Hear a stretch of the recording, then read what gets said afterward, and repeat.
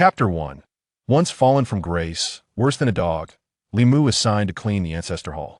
Li Mu, henceforth you shall be responsible for the upkeep of the ancestral hall on the back mountain.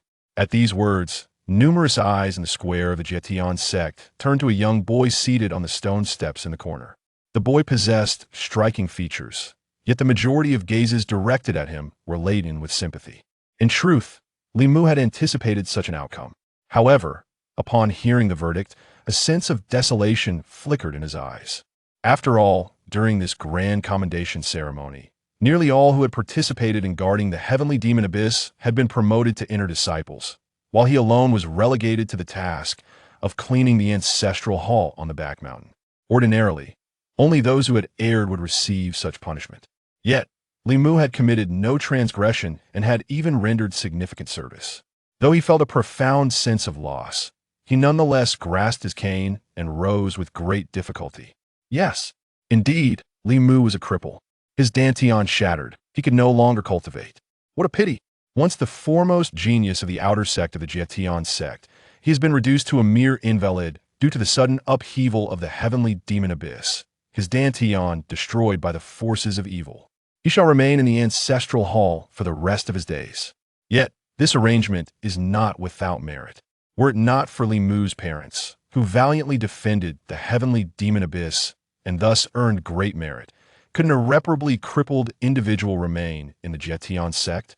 Though tending to the ancestral hall is indeed menial labor, at least it ensures a life of safety, far removed from the terrifying demons. Precisely, we must remain in constant fear, for who knows when our lives may be forfeit. The surrounding youths engaged in animated discussions, expressing both regret and disdain. However, the predominant tone among them conveyed a sense of arrogance. After all, this was a world where martial prowess reigned supreme. Who would wish to lead a life of mediocrity? Who did not aspire to unleash sword energies across 30,000 miles, or to wield a blade that casts a chill over 19 continents? Who did not yearn to offer their blood in tribute to the illustrious Xianyuan? Such dreams were the aspirations of every young individual, yet they were forever beyond Li Mu's grasp. Even those who had once been friendly with Li Mu now deliberately maintained their distance. Li Mu observed the expressions of all those around him, his heart heavy with sorrow. Truly, when one falls from grace, existence becomes more miserable than that of a dog. Li Mu clenched his fists, simmering with indignation. He had traversed 15 years from Earth to this world, once filled with youthful exuberance and ambition.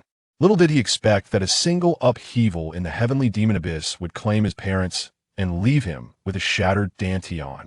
Even in a sacred place like the Jietian sect, there existed no means to mend a shattered dantian. Thus, Li Mu was fated to be an invalid. From paradise, he had plummeted into the abyss. Heaven, if you intend to torment me, why allow me to experience such splendor? Fate truly plays cruel tricks. Li Mu's heart cried out in despair. Had he been unable to cultivate from the outset, he would not have felt such anguish. Overwhelmed by his sorrow, he failed to notice that his nails had sunk into his flesh, drawing blood. Uncertain of how much time had passed, a voice resonated within Li Mu's mind. Li Mu, are you all right? Regaining his composure, Li Mu noticed Elder Lu, presiding over the award ceremony, standing beside him. I'm fine. Li Mu shook his head in response. Elder Lu glanced at Li Mu's bloodied hands, but chose not to comment further. Manager Wang, who oversees the ancestral hall in the back mountain, has returned these past few days. The incense offerings at the ancestral hall must not cease. You should be familiar with the path to the back mountain. Here is the key to the ancestral hall. You should go up today. Li Mu accepted the key and quietly replied, understood. With that, Li Mu, relying on his cane, began to make his way slowly toward the back mountain. Observing his limping figure, the other youths began to chatter once more. Once Li Mu ventures to the back mountain, our fates will diverge. It's truly regrettable for him. What's there to regret? The world is unpredictable. Who can foresee such things? What I lament most is for Sister Ling Shan. I heard the Grand Elder wishes for Sister Ling Shan to annul her engagement with Li Mu. Is that true? In the past, Li Mu was barely a match for Sister Ling Shan, still relying on his parents' legacy. The current Li Mu is unworthy even to carry her shoes. Does that mean we have a chance? The path to the back mountain was devoid of stone slabs. littered instead with rocks and weeds, making Li Mu's journey exceedingly arduous. Yet, he persevered through sheer grit. Li Mu had resigned himself to his fate. Better to endure a miserable existence than to embrace death. Moreover, aside from Manager Wang, there was scarcely anyone who would tread this path. Li Mu could avoid encounters and spare himself from many troubles. Brother Li Mu. Not long after, a sweet voice rang out. Startled, Li Mu's heart skipped a beat. He wished to leave quickly, but with both hands resting on his cane. How could he move swiftly? Before long, he was overtaken. The newcomer was a young maiden, her features exquisitely delicate, as if crafted by the hands of the divine. Her eyes sparkled with brilliance, reminiscent of stars, and her fair skin framed by cascading tresses. A celestial being descending to earth could hardly surpass her. Brother Li Mu, why didn't you wait for me? Lu Lingshan inquired, her eyes blinking innocently. Oh, it's you, Lingshan. I was afraid it might rain, so I hurried to the back mountain's ancestral hall and didn't hear you, Li Mu replied with a smile. Rain? But the sun is shining brightly overhead. Brother Li Mu, if you're going to lie, at least choose a more plausible reason. Lu Lingshan playfully chided, wrapping her arms around Li Mu's. Instinctively, he tried to pull away, but she held on tighter. You've grown up, little girl. Sensing the unusual weight on his arm, Li Mu ceased his struggle. Brother Li Mu, ever since you returned from the abyss of heavenly demons, you seem like a different person, so taciturn and distant from me. Brother Li Mu, I understand that the passing of your parents and the shattering of your dantian have deeply affected you, but you must not lose hope. Lu Lingshan encouraged. Li Mu did not distance himself from Lu Lingshan for those two reasons. Lingshan, you are destined to inherit the Jietian sect, while I am fated to be a mere waste. Being with me, you will endure much criticism, thus we. Li Mu spoke with resignation, wishing to dissolve their engagement. Li Mu Gij, I will not allow you to finish that thought, Lu Lingshan asserted with unwavering determination. No matter what others say, we are already bound by our engagement. In this lifetime, I, Lu Lingshan, will marry no one but you, Li Mu Gij. Li Mu could only acquiesce to her resolve, albeit with the hope that one day, Lu Lingshan would surely change her mind. All right, Li Mu Gij, allow me to assist you up the mountain. Lu Lingshan beamed with a joyful smile. Li Mu nodded in agreement. After approximately an hour's journey up the mountain, he felt fortunate for Lu Lingshan's support. Otherwise, they would have reached their destination only after dusk. Subsequently, Lu Lingshan spent the afternoon in Li Mu's company, reluctantly preparing to depart. Li Mu Gij, the sky is darkening. I must return to my cultivation, but fret not. I shall visit you whenever I find time. By the way, Li Mu Gij, I promise you that one day, I will surely find a method to restore your dantian. Foolish girl, even the sacred ground of the Jietian sect does not possess such a method. Where else could it be found? Li Mu chuckled, shaking his head. The Jietian sect may lack it, but that does not mean the entire martial domain does. Even if the martial domain is devoid of such, it does not imply that the celestial domain lacks it. Lu Lingshan replied resolutely. Foolish girl, hurry back. If you linger too long, the sect master will surely worry about you. Li Mu urged. This girl could be serious at times, yet naive at others. The celestial domain? What celestial beings could possibly exist? Even if they did, by the time Lu Lingshan matured, Li Mu would have aged considerably. Li Mu, no longer a cultivator, believed that living to 100 would be his utmost limit. All right, with a newfound purpose, Lu Lingshan departed with a serious demeanor, determined to cultivate diligently. Once she left, the vast ancestral hall felt eerily empty. It then dawned on Li Mu that he had yet to pay his respects at the ancestral altar. As he stepped into the main hall of the ancestral temple, a melodious and crisp voice echoed in his mind. Signing in system loading. Load complete. Would the host like to sign in at the main hall of the Jietian sect's ancestral temple? Sign in complete. You have obtained the Taizu demon-slaying sword. Li Mu was taken aback, nearly losing his balance as his legs faltered without the aid of his cane. A system? Was it moved by his plight and decided to bestow him some benefits? Sign in, Li Mu declared without hesitation. Chapter 2. The Ancestor's Demon-Slaying Sword. The Emergence of Evil Ding. Check-in complete. Congratulations, host, on acquiring the Ancestor's Demon-Slaying Sword. The melodious voice of the alluring lady resonated once more. A black radiance, akin to a celestial dragon, surged into Li Mu's body. In that fleeting moment, Li Mu felt as though he had transcended a certain constraint, an infinite reservoir of power surging within him. This force coursed through his spine and radiated to his limbs. Never before had Li Mu experienced such exhilarating sensations. Even with a shattered dantian, he was able to cultivate. His current realm must be equivalent to the Zhou Tian stage. Soon after, Li Mu sensed the transformation within him, overflowing with joy. In this martial domain, the ranks are classified as Foundation Establishment, Zhou Tian, Kai Yuan, Soul Palace, Divine Abode, Nirvana, Celestial Being, Sacred Path, and Ascension. Before his dantian shattered, he had cultivated for 15 years and barely reached the 9th level of Foundation Establishment. Yet, in just a day, he had attained the Zhou Tian realm. Such speed surpassed even that of the most revered leaders of the celestial sect. Moreover, his legs had healed completely. Was this the effect of the ancestors' demon-slaying sword? Li Mu's face beamed with delight. He hastily turned his attention inward, searching for the black radiance reminiscent of a celestial dragon. Above his spine rested a pitch-black great sword, lying in wait like a dragon in slumber. When Li Mu gazed upon it, a piece of information surfaced in his mind. The ancestors' demon-slaying sword, a chaotic treasure from the celestial realm. Li Mu was astounded. The celestial realm truly exists. Numerous legends of celestial beings circulated within the martial domain, claiming that the celestial realm lies above it. However, such tales had never been substantiated. Li Mu had once dismissed them as mere fantasies. Yet, in this moment, he believed. He was not dreaming. The ancestors' demon-slaying sword lay before him, a supreme treasure from the celestial realm. No wonder he could cultivate even without a dantian. Perhaps, this ancestor's demon-slaying sword was his dantian, bestowing upon him a profound transformation. His body was akin to a dormant celestial dragon. Li Mu's gaze transformed from despair to unwavering determination. One day, he would soar in battle upon the fields, ascending to the heavens. Of course, Li Mu understood deeply that in this moment, he must remain composed. Leaning on his cane, he rekindled the incense in the ancestral hall. As for when the incense had extinguished, he was unaware. Can the system still allow for check-ins? Li Mu inquired. Yes, the host may check in at any location, and each check-in will yield substantial rewards. The alluring voice of the check-in system proclaimed. For a period thereafter, Li Mu, like a child with a newfound toy, tirelessly checked in at the ancestral hall in the back mountain. Ding. Check-in complete. Acquired Xian Yu Divine Leaf. Ding. Check-in complete. Acquired by Yu Qi Xiandan.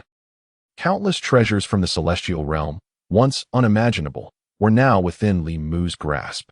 Celestial spells, artifacts, elixirs, and garments. All were abundantly available. However, Li Mu also discerned a pattern. After signing in once and receiving the most generous rewards, the subsequent offerings would gradually diminish. Thus, Li Mu settled down, dedicating himself day and night to comprehending the power of the Taizu demon-slaying sword. This sword was the very essence of Li Mu's dantian. He aspired to become a sword cultivator. Time swiftly passed. On one particular day, Wang Cheng, the steward responsible for the ancestral hall at the back mountain, finally returned. He was a middle-aged man with his eyes covered by a black cloth. Greetings, Steward Wang. Li Mu saluted. You must be Li Mu, a pitiful soul indeed. Wang Cheng remarked, tilting his head slightly as he heard the sound of his cane. Henceforth, do not concern yourself with the alluring world outside. Remain here in the ancestral hall at the back mountain. Even if you cannot cultivate, you may ensure a lifetime of safety. Understood, Li Mu replied expressionlessly. Follow me. I shall guide you through the ancestral hall and introduce you to the rules, Wang Cheng said, leading the way with familiarity. The ancestral hall encompassed the 4 great halls, side halls, and the main hall. You must clean them daily and offer incense. There are also the Goddess Hall and the Holy Master Hall, which are restricted areas. We are not allowed to enter. Naturally, these halls are also sealed. You cannot enter even if you wish to. Behind the main hall lies the cemetery, the burial ground. This area does not require frequent cleaning.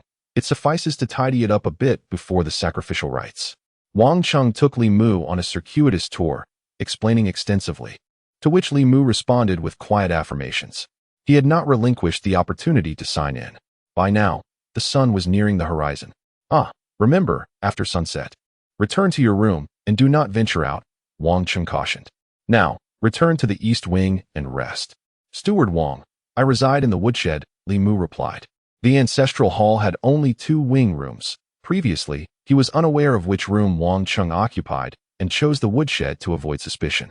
Now, he was too lazy to rearrange his quarters. Moreover, the woodshed, situated in the secluded rear courtyard, was more convenient.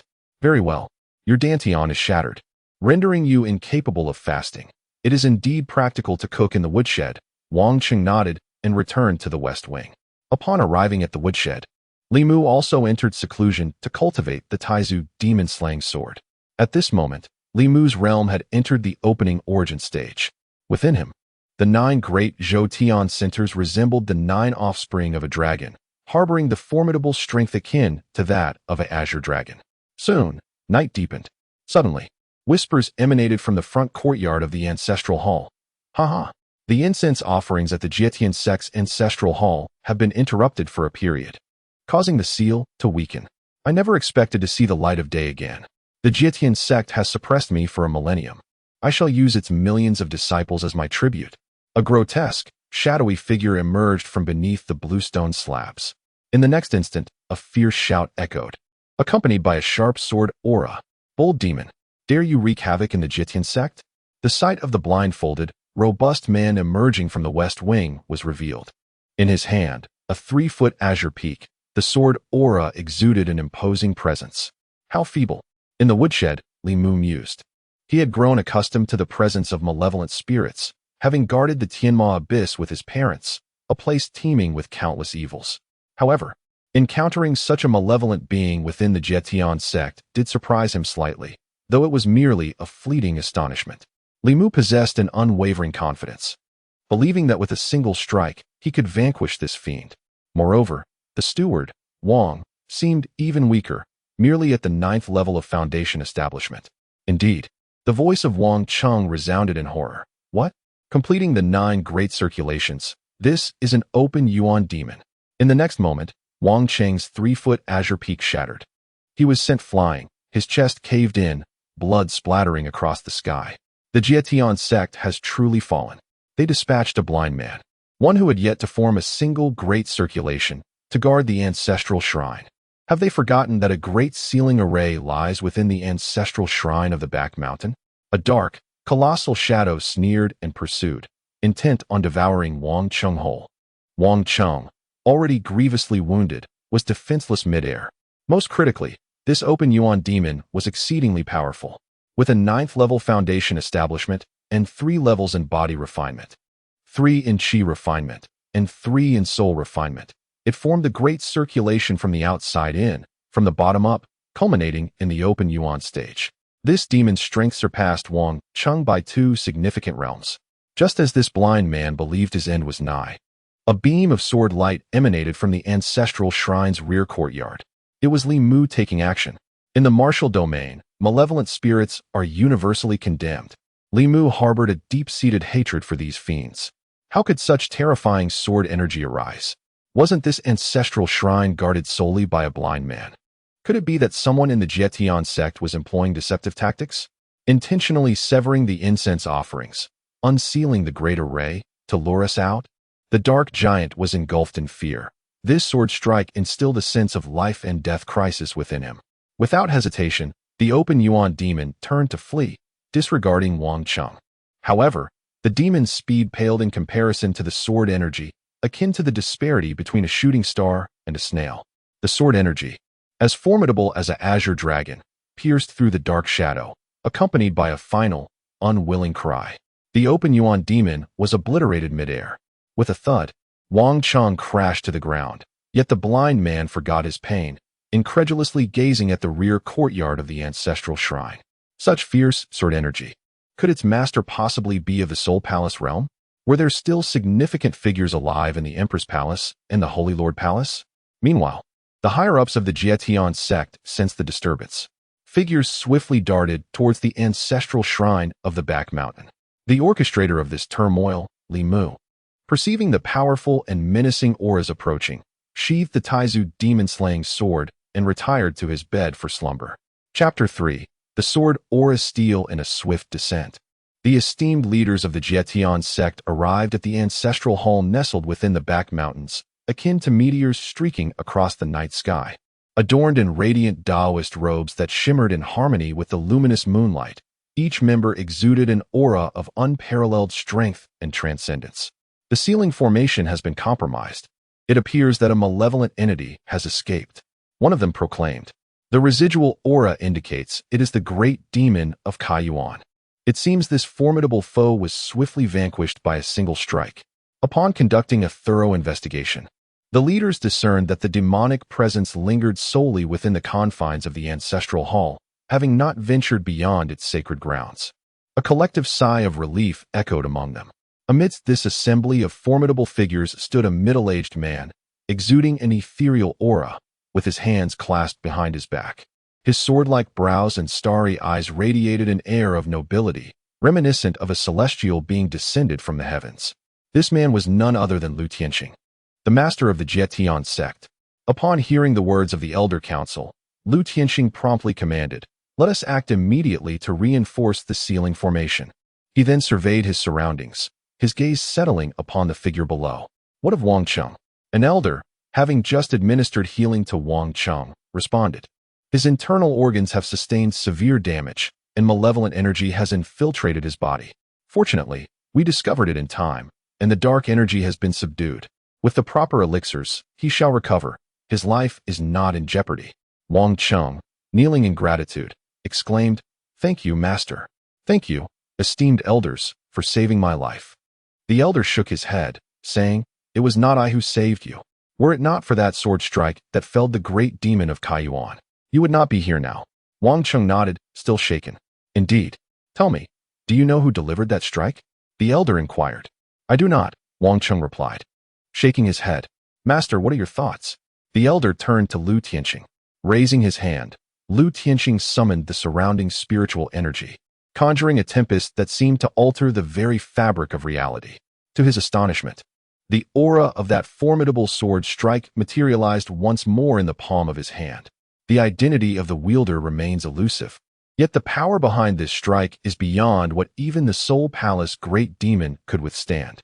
Perhaps it was a senior swordsman in seclusion within the Enhua Palace. Which of them could it be? Lu Tianqing pondered, finding no answers. Throughout the vast annals of the Jietian sect's million-year history, countless ancestors had perished, interred in the sacred cemetery, while many others had entered seclusion within the Enhua Palace, seeking breakthroughs. Master, given the immense pressure from the heavenly demon abyss, since this senior swordsman has intervened, it signifies their emergence from seclusion. Should we extend an invitation for their assistance? One elder suggested. "Do not impose," Lu Tianqing replied, shaking his head. "Those who enter seclusion within the Enhua Palace are individuals of great merit. They have slain innumerable malevolent beings, earning their place in our sect's legacy. Should they wish to emerge, we shall honor their decision. Should they choose not to, we must also respect that." Understood, the elders responded in unison. "By the way, Master, young Li Mu is also present. What do you think of his union with Ling Shan?" One elder reminded him. "He is an exceptional descendant, and their pairing with Lu Ling Shan seems destined. He is but a mere mortal. Do not disturb his slumber. This matter can be addressed later." Lu Tianqing spoke, and then, channeling his sword energy, he pressed downwards, erecting a monument of sword energy before the ancestral hall of the rear mountain. This sword energy is remarkable. It can serve as a source of enlightenment for the younger generation, greatly benefiting them. After Lu Tianqing finished speaking, he vanished along with several figures. In the end, he cast a glance at Li Mu, pondering, "This lad sleeps quite soundly. Such a commotion does not even rouse him." The ancestral hall of the rear mountain returned to tranquility. Wang Cheng rose, glancing at the sword energy monument with a hint of resignation. Presently, with the evil energy within him, it is best not to invoke spiritual power. Thus, he is temporarily unable to comprehend the sword energy monument. If only Li Mu's dantian were intact, he might have stumbled upon a great fortune. However, to be fair, this lad's luck is truly remarkable. I have spent a full cycle of decades in the ancestral hall and encountered only a few restless spirits. Yet, upon Li Mu's arrival, he immediately encounters a formidable demon. Wang Qing shook his head. Suddenly, a peculiar thought struck him. Wang Chung swiftly made his way to the woodshed in the rear courtyard. Outside the shed, he listened intently. Hearing snoring that resonated like thunder, Wang Chung chuckled to himself. How could I entertain such a strange notion? This lad clearly has a shattered dantian. How could he possibly wield sword energy? That energy is capable of slaying great demons of the Soul Palace.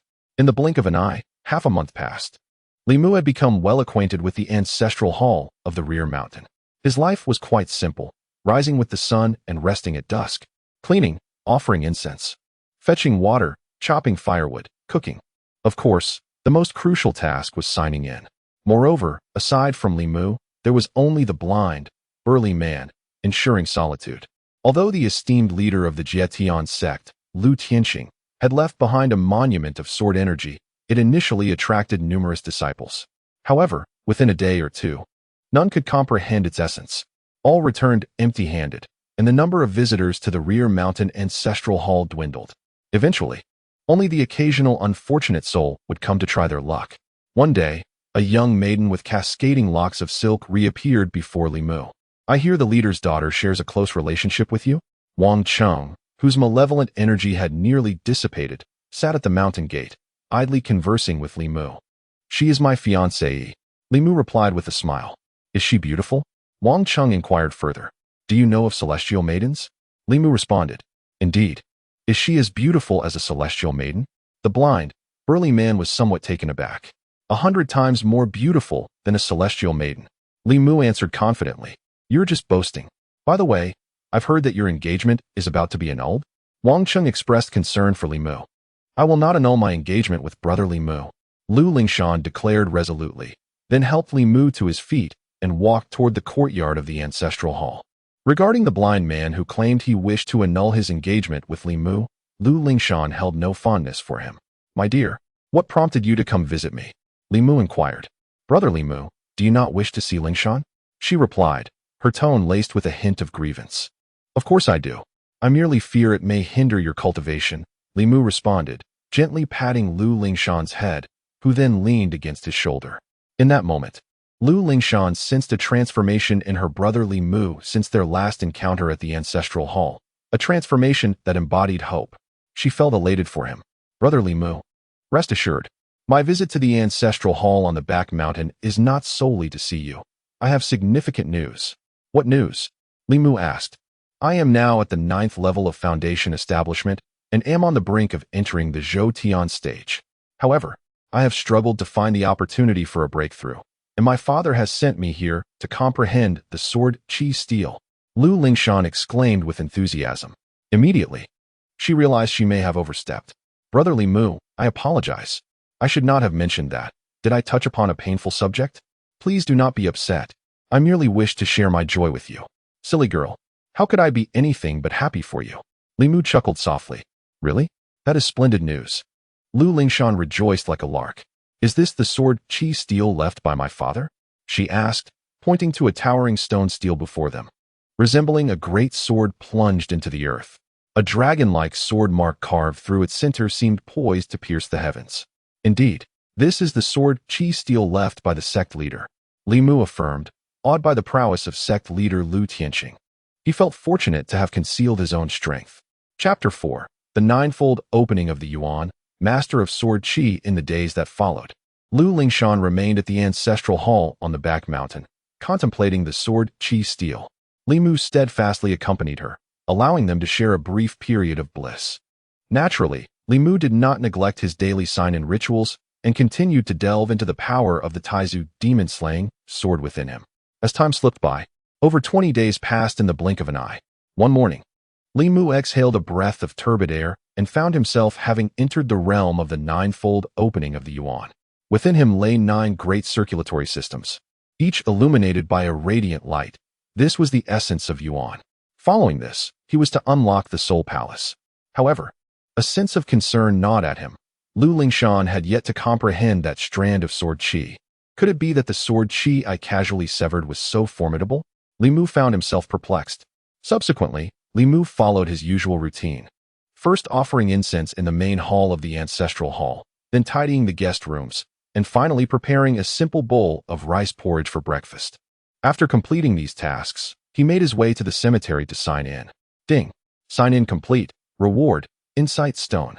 Instantly, Li Mu's eyes lit up as he held a thumb-sized piece of yellow jade in his palm.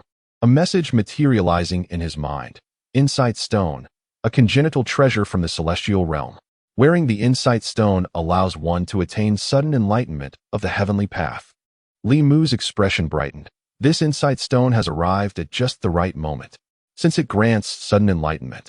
Assisting Lingshan in comprehending a strand of sword qi should pose no challenge. Without delay, Li Mu sought out Lu Lingshan. At that moment, the young lady in the flowing skirt sat with utmost seriousness etched on her delicate face. Li Mu chose not to interrupt her immediately, but stood quietly behind her. Before long, a look of surprise blossomed on Lu Lingshan's face. All this time, that strand of sword qi had hung like a bright moon in the sky, eluding her grasp. But at this moment, it seemed effortlessly within reach. Could this be enlightenment? Not only Lu Lingshan, but two others nearby also gasped in astonishment. Sword qi. I have actually comprehended the sword qi of the great masters of the Jietian sect. From this day forth, we shall be sword cultivators. Li Mu cast a glance at the two sycophants, marveling inwardly. Truly, the insight stone is remarkable. Merely my presence here can inspire others to enlightenment. Once Lu Lingshan completed her comprehension, Li Mu leaned on his cane and approached. Congratulations, junior sister Lingshan. Lu Lingshan's face radiated joy, akin to blooming peach blossoms. Thank you, brother Li Mu. Li Mu gazed at her with a hint of distraction when an untimely voice interjected. Hey. Li Mu, you should be mindful of your status. What status? Li Mu retorted. What status? You are now merely a menial servant of the ancestral hall on the back mountain. You should not be so close to junior sister Lingshan. It is not good for either of you. Yun Feibai spoke from a position of superiority. Indeed, Li Mu, your dantian is now rendered useless. It would be wise for you to lead a quiet life in the ancestral hall on this back mountain. Junior sister Lingshan is destined to inherit the Jietian sect, and only a prodigious talent like brother Yun can serve as her protector. A voice nearby echoed this sentiment. Zhao Chong, I never imagined you could be so superficial. Li Mu retorted, his indignation palpable. Li Mu, you are far too rigid and inflexible, Zhao Chong replied. Had you and your parents exercised more caution in the Tianmo abyss, you might not have found yourselves in this predicament. There is no need to dwell on the past. Li Mu shook his head. I may speak harshly, but it is the truth, Zhao Chong continued. The elder of the Yun family has already approached the sect leader, proposing to annul your engagement with junior sister Lingshan. Currently, brother Yun and junior sister Lingshan are the ones comprehending this sword energy. They are a match made in heaven. You should not be a burden to her. Yun Feibai and Zhao Chong, silence yourselves. My affairs are none of your concern. Lu Lingshan exclaimed, her anger evident. The matter of her engagement to Li Mu was a taboo for her, and therefore, her father dared not broach the subject. With that, Lu Lingshan grasped Li Mu's hand, intent on leaving. Li Mu, just look at yourself. You are only fit to hide behind a woman. Yun Feibai scoffed. Li Mu paused, unfazed, and remarked, is it merely a sword energy? What is there to be so alarmed about? Zhao Chong was infuriated. Merely a sword energy? Li Mu, this is the sword energy of a powerful elder from the Nyang Hall. It is quite formidable. Or else why would the sect leader personally condense this sword energy into a stone tablet? Moreover, thus far, only the three of us have comprehended it. This proves the might of the sword energy. Yun Feibai sneered. Zhao Chong, what use is it to say so much to him? He likely knows nothing beyond the realm of ordinary sword practitioners. The more you speak, the more you are simply playing to deaf ears. Zhao Chong nodded in agreement. True. Ordinary sword practitioners are already impressive, let alone those who are grand sword practitioners, or even sword energy masters, grand masters of sword intent, and formidable beings of the sword path, as well as the saints of sword formations. Our understanding of this sword energy will certainly elevate us to at least the realm of sword energy masters in the future. Of course, this no longer concerns you. Li Mu. Zhao Chong feigned regret, now recognizing himself as superior. A sword energy master? This sword energy merely possesses the strength of the Kaiyuan realm. Li Mu corrected him. Li Mu, you are being outrageous. Yun Feibai reprimanded sharply. Li Mu, you are woefully ignorant. The sect leader has stated that this sword energy could at least slay a soul palace demon. It is highly likely that this was merely a casual effort from a powerful elder of the Nyang Hall, possibly utilizing only 10% of their strength. How dare you claim that this esteemed elder possesses only the strength of the Kaiyuan realm? Zhao Chang was both enraged and amused. Li Mu did not respond. Instead, he furrowed his brow, gazing in a particular direction, the direction of the Nyang Hall. After a few moments, Yun Fei Bai suddenly shouted, "Look! There is movement at the Nyang Hall." The barrier outside the hall emitted a series of sounds, indicating a fluctuation in the energy of the grand formation. However, in but a fleeting moment, it vanished without a trace. Within the halls of the goddess, there echoed an inaudible yet shocking sound from the outside world. What kind of being has the sect of the heavens dispatched to guard the ancestral shrine at the rear mountain? Why do I feel as though I am being scrutinized by a celestial dragon? That gaze is utterly terrifying. Perhaps it would be wise to wait a few days before addressing this matter. Yun Fei Bai, taking the lead, chastised Li Mu. Li Mu, it must be your disrespectful words that have provoked the formidable elder who is in seclusion within the goddess's hall. Zhao Chang concurred, "Indeed, I shall report this incident to the elders, and you shall face severe punishment." Li Mu paid them no heed, pondering, why does it seem that another evil force has emerged? The ancestral shrine at the rear mountain is far too tumultuous. Brother Li Mu, do not be disrespectful to the elder, Lu Lingshan quickly advised. She then supported Li Mu and brought him outside the grand hall of the goddess. Lu Lingshan lit 3 incense sticks and bowed thrice before the goddess's hall. "I am Lu Lingshan, the daughter of the current leader of the sect of the heavens. My brother Li Mu means no offense to the elder. I offer these 3 incense sticks as a token of atonement on his behalf. Please forgive him, esteemed elder." Observing the earnestness of this young lady, Li Mu felt a mixture of amusement and tenderness. Noticing the silence from the goddess's hall, Lu Lingshan finally rose. "Brother Li Mu, you must refrain from making such remarks in the future. Otherwise, I shall be quite worried about you." "Oh, very well." Li Mu nodded. "By the way, I have a gift for you."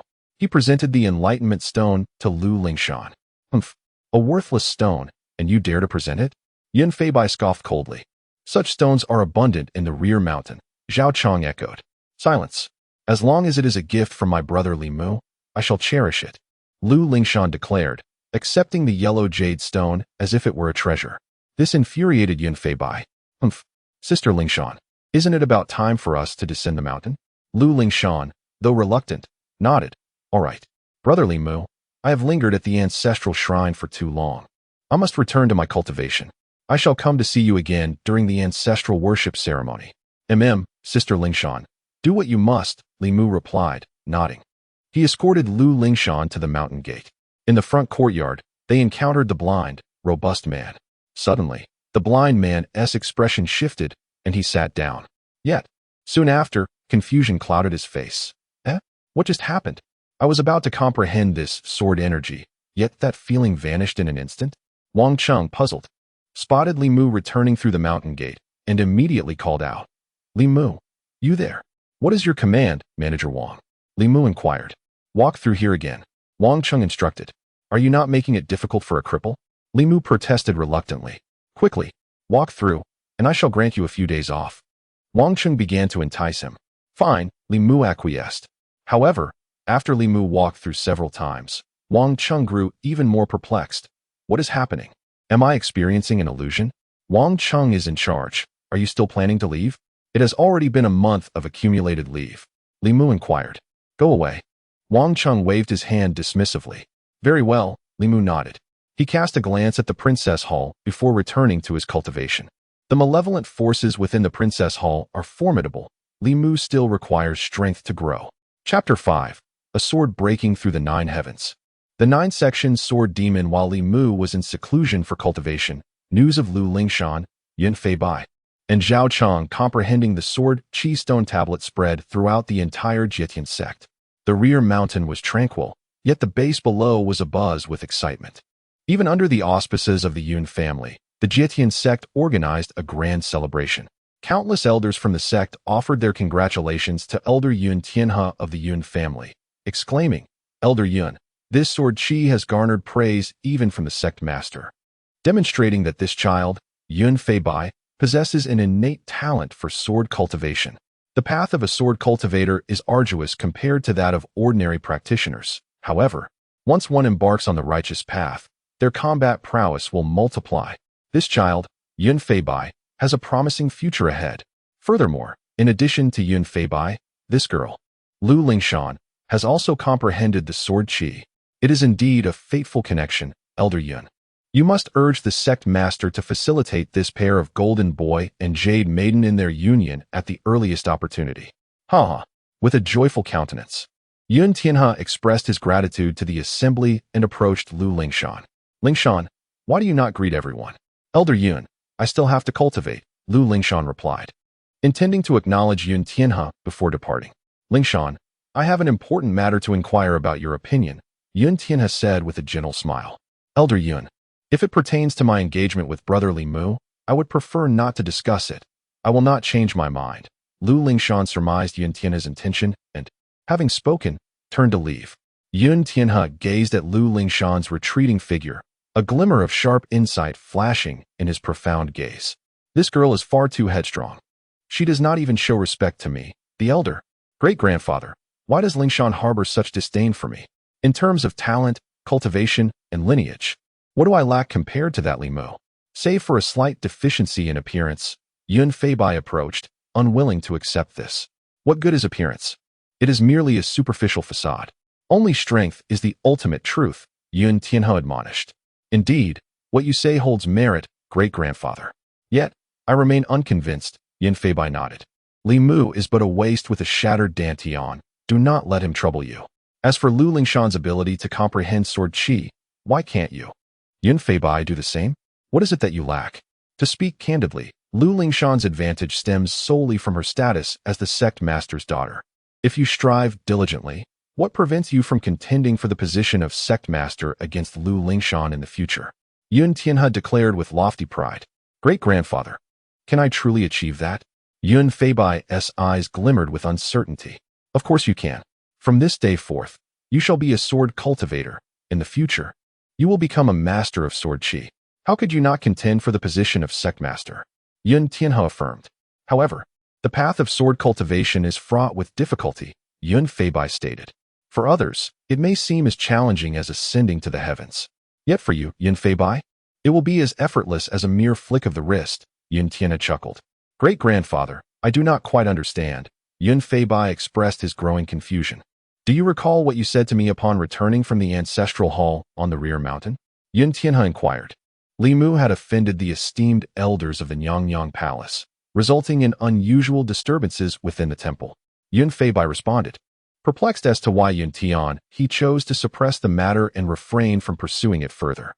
Feibai, it is not solely the Nyang Palace that has exhibited anomalies. The Yun family token has also experienced fluctuations, Yun Tian, he stated. If I am not mistaken, both the recent surge of sword energy and the disturbances in the Nyang Palace are linked to an elder of the Yun family. Great-grandfather, who is this individual? Yun Feibai inquired with excitement. This person is shrouded in mystery, and their true name remains unknown. However, they are commonly referred to as Dugu Jiujian. Yun Tian, he replied. When the 9 swords are unleashed, who can stand against them? Does our Yun family truly possess such an extraordinary swordsman among its ranks? Yun Feibai exclaimed with exhilaration. Indeed. Furthermore, I suspect that your ability to comprehend that surge of sword energy, as well as Lu Lingshan's understanding of it, is connected to this venerable Dugu Jiujian. Yun Tian, he continued, in 3 months, the ancestral worship ceremony will take place.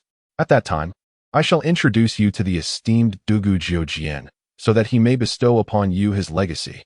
By then, mastering the sword energy will be within your grasp. And with diligence, achieving the status of a Grand Master of Sword Intent is not beyond the realm of possibility. Thank you, great-grandfather. Yun Feibai replied, his confidence renewed. Pleased, Yun Tian, he dismissed him, his thoughts lingering on Lu Lingshan, not concerning her engagement with Li Mu, but rather the sense of enlightenment he felt beside her. He pondered whether the sect leader had bestowed a significant treasure upon her, or if she truly possessed remarkable talent. Nevertheless, seeing Feibai rise to the occasion, he resolved to eliminate any obstacles in their path. Meanwhile, Lu Lingshan had returned to her secluded training space. Since her visit to the ancestral hall on the back mountain, She felt as if she had experienced a breakthrough.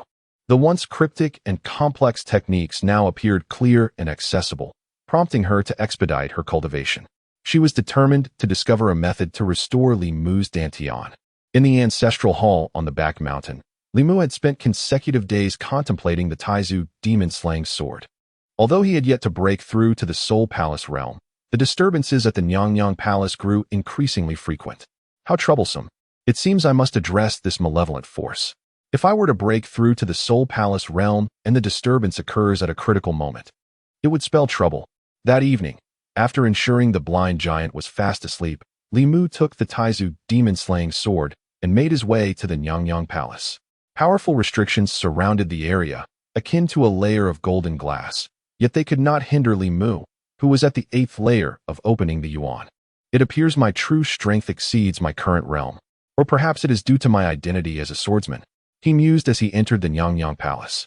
The ancient hall was thick with dust, and at its center stood 4 female deities, the goddesses revered by the sect of the Heavenly Interception. These 4 goddesses, with rosy lips and pearly teeth, exuded an aura of majesty, each adorned in distinct attire and holding various treasures. Ding. May I inquire if the host has checked in at the Hall of the Celestial Mother? Upon completing the check-in, one acquires the sword technique. One sword shatters the 9 heavens. A sword technique? A wave of joy surged within Li Mu, prompting him to check in immediately. A bright light surged into Li Mu's mind, and in an instant, he grasped one sword shatters the 9 heavens. This marked his first acquisition of a celestial domain sword technique. As the name suggests, it consists of but a singular stroke. With a single draw, winds and thunder arise, shattering the 9 heavens. Abandoning flamboyant swordplay, it returns to the essence of swordsmanship. This is the true path of the sword cultivator. Li Mu's face illuminated with delight, as it resonated perfectly with his desires. At that moment, a colossal shadow materialized behind Li Mu. Engrossed in one sword shatters the 9 heavens, he seemed oblivious to it. It was a malevolent entity, resembling a 9-headed beast, exuding a terrifying aura as a torrent of demonic energy surged forth. This presence was far beyond that of the prior great demon of the opening yuan. Where did this young brat emerge from? Has the ancestral worship ceremony been conducted ahead of schedule? Although devoid of cultivation, I, the 9-section sword demon, have long been deprived of the fresh blood of humanity. Today, I shall feast upon you. The 9-section sword demon lunged fiercely toward Li Mu, perceiving him as merely a mortal, utterly incapable of retaliation. Even if the 2 sword cultivators of the divine concealment realm from the Hall of the Celestial Mother were to arrive, they could not hope to thwart it. One sword shatters the 9 heavens. Just as the malevolent entity appeared poised to engulf Li Mu, a sword light erupted from his entire being, instantly cleaving the 9-section sword demon asunder. The demon's expression remained one of shock until the very end. I have been deceived. This young brat possesses an absurd strength, and he is a sword cultivator. That terrifying gaze is reminiscent of the guardian of the ancestral shrine on the back mountain. Even the old wretch, Du Gu Jian, fell victim to my backlash. Who would have thought I would be bested by a mere novice? I refused to accept this. Unbeknownst to Li Mu, he was oblivious to the thoughts of the 9-section sword demon, filled instead with disdain. Such feeble strength, yet resorting to underhanded tactics. Li Mu surveyed the surroundings, finding no other malevolent entities. However, he did discover a passage leading beneath the Hall of the Celestial Mother. Though he had mastered one sword shatters the 9 heavens, to cultivate it to its zenith, he required the sword pool. This passage emanated a fearsome sword aura, perhaps leading to a sword pool. Thus, he resolved to investigate. Li Mu descended with his sword in hand. Little did he know, with this one stroke, he once again cleaved through the night sky of the celestial sect, as if splitting the firmament in 2. Chapter 6. The Solitary 9 Swords. Rejecting legacy when Li Mu unleashed that sword strike. The fierce blade aura resonated with the vastness of the cosmos. It seemed as though the very fortune of the Jietian sect was cleaved in 2 by a single stroke. In an instant, countless formidable cultivators within the Jietian sect opened their eyes, all gazing toward the ancestral hall on the back mountain with eyes that sparkled like stars. Within the palace of the sect leader, Lu Tianqing's eyes flickered with the intensity of thunder. He, too, was engulfed in astonishment. Once again, It was the Hall of the Empress. If the previous blade aura could vanquish the great demon of the Soul Palace, then this sword strike tonight would be beyond the capacity of even the great demon of the Divine Vault to withstand. Who could it be that had attained such a breakthrough, refining their sword aura to this pristine level of purity? Lu Tianqing retrieved a scroll adorned with names. The Hall of the Empress, in truth, held far more than met the eye. Above, it enshrined 4 empresses, while below lay the 9-layered underground palace. Within this subterranean realm resided countless predecessors of the Jietian sect in deep meditation. The first layer of the underground palace housed the solitary 9 swords. The 5th layer was dedicated to the 6th meridian sword maniac, and the 8th layer contained the Yin-Yang twin swords. As Lu Tianqing scanned the names of various sword cultivators, uncertainty clouded his mind. He yearned to visit the Hall of the Empress, yet after much contemplation, he restrained himself. Should these venerable figures wish to emerge, they would do so in their own time. If they preferred solitude, it was best not to disturb them. These ancient beings possessed tempers that were notoriously foul, particularly the sword cultivators. Should he inadvertently anger these predecessors, he would be left to clean up the mess as the sect leader. With this thought, Lu Tianqing withdrew his gaze and resumed his cultivation. Meanwhile, in the Yun family palace, Yun Tianhe stood in the courtyard, hands clasped behind his back, his face betraying an uncontainable excitement. Beside him was Yun Feibai, who wore a look of confusion. "Great-grandfather, what has transpired?" Yun Feibai inquired. "Our esteemed predecessor of the solitary 9 swords has broken through," Yun Tianhe replied. "Broken through? Great-grandfather, why can I not sense it?" Yun Feibai frowned. "Feibai, your cultivation level is still insufficient. You have yet to reach the necessary threshold. However, do not lose heart. Once you inherit the legacy of our predecessor, you will be able to perceive it," Yun Tianhe reassured him. "Indeed, great-grandfather, I shall not disappoint you. By the way, will the esteemed predecessor of the solitary 9 swords be emerging soon? Should we ascend to the ancestral hall on the back mountain?" Yun Feibai asked eagerly. "With no signs of activity, it seems they have not yet emerged. Let us patiently await the ancestral ceremony," Yun Tianhe responded. Casting a glance toward the sect leader's palace where Lu Tianqing remained inactive, thus he refrained from overstepping his bounds. "Understood," Yun Feibai acknowledged, his face alight with anticipation. "Soon, I shall ascend to the Hall of the Empress to receive the legacy of our esteemed predecessor of the solitary 9 swords. At that time, what could Li Mu, the so-called waste with a shattered dantian, possibly compare to me? Even Lu Lingshan shall be overshadowed by my prowess." At this moment, Li Mu had descended to the first level of the Empress Palace's underground chamber. The passageway was laid with blue stone slabs, and a musty odor wafted through the air. Utilizing the dim light from the spirit stones, Li Mu discerned the scene within the chamber. There were over 100 tombs, all devoid of life. Some predecessors had presumably failed in their secluded meditation and perished in the process. Others bore signs of conflict around their tombs, tainted by the aura of malevolence, likely consumed by the sinister creature encountered earlier. As Li Mu reflected upon this, clarity dawned upon him. Lo and behold, a sword lay before him. Yet, why were its fragments scattered across the ground? Ultimately, his gaze settled at the center of the underground chamber, where a desiccated corpse rested. In front of this lifeless form were shards of sword blades. As Li Mu approached, a voice resonated within his mind.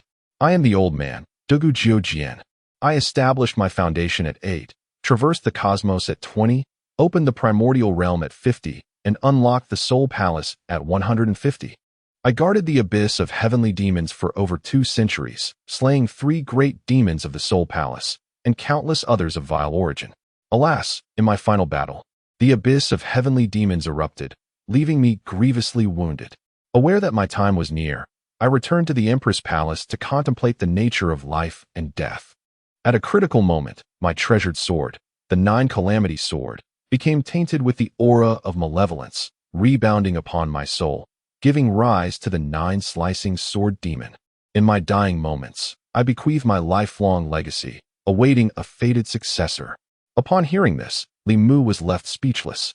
A revered master of sword energy, renowned for his exploits, ultimately fell victim to the backlash of evil. Li Mu sighed deeply.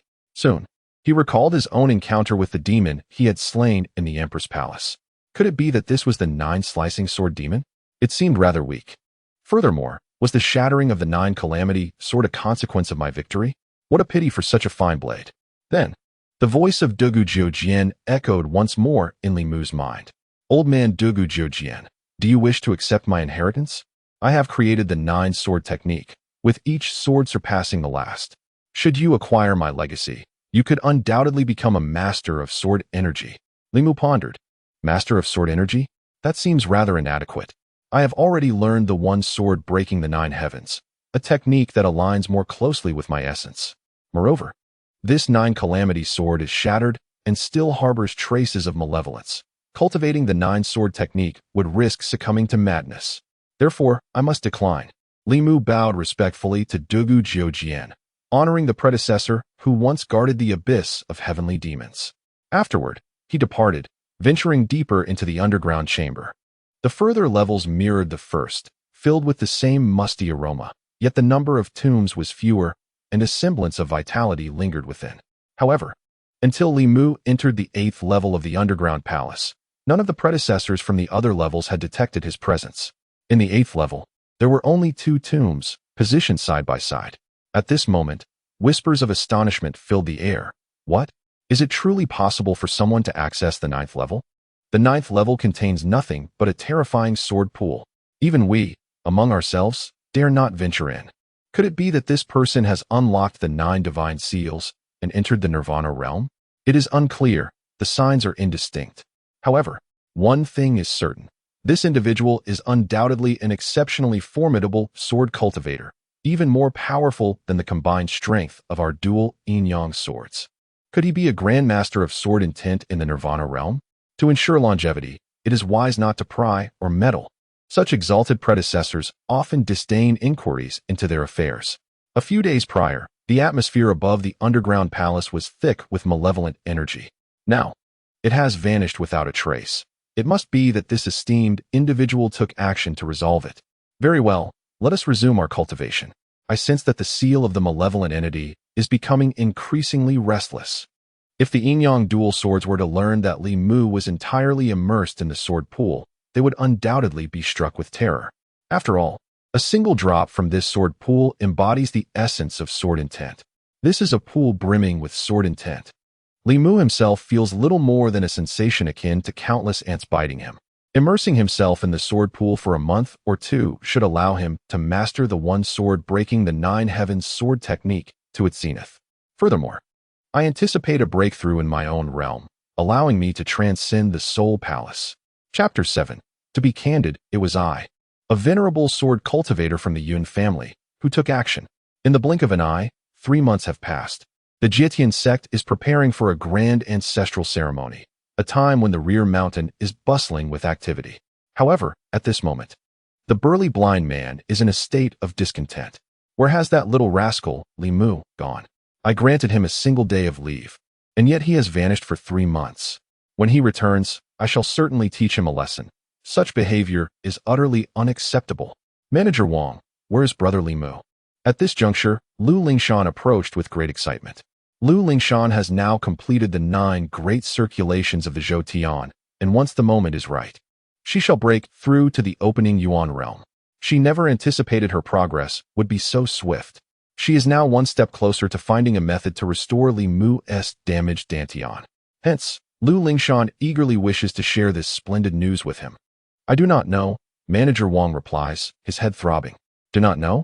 Lu Lingshan is perplexed. Because I have also been searching for the lad, Manager Wang explains. Manager Wang, weren't you tasked with taking care of brother Li Mu? His Dantian is shattered, and he has injured his legs.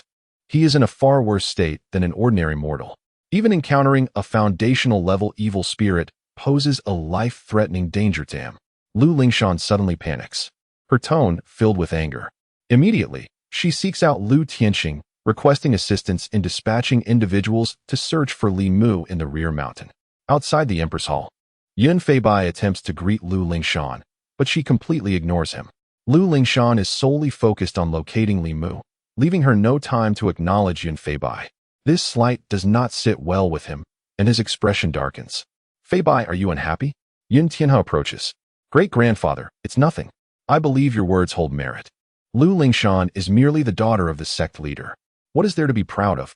Once I obtain the legacy of the esteemed Dugu Nine Swords, a mere Lu Lingshan will not warrant my regard. Yun Feibai clenches his fists, filled with resentment. Good. You have spirit. This is the hallmark of my Yun family's descendants. Yun Tianhe smiles, clearly pleased. Let us proceed into the Empress Hall to meet that esteemed Dugu Nine Swords. Once the rituals at the entrance are completed, an elder unlocks the barriers of the Empress Hall, and everyone enters. Upon entering, the members of the Jietian sect do not immediately pay their respects to the four goddesses. Instead, they survey their surroundings. 3 months ago, Li Mu, with a single sword strike, divided the fortune of the Jietian sect. How formidable! This fills the elders and the supreme elders of the Jietian sect with deep admiration. Is there a lingering aura of evil here? This evil spirit is exceptionally powerful, at least a Soul Palace great demon. A single sword strike slayed a Soul Palace great demon. I wonder which venerable elder has emerged from seclusion? The excitement among the Jietian sect members intensifies as they contemplate the situation. At this moment, Yun Tianhe steps forward, brimming with pride. To be candid, it is a venerable sword cultivator from my Yun family. What? From the Yun family? The members of the Jietian sect were utterly astonished. Soon after, they began to reminisce. Indeed, it appears I recall a sword cultivator from the Yun family, who sustained grave injuries while guarding the Tian Mo abyss 500 years ago and retreated to the Empress Palace for a secluded meditation. Yes, I seem to remember. They were known as Dugu Jiujian, correct? Precisely. It is indeed the esteemed Dugu Jiujian. This time, I have brought Feibai here to receive the legacy from the venerable Dugu Jiujian. Yun Tian he no longer concealed his thoughts. At this moment, he was certain that this was undoubtedly the esteemed Dugu Jiujian of his Yun family.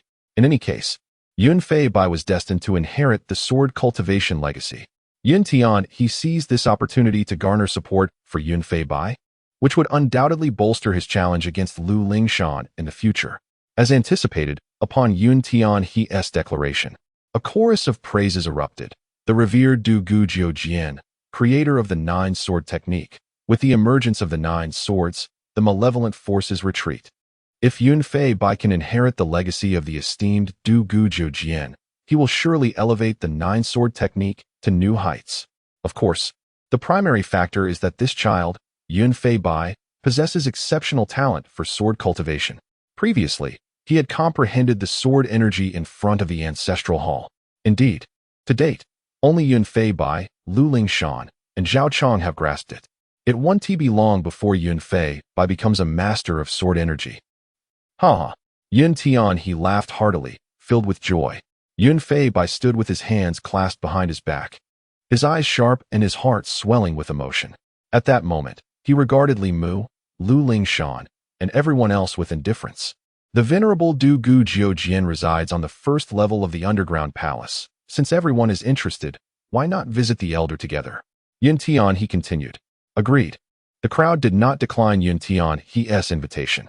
However, as Yun Tian he and the others descended to the first level of the underground palace, they were left utterly dumbfounded. The esteemed Dugu Jiujian has passed away. Moreover, he was slain by his own sword, transformed into 9 segments of a sword demon. This turn of events exceeded the expectations of the Jietian sect members. They all turned to look at Yun Tian he. Elder Yun, what is this? At this moment, a flush of embarrassment crept over Yun Tian he's face, stinging with humiliation. Just moments ago, he had proclaimed that the Dugu Jiujian had vanquished the malevolent spirit of the Soul Palace, only to discover that the Dugu Jiujian himself had become a malevolent entity. Such an affront. As for Yun Feibai, he trembled all over, his mind in disarray. In the span of mere moments, he experienced a fall from grace, plummeting from heaven to hell. I, Dugu Jiujian, do I have your consent to accept my legacy? At that moment, a voice of divine consciousnness resonated once more. Yun Tian he breathed a sigh of relief. At least the legacy remained intact. Feibai quickly accepted. Yes. Yun Feibai immediately sat down. Simultaneously, Yun Tian he spoke. Esteemed guests, I apologize for the spectacle. The members of the Jietian sect regarded Yun Feibai without mockery. Elder Yun, this is not your fault. Who could have anticipated that the esteemed Dugu Jiujian would be turned against by his own sword?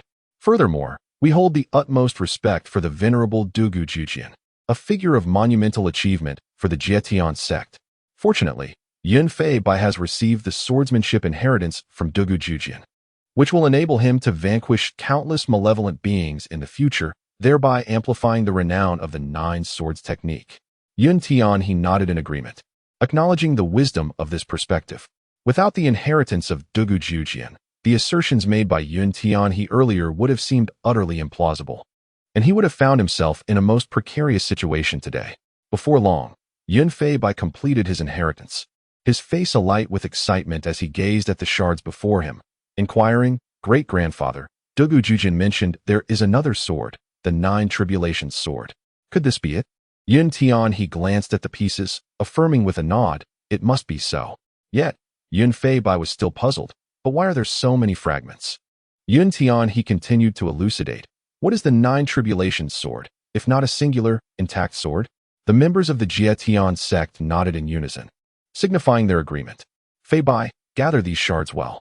When you truly master the inheritance of Dugu Jujian, you shall be able to coalesce these fragments into a genuine Nine Tribulations sword.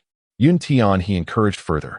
Yes, great-grandfather, Yun Fei Bai responded, brimming with anticipation. Great-grandfather, these fragments seem to emanate an aura of malevolence. Indeed, the venerable Dugu Jujian wielded this Nine Tribulations sword to slay countless evil entities, so it is only natural that it bears traces of dark energy. However, the Nine-Cut Sword Demon has been vanquished, so you need not worry. Yun Tian he reassured him. Understood, Yun Fei Bai replied, yet the members of the Jietian sect were engulfed in uncertainty. Given that Dugu Jujian had transcended, who then had wielded that sword to slay the Nine Cuts Sword Demon of the Soul Palace realm? Perhaps within the Maiden Palace, there were formidable sword cultivators. Or could it be the esteemed figures of the Six-Veined Swordman, one mastering the Yang sword, and the other the Yin sword? The members of Jietian sect pondered further, yet these venerable figures remained in seclusion, unavailable for discourse, compelling them to abandon their inquiries. Following the completion of the ancestral worship ceremony, Lu Lingshan was unable to locate Li Mu. "Where have you gone, brother Li Mu? Please do not forsake Lingshan," she cried, on the verge of tears. "My dear child, the vicissitudes of life are unpredictable, and fate governs life and death. Do not let this affect your cultivation," Lu Tianxing advised gently, escorting Lu Lingshan away from the ancestral hall on the mountain. Nevertheless, each day thereafter, upon completing her cultivation, Lu Lingshan would venture to the ancestral hall to see if Li Mu had returned. A month passed, and despite her daily visits to the ancestral hall, Lu Lingshan had achieved a breakthrough to the opening origin realm. Meanwhile, Yun Fei Bai, having attained the inheritance of Dugu Jujian, had merely completed a significant cycle of cultivation. The disparity between them remained substantial. Yun Tian he felt compelled to intervene, as the situation could not persist in this manner, which would be detrimental to Yun Fei Bai. One evening, amidst the mountainside, several voices echoed, "The heaven and earth triad trapping formation has been set. Even Lu Tianxing will not detect our presence. We shall wait for Lu Lingshan to descend." It was unexpected that the sacred grounds of the Jietian sect would exhibit such lax defenses. I effortlessly infiltrated. Little do you know, there have been recent disturbances in the abyss of heavenly demons, and the Celestial Severance sect is preoccupied with maintaining order. They have no time to attend to other matters. Furthermore, how could the Celestial Severance sect possibly anticipate that we would dare to venture into their sacred grounds to slay the daughter of their esteemed leader? Oh, if we were to eliminate Lu Lingshan, Lu Tianxing would undoubtedly go into a fury, perhaps even descend into madness. At that point, the decline of the Celestial Severance sect would be inevitable. Today, we shall ensure the demise of Lu Lingshan. Chapter 8. The Crisis of Lu Lingshan. First level of the Divine Concealment Realm. Brother Li Mu, where are you? Do you not know that Lingshan has already broken through to the open origin realm? Furthermore, Father has promised Lingshan that as long as she maintains this pace of cultivation, he will not mention the dissolution of our engagement. In just a few days, Lingshan will be heading to the abyss of the heavenly demon. If you do not appear soon, it may be a long time before we see each other again. Once again, Lu Lingshan searched the ancestral hall on the back mountain, yet there was no sign of Li Mu. Lingshan, you should heed the teachings of the sect leader and focus on your cultivation, Wang Cheng consoled her. If I receive any news of Li Mu, I will inform you at once. With a heavy heart, Lu Lingshan descended the mountain, her spirit lost in desolation. Unbeknownst to her, she found herself halfway up the mountain. What should have been a mere few minutes' journey turned into a quarter of an hour spent in aimless wandering. This is most peculiar. Suddenly, Lu Lingshan was startled back to reality. She glanced around, her expression shifting. Who has set up a formation here? Indeed, the daughter of the sect leader of the Jietian sect possesses remarkable perceptiveness.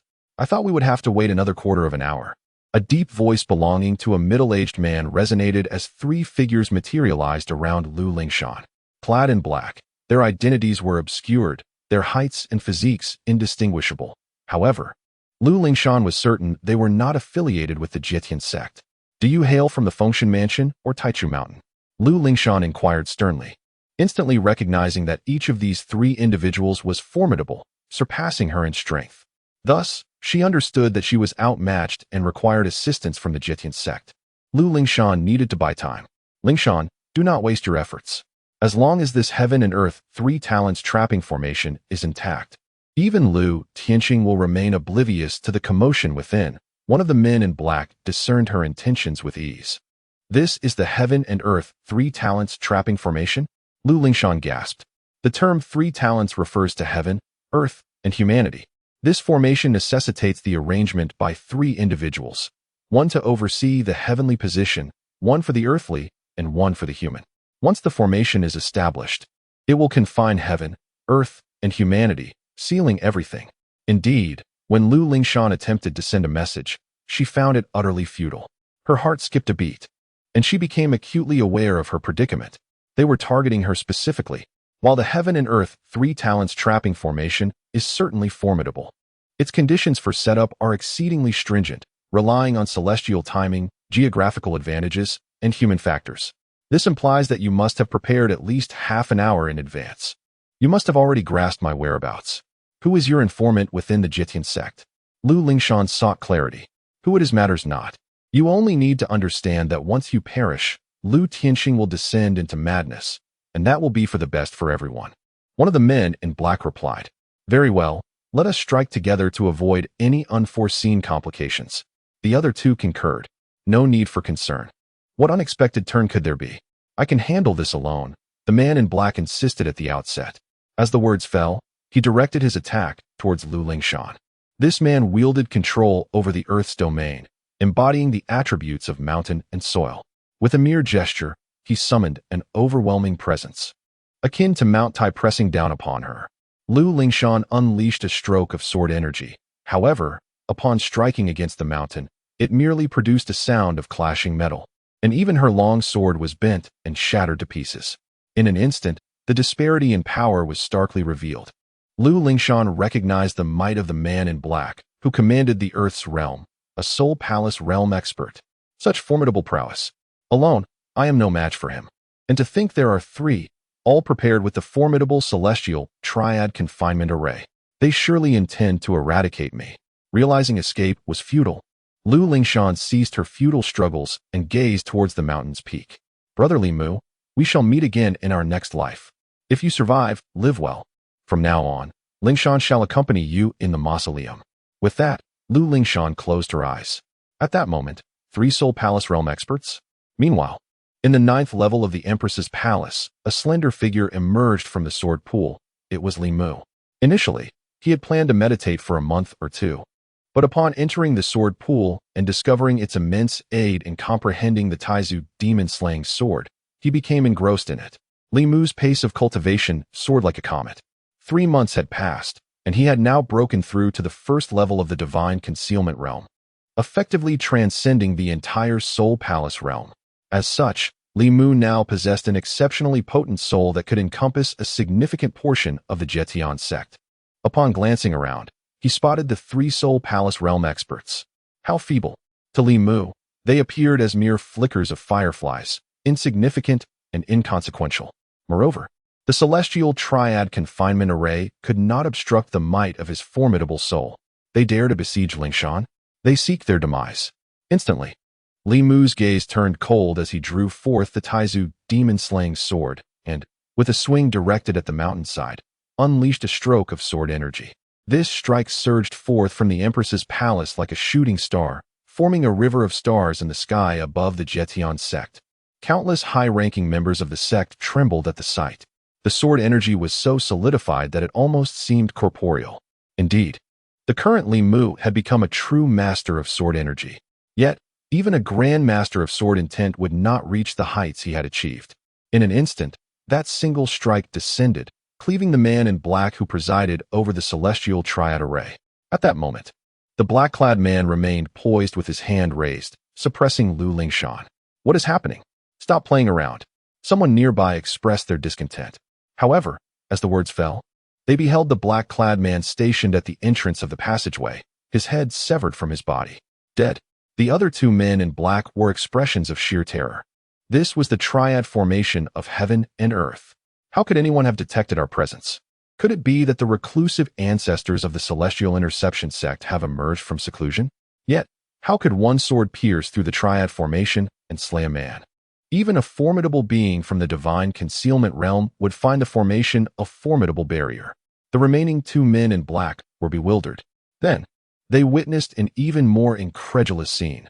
The triad formation lay shattered, cleaved by a single sword.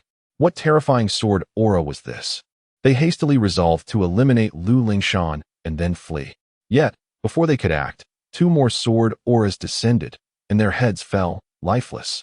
Lu Lingshan closed her eyes tightly, trembling uncontrollably. However, she did not feel the weight of a mountain pressing down upon her, and that sense of powerlessness dissipated. She quickly opened her eyes, only to find the once mighty three-soul palace realm experts lying dead before her. Without a moment's hesitation, Lu Lingshan sent a message to her father, Lu Tianxing. Moments later, she heard Lu Tianxing's furious voice echo throughout the celestial interception sect, sending shockwaves through countless elders of the sect, all of whom were deeply alarmed. What on earth had transpired? Chapter 9. Guiding the Yin-Yang twin swords to the abyss of the celestial demon whoosh. Whoosh, whoosh. Figures shimmering like stars appeared swiftly on the mountainside of the rear hill. "Lingshan, are you injured?" Lu Tianxing inquired anxiously. At this moment, the fury radiating from Lu Tianxing ignited the very air around him. "Father, I am fine," Lu Lingshan replied, shaking her head. The celestial realm. All the esteemed elders were taken aback. They had not anticipated that the sect leader had actually achieved a breakthrough. It is said that the soul palace forges the soul, the divine sanctuary seeks the divine, and the nirvana thunder tribulation leads to the essence of the celestial realm. After breaking through to the celestial realm, one begins to cultivate the power of the heavenly essence. Thus, Lu Tianxing was capable of shaking the heavens with his rage. Yun Tianhe was among the ranks of the esteemed elders, and he was filled with astonishment. This was due to both Lu Tianxing and Lu Lingshan. This time, 3 soul palace masters were dispatched, and the 3 talents trapping array was laid out. Astonishingly, they had failed to slay Lu Lingshan. This was utterly inconceivable. Could it be related to the terrifying sword aura that emerged from the ancestral shrine on the rear hill? Yun Tianhe immediately stepped forward. "Sect leader, what exactly transpired?" Lu Tianxing replied in a solemn tone. "Someone has set up the 3 talents trapping array in our sect, attempting to assassinate my daughter." His fierce gaze swept over the assembled esteemed elders like an eagle surveying its prey. Clearly, Lu Tianxing suspected that someone conspired with external forces to harm Lu Lingshan. What? Which faction possesses such audacity? Is it the Fengshan House or the Taichu Mountain? Our sect cannot let this go unpunished. The esteemed elders of the Jetian sect were seething with anger. This was the Jetian sect. An assassination attempt on the sect leader's daughter within their own ranks was akin to uprooting a tree in the presence of the sovereign. Yun Tianhe continued, "Sect leader, if we can ascertain that it is indeed the 3 talents trapping array, it indicates that the enemy has an insider within our Jetian sect." Lu Tianxing nodded. "Precisely. Elder Yun, I entrust this matter to you. We must uncover the truth, regardless of the enemy's identity. I will pursue this matter to the very end." Yun Tianhe nodded solemnly. "Rest assured, sect leader." After giving his instructions, Yun Tianhe stood aloft, bowing respectfully in the direction of the ancestral shrine on the rear hill. "I express my gratitude to the esteemed Yin-Yang twin swords for intervening to save my daughter." The esteemed elders of the Jetian sect soon realized. So it was the esteemed Yin-Yang twin swords. Indeed, The most formidable sword cultivator in the Divine Maiden Palace is the Yin Yang twin swords. Other sword cultivators simply lack such formidable sword aura. The density of this aura is akin to that of a physical entity. It seems the strength of the esteemed Yin Yang twin swords has grown significantly. At this moment, in the 8th level of the Divine Maiden Palace's underground complex, 2 terrified voices echoed. That sword was truly horrifying. Even the grandmasters of sword intent I have encountered previously pale in comparison. Previously, I had been contemplating the essence of sword intent. Indeed, to cultivate sword energy to such a degree in this lifetime would leave me with no regrets. Surely, we should seek guidance from that esteemed elder, or even take them as our master. Do you wish for death? Would that venerable elder ever deign to acknowledge us? Upon the elder's arrival, silence must be observed. After ensuring Lu Lingshan's safety, Li Mu emerged from the sword pool. Upon reaching the 8th level of the underground palace, he cast a glance at the 2 adjacent tombs. Esteemed seniors, you may now descend to the 9th level to cultivate, Li Mu announced before departing. He discerned that both individuals were at the 1st level of divine concealment. Previously, they may have hesitated due to the terrifying aura of the sword pool. However, now that the majority of the sword intent had been absorbed by Li Mu's Taizu sword of demon slaying, their descent should pose no significant issue. Should they achieve a breakthrough, it would indeed bolster the strength of the celestial sect. As Li Mu vanished from sight, 2 figures emerged from the tombs, 1 male and 1 female. The man donned a blue robe, while the woman wore a red robe. Each bore a long sword on their back, 1 blue and 1 red, representing the Yin Yang twin swords. The expressions on their faces were filled with astonishment as they bowed solemnly in the direction Li Mu had departed, exclaiming, "Thank you, esteemed elder, for your guidance." Upon entering the sword pool, the Yin Yang twin swords found that it was no longer as intimidating as before. It was now just right for them. That venerable elder is truly formidable. They absorb the entirety of the sword intent. Indeed, I cannot discern the depth of that elder's power. What realm do they occupy? If you could perceive it, would they still be considered an elder? Since the elder has bestowed such fortune upon us, let us hasten our cultivation and not disappoint their high expectations. Shall we proceed below? Of course. Why do you hesitate, you great man? No wonder you can only cultivate the Yin sword, while I must control the Yang sword. Who says men must be masculine? Can't there be a touch of femininity? Hurry. If you continue to dawdle, I shall sit upon you. Li Mu returned to the shed, astonished to find it spotless. He glanced at the blind, burly man asleep in the western chamber and lay down himself. The following day, the shed was filled with the sound of the burly man's furious shouts. Li Mu, do you even remember how to come back? Where have you been all these days? Do you know I was worried sick? Thank you for your concern, Manager Wang. Did you not grant me leave? Feeling somewhat troubled, I simply went down the mountain for a stroll, Li Mu casually offered as an excuse. You, forget it. This shall not be a precedent. Wang Cheng understood well the feeling of being cooped up in the ancestral hall for years. By afternoon, as was her custom, Lu Lingshan ascended the back mountain once more. Upon seeing Li Mu, her eyes instantly filled with tears, and she rushed into his embrace, weeping profusely. Lu Lingshan was simultaneously overjoyed and feeling aggrieved. Last night, she nearly believed she was on the brink of death, fearing she would never see Li Mu again. Thus, at that moment, all her emotions erupted. Li Mu held Lu Lingshan quietly, unable to find the words to console her. He discovered that Lu Lingshan had already surpassed the Kaiyuan realm. It seemed that with the assistance of the Enlightenment Stone, her cultivation speed was quite impressive. After a long while, Lu Lingshan finally released him. "Brother Li Mu, I must have embarrassed you," she said. "Silly girl, how could I possibly laugh at you?" Li Mu shook his head. "Brother Li Mu, where have you been these past few days?" Lu Lingshan inquired. Li Mu intended to answer truthfully, but upon seeing her hesitant expression, he hesitated and she interjected, "Never mind. As long as you are safe and sound, Lingshan will be happy. By the way, could you accompany me to the Empress's hall? I wish to offer incense outside the temple." Of course, Li Mu nodded. Lu Lingshan surely believed that it was the ancestors of the Empress's hall who had intervened to save her last night. After she completed her worship, they sat together throughout the night. When dawn broke the next day, Lu Lingshan finally spoke. "Brother Li Mu, actually, I have come to bid you farewell." Li Mu asked, "Where are you going?" Lu Lingshan replied, "I am heading to the heavenly demon abyss." Li Mu nodded, urging her to be extra cautious. "By the way, Please take this garment. He produced a flowing white dress, which he had obtained from signing in today. It was named the Seven Birds Celestial Garment, a protective treasure from the celestial realm. Thank you, Brother Li Mu.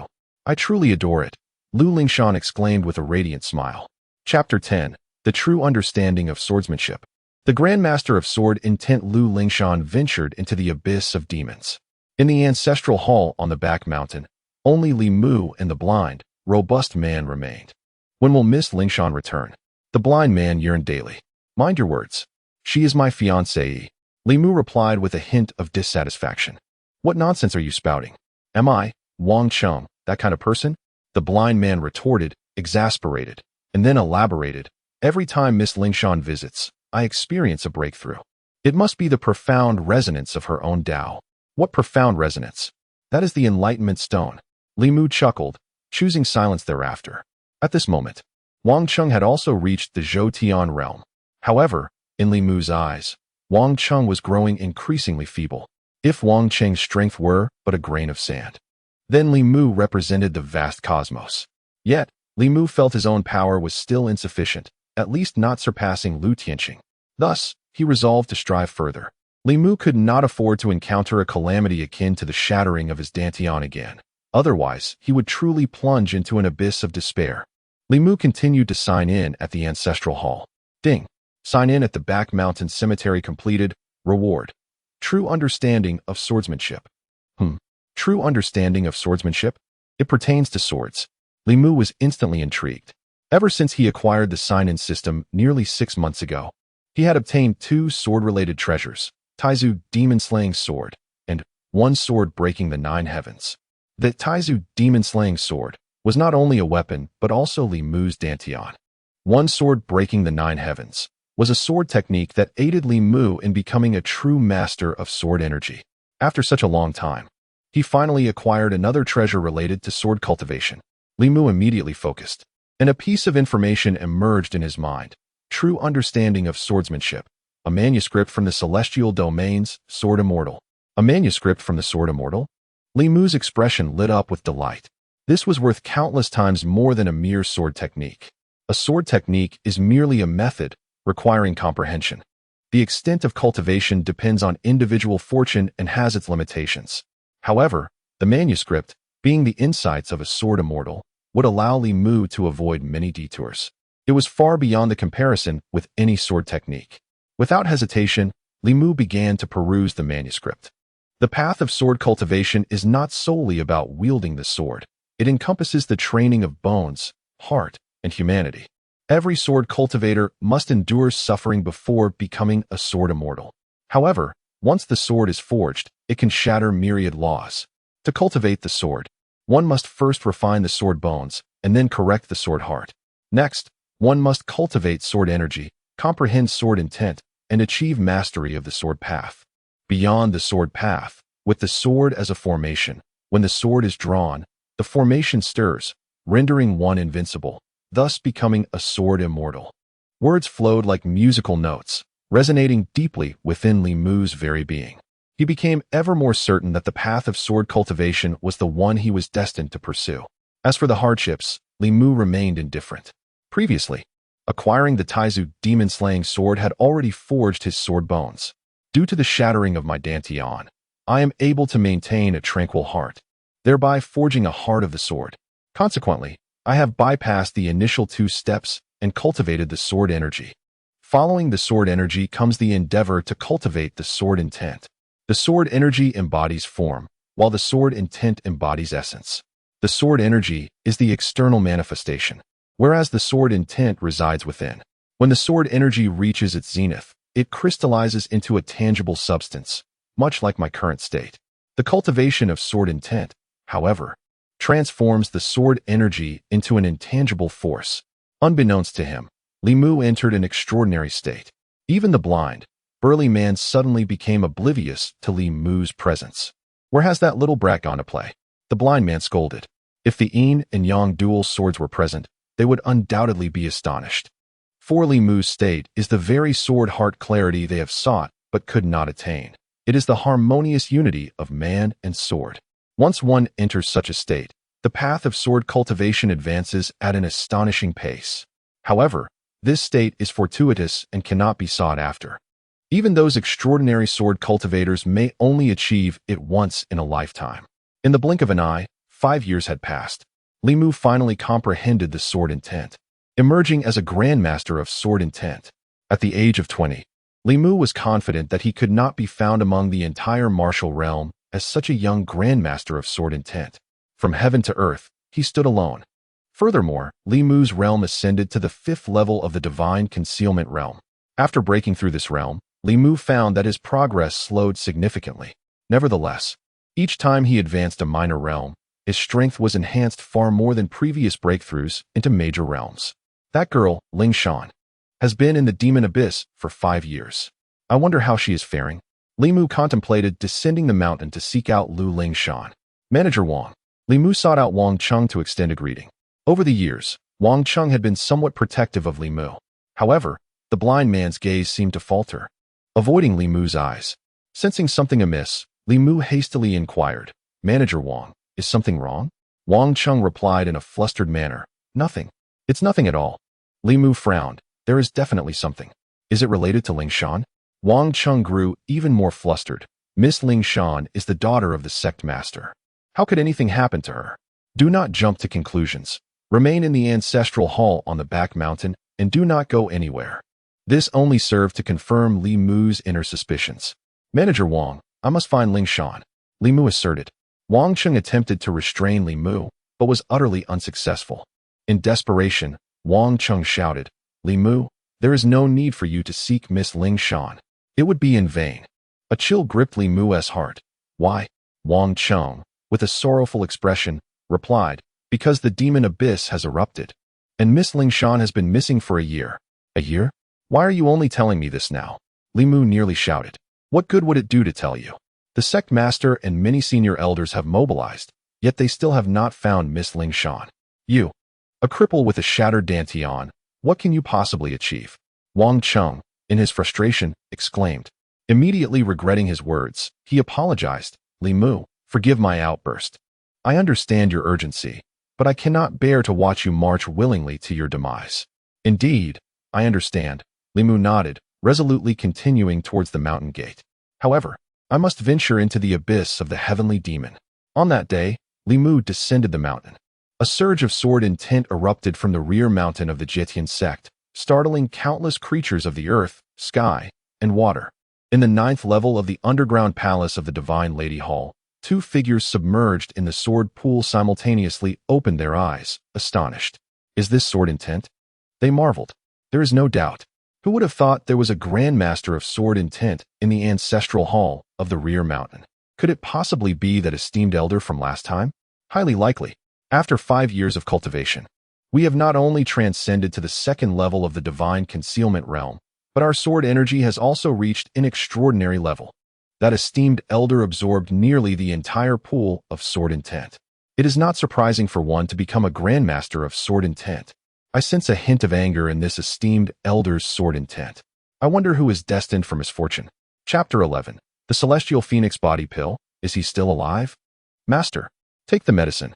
At the headquarters of the Celestial Demon Abyss, several elders pursued a disheveled man, who appeared to be in a state of delirium, exhibiting signs of madness.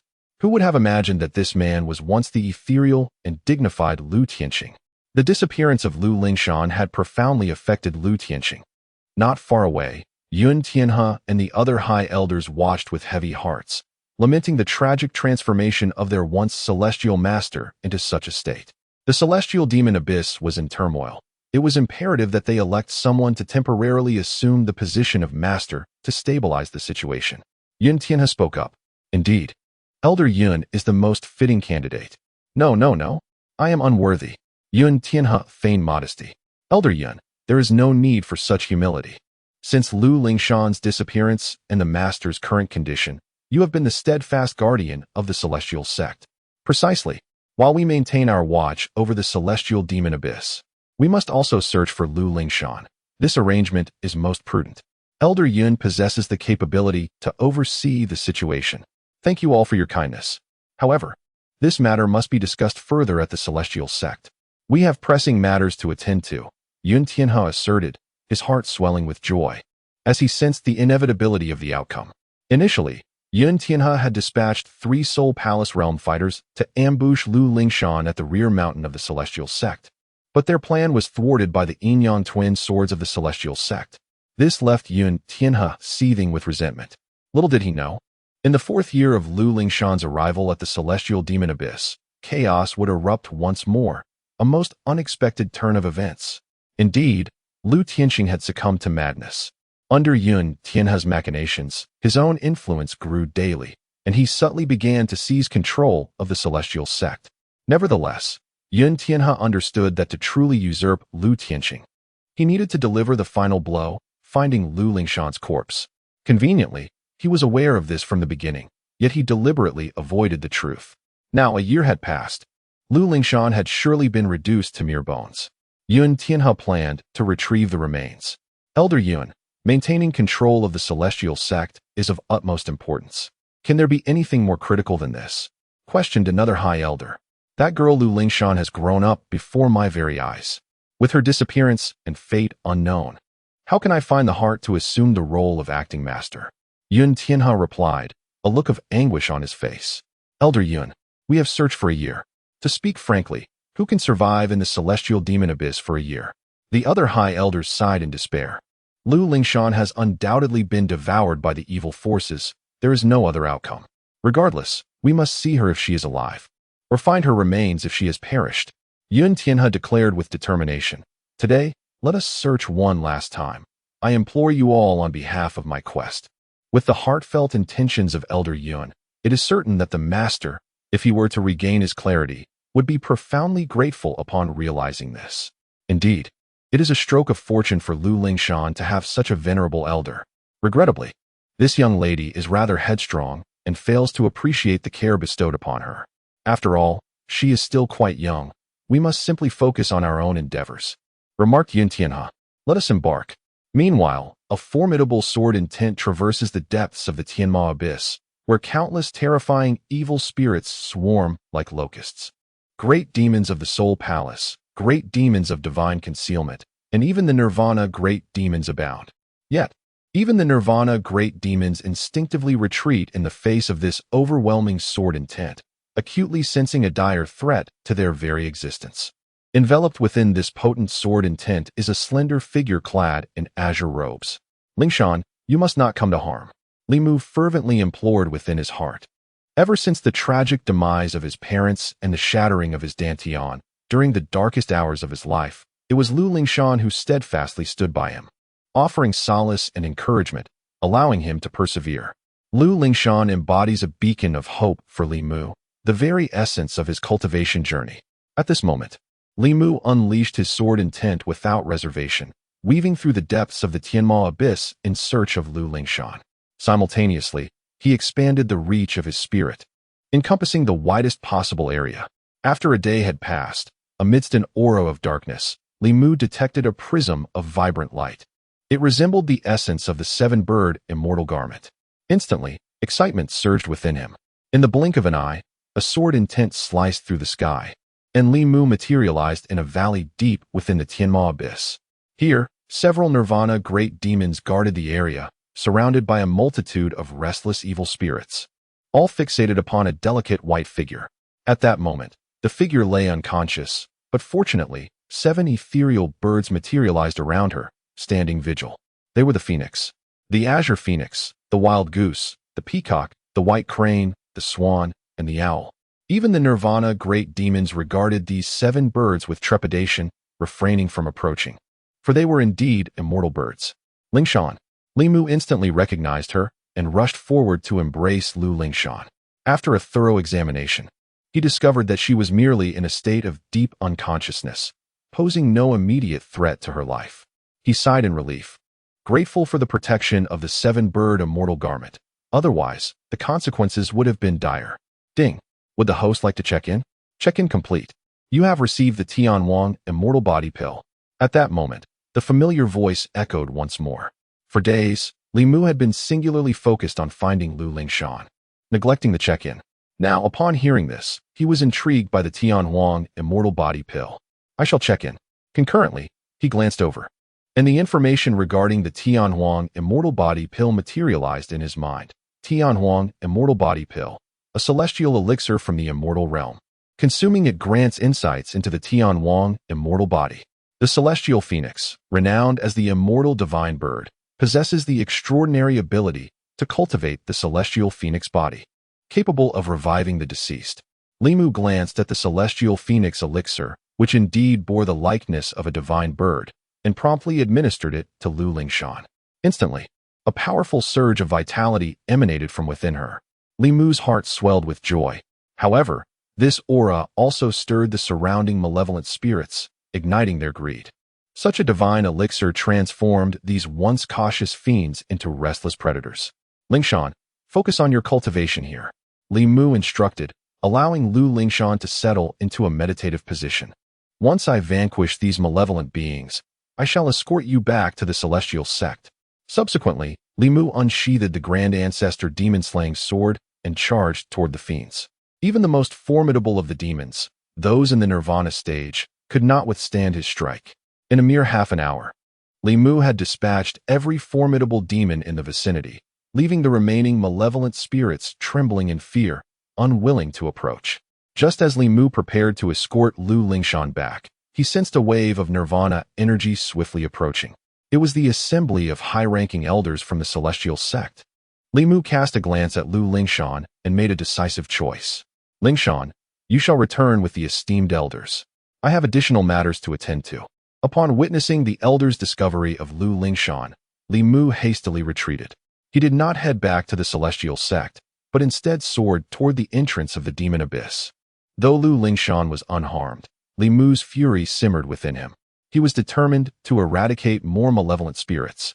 Meanwhile, the elders of the celestial sect, upon catching sight of the ethereal white figure, were struck with disbelief. Lu Lingshan was indeed alive. Furthermore, her aura seemed even stronger than before, as if she were on the verge of a breakthrough. Could it be that the sword intent they had just witnessed had emanated from Lu Lingshan herself? Chapter 12. A sword seals the abyss of demons. To my astonishment, that girl, Lu Lingshan, is still alive. Observing her state, she seems to be on the verge of a breakthrough. It is not merely a breakthrough. There is a unique aura surrounding Lu Lingshan, indicating the awakening of a special divine body. A special divine body. Each future it encompasses possesses the potential to transcend the heavens and the earth, at the very least capable of surpassing the realm of humanity, and perhaps even striving for the sacred path to become a sage. This is truly a blessing for our Jietian sect. We owe our gratitude to Elder Yun.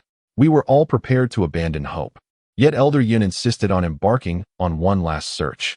The efforts of Elder Yun must not be forgotten by Lu Lingshan. The esteemed elders of the Jietian sect were all visibly exhilarated, showering praises upon Yun Tianhe. Yet, beneath his outward smile, Yun Tianhe was seething with rage. I originally intended to collect Lu Lingshan's remains. To my disbelief, she has achieved this. It infuriates me. However, at this moment, there was nothing Yun Tianhe could do. Had he acted decisively upon discovering Lu Lingshan, such an outcome might have been averted. Once Lu Lingshan awakens her special divine body, the gap between her and Yun Feibai will only widen. A sense of helplessness washed over Yun Tianhe. Subsequently, he and the other elders stood by, waiting. With nothing else to occupy their time, they began to investigate the remnants of battle in the vicinity. Upon closer examination, they were once again struck with astonishment. Is this the essence of sword intent?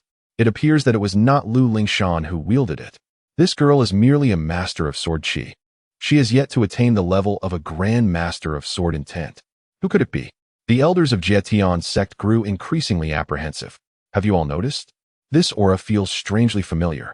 I share that sentiment. It seems reminiscent of something we have encountered before. The ancestral shrine in the rear mountain. Indeed, on that day, when Lu Lingshan was ensnared in the earthly three talents killing formation, someone broke the formation with a single sword and vanquished 3 foes of the Soul Palace realm. The essence is strikingly similar. Yet, on that occasion, it was sword chi. This time, it is sword intent. Could it be that the esteemed yin-yang twin swords have intervened? Furthermore, have these 2 masters reached the level of grand masters of sword intent? It appears so. Haha. With 2 grand masters of sword intent, Coupled with Lu Lingshan awakening her special divine body, it will be a challenge for our Jietian sect not to rise. The elders of Jietian sect enthusiastically analyzed the situation, attributing the credit once again to the Yinyang twin swords. Elder Yin, is something amiss? You appear unwell. Someone remarked upon the unsettling expression on Yun Tian's face. Not at all. I am simply overwhelmed, he replied, though discomfort gnawed at him. Yun Tianhe yearned to eliminate the Yinyang twin swords for repeatedly thwarting his ambitions. Elder Yun feigned humility while the other elders continued their flattery. Such words pierced Yun Tianhe's ears like daggers. By the way, where have the esteemed Yinyang twin swords gone? It remains unclear. They likely wish to conceal their presence. Indeed, these venerable figures conduct themselves with remarkable discretion. At this moment, from the depths of the abyss of heavenly demons, an exceedingly terrifying sword intent emerged. This strike transcended the void, cutting across the annals of time, seemingly intent on shattering the entire abyss. Who could wield such power? Is it the elder of the Yinyang twin swords? How has this sword intent reached such an alarming magnitude? Even I, having attained the 5th stage of nirvana and positioned at such a distance, feel as though I could be cleaved in twain by a single stroke. I share this sentiment. The esteemed elders of the sect of Heaven's Severance are all engulfed in unease. Though this sword is distant, it evokes a palpable sense of life and death peril. This sword is insurmountable. As for the malevolent beings surrounding them, they have collapsed to their knees, trembling in fear. The elders of the sect of Heaven's Severance are astonished, soon followed by overwhelming joy. This sword intent possesses a restraining and intimidating effect on the malevolent beings. If indeed it is the elder of the Yinyang twin swords, then with these two elders present, the entire abyss can be safeguarded. A roar echoed, and in the next moment, the malevolent beings surrounding the elders of the sect of Heaven's Severance emitted wails of agony, seemingly in great torment. What has transpired? Let us investigate. The elders of the sect of Heaven's Severance left a few behind, while the others ventured deeper into the abyss. At this juncture, Li Mu stood alone, sword in hand, at the exit of the abyss of heavenly demons. It was evident that this exit was enveloped by a formidable sword intent. The malevolent beings within yearned to escape, but were gripped by dread. Meanwhile, the malevolent entities outside were wailing in distress. With a mere sword intent, Li Mu sealed off the exit of the abyss, resulting in a significant reduction of demonic energy. The malevolent beings outside felt as though their source had been severed, leading to their restless agitation. Even if these entities could emerge, they would undoubtedly suffer grievous injuries from the sword intent. With this strike, thousands of malevolent beings were vanquished. This sword avenged the wrongs against his parents. This sword avenged the shattering of his dantian. This sword avenged the entrapment of Lu Lingshan. Li Mu cast a glance and then departed. When the elders of the sect of Heaven's Severance arrived, they were filled with trepidation. They had never dared approach the exit of the abyss of heavenly demons. Even with their nirvana stage prowess, they could easily fall victim to the encroaching malevolence. However, upon witnessing the scene at the exit, they collectively inhaled sharply, their expressions frozen in astonishment. What? He actually sealed the exit with sword intent. Even these seasoned elders, well-versed in countless experiences, were taken aback. This is overwhelmingly powerful. Truly, the elder of the Yinyang twin swords is worthy of such a claim.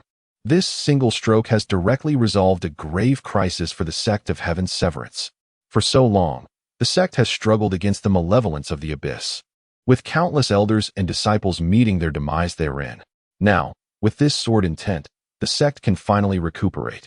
Subsequently, the elders of the sect of Heaven's Severance departed, each bearing expressions of uncontainable joy. This day shall be celebrated throughout the sect. Good fortune follows in rapid succession. Each one is immensely significant. Another month has passed. Lu Lingshan has finally achieved a breakthrough, cultivating the celestial phoenix body and successfully advancing to the Soul Palace realm. However, despite her return, Lu Tianxing remains in a state of madness. At the suggestion of several esteemed elders, Yun Tianhe temporarily assumes the role of the sect leader. Lu Lingshan does not oppose this, for she has learned from other elders that Yun Tianhe has been diligently caring for Lu Tianxing and wholeheartedly searching for her whereabouts. Moreover, Lu Lingshan is preoccupied with thoughts of Lu Tianxing and has no time to attend to the affairs of the Jietian sect. Naturally, The elders have indicated that should Lu Tianxing remain unable to regain his senses, Lu Lingshan will succeed him as the sect leader once she reaches the divine concealment realm. This prospect greatly displeases Yun Tianhe, who increasingly views Lu Lingshan as a thorn in his side. What troubles him further is that the forces of the Fengshan Mansion and Taichu Mountain, upon learning of Lu Tianxing's madness, are becoming restless. Additionally, the Jietian sect's guard over the heavenly demon abyss is compromised due to the sword intent seal, resulting in the other factions guarding the heavenly demon caverns becoming even more chaotic and terrifying. On this day, the 5 major forces, under the pretext of demanding an explanation from the Jietian sect, appear at the foot of the mountain, surrounding the sect. Chapter 13. Senior, are you joking? At the Fengshan Mansion, Taichu Mountain, they are truly overstepping their bounds. They are unable to guard the Tianma Cave, yet they dare to involve my Jietian sect? In my humble opinion, they cannot bear to see my Jietian sect rise again, fearing that we might overshadow them. In the council hall of the Jietian sect, Yun Tianhe exclaimed in fury. Elder Yun spoke wisely. It is precisely because the Jietian sect was once an immortal dynasty, now fallen to the status of a holy land, that the Fengshan Mansion and Taichu Mountain, among others, harbor such trepidation. They are simply envious.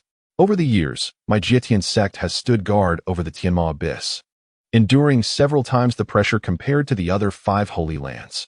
At that time, why did they not offer to share the burden with my Jietian sect?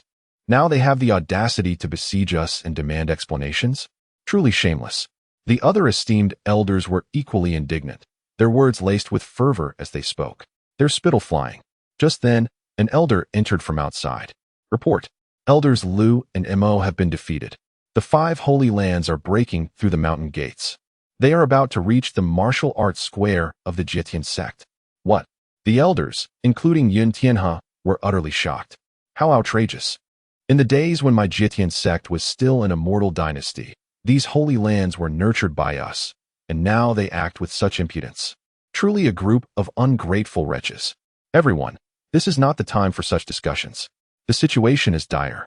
We must deliberate on how to respond to the attack from the 5 holy lands. Yes, indeed. Elder Yun, please take the lead.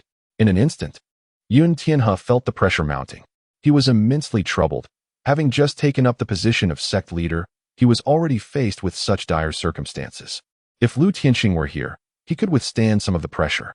However, Yun Tianhe and the others were merely in the Nirvana realm, and against the onslaught of the 5 holy lands, they could not influence the tide of battle. Yun Tianhe contemplated swiftly and then spoke. At this juncture, we can only head to the Nyang Hall and beseech the esteemed Yin-Yang twin swords to intervene. Upon hearing this, the eyes of the other elders lit up. If the Yin-Yang twin swords were willing to act, the current predicament could surely be resolved with ease. Indeed, the 2 sword masters would not be a match for the 5 holy lands. Yet, one elder pondered, but I wonder if the Yin-Yang twin swords have returned from the Tianma abyss? Yun Tianhe replied solemnly. There are no other options. We must try our luck. Everyone, proceed to the martial arts square and delay the forces from the 5 holy lands as best as you can. I will ascend to the ancestral hall of the rear mountain to invite the Yin-Yang twin swords down. Understood. Elder Yun, please be swift. Soon, Yun Tianhe entered the Nyang hall, making his way to the 8th level of the underground palace. However, he found no sign of the Yin-Yang twin swords. Not here. Could it be they truly have not returned? Is heaven truly intent on extinguishing my Jietian sect? At that moment, a sound of swords echoed from the 9th level of the underground palace. Yun Tianhe felt a surge of joy and hastened to the entrance leading to the 9th level, respectfully proclaiming, I, Yun Tianhe, acting sect master of the Jietian sect, humbly invite the esteemed predecessors of the Yin and Yang twin swords to emerge. He was aware that the 9th level served as the sword pool, and as he was not a swordsman, he dared not step inside lightly, for the sword intent could easily harm his spirit. As his words fell, 2 figures, one clad in blue and the other in red, materialized on the 8th level of the underground palace.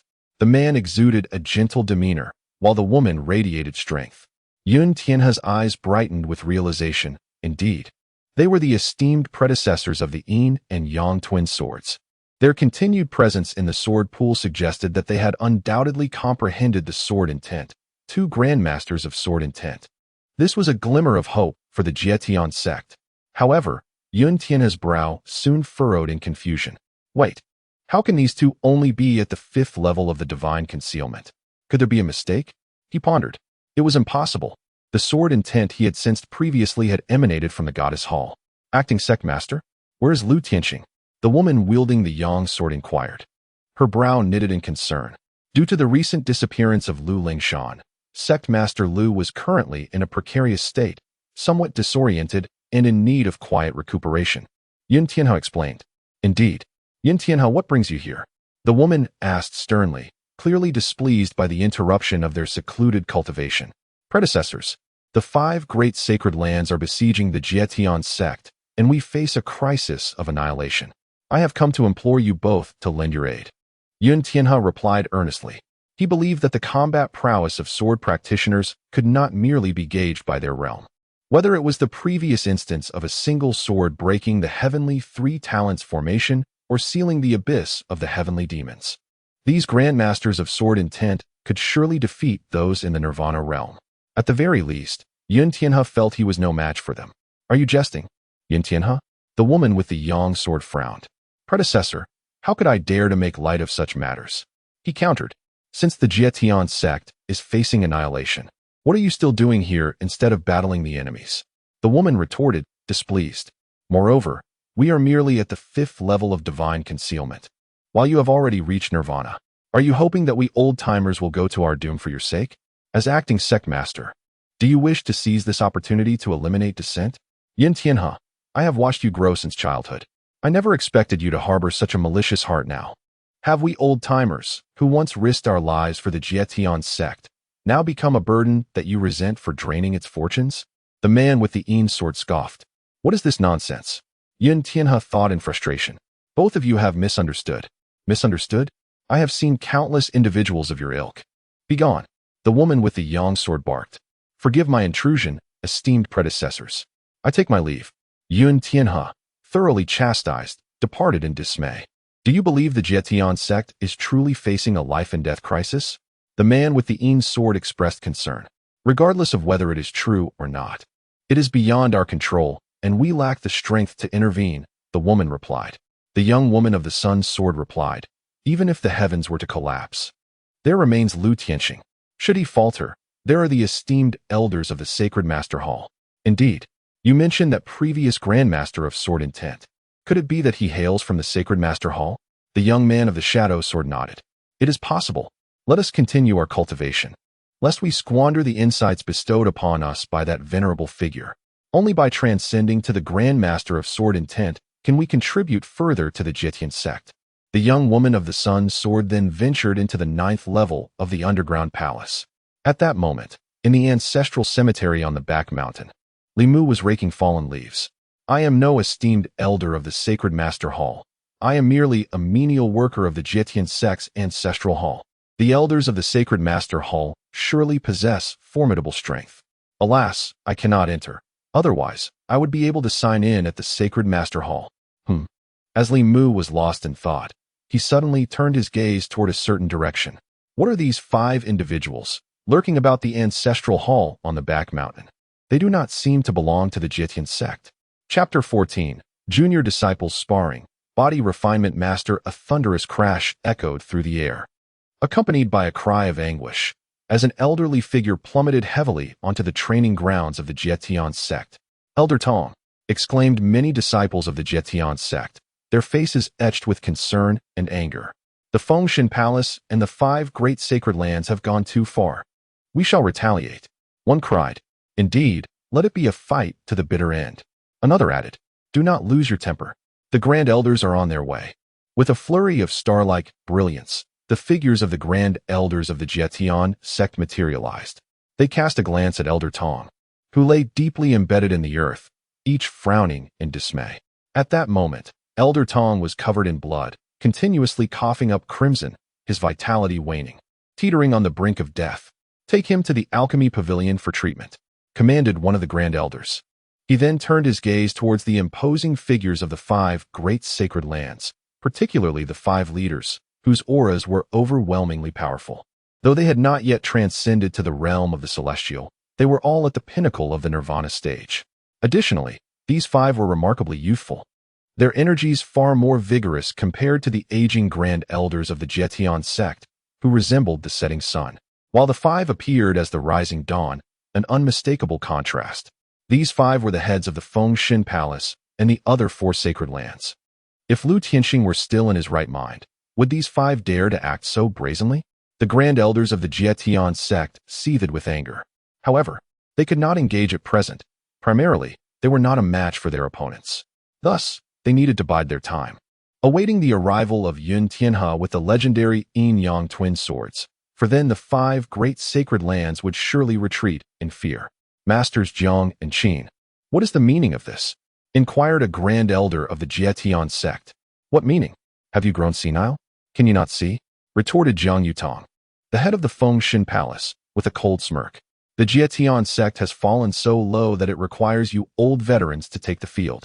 Shouldn't you be spending your twilight years in the ancestral hall instead? One wrong move, and your frail limbs might fall apart. Perhaps it would be better to call upon Lu Tianxing, suggested Qin Zijin, the head of the Taichu Mountain. He was fully aware that Lu Tianxing was currently in a state of madness, his mind clouded, and thus he was deliberately provoking them.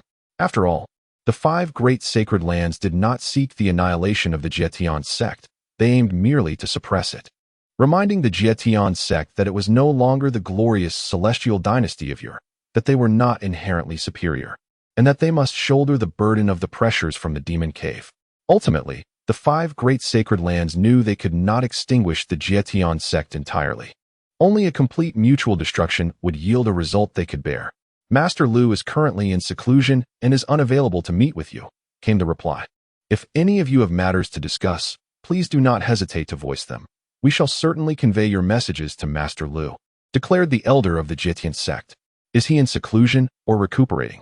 Inquired Jiang Yutong, the leader of the Fengshen Manor. A palpable tension surged through the hearts of the Jietian sect members. Indeed, this affair could not remain concealed from the other 5 sacred grounds. You need not trouble yourselves with this matter further, continued the elder of the Jietian sect. Enough of this trivial talk. Let Yun Tianhe, the acting leader, come forth. Qin Zijin, the leader of Taichu Mountain, spoke in a grave tone. Elder Yun is currently occupied, but he will arrive shortly. I kindly ask for your patience, replied the elder of the Jietian sect. Yun Tianhe has surely gone to seek reinforcements, discerned Qin Zijin, as the expressions of the Jietian sect members shifted dramatically. Nevertheless, Qin Zijin continued, since we must wait, let us seize this opportunity for the younger generations of our sacred grounds to engage in friendly competition, shall we? This is a prepared strategy.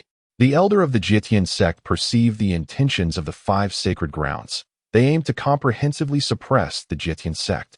Since they proposed a contest among the younger disciples, it was evident they had summoned several top-tier talents. Although the younger generation of the Jietian sect is formidable, facing 5 major sacred grounds would undoubtedly place them at a disadvantage. This cannot be agreed upon. Would this not jeopardize our camaraderie? Perhaps it would be best for everyone to take a moment's respite. The elder of the Jietian sect replied with a smile. Spare us the nonsense. Will we fight or not? If not, then let us adults engage in competition, Jiang Yutong of Fengshen Manor retorted coldly. As his words fell, a powerful aura emanated from him, pressing heavily upon the elders of the Jietian sect. It would take several elders of the Jietian sect to alleviate this overwhelming pressure. The elders exchanged glances, reluctantly conceding. Very well, let us spar, but let us keep it within reasonable bounds. Jiang Taizhan, step forward, commanded Jiang Yutong, pointing to an individual. Thud, thud, thud. Emerging from the ranks of Fengshen Manor was a tall youth with dark skin. With each step, the ground reverberated beneath him. Hiss. He must be nearly 10 feet tall. With such a physique, he rivals the demons. The members of the Jietian sect were utterly astonished. Even the elders furrowed their brows. Exchanging whispers, what can we discern? He is a body cultivator. I wonder if he has attained the rank of master? With skin as dark as iron, he likely possesses an invulnerability to blades and spears. Observing the astonished expressions of the Jietian sect members, Jiang Yutong felt a surge of pride and contempt, introducing. This is Jiang Taizhan, a master of body cultivation. At the tender age of 8, through a fortuitous twist of fate, he acquired the ancient blood of a savage beast and ingested its golden elixir, embarking on the path of physical cultivation. By the age of 15, he had honed boundless strength, capable of shattering mountains with a single fist. At 20, he alone tore apart the formidable primordial demon.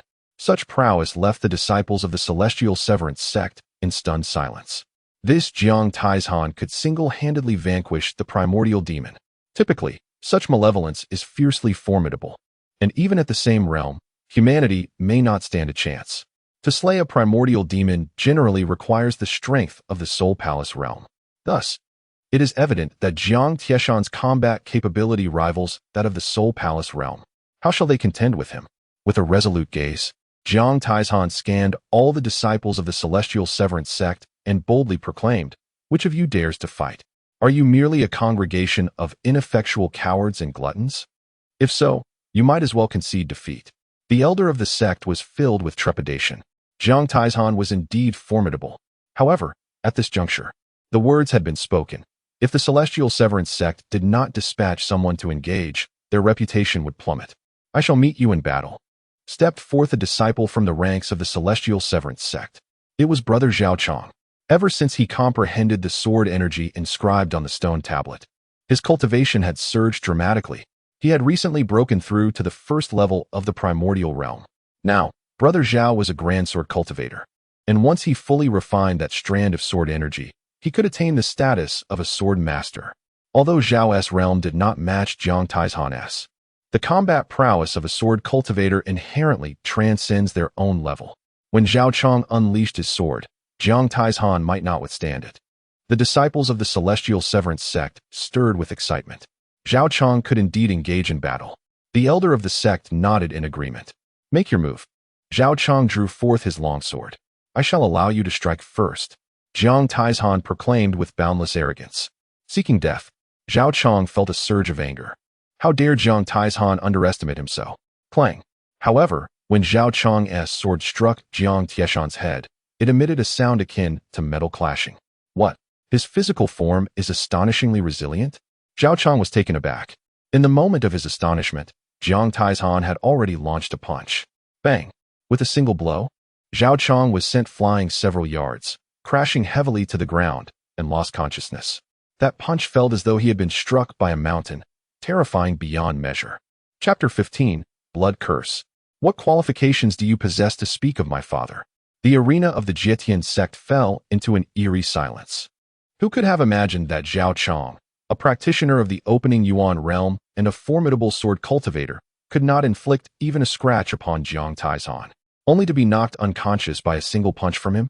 The faces of the Jietian sect disciples burned with embarrassment and shame, while those from the 5 sacred lands were overwhelmed with excitement, basking in the glory. Who else dares to battle? Jiang Taizhan continued, his voice dripping with arrogance. Before stepping into the fray, consider your own weight. If you are as feeble as Zhao Chong, it would be wiser to remain behind your esteemed elders. Otherwise, your efforts would be in vain.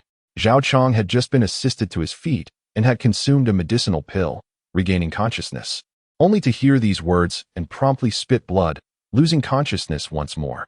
Quickly, take him away. The elder of the Jietian sect waved his hand, mortified by the spectacle. Who will step forth to fight? Is it not merely a physical cultivator?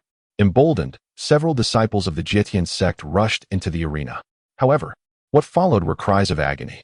These disciples were utterly incapable of withstanding even a single punch from Jiang Taizhan, the most formidable among them. An inner disciple at the 9th level of opening Yuan could barely endure a mere 10 blows before succumbing. Esteemed elders, Jiang Tieshan's fighting style is excessively brutal. He does not evade our attacks. Rather, he counters with unrelenting force. Moreover, his defense is impenetrable. Our strikes fail to inflict any tangible harm. Yet we cannot withstand his fists. The defeated disciples of the Jietian sect were left feeling utterly frustrated and disheartened. To overcome Jiang Taizhan, they would need either someone with an even stronger defense or an attacker capable of breaching his formidable defenses. But did the Jietian sect possess such disciples? They were left without answers. The disciples of the Jietian sect wore expressions of desolation and sorrow. Must the younger generation of the sect be relegated to a position of subservience beneath Jiang Taizhan? They were unwilling to accept this fate. The Jietian sect is nothing but this, Jiang Taizhan declared, his demeanor brimming with arrogance, inciting further ire among the disciples. "I shall face you." At that moment, a clear and confident voice resonated across the arena of the Jitian sect. Who is that? Could it be someone emerging from seclusion? The disciples of the Jitian sect turned their attention eagerly. In an instant, they erupted in exclamations. It is Senior Brother Yun. Senior Brother Yun has emerged from his retreat. Previously, Senior Brother Yun had been in the ancestral hall on the back mountain with Senior Brother Zhao Chong, deciphering the enigmatic sword energy stone tablet. Subsequently, he had received the legacy of the illustrious Dugu 9 swords from the Yun family within the Empress Palace. Since then, he had been in seclusion. 5 or 6 years had passed. How formidable had Senior Brother Yun's strength become? Regardless, he was certainly far superior to Senior Brother Zhao Chong. The person approaching was none other than Yun Feibai. His arrival elicited a brightening of the eyes and smiles from the elders of the Jetian sect. This was not only due to Yun Feibai being a junior of Yun Tianhe, but also because he had inherited the legendary Dugu 9 swords, which might prove effective against Jiang Taizhan. At this moment, Jiang Tieshan's arrogance had become intolerable, causing displeasure among the elders of the sect. "Greetings, esteemed elders." Yun Feibai spoke with courtesy and grace. "Feibai, what is your current realm?" inquired an elder of the Jietian sect. "7th level of Kaiyuan." Yun Feibai confidently replied. Such speed was indeed rare within the Jietian sect. Moreover, his current strength could no longer be measured merely by realm. He had risen to heights unimaginable to the shattered Dantian of Limu. Previously, when Limu broke through to the 9th level of Foundation establishment, he was deemed a genius. Now, reflecting on this, Yun Feibai found it laughable. Truly, associating with the weak diminishes one's perspective. As for Lu Lingshan, Yun Feibai paid her little mind, estimating her to be merely at the Kaiyuan realm. He was confident that in another decade, he would surpass the Soul Palace realm, leaving Lu Lingshan far behind. Women were hardly worth consideration. The realm is commendable. By the way, how many swords have you cultivated? The elder continued to inquire, as they had previously witnessed disciples at the 9th level of Kaiyuan falling to Jiang Taizhan. If Yun Feibai's strength were lacking, the elder would not permit him to take such risks, as it would be difficult to explain to Yun Tianhe. 5 swords. Yun Feibai declared proudly. Haha, quite impressive. A satisfied smile finally graced the elder's face. The Dugu 9 swords, which created a unique sword technique, multiplied in power with each additional sword mastered. With 5 swords cultivated, Yun Feibai could already unleash the strength of the Soul Palace realm, making him more than capable of contending with Jiang Taizhan. Feibai, he is a master of physical cultivation, possessing unparalleled defensive capabilities and immense strength. Do not underestimate him. Proceed with caution. The elder cautioned earnestly. Rest assured, elder, I am well aware of my limits. Yun Feibai nodded in acknowledgement. Finally, a worthy opponent had arrived. Jiang Taizhan spoke. Prepare yourself. Without further ado, Yun Feibai drew a great sword and charged towards Jiang Taizhan. The clash of metal rang out continuously as they engaged in a fierce back-and-forth struggle. This time, the tide of battle was no longer one-sided. The members of the Jietian sect felt a surge of excitement. First sword, second sword, third sword. Yun Feibai unleashed blow after blow, each sword strike more formidable than the last. Upon reaching the 4th sword, he swung it forth, releasing a brilliant sword light that shattered the bluestone slabs of the martial arts plaza. The aura he exuded began to hint at that of a sword master. 5th sword. Yun Feibai struck again with fervor. With a disdainful grunt, Jiang Taizhan emitted a low groan. The onlookers turned their gaze, discovering that Jiang Tieshan's right shoulder had been pierced by a sword wielded by Yun Feibai. Well done. Brother Yun is formidable. Continue your assault and make Jiang Taizhan pay the price. The disciples of the Jietian sect shouted in unison, while the esteemed elders of the sect exhibited long-forgotten smiles. However, on the side of the Fengshan mansion, the leader, Jiang Yutong, remained unfazed and exuded an air of arrogance. Does Jiang Taizhan possess other hidden abilities? A pang of concern flickered through the mind of one elder from the Jietian sect. With a thunderous roar, Jiang Taizhan unleashed a surge of blood energy that rapidly ascended along Yun Feibai's sword and enveloped his right hand. What? Is this a blood curse? The elders of the Jietian sect were taken aback. Jiang Taizhan was not only a master of physical prowess, but also a formidable array master. He was employing a blood curse, inscribing a formation with blood, a technique of immense power. Fei Bai quickly let go. Retreat. The elders of Jietian's sect shouted urgently, but it was already too late. At that moment, Jiang Taizhan let out a chilling laugh and declared, "Explode." A resounding explosion erupted, deafening in its intensity. Countless stone slabs shattered, sending dust spiraling into the air and conjuring a terrifying storm of spiritual energy. Within this tempest, thick clouds of blood mist swirled. As the storm subsided, the spectators beheld a massive pit left in the training plaza. In the center of the pit, Jiang Taizhan stood, bloodied and battered, gasping for breath. He too had sustained significant injuries from the explosion. Before him lay Yun Fei Bai, sprawled on the ground, his sword fallen beside him, and his right arm completely severed. A grimace of agony twisted Yun Fei Bai's features, and though Jiang Tieshan's move had inflicted 1,000 points of damage upon his foe, it had cost him 800 in return. Yet, it was clear that Yun Fei Bai was no longer capable of fighting. Another defeat. Despair gripped the hearts of the Jietian sect disciples. Nevertheless, Jiang Taizhan was not yet satisfied. He advanced toward Yun Fei Bai, raising his heavy fist, poised to deliver a final blow.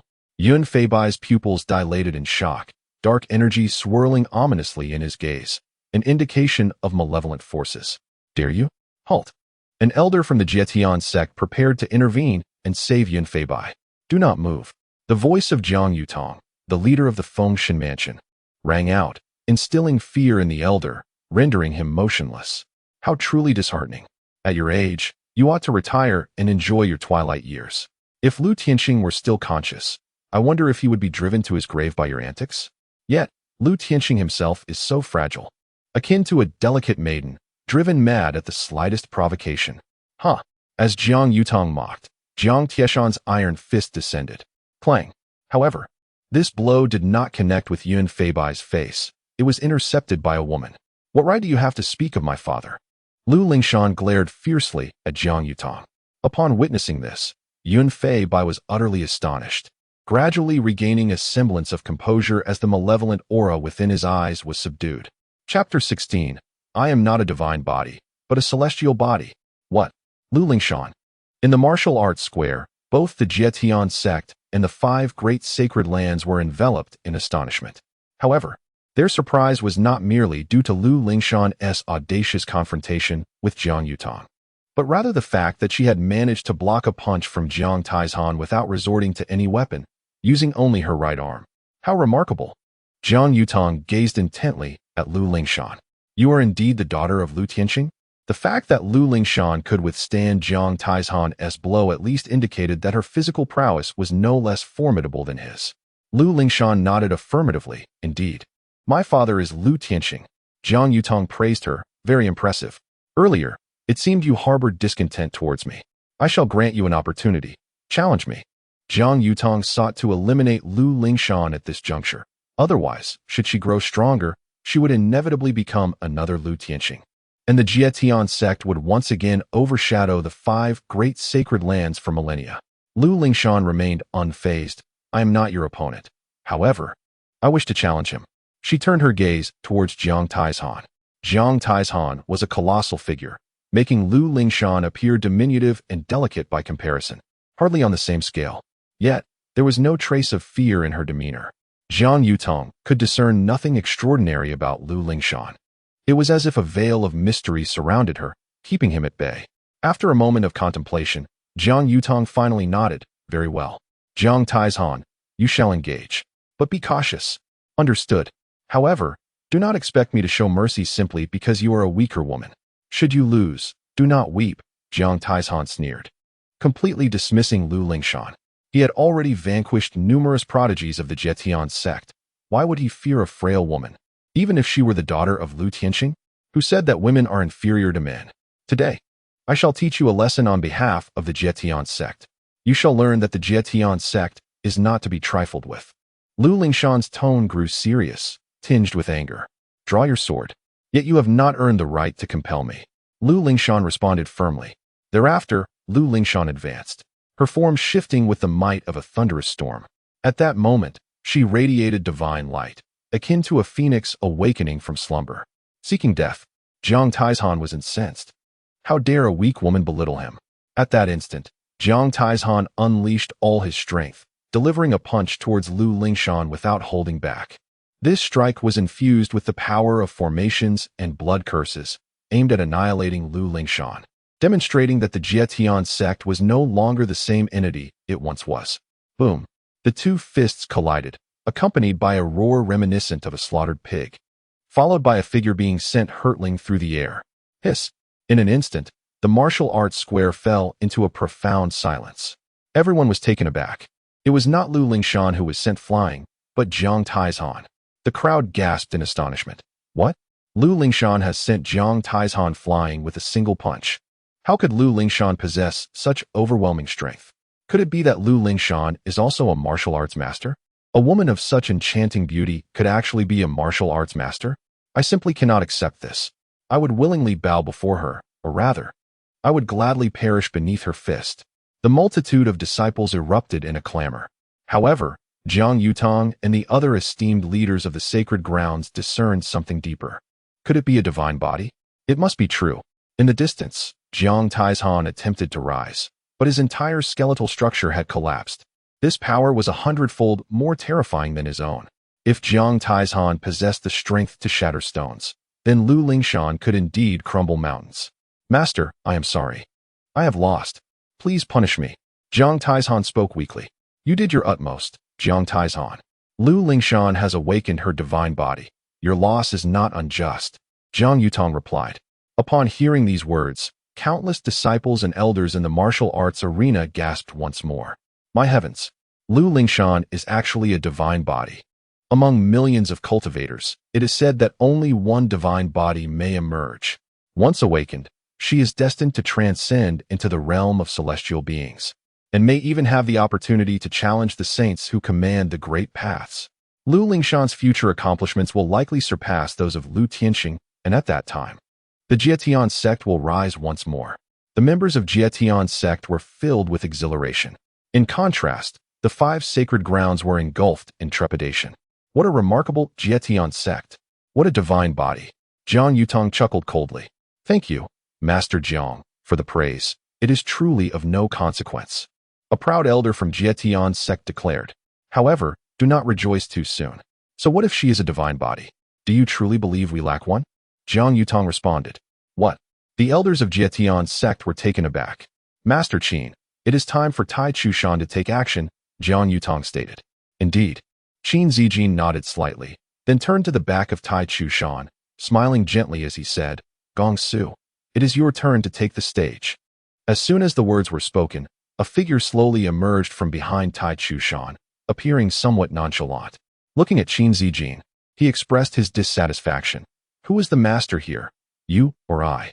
Can you not exhibit a bit of authority? Authority over my own son? If you wish to take control of Tai Chushan, I shall gladly step aside, Qin Zijin replied with a flattering smile. The onlookers from Tai Chushan were accustomed to this scene, while the members of the other sacred grounds were left utterly astonished. Gong Su's words were indeed not without merit. Who is truly the master here? Let us not dwell on this matter. Otherwise, I shall refrain from intervening, Gong Su stated. All right. You first take action and defeat Lu Lingshan. Then we shall speak. Qin Zijin nodded. With a swagger, Qin Gong Su approached Lu Lingshan. His demeanor relaxed as he spoke. Draw your sword. Otherwise, you shall have no opportunity to strike. Lu Lingshan responded. There's no need for your concern. Qin Gong Su, unperturbed, retorted. Then prepare yourself. In an instant, he formed a swift gesture with his hands, and layers of golden light burst forth from his body, radiating like a multitude of suns, dazzling beyond compare. Yet, more brilliant than the golden luminescence of the sun were the dense black runes that emerged around Qin Gong Su. This was the manifestation of a divine body. Lu Lingshan discerned the gravity of the situation.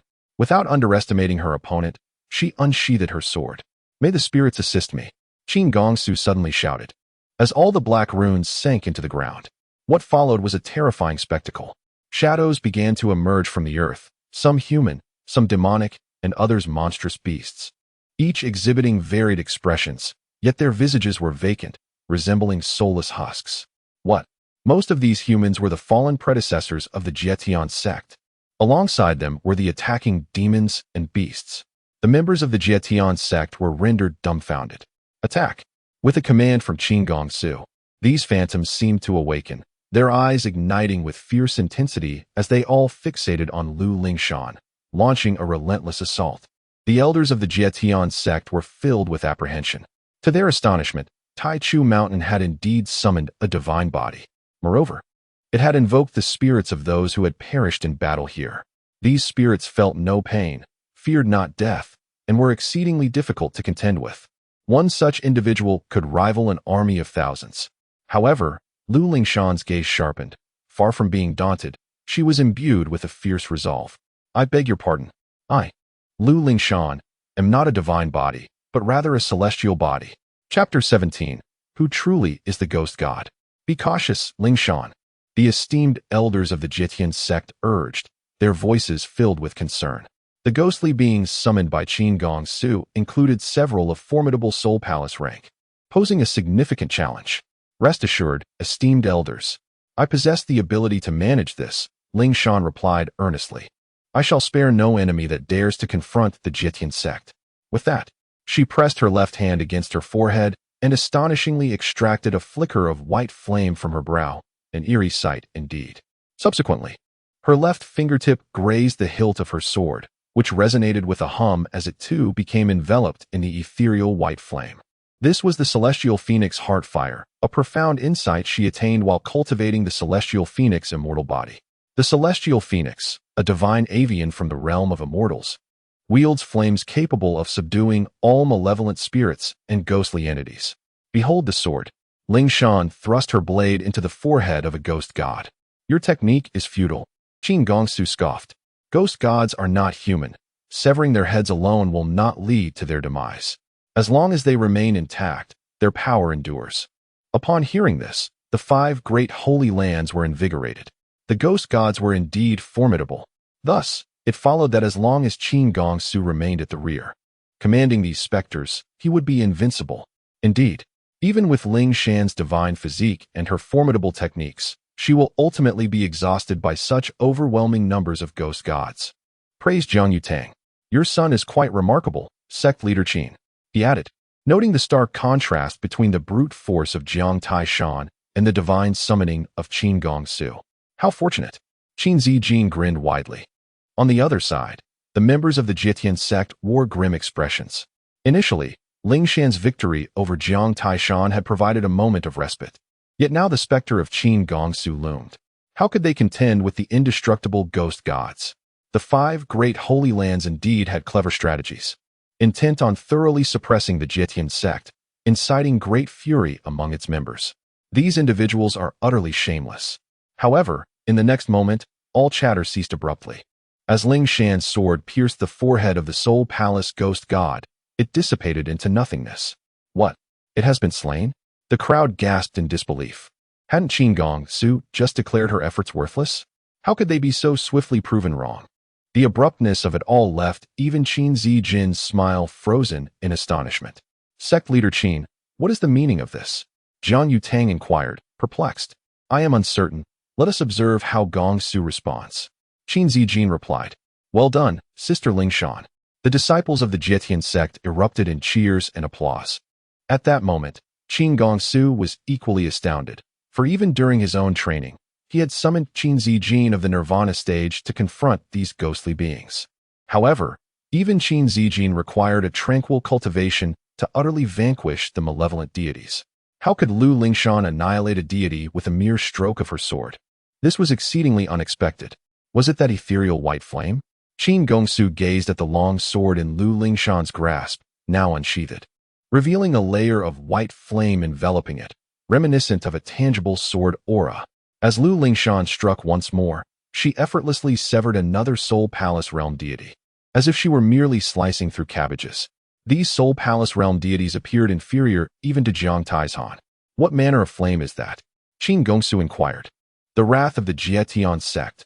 Lu Lingshan replied firmly.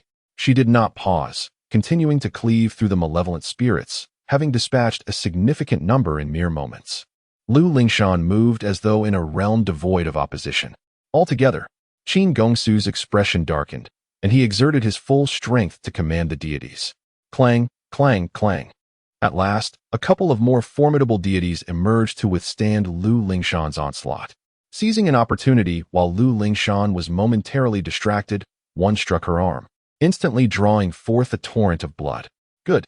The individuals from the 5 great sacred lands exclaimed, their frustration palpable. Yet, in the next instant, they were left dumbfounded. What? What is happening? Why can Lu Lingshan's injuries heal instantaneously? Was this the true embodiment of a deity? Observing her wounded arm, it healed before the naked eye, leaving no trace of a scar. This divine physique is astonishing. Even Jiang Yutong and Qin Zijin, along with the other sacred land leaders, were left in awe. As some disciples remarked, Lu Lingshan appeared to be the genuine deity. With such a rapid recovery, she seemed indestructible. Jiang Yutong and Qin Zijin exchanged glances, each reflecting the worry in the other's eyes. Lu Lingshan must not be allowed to remain. Otherwise, she would undoubtedly spell disaster for the other 5 sacred lands. What other abilities do you possess? Feel free to unleash them, Lu Lingshan declared, having eliminated all the deities, her gaze now fixed on Qin Gongsu. I am no match for you. I concede, Qin Gongsu proclaimed. With that, he began to retreat. However, his expression remained largely unchanged, as if conceding was a commonplace occurrence for him. Why not battle to the end? Jiang Yutong furrowed his brow. Just moments ago, Jiang Taizhan had nearly met his demise. Clearly, Qin Gongsu had yet to exert his full capacity. He certainly had other means at his disposal. Master Jiang, my son is no match. It is best he concedes early to avoid further suffering, Qin Zijin hastily explained with a smile. Jiang Yutong was infuriated. Yet, he understood that Qin Zijin's indulgence towards his son was excessive, treating him as if he were his own. Thus, Jiang Yutong refrained from further comment. Subsequently, the other 3 sacred lands dispatched another participant. However, none of them could rival Lu Lingshan.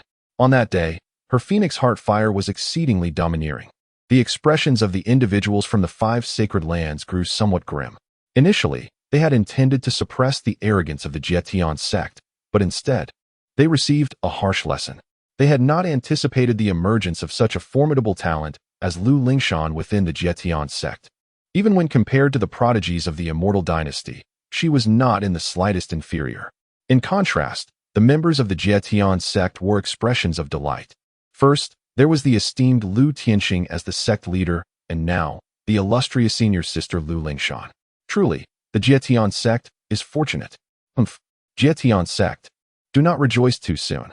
This is merely a spar between juniors. It should be kept within bounds. Jiang Yutong spoke in a solemn tone. Now, it is time for us sacred lands to settle accounts.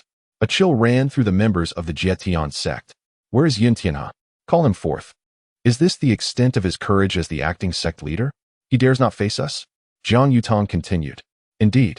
Where is Elder Yun? Where has he gone? Has Elder Yun fled in the face of danger? Instantly, the disciples of the Jietian sect held a poor opinion of Yun Tianhe. Such an acting sect leader is truly a disgrace. Elder Yun has arrived. At that moment, someone cheered. They saw Yun Tianhe descending from the direction of the back mountain. The elders of the Jietian sect hurriedly communicated through their minds. Elder Yun, have you seen the senior of the Yinyang twin swords? Yun Tianhe nodded with a troubled expression. Yes, I have seen him. However, the senior of the Yinyang twin swords refused to intervene. Why? Do they know the Jietian sect is in peril, yet choose to stand by and do nothing? The other elders were incredulous. Not exactly. It is merely that the senior of the Yinyang twin swords is not that powerful. They are merely at the divine concealment realm, just sword chi masters, replied Yun Tianhe. What? A sword chi master? Was it not the senior of the Yinyang twin swords who acted previously? Who else could it have been? The elders of the Jietian sect were left in a state of confusion. Chapter 18. Is this what you call a lack of cultivation? This is the essence of sword intent, Grand Master. Yun Tianhe, you have finally chosen to reveal yourself. I thought you would continue to cower like a turtle. Jiang Yutong mocked mercilessly. Jiang sect leader, your words are exceedingly disrespectful, Yun Tianhe retorted in a deep voice. Disrespectful? How amusing. In the martial domain, power dictates authority. Not only do I intend to berate you, but I shall also strike you. What can you do about it? Jiang Yutong continued, speaking without restraint. The primary cause of his ire was the disgrace suffered by the 5 great sacred lands during the recent sparring among the younger generation. Moreover, With Jiang Taizhan sustaining significant injury, the other prodigies from the sacred lands had merely held back. Thus, Jiang Yutong was filled with indignation. Since that is the case, I shall experience a few of your moves, Yin Tian had declared, equally frustrated. Initially, he had approached to invite the esteemed Yin Yang twin swordsman, only to discover that the individual was not a grand master of sword intent and ended up being scorned severely. Upon arriving at the martial arts plaza, he was further dismayed to see the pitiful sight of Yun Feibai, whose arm had been utterly shattered. From that moment forth, Yun Feibai would be forced to wield a sword solely with his left hand, an alteration that would undoubtedly impede his future achievements. How could Yun Tianhe possibly endure this? Very well, you have spirit, Jiang Yutong acknowledged with a nod. Immediately, both Jiang Yutong and Yun Tianhe soared into the heavens. They became two streaks of light, colliding like comets. Each impact reverberated throughout the cloud sea, producing a thunderous roar that echoed across the firmament. All the onlookers were left in awe. This was the realm of nirvana. To ascend to nirvana, one required a divine abode expert to unlock 9 sources of power from within. Each source unleashed would exponentially enhance one's combat prowess. It was evident that behind both Jiang Yutong and Yun Tianhe were 9 golden vortices of energy. However, Jiang Yutong's golden vortices were distinctly more formidable, for the 9th stage of nirvana represented 9 tribulations and 9 rebirths. Each rebirth was a cleansing of the self. Jiang Yutong had attained the 9th stage of nirvana, while Yun Tianhe was still at the 8th stage. Meanwhile, at the ancestral shrine on the back mountain, Li Mu continued to tidy up the cemetery. He paused momentarily, casting a glance skyward. The actions of Jiang Yutong and Yun Tianhe were crystal clear to him. Elder Yun Tianhe was waning in vitality. It was only a matter of time before he would succumb. However, he found the techniques employed by these two titans to be overly ostentatious and impractical.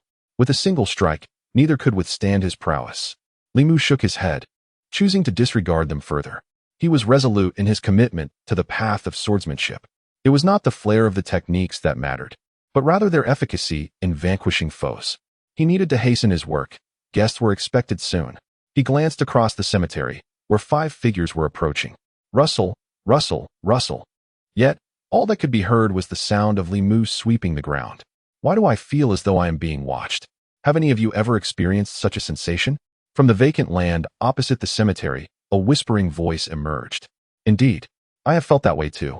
Another voice echoed in agreement. Why are you all so paranoid? I have gathered sufficient information. At the ancestral hall of the Jietian sect, only 2 guardians remain. One is named Wang Cheng, and the other, Li Mu. Moreover, Li Mu has a shattered dantian, leaving only Wang Cheng as a cultivator at the 9th level of foundation establishment. With such cultivation, can he truly detect our presence among the 5 of us in the divine concealment realm? Another voice chimed in. Certainly. Furthermore, we bear the inscriptions of the concealment talisman. Unless it is a nirvana expert, they will be unable to discern our existence. Enough of this idle chatter. The 5 great leaders should have arrived at the Jietian sect's stronghold by now. We must swiftly disperse and set up the North Mysterious Profound Killing Array at the Ancestral Hall, severing the Jietian sect's fortune. In due time, they shall no longer entertain thoughts of resurgence. Indeed, such opportunities are rare. We can take advantage of the distraction caused by the 5 great holy lands, ensuring no one notices our movements. Who would suspect that we are the ultimate objective of the 5 great holy lands assault on the Jietian sect? Just as the 5 were about to act independently, a sudden voice interrupted. Why will setting up the North Mysterious Profound Killing Array sever the Jietian sect's fortune? Did I not already explain? The North Mysterious Profound Killing Array is the foundational array of our North Mysterious sect. Once it is established, it will inevitably gather all the malevolent energy from the divine domain. At that moment, no matter how formidable the Jietian sect's fortune, it shall be suppressed and destroyed. Furthermore, this malevolent energy shares a source with the demonic aura, which is the nourishment favored by evil spirits, attracting a multitude of them to assault the Jietian sect. In such a case, even without intervention from the 5 great holy lands, the Jietian sect would face annihilation by the demonic forces. I see now. See what? How did you manage to cultivate to the divine concealment realm with such a feeble mind?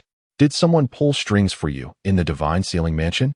Were you nurtured with heavenly materials and earthly treasures? Who are you cursing? It wasn't me who spoke. Don't look at me. It wasn't my doing either. If it wasn't you, then who could it be? Have we truly been discovered? Is someone monitoring our every move?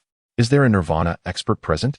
Suddenly, the five were nearly paralyzed with fear, their souls almost bursting forth from their crowns.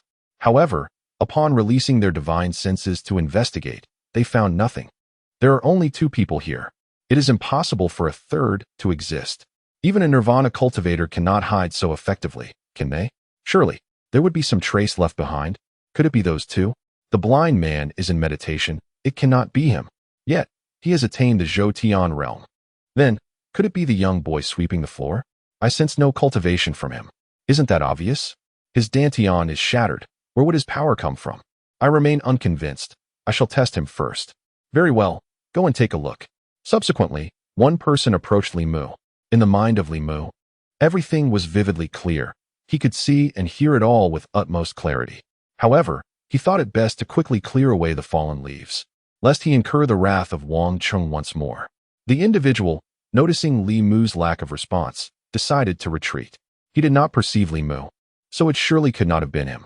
This was perplexing. Regardless, he needed to hastily set up the formation, even if there were any malevolent spirits. As long as they activated the Baiming Xian Sha Great Formation, the Jietian sect would be rendered powerless. Just then, that voice echoed again. Done. Li Mu finally finished sweeping. What do you mean done? The Baiming Xian Sha Great Formation has yet to be arranged. Was that me speaking? This voice sounded eerily similar to the other one from before. Who exactly is causing mischief here? Have the audacity to reveal yourself. The elder of the Baiming sect spoke in a deep tone. Am I not right here? Li Mu responded with a puzzled expression. How could these individuals, having lived for hundreds of years, grow increasingly bewildered? He had already spoken several sentences, yet they still inquired who he was. The elders from the 5 sacred lands gazed at him, their expressions reflecting utter confusion. Could it truly be this young, menial sweeper? Was it necessary to appear so frightening? They remained incredulous. Even if that blind man in the Zhou realm could detect them, they would find it more acceptable. But this young man, clearly with a shattered Dantian and no cultivation, how could he possibly perceive them? Subsequently, the elder of the Baiming sect solemnly inquired, "Can you see us?" Li Mu retorted, "Why wouldn't I be able to?" To him, this seemed entirely normal. The crowd gasped in astonishment. The elder of the Baiming sect furrowed his brow and asked again, "How is it that you accomplished this?" Li Mu regarded him as if he were a fool. "I am not blind." This left the elders of the 5 sacred lands feeling profoundly embarrassed. They were indeed at the divine concealment realm, their bodies inscribed with concealment talismans. Yet, in the presence of this young man, they felt completely exposed. It was a crushing blow to their pride. Given this, the elder remarked, "Then I cannot spare your life." He raised his hand, unleashing a fierce formation attack aimed directly at Li Mu's face. He could not fathom how Li Mu had detected them, but he was certain that Li Mu could not withstand his strike. However, the elder soon realized the magnitude of his error. For, with a mere flick of his wrist, Li Mu unleashed a sword strike, shattering the elder's formation attack. A sword mark was left upon the elder's brow, and with a single stroke, he was slain, dead beyond revival. The other elders of divine concealment turned pale, nearly succumbing to fear. Had their legs not turned to jelly, they would have fled without hesitation. What the hell? Who claimed this man had a shattered Dantian? Who said he possessed no cultivation? I will make him open his eyes wide and see clearly. Is this what one calls a lack of cultivation? This is the sword intent of a grandmaster. Chapter 19. The demon god Seal Yun Tianhe, prepare for your demise. In the heavens above, Jiang Yutong roared, his aura surging once more. At that moment, Jiang Yutong retrieved the divine sealing scroll, intent on vanquishing Yun Tianhe in one decisive strike. Hold on. Yun Tianhe gasped for breath, his strength nearly depleted. His vital energy waned, and any movement felt as though his very bones would shatter. Humph. Yun Tianhe, what tricks do you still wish to employ? Jiang Yutong did not relent. The divine sealing scroll was already unfurled. This scroll, a sacred artifact of the divine sealing manor, bore a black axis and golden frame adorned with ancient characters. These archaic inscriptions surged forth from the scroll, cascading onto Jiang Yutong, elevating his essence to unprecedented heights as he transcended the realm of celestial beings. Such was the might of the divine sealing scroll, enabling Jiang Yutong to momentarily harness the power of a celestial being. Yun Tianhe, trembling in fear, exclaimed, Master Jiang, cease your assault. Do you not see what this is? Yun Tianhe dared not utter more, for should Jiang Yutong's attack strike, he would surely be reduced to ashes. He produced a square seal, unlike ordinary seals embellished with dragons, phoenixes, or auspicious beasts symbolizing protection and blessings. This seal bore a grotesque figure, inscribed with the character for demon beneath it, surrounded by dark, malevolent energy. Jiang Yutong paused, taken aback. He scrutinized the seal and furrowed his brow, inquiring, Yun Tianhe, what does this mean?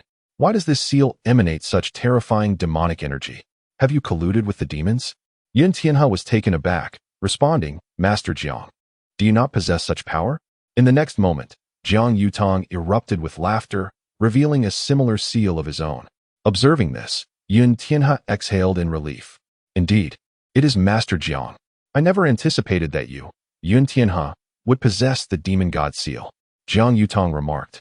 It appears that you were indeed the one who sought to eliminate Lu Lingshan. Everything now makes sense. But how did you deduce that I too possess the demon god seal? I cannot say for certain. However, it must be either the divine sealing manor or the primordial mountain, one of your two leaders. Yun Tianhe replied, having taken a gamble in that dire moment. Fortunate that his wager proved accurate.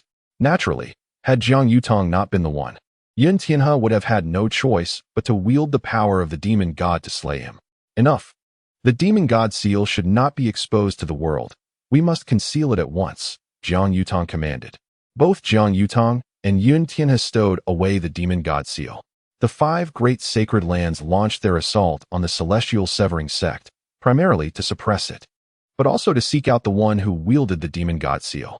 Does the demon god have a task for us? Yun Tianhe inquired. Indeed. Not long ago, I received an order to assist the demon god in opening a passage into the martial domain, Jiang Yutong replied. I cannot accomplish this alone. I require your assistance. Have you found others who possess the demon god seal? Yun Tianhe inquired. Not yet. You are the only one I have discovered, Jiang Yutong replied. What conditions must be met for the demon god to open the passage? Yun Tianhe continued to probe. I'm not entirely certain, but we currently need to locate some divine bodies, Jiang Yutong answered. Divine bodies? Have any been found? Yun Tianhe pressed further. At present, we can confirm 2 individuals. One is Lu Lingshan, and the other is Qin Gongsu from Taikishan, Jiang Yutong disclosed. Yun Tianhe recognized Lu Lingshan as the divine body that awakened recently in Tianma Abyss. This had long been a thorn in Yun Tianhe's side. Only by eliminating Lu Lingshan could the Yun family seize control of the Jitian sect. What must be done? Should we kill the divine body? Perform a sacrifice? Yun Tianhe eagerly asked. No, we need living individuals, Jiang Yutong clarified. Jiang sect leader, what is the plan? Yun Tianhe inquired. Following the guidance of the demon god, we shall, under the pretense of trials, call upon all the talents of the central divine continent, led by the 6 major sacred lands. If we can identify 10 divine bodies, we shall conduct the sacrifice during the trials, open the passage, and welcome the arrival of the demon god, Jiang Yutong explained. This plan is impeccable, Jiang Yutong praised. Now, this matter will be discussed later. For now, the battle between you and me must reach a conclusion, Jiang Yutong stated. Indeed. Otherwise it may raise suspicions, Yun Tianhe agreed. By the way, Jiang sect leader, what price do the 5 sacred lands require from the Jitian sect? If it is too heavy, it may be difficult for me. As the acting sect leader, he added. Previously, it was necessary to severely wound the vitality of the Jitian sect. Now that you control the Jitian sect, it cannot be excessive, as it would affect your reputation. Jiang Yutong replied. The 5 sacred lands have each dispatched an elder to the ancestral hall at the back mountain of the Jitian sect, where they have set up the Baiming Xinsha Grand Array. Once the array is activated, we shall return. What? The Baiming Xinsha Grand Array? Are you attempting to sever the fortunes of my Jitian sect? Yun Tianhe's expression changed dramatically. It is no longer your Jitian sect, Yun Tianhe. Do not forget your own identity. Even if the demon god requires my Fengshan mansion, I would not hesitate to offer it, Jiang Yutong corrected him. Of course, I will not put you in a difficult position. In half a month, I will inform you of the array's source concerning the Fengshan mansion, and you will be able to break through it then. At that time, you will be the benefactor of the Jitian sect, and your reputation within the sect will soar to great heights. In half a month, the fortunes of the Jitian sect will be severely compromised. Well, very well. Yun Tianhe nodded. Then it is settled. Prepare to receive my strike, Jiang Yutong declared. All right, Yun Tianhe replied with a nod. Boom. Subsequently, Jiang Yutong raised his hand and struck Yun Tianhe down to the ground. Elder Yun, are you all right? The senior elders of the Jitian sect hurried over to assist Yun Tianhe to his feet. I am fine. However, I am no match for Jiang Yutong. I have let down the hopes of all of you. Yun Tianhe's face was filled with despair. Elder Yun, your prowess pales in comparison to that of Jiang Yutong, who wields a sacred artifact.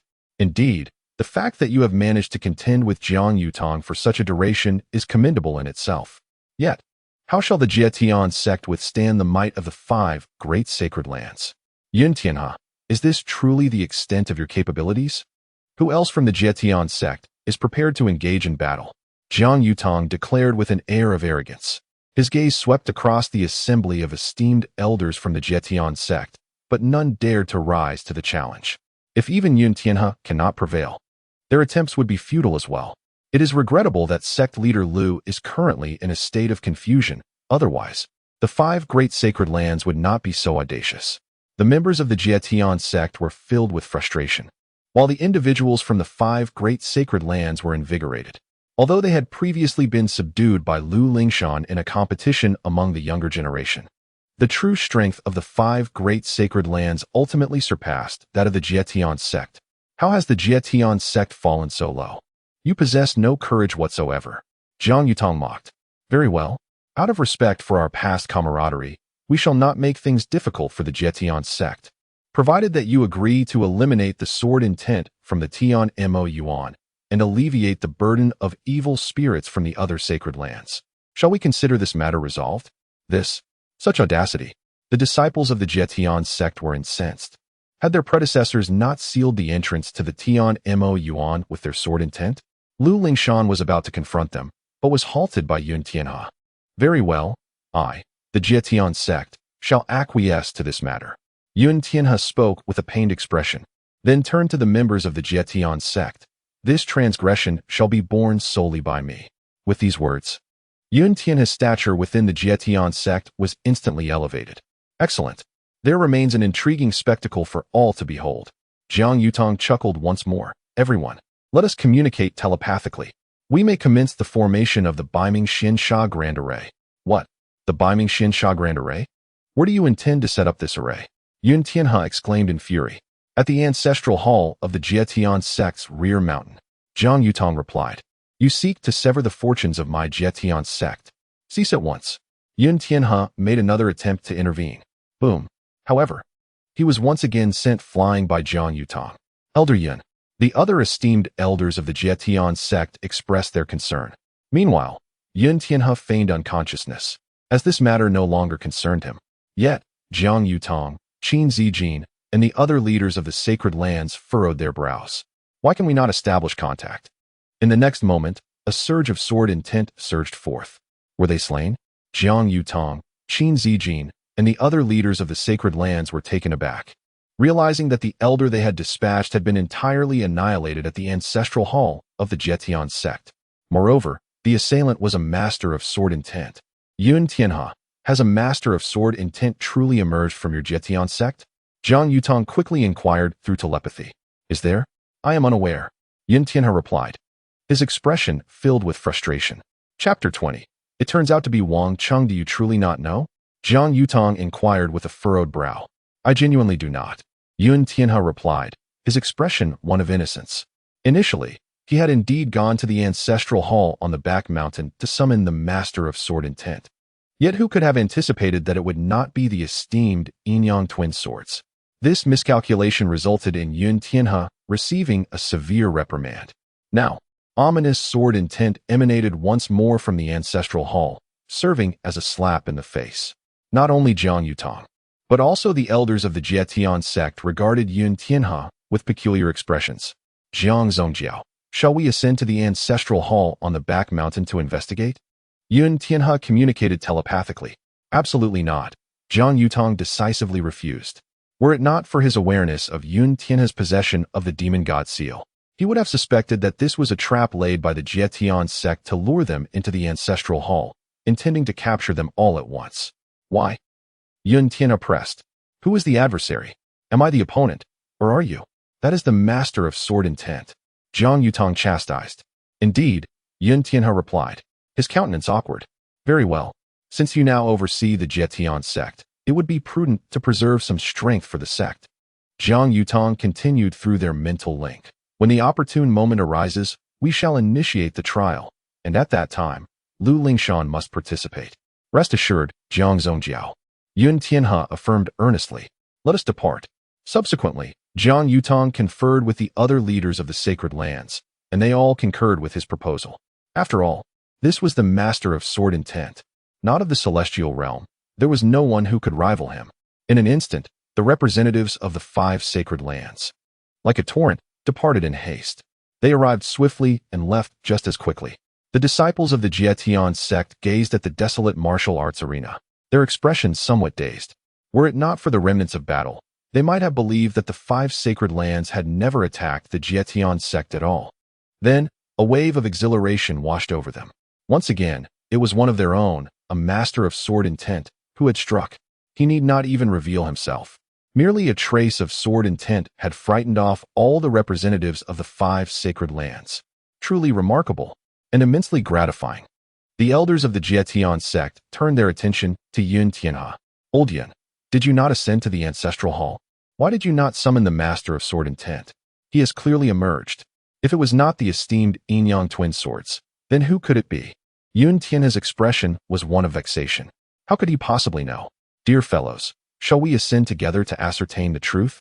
Yun Tianhe proposed. Very well. Thereafter, the elders of the Jietian sect hastened to the ancestral hall on the back mountain. Lu Lingshan also rushed to follow, as she was concerned for Li Mu.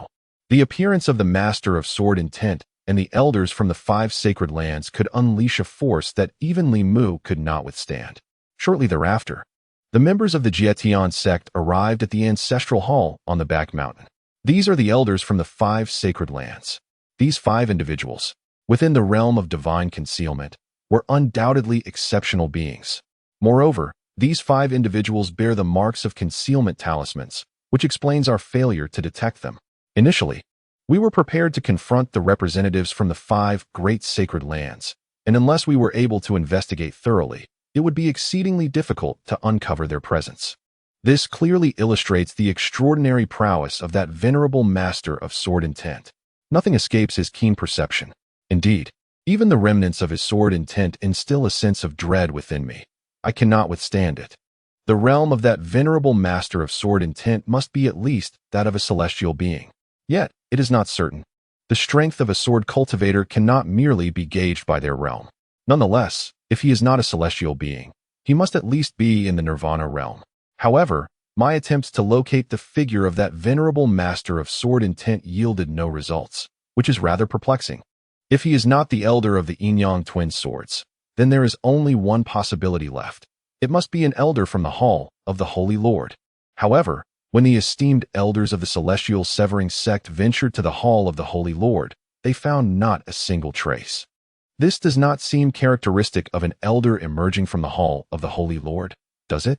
If it is not an elder from the hall of the Holy Lord, then only 2 individuals remain in the ancestral hall of the rear mountain. Wang Cheng has met with all esteemed elders. At that moment, the blind, robust man also approached. Instantly, the esteemed elders of the celestial severing sect exchanged glances, each harboring an impractical thought. Could it be that the venerable master of sword intent is Wang Cheng? However, Wang Cheng possesses only the 9th level of foundation establishment. Does he not? No, astonishingly, he has now reached the Zhou Tian realm. This is indeed somewhat strange. Previously, when I assisted Wang Cheng in healing, his 9th level of foundation establishment was already his limit. There was no way he could have further advanced. Yet, it is not entirely impossible. Often, certain powerful sword cultivators possess eccentric temperaments and prefer to conduct themselves discreetly. They thrive under unassuming identities, navigating the world with subtlety. It stands to reason that Wang Cheng has spent decades alone in the ancestral hall of the rear mountain. Such a monotonous and solitary existence is not something just anyone can endure. It requires immense willpower. Should we inquire with Wang Cheng? Perhaps not. If he is indeed the one, it would undoubtedly anger this master of sword intent. Precisely. The fact that this master of sword intent has acted without our awareness indicates his desire to remain incognito. Very well, let us pretend to know nothing.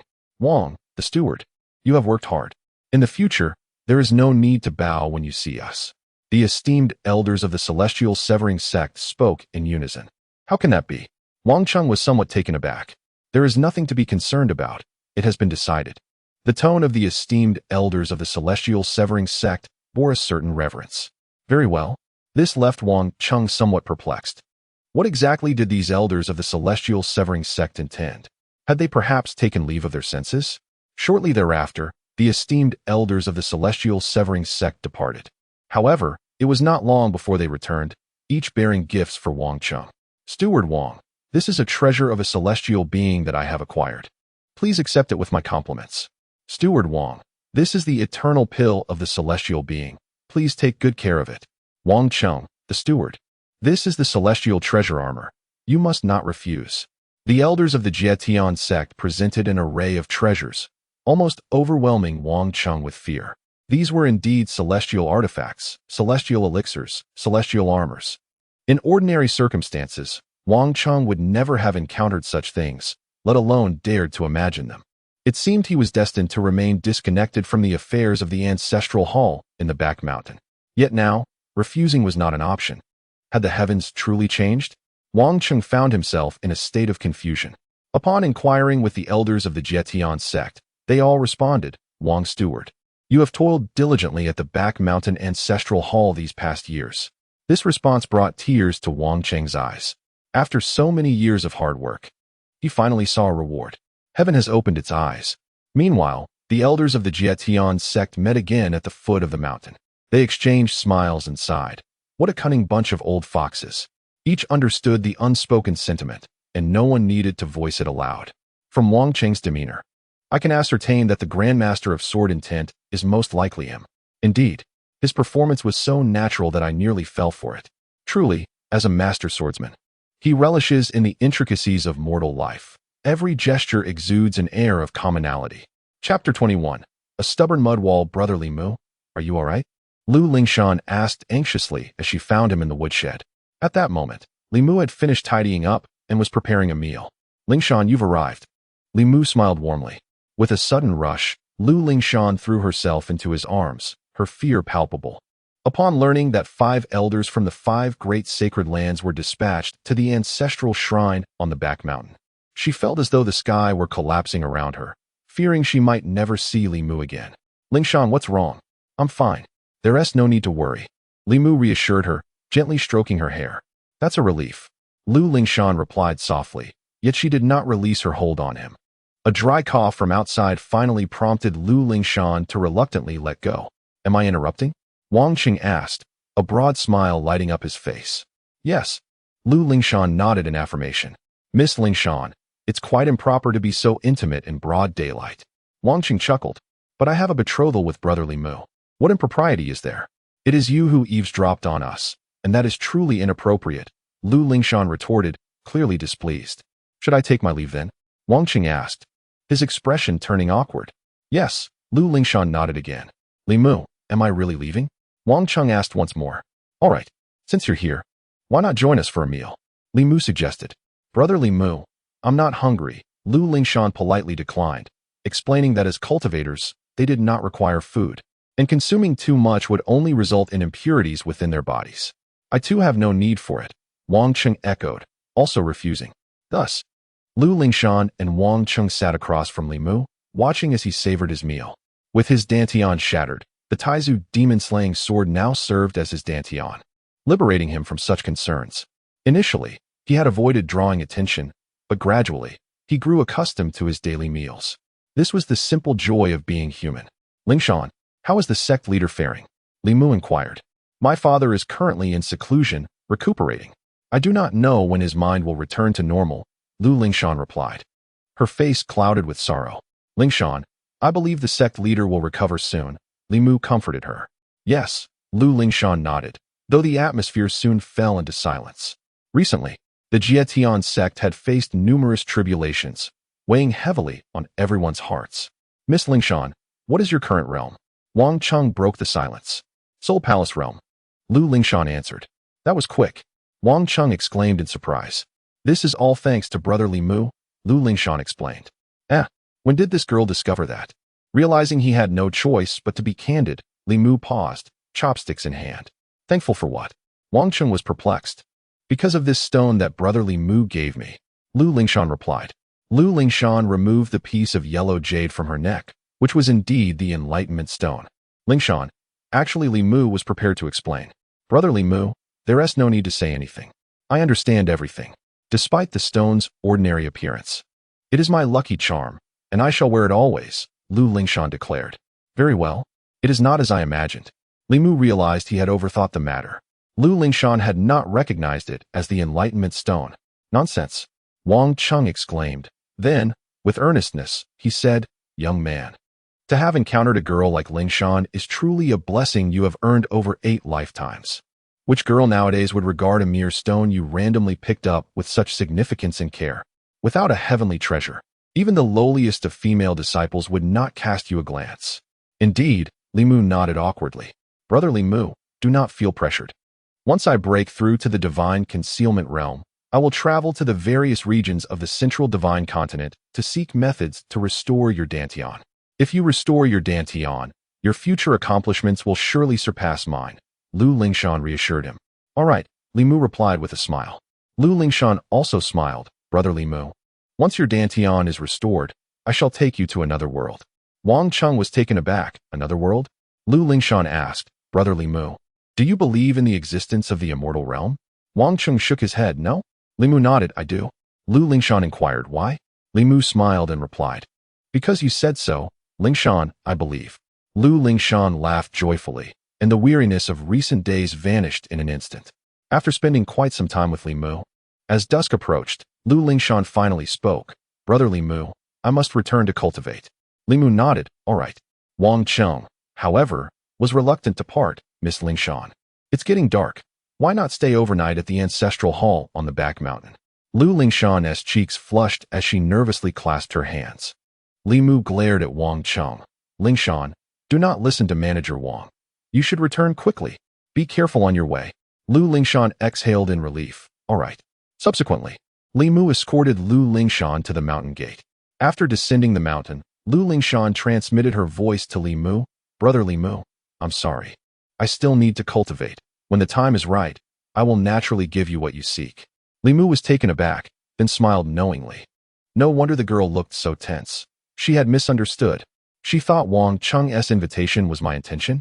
In truth, Wang Chung sought to utilize the Enlightenment Stone for his own cultivation. After all, spending just an hour beside this girl was worth a month of training. When Li Mu returned to the woodshed, he found Wang Chung tinkering there. Upon hearing Li Mu's return, Wang Chung immediately halted his actions and feigned calm. You rascal. Truly a hopeless case. Wang Chung scolded directly. Manager Wang, why do you scold me? Li Mu pretended not to understand. You wretched fellow, you truly deserve this. I have created opportunities for you, yet you failed to seize them. With that, Wang Chung scolded once more. Enough. I shall return and rest early. After Wang Chung departed, Li Mu cast his gaze towards a corner by the bedside, where nestled within the lowest cabinet lay a celestial treasure. 9 times of rebirth. Attaining the status of a celestial being. Beyond this celestial existence lies the cultivation of the primordial forces of heaven and earth. This celestial treasure possesses the same essence. Any malevolent entities sensing the aura of this treasure would undoubtedly refrain from approaching. A warm feeling enveloped Li Mu's heart, and a smile graced his lips.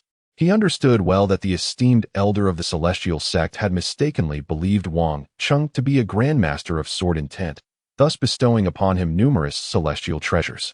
Yet, for Wang Chung, prior to this, he had likely only encountered treasures of the Zhoutian caliber in his lifetime. Now, possessing a celestial treasure, he generously offered one to Li Mu. Such magnanimity is truly extraordinary. Li Mu silently etched this kindness in his heart and resumed his cultivation, delving into the profound mysteries of the ancestral demon-slaying sword.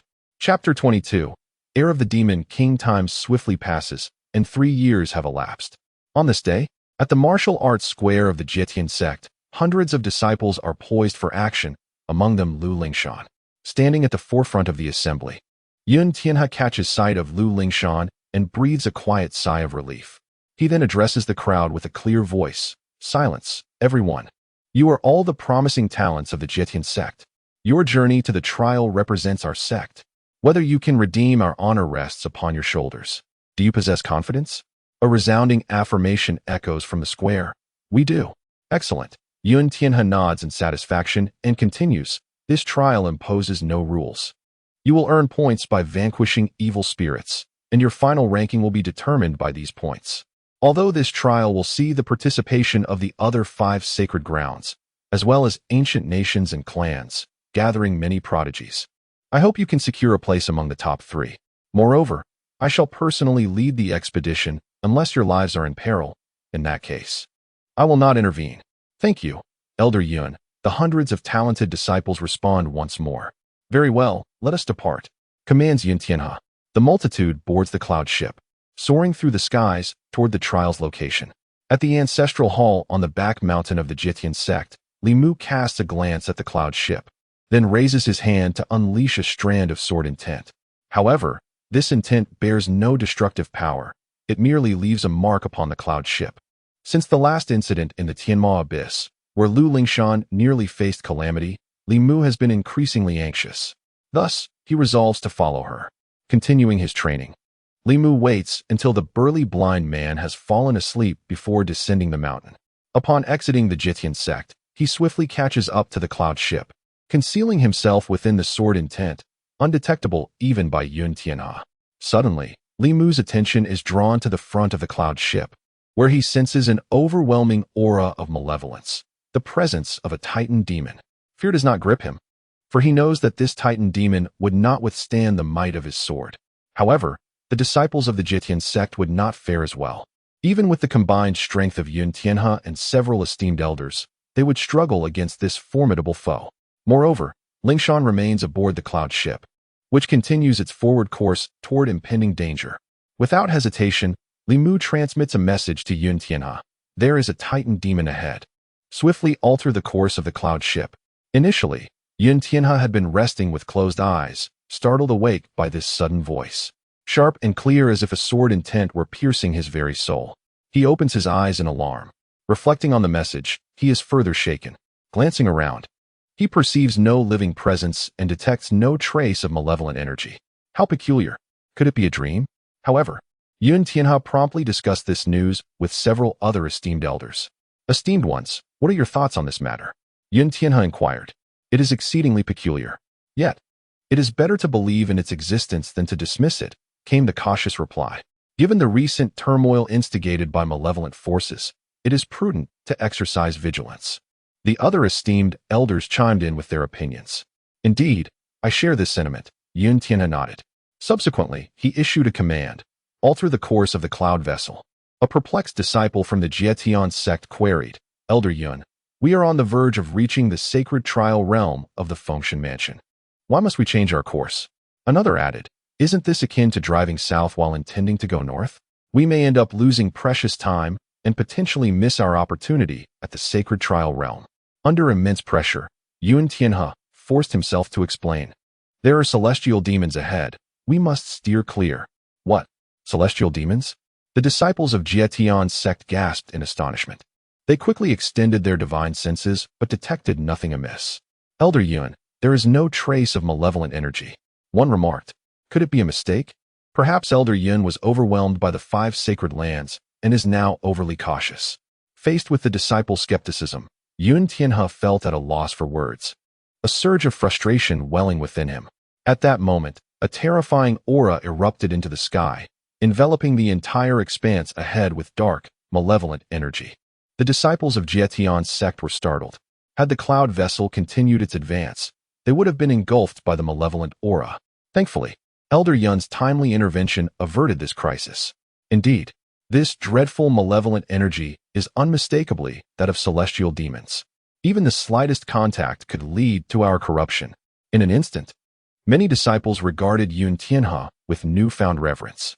A smile crept upon Yun Tianhe's lips as he pondered, why did that voice resonate within me? Could it be the will of the demon god? Meanwhile, Li Mu remained alert, his brow furrowed. The celestial demon in question exhibited signs of madness. Li Mu continued to observe intently. This celestial demon appears to have been summoned by someone. On the ground, two factions stood in opposition. However, the disparity in numbers was stark. One side boasted over 100 members, while the other comprised merely 20. Among the smaller faction was a young girl clad in blood-red garments, a thick red cord tied around her waist, adorned with a pair of bells. She cradled a scroll in her arms, and a dark aura connected the bells, while another surged skyward, revealing the presence of a formidable, malevolent entity. At this moment, both the faction of the young girl and that of their adversaries were transfixed by the towering celestial demon, their faces etched with terror. C2 Jing, you are indeed the heir of the demon tamer. A venerable elder, his visage marred by wooden spikes, spoke in a low, resonant voice. His sunken, wrinkled eyes reflected not only fear but also excitement, and above all, a ravenous greed. The girl named C2 Jing, at that moment, gazed upward towards the heavens. Fixated on the celestial demon, her mind blank, rendered speechless. She could scarcely fathom that the scroll left to her by the family patriarch had sealed a celestial demon. The cultivation method she practiced was, in fact, the grand tome of demon taming, and the means to invoke this tome lay within the pair of bells upon her person. C2 Jing, cease at once. Otherwise, you shall be devoured by this celestial demon. The elder with the wooden spikes implored once more. This time, C2 Jing regained her composure, her anger flaring as she retorted, Feng Buotao, spare us your pretense. Weren't you just intent on destroying us? Did you not seek to seize the secret art of demon taming from the C2 family? Come forth and prove your courage. Her emotional turbulence unleashed a more fearsome malevolence from the celestial demon above. Observing this, the members of the Feng family exchanged apprehensive glances. Feng Buotao furrowed his brow. C2 Jing, your family has fallen into decline. Do not cling to delusions. Should you join the Feng family, it would benefit both the C2 and Feng clans. Moreover, if you surrender the grand tome of demon taming, I assure you that you shall receive everything you desire. A farcical jest. C2 Jing scoffed. Feng Buotao, your words are sweetly spoken, yet your true desire is merely the grand tome of demon taming. Do you truly believe that if I hand it over, you would spare our lives? I think not. For the sake of the Feng family's interests, to become the sole ancient clan of demon tamers in central Shenzhou, you would undoubtedly exterminate all who bear the bloodline of the C2 family. Stubborn and unyielding, a glint of malevolence flashed in Feng Buotao's eyes. However, the grand tome of demon taming had yet to be acquired, and he could not afford to eliminate C2 Jing just yet. He shot a glance behind C2 Jing, prompting a young man to step forward. Sister Jing, you must halt. Brother, the celestial demon is our only hope. If I cease now, I will lack the strength to summon it again, and we shall be mere lambs for the slaughter by the Feng family. C2 Jing exclaimed. The young man, equally incensed, retorted, C2 Jing, do you wish to endanger us all to be consumed by the celestial demon? C2 Jing's ire flared further. C2 Nan, I never imagined you to be so inherently cowardly. Even being devoured by the celestial demon is preferable to surrendering the grand tome of demon taming to the Feng family. Have you forgotten that it was the machinations of the Feng family that led to our current plight? Subsequently, several elders of the C2 family attempted to counsel her, but C2 Jing remained resolute in her stance. Ultimately, unable to bear it any longer, C2 Nan let out a furious roar and took action. C2 Jing, you have now succumbed to madness, and I suspect you have fallen under the control of dark forces. Thus, I must subdue you. C2 Nan chanted an incantation, and with a scroll in hand, a wave of black energy connected to C2 Jing's bell. Dare you seize my bell? C2 Jing exclaimed, fury igniting within her. The master truly misjudged. How could he select someone as selfish and self-serving as you as his heir? C2 Nan retorted vehemently. I am not. C2 Jing could scarcely endure the accusation, her mind becoming increasingly unsettled. In that fleeting moment, the celestial demon descended from the heavens, preparing to retaliate against C2 Jing. C2 Jing gasped, her complexion paling as she stood frozen in place. Observing this, both Feng Buotao and C2 Nan displayed expressions of eager anticipation. This is poetic justice for C2 Jing. How could a traitor from her own ranks be a worthy opponent?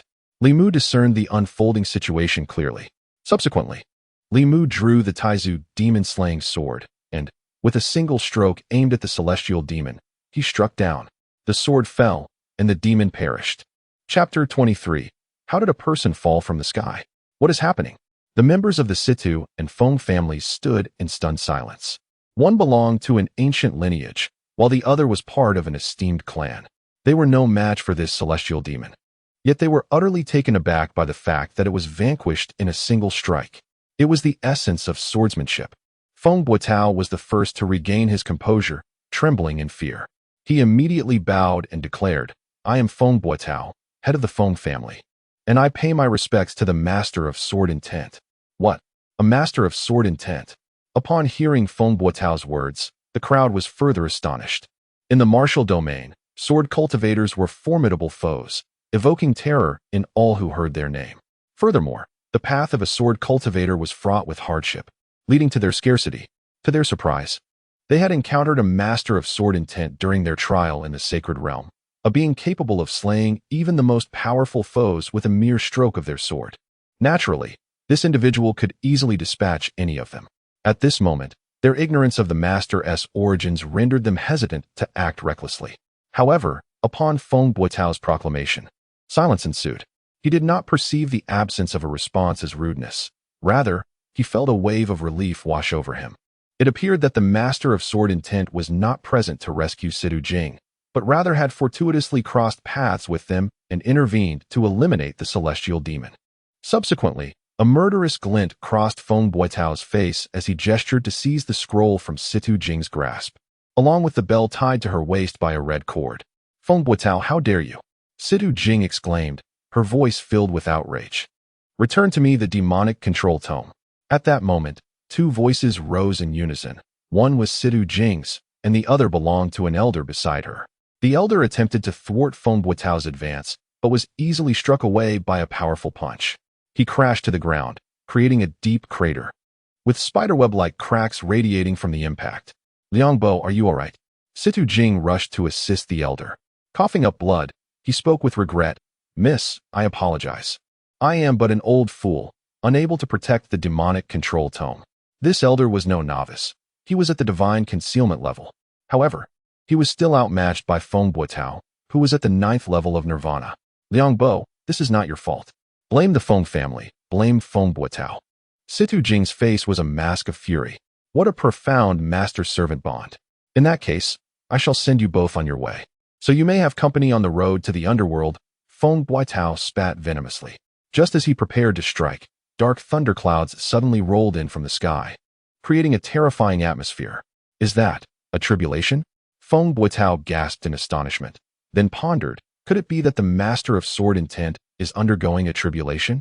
With this thought, he glanced at Situ Jing and the elder, feeling a twinge of reluctance, yet ultimately decided against further action. "Let us depart." Firstly, Feng Buotao dared not linger any longer. The heavenly tribulation descended, and even he could not withstand it. Secondly, he was apprehensive that any action on his part might disrupt the tribulation of that esteemed sword master.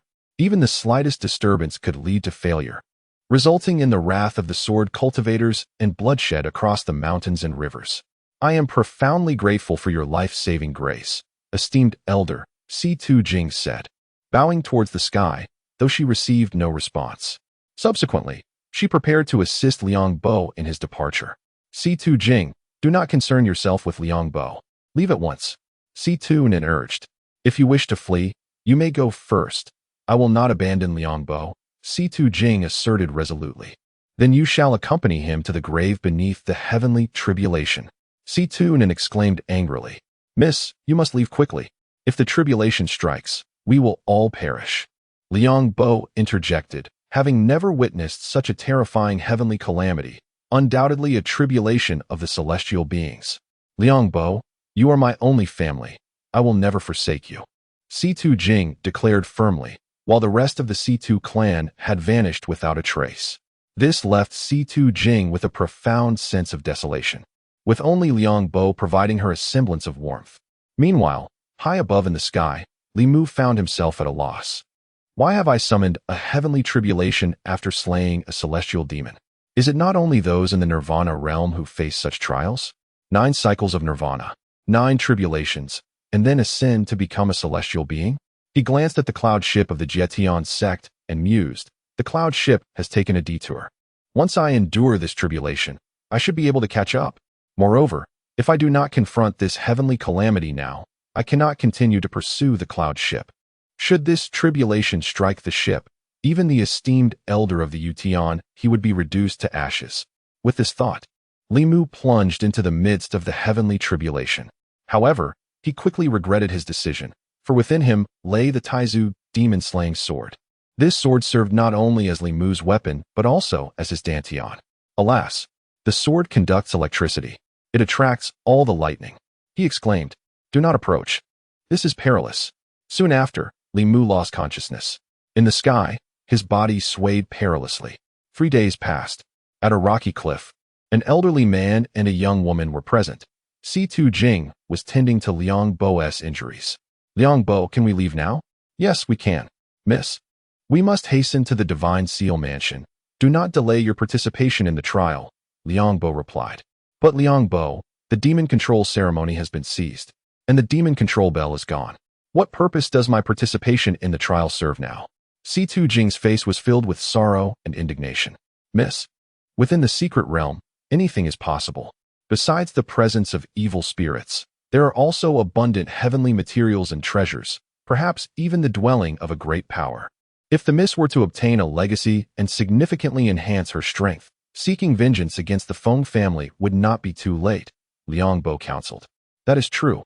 Despite the slim chances, it is better than having none." Si-Tu Jing's expression hardened with determination. "Liang Bo, let us depart." Just as Si-Tu Jing and Liang Bo had descended from the precipice, a thunderous crash erupted before them, creating a large crater.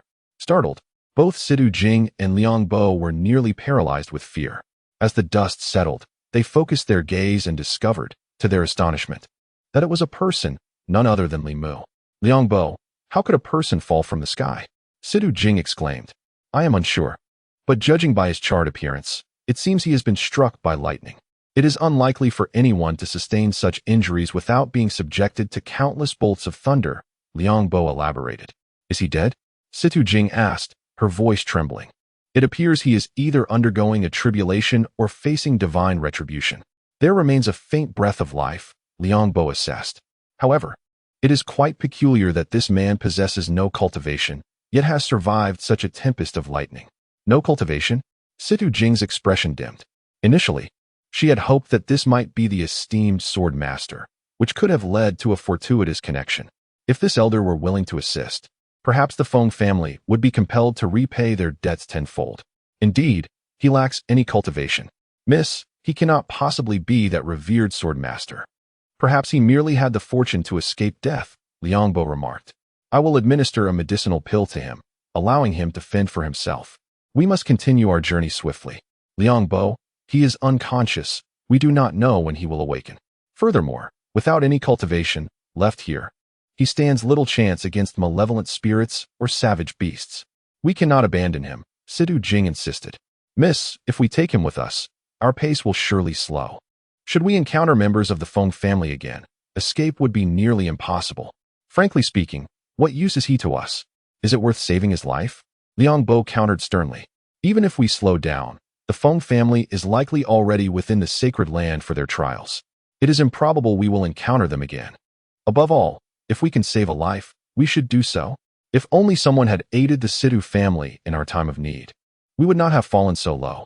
Moreover, had that sword master not intervened a few days ago, we would not have survived either," Si-Tu Jing replied, her heart resonating with empathy for Li Mu. "Very well," Liang Bo relented, albeit reluctantly. "But I must caution you. Your kindness is commendable. Yet be mindful not to act impulsively in the future, lest you find yourself at a disadvantage." Si-Tu Jing smiled gratefully. "Thank you, Liang Bo." Thus, Si-Tu Jing and Liang Bo took Li Mu with them as they journeyed towards the Fengshan mansion, entering the sacred land trials. Li Mu remained in a state of unconsciousness throughout their travels. Chapter 24, Nirvana 1, The Art of Celestial Control Ding. "May I inquire if the host has signed in for the trials at the sacred land of the divine?" "Sign in complete. You have obtained the art of celestial control. This alluring voice echoed incessantly within Li Mu's mind. At long last, he regained a semblance of consciousness. What has transpired? It seems I have succumbed to unconsciousness. Thankfully, I persevered through the thunder tribulation. Li Mu felt himself becoming increasingly aware. He discerned that the surroundings were unfamiliar and sensed a multitude of cultivators, all hailing from diverse factions. It appeared he had indeed entered the trials of the sacred land. A sigh of relief escaped him. However, upon attempting to move, he realized he was utterly immobilized. His mind had regained clarity, yet his physical form remained unresponsive. To his astonishment, he discovered he was being carried. Could this be the young girl who summoned the celestial demon, and her elder from the Situ clan? It seemed these two had found him unconscious and brought him into the secret realm of the sacred land trials.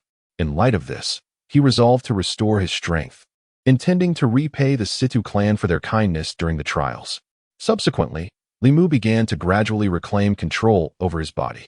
To his surprise, the body, having been struck by lightning, had grown even stronger. Moreover, after the tribulation, his physical form had effectively merged with the Grand Ancestor's demon-slaying sword. Even without drawing the sword, his body could exude the essence of the sword. His body was, in essence, the Grand Ancestor's demon-slaying sword.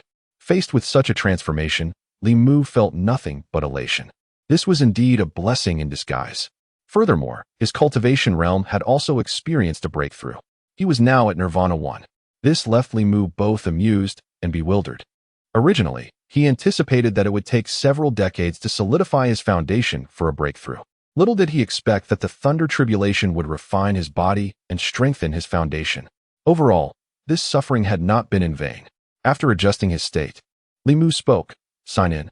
Congratulations, host. You have obtained the art of celestial control. The alluring voice resonated again, and a flash of enlightenment surged through his mind. Instantly, a wealth of knowledge flooded into his consciousness. It turned out to be a martial art. Upon signing in, he had directly acquired it. Subsequently, Li Mu examined the information regarding the art of celestial control. Art of celestial control, the most potent celestial technique from the celestial realm. Celestial technique? What could this possibly mean? Li Mu pondered, continuing to read. Art of celestial control, mastering humans, demons, spirits, fiends, gods, and celestial beings. Such control is astonishing. Li Mu was utterly astounded. After perusing the details, he finally comprehended that the art of celestial control was akin to a beast-taming technique. Yet it surpassed it by far. The art of celestial control could govern the world. Subsequently, with an overwhelming surge of excitement, Li Mu began to master the tome titled The Classic of Celestial Mastery. As the sacred trial unfolded, Situ Jing and Liang Bo suddenly came to a halt. For ahead of them, a group of individuals was hastily approaching. Miss, it's Situ Nan and his cohort. Liang Bo exclaimed. Situ Jing furrowed her brow. Liang Bo, allow me to carry him. Very well. Liang Bo assisted Li Mu onto Situ Jing's back. Both Situ Jing and Liang Bo sensed an ominous intent in the approach of Situ Nan and his companions. Jingmei, it is truly wonderful to see you alive, Situ Nan expressed with feigned enthusiasm. However, this only heightened Situ Jing's vigilance, and she retorted with a cold demeanor, Situ Nan, spare me your insincerity. Speak plainly. During their previous encounter at the Feng family's residence, Situ Jing had discerned Situ Nan's true nature, cowardly and selfish. Situ Jing, you are indeed ungrateful. Situ Nan's expression darkened as he scolded. Do you genuinely believe I care for your well-being? Were it not for your possession of the classic of demonic mastery, would I waste my time on you? You are nothing. What brings you here, then? Situ Jing demanded angrily. Situ Jing, if you relinquish the classic of demonic mastery to me, I can spare your life, Situ Nan proposed. Over my dead body. Situ Jing exchanged a glance with Liang Bo, preparing to flee. You think you can sow good seeds and reap good fruits while burdened with a dead weight? In this realm, where strength reigns supreme, only the might of one's fist holds sway, Situ Nan scoffed. At his command, several individuals moved to intercept Liang Bo, while others blocked Situ Jing's escape route. Situ Nan, even if I perish, I shall never impart the classic of demonic mastery to you, Situ Jing declared resolutely. With that, Situ Jing carefully set Li Mu down. Knowing that Situ Nan sought to eliminate both her and Liang Bo, She believed he would not harm an ordinary mortal. Wanna die? It's not that simple. Situ Nan sneered, producing a scroll from his possession. He recited an incantation, and a dark aura emanated from the scroll, growing increasingly formidable. From within this dark essence emerged a colossal shadow with blood-red eyes, seemingly capable of piercing the very soul. Upon witnessing this, Situ Jing's countenance shifted dramatically, her voice trembling with fear, the soul-devouring demon. Indeed, Situ Nan replied with a grin. It is good that you recognize it. Even in death, the soul-devouring demon will swiftly consume your soul and extract your memories. Thus, I too can acquire the classic of demonic mastery. Therefore, if you are wise, you will willingly impart it to me. Though terrified, Situ Jing did not yield, her gaze icy as she fixed it upon the soul-devouring demon.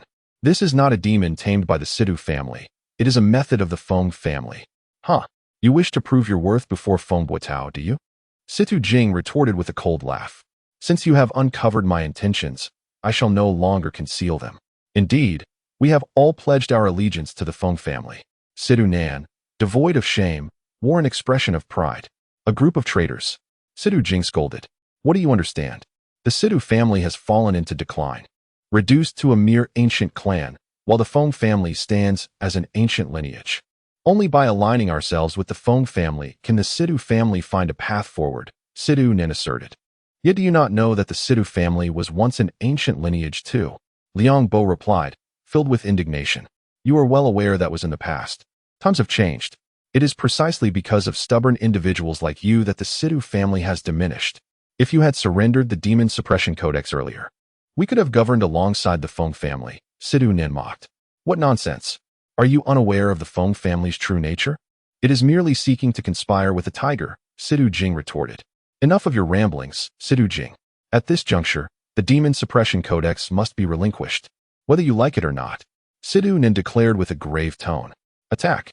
With Situ Nan's command. The soul-devouring demon emitted a piercing shriek and lunged towards Situ Jing. Miss! Liang Bo shouted, unleashing his utmost strength, yet one man could not withstand four fists, as he was restrained by several other members of the Situ family. Situ Jing fixated on the soul-devouring demon, her gaze a tumult of emotions, fear, anger, and resolve. I am at the 5th level of Kaiyuan, while this soul-devouring demon is at the Soul Palace realm. Under normal circumstances, I would be no match for it. However, if I seize the opportunity to self-destruct, I might inflict severe damage upon it, ensuring it cannot consume my soul. Situ Jing harbored no thoughts of survival. Her sole intention was to prevent a traitor like Situ Nan from acquiring the Demon Suppression Codex. She steadfastly stared at the soul-devouring demon, suppressing her inner dread, waiting for the precise moment to self-detonate as it approached. However, as the soul-devouring demon swooped down, it trembled uncontrollably. For reasons unknown, it sensed a lethal danger. This instinct for survival compelled the soul-devouring demon to retreat in panic. Overwhelmed by fear, it broke free from the bindings of Situ Nan's scroll. Cough! Situ Nan was struck by a backlash, spitting out a mouthful of blood. This unexpected turn of events astonished everyone present. Chapter 25. Li Mu, are you not frightened? What has transpired? Why has this soul-devouring demon suddenly fled? The members of the Situ family appeared utterly bewildered, including Situ Jing, who had been prepared for self-detonation. She never anticipated such a turn of events. Situ Jing, what have you done? Situ Nan's thunderous voice shattered the silence. At this moment, his eyes were bloodshot, brimming with uncontrollable rage. The escape of the soul-devouring demon inflicted a severe backlash upon him. Most critically, Situ Nan could no longer obtain the Demon Control Manual. Consequently, he would no longer garner the esteemed attention of Feng Buotao. Situ Nan, this is your retribution. Situ Jing laughed with anger. The soul-devouring demon would rather flee than be commanded by a traitor like you. Situ Jing, you seek death. Situ Nan seethed with fury, yet as he lashed out, he coughed up blood repeatedly, the backlash intensifying, nearly causing him to collapse. You all, take action against Situ Jing. However, do not allow her to die too easily. Summon all the evil spirits. Let Situ Jing suffer the torment of their devouring. Situ Nan's gaze turned cold as he spoke through gritted teeth, intent on humiliating Situ Jing thoroughly. Understood. The other members of the Situ family promptly produced scrolls, summoning forth the evil spirits.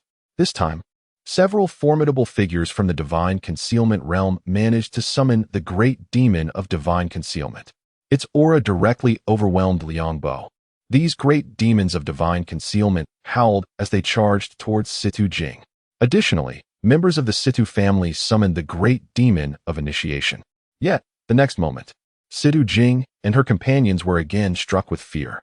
For regardless of whether it was the great demon of initiation or the great demon of divine concealment, all of them in midair were suddenly filled with terror, and they began to flee in panic.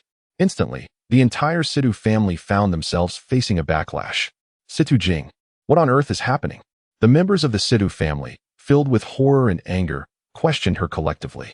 The summoning of these evil spirits had cost them immense effort and resources, only to be obliterated in an instant. Even Situ Jing was left speechless, for she too was unaware of the situation. It was Liangbo, trembling with excitement, who spoke. This is the manifestation of the family head. Family head. The faces of the Situ family changed dramatically. Liangbo, what nonsense are you spouting? Situ Nin scolded vehemently. I am not speaking nonsense. Since the family head left the demon control manual for the young lady, along with the demon control bell, and even a celestial demon, how could the family head not have left behind protective measures? With your petty means to command evil spirits, do you dare confront the young lady? The backlash you now suffer is entirely deserved. This is all retribution, Liangbo reprimanded fiercely. Upon hearing this, the members of the Situ family lowered their heads in shame. Liangbo, you old fool, do not incite the masses with your delusions. The family head has long since passed away. Even the bones have been taken by dogs. What manifestation are you talking about? Situ Nin retorted. What? Situ Nan, how dare you commit such an egregious act? While the family patriarch was alive, he treated you kindly, often offering you guidance. Yet, for the sake of the art of demon control, you have engaged in the morally reprehensible act of grave robbing. Situ Jing was enraged. Huh, a farce. If the patriarch truly cared for me, why did he not impart the art of demon control to me, but instead chose to bestow it upon you? The patriarch was nothing but a hypocrite, presenting one facade while concealing another. I had thought that this old fool would bury treasures like the art of demon control in his tomb, but to my astonishment, he transmitted them to you in less conspicuous ways. What a pity. Situ Nin sighed. You are beyond redemption, Situ Nan. Situ Jing declared. Situ Jing. The victors are kings, while the vanquished are deemed criminals. Now that we have fallen into your grasp, you may do as you wish, whether to kill or to maim. Situ Nin replied. At this moment, Situ Nan and his companions were all suffering backlash, having lost their combat abilities. With Liangbo present, he could easily eliminate them all. I shall spare your life. Take this time to reflect on your actions. I believe you will come to regret this, and thus, your latter years will be spent in remorse, serving as atonement to the patriarch. Situ Jing coldly scoffed. Liangbo, let us depart. As Situ Jing spoke, she hoisted Li Mu onto her back and left. At this juncture, Li Mu was in a state of profound transcendence. Nevertheless, he could still perceive the happenings around him. Truly, the art of celestial control is extraordinary. Even the malevolent entities of the divine concealment realm are intimidated by this force. With the art of celestial control in hand, even the demonic armies need not be feared. Situ Jing sensed some changes as well. Liangbo, why does it feel as though I am carrying an increasing weight on my back? Allow me to check. Liangbo immediately examined Li Mu's condition, astonished as he spoke. Miss, this person's injuries are healing at an astonishing rate. I have never witnessed such vibrant life force. What a shame that he lacks cultivation. Otherwise, he would undoubtedly grow to become a figure akin to the heads of the 6 sacred lands. That would be splendid. Situ Jing expressed her delight. Miss, do not forget, our purpose here is both a trial and a quest for great fortune, Liangbo reminded her. Liangbo, I am aware. Once he awakens, we shall eradicate the malevolent beings. Situ Jing nodded. A few days later, Li Mu finally made a complete recovery. Thank you both for saving my life. Li Mu expressed his gratitude. It was nothing, merely a trifling effort. This is the sacred trial realm of the Fengshan Manor, a place fraught with peril. You should join us in our endeavors. Situ Jing suggested. Certainly, Li Mu nodded in agreement. Now, having broken through to the first stage of nirvana, his soul had grown immensely powerful, allowing him to perceive a vast portion of the secret realm. Thus, he sensed the whereabouts of Lu Lingshan, confirming that she was in no danger. Should she encounter peril, Li Mu would be ready to act swiftly. Liang Bo sighed, choosing not to elaborate further, but urged, "Miss, let us proceed." Sidu Jing nodded. "All right, let us seek out the malevolent spirits." However, both she and Liang Bo were disheartened as they had spent 3 days without slaying a single demon. Consequently, their scores remained at 0. "Liang Bo, what is the matter? Why do these malevolent beings flee at the mere sight of us? Even the formidable demons of the divine concealment realm do the same. Could it be that I possess the protective means left by the family head?" Sidu Jing's face bore a look of frustration and confusion. "That seems plausible, otherwise. There is no other explanation," Liang Bo replied with a serious nod, then sighed. The former glory of the Sidu family was indeed remarkable. The family head could command a celestial demon, a force far surpassing that of ordinary practitioners in the celestial realm. Thus, the protective means left behind would easily intimidate these divine concealment demons. Indeed, Liang Bo, it is my fault for failing to safeguard the great tome of demon control and the demon bell. However, I shall strive to live up to the expectations of both the family head and yourself. Sidu Jing felt an immense weight of responsibility upon her shoulders. "Miss, do not overthink. I merely lament the past. Take your time, and do not rush." Liang Bo offered words of comfort. "Yes," Sidu Jing nodded, only to realize that Li Mu was still beside them. Immediately, her concern surfaced. "Li Mu, were you frightened?" In Sidu Jing's eyes, Li Mu was merely an unrefined mortal, and in her ingrained perceptions, malevolent spirits were terrifically fearsome. How could anyone dare to command such entities? The impact must have been overwhelming. Li Mu calmly shook his head. "Not at all. You should hurry and slay the demons." With that, he retracted the aura surrounding him. Chapter 26. Recklessness. Is that not Sidu Jing? Indeed. Previously, when the Sidu family head was still alive, he visited the Wang family to assist in subduing evil spirits. At that time, how illustrious was the Sidu family. Everyone in the Wang family welcomed him with open arms. The current Sidu family, however, is a mere shadow of its former self. I have heard that before entering the sacred trial secret realm, the magical tome and bell in Sidu Jing's possession were entirely seized by the Feng family. Moreover, the majority of the Situ clan members have allied with Situ Nan, turning their backs on the Sidu family. Now, the Sidu family exists in name only. Did you see? Situ Jing's score on the leaderboard remains at 0. How pitiful, unable to slay even a single evil spirit. Within the sacred trial secret realm, some observed Situ Jing, Li Mu, and Liang Bo journeying together, their discussions echoing around them. They felt sympathy for Situ Jing, yet could not conceal their condescending disdain. Their words were not whispered, but rather resounded clearly in Situ Jing's ears. She paused, her expression contorted with anger as she glared at the onlookers. "Situ Jing is looking over. Does she intend to challenge us? Unthinkable. I alone could subdue her. Once, I regarded Situ Jing as a goddess, even persuading my family elders to propose marriage to the Situ family, only to be rejected by her. In hindsight, I ought to be grateful, otherwise, I would have had an additional burden by my side and would have offended the Feng family." The mockery from the crowd did not cease. In fact, it grew bolder. Their disdainful words and inherent arrogance were laid bare on their faces. "Miss," Liang Bo expressed concern that Situ Jing might be unable to restrain herself and would act, ultimately bringing misfortune upon them. "Liang Bo, let us depart." Situ Jing unclenched her fists and quickened her pace. It was evident that her hands bore 5 distinct traces of blood. Li Mu glanced at the crowd, reminded of the scene during the award ceremony, reflecting on how similar Situ Jing's plight was to his own. However, he chose to remain silent and followed closely behind Situ Jing. In the following encounters, Situ Jing managed to slay several evil spirits, yet all were of the Soul Palace realm or below, with Liang Bo's assistance. "Liang Bo, this cannot continue. My points are woefully insufficient," Situ Jing lamented. Although she did not harbor grand expectations, considering her cultivation at merely the 5th level of the opening Yuan realm, the ridicule from others ignited her fighting spirit. Situ Jing fought not just for herself, but to restore the dignity of the Situ family. She refused to allow the Situ family to become the object of scorn. However, currently, on the leaderboard, Situ Jing languished at the bottom, as did the Situ family.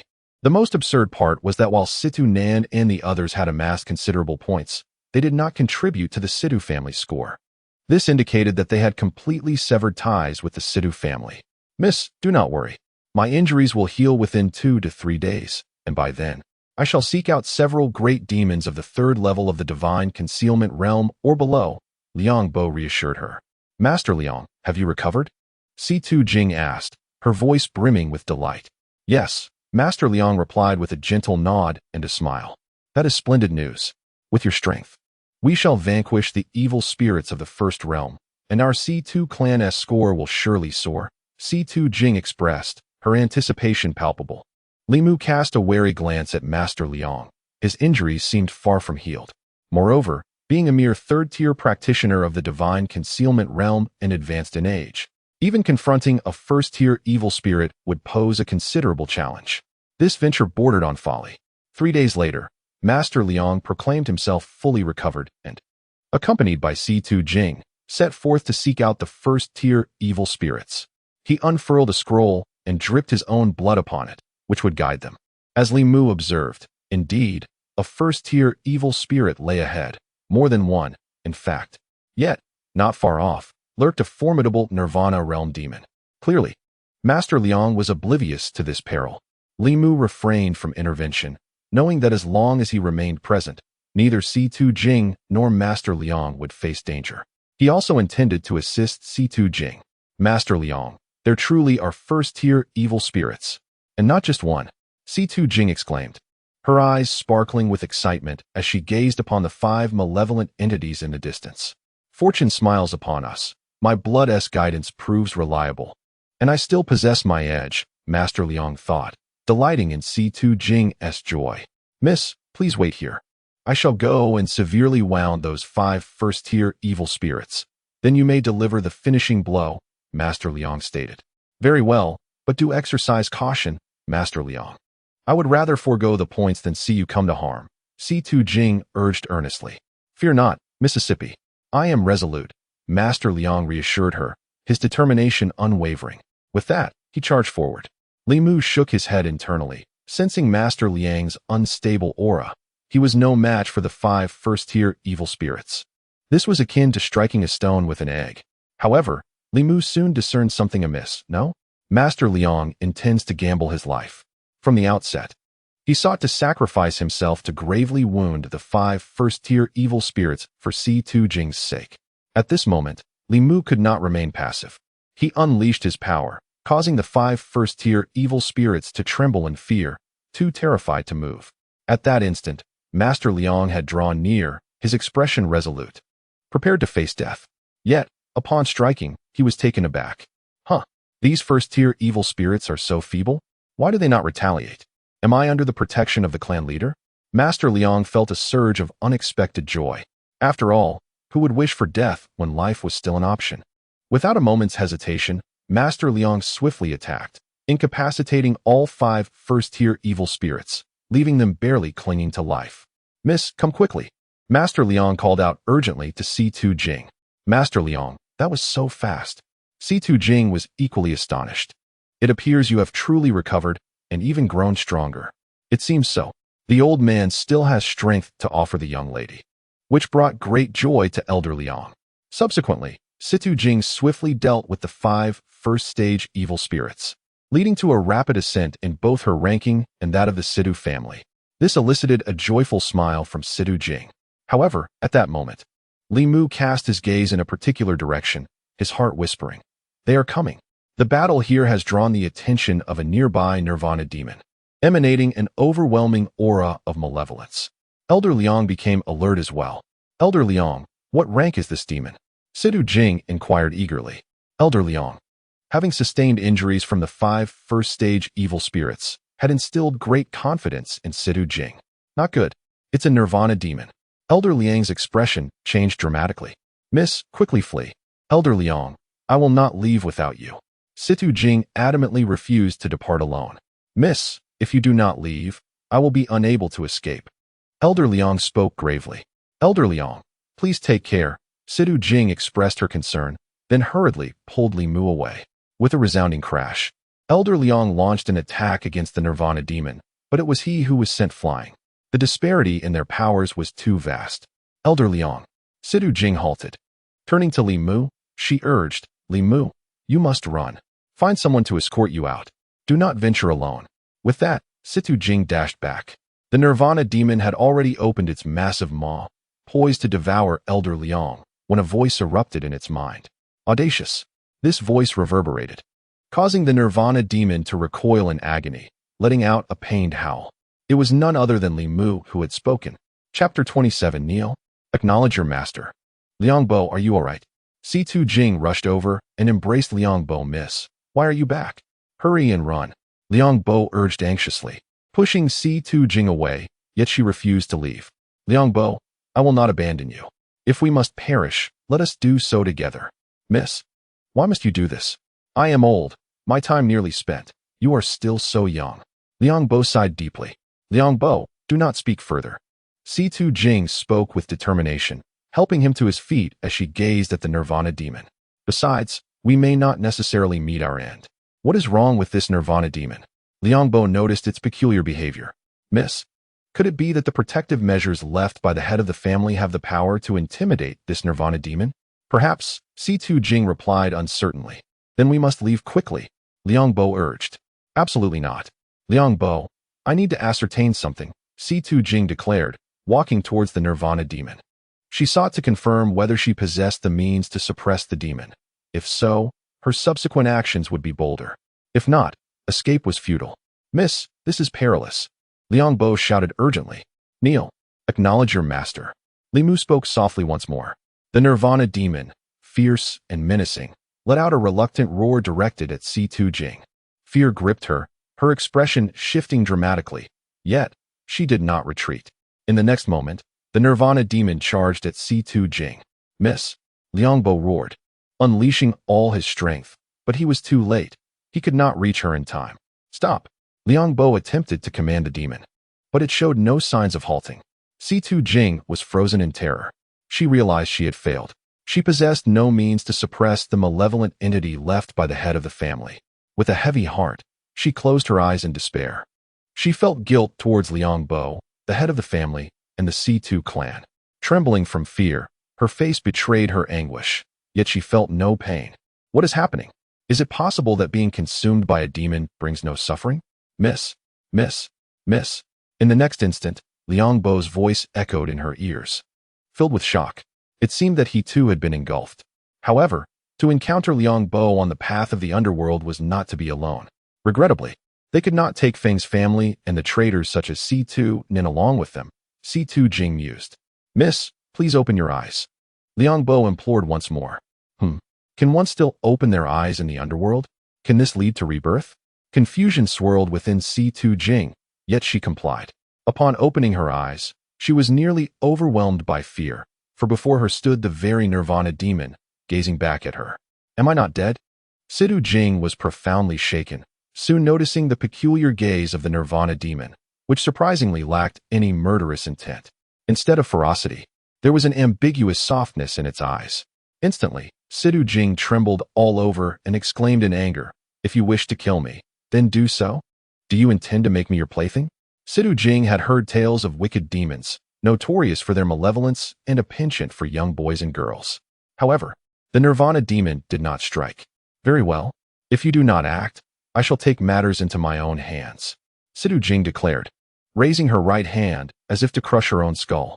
Even in death, I shall never submit to you. The Nirvana demon roared in response. You shall not stop me. It is futile, Situ Jing asserted fiercely. In the next moment, her hand froze before her forehead, for the Nirvana demon had knelt before her. Situ Jing was momentarily stunned, and Liang Bo, who had approached, was equally bewildered. What is happening? Miss, why has the Nirvana demon knelt? Liang Bo asked in disbelief. I am unsure, Liang Bo. However, it seems to wish to acknowledge me as its master, Situ Jing replied. What? Acknowledge you as its master? Liang Bo was taken aback once more. Miss, you cannot be mistaken, can you? Our Situ family is renowned for subduing demons, compelling them to fight for us through sheer force. Yet, these malevolent beings harbor deep-seated animosity towards us. Should a demon ever find the opportunity, it would turn against us without hesitation. This is precisely how the Feng family incited a rebellion among our demons, leading to the demise of our patriarch. Truly, our Sidu family's fortunes rise and fall with these demons. Liangbo, I understand the distinction between subjugation and true allegiance. Sidu Jing replied resolutely. I can distinctly sense the thoughts of this nirvana demon. It genuinely wishes to recognize me as its master and has proposed a contract. I can entirely control this bond. Should it harbor any intent of betrayal, a mere thought from me would suffice to vanquish it. Is this truly the case? Liang Bo's body quivered with disbelief, struggling to find his voice. This notion was entirely new to him, exceeding the capabilities of the Sidu family. Could this be a clever ruse by the Nirvana demon? Yet, it seemed unnecessary. Had the demon truly desired our demise, we would have met Yama long ago. Liang Bo continued to ponder. Liang Bo, wait until I have accepted this Nirvana demon, and you shall see, Sidu Jing stated, proceeding to sign the contract with the creature. Upon the completion of the bond, the Nirvana demon began to ingratiate itself with Sidu Jing, displaying none of its previous ferocity. Liang Bo stood by, utterly astonished. In the martial domain, all harbored a deep-seated loathing for demons, and upon encountering one, the instinct was to eradicate it. Even within the ranks of my family, the Situ clan, while we possess the ability to command malevolent spirits, we regard them as adversaries rather than potential allies akin to mythical beasts. Who could have anticipated that these malevolent entities would recognize a human as their master? Even the head of our household, if present, would be utterly astonished. Subsequently, Situ Jing commanded the Nirvana demon, which complied without hesitation, filling her with immense joy. Liang Bo, am I dreaming? Situ Jing remarked, overwhelmed by the surreal nature of the moment. The elder, equally perplexed, could only respond, I am uncertain. Oh dear, how painful. Situ Jing pinched herself, her delight intensifying. Liang Bo, this is not a dream. I have truly acquired a Nirvana demon. My lady, how did you achieve this? Liang Bo finally inquired. I do not know. I thought I was on the verge of death. Had you not called out to me, I would not have dared to open my eyes, Situ Jing replied, her face radiant with joy. Did you activate the art of demon control? Liang Bo pressed on. No, Situ Jing shook her head. Could it be another of the head's legacies? That is implausible. The head's techniques can intimidate great demons of the divine concealment realm. Yet they cannot compel a Nirvana demon to recognize its master. Even the head could not accomplish that, Liang Bo countered, shaking his head. The only plausible theory is that it may relate to the art of demon control. As the head mentioned, he had not fully comprehended it. However, you did not invoke the art, so it cannot be that. It appears someone else has been assisting us from the shadows. An expert? Situ Jing asked, astonished. Before scanning her surroundings until her gaze settled on Li Mu, she promptly approached him. Li Mu, confess honestly, are you that expert? Li Mu nodded, indeed. Situ Jing further queried, are you a grandmaster of sword intent? Li Mu affirmed, correct. Situ Jing was left speechless. Li Mu, could you be more honest? You lack any remarkable cultivation, yet you pretend to be a master and a grandmaster of sword intent. Liang Bo interjected, my lady. Even I cannot claim to be as adept as young Master Li Mu. Situ Jing nodded. I was merely jesting with Li Mu. Li Mu smiled, offering no further explanation.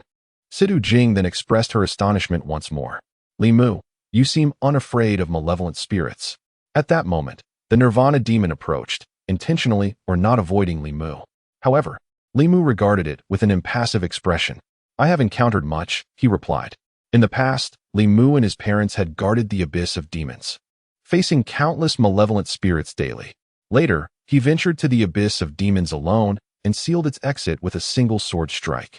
Even the most formidable demons could be slain by his blade. What is there to fear? Li Mu, you have become rather mischievous and less honest, Situ Jing remarked. This cannot continue. Li Mu offered no explanation. Situ Jing, in high spirits, assumed he was merely sulking. All right, I shall not chide you further. Come, I shall take you to slay the malevolent spirits. Chapter 28.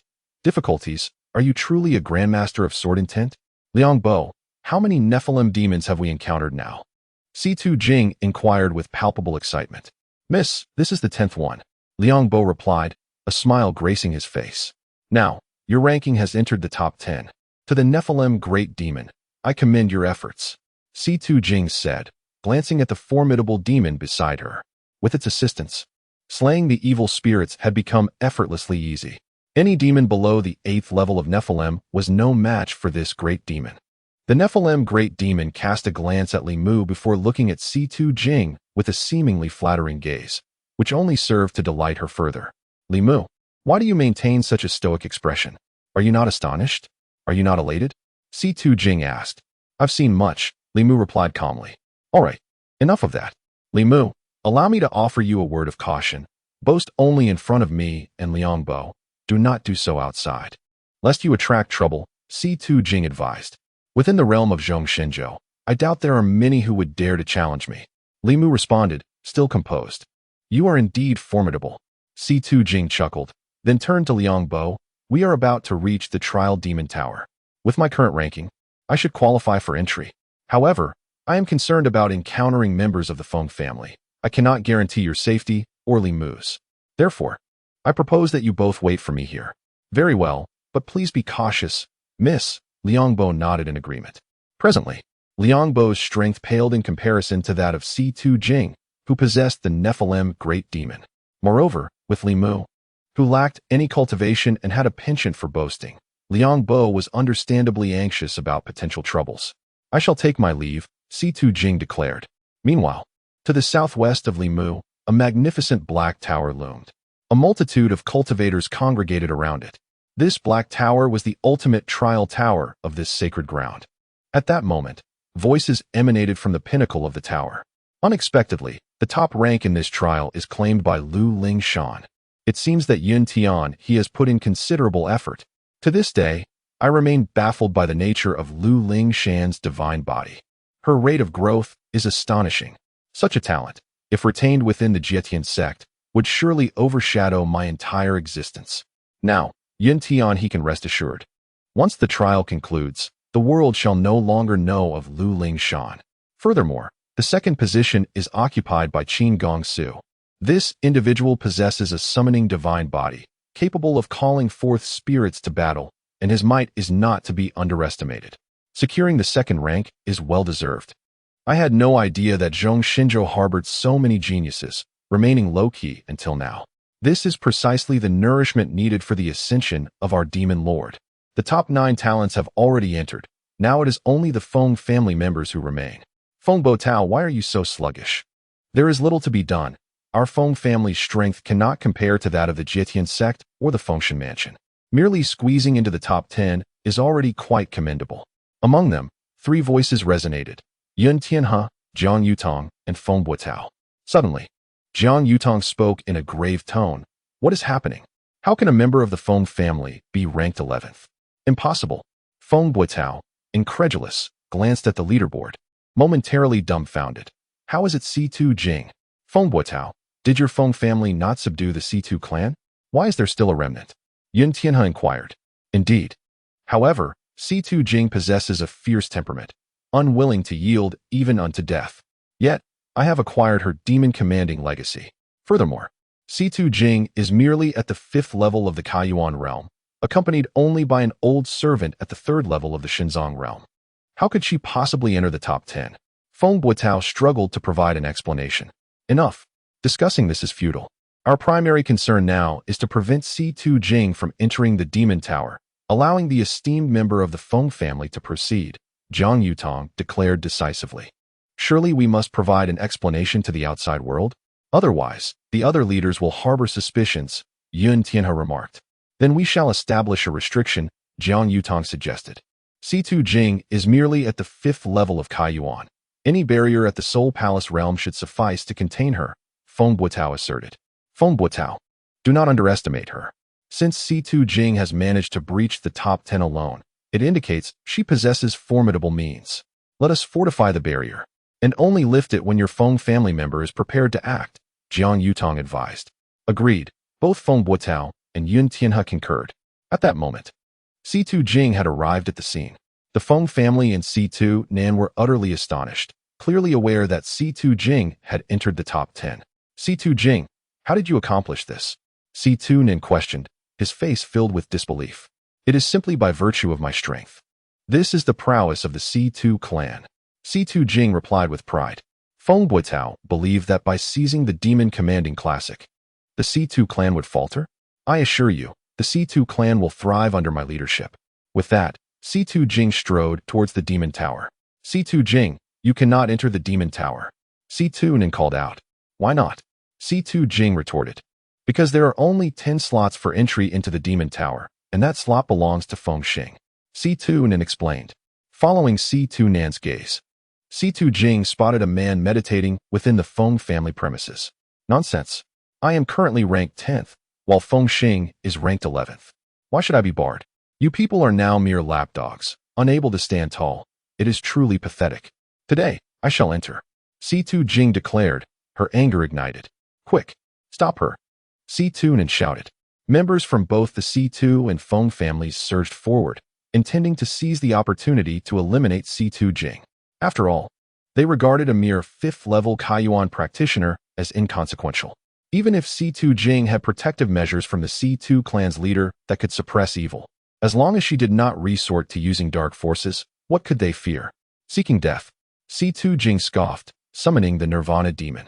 With a thunderous roar, the Nirvana demon sent everyone flying. In just one strike, C2 Nan and the others were severely injured and rendered incapable of fighting. Yet, they were too stunned by the sight behind C2 Jing to care about their wounds. A colossal black shadow loomed ominously. What? The Nirvana demon? It became clear to everyone that C2 Jing possessed such a formidable entity. This revelation illuminated why she had secured a place among the top 10.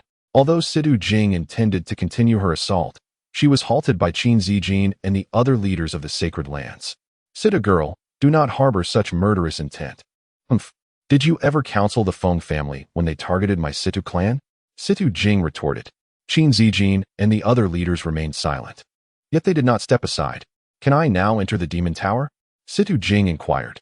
Qin Zijin exchanged glances with the others, unsure how to respond. Although C2 Jing ranked 10th, the greatest opportunities within the sacred trial secret realm resided in the demon tower. They had long since conspired that the Feng family, with their divine body, would claim a share of this opportunity, which was crucial for nurturing the next generation in Central Divine Continent to combat evil. Who could have anticipated the emergence of C2 Jing? At that moment, a voice resonated from within the demon tower. C2 Jing has entered the top 10, commanding the Nirvana demon with exceptional talent. Like Feng Xing, she may enter the demon tower. However, she must first overcome the barrier. This was spoken by Jiang Yutong. Feng Buotao was left dumbfounded, never having expected C2 Jing to possess such prowess. He resolved that C2 Jing must not leave the trial secret realm alive. Qin Zijin and the others voiced no objections. Very well, C2 Jing acquiesced. Boom. Yet, when C2 Jing commanded the Nirvana demon to act, the barrier merely cracked open a small gap without fully breaking. C2 Jing was taken aback. The barrier was astonishingly strong. She turned to Feng Xing, contemplating that if she could not breach it, he likely could not either. At this moment, Feng Xing felt a surge of anxiety. Though he was at the Soul Palace realm, he felt like a mere novice before the Nirvana demon. Could he truly break the barrier? Just then, a voice echoed in his mind. Feng Xing, go ahead and strike. The barrier will yield. It was Feng Buotao's voice. Instantly, Feng Xing rose, his face alight with newfound confidence. Is breaking the barrier truly so difficult? He then raised his hand, and the barrier effortlessly shattered, causing his form to vanish. What? C2 Jing couldn't believe her eyes. She urged the Nirvana demon to strike again, but the result remained unchanged. Haha. The barrier that Feng Xing could dismantle with ease proves insurmountable for C2 Jing. Ultimately, evil is still evil. Reliance on external forces is not a testament to true strength. Indeed, the C2 family is merely a fringe path. Upon hearing this, C2 Jing felt a burning shame on her face, yet she found herself unable to retort. Figures such as Qin Zijin easily discerned the underlying dynamics at play. However, they chose to remain silent. The C2 family was now but a shadow of its former self, rendering any further discourse unnecessary. It was wiser to offer a semblance of respect to the Feng family. Trembling with indignation, C2 Jing harbored a deep-seated resentment. She had worked tirelessly to reach this pivotal moment, poised to restore the family's honor. Why was she thwarted at the final hurdle? In the northeast direction of the Trial Magic Tower, Li Mu suddenly spoke up. What is it? Liang Bo inquired. Situ Jing has been deliberately obstructed from entering the trial magic tower, Li Mu replied. He had kept a close watch on Situ Jing. Although he could not see inside the tower, he was certain that someone had orchestrated this hindrance against her. What? Can you see it? Are you speaking nonsense again? Liang Bo was incredulous. Enough. Li Mu, sit down and take a moment to rest. The young lady will certainly have no trouble entering the tower and will likely remain there for a while. Young people should not be overly agitated. Even without cultivation, you can still cultivate your mind. It will only benefit you. The elder's words may have been harsh, yet they were pragmatic. However, Li Mu merely raised his right hand and waved it toward the southwest. Today's youth lack the simplicity we once possessed, Liang Bo lamented. But the remainder of his thoughts caught in his throat as he was suddenly struck with terror, scrambling to his feet. In that instant, as Li Mu waved his hand, Liang Bo sensed an overwhelming sword intent. This sword intent filled him with dread and unease. He had never encountered such a formidable presence. This strike could cleave the heavens and shatter the very fabric of the trial's secret realm. There was no mistaking it. This was indeed sword intent. Subsequently, Liang Bo fixed his gaze on Li Mu and stammered, "Young brother Li Mu. No, esteemed senior Li Mu. Are you truly a grandmaster of sword intent?" Li Mu responded calmly, "I have never denied it." Liang Bo was rendered weak-kneed with fear. A person without a dantian could actually be a grandmaster of sword intent. Moreover, Li Mu had manifested this sword intent solely through his physical form, without the aid of any weapon. This was beyond Liang Bo's comprehension. In the next moment, the barrier of the trial magic tower shattered with a resounding crash, leaving all the sect leaders aghast, believing that a formidable enemy had arrived. Chapter 29. The Descent of the Demon God Who Has Made This Move? Is this the essence of the sword? When did a grandmaster of sword intent enter the sacred trial realm? Whether within the confines of the trial magic tower or outside its walls, everyone stands in astonishment. This single strike is utterly terrifying. It has effortlessly shattered the tower's restrictions, causing the entire structure to tremble.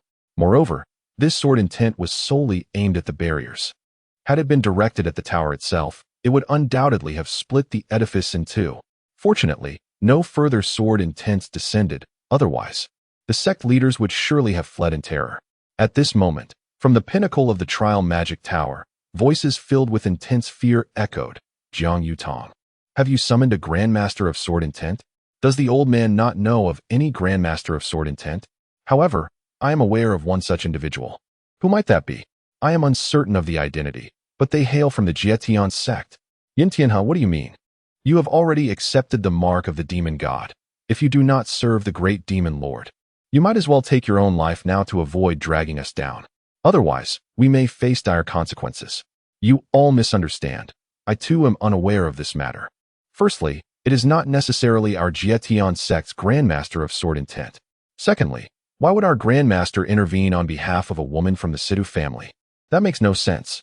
Indeed, perhaps during the heyday of the Sidhu family, the head of the family forged connections with numerous influential figures, including the grandmaster of sword intent. It is likely that upon learning of our deliberate harassment of Situ Jing, he became enraged and intervened. There is some rationale to this. Previously, when Situ Jing summoned the celestial demon, it was indeed a grandmaster of sword intent who acted. Therefore, I suggest we allow Situ Jing to enter and promptly summon the great demon lord. Once he descends, he can easily eliminate that grandmaster of sword intent. Precisely. I have already noted the direction of that strike. The prominent figures who have obtained the mark of the demon god at the tower's summit unanimously agree that the grandmaster of sword intent must not be allowed to leave the trial's sacred realm alive. Otherwise, he poses a significant threat to them. Situ Jing, why are you not entering? Yes. Situ Jing remains in a state of shock. Initially, she believed all hope was lost. Unexpectedly, that sword intent reappeared. Subsequently, Situ Jing was filled with immense joy. It seems there truly is a powerful figure secretly protecting her. A grandmaster of sword intent. At that moment, Situ Jing's confidence surged as she stepped into the trial magic tower. She was resolute in her determination not to disappoint the grandmaster of sword intent. Outside the trial magic tower, the onlookers continued to focus on that sword intent. Due to its presence, the restrictions could not close. However, no one dared to enter. The members of the Feng family looked particularly distressed. They were deeply concerned that if a Grandmaster of Sword Intent stood behind Situ Jing, how could the Feng family withstand such a force? The most troubled were Feng Nanfeng and others. Initially, it was presumed that the Situ family had fallen into decline, prompting them to seek a powerful ally. The Feng family, known for their capability to command malevolent forces, seemed the most suitable choice. However, with Situ Jing summoning a celestial demon and now being protected by a venerable sword master, their resolve was shattered, like two heavy blows that dismantled their faith. Had they truly made an erroneous choice? If they were to continue supporting the Situ family, could they not jointly facilitate its resurgence, thus avoiding the predicament of being caught between two unsatisfactory options? Living under someone else's roof was certainly not a pleasant experience.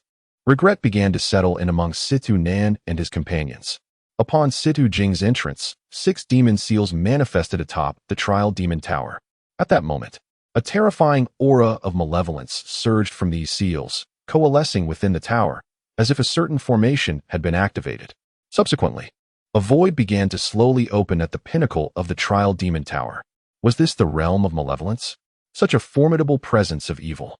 Surely, even the celestial realm would struggle to withstand it. Everyone, remain steadfast. As long as we can summon the Demon Lord, we shall follow him into battle across the entire martial domain, transcending the celestial realm, breaking through to the sacred path, and perhaps even achieving ascension. Yun Tianhe, Zhang Yutong, and Feng Buotao were filled with immense excitement, their eyes brimming with fervent devotion. Their willingness to embrace the demon seals and venerate the demon lord stemmed from their desire for power, to shatter the shackles of reincarnation and to extend their lifespans. For in the realm of reincarnation, one's lifespan was merely 1,000 years, while breaking through to the celestial realm could grant 3,000 to 5,000 years. Soon, the void expanded, and the aura of malevolence intensified. Outside the Trial Demon Tower, Qin Zijin and the other sect leaders frowned. Why does this tower instill such apprehension within me? The malevolent energy is unnerving, as if some dreadful being is about to emerge. Do not worry. Zhang Yutong and the others are not inexperienced. If any anomalies occur within the Trial Demon Tower, they will surely detect them promptly. That was true. After all, this was the Trial Demon Tower, and the challenges it presented were surely extraordinary. Even if a celestial demon were to appear, Zhang Yutong and his companions could unite to repel it, and in due course, they might succeed in vanquishing it. Meanwhile, the talented disciples like Lu Lingshan, who had entered the Trial Demon Tower, began to feel a sense of unease. They were enveloped in a terrifying aura of malevolence. However, Zhang Yutong's voice rang in their ears. Do not fear. This is merely a part of the trial. Without further contemplation, Lu Lingshan and the others fiercely resisted the malevolent energy, channeling the power of their divine bodies. This divine energy intertwined with the malevolent aura, transmitting into the void. After an indeterminate amount of time, the void finally opened. Yun Tianhe, Zhang Yutong, Feng Buotao, and the others beheld an extraordinarily majestic figure emerging before them.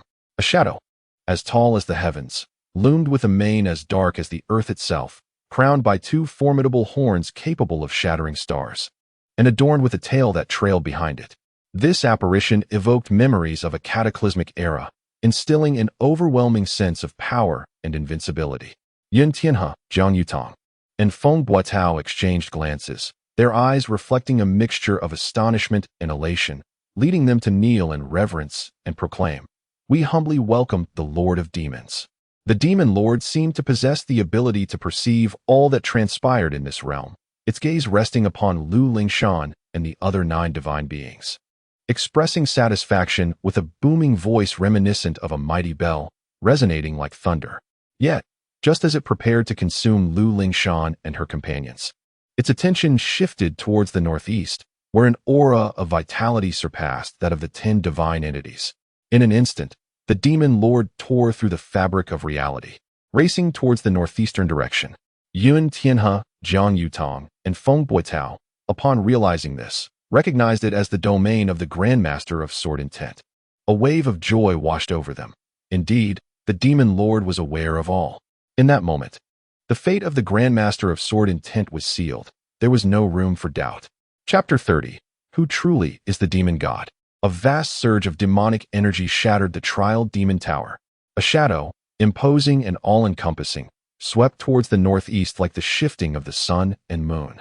Outside the Trial Demon Tower, a profound silence enveloped all present. The aura was overwhelmingly terrifying, seemingly surpassing even the realm of celestial beings. Even the revered leaders of the sacred grounds, such as Qin Zijin, felt no inclination to resist. What manner of great demon is this? Why is it so fearsome? It is the end. At this moment, in the northeast of the Trial Demon Tower, Li Mu was leisurely strolling, in fact, signing in. Liang Bo, trembling with trepidation, followed closely behind. From time to time, Liang Bo cast glances at Li Mu, still unable to conceal the disbelief etched upon his face. How could someone without a dantian achieve such mastery in sword intent? Moreover, a sword intent grandmaster of such youth is unheard of in the entire martial domain. One cannot help but wonder where this esteemed elder Li Mu hails from. Having such a junior is indeed a fortune for the family. Truly, it is a great blessing for the sect. I wonder if elder Li Mu would be willing to take on disciples. If the young lady could study under elder Li Mu, the revival of the Situ clan would be imminent. At that point, what would the Feng clan amount to? As Liang Bo pondered these thoughts, he suddenly felt as if he had collided with an insurmountable mountain. Coming to his senses, he realized he had bumped into Li Mu. Startling him greatly, he hastily apologized. Elder Li Mu, I beg your pardon, I did not intend to. Li Mu did not respond, but instead raised his hand, unsheathing the Taizu demon-slaying sword. What? A sword concealed within the body? Or a body in the form of a sword? Liang Bo was utterly astonished, and then, trembling uncontrollably, he stammered, Elder Li Mu, surely you jest? I merely brushed against you, and you intend to draw your sword? Li Mu had already lifted the Taizu demon-slaying sword. Liang Bo was nearly brought to tears, exclaiming, Elder Li Mu, spare me. For the sake of the young lady, please do not harm this old one. There are demons approaching. Li Mu explained without turning back. What? Demons? Liang Bo was taken aback, then sighed in relief, realizing it was a misunderstanding. Elder Li Mu, where are they? What realm do these demons belong to? What realm? Do you know of the demon god? Li Mu inquired. Demon god. Liang Bo's lips quivered, his speech faltering. He was somewhat aware of the concept. The so-called demon god is the sovereign of the demon realm. Each demon god possesses extraordinary cultivation, capable of shattering the heavens with a single breath. The strength of a demon god should be equivalent to that of a sage in our martial domain. However, currently, the existence of demon gods is merely a legend. They have not revealed themselves in ages. Given their overwhelming power, crossing from the demon realm to the martial domain is exceedingly difficult. If a demon god were to emerge, it would spell disaster for our martial domain. Thus, Elder Li Mu, you cannot be jesting, can you? I am not jesting, Li Mu affirmed. Yet, Liang Bo remained unconvinced. Even though Li Mu is a master of sword intent, how could he possibly recognize the demon god? Moreover, if it truly is the demon god, how could Li Mu remain so composed, merely as a master of sword intent? It's here, Li Mu proclaimed. In the next moment, a colossal shadow of darkness loomed in the sky, plunging the surroundings into an abyss of night. Above Li Mu and Elder Liang, a towering figure could be discerned. Though not entirely visible, yet a piercing gaze filled with malevolence and murderous intent was unmistakable. It resembled a sovereign from another realm, gazing down upon all living beings. This was an entirely different echelon of existence. At that moment, Elder Liang stood frozen in disbelief. He had come to trust Li Mu's words. Such a terrifying entity could only be the demon god, with no other explanation conceivable. The vast vitality emanating from a young man with a shattered dantian and no cultivation was astonishing. Just then, the demon god, having traversed realms and expended considerable energy, deemed him suitable nourishment. By consuming him and then the 10 divine bodies, it should be able to restore its own power. The demon god spoke, its voice rumbling like thunder echoing through the heavens. Instantly, Elder Liang felt blood pouring from his 7 orifices. The mere sound of the demon god was unbearable. However, Li Mu exhibited no change in expression. Although the demon god was formidable, he possessed the confidence that a single strike could annihilate it.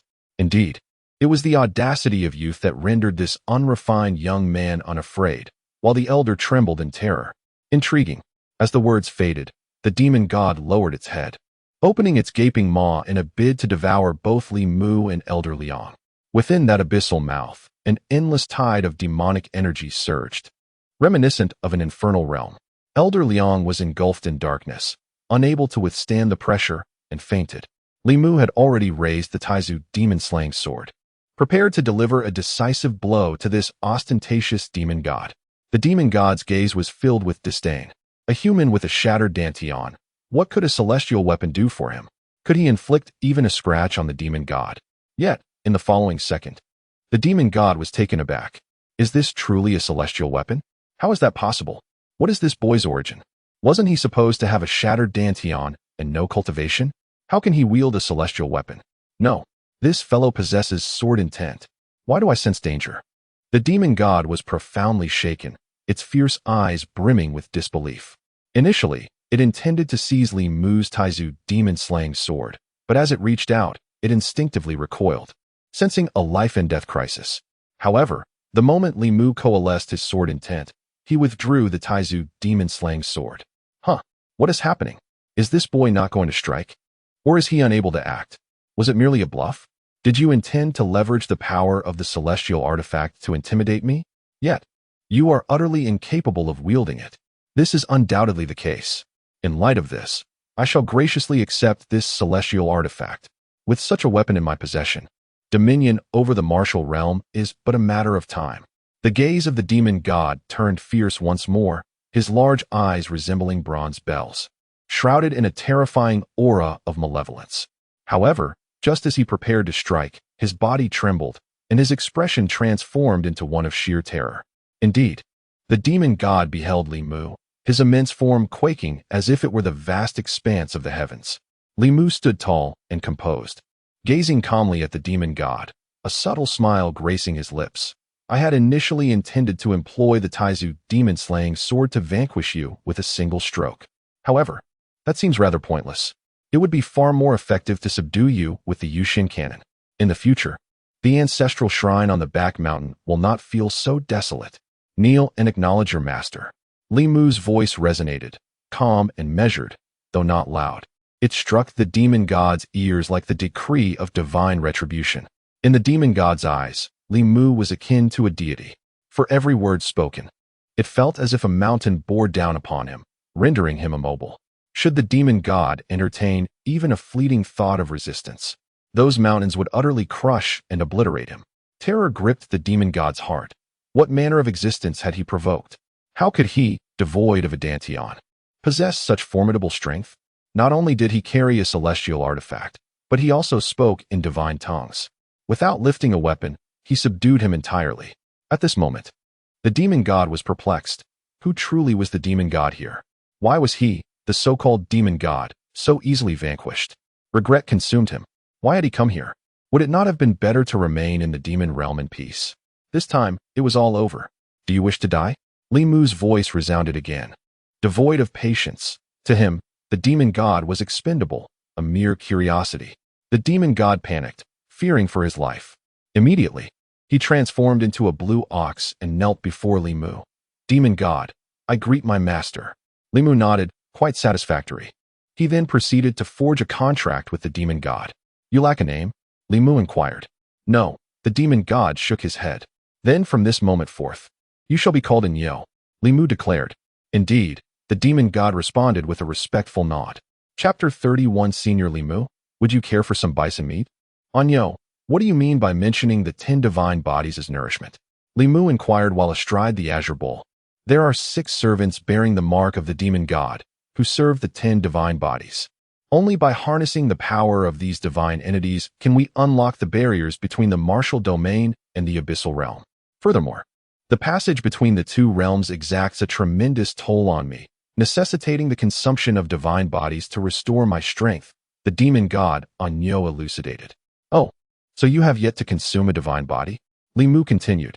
At this utterance, the demon god Anyo shuddered in fright. Quickly shaking his head, he replied, No, I have discerned that my master possesses a far more potent vitality. Li Mu nodded in agreement. That is indeed fortunate. The demon god Anyo sighed in relief and asked, Among the 10 divine bodies, is there anyone my master recognizes? Li Mu responded, Lu Lingshan, my fiancée. Hiss, hiss, hiss. The demon god on Yo was drenched in cold sweat. It was fortunate that he had not acted against her. Otherwise, his existence would have been forfeit. Very well, let us proceed. We shall take a detour. Li Mu commanded. For now, Liang Bo is unconscious and shall not awaken soon. Inside the trial tower, Lu Lingshan and the others still require time to dissipate the demonic aura. With the demon god on Yo now subdued, Lu Lingshan is in no peril. As for Yun Tianhe and others possessing the demon god's mark and aligning with him, that is beyond my concern. Ding. Check-in complete. You have received the Sanqing Dui Dan. A pill? Its grade is quite high. Li Mu gazed upon the Sanqing Dui Dan. Adorned with intricate patterns depicting dragons and phoenixes, replete with auspicious symbols, vividly alive. Subsequently, information regarding the Sanqing Dui Dan surfaced in his mind. Sanqing Dui Dan, a celestial pill from the immortal realm. Upon consumption, it can transmute the celestial energy of the three pure ones, alleviating all calamities afflicting the body. It is suitable for humans, demons, gods, and immortals alike. This item was of no use to Li Mu. Subsequently, he tossed it to the azure bowl beneath him. Anyo, consume this pill. The demon god Anyo felt a twinge of dissatisfaction. It was one thing to be treated as a steed, but to be fed what he perceived as refuse? Nevertheless, he dared not voice his discontent, responding instead, "Thank you, master. However, low-grade pills are of no benefit to me. They merely introduce impurities into my body, detrimental to my cultivation." Li Mu offered no reply. The demon god Anyo accepted the pill, but upon inspection, he became utterly agitated. His bovine eyes gleamed.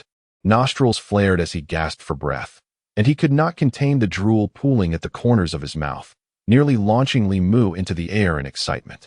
The demon god Anyo was certain that by consuming this pill, he would restore his strength to its zenith and even advance further in the future. Calm yourself.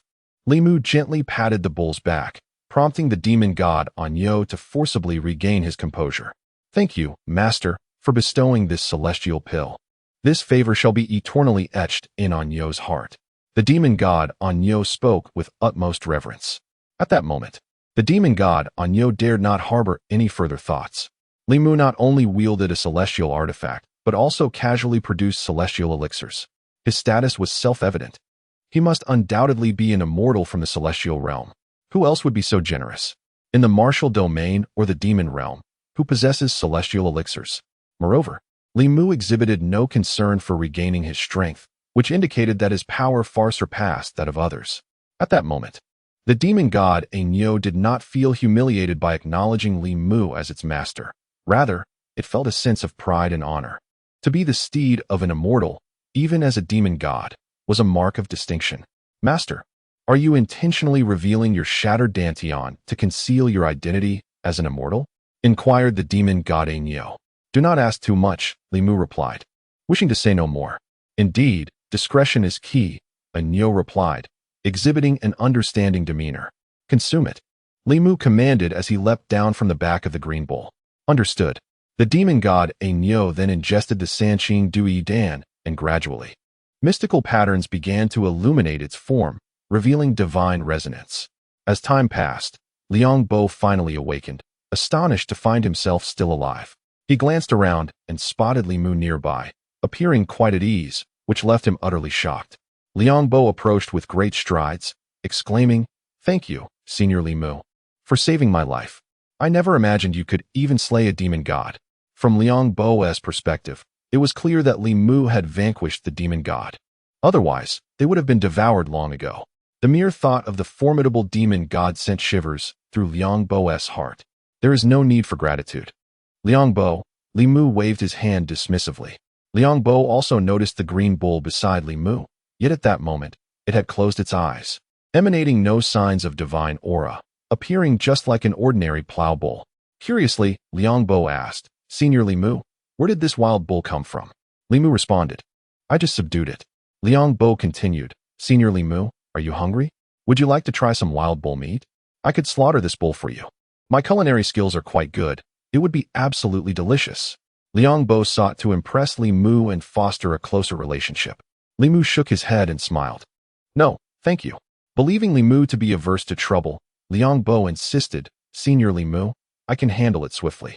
A single cut beneath the bull's neck will drain the blood, and then I can quickly skin it to obtain the freshest meat, whether for roasting or stir-frying. It would taste exquisite. Without waiting for Li Mu's response, Liangbo reached out to drag the green bull. Why is this green bull so heavy? Liangbo found himself unable to budget, nearly losing his balance. Embarrassed, Liangbo remarked, "Senior Li Mu, I shall take care of it here." However, just as Liangbo raised a knife, he noticed the green bull open its eyes. Upon seeing the blade in Liangbo's hand, the bull instantly comprehended the situation, and a terrifying aura of demonic energy surged forth, seemingly intent on overpowering Liangbo. "Stop!" Li Mu interjected. Seizing the moment, Liangbo hastily retreated to Li Mu's side, his heart still racing as he exclaimed, "Senior Li Mu, this is a malevolent spirit. You must act swiftly to vanquish it." The demonic deity, the Azure Bull, cast a scornful glance at Liangbo before approaching Li Mu with a respectful tone. "Master." "What, master?" Liangbo was utterly astonished, stammering, "Senior Li Mu, have you truly subdued this malevolent spirit?" Li Mu nodded affirmatively. "Indeed, this is a demon god. You may refer to it as Nyo." "Ah, Nyo." Liangbo instinctively nodded, only to be suddenly overwhelmed with dread, nearly succumbing to fear. "Senior Li Mu, what do you mean? This is a demon god." Li Mu nodded once more. Liangbo's jaw dropped, as if it could accommodate an egg, rendering him speechless for a considerable time. Could it be that this demon god does not resemble one? The demon god, Nyo, spoke in a deep voice. "Nay, esteemed demon god, do not take offense. It is merely my ignorance." Liangbo hastily apologized, trembling with apprehension. Subsequently, the demon god Nyo lay beside Li Mu, its malevolent aura receding, presenting an appearance that seemed benign and harmless. Yet, the astonishment within Liangbo surged like a tidal wave, relentlessly overwhelming him. He understood that Li Mu was formidable, a grandmaster of sword intent. How could he not be? However, Liangbo never anticipated that Li Mu could subdue a demon god, compelling it to acknowledge him as its master. Such a notion was nothing short of fantastical, a tale unheard of. Then, realization struck Liangbo. It was likely that his ability to severely injure 5 formidable demons was due to these malevolent spirits' trepidation of Li Mu. Furthermore, the young lady's capacity to subdue the Nirvana demon was also attributable to Li Mu. Good heavens! What sort of origins does this esteemed senior Li Mu possess? Liangbo could scarcely fathom. Chapter 32. I truly am a grandmaster of sword intent. The pinnacle of the trial magic tower. Following the emergence of the demon god, jubilant cheers erupted from Yun Tianhe, Jiang Yutong, and Feng Buotao. The demon lord has finally descended. As servants of the demon lord, we shall undoubtedly become his right and left arms. Once the demon lord regains his strength, he will surely aid us in breaking the shackles of Nirvana and transcending to the celestial realm. At that time, we shall ascend to the pinnacle of existence in the central divine continent, and even in the martial domain. As for Qin Zijin and Lu Tianxing, they are far too rigid and will inevitably fail to witness the new era ushered in by the demon lord. However, the revelry was short-lived. Soon, a wave of alarmed gasps filled the air. What is happening? Why can we no longer sense the presence of the demon lord? We cannot even connect with the demon seal. Could it be that the demon lord has been slain by that sword intent grandmaster? Feng Buotao, you speak nonsense. A mere sword intent grandmaster is no match for the demon lord. Then what shall we do now? Let a few stay behind while the rest investigate. Subsequently, Yun Tianhe, Jiang Yutong, and Feng Buotao ventured out of the trial magic tower, fabricating a story for Qin Zijin and the other sect leaders, claiming that a great demon had appeared in the trial magic tower and they were pursuing it. Qin Zijin and the other sect leaders harbored no suspicions, as they too had witnessed the terrifying demonic aura. However, after Yun Tianhe, Jiang Yutong, and others scoured the entire trial secret realm, they found no trace of the demon lord. This left them profoundly dejected. They had accepted the demon seal, becoming servants of the demon lord, but at great risk. If discovered, they would be branded as traitors in the martial domain. Yet, they had finally managed to summon the demon lord, only for him to vanish without a trace, leaving them in a state of turmoil. In truth, Li Mu and the others had not departed, but Li Mu wished to remain undetected by Yun Tianhe and his companions, thus rendering them incapable of discovering him. Observing the despondent demeanor of Yun Tianhe and the others, Qin Zijin offered words of comfort. My friends, the emergence of a great demon in the trial magic tower is of no concern to you. No one could have predicted such a scenario. Since this great demon is not within the trial secret realm, it is likely that it has ventured outside. Therefore, we must remain vigilant. Should we detect anything, we shall immediately notify one another and encircle it. The expressions of Yun Tianhe, Jiang Yutong, and Feng Buotao grew increasingly peculiar. Qin Zijin's words sounded harsh, as though mocking them mercilessly. Most importantly, they could not refute him. Soon, when Lu Lingshan and the others emerged from the trial magic tower, the trial secret realm came to an end. Lu Lingshan, Qin Gongsu, and Situ Jing, among 10 others, were eligible to receive rewards for this round.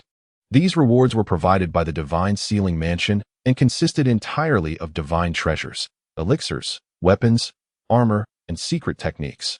Qin Gongsu and the others selected elixirs, weapons, and secret techniques, leaving the divine armor untouched. After all, among numerous treasures, the significance of a mere treasure is minimal. I have chosen the divine armor. It is what I desire. Surprisingly, however, both Lu Lingshan and Situ Jing opted for that particular divine armor of the divine concealment realm, each unwilling to yield to the other. Ultimately, it was Jiang Yutong who presented another piece of armor. Regardless, this is indeed a piece of good news for the Fengshan Mansion. Subsequently, everyone departed. Situ Jing headed northeast, where she encountered Li Mu and Liang Bo. Li Mu, Liang Bo, somewhat reserved, smiled and inquired, "Miss, have you passed the trial tower?" Situ Jing beamed with joy. Indeed. Liang Bo, you have no idea. The Feng family attempted to make things difficult for me, deliberately setting an overwhelming barrier to prevent my entry. Fortunately, a master of sword intent came to my aid. By the way, Liang Bo, let me tell you, that master did not intervene by coincidence, but has been secretly protecting me. I suspect he is a friend of the family head. Liang Bo glanced at Li Mu, offering an awkward smile. Liang Bo, why are you looking at Li Mu? Situ Jing remarked. Indeed, Li Mu enjoys putting on airs, claiming to be a master of sword intent. However, he is not malicious. Liang Bo nodded eagerly in agreement. He wished to reveal Li Mu's identity to Situ Jing, but since Li Mu remained silent, Liang Bo dared not speak. Liang Bo, can you guess what reward I obtained from the trial tower? Situ Jing asked excitedly. Miss, what reward did you receive? Liang Bo inquired. A divine armor that can withstand attacks from all cultivators of the divine concealment realm. Even against a cultivator of the same realm, it can withstand 10 strikes. Situ Jing replied. Miss, this divine armor is remarkable. With your Nirvana demon, offense is not an issue. The only drawback is your slightly weaker strength. With this divine armor, your power will be enhanced, Liang Bo analyzed. Liang Bo, I do not require this divine armor. Situ Jing shook her head. Then why, miss? Surely there are other rewards such as elixirs, weapons, or secret techniques from the trial tower. If you do not fancy this divine armor, why did you choose it? Liang Bo questioned. I misjudged its value, Situ Jing answered, before tossing the divine armor towards Li Mu. Li Mu, I do not need it, and neither does Liang Bo. So it is yours. Liang Bo's face flushed with embarrassment. Does Senior Li Mu truly need a piece of divine armor? Li Mu indeed shook his head. You should keep it. Situ Jing, dissatisfied, retorted, what are you being so modest about? I possess the Nirvana demon. What do you have? Li Mu replied with a smile. I am a master of sword intent. Situ Jing burst into laughter, playfully draping her arm over Li Mu's shoulder. Li Mu, one must be grounded. Do not aim too high. Li Mu replied earnestly, I am speaking the truth. Situ Jing nodded. All right, I believe you. Then you should accept this divine armor.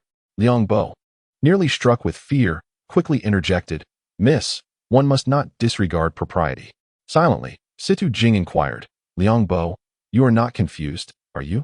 Surely, you do not believe Li Mu's words? Li Mu, feeling helpless, could only nod in acquiescence. Very well, I shall accept it. Situ Jing then playfully struck Li Mu on the chest, exclaiming, now, that is more like it. Subsequently, she noticed the azure bull nearby and asked, where did this wild bull come from? The divine beast, the azure bull, expressed its displeasure, yet, upon observing the unique bond between Situ Jing and Li Mu, chose to remain indifferent. Li Mu responded, I tamed it. Situ Jing burst into laughter. How impressive. Li Mu, you truly possess a thick skin. It was Liang Bo who subdued it, yet you claim the credit for yourself? Nevertheless, this is for the best. You shall not suffer losses in the future. Now, let us depart. As they exited the trial's secret realm, Liang Bo appeared absent-minded. Liang Bo, what troubles you? Situ Jing inquired. It is nothing, Liang Bo replied, shaking his head, as he pondered how to convey to Li Mu the importance of accepting Situ Jing as his disciple. Having lived a substantial part of his life, Liang Bo regarded Li Mu as the most formidable cultivator he had ever encountered. Without a doubt, this presented a tremendous opportunity for Situ Jing. Missing it would be her great misfortune. No, Liang Bo, you certainly have something on your mind. Situ Jing interjected. Miss, are you willing to take on another master? Liang Bo posed the question. Take on a master? Who would it be? Situ Jing questioned. Just then, a group of individuals from the Feng family swiftly approached. Upon seeing them, Situ Jing's expression hardened, as if facing a formidable adversary. Chapter 33. Come over and apologize to Miss Situ. Uncle Liang, you must escort Li Mu away swiftly, Situ Jing urged, promptly summoning the Nirvana demon. Yet, upon its emergence, the creature trembled in fear, seemingly unable to exhibit even a fraction of its true power. A wave of unease washed over Situ Jing. It appeared that the Feng family was intent on serious action. In Situ Jing's eyes, the Nirvana demon's reaction signified an awareness of the impending danger posed by the Feng family. What troubled Situ Jing further was that Li Mu had not departed, and Uncle Liang had shown no inclination to act. Uncle Liang, Situ Jing called out. Do not worry, Miss, Liang replied reassuringly, his gaze even betraying a hint of anticipation. He was at a loss as to how to convey to Situ Jing that Li Mu was formidable. The arrival of the Feng family presented a perfect opportunity. Situ Jing appeared perplexed, suspecting that Uncle Liang had become dazed with fear. However, with the Feng family drawing near, it was too late for Liang to lead Li Mu away. Uncle Liang, Li Mu, come to my side, Situ Jing commanded. Moments later, Feng Buotao, accompanied by members of the Feng family and Situ Nan, approached Situ Jing. The faces of the Feng family members were etched with cold smirks, while Situ Nan's eyes radiated a chilling intensity. It was evident that Feng Buotao intended to eliminate Situ Jing. Her entry into the top 10, along with the presence of the Nirvana demon, posed a significant threat that the Feng family could not tolerate. Even if Situ Jing had the backing of a grandmaster of sword intent, Feng Buotao was prepared to take the risk. The Feng family and Situ Nan awaited Feng Buotao's command, oblivious to the shock reflected in his aged eyes. The first thing Feng Buotao noticed was the trembling Nirvana demon. He was certain that its fear was not directed at him, but rather at a more formidable presence nearby. The demon must have sensed the existence of the Grandmaster of Sword Intent, which explained its frightful demeanor. But who could this Grandmaster be? Feng Buotao scanned his surroundings, but found no one of note aside from Situ Jing and Uncle Liang, with only a young man riding a green ox remaining. Feng Buotao could clearly see that this young man was devoid of any cultivation, his dantian shattered. He dismissed this observation, convinced that the Grandmaster was deliberately concealing their presence, quietly safeguarding Situ Jing. Feng Buotao, what a clever strategy, Situ Jing remarked coldly, fixing her gaze on him. You have yet to arrive in person, yet you managed to intimidate my Nirvana demon. Miss Situ, you misunderstand, Feng Buotao responded with a gentle smile. Misunderstand? You have brought the Feng family and Situ Nan here with the intent to exterminate. Situ Jing retorted with a scoff. Situ Jing's voice resonated powerfully as she sought to capture the attention of the esteemed master of sword intent.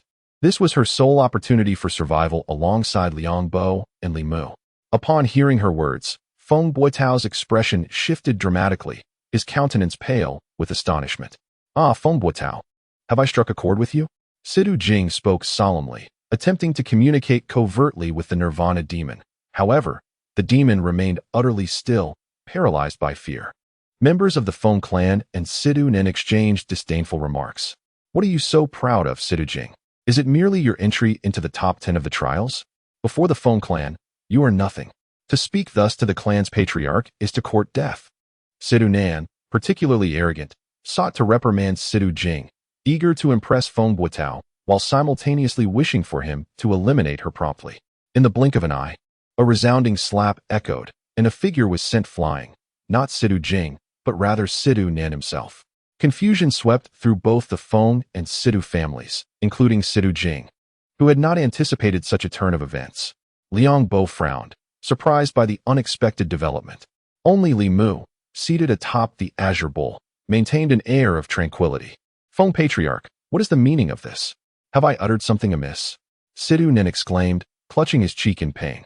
Feng Buotao's strike had been merciless, nearly lethal. Is it your place to speak? Feng Buotao admonished him. Yes, yes. Situ Nin nodded eagerly, mistakenly believing he had interrupted Feng Buotao. Such insolence. Come forth and apologize to Miss Situ at once. Feng Buotao barked once more. Miss Situ? Situ Nin was taken aback, his confusion evident. The members of both clans looked on in disbelief. Feng Patriarch, why must I apologize to Situ Jing? Shouldn't you deal with her instead? Thus allowing the Feng clan to become the sole ancient clan of demon masters in Central Continent? Situ Nin protested. Presumptuous fool. Feng Buotao struck again, sending Situ Nin hurtling away, leaving him clinging to the last remnants of his life.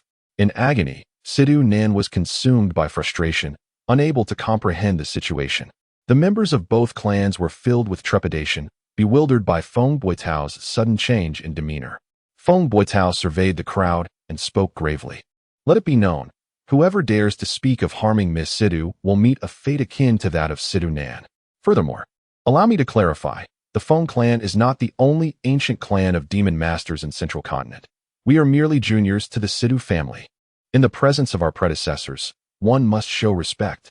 A collective gasp escaped the lips of both clans as they grappled with this unprecedented revelation. They were perplexed as to why Feng Buotao's attitude had shifted so dramatically. Feng Patriarch, why do you fear Situ Jing? Is she merely a master of sword intent? You merely need to summon the mightiest celestial demon of the Feng family, and you need not fear confronting a mere grandmaster of sword intent. Moreover, Master Feng, one must eradicate the roots of the problem. With the last remnants of his strength, Situ Nin bellowed in anguish. At this moment, there was no retreat for Situ Nan. He could only incessantly implore Feng Buotao to eliminate Situ Jing. Situ Nan, do be silent. Feng Buotao rebuked. The traitors are the bane of my existence. Were it not for Miss Situ's standing, I would have already dealt with you decisively. Furthermore, from this moment onward, you are no longer part of the Feng family. You shall return to the Situ clan. How matters are resolved shall depend on Miss Situ's wishes. Upon finishing his statement, Feng Buotao sensed the absence of the Grandmaster's aura, which offered him some relief. This indicated that his stance was acceptable. In truth, Feng Buotao's demeanor was not solely influenced by the presence of the Grandmaster. As Situ Nin had articulated, he too could not afford a confrontation. However, Feng Buotao covertly communicated with the celestial demon, only to find that it expressed a sense of trepidation. This revelation astonished him. What did this signify? Even the celestial demon was no match for the Grandmaster of sword intent. Moreover, the whereabouts of the Lord of Demons remained uncertain, leaving Feng Buotao cautious and less assertive, for he lacked his formidable backing. Thus, he resolved firmly. Turning to the astonished Situ Jing, he inquired with a smile, Miss Situ, what do you think of this resolution? Situ Jing, utterly bewildered, responded, Feng Buotao, what is the meaning of this? Is this some sort of ruse? Are you attempting to exploit Situ Nan and others to regain my trust, only to extract secrets from me? Situ Nan, enraged, fainted from the frustration. What sort of ruse was this? He had nearly been killed. Feng Buotao chuckled, Miss Situ, do not perceive me as so malevolent. I harbor no ill will. My purpose in coming here is to apologize to you. Additionally, I wish to return the possessions of the Situ family. With that, Feng Buotao produced the compendium of demon control, along with the demon control bell and other treasures. Situ Jing could hardly believe her eyes. Chapter 34. Taking a disciple Liang Bo. Do you believe Feng Buotao has been possessed by evil spirits? Has he succumbed to darkness? Situ Jing gazed at the retreating figures of the Feng family, incredulously voicing her thoughts. The transformation in Feng Buotao's demeanor was nothing short of astonishing. Not only had he returned the demon-controlling classic and the demon-controlling bell, but he had also restored the treasures plundered from the Situ family, even adding some of his own family's possessions. This left Situ Jing utterly perplexed. My lady, Feng Buotao has not been corrupted. Rather, he is quite astute, Liang Bo interjected. How so, Liang Bo? Situ Jing inquired. Because behind you stands a grandmaster of sword intent. Should Feng Buotao dare to act against you, Both he and the Feng family would face annihilation today. Thus, realizing this, he has taken the initiative to ingratiate himself, seeking to mend his relationship with you. In an effort to safeguard himself and his family, Liang Bo elucidated. Indeed, that esteemed Grandmaster of Sword Intent has assisted me on numerous occasions and has instilled fear in the Feng family. I owe him a tremendous debt of gratitude. Yet, I know not his identity. Situ Jing's gaze turned melancholic. My lady, though he may seem distant, he is ever present. Liang Bo could no longer restrain himself. We are about to embark on the trial in the secret realm. If Situ Jing does not get to apprentice under Li Mu, I would feel I have failed her. Liang Bo thought. Liang Bo, at this juncture, please refrain from jesting. You have watched me grow since childhood, and I am well aware of your capabilities, Situ Jing asserted. My lady, it is not I. It is the esteemed Li Mu. Liang Bo replied earnestly. Li Mu? That is even less conceivable. Liang Bo, I find myself believing you even less, Situ Jing responded. Li Mu, is it truly you? Situ Jing asked once more. Do you not wish to eliminate Feng Buotao? Li Mu posed a question instead of providing a direct answer. Indeed, I dream of it. Situ Jing's eyes blazed with fury. It is precisely because of Feng Buotao that my Situ family has fallen into decline, now reduced to a mere shadow of its former self. Given the opportunity, I would undoubtedly slay Feng Buotao. However, my current strength is insufficient, and even with this Nirvana demon by my side, I cannot guarantee victory against him. Moreover, this Nirvana demon has inexplicably grown timid.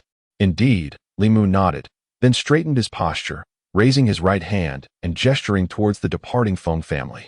This scene stirred profound emotion in Liang Bo's aged eyes, glimmering with unshed tears. At that moment, Feng Buotao and the members of the Feng family hurriedly retreated. Hurry, Feng Buotao urged, a hint of urgency in his voice. Master, I do not understand, Feng Xing spoke up. Let us discuss it upon our return. Feng Buotao dismissed further inquiries. In the next instant, Feng Buotao trembled, glancing back with a heart filled with dread. It was too late. As his words fell, a formidable sword intent cleaved through the air, striking down Feng Buotao. Beside him, Feng Xing and the other members of the Feng family were paralyzed with fear. Their faces drained of color. At this moment, Feng Xing comprehended the truth. He understood why Feng Buotao had sought to curry favor with Situ Jing and why he had been willing to stoop so low. It was not a change in Feng Buotao's character. Rather, it was a desperate fear of death. He sought to preserve his life. Behind Situ Jing stood a true master of sword intent. Even someone as formidable as Feng Buotao could not withstand a single strike. Flee. Without a moment's hesitation, Feng Xing swiftly made his way toward the trial's secret realm. He resolved that once he escaped, he would never return to the Feng family, severing all ties, unless he could possess the strength to withstand the sword intent of the master. Equally astonished was Situ Jing, whose mind was rendered blank. She stared blankly at Li Mu, unable to utter a word for quite some time. It turned out that Li Mu was not jesting. He was indeed a master of sword intent. Yet, how could this be, when Li Mu's dantian was shattered?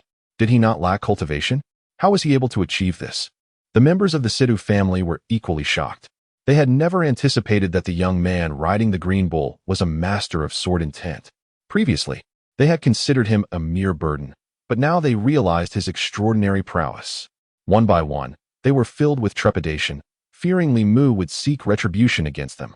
Situ Nin had just regained consciousness, but upon witnessing Li Mu's strike, he fainted once more. Situ Jing, Feng Buotao, is dead. Your vengeance is avenged. Li Mu spoke calmly, and with a wave of his hand, a grand seal appeared in his grasp, the demon god seal. Anyo, does this demon god seal enhance strength? Li Mu inquired. Indeed, master, the demon god green bull replied. Are there any drawbacks? Li Mu pressed further. To obtain the demon god seal is to become my servant. If I do not intervene, there are no adverse effects, the demon god green bull explained. Moreover, this seal can command evil spirits and influence others in subduing them. Since Situ Jing is the heir to the demon control lineage, it would be beneficial for her. If she refines this demon god seal, she could, with her own strength in the opening origin realm, tame evil spirits of the divine concealment realm.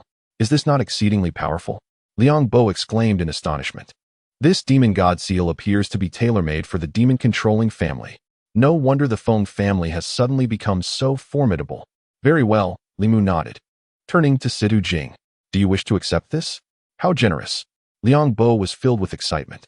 It's akin to receiving a windfall from the heavens. However, Sidu Jing did not reach out to accept it, for her mind was in greater disarray. Li Mu was truly a master of sword intent. The wild bull could actually speak. Miss, quickly accept it and express gratitude for the kindness of Senior Li Mu. Liang Bo urged anxiously. Situ Jing finally regained her senses and looked at Li Mu earnestly, asking, are you truly a master of sword intent? Did you not see? Li Mu replied, when the celestial demon rebounded against me, was it not you who wielded your sword? Indeed, she affirmed. When I was blocked outside the trial demon tower, was it also you who struck? Correct, he confirmed. Miss, not only that, I severely injured the divine concealment evil spirit, and your ability to subdue the Nirvana great demon as your master is also due to Senior Li Mu, Liang Bo added. Sidu Jing trembled all over, fixating her gaze on Li Mu, her emotions in turmoil. Tears streamed uncontrollably down her face as she immediately knelt and bowed deeply, exclaiming, thank you, esteemed senior, for your timely rescue. This profound kindness and grace shall remain etched in my memory for eternity. Rise. You have saved me once as well. Now we are even. Li Mu replied with a smile. Even? That cannot be. At this moment, Elder Liang grew increasingly anxious, urgently signaling to Sidu Jing with frantic glances. Understanding his intent, Sidu Jing recalled Elder Liang's earlier suggestion of apprenticing under Li Mu. She spoke, esteemed Senior Li Mu, may I request you to accept me as your disciple? Li Mu responded, I fear I may not have much to teach you. Still resolute, Sidu Jing insisted, esteemed senior, as the saying goes, once a teacher, forever a father. Even if you cannot guide me, I would be honored to serve you faithfully. Please, I implore you to accept me as your disciple. After a moment's hesitation, Li Mu replied, very well. This item is the demon god seal. You have just heard about its significance. Consider it a token of my acceptance of you as a disciple. Sidu Jing accepted it, bowing once more in gratitude. Thank you, master. Li Mu nodded. Sidu Jing then inquired, Master, where do you hail from? Li Mu answered, the celestial sect. Both Sidu Jing and Elder Liang were taken aback. Indeed, the celestial sect. Truly, the legacy of the former celestial dynasty endures. Master, I must first return to the Sidu family to pay respects to the head of the family and ensure the well-being of everyone before I come to the celestial sect. Sidu Jing stated. Very well, Li Mu nodded in agreement. Chapter 35 Another celestial being upon departing from the trial realm of the Fengshan mansion. Li Mu followed the cloud ship back to the Jitian sect. Early the next morning, a burly blind man arose, hearing Li Mu and a green cattle nearby. You wretched little brat, you actually know how to come back. The blind man charged over and struck Li Mu on the head. With a sharp crack, a large bump formed on Li Mu's head. The green cattle beside him was left astonished, pondering, what is the background of this blind man? How dare he treat my master in such a manner? Why does he only possess the cultivation of the Zhou realm? No, it must be an illusion. If my master, despite not being able to perceive his own cultivation, is already so formidable, then this blind man who struck him must be even more powerful. Another celestial being. I must not meddle. If my identity were to be discovered, perhaps even my master would not be able to protect me. The demonic god Green Cattle's heart raced, and then it surprisingly began to graze on the grass voraciously. Li Mu, unperturbed, spoke with a hint of grievance. Manager Wang, I was merely bored and went down the mountain to buy a green cattle. Was it necessary to strike me so harshly? Humph. Wang Qing snorted, hands clasped behind his back. It was evident that his right hand, which had just delivered the blow, was also swollen and trembling. How is this little brat's head so hard? It's like a rock. Wang Chung mused internally, yet he said no more, as such matters were too embarrassing. He endured the pain and admonished, what kind of attitude is this? Is it really necessary? Absolutely. Recently, the sealing magic array has loosened, and the demonic disturbances have become increasingly frequent. What would you do if you encountered a demon? Can you protect yourself? Are you disregarding your life? How will I explain this to Miss Ling Shan? Seeing Wang Cheng's heartfelt concern, a wave of emotion swept over Li Mu. In this world, besides Lu Ling Shan, only Wang Cheng cared for him so deeply. Manager Wang, I assure you, it won't happen again. I apologize for causing you worry. Li Mu expressed his regret. As for the loosening of the sealing magic array, He had long since noticed it. Upon hearing this, the green cattle became even more rigid. Indeed, this blind man is incredibly formidable. He chastises my master, and my master doesn't even dare to retort. Moreover, the demons he mentioned must certainly be of demonic god caliber. Could it be that there are demons here even more powerful than I? The demonic god green cattle sensed the strength of the sealing magic array, confirming its suspicions. This Jitian sect is truly remarkable. Not only does it have my master and the blind man as two great experts, but it also possesses such a powerful sealing magic array. From now on, I must tread carefully within the Jitian sect. Remain low-key, even more low-key. Otherwise, I might end up as someone's meal. Just as the demonic god green cattle was lost in thought, Wang Chung turned his head. You mischievous lad, I am looking out for your well-being. Living a good life is more valuable than anything else.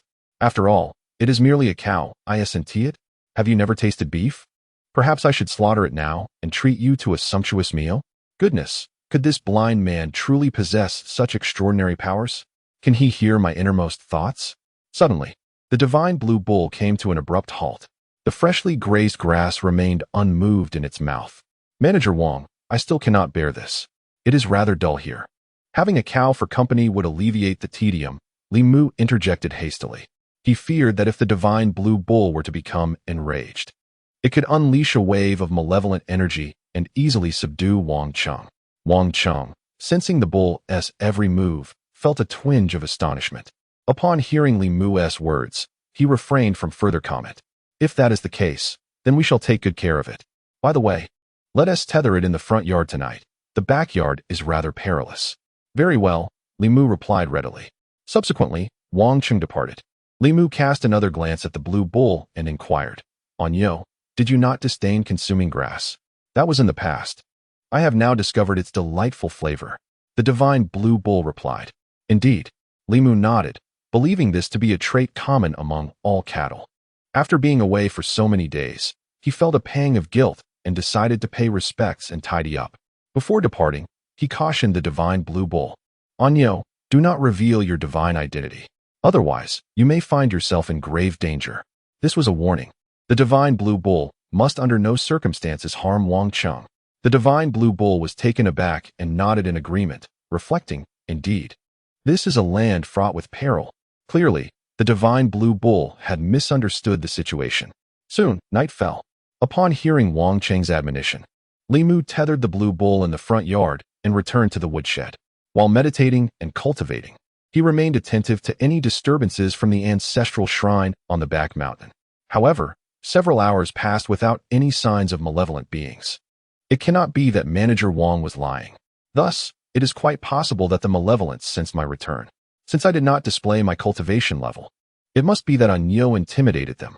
It must be so. After all, Anyo is a divine being. What is Manager Wang doing out at this late hour? Has he come to find Anyo? In truth, Wang Chung had not slept at all. Ever since encountering the blue bull, he had been restless. Only after confirming that Li Mu had settled down for the night did he seek out the blue bull. Upon seeing Wang Chung, the blue bull's heart raced. What could this blind master want with me? Is he coveting a meal? Is he here to slay me for beef? Furthermore, why did the blind, burly man insist that his master tether me in the front yard during the day? Surely, there is a hidden agenda at play. This visitor bears ill intent. The green bull, increasingly filled with trepidation, noticed that Li Mu was meditating, his aura undisturbed. If that blind, burly man intended to strike him down, Li Mu would be unable to intervene in time. Though the blind giant was blindfolded, his head remained steadfastly aimed at the green bull. He pondered, during the day, this green bull comprehended my words. This undoubtedly indicates a level of sentience. It is entirely possible that this is a demon bull. Why would such a demon bull choose to accompany Li Mu? Could it harbor ulterior motives? Perhaps it seeks to consume Li Mu's vital essence? Yet, this demon bull is male. How should one proceed? If I slay it, would that not grieve Li Mu? Just as the blind giant wrestled with these thoughts, the green bull suddenly knelt down. Immortal, spare my life. Indeed, it is a demon bull. However, it possesses no cultivation. So weak that I can hardly sense it. The blind giant mused, and furthermore, this demon bull appears quite timid, likely lacking any malicious intent. If I simply issue a warning, Having it remain by Li Mu's side could serve as a safeguard, which would be a fortuitous arrangement. With this resolution, the blind giant spoke in a low tone. I shall spare your life, but you must faithfully serve Li Mu from this moment forth. Should you harbor even the slightest treachery, I shall slay you on the spot. The green bull, thoroughly frightened, nodded vigorously, yes. Witnessing this scene, Li Mu could not help but smile inwardly. Ah, the bull has mistaken Wang Chung for an immortal. Yet, this is for the best. I need not worry any longer. Chapter 36. Little Bull, are you unscathed? Li Mu, I have splendid news to share. Early one morning, the blind, burly man sought out Li Mu. What good news? Queried Li Mu, who was tending to the cattle. The Jietian sect has returned from the Sacred Land trial, and they, along with Lu Lingshan, have secured first place. Wang Chung exclaimed, brimming with excitement. Of course, Lingshan is my fiancée. Li Mu responded, pride radiating from his expression. Nearby, the demon god, the azure bull, grazed contentedly, mentally noting to impress Lu Lingshan upon their next encounter, for she was the mistress. The azure bull had heard Li Mu mention her numerous times, underscoring her esteemed position in his heart. Ah, you are quite smitten, Wang Chung chuckled. Fortunately, Lingshan is loyal and devoted. Had it been anyone else, you would have been discarded long ago. Following this remark, Wang Chung seemed to realize he had misspoken and quickly apologized. Li Mu, please don't take it to heart. Not at all. Indeed, Lingshan is remarkable, Li Mu smiled. I wonder when Lingshan will visit the ancestral shrine on the back mountain. Wang Chung inquired again. You are not merely anticipating Lingshan's visit. You are eagerly awaiting the Dao Insight Stone that accompanies her, Li Mu mused inwardly, choosing not to expose his friend's intentions. Who says I won't come? Just as Wang Chung finished speaking, a refreshing voice resonated from the front courtyard. Soon after, a woman adorned in a flowing white dress, elegant and ethereal, gracefully entered the back courtyard. Her smile radiated warmth, and her eyes sparkled with vitality, eclipsing even the stars. Li Mu's lips curled upwards. He had already spotted Lu Lingshan. This girl has grown, he thought, noting the transformation in her demeanor since cultivating the celestial phoenix body. The burly man chuckled. It seems I must frequently mention Lingshan to ensure her regular appearances. Lu Lingshan beamed, wonderful. Recognizing her, the azure bull remarked. Isn't that the divine form from the trial in the magic tower? Brother Li Mu. Lu Lingshan greeted him warmly before presenting a treasure armor.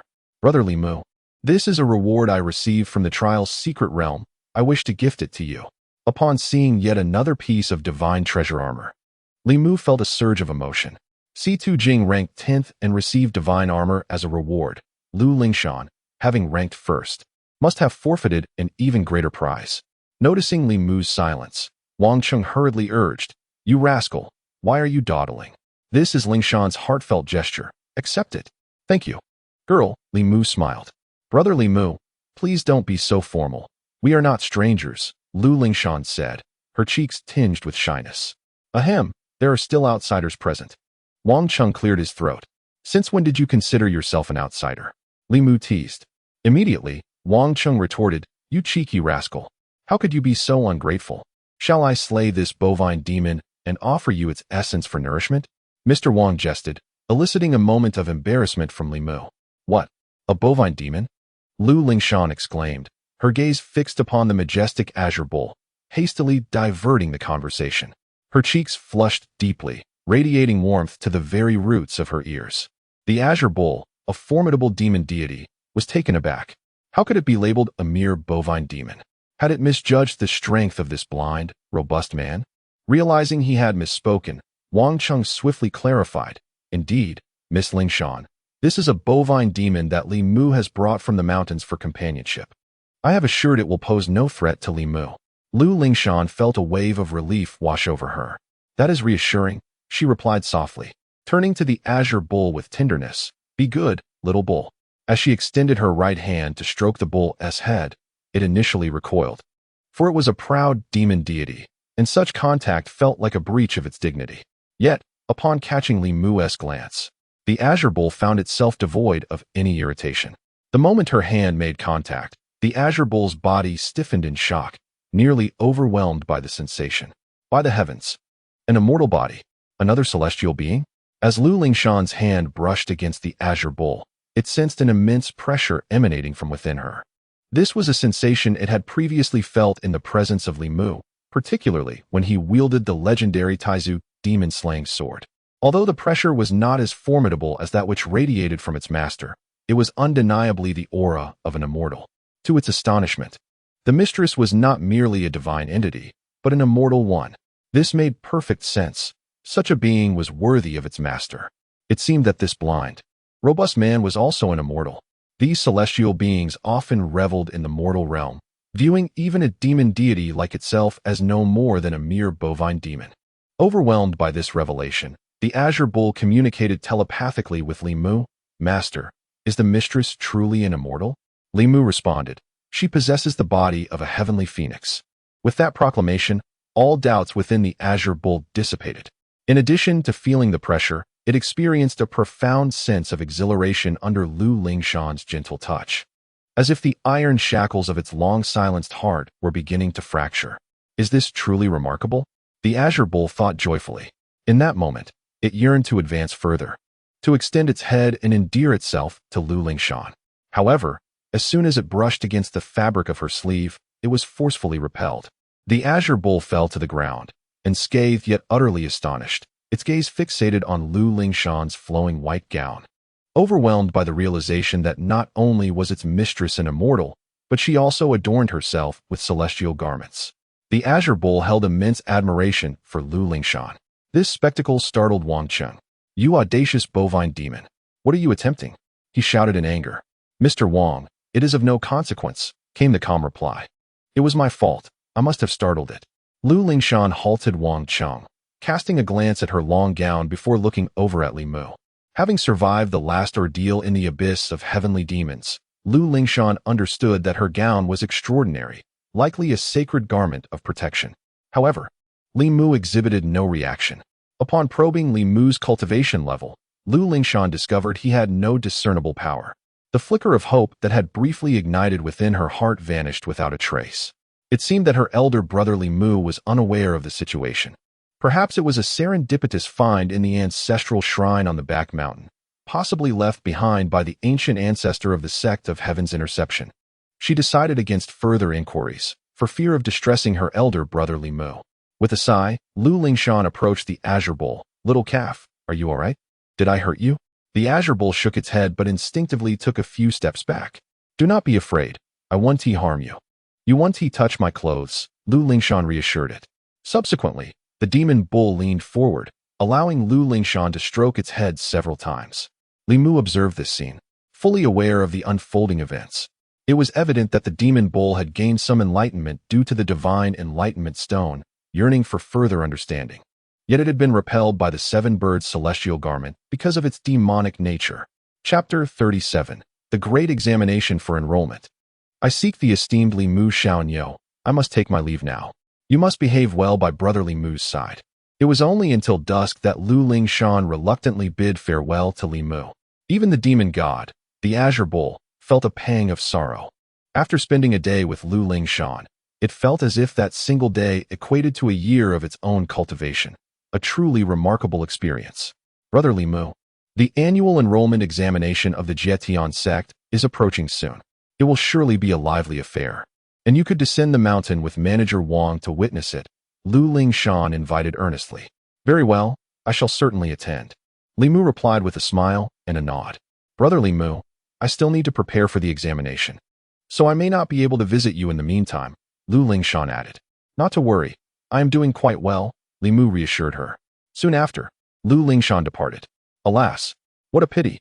Each time Miss Lingshan visits, her stay is all too brief. The blind, burly man sighed. "If only she could remain for 10 days or half a month, I would surely be able to break through to the opening Yuan realm. Indeed, I wish Miss Lingshan could stay longer." The Azure Bull echoed with a lament. Li Mu observed the pair, a person and a bull, and shook his head. He then turned to focus on his own cultivation. His thoughts drifted to Sidu Jing. Would she be able to make it in time for this enrollment examination? If she could, she would undoubtedly enter the Jietian sect with ease. With her opening Yuan realm and the accompanying powerful Nirvana demon, she would likely secure the top position. In that case, she could even become a disciple under one of the esteemed elders. Never mind. Such matters should unfold naturally. If she misses this opportunity, she can remain in the ancestral hall on the back mountain. Li Mu resolved to concentrate solely on his training. In an instant, he seated himself and entered a state of meditation. The speed of his immersion would astonish anyone from the Jietian sect present. Subsequently, 9 swirling vortices emerged around his spine, where the supreme ancestral demon-slaying sword resided. These vortices brimmed with formidable power. Any Nirvana-level expert witnessing this scene would be taken aback. This was, in fact, Li Mu's 9 divine abodes. To unlock the 9 divine abodes signifies entry into Nirvana. However, for most practitioners, the 9 divine abodes exist externally, harnessing the power of heaven and earth to enhance their own strength. In contrast, Li Mu's 9 divine abodes were entirely within his body. He had previously contemplated this phenomenon and surmised that it was due to the overwhelming power of the supreme ancestral demon-slaying sword, which surpassed even the might of the martial domain. Thus, these divine abodes were opened within him, drawing upon the strength of the supreme ancestral demon-slaying sword. Consequently, the 9 vortices of power appeared as dark as ink. If the supreme ancestral demon-slaying sword resembled a soaring dragon, then these 9 vortices of divine power were akin to 9 dragon pools, encircling the center in a protective formation. The spectacle was truly magnificent, difficult to fathom as being housed within a single cultivator. Moreover, this is merely a glimpse into Li Mu's first stage of nirvana. True nirvana signifies a complete transformation of one's being, a harmonious unification of the celestial spheres, the opening of the primordial source, the convergence of the soul's palace, and the undergoing of 9 thunder tribulations, leading to 9 rebirths. Only after this can one attain the status of a celestial being. It is only through becoming such a being that one may comprehend the fundamental forces of the universe. Li Mu felt that he was still far from this goal. Thus, despite his combat prowess vastly surpassing his current realm, he preferred to remain low-key. After all, this world harbors innumerable unknowns and dangers. He believed that only upon reaching the pinnacle of martial realms could he contemplate revealing his true strength. In the blink of an eye, 3 months had passed. However, Li Mu had only managed to integrate the energies of 4 celestial spheres. It was only through the integration of 6 celestial spheres that he could break through to the second stage of nirvana. To ascend to the third stage, he would need to unify 9 celestial spheres. While Li Mu yearned to continue his cultivation, the blind, robust man had already knocked on his door. Accompanied by the demon god, the Blue Bull. "Master Wang, what grand occasion is it today?" Li Mu inquired, observing the blind man who was exquisitely dressed, while even the Blue Bull had groomed its fur to a radiant sheen. "Have you forgotten? Today marks the annual entrance examination." Wang Chung retorted impatiently. "Hurry and get ready. We must descend the mountain at once." "Indeed, we are to meet Mistress Ling Shan today," the Blue Bull exclaimed with excitement. "Ah, how could I nearly forget? Let us depart." Li Mu nodded in agreement. As Li Mu, the blind man, and the Blue Bull descended the mountain, a subtle disturbance emanated from the magical ceiling array of the ancestral hall on the rear mountain. "Ah, the Blue Bull has finally left. What divine entity is this? Why does my soul tremble in fear? It is unclear. Perhaps it is a cow demon that has attained enlightenment? Enough of that. This is our chance. Let us hasten outside. With the Jietian sect hosting the entrance examination, we shall relish in the slaughter of those participating. Indeed, this time, several celestial demons are also freed from their magical prisons. As long as we avoid that Blue Bull, the Jietian sect will be powerless to stop us." Soon after, dark, massive figures emerged from the ceiling array. Within the underground palace of the Goddess Hall, 2 figures, one red and one blue, ascended from the sword pool. Why are there so many powerful evil spirits emerging? Isn't that renowned swordsman master guarding the ancestral hall? He may be in seclusion or have descended the mountain. What shall we do? We must act swiftly and suppress these evil spirits. Consequently, the red and blue figures made their way out of the Goddess Hall. However, their expressions soon turned to one of horror. "This is dire. There are numerous reborn great demons.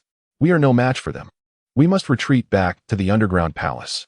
The yin-yang twin swords hastily withdrew, but both were gravely injured. It seems that within that formidable magical formation, an even more powerful malevolent entity is set to emerge. Indeed, I sense a presence greater than that of the Nirvana demon, the celestial demon. Both the yin and yang twin swords are profoundly astonished. Yet, they find themselves ensnared within the underground palace, surrounded entirely by evil spirits. Communication is beyond their reach. It appears they must await the emergence of that esteemed master of sword intent. Meanwhile, at the gates of the Jietian sect, a strikingly beautiful woman has arrived. Clad in a crimson ensemble, she bears a thick red cord at her waist, adorned with a pair of bells. Her features are exquisitely refined, and an air of valor emanates from her brow. Due to the enrollment examination, designated disciples are present to handle registrations. "What is your name? Where do you hail from? What is your cultivation level?" inquired an outer sect disciple without lifting his gaze. "C2 Jing, I am not here to participate in the enrollment examination. I am here to seek someone," C2 Jing replied. "Seeking someone?" The two outer sect disciples paused their writing and turned to look. Upon seeing C2 Jing, their eyes widened in astonishment, captivated by her beauty. "Miss C2, we apologize for our earlier negligence. Whom do you seek?" One of the outer sect disciples spoke respectfully. Typically, someone of C2 Jing's striking appearance undoubtedly possesses a significant background, although she claimed not to be there for the enrollment examination. The two outer sect disciples understood that she must have connections within the Jietian sect. With such backing, gaining entry into the Jietian sect would be effortless, and it wouldn't be long before she ascended to become an inner sect disciple. Her future accomplishments would surely surpass theirs. Thus, the two outer sect disciples contemplated how to ingratiate themselves with her. "Gentlemen, I am looking for Senior Limu. I would appreciate your assistance," C2 Jing stated. "What? Limu? Senior Limu?" The two outer sect disciples were left utterly astounded. Chapter 38. This village girl is actually in the open Yuan realm? "Miss Situ, could it be that you've made a mistake?" inquired a disciple responsible for registration at the Jietian sect, his expression one of astonishment. Was there truly no esteemed elder by the name of Limu? At once, Situ Jing felt a wave of despondency wash over her.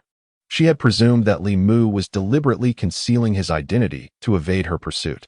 "There is no elder by the name of Limu," interjected an outer sect disciple. Indeed, it seemed that in the eyes of elder Limu, she was merely a burden. Situ Jing felt tears welling in her heart, her spirit crushed, yearning to depart. "However, there is a servant disciple named Limu," the outer sect disciple continued. "But this Limu is not an esteemed elder. Rather, he is a waste with a shattered dantian." "What? A waste with a shattered dantian?" Situ Jing was taken aback. Subsequently, an overwhelming joy surged within her. Was this not precisely the elder Limu she sought? For upon their first meeting, she had also perceived him as a person lacking cultivation due to his shattered dantian. Yet, Limu's prowess had opened her eyes to a world beyond her imagination. It appeared that elder Limu had maintained a rather low profile within the Jietian sect, such that even the disciples were unaware of his true strength. The two outer sect disciples, bewildered by Situ Jing's reaction, exchanged glances of confusion. Situ Jing then spoke. "Yes, this is the person I am looking for." This? Surely not. A stunning beauty such as herself is here to seek out that waste named Limu?" The expressions on the faces of the two outer sect disciples were filled with disbelief and discomfort. It was akin to witnessing a beautiful flower blooming amidst a mound of dung. Seeing their lack of response, Situ Jing pressed on. "Gentlemen, may I enter?" The two outer sect disciples snapped back to attention, sharing a glance devoid of the earlier brightness they had exhibited. Their eyes dimmed, and contempt crept into the corners of their mouths. At that moment, Situ Jing appeared worthless in their eyes. What value did beauty hold if she associated with Limu? They had assumed her ties were with the elders of the Jietian sect. Lacking any substantial background, her beauty was merely ornamental. At this, Situ Jing's anger flared. "What do you mean by that? Is this how the Jietian sect treats its guests?" In that moment, she seemed to grasp the reality. Not everyone in the Jietian sect possessed the kindness of Limu. It was no wonder he felt compelled to conceal his strength, for there were many around who were sycophantic and revolting. The two outer sect disciples responded curtly. "There is no deeper meaning. The Jietian sect is currently conducting its enrollment examinations, and outsiders are not permitted to enter. Moreover, the ancestral hall on the back mountain is not for you to access. If you have no business here, kindly leave." So, Elder Limu resides in the ancestral hall on the back mountain. Situ Jing understood. Although it was dull, it was also serene. Determined to ascend to the ancestral hall of the Jietian sect's rear mountains, Situ Jing resolved to serve the esteemed elder Li Mu with unwavering dedication. Situ Jing refused to depart. As tensions began to escalate, a man approached with purposeful strides. "What is the matter?" It was Brother Yun. The two outer disciples of the Jietian sect hastily bowed, for the newcomer was none other than Yun Fei Bai. This time, Yun Fei Bai was entrusted with hospitality duties. Given that Yun Tian he was the current acting leader of the Jietian sect, Yun Fei Bai was keen to avoid any blunders. "What is happening?" Yun Fei Bai inquired in a low voice. "Brother Yun, it is as follows." The two outer disciples informed him of Situ Jing's intentions. Here to see Li Mu?" Yun Fei Bai expressed surprise, then brazenly scrutinized Situ Jing. Her appearance was strikingly exquisite, and her figure, clad in a red form-fitting outfit, was undeniably alluring. "You must be a relative of Li Mu from his village. However, he is now rendered useless, his dantian shattered, and has been relegated to cleaning the ancestral hall." Yun Fei Bai relayed Li Mu's unfortunate circumstances, hoping to instill a negative impression of him in Situ Jing's mind. "I see," Situ Jing replied, nodding. "Thus, you cannot ally yourself with Li Mu. If you do not mind, you may follow me instead. I can ensure your prosperity within the Jietian sect." Yun Fei Bai leered with a lascivious grin. "How dare you?" Situ Jing, with a fiery temper, spat at him on the spot. Infuriated, Yun Fei Bai contemplated unleashing his wrath upon Situ Jing. But the gazes of several onlookers compelled him to restrain his anger. "Were it not for the special circumstances of our recruitment examination, I would have no hesitation in silencing you. A mere village girl, utterly ungrateful," Yun Fei Bai scolded, then directed the two outer disciples. "During this critical period of the Jietian sect's recruitment, no outsiders are permitted entry." "Understood," the two outer disciples nodded. Subsequently, Yun Fei Bai stormed away, perplexed by the phenomenon of beautiful women inexplicably drawn to Li Mu. Was it merely due to his handsome appearance? Could such superficiality sustain them? First Lu Lingshan, and now this woman. Were they all blind? As he pondered, a sinister aura began to emanate from his eyes. "Brother Yun?" At that moment, an outer female disciple passed by and greeted Yun Fei Bai. He, however, paid her no heed. The disciple, noticing his unusual demeanor, was startled. A sinister aura? Before she could flee, Yun Fei Bai seized her. Meanwhile, at the gates of the Jietian sect, Situ Jing remained resolute. No matter what, she would seek out Li Mu. "Why do you linger? Your persistence here is futile. Brother Yun has spoken. We will not allow you entry. If you possess any skill, prove it and enter by your own strength," the two outer disciples declared arrogantly, their tone laced with provocation. Upon discovering that the individual sought by Situ Jing was Li Mu, their words dripped with condescension. Deep down, they harbored disdain for Situ Jing. Yet, it must be acknowledged that she possessed an undeniable beauty. Otherwise, she would have long been dismissed without a second thought. Given this, Situ Jing declared her intention to partake in the recruitment examination of the Jietian sect. Did I hear that correctly?" chuckled the two outer disciples of the Jietian sect, their laughter ringing out. "This is the Jietian sect. Do you understand what a holy land is?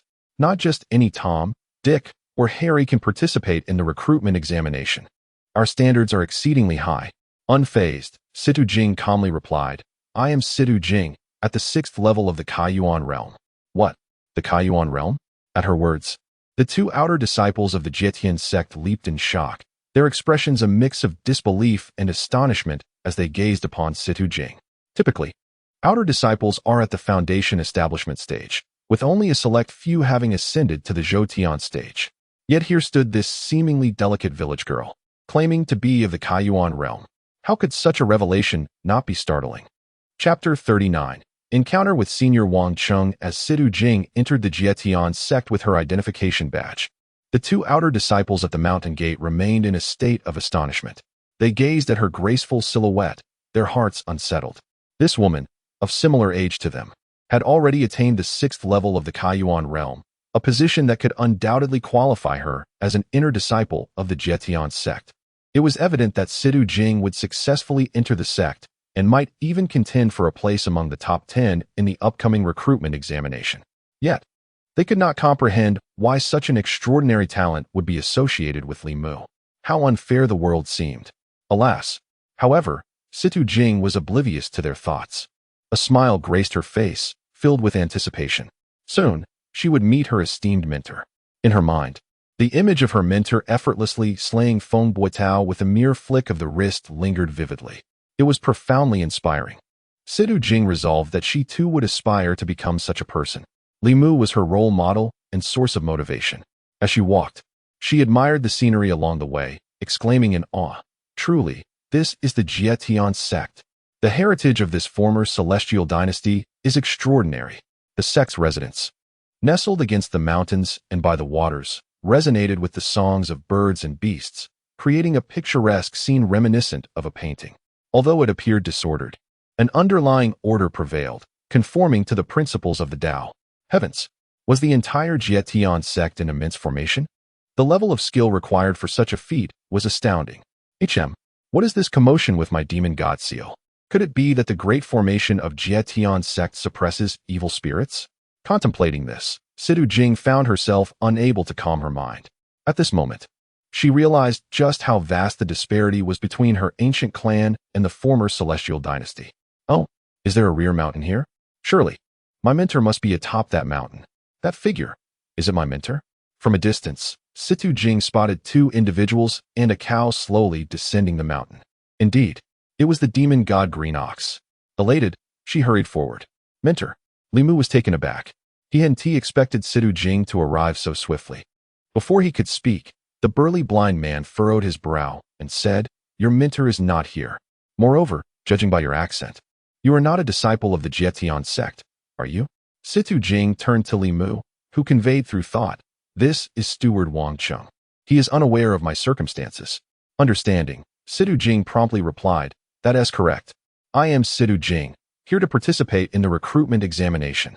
The blind man grasped the situation, responding with a smile, "Ah, Miss Situ, you must have been quite nervous, addressing everyone as your mentor. Such titles should not be used lightly. A mentor imparts knowledge and resolves doubts. A respected elder is one of high virtue and reputation. Thus, in the Jietian sect, you may simply address elders as seniors. By the way, I am Wang Chung." Sidu Jing smiled and said, "Indeed, I have met Senior Wang Chung." The burly blind man chuckled joyfully. Normally, due to his position in the ancestral hall, even when descending the mountain to intercept some disciples of the celestial sect, he did not show much reverence. "Excellent. Miss Sidu, since you have come to participate in the grand recruitment examination, let us proceed together," Wang Chung continued. "Very well. I appreciate your kindness, Senior," Sidu Jing replied, nodding obediently. Meanwhile, the demon god, the Azure Bull, observed silently, pondering. "So, it turns out that Senior Wang Chung enjoys being addressed as such. I have met Senior Wang Chung," the Azure Bull added, seemingly attempting to flatter. Wang Chung was momentarily taken aback, but his smile grew even brighter. "Excellent. You, this bull demon, are quite perceptive." This left Sidu Jing utterly astonished. This was a demon god. Why was he so respectful before Senior Wang Chung? Moreover, why was he deliberately flattering him? Yet, I can distinctly sense that Senior Wang Chung's cultivation is merely at the celestial realm. No, this matter cannot be so simple. From my master's tone, it seems he holds Senior Wang Chung in high regard. Furthermore, although my master appears to lack cultivation, he is, in fact, a grandmaster of sword intent, to whom even demon gods must yield. Thus, Senior Wang Chung's displayed cultivation must also be a fade. This implies that Senior Wang Chung's prowess is likely superior to that of my master. Immediately, Sidu Jing held even greater respect for him. "Senior Wang Chung, allow me to assist you in walking," she offered, stepping forward.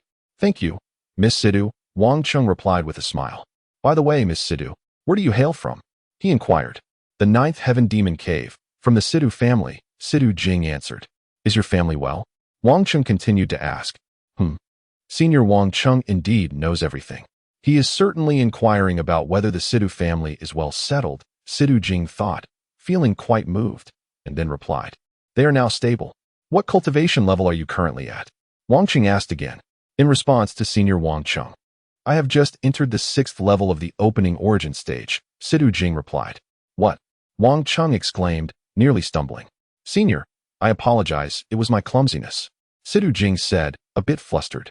"No harm done." Wang Chung quickly waved his hand. "At such a young age, you have already reached the 6th level of the opening origin stage. Your future is indeed promising." Wang Cheng felt a twinge of envy. In the future, Sidu Jing's achievements would surely rival those of some esteemed elders of the celestial sect. Thank you, Senior Wang Cheng, Sidu Jing said excitedly, for she perceived this as receiving Senior Wang Cheng's acknowledgement. Miss Sidu, you are truly a paragon of both talent and beauty, Wang Cheng praised once more. Generally, those favored by the heavens tend to be rather proud, yet Sidu Jing was remarkably humble. Even though her cultivation surpassed Wang Cheng's, she still treated him with utmost respect. Such a woman is indeed rare. Her disposition is akin to that of Miss Ling Shan. Ling Shan? Lu Ling Shan? Sidu Jing inquired. Indeed, it seems that Sidu Jing is aware, Wang Cheng remarked. Sidu Jing nodded in affirmation. Wang Cheng was not surprised. After all, the reputation of the Jietian sect had once dominated the entire central divine continent. Lu Ling Shan, being the sole daughter of the previous leader of the Jietian sect, was naturally quite renowned. All right, Wang Cheng, let us hasten our journey. We must not miss the enrollment examination, Li Mu urged. You young man, show a complete lack of composure. What is the reason for such restlessness? Wang Cheng admonished. This elicited a light laugh from Sidu Jing, who thought it likely that only Wang Cheng would dare to speak to his master in such a manner. Given Li Mu's prowess, even the esteemed elders of the Jietian sect would treat him with utmost respect upon meeting him. Subsequently, Wang Cheng turned to Sidu Jing and said, Miss Situ, this young man has but a few shortcomings. Otherwise, he is quite commendable. Situ Jing promptly nodded in agreement. Li Mu, unable to interject, chose to remain silent. The demon god, the green bull, attentively listened to the exchange between Sidu Jing and Wang Cheng. Pondering quietly, the old bull cannot speak. No wonder Wang Cheng does not regard him highly. This troublesome habit must be amended henceforth. Chapter 40. The Cow Dung of Lousy. You cannot afford to offend. Not long after, Li Mu, accompanied by 2 companions and a cow, arrived at the entrance of the enrollment examination. This peculiar assemblage drew much speculation. Isn't that Li Mu? How did he descend? If my dantian were shattered, I would resolutely remain in the ancestral hall on the back mountain. Why would I willingly seek discomfort? Indeed, witnessing these younger disciples, who were a generation beneath him, stepping into the limelight and entering the celestial sect, would evoke a profound sense of shame, compelling him to bury his head in the earth. Was that beside Li Mu a cow demon? It must be. I recall reading in the Beast Chronicles about a foundational cow demon. Indeed, half a year ago, while accompanying senior brother Zhao on an excursion, we encountered a Zhou Tianpeng demon slaughtering a foundational cow demon. Who was that woman? She is exceedingly beautiful. Yet, what does beauty matter? Being able to walk alongside Li Mu merely marks her as a mere vase. Such a pity.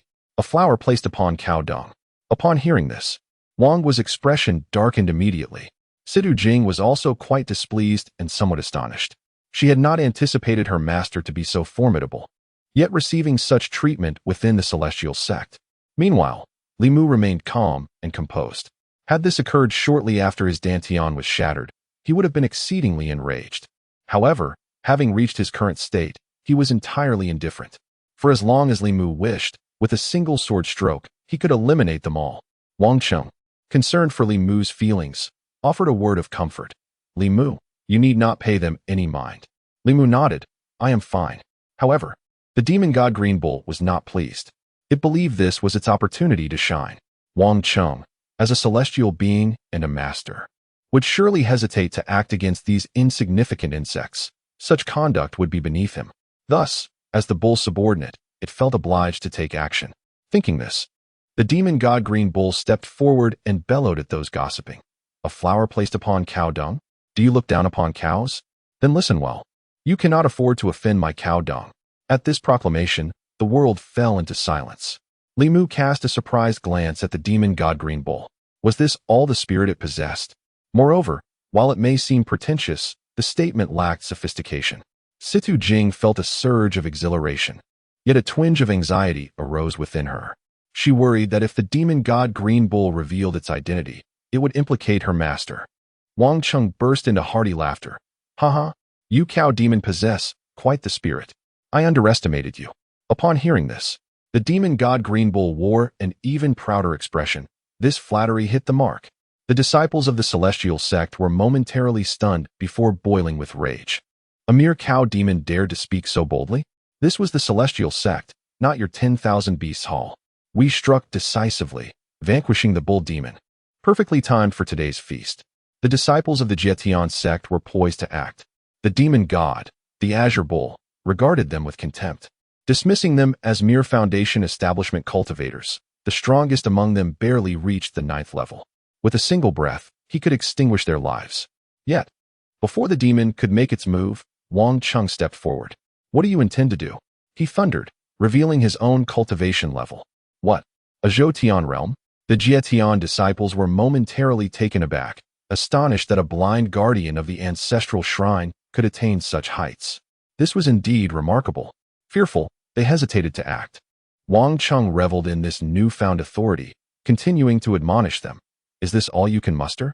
Just bullying the weak in your own territory? Today marks a significant day for recruitment.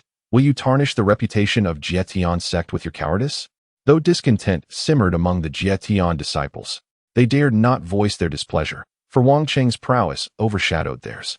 Apologize, and then be gone, Wang Chung commanded, his fury palpable. The disciples' faces reflected their unwillingness. The thought of apologizing to someone they deemed inferior, like Li Mu, felt like an affront to their pride. Yet, they found themselves in a precarious position, realizing they were outmatched. Why the commotion? A stern voice cut through the tension. At the sound, the Jietian disciples felt as if they had found a lifeline. Li Mu too recognized this voice. As expected, a young man clad in black robes approached. It was Zhao Chong. Zhao Shixiao. The Jietian disciples hastily bowed. Zhao Chong nodded indifferently, casting a glance at Li Mu and the others before retracting his gaze. What transpired here? He inquired again, in response to Zhao Shixiao. We were merely trying to thwart the bull demon's disturbance, but this blind man, Wang Chung, turned out to be a Zhoutian realm cultivator. And we were no match for him, a Jietian disciple explained. You speak nonsense. Sidu Jing interjected, her voice filled with indignation. That is not how it happened at all. Who are you? Zhao Chong asked, his attention drawn to Sidu Jing, momentarily captivated by her presence. Sidu Jing. Here to participate in the recruitment examination, she replied. Are you implying that the disciples of Jietian sect are lying? Should I trust an outsider like you? Zhao Chong scoffed. You.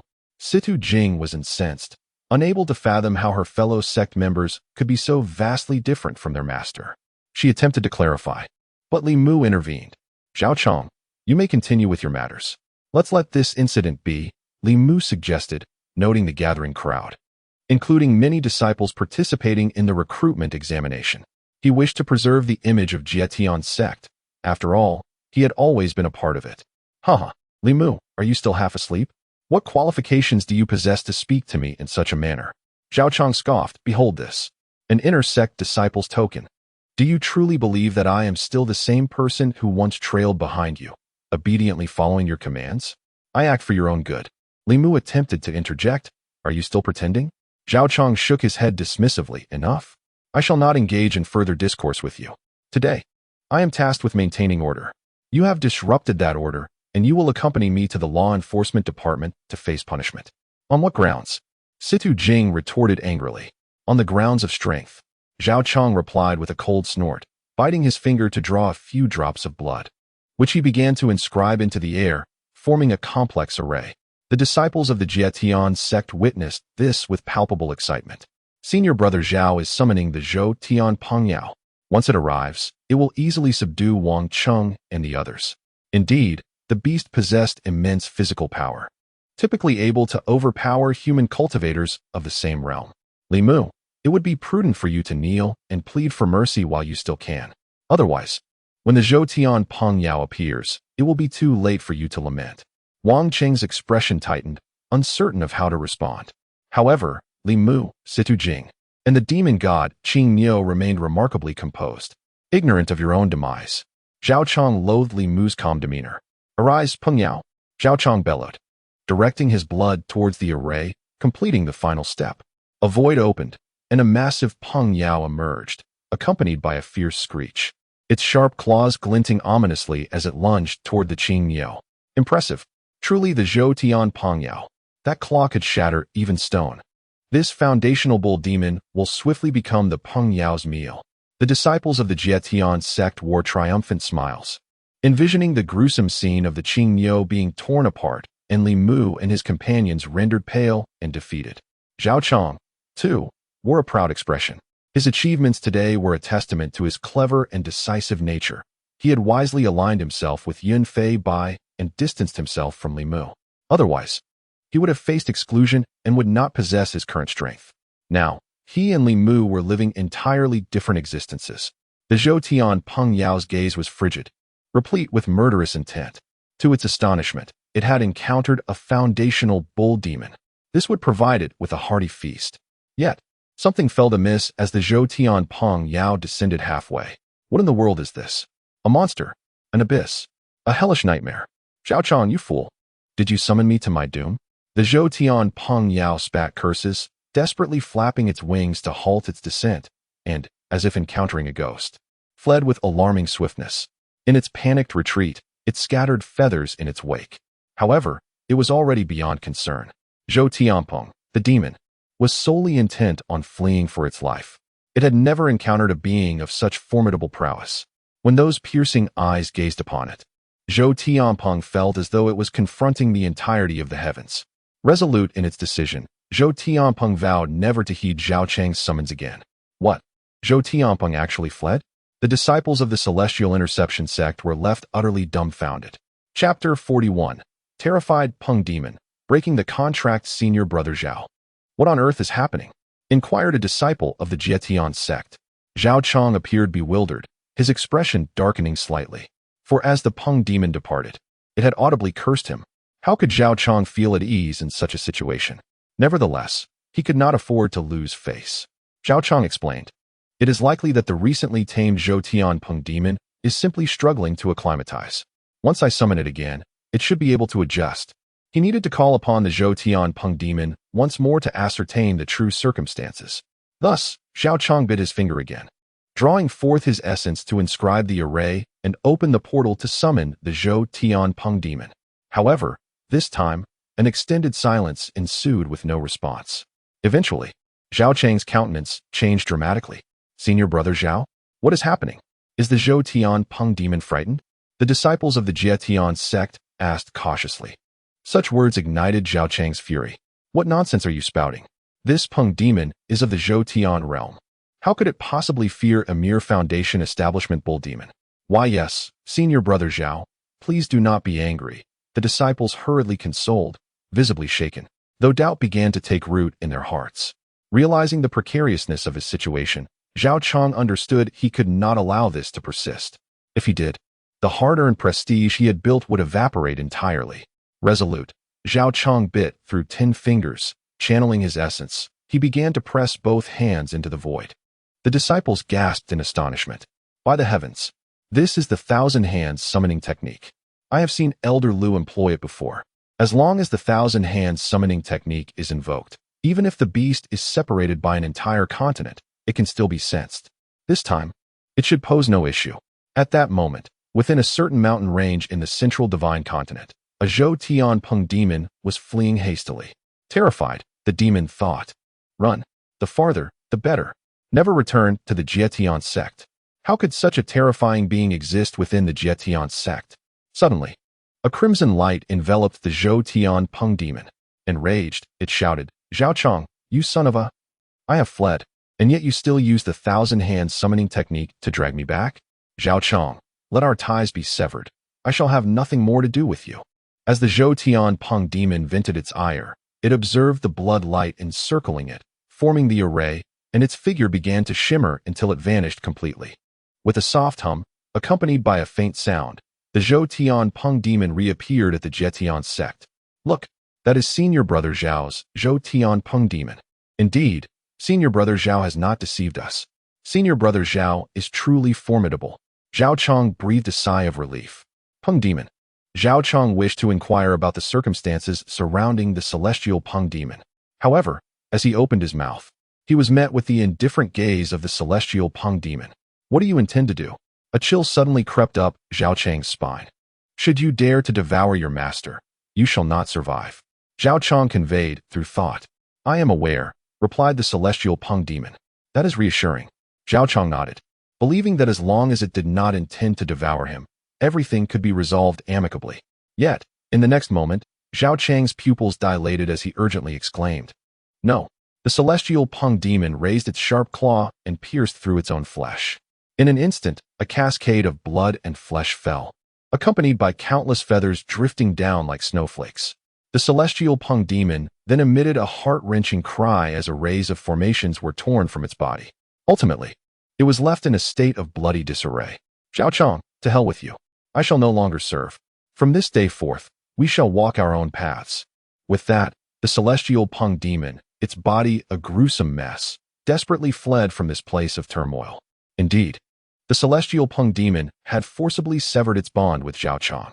It was worth noting that the contract between them was not one of master and servant, but rather a partnership, allowing the celestial Peng demon to dissolve it, albeit at the cost of backlash. Zhao Chang too suffered from the backlash. Spitting out a mouthful of blood, he wavered unsteadily, nearly toppling over. "What is happening?" The disciples of the Jitian sect stood in stunned silence. What on earth transpired? The celestial Peng demon had willingly resorted to self-mutilation and backlash to terminate its pact with Zhao Chang. Such an occurrence was exceedingly rare.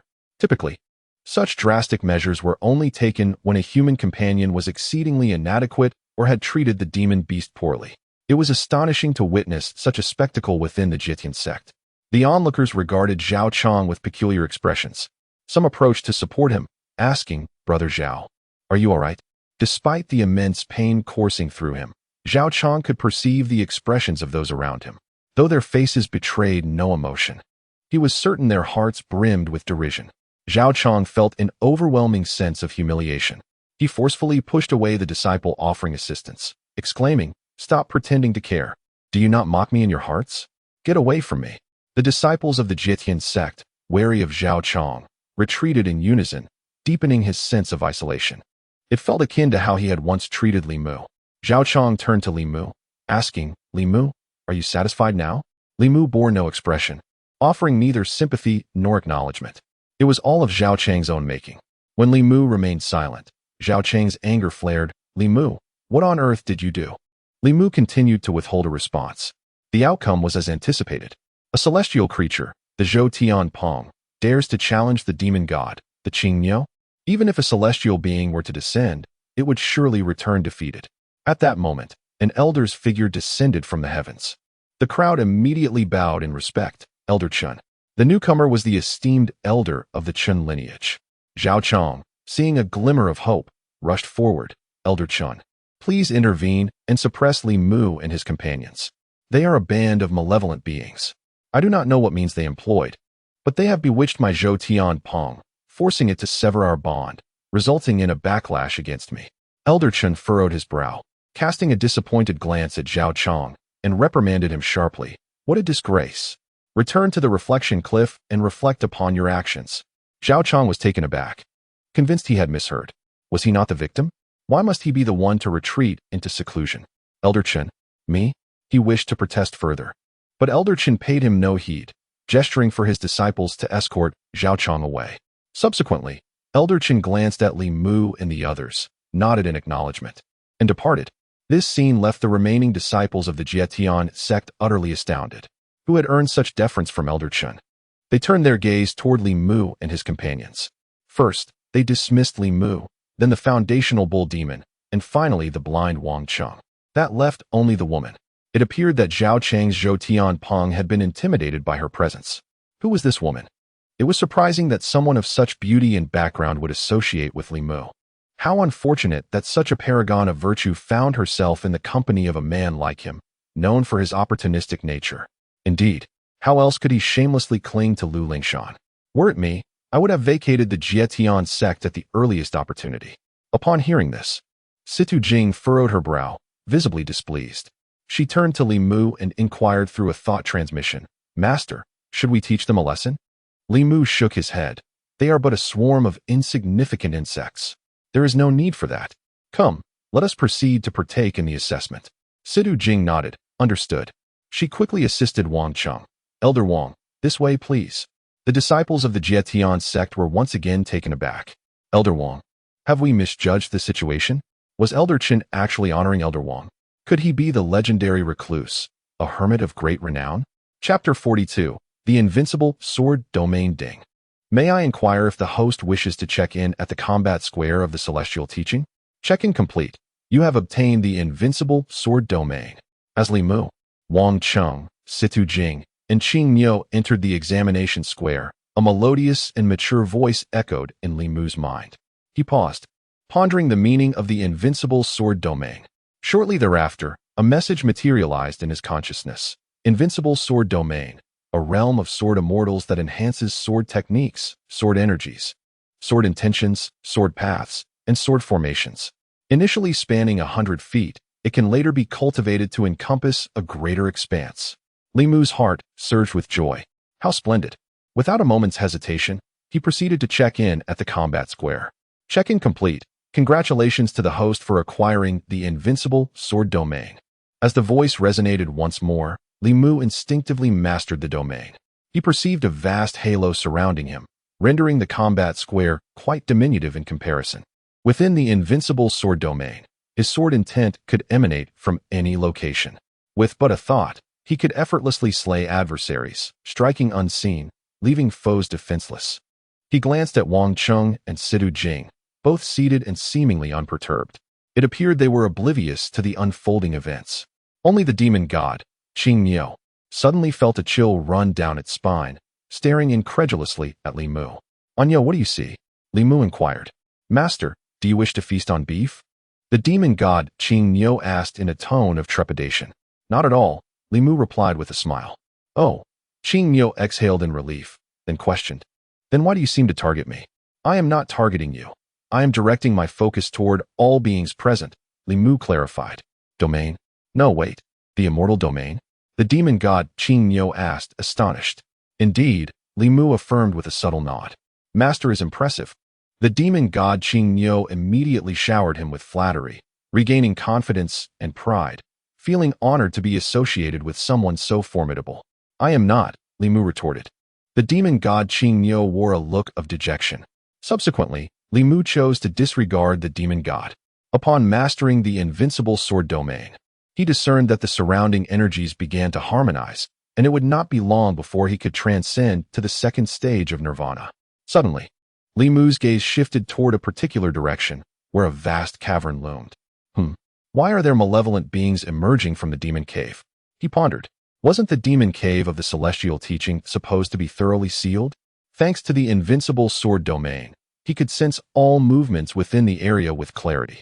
To his astonishment, there were even heavenly malevolent entities. This was undoubtedly beyond the scope of the celestial teaching's recruitment trials. Not only would the disciples participating in the assessment struggle against such threats, but even the esteemed elders of the celestial teaching would find it challenging to contend with them. It seemed that the seals of the demon cave had weakened as well. Originally, Li Mu intended to strike and silently eliminate the heavenly demon lurking within the demon cave. However, upon glancing at Situ Jing by his side, he reconsidered and decided to leave the heavenly demon for her to confront. Situ Jing, inheritor of the Situ clan, possessed the profound knowledge of the art of demon control. Though she had pledged her allegiance to Li Mu as her mentor, he believed that the techniques of the Situ clan should not fade into obscurity. Subsequently, Li Mu resumed his cultivation. Before long, all disciples participating in the enrollment examination gathered. Following this, the elders of the Jietian sect took their positions. This time, the presiding figure for the enrollment was Lu Lingshan. Upon spotting Li Mu, Lu Lingshan expressed great delight, and her astonishment grew upon seeing Situ Jing. After all, Situ Jing was among the top contenders capable of entering the Divine Trial Tower. Lu Lingshan could not fathom how she ended up alongside Li Mu. It seemed that Li Mu had an exceptional rapport with others. Comforting herself, Lu Lingshan began the proceedings. "I am Lu Lingshan. First and foremost, I extend a warm welcome to all of you participating in the enrollment examination of the Jietian sect. On behalf of everyone at the Jietian sect, I welcome your presence. Now, let me briefly outline the rules of the examination. The enrollment examination consists of 3 rounds. The first round assesses talent, the second round involves combat, and the third round is for vanquishing evil demons." Lu Lingshan swiftly elucidated the rules before announcing the commencement of the enrollment examination. First group, Yangjia, Yuzhuiwe. Tang Huaxiu, Chu Chuang. Second group, Wuhan, Feng Yanbin. Situ Jing, Gao Feiyue. This enrollment examination attracted over 1,000 participants, divided into 20 groups, each comprising 50 individuals. Situ Jing was placed in the second group, positioned 11th. The first round, which assessed talent, was quite straightforward. In the martial plaza of the Jitian sect, 20 talent stones were arranged. One merely needed to place their right hand upon a talent stone, which would respond and reveal their innate abilities. Once the examination began, each group took their turn. Those who passed the talent assessment were naturally elated, while those who did not were filled with despair. However, the second group alone wore expressions of utter dejection. After 10 individuals had approached, the talent stones remained completely unresponsive. All had failed. This occurrence rendered the disciples of the Jitian sect intrigued. What was amiss with this second group? Were they all truly so inept? Could it be that the talent stones were defective? Unlikely, as they had been thoroughly inspected by senior sister Lu Lingshan. Thus, the only plausible explanation was that the entire second group was lacking in capability. Situ Jing, however, should not be at fault. One's cultivation level does not necessarily reflect innate talent.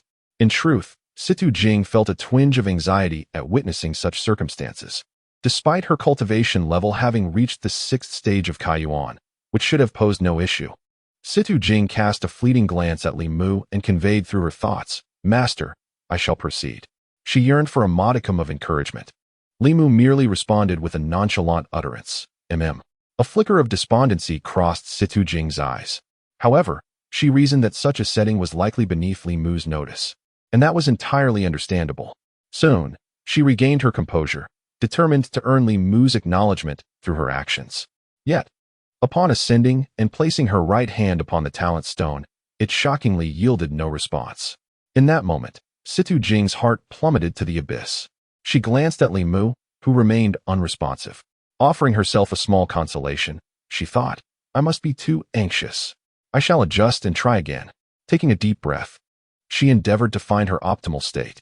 Nevertheless, when she attempted once more, the talent stone remained eerily silent. "What is this?" Beads of sweat began to form on Situ Jing's forehead. If she could not even pass the talent assessment, what face would she have to remain by Li Mu's side? What should she do? She tried several more times, but the outcome remained unchanged.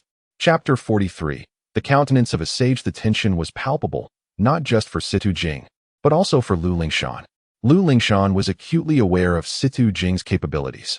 In her estimation, there was no conceivable way Situ Jing could fail the aptitude assessment. Given the earlier results, where all 10 candidates from the second group had faltered, the conclusion was inevitable. The aptitude stone must be at fault.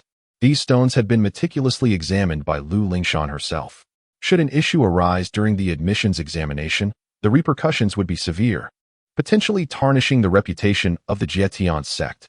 Lu Lingshan speculated that someone had covertly tampered with the aptitude stone, aiming to put her in a compromising position. However, she had no time to investigate this matter further. Her sole focus was on resolving the issue at hand. Would Situ Jing succeed? If not, she needed to descend swiftly to avoid delaying the others. At that moment, impatience began to brew among the onlookers in the martial arts plaza.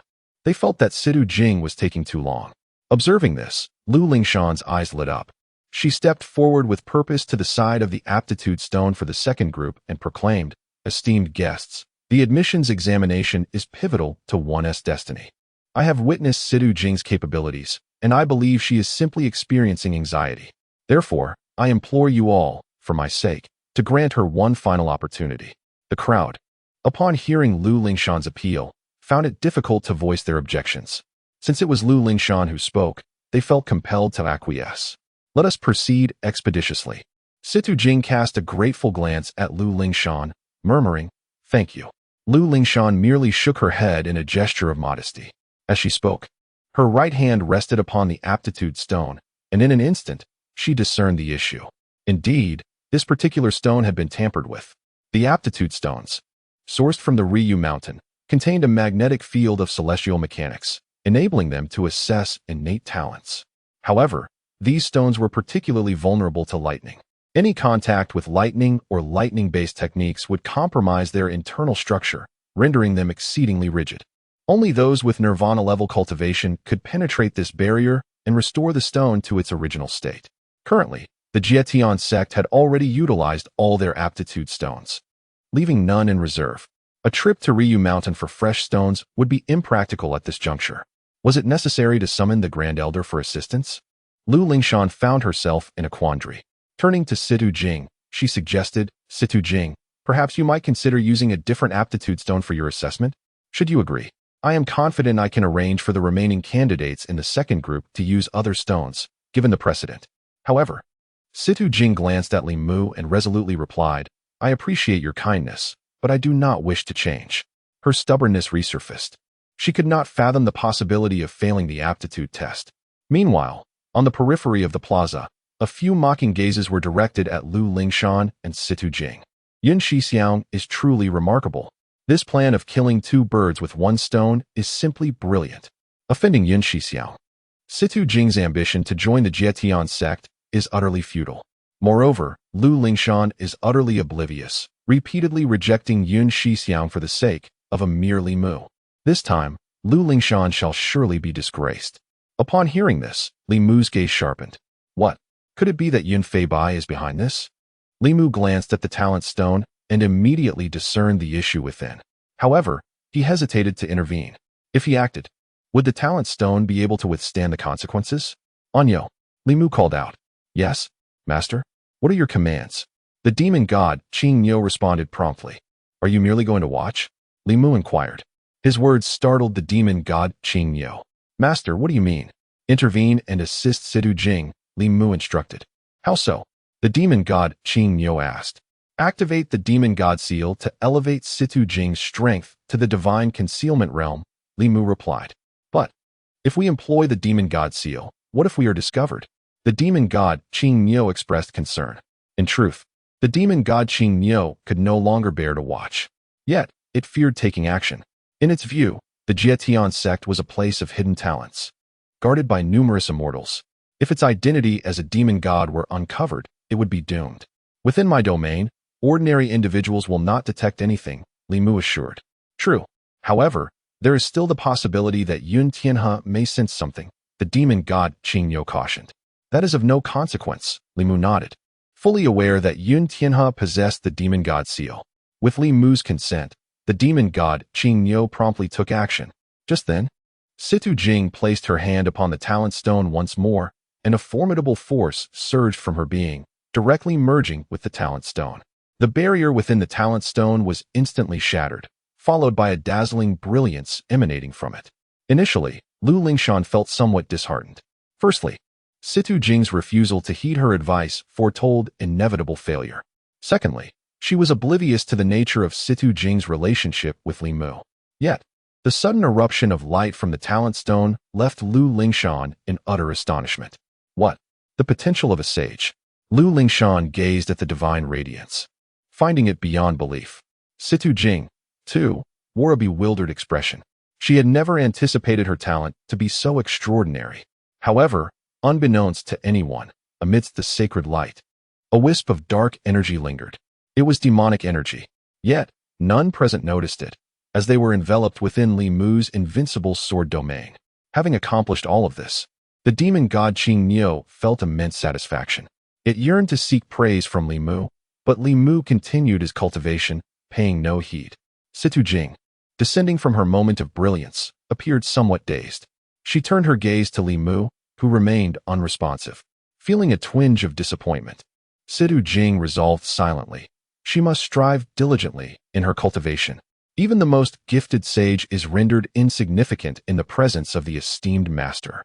However, the elders of the Jietian sect, each with hair as white as snow, now exhibit fervent gazes, as if rejuvenated by a second spring. This is the visage of a sage. Such individuals are seldom born, even once in a century. To accept such a person as a disciple would fulfill their lives entirely.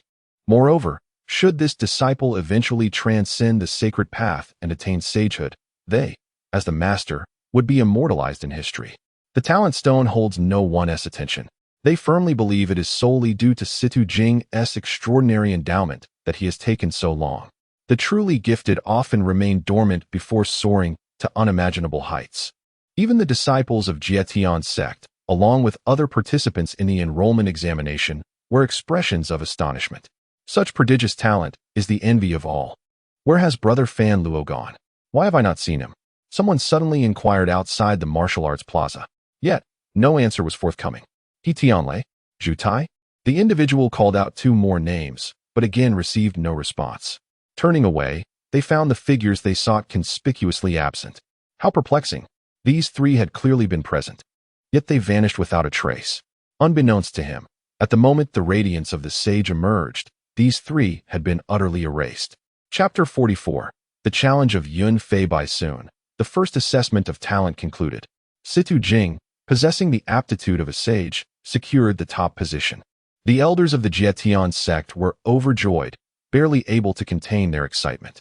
Had it not been for their concern over propriety and the need to adhere to protocol, they might have already begun to quarrel over who would claim her. This was indeed a once-in-a-lifetime opportunity for them, especially since the Grand Elder was absent from this recruitment examination. Lu Lingshan also felt a sense of gratitude towards Situ Jing, as her impressive performance had effectively extricated Lu Lingshan from a difficult situation. However, Lu Lingshan remained perplexed as to how Situ Jing had managed to shatter the constraints of the talent stone with her cultivation at the opening realm. Subsequently, the second assessment commenced. Situ Jing's gaze was captivated by a figure clad in white, her eyes brimming with fighting spirit. The individual was none other than Yun Fei Bai. At that moment, Yun Fei Bai wore a satisfied expression, having regained his characteristic arrogance. He, too, noticed the unusual gaze directed at him, and, upon recognizing Situ Jing, frowned. How did Situ Jing pass the talent assessment? Are Fan Luo, He Tianlei, and Zhu Tai truly inept? They can't even manage such a trivial task. It's supposed to be Zhao Chang's responsibility, he mused, only to remember that Zhao Chang had been punished and sent to the thought reflection cliff. Upon reaching out to Fan Luo, He Tianlei, and Zhu Tai, he was met with silence, which only fueled his anger further. When those 3 return, I shall surely break their legs. Yet, it would not be so easy for Situ Jing to join the Jietian sect. Yun Fei Bai then turned to a disciple in charge at the venue and commanded, "Bring forth the list of duel matchups." The disciple, bowing respectfully, complied. Yun Fei Bai marked a few adjustments on the document. Reconfirm this. The disciple hesitated and replied, "Brother Yun, this might not be appropriate." Yun Fei Bai growled, "What is inappropriate about it? Speak plainly." The disciple pointed out the 2 names on the list, Brother Yun. Su Lang and Situ Jing both demonstrated remarkable prowess in the talent assessment and are among the top in cultivation. Pitting them against each other would result in a loss for the Jietian sect, regardless of the outcome. Moreover, this list was agreed upon by the elders, who have high hopes for Situ Jing. Wouldn't this be unwise? Preposterous. Yun Fei Bai rebuked sharply, "Did you not hear my command? Do you wish to be expelled from the Jietian sect? This is an order. If any of the elders disagree, let them come speak to my grandfather." At the mention of Yun Tian He, the disciple fell silent, aware that Yun Tian He currently held the position of acting leader of the Jietian sect. In no time, a revised list of matchups was prepared. As the second assessment proceeded, the announcement of 2 names startled the crowd. Next pair, Su Lang and Situ Jing. Please take the stage. How could it be these 2? I have perused their profiles. They are all at the Open Origin realm. Su Lang is at the 7th level of the Open Origin realm, while Situ Jing is at the 6th level. However, Situ Jing possesses the innate talent of a sage. If they were to engage in battle, would it not result in mutual destruction? Indeed, it is perplexing how the Celestial sect has arranged this. The audience murmured in confusion, and even the elders of the Celestial sect wore grim expressions. Their faces were clouded with discontent. Yet they dared not voice their opinions in the presence of Yun Fei Bai. Ever since Yun Tian He assumed the role of acting leader, Yun Fei Bai had grown increasingly arrogant, displaying utter disregard for others. As the conversation concluded, a young man ascended the competition platform. Though not particularly robust in stature, he stood tall and exuded an aura of lethal intent. His countenance was resolute. Even in the face of 1,000 soldiers, he remained unperturbed. It was Su Lang. As Situ Jing murmured to herself, "Situ girl, do you recognize him?"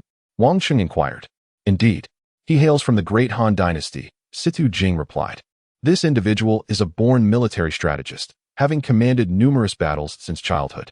It is said that he has cultivated dragon chi, and the loyal souls of the great Han soldiers who perished in battles against evil forces reside within his dragon chi. In times of dire need, he can summon a legion of divine spirits. Thus, such a person deserves my respect, and I shall not engage him in combat. Very well, follow your own judgment. Wang Qing nodded. This matter was beyond his purview. Moreover, Situ Jing was destined to become a sage, a being he greatly admired.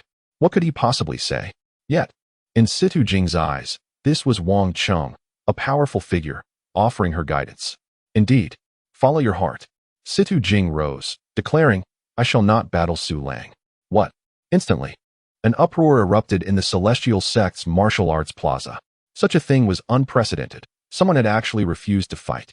The elders of the Celestial Sect were at a loss, exchanging glances, deliberating on how to address this situation. At that moment, Yun Fei Bai stood up. Do you think the Celestial Sect is merely a plaything? If you refuse to fight, it shall be regarded as an admission of defeat. Furthermore, you are challenging the authority of the Celestial Sect. Do you truly believe you can come and go as you please? Guards, take this person and imprison her in the Celestial Sect's dungeon. The elders of the Celestial Sect were anxious, yet unsure of how to respond. Wait. Lu Lingshan intervened directly.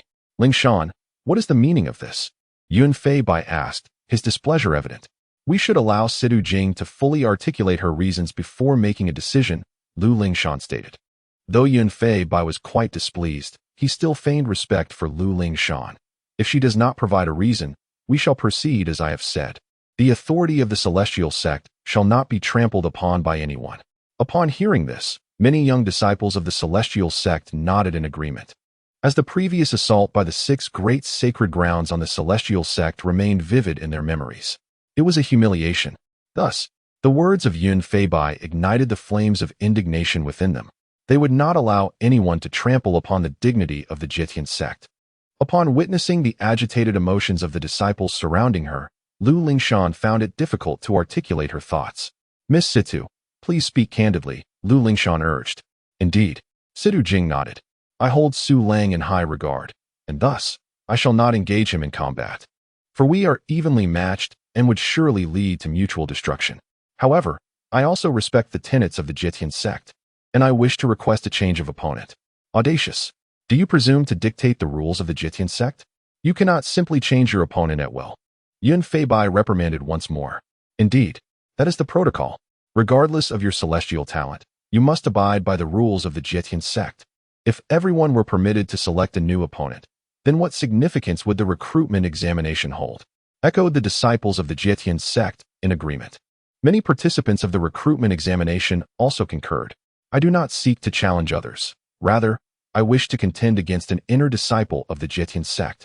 Situ Jing declared earnestly. Who? Yun Fei Bai? Chapter 45. Dare to scheme against my disciple. You shall not be forgiven what? Challenge Yun Fei Bai? Upon uttering these words, the martial arts plaza fell into a profound silence. They had not anticipated that Situ Jing would dare to challenge Yun Fei Bai. Previously, although Yun Fei Bai had lost an arm in battle against Jiang Taizhan of the Fengshan Mansion due to a blood curse, his strength remained indisputable. Now, his arm had fully healed, and he had surpassed his previous realm. Coupled with the unparalleled legacy of the Dugun 9 swords, his prowess was extraordinary. Far beyond what Situ Jing, at merely the 6th level of the Kaiyuan realm, could contend with. Lu Lingshan was equally astonished. Having participated in the trials and reached the trials' magic tower, she was aware of Situ Jing's hidden cards.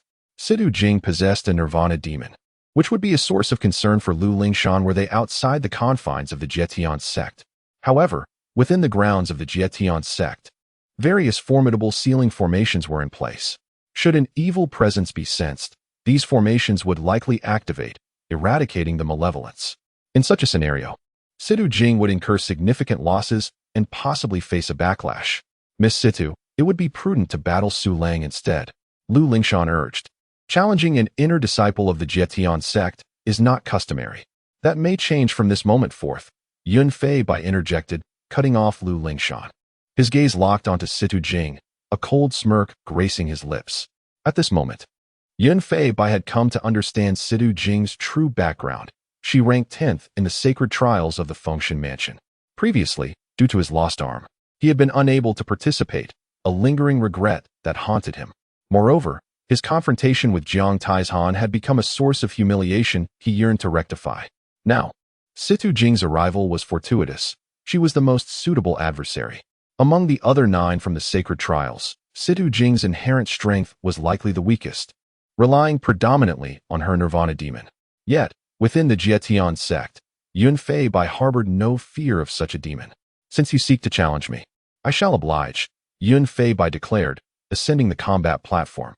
He unleashed his own aura, which astonished many disciples of the Jietian sect. Heavens! Brother Yun's realm has reached the 9th level of the Kaiyuan.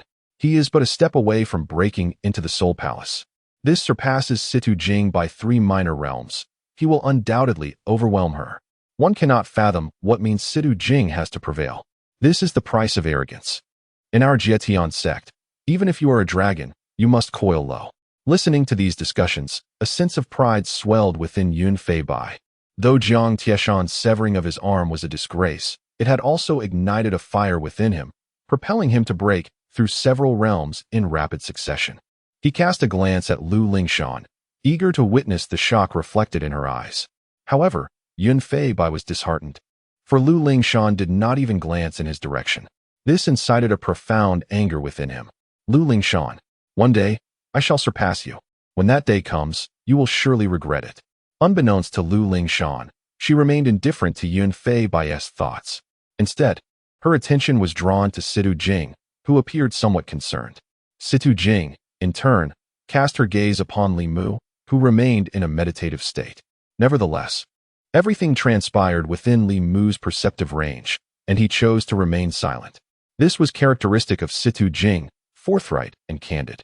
Of course, in this duel, victory would undoubtedly belong to Situ Jing, for Li Mu was present. Without hesitation, Situ Jing ascended the combat platform, determined to demonstrate to Li Mu her potential as his disciple. The 9 swords sword technique. At this moment, Yun Fei Bai uttered no superfluous words. He immediately invoked the 9 swords sword technique, channeling his sword energy. The first sword, the second sword, the third sword. With each strike, the ferocity of his sword energy intensified. The disciples of the Jietian sect were filled with exhilaration, astonished to witness Senior Brother Yun's 9 swords sword technique. The density of Senior Brother Yun's sword energy had reached formidable levels. Once he could unleash a sword strike capable of producing sword energy, he would be deemed a master of sword energy. Naturally, this was the legacy of the venerable Dugu Jiujian. If only I could attain such a legacy, my prowess would multiply exponentially. I envy Senior Brother Yun immensely. In the face of Yun Fei Bai's 9 swords sword technique, Situ Jing remained composed. She summoned forth demonic entities through the demonic summoning codex, calling forth a host of fiends to engage in battle. Among them were 4 at the Soul Palace realm and 1 at the Divine Concealment realm. Yun Fei Bai furrowed his brow, pondering. Why has the Jietian sect's demon sealing formation shown no signs of activation? Could it be that the summoned fiends are too weak? No, I must compel her to summon the Nirvana demon.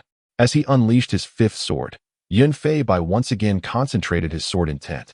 This time, he successfully manifested a complete sword energy above his head. What? There is still a 6th sword?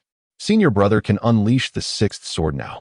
This strike would undoubtedly be insurmountable for the Divine Concealment demon. Lu Lingshan's brow tightened further. She fixated intently on the duel. Should Yun Fei Bai attempt to slay Situ Jing, she would undoubtedly intervene. Indeed, when Yun Fei Bai unleashed the 6th sword, all 5 summoned demons quaked with trepidation. Even the Divine Concealment demon hesitated to engage in battle. What to do? It seemed there was no recourse. Situ Jing's expression darkened as she sought to summon the Nirvana demon. However, as she began to activate the demonic summoning codex and the demonic bell, a chilling aura enveloped her, causing her heart to shudder. What is happening? Situ Jing remained unaware of the true nature of the situation, mistakenly attributing it to the sword energy of Yun Fei Bai. Situ Jing yearned to continue her endeavor. At that moment, a voice resonated in her mind. No. Surprised, she abruptly halted her actions. This voice belonged to Li Mu. Although Situ Jing was unaware, her movements did not escape his notice. Just as she prepared to summon the Nirvana demon, the sealing array of the Jietian sect was set into motion. Li Mu was taken aback. This array was formidable enough to obliterate a celestial demon. Should C2 Jing's Nirvana demon manifest, it would undoubtedly be swiftly vanquished, and she would suffer a backlash. Li Mu's exhortation was not merely to deter C2 Jing, but also to intimidate the sealing array, which then returned to a state of tranquility. How audacious of Yun Fei by to scheme against my disciple. You shall not escape unscathed. Li Mu conveyed to C2 Jing. Do not invoke the great demon control scripture. Strike directly. Upon hearing his words, C2 Jing, without a trace of doubt, directed her palm towards Yun Fei Bai's sixth sword strike. This action left all onlookers in sheer astonishment, even prompting the elders of the Jietian sect to rise in disbelief. They could not fathom why C2 Jing would confront Yun Fei Bai's sword in such a manner. What was the difference between this and courting death? That strike could annihilate a divine concealment demon. Did C2 Jing's physical form surpass even that of a divine concealment demon? Witnessing this, Yun Fei Bai sneered coldly. If you seek death, I shall oblige. Lu Lingshan was at a loss for words, but without hesitation, she prepared to intervene. At that moment, an incredible event transpired. With a thunderous roar, the sound of a sword shattering echoed through the air. The crowd was left in shock as they witnessed Yun Fei Bai spitting blood and being violently hurled backward. Chapter 46. The Cave of the Dark Demon. With but a single strike, Yun Fei Bai was vanquished. It is crucial to note that Yun Fei Bai had unleashed the sixth sword of the nine-sword technique, a blow capable of slaying the formidable god-suppressing demon. Yet, it was effortlessly thwarted by the delicate palm of C2 Jing. What kind of power is this? It is utterly terrifying. Whether it be the elders of the celestial severing sect, the disciples, or all those who participated in the grand examination, they stood in astonished silence, gazing at C2 Jing. Lu Lingshan, still poised to strike, found herself frozen in place. That single palm had sent a shiver of trepidation through her heart. This power had awakened her celestial phoenix body. What does this signify? Such a strike holds the potential to threaten her. Lu Lingshan could not help but let out a bitter chuckle in her heart. It seemed she had underestimated C2 Jing. Even C2 Jing herself was taken aback by the terrifying might she had unleashed. In truth, C2 Jing had not contemplated this too deeply. She had unwavering faith in Li Mu's words. When he urged her to strike, she complied without hesitation. This was a testament to her unconditional trust. If her palm were to be pierced by a sword, she would accept it. Then, C2 Jing turned her gaze to Li Mu and beheld the formidable demon god Azure Bull. The bull lay there, and it seemed to her as if it was smiling at her. What? It appears the demon god Azure Bull had intervened. The bull had summoned the power of the demon god, activating the demon seal within her. C2 Jing's understanding dawned upon her. This scene, however, incited further frustration within Lu Lingshan. She could not fathom the true nature of the relationship between C2 Jing and Li Mu. Nevertheless, Lu Lingshan maintained a sense of decorum.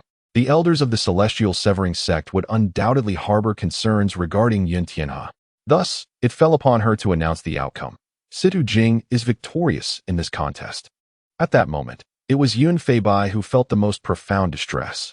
Previously, he had been defeated by Jiang Taizhan, attributing his loss to a surprise attack that employed such sinister sorcery as blood curses.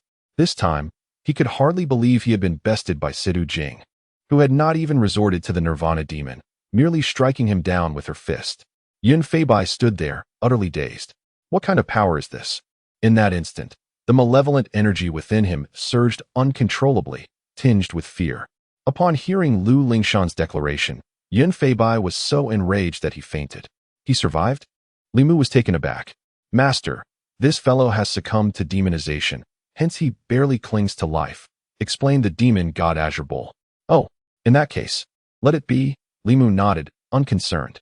Once, he harbored a deep-seated hatred for demons, wishing to eradicate them completely. However, after encountering C2 Jing and subduing the demon god Azure Bull, his perspective had softened somewhat. Perhaps demons could serve as a form of strength. Of course, should they resort to chaos, he would still not hesitate to eliminate them. As the battle on C2 Jing's side concluded, it was time for Su Lang to take the stage. However, Su Lang merely summoned a spectral warrior of the Yin Soul, who was of the divine concealment realm, and effortlessly vanquished his opponent. This spectacle caught Li Mu's attention, prompting him to ponder. Perhaps I too could summon a Yin Soul warrior? Such an ability would alleviate the burdens of many tasks, allowing others like Nyo to handle them instead. Yet, Li Mu did not act on this notion immediately. He was still in the process of harmonizing with the cosmos, on the verge of a breakthrough. He was aware of the impending thunder tribulation. Hence he continued to restrain himself. Soon after, the second round of the recruitment examination for the Jietian sect concluded. Due to Si-Tu Jing's challenge against Yun Fei Bai, her ranking ascended to first place once more, with 2 first-place finishes. As long as Si-Tu Jing refrained from attacking others during the third round of demon extermination, the top position in this recruitment examination would undoubtedly be hers. Lu Lingshan continued to preside over the recruitment examination. Esteemed participants, those who have passed the first 2 assessments, please accompany me to the Heavenly Demon Cave. The rules for this assessment are straightforward. The individual who can slay the most formidable and tame demons will secure a higher rank. Of course, the Heavenly Demon Cave poses certain dangers, so it is imperative that you bring an elder for accompaniment. Si-Tu Jing transmitted a message to Li Mu. Master, will you accompany me inside? Li Mu responded, no. A hint of disappointment flickered across Si-Tu Jing's face. Li Mu added, let Nyo accompany you. Si-Tu Jing's eyes brightened. Thank you, master. She reassured herself. Such trivial matters should not trouble my master. His arrangement for the demon god to accompany me is already a significant demonstration of care. I should not ask for more. Moderation is key. When the other participants in the demon extermination assessment observed Si-Tu Jing entering the Heavenly Demon Cave with a foundational cow demon, their expressions were peculiar. How could someone who had achieved first place in 2 assessments appear so irrational as to bring that cow demon inside? It would be of little assistance. At most capable of fleeing. Furthermore, the cow demon might attract the attention of the demons, who were particularly fond of devouring demon beasts due to their more robust life force compared to human cultivators. Lu Lingshan inquired, Miss Si-Tu, do you not have family accompanying you? Si-Tu Jing shook her head. No, I came alone. Her sole purpose for coming to the Jietian sect was to seek out Li Mu, as she intended to follow him. Bringing along her family would undoubtedly complicate matters. This response only deepened Lu Lingshan's suspicions. Miss Si-Tu, would you like me to accompany you? She asked. Thank you, Sister Lu, but that won't be necessary. I can manage on my own. Si-Tu Jing politely declined. She was concerned that Lu Lingshan might discover the true identity of the demon god, the Azure Bull. In the next moment, Si-Tu Jing was taken aback. The Azure Bull knelt on one knee and declared, Mistress, rest assured. I will take excellent care of Miss Si-Tu's day. Lu Lingshan was perplexed as to why Li Mu would allow this cow demon to accompany Si-Tu Jing. However, given Si-Tu Jing's resolute demeanor, Lu Lingshan hesitated to inquire further. She gently patted the head of the divine bull, saying, Little bull, please take good care of Miss Si-Tu. The divine bull nodded in affirmation, responding, Rest assured, mistress. Si-Tu Jing was taken aback. Could it be that Lu Lingshan was aware of the divine bull's true identity? Moreover, she referred to it as Little Bull. Was Lu Lingshan truly that formidable? It seemed evident that her status as the top contender of the trial tower was well-deserved. Nearby, a disciple of the Jietian sect jested, Cow demon, since you address senior sister Lu as mistress, who is your master? The divine bull proudly declared, Li Mu. At this revelation, the disciples of the Jietian sect were momentarily stunned, soon erupting into laughter. To think that this cow demon claimed Li Mu as its master. However, they quickly pieced together that the cow demon was subdued by Lu Lingshan and subsequently gifted to Li Mu. Such indulgence. Yet, the laughter did not last long, as they felt a chilling gaze directed at them, not from the divine bull, but from Lu Lingshan herself. Very well. Those who have passed the first 2 rounds of the enrollment examination may proceed, Lu Lingshan announced in a stern tone. Chapter 47. Subduing the Celestial Demon in the Demon Cave. The cave was a labyrinthine network, intricately woven like a spider's web, with paths branching in every direction. As individuals entered, they rushed off towards various routes. Suddenly, a tall figure approached Si-Tu Jing. Sulang, what brings you here? Si-Tu Jing inquired, casting her gaze upon the man. Si-Tu Jing, according to the intelligence I have received, the demon cave of the Jietian sect was once completely sealed. Its sudden reopening must indicate that malevolent forces have breached the sealing array. Although the Jietian sect has assured that no evil entities above the divine concealment realm are present here, it would be prudent to exercise caution. How about we join forces? This way, we can look out for one another, and I can guarantee you the first position, Su Lang proposed, a confident smile gracing his face. This proposition was entirely advantageous for Sidu Jing. Furthermore, given that she had previously opted to challenge Yun Fei by instead of confronting him, it was evident she held some regard for him. Su Lang was convinced that she would not decline. However, without any hesitation, Situ Jing shook her head in refusal. I'm sorry, but I do not wish to collaborate with you. Have you considered it further? Su Lang asked, taken aback. There is no need. Situ Jing replied, and swiftly darted off in one direction. The demon god Qing Niu followed closely beside her. With the assistance of the demon god Qing Niu, Situ Jing was certain to secure the first position in the third assessment of vanquishing evil entities. Watching Situ Jing's resolute departure, Su Lang found himself perplexed. Jiang was sure. What could be the reason for her decision? He questioned, feeling somewhat disheartened. Perhaps she believes that with a Nirvana great demon at her side, she can easily claim the first position without your assistance, replied a voluptuous woman beside Su Lang, Jiang Ping, the youngest Guoshi of the Great Han Dynasty. The title of Guoshi is awarded to those who have transcended the Nirvana realm and made significant contributions to the Great Han Dynasty. Of course, it is also possible that Situ Jing simply prefers not to grow too close to you. Her aversion to battling you may not stem from any affection, but rather from her singular focus on dealing with Yun Fei Bai, Jiang Ping added. Su Lang scoffed. The first part was sufficient. There was no need for the latter. Jiang Ping swayed gracefully. Truth can often be unpalatable. Moreover, I perceive that Situ Jing seems quite concerned about Li Mu. I would rather believe that her feelings are for him than entertain the notion of any loyalty towards you. Su Lang frowned. Li Mu? The one engaged to Lu Lingshan, whose dantian was shattered. Jiang Ping nodded affirmatively. Indeed, that is him. Su Lang shook his head. That makes it even less likely. Besides, how can he possibly compare to me? Jiang Ping chuckled. Why not? His fiancée is Lu Lingshan, the sole daughter of Lu Tianqing. Although Lu Tianqing is currently in a state of disarray, he is still a being of the celestial realm.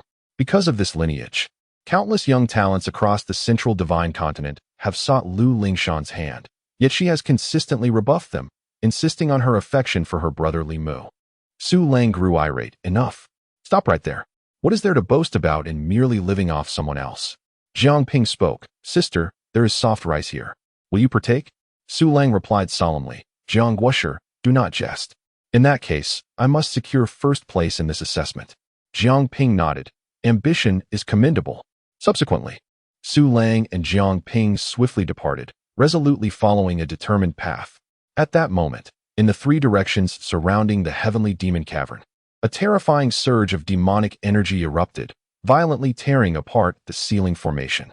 Then, three colossal shadows materialized.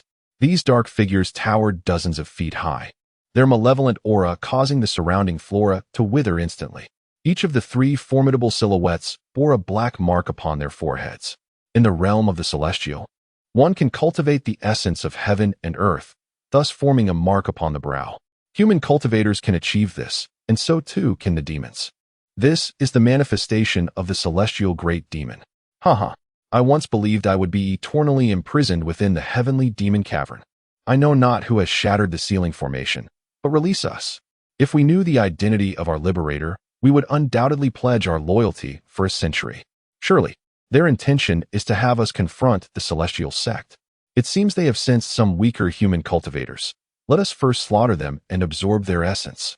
Soon after, from the three directions, a fearsome wave of demonic energy surged forth, enveloping the heavenly demon cavern with overwhelming might. The very heavens and earth seemed to tremble in response, and the entire cavern quaked under the residual energy of the ceiling formation. Meanwhile, those participating in the assessment were filled with frustration. Having been inside for nearly half an hour, they had yet to encounter a single demon, not even a foundational one. It was extraordinarily peculiar. Just then, the cavern shook violently, causing their expressions to shift with alarm. What was happening? Then, they beheld a scene they would never forget. At the pinnacle of the heavenly demon cavern, an endless expanse of demonic energy loomed, accompanied by a pair of terrifying, malicious eyes fixed upon them. Most chilling of all was the mark upon the demon's brow, the celestial great demon. Instantly, all present were struck with dread, including their elders. Here, the most formidable among them was but in the Nirvana realm. How could they stand against a celestial great demon? This was disastrous. Simultaneously, their anger towards the celestial sect surged. Clearly, a celestial great demon resided here, yet the celestial sect had failed to detect it. Such negligence was inexcusable. If they managed to escape, they would surely voice their grievances against the celestial sect. Of course, they had to first survive to do so. Even Su Lang and Jiang Ping wore solemn expressions. Jiang Guosher, might you attempt to confront it? Su Tong inquired. We are not its match, Jiang Ping replied earnestly.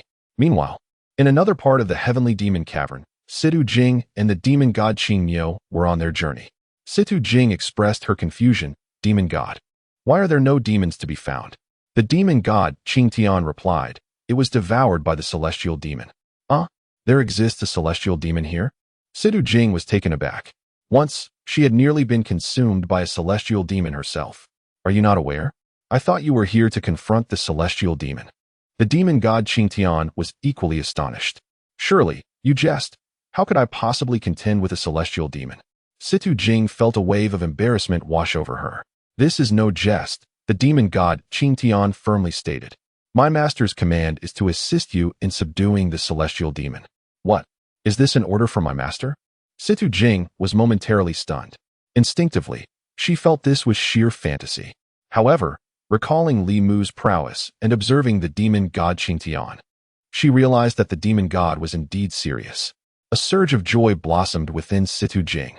It seemed her master had not forgotten her. He truly cared. What must I do, demon god? Situ Jing inquired. Since you are unaware, my task from the master is simply to await your readiness, the demon god Qing Tian replied, lightly stamping its hoof and adding, just wait. Is that all? Situ Jing stared in disbelief. At that moment, the three celestial demons were preparing to devour all human cultivators within the celestial demon cave. Yet, just as they were about to strike, they suddenly froze. In that instant, they sensed a powerful summoning force. This force made their very souls tremble, completely suppressing them. The three celestial demons wished to resist, but they were unable to overcome their inner fear. After a brief deliberation, they hastily pursued the source of the summoning force. They were eager to discover what kind of creature dared to obstruct them. Soon, in less than a quarter of an hour, Situ Jing looked up, her surroundings now shrouded in malevolent energy, as if the apocalypse had arrived.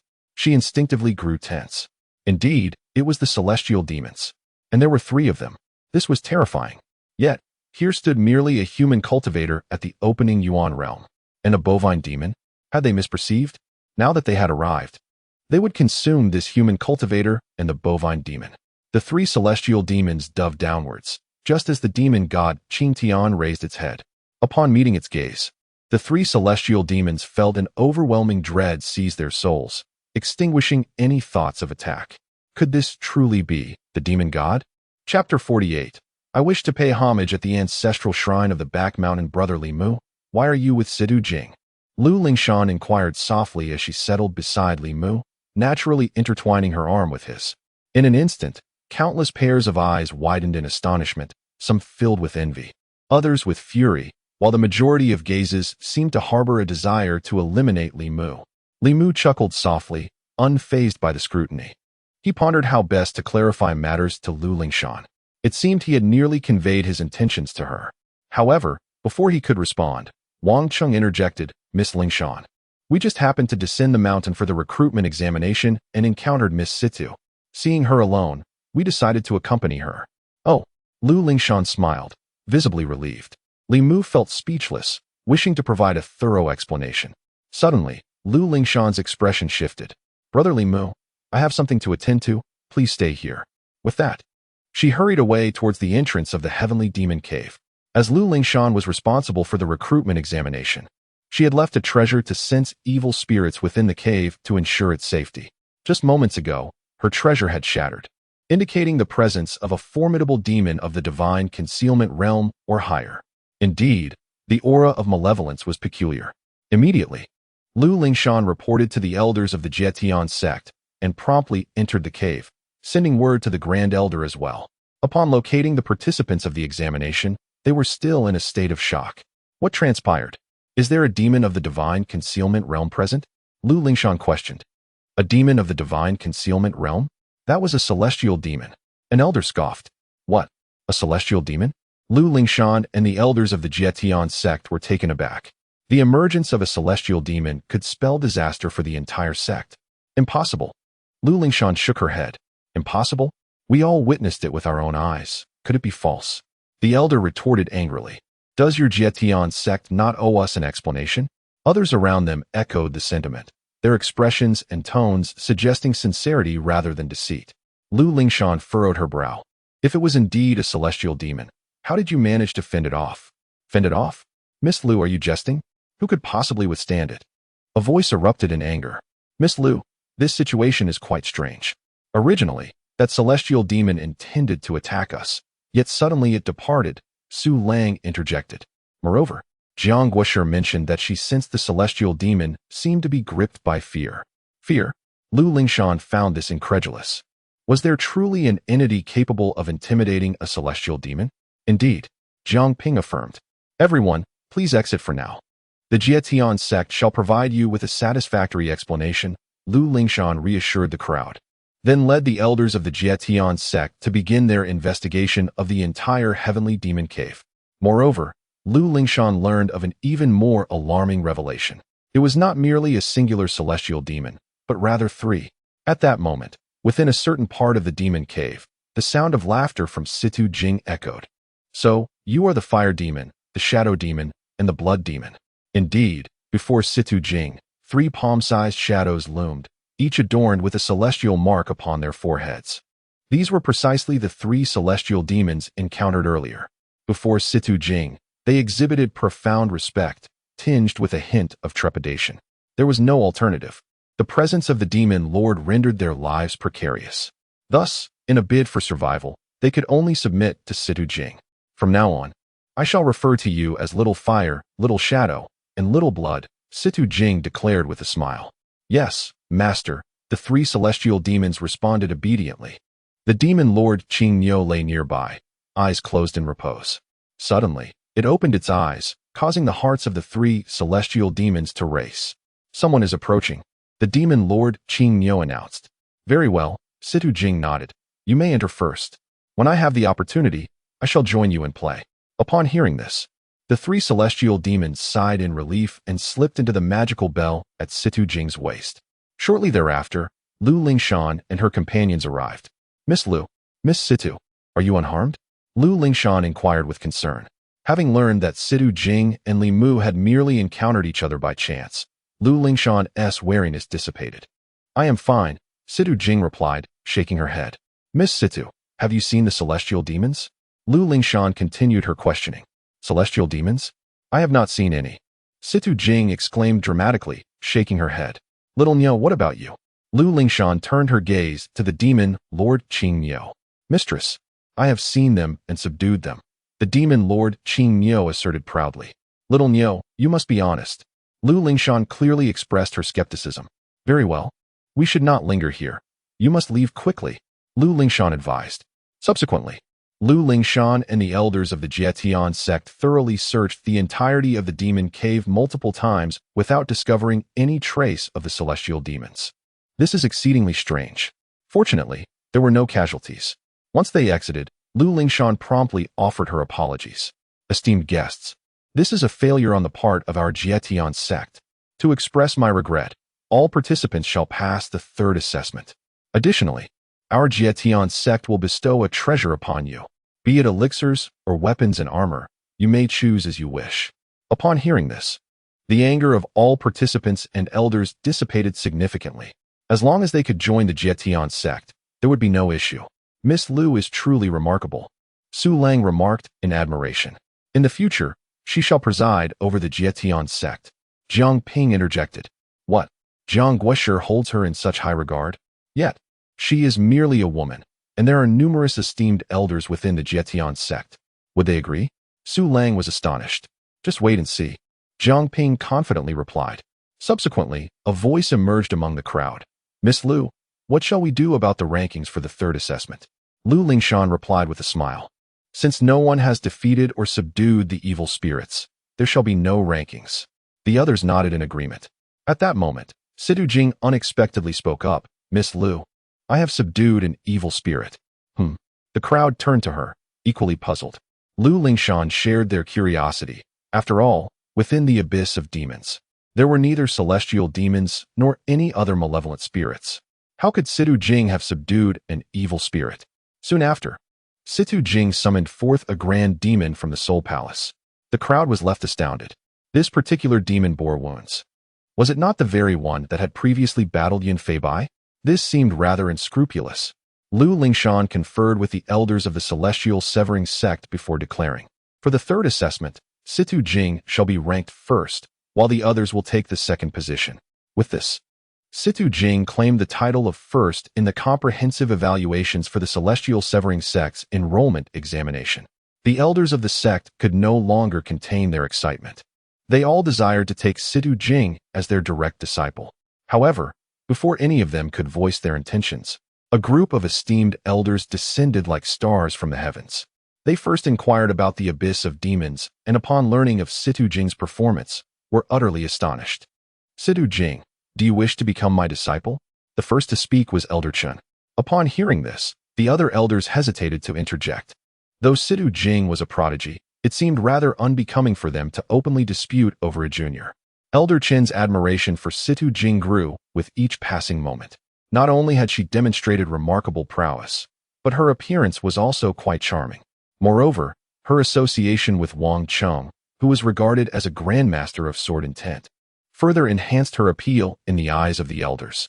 Accepting Situ Jing as a disciple would foster a beneficial relationship with a sword intent grandmaster, a perfect win-win situation. Yet, Situ Jing resolutely declined, "I do not wish to." Elder Chen was taken aback.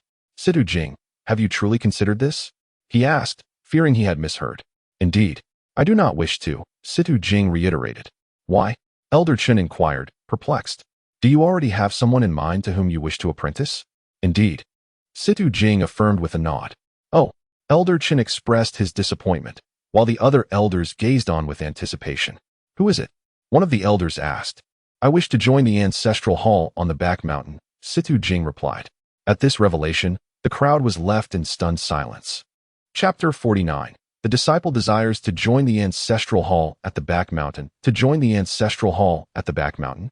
Upon hearing this statement, the crowd was momentarily taken aback. "Sister Situ, could you please repeat that?" inquired the elder Chun, his tone laced with incredulity. "I wish to join the ancestral hall at the back mountain," Situ Jing declared with unwavering determination. This proclamation sent a wave of excitement rippling through the entire martial arts arena. They had indeed heard correctly. The ancestral hall at the back mountain. It was utterly astonishing. It surpassed even the shock of encountering a celestial demon within the Devil's Cave. The ancestral hall at the back mountain of the Jietian sect. Wasn't that merely a resting place for the deceased? Is Situ Jing out of her mind? Why would she forsake the revered position of elder in favor of that place? This bewilderment was shared by Lu Lingshan, who, at the same time, felt a surge of vigilance. Could it be due to Brother Li Mu? The elder Chun and his companions exchanged contemplative glances, directing their attention towards the burly blind man. Was it possible that Situ Jing was aware of Wang Cheng's mastery of sword intent? If that were the case, everything might begin to make sense. Wang Cheng himself was at a loss. He could not comprehend why Situ Jing, who seemed perfectly rational, would make such a peculiar decision at such a critical juncture. What was the purpose of going to the ancestral hall? Were they to merely engage in the rituals of incense burning and sweeping the grounds? Wouldn't that squander Situ Jing's exceptional talents? To those observing, Wang Cheng's bewildered expression appeared to convey a calm demeanor, as if he had everything under control. They nodded at him, not wishing to contest against him. More specifically, they did not wish to vie for a disciple against a master of sword intent. "Very well, Situ Jing. Since you have made your choice, you shall remain at the ancestral hall at the back mountain," Elder Chun affirmed with a nod. "Thank you, Elder," Situ Jing replied, her face aglow with joy. "What's going on?" Su Lang was utterly dumbfounded. "Sir Jiang, why is this happening? I fail to comprehend." Su Lang prided himself on his intelligence. Yet since arriving at the Jietian sect for the entrance examination, his understanding of many matters had been profoundly challenged. "Indeed, it is perplexing," Jiang Ping suggested. "You should consider joining the ancestral hall as well." "What? Sir Jiang, are you jesting?" Su Lang exclaimed in surprise. "Not at all. I am quite serious. How do you believe your talents compare to Situ Jing's?" Jiang Ping responded pointedly. Surely, I am not her equal, Su Lang sighed. He had initially thought he could easily secure the top position in the entrance examination, only to be blindsided by Sidu Jing. She possessed the gifts of a sage. How could he possibly compete? Then, isn't that sufficient? If even Sidu Jing is unafraid, should you be worried that the ancestral hall might stifle your potential? Furthermore, do you consider Sidu Jing to be foolish? Jiang Ping continued to guide him. Sir Jiang, I see it clearly now. Su Lang's mind suddenly cleared. It was evident that Sidu Jing had discovered something significant or was privy to certain knowledge. Could it be that there were exceptional individuals residing within the ancestral hall? In recent years, the sect of the Celestial Severance has cultivated a master of sword intent. Jiang Ping replied. With a hissing sound, Su Lang understood completely. Thank you, Master Jiang, for your guidance. You are too kind, Jiang Ping responded with an enchanting smile. Though her gaze remained fixed on the direction of Li Mu, she pondered. In the ancestral hall of the sect of the Celestial Severance, there are only two individuals. One being Wang Cheng and the other Li Mu. Could it possibly be these two? Wang Cheng has reached the Zhou Tian realm. Yet this Li Mu possesses no cultivation whatsoever. However, this only adds to the intrigue. It is said that a shattered Dantian renders one incapable of further cultivation. But what if there exists an exception? While Jiang Ping was lost in thought, the assembly of elders from the sect of the Celestial Severance turned their attention back to Su Lang. In this recruitment examination, it was evident that both Sidu Jing and Su Lang had stood out the most. With the departure of Sidu Jing, Su Lang remained. Both of these individuals had caught the discerning eyes of the esteemed elders. Su Lang, do you wish to become my disciple? The elder surnamed Chun inquired once more. Elder Chen, this is rather ungracious of you. We previously allowed you a chance. It is time to temper your enthusiasm. Indeed, this Su Lang should be ours. The other elders insisted, unwilling to yield. The elder surnamed Chun retorted angrily, Get lost. Did you not see me being turned away? I am distressed. Cannot I take on a disciple to soothe my heart? As he spoke, spittle flew from his mouth. Nevertheless, the other elders remained resolute, for Su Lang was indeed worthy. At such a young age, he had already manifested dragon aura. He could also harbor heroic spirits and summon warriors. He was, in essence, born for battle. Furthermore, this dragon aura and loyal warriors could counter the forces of evil. Once he matures, Su Lang alone could stand against the demonic army. His potential is immense, rivaling even Sidu Jing's saintly aptitude. This spectacle left many disciples of the sect of the Celestial Severance, along with those undergoing assessment, astonished. It turned out that the esteemed elders of the sect were so genuine. Ahem, ahem, ahem, Su Lang interjected. Esteemed elders, you have yet to inquire about my own preference. The elder surnamed Chen nodded. Indeed, indeed. It is essential for Su Lang to make his own choice. Su Lang, should you choose to enter my tutelage, I shall nurture you as my most cherished disciple. The other esteemed elders chimed in. What is a cherished disciple? I shall pass my teachings to you. So shall I. Su Lang, I have a volatile temperament. Should you decline my offer, be wary of repercussions for the Dehan Empire. Some offered kindness, while others posed threats. Su Lang awkwardly smiled and replied, I am truly grateful for the kindness of all esteemed elders. There is no need for discord or tension among esteemed elders over a mere Su Lang. Such a situation would leave me feeling guilty. Upon hearing this, the esteemed elders of the sect of the Celestial Severance felt a twinge of shame. The venerable elder Chen opened his mouth, addressing the assembly. You old codgers. Have you heard? Look at how considerate a junior is. Where has your decorum vanished to? Has it been devoured by dogs? Very well, Su Lang, you are now my disciple. Get lost. Su Lang, I was merely jesting. The choice is yours. I suggest you may select anyone, but do not choose that rascal Chun. The other esteemed elders echoed their sentiments. Su Lang bowed once more, expressing his gratitude. Thank you, esteemed elders, for your kind intentions. Elder Chun, growing impatient, interjected, Gratitude for what? Who do you intend to choose? Su Lang replied. In response to the elder, I desire to join the ancestral hall at the back mountain. What? The ancestral hall at the back mountain again? Has everyone lost their wits? The disciples of the celestial sect and those present for the recruitment examination were left bewildered. Cough, cough, cough. Elder Chun and his peers coughed a few times, nearly choking on their own saliva. They inquired once more, and Su Lang remained resolute in his decision. The elders exchanged glances, their expressions darkening with displeasure. After much contention, they found themselves empty-handed. However, their gazes turned toward the blind, burly man, filled with trepidation. As the latter's face remained inscrutable, Wang Chung had ceased to think altogether.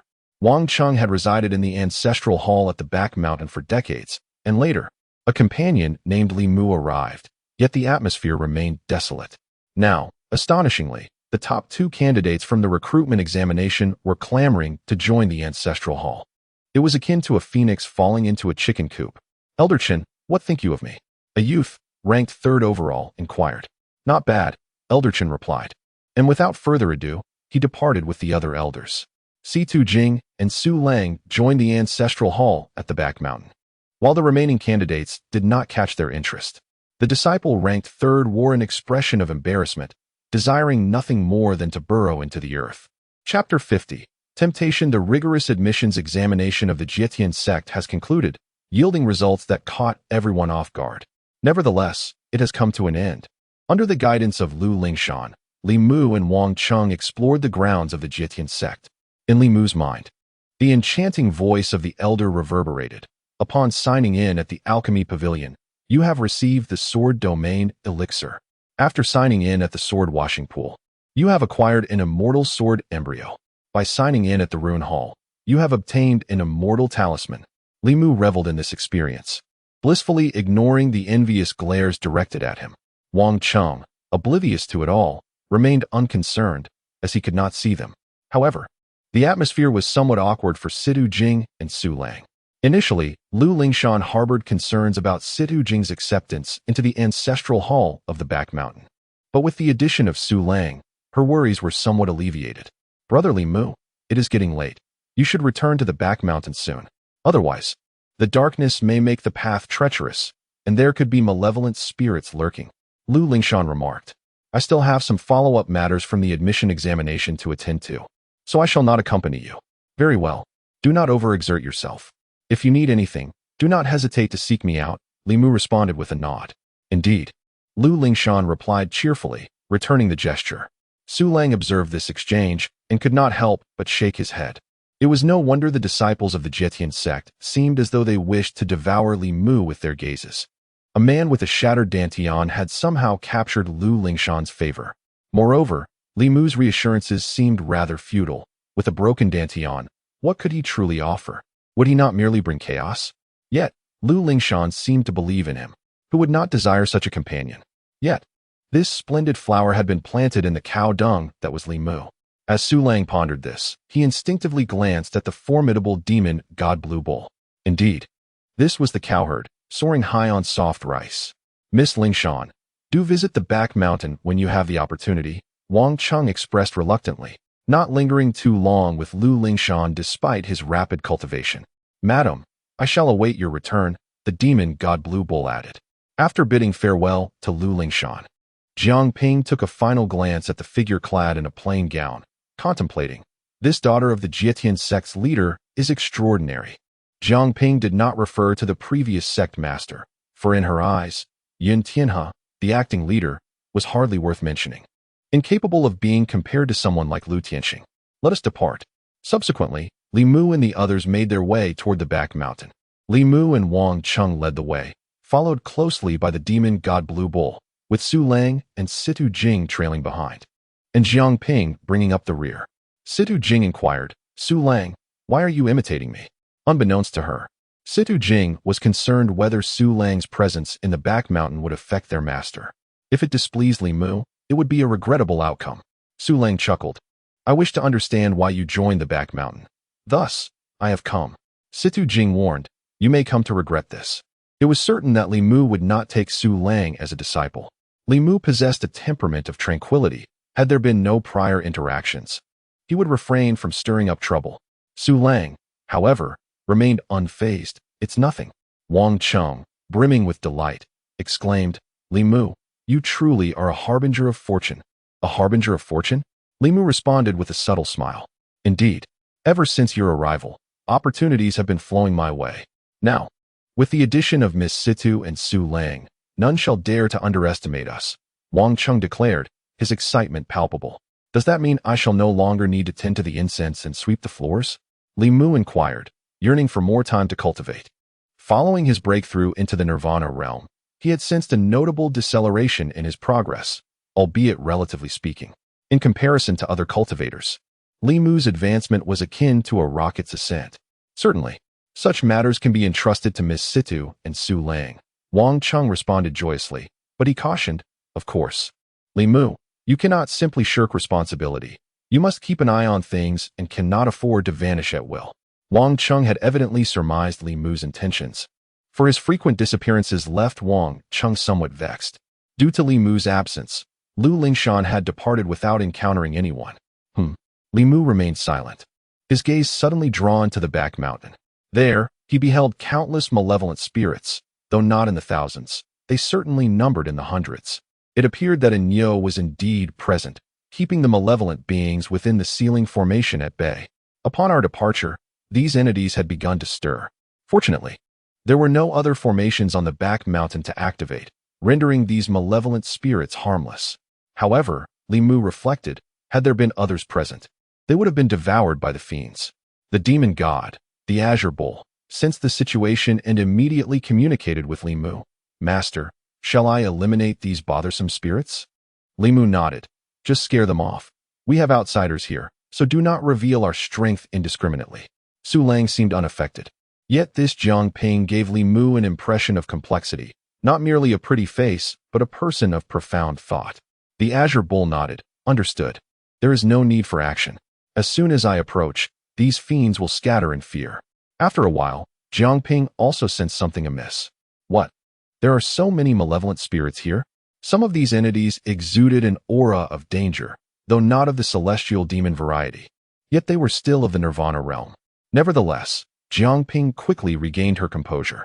Perhaps this was an opportunity to test the true capabilities of Wang Chung and Li Mu, to discern who among them was the true master of sword intent. However, Jiang Ping observed that Wang Chung and Li Mu remained completely still, not making any moves. Thus, they all safely arrived at the ancestral hall on the back mountain. To Jiang Ping's astonishment, the dreadful malevolent spirits she had sensed earlier had now vanished without a trace. Within the depths of the underground palace, the pressure suddenly dissipated for the yin and yang dual swords. They realized that the master of sword intent had returned, leaving them profoundly shaken and filled with admiration. The master of sword intent did not even need to engage. Merely his presence was sufficient to repel the malevolent forces. Their own strength paled in comparison. At that moment, in a residence belonging to the Yun family, Yun Tianhe opened his eyes. Why have all the malevolent spirits I summoned retreated? He pondered. A look of confusion etched upon his face. Indeed, the great sealing array of the Jietian sect had been disrupted by Yun Tianhe himself. Desiring greater power, he believed that only the demon god seal could provide him with such strength. Consequently, Yun Tianhe resolved to consume some of the malevolent entities to enhance his own abilities. Furthermore, by suppressing these evildoers, he could gain considerable prestige, solidifying his position within the Jietian sect. However, he did not anticipate that the summoned spirits would retreat upon their emergence. When he attempted to summon them again, the malevolent entities conveyed a sense of dread. What is happening? Could it be that the master of sword intent intervened? Yun Tianhe mused, recalling Wang Chung. Initially, he suspected Wang Chung, but later dismissed that notion, leaving him quite vexed. Soon after, Yun Tianhe emerged from his seclusion. Upon learning of Yun Feibai's grievous injuries, he was seized by a wave of fury. He hurried to visit Yun Feibai and was deeply troubled to see his pallid complexion, with malevolent energy swirling within him. His expression darkened as he addressed the disciples in the room. Have you all been taking care of Feibai? The disciples nodded in affirmation. Yun Tianhe pressed further. Has anyone else entered? They shook their heads once more, insisting, No, Master Yun, this is our duty. They anticipated a reward for their efforts. Very well, Yun Tianhe replied, then swiftly executed the disciples. The matter of Yun Feibai succumbing to malevolence could not be allowed to spread. Although the disciples appeared unaware, Yun Tianhe could not take the risk. After a considerable time, Yun Feibai finally regained consciousness.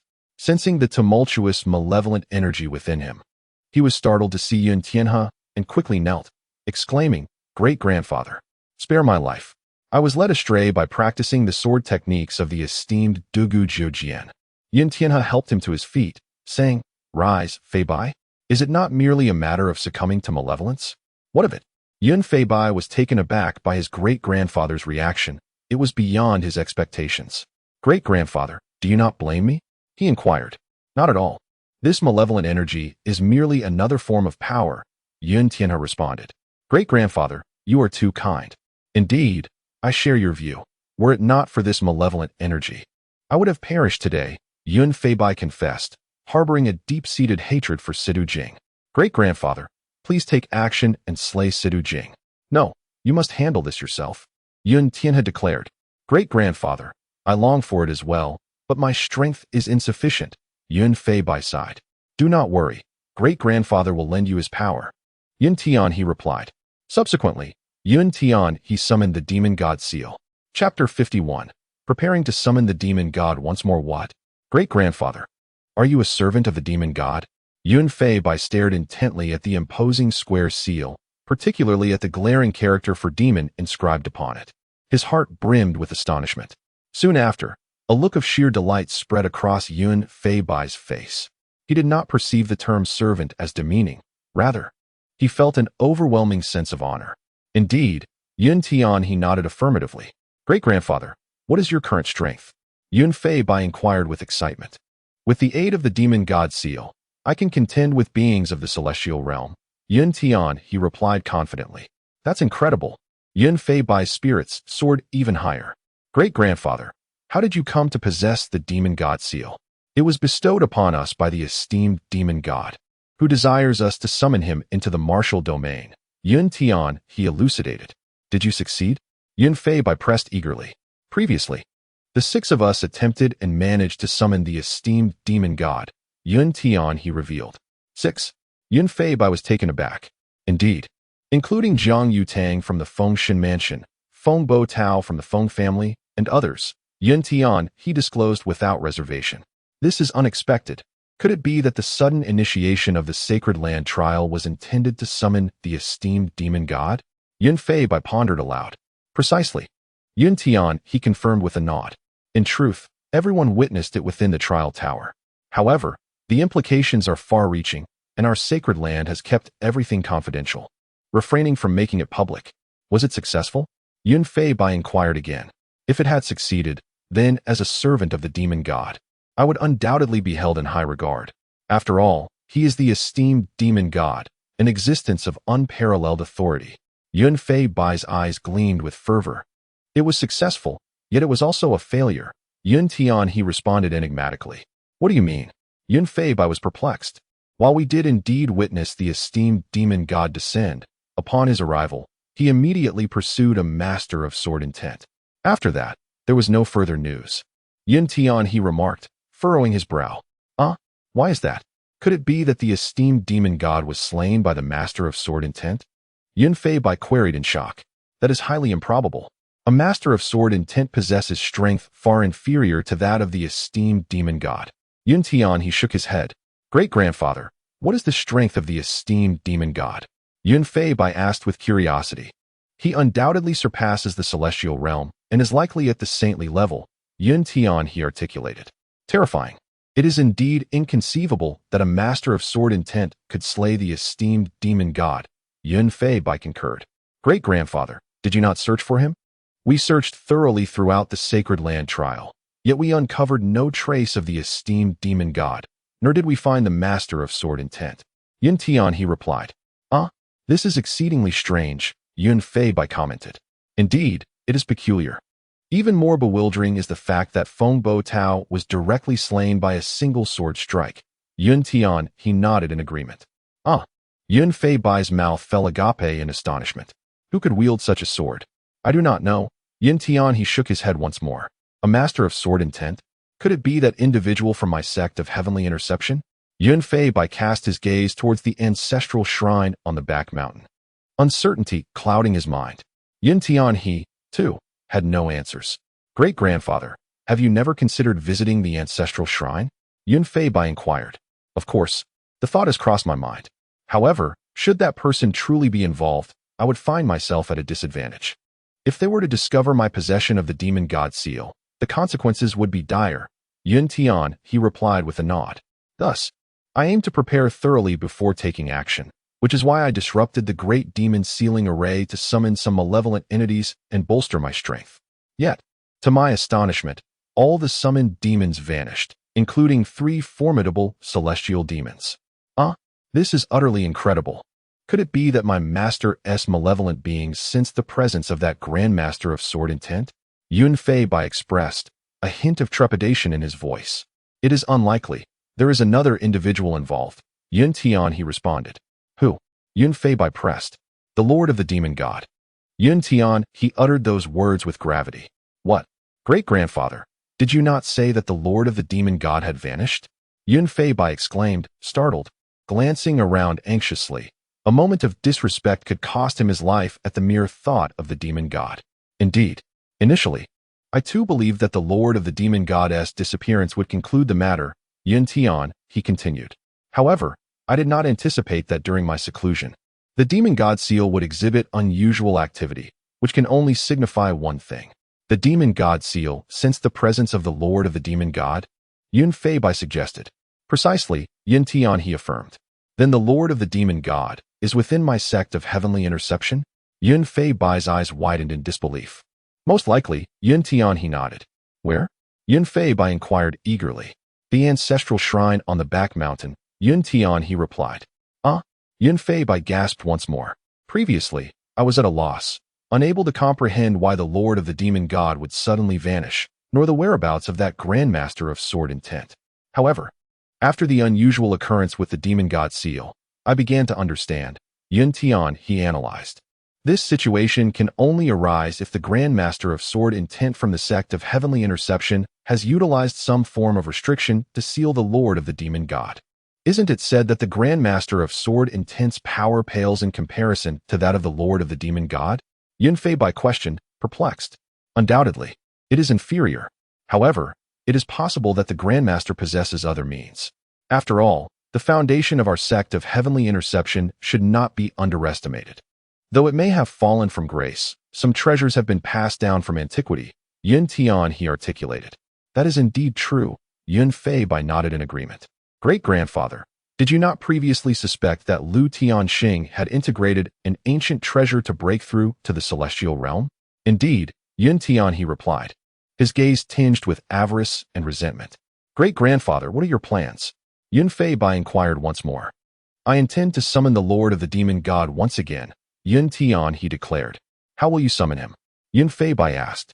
Are we to gather the 10 divine bodies once more? That seems exceedingly difficult.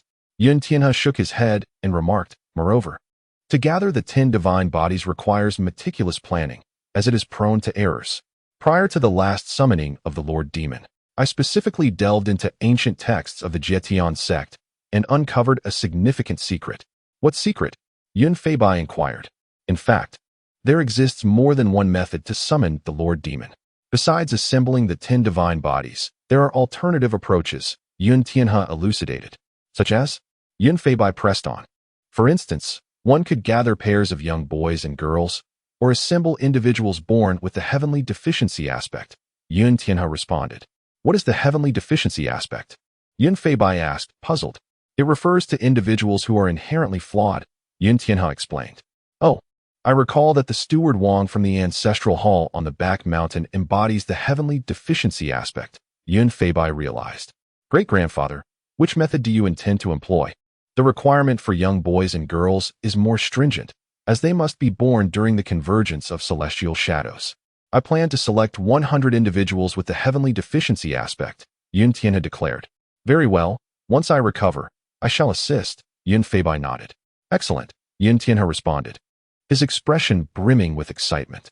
If I can summon the Lord Demon once more, I, Yun Tianhe, shall be the sole contributor.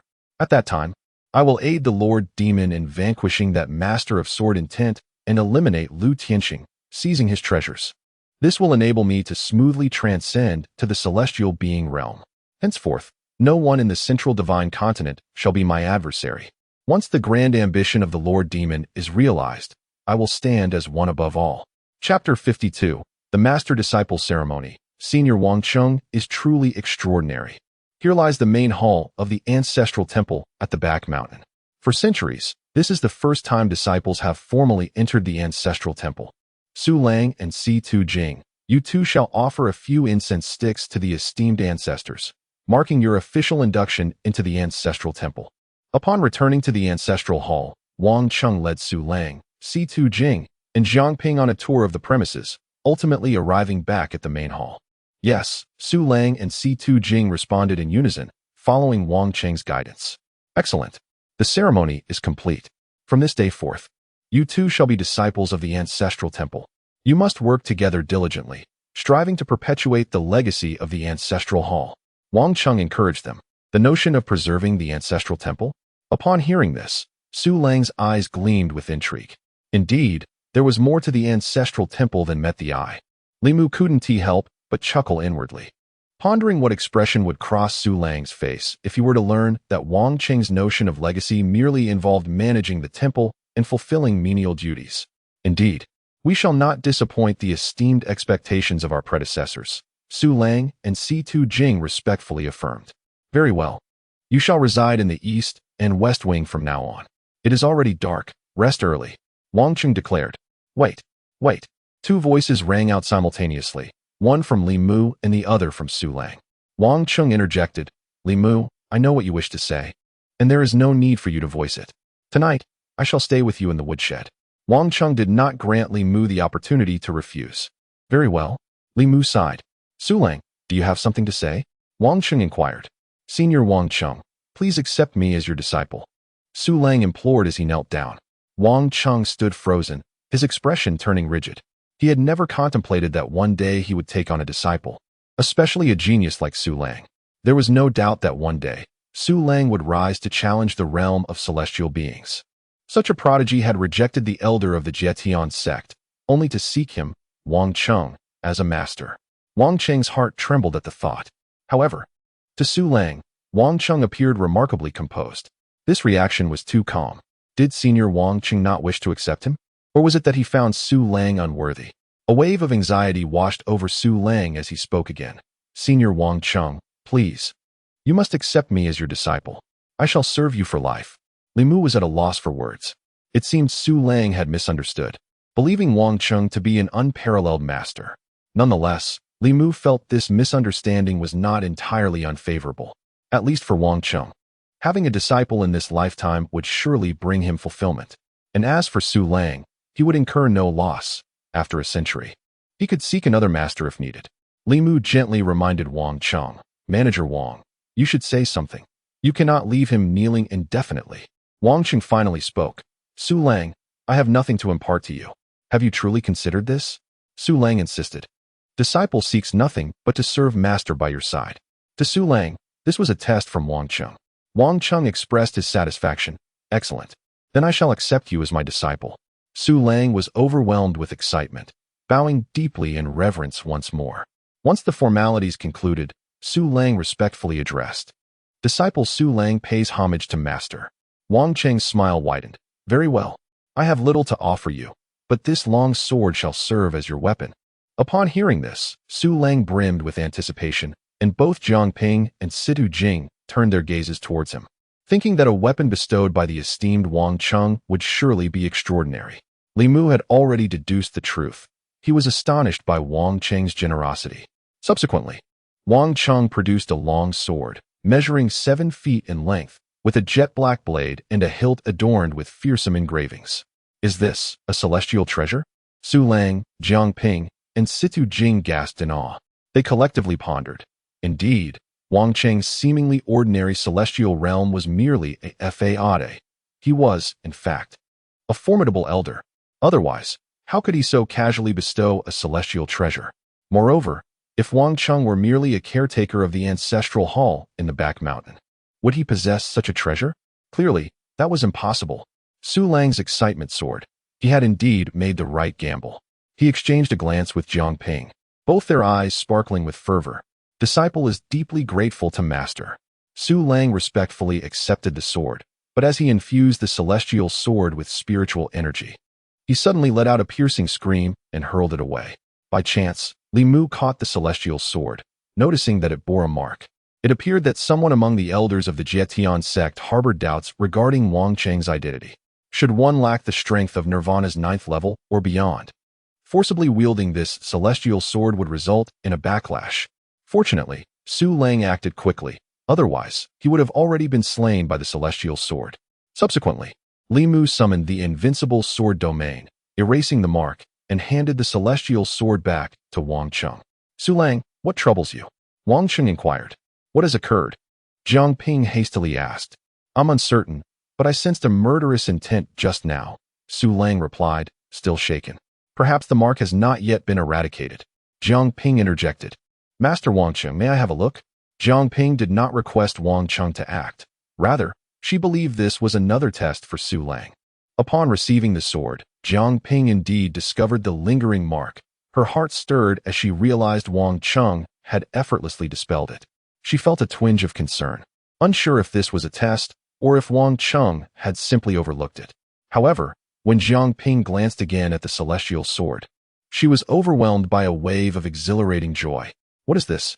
Noticing the change in Jiang Ping's expression, Su Lang's heart raced. Jiang Guisher? Jiang Ping, overwhelmed with astonishment, exclaimed, Su Lang, this celestial sword appears to be tailor-made for you. Su Lang, somewhat perplexed, inquired, tailor-made? Jiang Ping presented the celestial sword to him, urging, take a closer look. As Su Lang cautiously accepted it, he found that this time, there was no backlash from the imprint. Upon further examination and an attempt to infuse it with spiritual energy, Su Lang's eyes sparkled with delight, his face lighting up with immense joy. What distinguishes this celestial sword? Asked Situ Jing.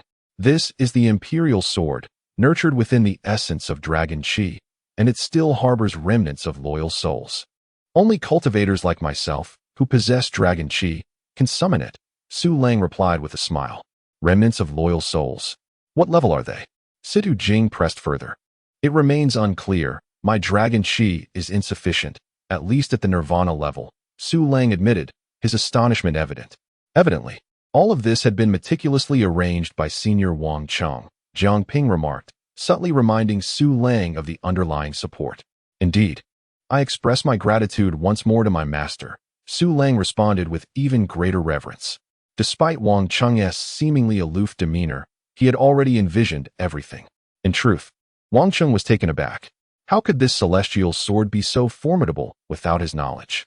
Nevertheless, he bore no regrets. His own abilities were lacking, and initially, he felt somewhat unworthy of having such a talented disciple as Su Lang. Yet now, being able to assist Su Lang filled him with joy. Subsequently, Wang Cheng cast a glance at Situ Jing, hesitated momentarily, and then presented her with a celestial treasure. Miss Situ, this is for you. It was a magnificent treasure garment. Su Lang, Situ Jing, and Jiang Ping looked on in awe. My heavens! Another celestial treasure. Chapter 53, Nirvana Duality, Celestial Sword Embryo. Situ Jing did not immediately accept. Thank you, Senior Wang Cheng. However, I have my own master. Not at all. Just accept it, Wang Cheng replied with a smile. His thoughts were quite simple.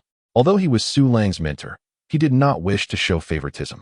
Moreover, he held a fondness for Situ Jing, for she was remarkably perceptive. Situ Jing, you are indeed fortunate to be under my auspices. Have you not expressed your gratitude to my master? Su Lang declared with a proud expression.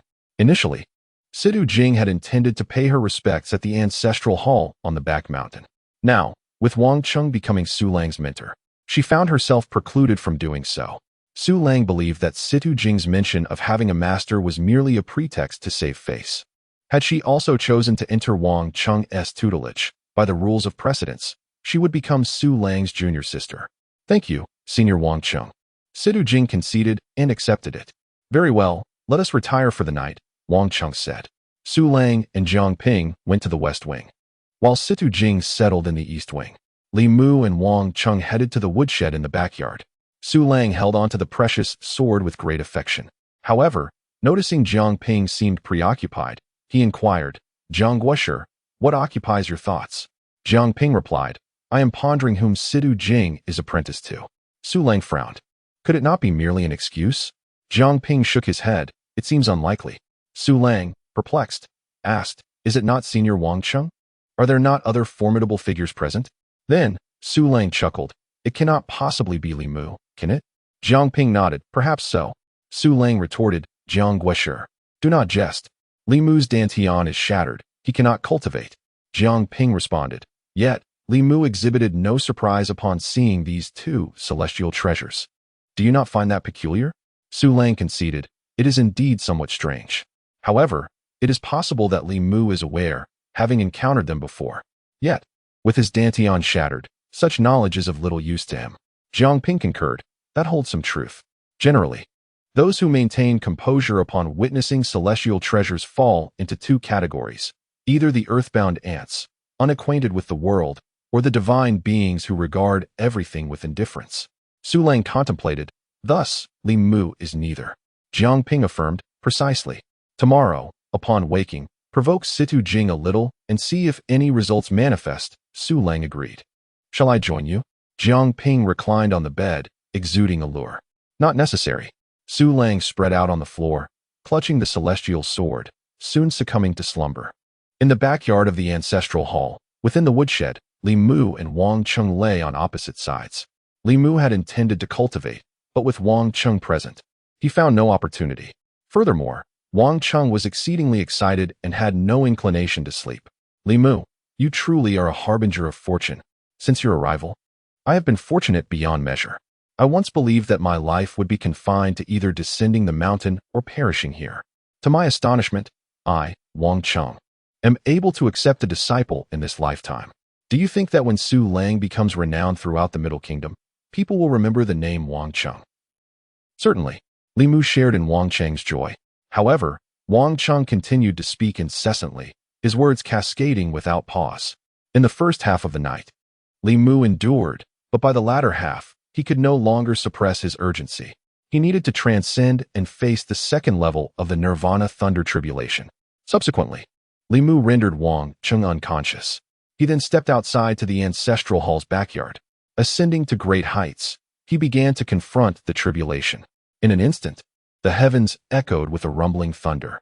That sound reverberated throughout the entire Jietian sect. Wasn't the night supposed to be serene? Why has thunder suddenly erupted? Jiang Ping furrowed her brow, gazing at the horizon. Is a torrential rain about to descend? Could it be that someone is undergoing the thunder tribulation? That seems unlikely. Such a terrifying tribulation must be faced by a sage-level expert.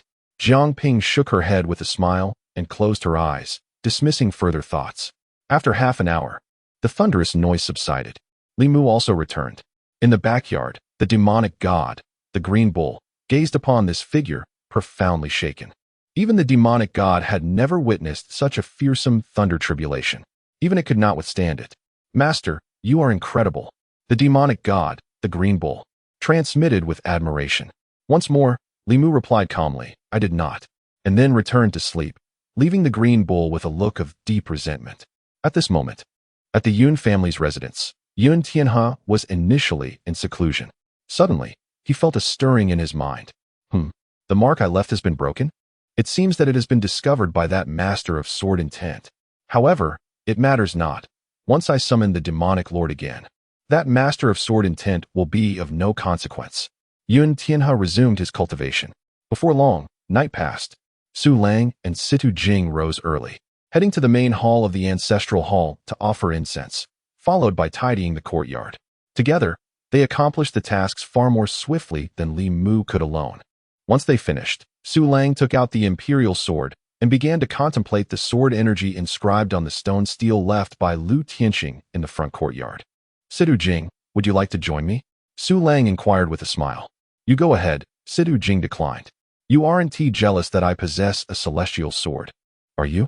Su Lang remarked, but it makes sense. Although our master has given you a celestial armor for defense, our cultivation as practitioners should prioritize offense. That is how we truly settle scores. With this celestial sword, not only can I nurture dragon energy and cultivate more loyal spirit warriors, but perhaps I could also become a sword cultivator, a master of sword intent. Situ Jing, Su Lang provocatively inquired, which is more formidable, your celestial armor or my celestial sword? As anticipated, Situ Jing bristled with irritation. What is so impressive about being a grandmaster of sword intent? I can achieve that too.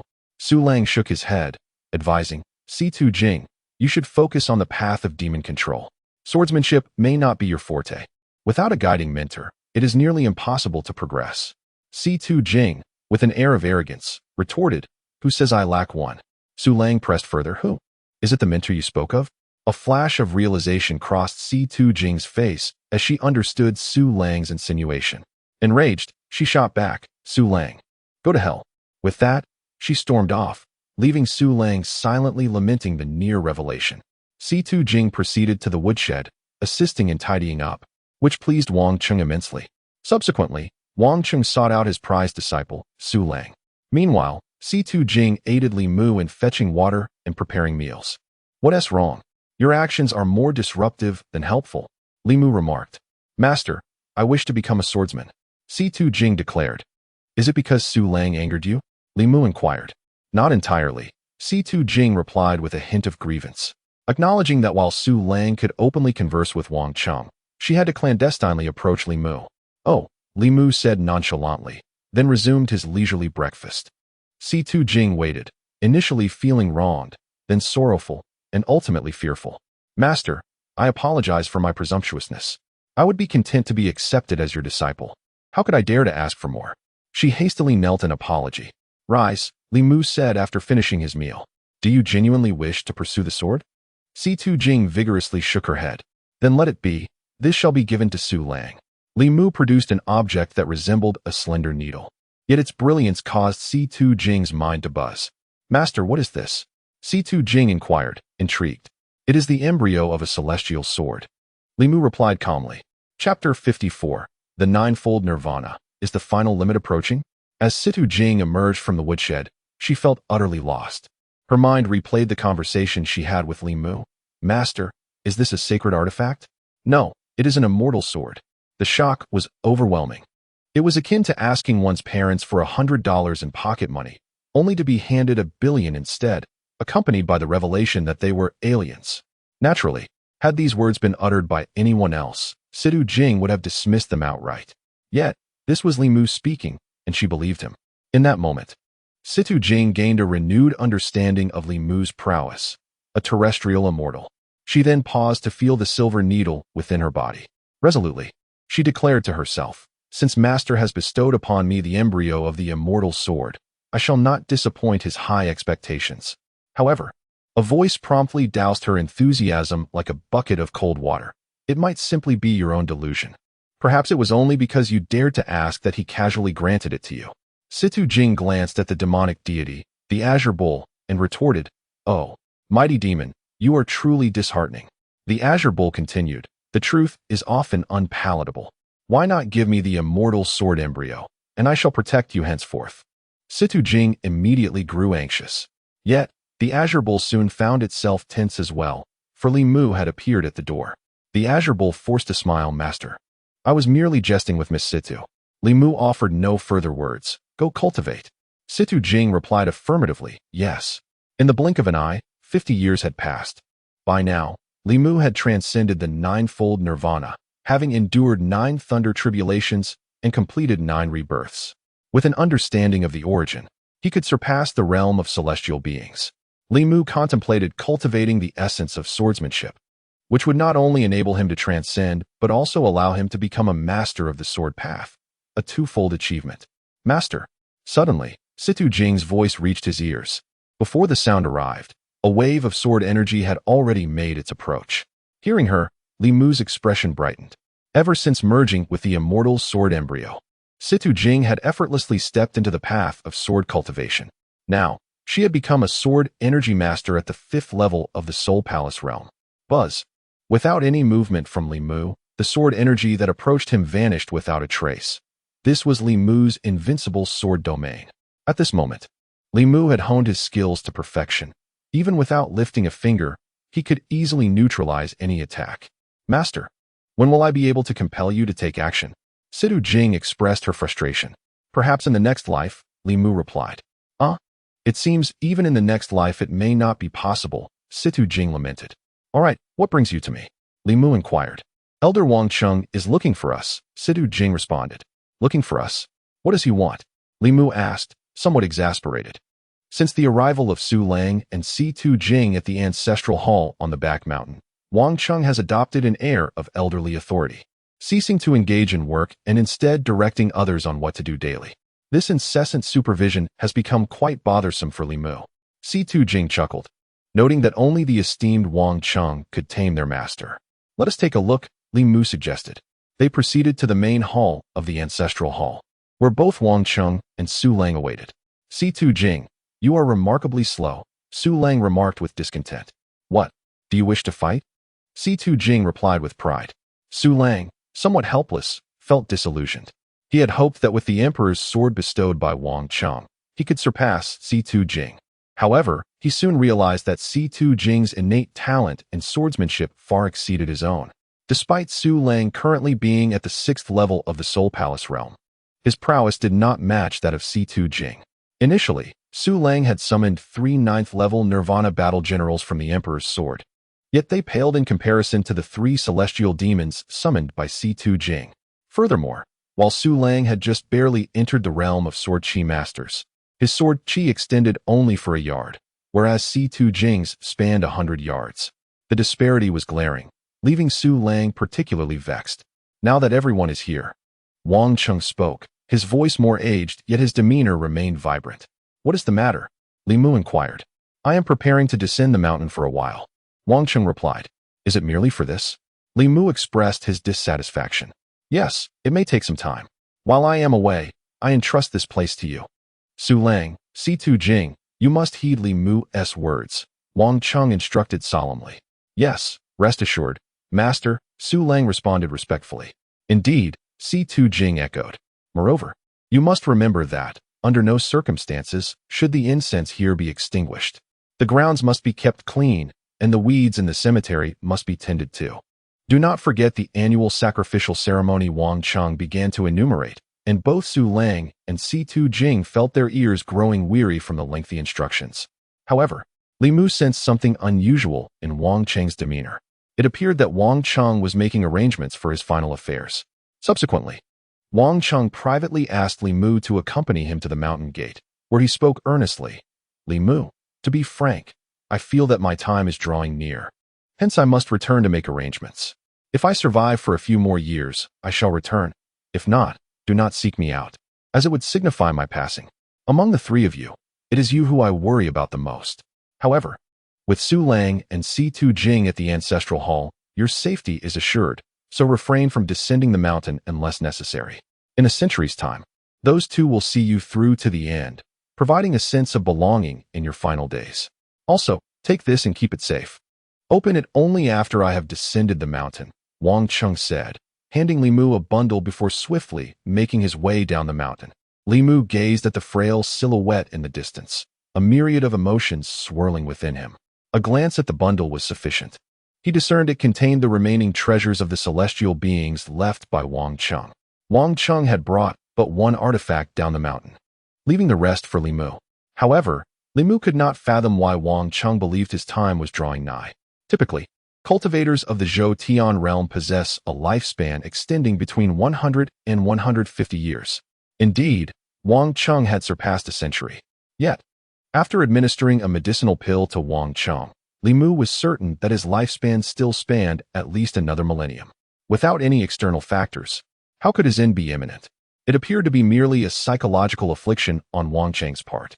Li Mu shook his head with a smile, subsequently carrying the bundle back and placing it in the woodshed, refraining from opening it. He knew Wang Cheng would reclaim it upon his return. Meanwhile, at the residence of the Yun family, Yun Fei by swiftly located Yun Tian He, great-grandfather, another individual with the Tian K aspect, has passed away. Yun Fei by lamented. How could you be so incompetent?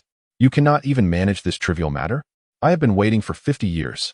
Yun Tian He thundered, a terrifying aura of demonic energy emanating from him. Great-grandfather, please forgive my transgressions. Yun Fei by trembled in fear. How many are still left? Yun Tian He inquired in a low voice. Great-grandfather, over the years, we have captured more than 200 individuals with the Tian K aspect.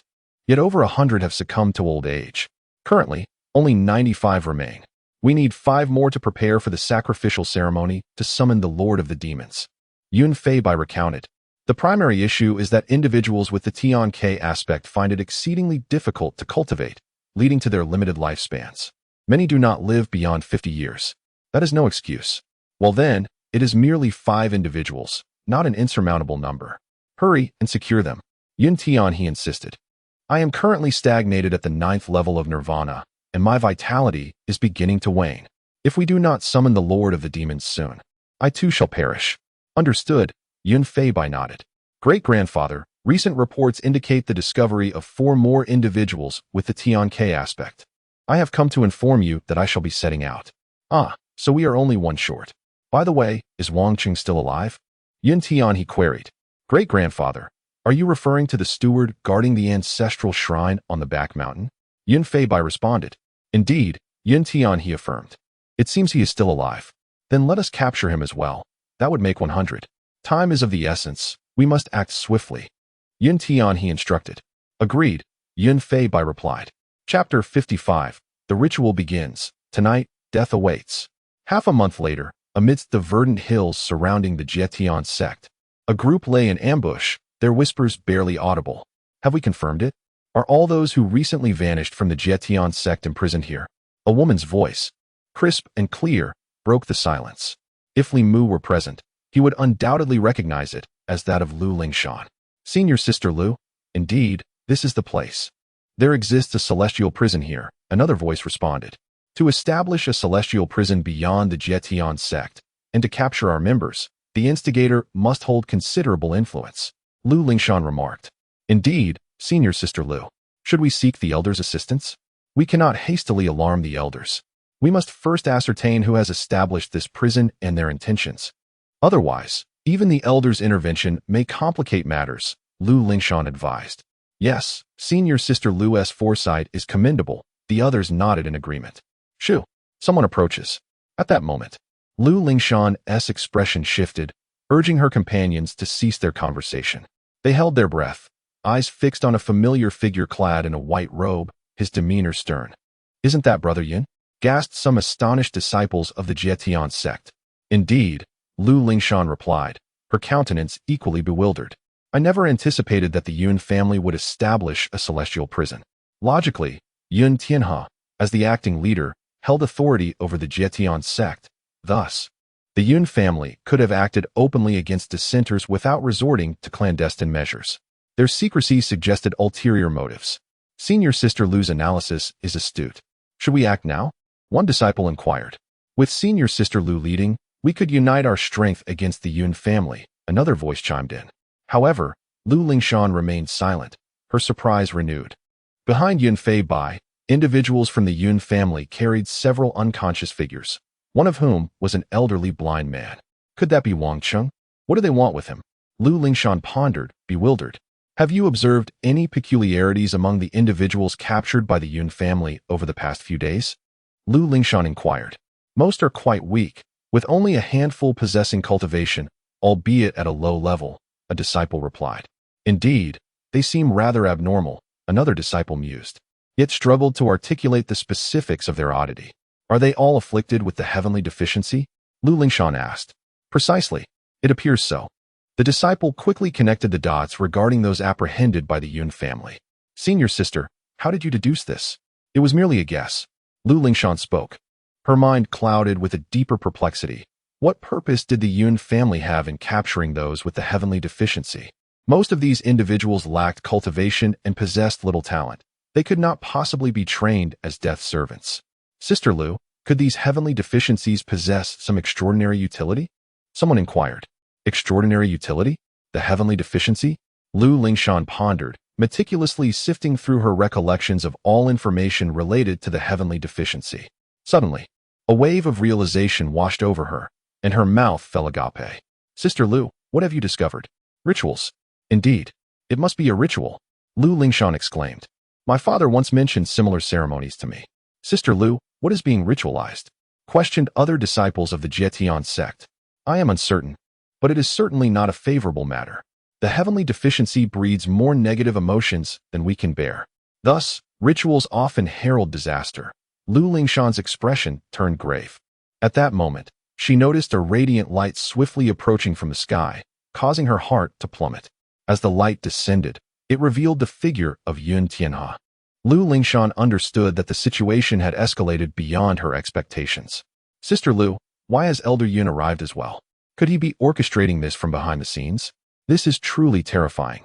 If Elder Yun discovers us, we will surely face dire consequences. None of us could withstand even a single blow from him. Though Lu Lingshan felt a surge of trepidation, she steadied herself. Everyone, remain calm. You, take my token and swiftly seek out Elder Chun and the others. Urge those esteemed elders to come at once. Understood. Several individuals hastened back to the Jietian sect. Lu Lingshan exhaled deeply, her gaze fixed upon the dark entrance ahead, her heart racing with anxiety. May they arrive in time. Though she was ignorant of the specifics of this ritual, the fact that Yun Tianhe himself was presiding over it was profoundly ominous. This was undoubtedly a grand conspiracy. At that moment, Yun Tianhe had traversed the shadowy corridor and entered the cavern's depths. In the dim light, he beheld countless iron bars, over 100 in total, within nearly every enclosure. A person afflicted with the heavenly deficiency was confined.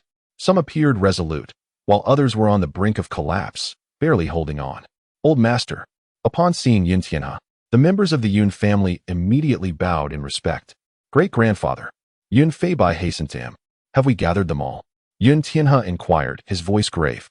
Recognizing that if the ritual were not conducted soon, some with the heavenly deficiency might not endure much longer. Yes, Yun Feibai affirmed with a nod. Good. Then we shall not delay.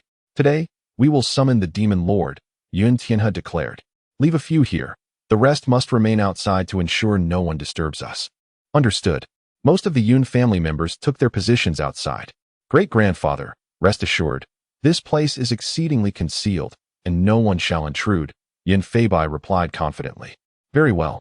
Yun Tianhe began to speak with a resonant voice, subsequently presenting the seal of the demon god.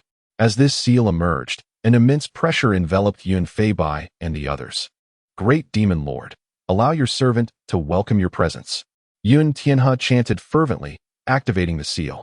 A hum resonated as terrifying dark energy surged forth from within the seal, resembling strands of black cloth that connected to over 100 celestial figures. From these celestial figures, waves of ominous energy were drawn forth, not blood, but rather a sinister aura. This old man Wang Cheng is surprisingly benevolent? Yun Feibai observed Wang Cheng, noting that while the dark auras of the other celestial figures were formidable, Wang Cheng's presence was notably feeble.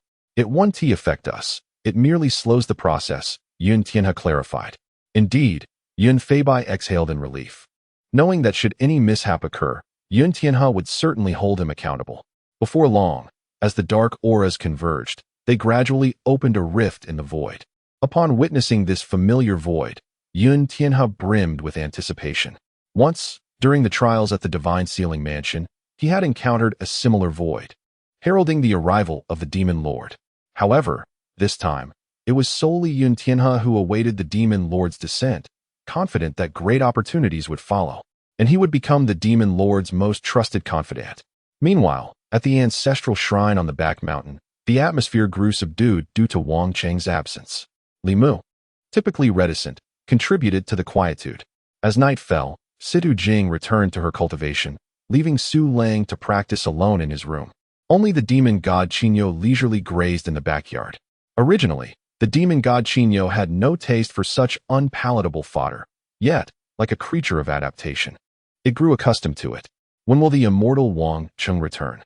The demon god Qinyo suddenly felt a pang of nostalgia for the old blind man. Abruptly, the magical patterns on the demon god Qinyo's body glowed brightly. Is a servant summoning me? This aura is not far from the celestial severance sect. The demon god Qinyo then beheld a scene. Within a cave, Yun Tianhe sat, activating the seal, flanked by Yun Feibai and others. Surrounding them were iron bars, imprisoning hundreds of individuals. What does Yun Tianhe summon me for? Am I not at the celestial severance sect? Shouldn't matters warrant a respectful approach to the Holy Inn? Wait, is that not the immortal Wang Cheng? The demon god Qinyo seethed with fury. How dare they capture immortal Wang Cheng for sacrificial purposes? In a fit of rage, it charged forth, bursting through Li Mu's shed door with a single horn. Are you not mindful of etiquette? Li Mu regarded the demon god Qinyo with a calm demeanor. Master, immortal Wang Cheng has been sacrificed. The demon god Qinyo mustered the courage to declare. Indeed, Li Mu's expression darkened. What has transpired? Subsequently, the demon god Qinyo recounted what he had witnessed. Li Mu spoke. You may go. If you cannot save Wang Cheng, then do not return. Li Mu drew the Taizu demon-slaying sword. Upon seeing it, the demon god Qinyo realized that this knight would witness death. Chapter 56. My master. Li Mu, what is causing this unsettling fluctuation in the void? Yun Tianhe furrowed his brow. Yun Feibai dared not respond. Any misstep would spell disaster for him. Fortunately, the next moment, a hoof emerged, swiftly parting the void as if it were mere water. Then, another hoof followed, and soon after, a head adorned with two dark antennae appeared. Finally, the entire body of the demon bull, etched with arcane runes, entered. This was none other than the demon god. The azure bull. Typically, the demon god would await the grand opening of the void before entering. Otherwise, it would deplete his energy. However, upon Li Mu's command, the azure bull did not hesitate to breach the void. This, Yun Tianhe and the others were taken aback. This was not what they had envisioned. Wasn't it supposed to be the demon lord? Why did a bull emerge instead? Yun Tianhe's expression was one of confusion. He had previously witnessed the grandeur of the demon lord, whose mere presence was accompanied by overwhelming demonic energy, a sight formidable beyond measure. The demon lord stood tall, rivaling the heavens, and a single breath could shatter the stars. Yun Feibai's astonishment deepened as he recognized the bull. He had seen this beast before. 50 years ago, during the grand examination, this bull demon had been at Li Mu's side.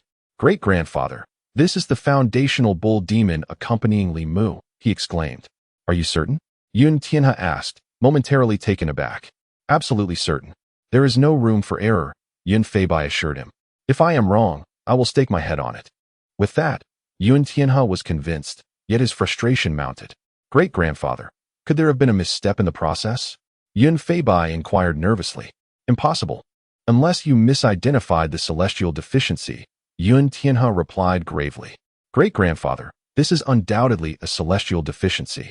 Otherwise, how could the void be opened? Yun Feibai hastily distanced himself from any blame. Didn't this bull demon open it on its own? Yun Tianhe spoke, and Yun Feibai's face turned pale, rendering him speechless. Foundational bull demon, witness as I slay you, and offer your blood to honor the demon lord. Determined, Yun Feibai drew the Nine Calamities sword, its blade marred by deep fissures.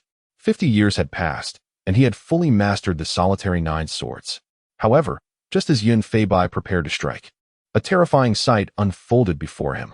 The azure bull stood upright, almost human-like, and with a mere flick of its hoof, summoned the demon lord's seal, severing all ties with the celestial deficiencies and restoring the seal to its normal state. What?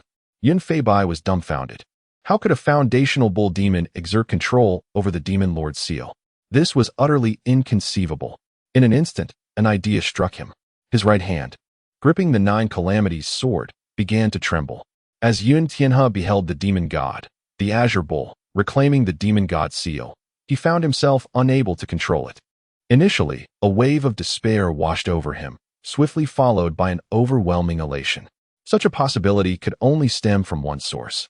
Thus, the figure before him, this bovine demon, nay, this divine bull, was none other than the revered demon lord. The realization sent a shiver of fear through Yun Tianhe, who promptly knelt in reverence, exclaiming, Yun Tianhe humbly greets the esteemed demon lord. He prostrated himself on the ground, exuding utmost respect. The azure bull, in turn, swiftly sensed Wang Cheng's aura and discerned that, while he was still unconscious, there was no significant danger. With a sigh of relief, the demon lord spoke. Yun Tianhe, it seems you possess a keen eye. Nay, I am but a blind old fool, failing to recognize the magnificent presence of the demon lord at first glance. Yun Tianhe replied, his anxiety palpable. Haha. The azure bull laughed heartily, clearly enjoying the flattery. Turning his gaze to Yun Feibai, who was brandishing the Nine Calamities sword, the demon lord questioned, What are your intentions? Do you seek to slay me? Yun Feibai trembled uncontrollably, his complexion ashen, beads of sweat cascading from his forehead like a waterfall. He could no longer maintain his grip on the Nine Calamities sword, which clattered to the ground. You wretched fool. What are you doing? To show such disrespect to the demon lord, I shall obliterate you. Yun Tianhe roared, launching a powerful slap that sent Yun Feibai flying. This forceful act roused Yun Feibai from his stupor. Disregarding the blood trickling from the corner of his mouth, he immediately knelt, proclaiming, Yun Feibai pays his respects to the demon lord. The Azure Bull acknowledged with a slight nod. Seeing that the demon lord had not taken offense, Yun Tianhe exhaled a sigh of relief and inquired, Demon lord, where have you been all these years? The Azure Bull replied, I have merely been residing in the ancestral hall behind the celestial teachings. Indeed, Yun Tianhe's conviction was further solidified. Demon lord, you have endured much. However, now that you are free, you may first restore your strength, and then I shall accompany you to vanquish that master of sword intent. The Azure Bull widened its eyes, an odd expression crossing its face as it responded, I was not trapped. I willingly chose to remain in the ancestral hall. Yun Tianhe was taken aback. Why? The Azure Bull answered, to serve my master. Master? Both Yun Tianhe and Yun Feibai were momentarily at a loss for thought. How could a grand demon god require a master? You are our master. Yun Tianhe stammered, astonished. Demon lord, you jest, do you not? I do not jest. The Azure Bull shook its head. Demon lord, then who is your master? Yun Tianhe asked urgently. He had not anticipated that the Azure Bull had been tamed. The thought sent chills down his spine. Could it be that master of sword intent?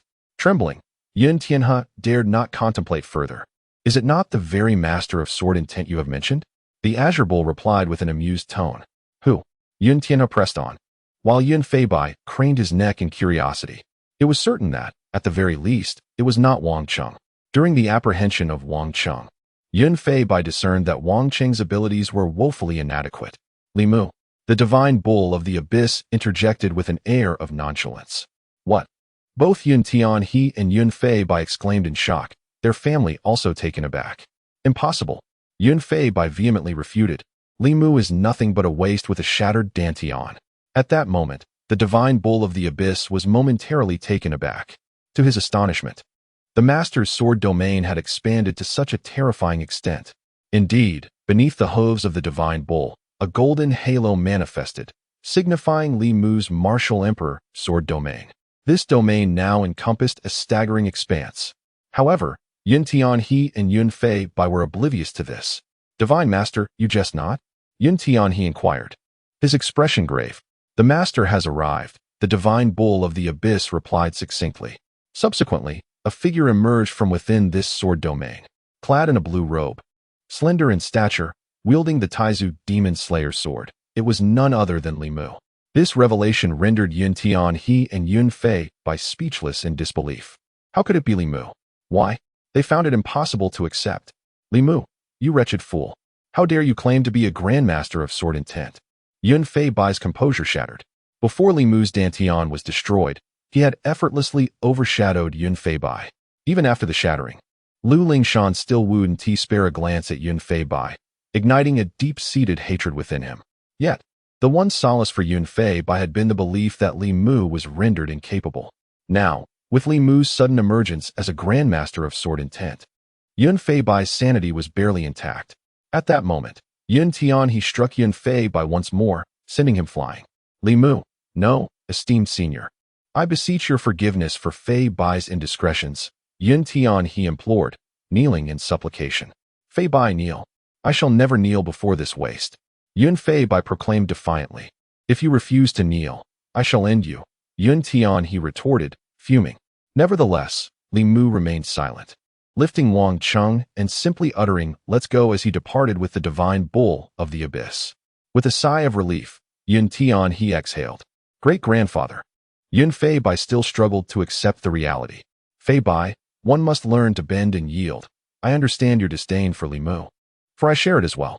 However, it is prudent to wait until you possess the strength to confront him, Yun Tianhe advised earnestly. Yes, Yun Feibai nodded.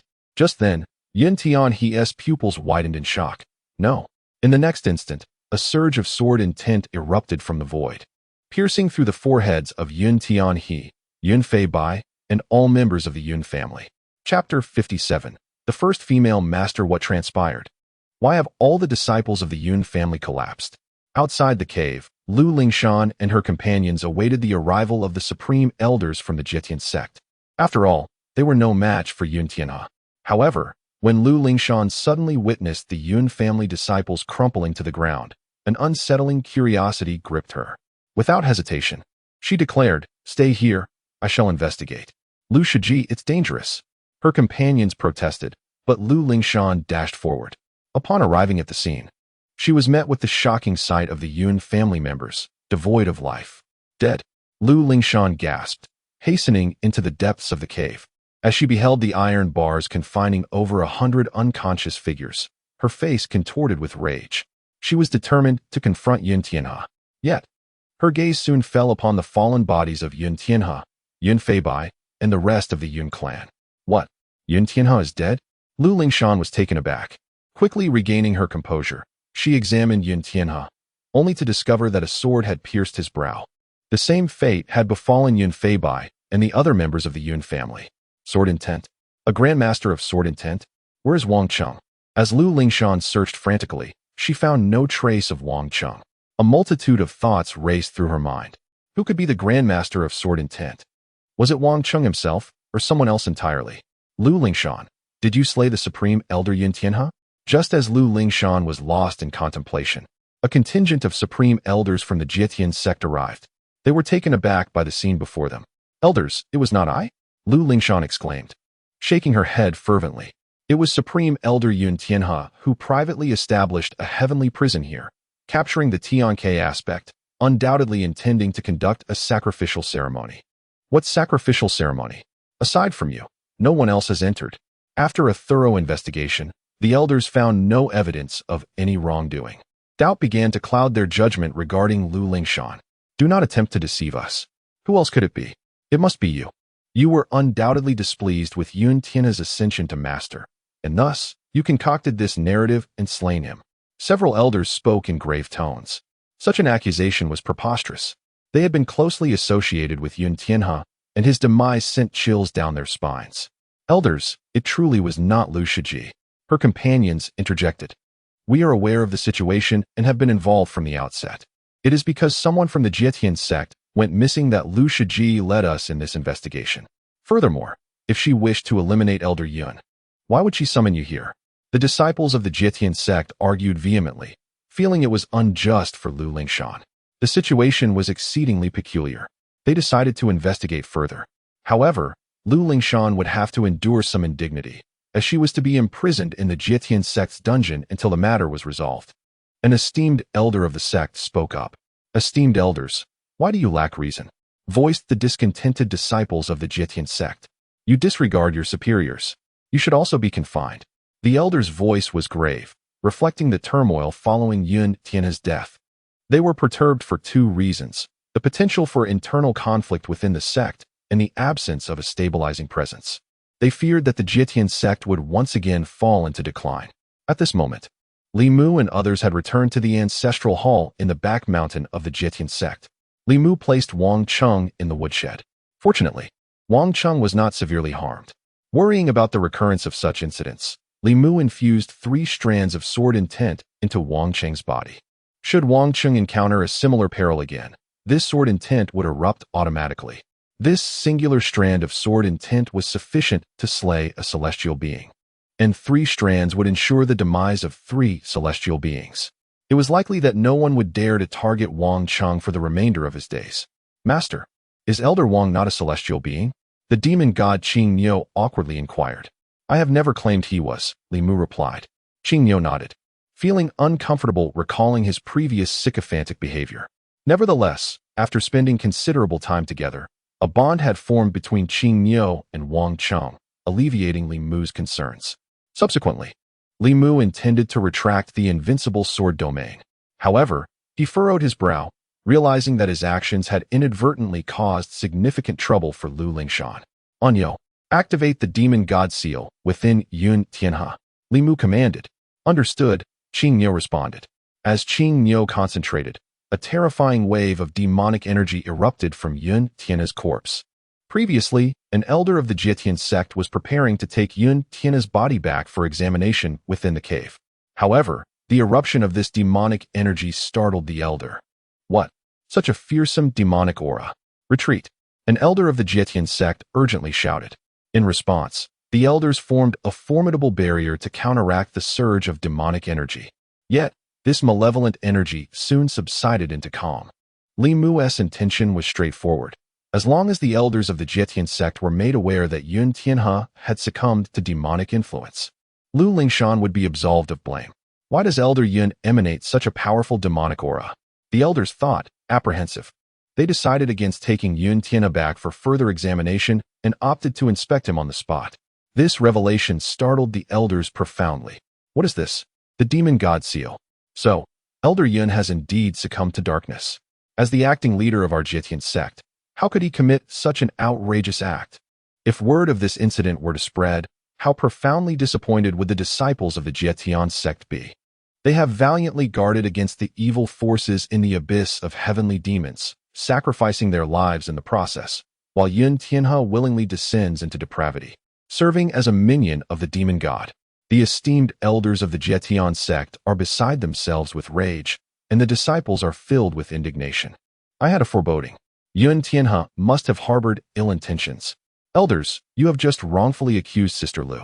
Had it not been for her timely intervention, our sect might have become a stronghold for the evil demons. If such news were to leak, how could we, the Jietian sect, still claim to be a sacred ground? Is it not time to restore justice for Sister Lu? The elders of the Jietian sect felt their faces flush with shame. Indeed, we have been utterly foolish. We shall provide Sister Lu Lingshan with the justice she deserves. Now let us return. However, remember, this matter must remain confidential. Subsequently, the members of the Jietian sect returned to their stronghold, only to discover that Yun Fei Bai had also succumbed to corruption, harboring a demon within him. His cultivation level had risen to the divine concealment realm, and this was merely in its infancy. Should he mature, he could undoubtedly transcend to the nirvana realm, or even the celestial realm. Such a prospect is terrifying. The elders continued their investigation and uncovered that several female disciples from the Jietian sect had vanished. All consumed by Yun Fei Bai, the elders were incensed. That very night, they besieged the Yun family. Anyone associated with this knowledge was executed, and the remaining members of the Yun family were exiled to guard the abyss of heavenly demons, never to return to the Jietian sect. This incident served as a grave lesson for the elders, who nearly allowed the entire Jietian sect to fall under the dominion of evil without realizing it. This is indeed alarming. Hence, they must select a truly trustworthy individual to oversee the Jietian sect and restore its reputation. The most significant contributor to this effort is none other than Lu Lingshan. As for how Lu Lingshan vanquished Yun Tianhe, the elders need not know. After all, it is her secret. Possessing a divine body, she undoubtedly possesses hidden tactics. Soon, a proclamation was made. Lu Lingshan was appointed as the new leader of the Jietian sect, not merely as a temporary figurehead. This marks the first time in the sect's history that a woman has ascended to such a position. Consequently, the Jietian sect prepared to host a grand celebratory ceremony, inviting not only other sacred grounds and factions, but also a celestial dynasty to descend. The Jietian sect aims to declare its stance, showing unwavering support for Lu Lingshan and affirming her capability to lead the sect. As preparations were underway, Lu Lingshan ascended to the ancestral hall on the back mountain. Chapter 58. This is a true man. Miss Lu Ling, you have arrived. The excited voice of the blind elder echoed as Lu Lingshan stepped through the gate of the ancestral shrine on the back mountain. A tremor coursed through her body. For several days, a perplexing thought had troubled her, and she harbored deep concern for Wang Cheng. However, she had not dared to ascend until now. Hearing Wang Cheng's voice, she was taken aback, followed by an overwhelming sense of joy. With a smile, Lu Lingshan greeted, "Greetings, Manager Wang. You appear to be in good spirits." Wang Cheng nodded. "I am well. If only Miss Ling could visit more often, my condition would improve even further." A few days prior, Wang Cheng had awakened without any recollection of the events that transpired. Li Mu had merely informed him that he returned to the ancestral shrine late at night and then fell into a deep slumber. Wang Cheng did not dwell on it, simply feeling that perhaps he was still attached to the ancestral shrine. Even in death, he would prefer to remain there, if only for the companionship of Li Mu. This notion left Li Mu both amused and perplexed. Wang Qing noticed that after addressing his affairs, he felt more invigorated. Initially, he assumed it was merely a fleeting revival. Yet as days passed, his condition remained stable. He surmised that perhaps a lighter heart, free from burdens, had led to an improvement in his health. Lu Lingshan smiled gently. "Manager Wang, shall we engage in some practice?" Wang Cheng replied, "Certainly." Previously, he would spar with Lu Lingshan. But as her cultivation advanced rapidly, he found himself completely outmatched. With a hum, Lu Lingshan drew her sword, pointing it directly at Wang Cheng's brow. Miss Ling, are you serious?" This sudden action startled Wang Cheng. "Isn't this Manager Wang?" Lu Lingshan furrowed her brow. Her intent was not to harm him, but to gauge his strength, to determine if he truly possessed the prowess of a grandmaster of sword intent. It seemed, however, that he did not. Observing Wang Cheng's terrified expression, she felt a twinge of disappointment. Each time she found herself in peril, it appeared that she could miraculously escape, always aided by that enigmatic grandmaster. Lu Lingshan was eager to uncover the identity of this individual. "Sister Lu, what are you doing? Stop." At that moment, Su Lang and Sidu Jing, hearing the sounds of combat, hurried out to witness the spectacle. Yet, upon seeing Lu Lingshan's sword aimed at Wang Cheng, both were taken aback. Su Lang's expression turned complex. He could not fathom why his master seemed so feeble. This should not be the case. Shouldn't he be a grandmaster of sword intent? How could he be cornered by someone like Lu Lingshan? Had he been mistaken all along? Had he chosen the wrong master? No wonder Wang Qing never seemed inclined to offer him guidance or intervene. Su Lang felt a pang of discomfort. Upon hearing the commotion, Lu Lingshan prepared to retract her sword. At that moment, a terrifying sword in tin erupted from Wang Qing's body, aimed directly at Lu Lingshan. This sudden turn of events left Lu Lingshan momentarily stunned, unable to react in time. She could not withstand the force and was compelled to evade. The sword intent pierced through her right shoulder. Even the mystical seven birds' immortal garment could not shield her from it. In an instant, a torrent of blood gushed forth, and Lu Lingshan collapsed to the ground. Wang Cheng stood frozen in place, visibly alarmed. However, he quickly regained his composure and rushed over. "Miss Lingshan, are you all right? I did not mean to hurt you." Su Lang and Sidu Jing were also taken aback, witnessing Wang Cheng's first strike, which manifested as a formidable sword intent. This was undoubtedly the mark of a grandmaster of sword intent, and astonishingly, he had not even needed to wield a sword, achieving the level of embodying the sword itself.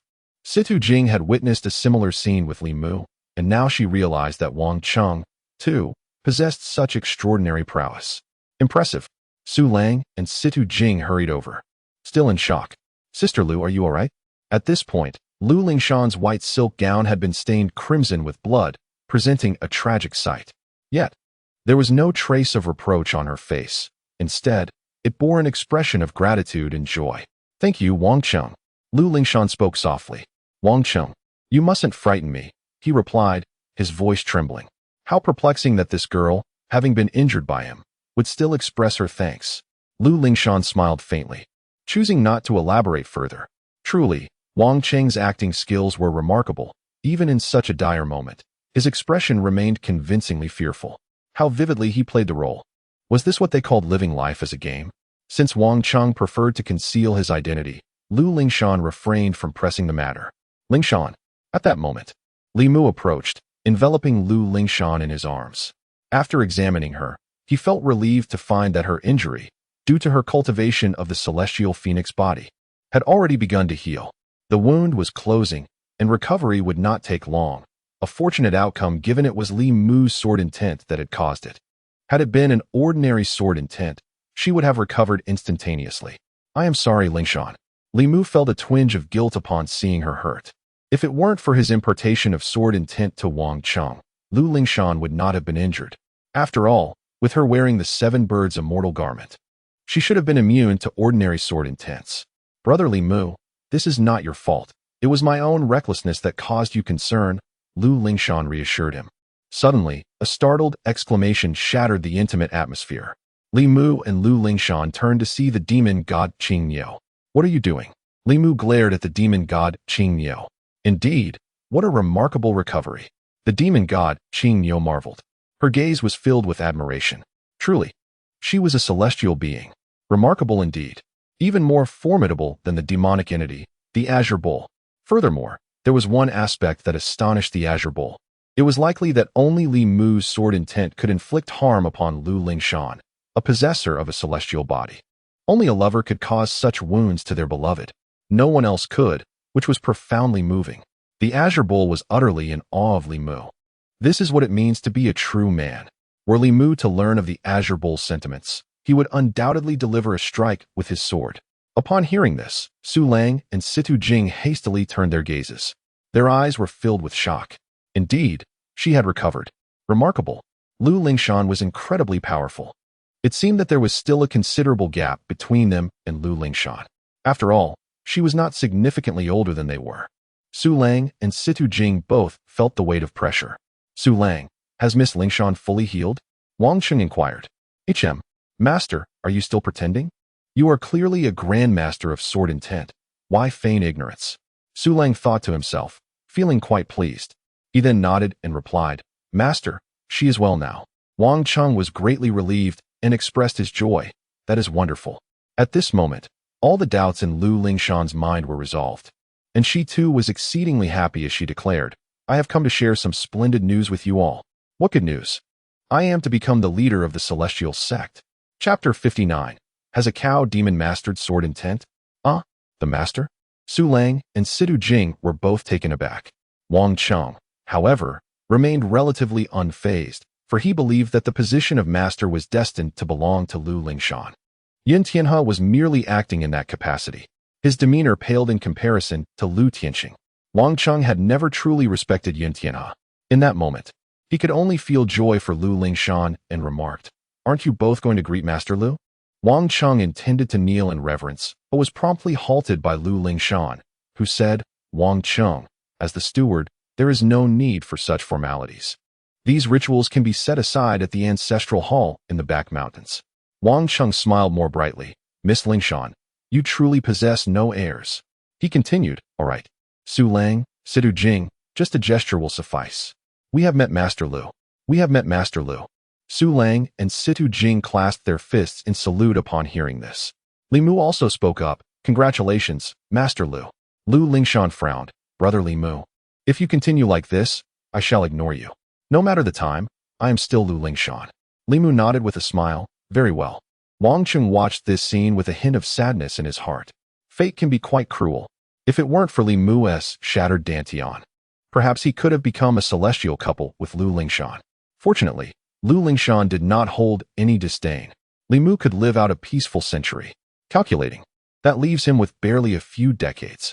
Master, this old blind man says you do not have many years left, the demon god Qing Niu conveyed. Li Mu sighed with resignation. He could not fault Wang Cheng for his words. Anyo, remember to be polite. Li Mu corrected him. Yes, this steward Wang Cheng. The old blind man says you do not have many years left. The demon god Qing Niu nodded. Enough, Li Mu said, choosing not to elaborate further. Brother Li Mu, take me to cleanse myself, and I shall share with you the amusing events that have transpired during this time. Lu Lingshan said, pulling Li Mu toward the woodshed. Amusing events? We want to hear too. Su Lang and Situ Jing were suddenly excited. Listen to what? You are to practice in the front courtyard and are forbidden from entering the back. Wang Cheng reprimanded. Su Lang and Situ Jing exchanged awkward glances.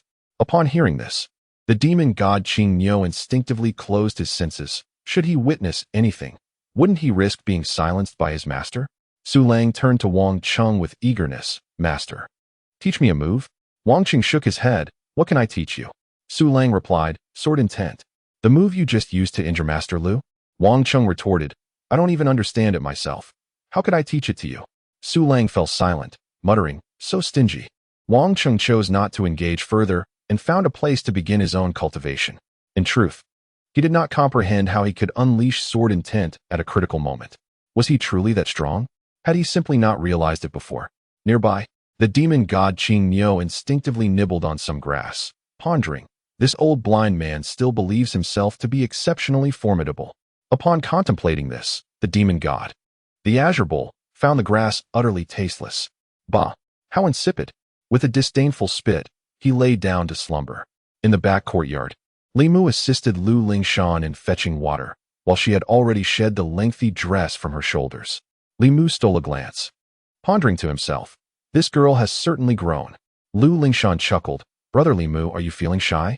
Before long, Lu Lingshan completed her washing and engaged Li Mu in light-hearted conversation. Brother Li Mu, can you believe that Yuntian is actually a servant of the demon god? Lu Lingshan exclaimed, still astonished by this revelation. It was indeed hard to believe, and Li Mu nodded in agreement. Brother Li Mu, once I become the leader of the Jietian sect, I will rally the entire sect to help you find a method to restore your Dantian. Lu Lingshan declared with determination. Lingshan, the truth is. Li Mu felt compelled to be honest with Lu Lingshan. It was quite possible that she had not intended to assume the role of leader, yet she bore this responsibility for his sake. A sense of guilt washed over Li Mu, and he yearned to disclose his situation to her. Brother Li Mu, there is no need to elaborate. Just trust me. Lu Lingshan interrupted, sealing his lips with a kiss that felt as timeless as the changing of the seas and the earth. All right, Brother Li Mu, I must return now, she said playfully. Take care on your way back, Li Mu replied with a nod. He escorted Lu Lingshan to the mountain gate, watching her joyful figure fade from sight. Li Mu understood that Lu Lingshan was under immense pressure, as this marked the first time a woman would lead the Jietian sect. Furthermore, she was merely at the divine concealment realm, and securing her position would entail formidable challenges both within and outside the sect. Yet Lu Lingshan never revealed her burdens to him. However, behind her stood Li Mu. Anyone who dared to oppose Lu Lingshan would have to contend with his sword. Subsequently, Li Mu returned to his training. Now, having reached the 9th stage of nirvana, he needed to comprehend the essence of the sword path to simultaneously become a formidable swordsman and break through to the heavenly man realm. Master, just before returning to the storeroom, the demon god Azure Bull called out to him. Anya, what is it? Li Mu inquired. Master, could you grant me a few strands of sword intent? Just like that old blind man Wang Cheng? No, I mean the old blind man who manages things for Wang Cheng. The demon god Azure Bull eagerly asked. You need it? Li Mu responded, puzzled. Indeed, I possess strength, but I cannot use it indiscriminately, lest my identity be discovered, the demon god Azure Bull explained. That makes sense, Li Mu nodded, and then infused 3 strands of sword intent into the demon god Azure Bull's body. Afterward, Li Mu returned to his contemplation. The demon god Azure Bull was immensely excited, practically brimming with energy. With no trace of drowsiness, he paced back and forth in the cemetery of the rear mountain. With each mouthful of grass, the aroma was delightful. Thus, the night deepened. Is someone approaching? The divine bull, Qing Niu, immediately went to investigate. Lingshan.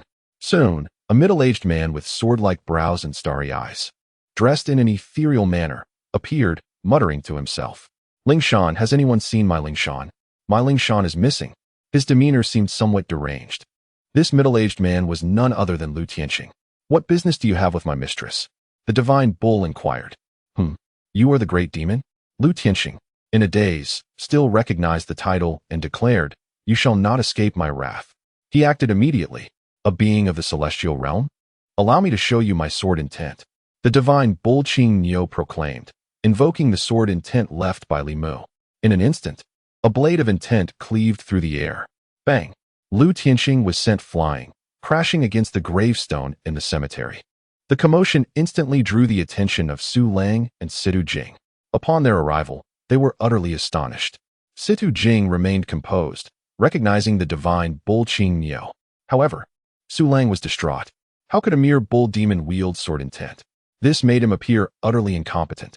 Situ Jing, you must have sensed it too? That was indeed a sword intent emanating from this bull demon, Su Lang stammered in shock. Yes, Situ Jing nodded. What transpired? Someone is searching for the mistress. The divine bull Qing Niu replied. Shortly thereafter, Wang Cheng arrived as well. Although Wang Cheng did not perceive the sword intent, he heard the commotion. Upon seeing the ethereal figure, he was greatly alarmed. Lu Zhangjiao? Su Lang and Situ Jing quickly realized who he was. So it was Lu Tianqing. The divine bull Qing Niu's eyes widened. Oh no, I've struck the master's father-in-law. What should I do? Should I flee with haste? Chapter 60. My bull is more powerful after 2 days. Lu Tianqing awoke. How did I end up here? A piercing headache assaulted him as he surveyed his surroundings. Realizing he was in the ancestral hall on the back mountain.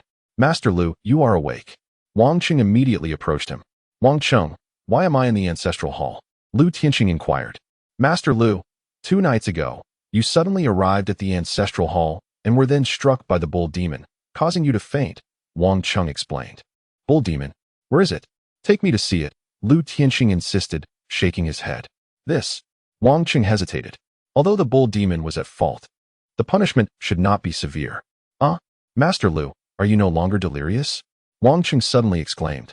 What do you mean by that? Lu Tianqing spoke sternly. Forgive me. Master Lu, I merely meant that you seemed disoriented before. Wang Cheng quickly knelt and clarified. Indeed, I am well now. Rise and take me to see that bull demon, Lu Tianqing commanded. Certainly. Wang Cheng felt relieved. He thought, since the bull demon's strike restored Lu Tianqing's clarity, it might not only be innocent, but could also earn a reward. He promptly led Lu Tianqing onward. In the backyard, Lu Tianqing encountered the demonic blue bull. Su Lang and Situ Jing were also present, both displaying concern. After all, the demonic blue bull had harmed Lu Tianqing, which was a grave matter. Anyo, do not fear. No matter how formidable Lu Tianqing is, he is still disoriented. He likely cannot recall what transpired, Su Lang comforted, then added eagerly, Anyo, why not impart a sword intent to me? I will protect you. If that Lu Tianqing dares to act recklessly, I, Su Lang, will see if he can withstand a single strike from me. You intend to strike me? Suddenly, a voice resonated behind Su Lang. He quickly turned around and, upon seeing Lu Tianqing, was greatly startled. Master Lu, you have regained your senses? Situ Jing was equally astonished and hurriedly saluted. Disciple Situ Jing pays respects to Master Lu. She felt anxious, fearing Lu Tianqing might discern the true identity of the demonic blue bull, which could endanger her master. Be at ease, Lu Tianqing nodded slightly. Master Lu, I was merely boasting earlier, speaking hastily. Please forgive me. Su Lang began to sweat profusely. Su Lang was merely at the Soul Palace realm, whereas Lu Tianqing was undeniably at the celestial realm. One was sky, the other earth. Even a single finger from Lu Tianqing could subdue him. Let us discuss this later, Lu Tianqing stated. Yes, Su Lang stepped aside. Lu Tianqing regarded the demonic blue bull, which lay there, leisurely chewing on grass. Clearly, Lu Tianqing could see its malevolent nature. The demonic blue bull had no need to hide its identity. Most importantly, the demonic blue bull was unafraid of Lu Tianqing. Moreover, regarding the incident where a single sword stroke left Lu Tianqing in a daze, Li Mu refrained from elaborating. The demon god Qing Niu bore no concerns. Meanwhile, Lu Tianqing's eyes brimmed with astonishment. He had never encountered such an overwhelming malevolent aura. It was as though the azure bowl before him was the very essence of demonic energy. It was utterly terrifying. This undoubtedly transcended the realm of celestial beings. Even the celestial essence within Lu Tianqing resonated with trepidation. Maintaining a facade of composure, Lu Tianqing inquired, from whence did this bull demon originate? In Lu Tianqing's estimation, this formidable demon must have been lurking within the ancestral shrine on the back mountain. However, he remained oblivious to the demon's intentions. Why had it set its sights on the Jietian sect? Did it aim to devour the ancestors of the sacred hall of the Jietian sect? Lu Tianqing dared not contemplate further. No, he must devise a strategy to either expel this great demon from the Jietian sect or ascertain whether he could contact the ancestors of the sacred hall to eliminate it. It is brought back by Li Mu, Wang Cheng responded truthfully. Where's Li Mu? Have him come to the front courtyard to see me, Lu Tianqing said with a stern voice. Before long, Li Mu returned with water. Master, Lu sect master seeks you, Situ Jing remarked. What did he say? Li Mu inquired. Nothing, but he has been fixated on the demon god, Situ Jing replied. Master, should I apologize? The demon god, Qing Niu asked. There's no need. Li Mu shook his head. Lu Tianqing was simply seeking an explanation.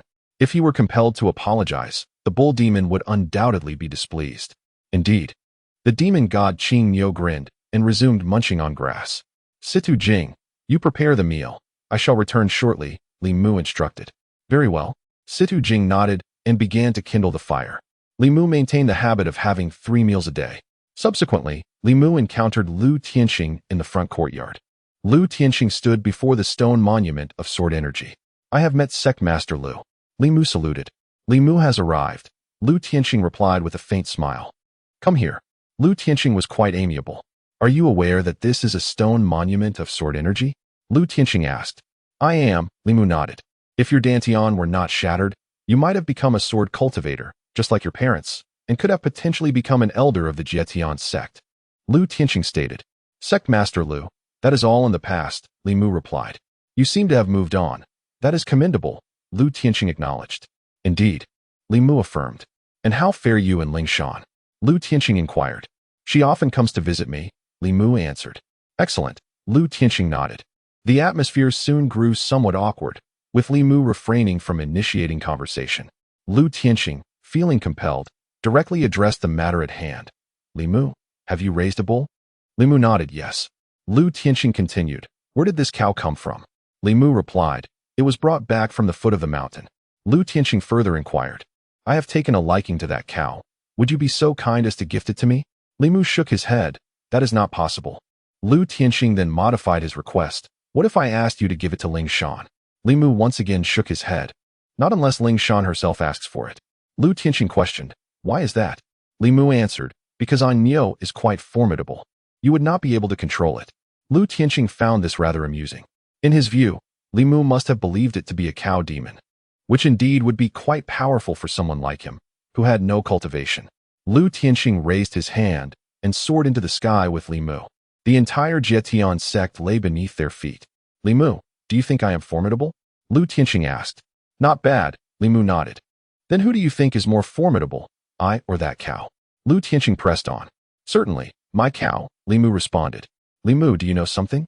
Lu Tianqing asked solemnly. Li Mu's calm demeanor intrigued him. Indeed.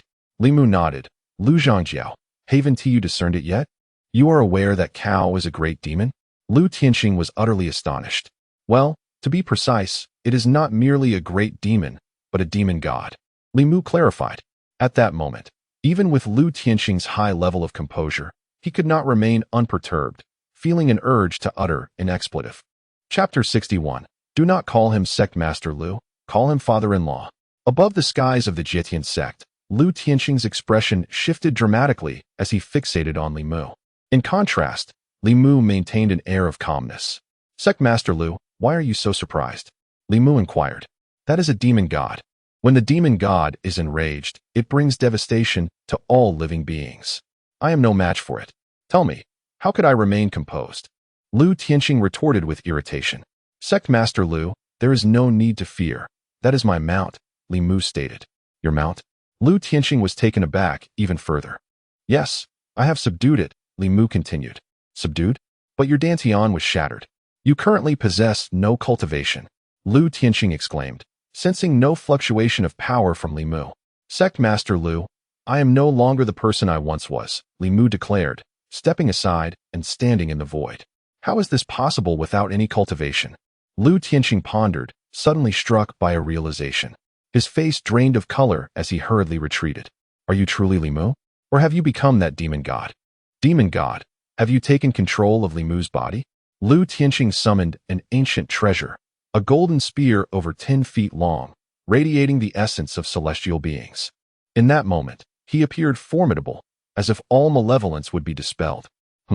A sacred artifact? Li Mu discerned instantly. Sect Master Lu, I am not the demon god. I am Li Mu, Li Mu reiterated. Demon god, do not attempt to deceive me. Lu Tianqing dismissed him, wielding the golden spear to conjure a massive flaming cage that surged towards Li Mu. With a resigned sigh, Li Mu softly commanded, control, employing the Yuxian classic, which governs humans, spirits, demons, and even gods. Li Mu effortlessly exerted his will. A faint wave resonated, and the golden spear, no longer under Lu Tianqing's control, flew directly into Li Mu's hands. With a graceful motion, Li Mu dispelled the flames, restoring the sky to its clear and boundless state. What?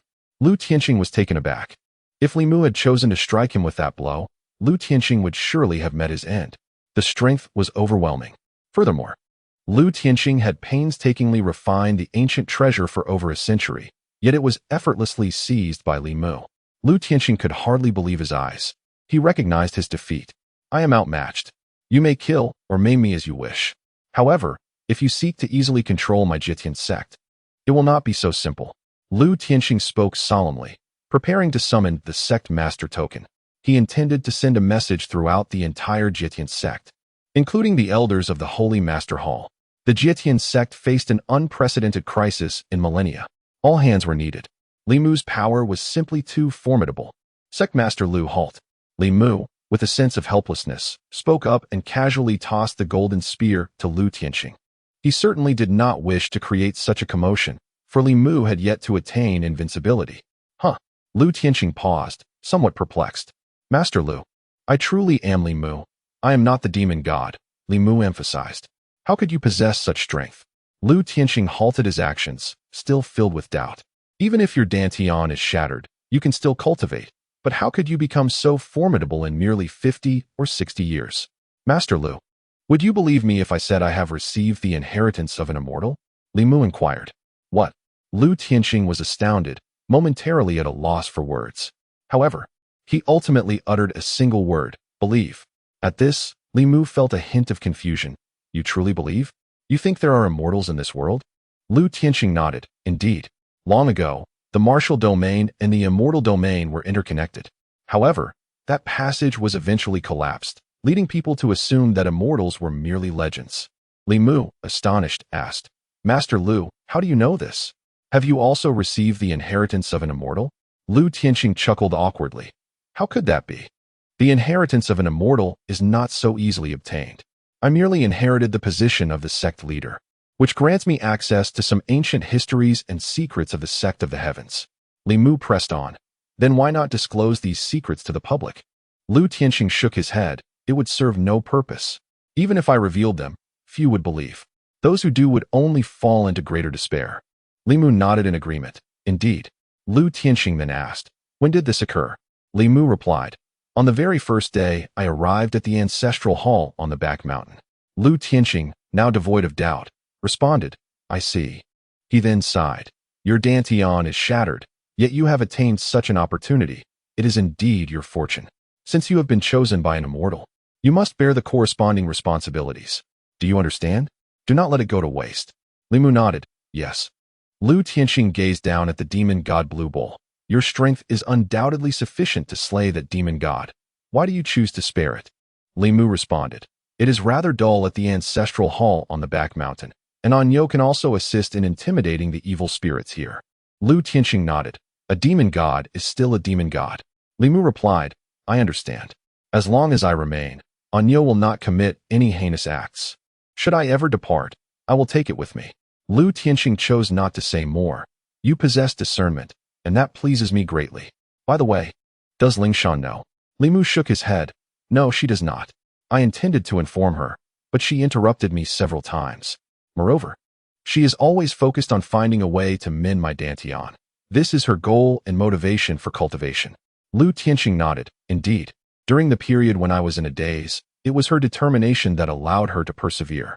For the time being, do not disclose anything to her. Simply protect her from the shadows, Li Mu agreed. Very well, I shall take my leave now, Lu Tianqing stated. Do you have anything further to say? Li Mu hesitated for a moment, then produced a talisman and handed it over. Master Lu, please accept this. Upon receiving it, Lu Tianqing's heart quivered once more. This talisman was indeed extraordinary. The rune inscribed upon it seemed capable of subduing him. Such runes were countless in number. Is this a holy talisman? No. It is a celestial talisman, Li Mu replied. Excellent. Lu Tianqing was particularly pleased and carefully stored the celestial talisman away. I bid you farewell, Master Lu. Li Mu bowed respectfully. No, Lu Tianqing waved his hand. Li Mu was perplexed. Did Lu Tianqing wish to remain, or had he misinterpreted the situation? From now on, do not address me as Master Lu. Call me father-in-law. Lu Tianqing chuckled. Li Mu felt a touch of embarrassment, still bowing without uttering the words. Lu Tianqing, however, was unperturbed and left with great joy. Upon returning to the courtyard, the demonic beast, the Azure Bull, expressed its gratitude. Thank you, Master. The Azure Bull had overheard the conversation between Li Mu and Lu Tianqing. In its view, Li Mu's mention of leaving undoubtedly meant heading to the celestial realm. To its surprise, Li Mu had not forgotten to bring it along. The more the Azure Bull thought about it, the more exhilarated it became, barely able to contain its excitement. Master, from now on, I, Anyo, shall serve you faithfully, the Azure Bull declared. Can you even transform? Li Mu inquired with curiosity. The azure bowl fell momentarily into a state of self-reflection. Chapter 62. The Sword Path Particles, the Primordial Sword Cave. Upon returning, Lu Tianxing appeared to remain incognito. The entire Jietian sect was unaware that he had regained his consciousness. Meanwhile, the sect was preoccupied with organizing the grand ceremony for Lu Lingshan's ascension to the position of sect leader. However, the ancestral shrine in the rear mountains was far from tranquil, as the anguished cries of Su Lang echoed daily. "Master, I beseech you, teach me the essence of swordsmanship," he implored. "Begone," Wang Cheng retorted, not out of reluctance to teach, but rather due to his own lack of knowledge. Su Lang then sought the assistance of the demon god, the Green Bull. "Can you transform?" the demon god queried languidly.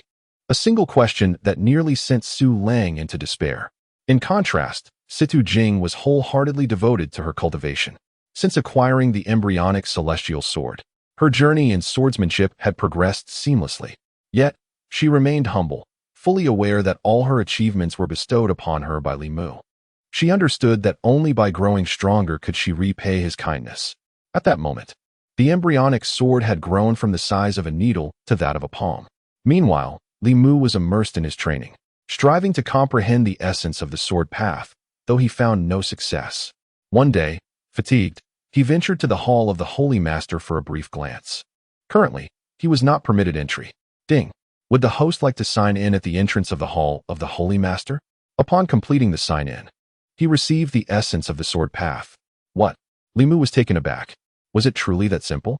Had he known, he would have come to the hall of the Holy Master long ago. Without hesitation, he signed in. Sign in complete. Essence of the sword path acquired. A melodious voice resonated, followed by a radiant light entering Li Mu's being. Due to his lack of a dantian, the light directly merged into the Taizu Zhanma sword. As long as Li Mu contemplated it, he could integrate this essence of the sword path. Subsequently, he approached the demon god, the Green Bull. "Anyo, I must descend the mountain. Please take care of Wang Cheng and the others." The demon god inquired. "Is the master preparing for a breakthrough?" Li Mu nodded affirmatively. "What realm will the master achieve?" he asked.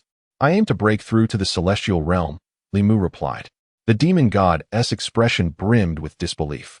"Master, do not mistake me for a fool. How can a nirvana realm cultivator like you suppress me?" Li Mu refrained from further explanation. "Just stay put. If anything happens to them, I will hold you accountable." The demon god was taken aback. Understood, he thought. Such authority makes even this demon god tremble. Can he truly be a nirvana realm cultivator? What nonsense. Thus, Li Mu descended the mountain. Outside the Jietian sect, he sought the highest peak. A craggy cliff untouched by human footfall, surrounded by several marshes inhabited by formidable beasts. Previously, Li Mu had been unaware of the realm to which these beasts belonged. Upon his arrival, Li Mu encountered a fearsome beast, a colossal crocodile, which opened its massive jaws in an attempt to devour him. However, the sword intent emanating from Li Mu caused the creature to retreat in terror. This beast was a formidable entity of the celestial realm. Gazing at the marsh below, Li Mu remarked, "No wonder the Jietian sect warns all elders and disciples to refrain from entering this place. Your strength is considerable. Had you attacked me earlier, I would have slain you. Yet today, I have pressing matters and shall spare your life. However, you must act as my guardian, ensuring that no living being trespasses upon this mountain. Do you understand?" As his words echoed, a gargantuan head emerged from the marsh. Its size spanning several dozen feet, it was the very crocodile. This creature was the sovereign of the swamp. At that moment, the ferocious crocodile nodded fervently, akin to a chick pecking at grain, terrified that any delay would result in its demise at the hands of this formidable human. "Very well. Take this," Li Mu said, tossing a Dan pill nonchalantly. This was a celestial pill, a trivial offering compared to the myriad treasures he had accumulated through years of daily sign-ins.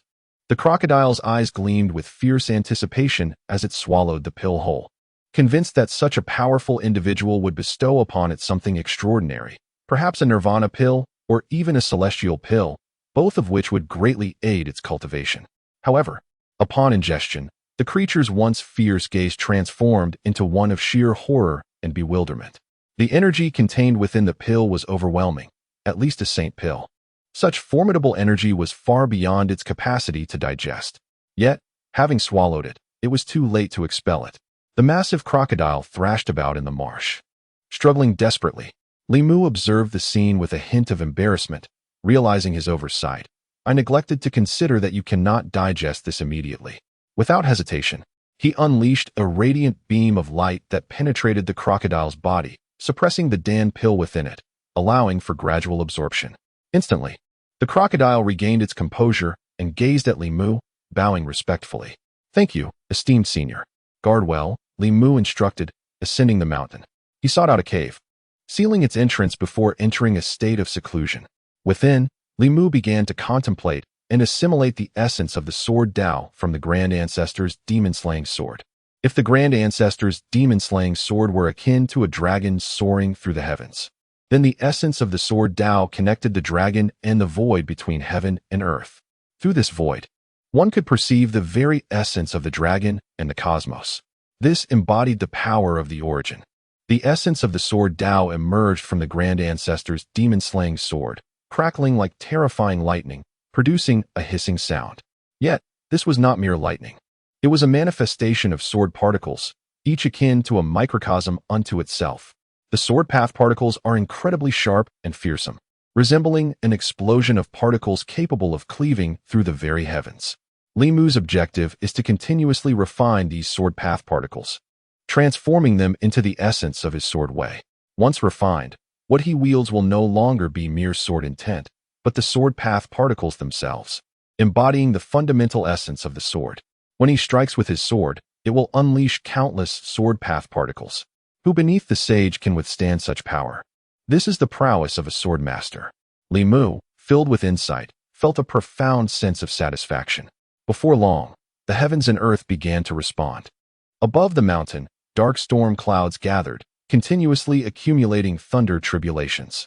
In the swamp below, a massive crocodile gazed upward in terror, having never witnessed such a formidable thunder tribulation.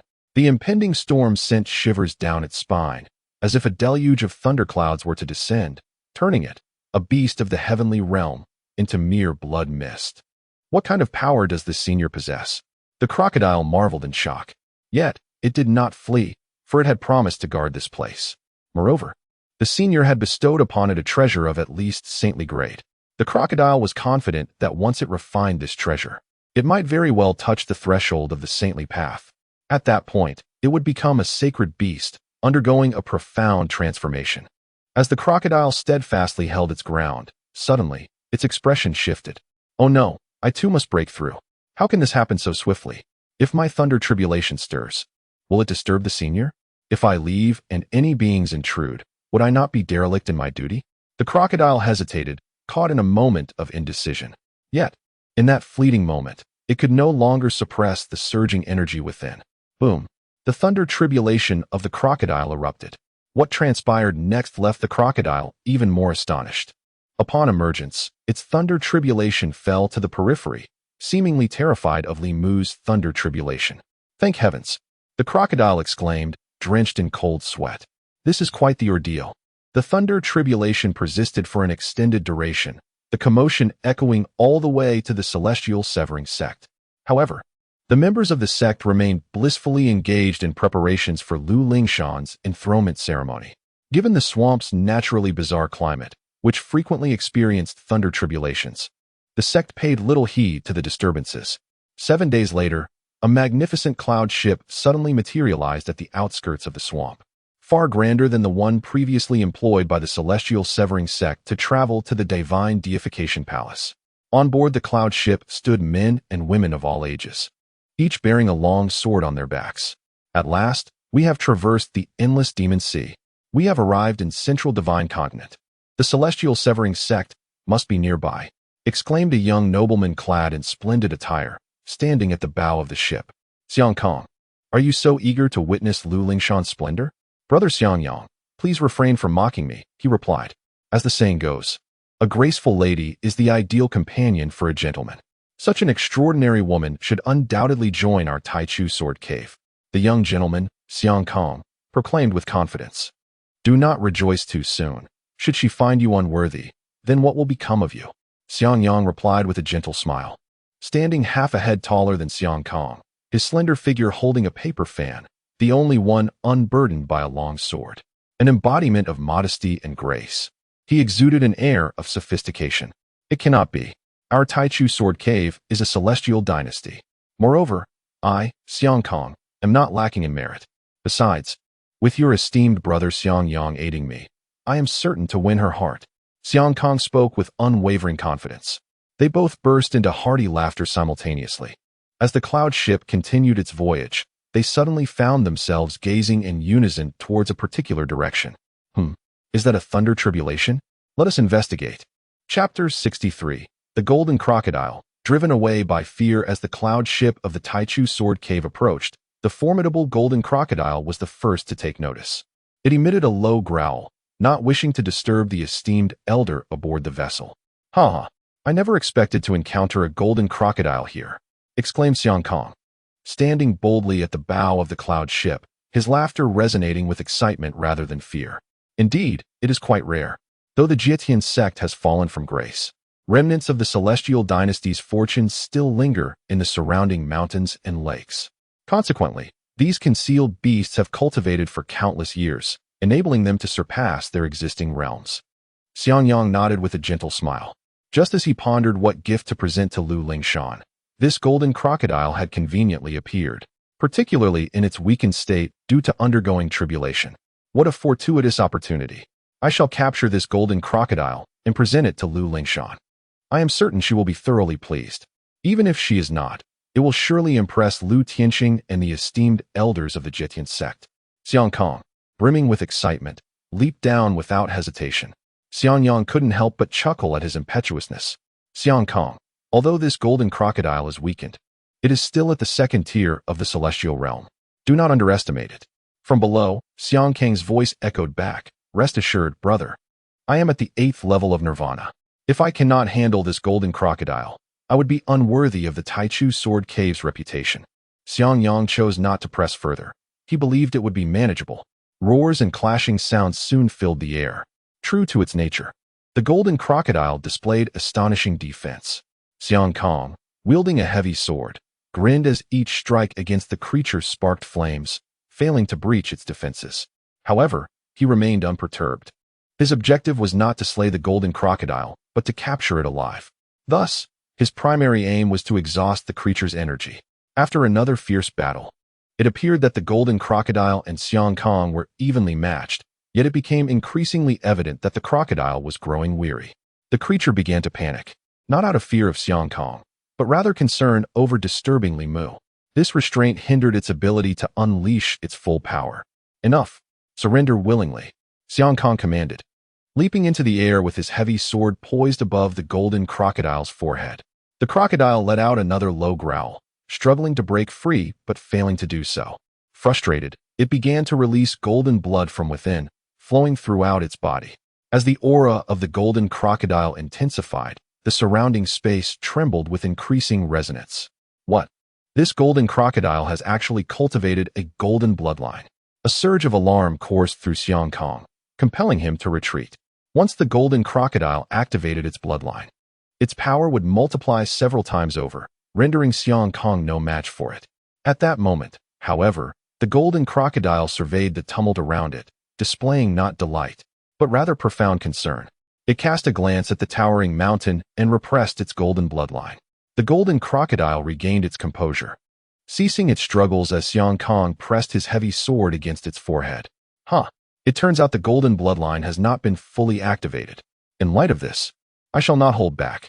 Xiang Kong laughed heartily before producing a demon-binding lock, crafted from a unique mineral sourced from the primordial sword cave. Renowned for its extraordinary hardness, so formidable that even celestial beasts would hesitate to break free. Clang! With remarkable agility, Xiang Kong secured the golden crocodile. Subsequently, he returned to the cloud ship. Brother, how did it go?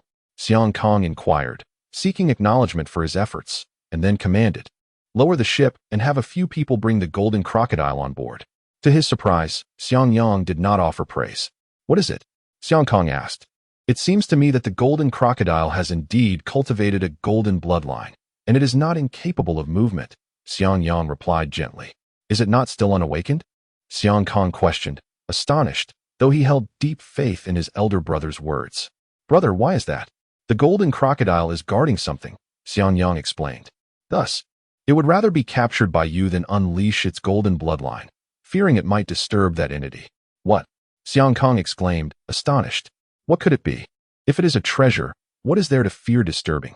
Is it the master of this golden crocodile? Yet, such a beast is notoriously fierce and unruly. Would it acknowledge a master?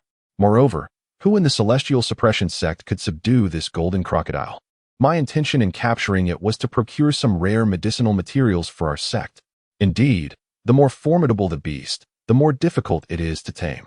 Furthermore, this golden crocodile has cultivated a golden bloodline. It would often choose to fight to the death rather than submit. So what is it guarding? What could be of greater importance than its own life? Xiangyang pondered deeply.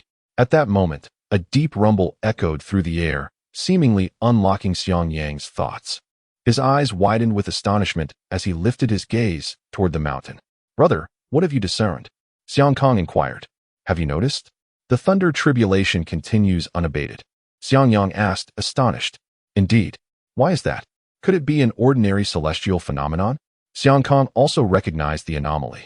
In truth, the golden crocodile has already completed its tribulation. Why then does the thunder still rage? Wait here for me, Xiangyang instructed, making his way toward the mountain. Upon witnessing the scene, the golden crocodile emitted a low growl. Indeed, Xiangyang's suspicions were further confirmed. Before long, he arrived at the entrance of a cavern where the thundercloud descended. However, Xiangyang refrained from entering, for the thundercloud was far too terrifying. Even with his formidable strength at the third tier of the celestial realm, he dared not approach. With a flick of his paper fan across his eyes, he beheld two slender swords manifesting in his gaze. Subsequently, the scenery before him transformed.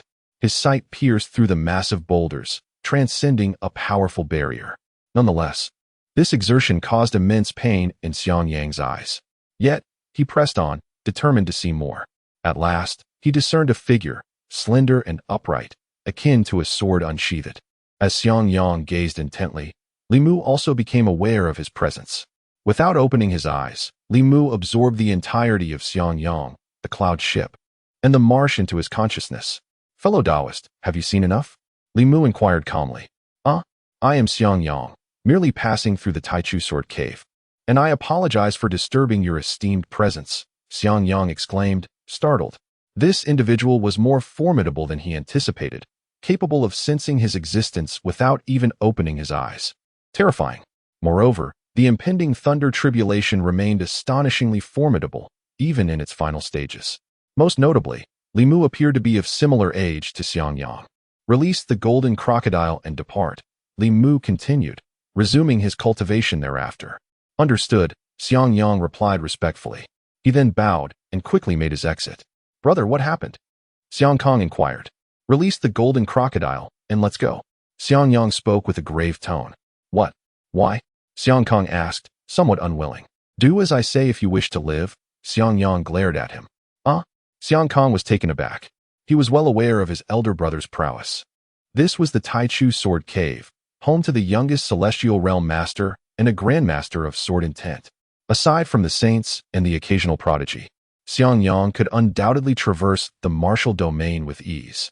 It was unexpected that he would exhibit such fear, undoubtedly having encountered a formidable being. Without further hesitation, Xiangkong proclaimed, Release it, let's go. The cloud ship of the Taichu Sword Cave swiftly sailed towards the Jietian sect. Chapter 64. This crocodile is quite plump. Shall we braise it? The majestic golden crocodile gazed in astonishment as the cloud ship sped away. Its fierce eyes were filled with shock, and soon they shifted as if a resolution had taken root within its heart. 3 days later, atop a towering mountain, Li Mu finally opened his eyes, having completed his enlightenment. Beneath his feet, a golden halo materialized, rapidly expanding until it enveloped the entire marshland. The golden crocodile trembled, though it could not perceive this invincible sword domain. It sensed an impending threat. Yet, the crocodile remained steadfast and did not flee. As the invincible sword domain breached 1,000 zhang radius, its growth slowed significantly. This loyal crocodile, Li Mu mused. He then raised his hand, and within his invincible sword domain, particles of light began to float. Each particle represented a path of the sword, and collectively, They formed countless sword paths, all of which were manifestations of Li Mu's evolution. Indeed, this time, after 10 days of seclusion, I have reaped considerable rewards. It was not in vain. By my estimate, my sword path has reached an astonishing multitude. A satisfied smile graced Li Mu's lips. He subsequently retracted the invincible sword domain, causing the particles to vanish entirely. Taking a step forward, he approached the golden crocodile. Upon suddenly encountering Li Mu, the crocodile nearly tumbled over in fright. There was no denying that the emergence of the sword particles had permeated the marsh. Should even one of them explode, it could effortlessly slay the golden crocodile. Senior, you have emerged from seclusion. The crocodile hastily flipped over and paid its respects. Indeed, you have worked hard, Li Mu nodded. It was no trouble. Senior, was that phenomenon you conjured just now? The golden crocodile inquired. Yes, that is my sword domain, Li Mu replied. Impressive, Senior. What realm do you inhabit? The crocodile pressed further. The first layer of the celestial realm, Li Mu answered candidly. Senior, you must be jesting. How could that be? I, a golden crocodile, am at the second layer of the celestial realm. Yet before you, I feel as vulnerable as a lamb awaiting slaughter. Naturally, if Senior prefers to remain reticent, I shall not pry further. Truly, I have spoken too freely. Fortunately, Senior possesses a good temperament. Otherwise, I would have met my end. Thoughts raced through the golden crocodile's mind, making it feel quite apprehensive. Forgive me, Senior. I spoke out of turn. It quickly apologized, visibly anxious. No matter, Li Mu replied. Your unwavering loyalty in the face of formidable foes warrants a unique opportunity. Li Mu had overheard the conversation between Xiang Kong and Xiang Yang. Had it not been for Xiang Yang's timely intervention to glance at Li Mu, he would have undoubtedly taken action, for this golden crocodile was solely devoted to its guardian. Otherwise, it would undoubtedly be able to conceal itself within this swamp. However, Xiang Kang's words served as a reminder to Li Mu. As it happens, Lu Lingshan is on the verge of succeeding the leadership of the Jitian sect. It would be remiss of him to present nothing at all. That would not bode well. However, bestowing an excess of celestial artifacts and treasures could be detrimental. It could raise Lu Lingshan's suspicions and foster a sense of dependency. At the very least, it would be prudent to wait until Lu Lingshan attains the heavenly human realm, embarks upon her own path, and solidifies her essence before proceeding. In comparison to Lu Lingshan, these celestial artifacts are of little value. Thus, the golden crocodile presents itself as an excellent choice. The golden crocodile was taken aback. Initially resolute in its decision to follow Li Mu, it foresaw a boundless future ahead. Yet, it hesitated, unsure of how to express itself, fearing that Li Mu might disdain it. As Li Mu spoke first, the golden crocodile immediately knelt, proclaiming, I am willing to follow my master. Ahem. Li Mu's expression turned slightly awkward as he shook his head, saying, It is not me you are to follow, but another. The golden crocodile was bewildered. It was entirely willing to follow Li Mu. For a master like him, it would risk everything. However, to follow someone else would be to tarnish its identity as a golden crocodile. Why would you not wish to? Li Mu inquired. Not that. I still desire to follow my master, the golden crocodile replied. Actually, it is not an outsider. It is my fiancée, Li Mu clarified. Nodding, he added, Since you are unwilling, we shall leave it at that. I shall not press you further. You may remain here in the swamp to cultivate. With that celestial pill, you should at least be able to break through to the Saint Path realm. In the future, should the Jitian sect encounter a crisis, your assistance would be welcomed. With that, Li Mu prepared to depart. What? Fiancée? Celestial pill? The golden crocodile was left dumbfounded. Each word reverberated with immense impact. Predecessor, wait. The golden crocodile hastily called out to stop Li Mu. What is it? Li Mu paused. Predecessor, did you just mention serving the lady of the master? The golden crocodile inquired. Indeed.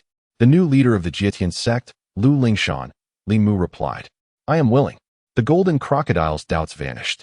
Since she was Li Mu's fiancée, there was no distinction between them. Moreover, as the new leader of the Jitian sect, her future was equally promising. This was indeed a remarkable opportunity. The predecessor had not deceived it. Very well, return with me. However, can your form be reduced? Li Mu asked. Yes. The golden crocodile nodded, transforming into a size of merely 1 meter. Excellent. This way you will not attract undue attention, Li Mu stated, visibly pleased. The golden crocodile understood. This predecessor preferred to remain low-key. On the way back to the sect of heaven severing, the golden crocodile inquired, "Senior, you previously mentioned that the pill you possess is indeed an elixir?" Limu nodded affirmatively. The golden crocodile, filled with excitement, responded, "Then, you must be an immortal?" Limu shook his head, "Not quite." The golden crocodile appeared somewhat disappointed. Limu added, "However, it may be so in the future." The golden crocodile gasped in awe. "Indeed, immortals exist in this world. This esteemed senior must be a terrestrial immortal. No wonder he is so formidable." Subsequently, the golden crocodile suddenly took a deep breath towards Limu. "What are you doing?" Limu asked. The golden crocodile chuckled, "Senior, I am merely inhaling some celestial energy." Before long, Limu returned to the ancestral hall on the back mountain accompanied by the golden crocodile. "Limu, where did you bring back this crocodile from?" Su Lang, who was in the front courtyard contemplating sword energy, approached upon seeing Limu's return. "This crocodile looks quite plump. How about we stew it for a meal of braised crocodile today?" "Suit yourself," Limu replied. Su Lang, brandishing his sword, circled around the golden crocodile, saliva dripping from his mouth. Master, Situ Jing, hearing the commotion, also came over to pay her respects to Limu. "Stop, Su Lang, that brat is courting death again," Limu interjected. "Huh." Situ Jing quickly went over and scolded, "Su Lang, are you thinking about eating all the time? Overindulging is detrimental to cultivation." "True enough. Let's leave it for Limu then." Su Lang sighed and resumed his meditation. "Come over here," Situ Jing said to the golden crocodile, her tone gentle. "Since it was brought back by Limu, it must be extraordinary. Perhaps it is a great demon. May I inquire, are you a demon or a beast? What realm do you belong to?" Situ Jing curiously transmitted her thoughts. The golden crocodile completely ignored her, exuding an air of arrogance. "This young girl is merely at the Soul Palace realm, far too weak. Furthermore, that fellow named Su Lang, if not for Limu's reputation, he wouldn't even be worthy enough to serve as a toothpick." Initially, it intended to remain low-key, but its prowess simply would not allow it. Situ Jing felt a bit embarrassed, thinking she had been too forward, and introduced herself, "Esteemed one, I am Situ Jing, a direct disciple of Limu. May I ask how to address you?" "What? A direct disciple? Your future is indeed boundless." The golden crocodile immediately softened its demeanor, speaking warmly, "Miss Situ, I am just a golden crocodile from the sect of heaven severing. You may call me Little Fish." "Golden crocodile? Little Fish?" Situ Jing looked at the golden crocodile's imposing figure, wondering how such a name could possibly fit its stature. "By the way, I have just broken through to the celestial being realm. I hope to receive your guidance, Miss Situ." The golden crocodile replied with great courtesy, "Come, please, this way, Miss Situ." Situ Jing was momentarily taken aback. "Esteemed one, you should lead the way." On that day, the beast of the human realm displayed an unexpected courtesy, leaving Situ Jing utterly perplexed. The golden alligator voluntarily led Situ Jing to the backyard, where they beheld a green bull lying upon the ground. This bull is utterly lacking in decorum. Upon seeing its master arrive, it did not even bother to move aside. The golden alligator glared at the green bull, ready to raise its leg and kick it aside. Situ Jing's mouth fell agape in horror. No. Although the golden alligator possessed great strength, confronting the mighty demon lord was tantamount to courting death. At that moment, the demon bull turned its head to gaze at the golden alligator. In an instant, the golden alligator felt as though it stood before an overwhelming deity, the latter's head descending from the heavens to look down upon it. In that fleeting moment, the golden alligator was acutely aware of its own insignificance. With but a mere thought, the demon could end its existence. What in the world is this? Is this truly a mere house bull? How could Senior Limu harbor such a terrifying creature? "You withdraw your foot." The demon bull spoke with an air of indifference. "My apologies, esteemed senior." The golden alligator reluctantly retracted its leg. "Do not move." The demon bull shot a piercing glare at the golden alligator, which then remained frozen in position, soon drenched in perspiration. "Brother, may I have some water? I have no urine left." The golden alligator pitifully inquired. "Remain standing."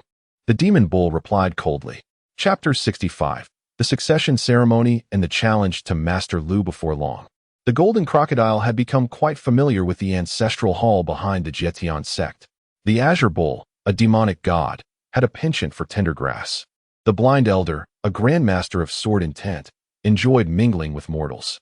The individual named Situ Jing possessed 3 formidable celestial beasts, yet devoted his days to sword training.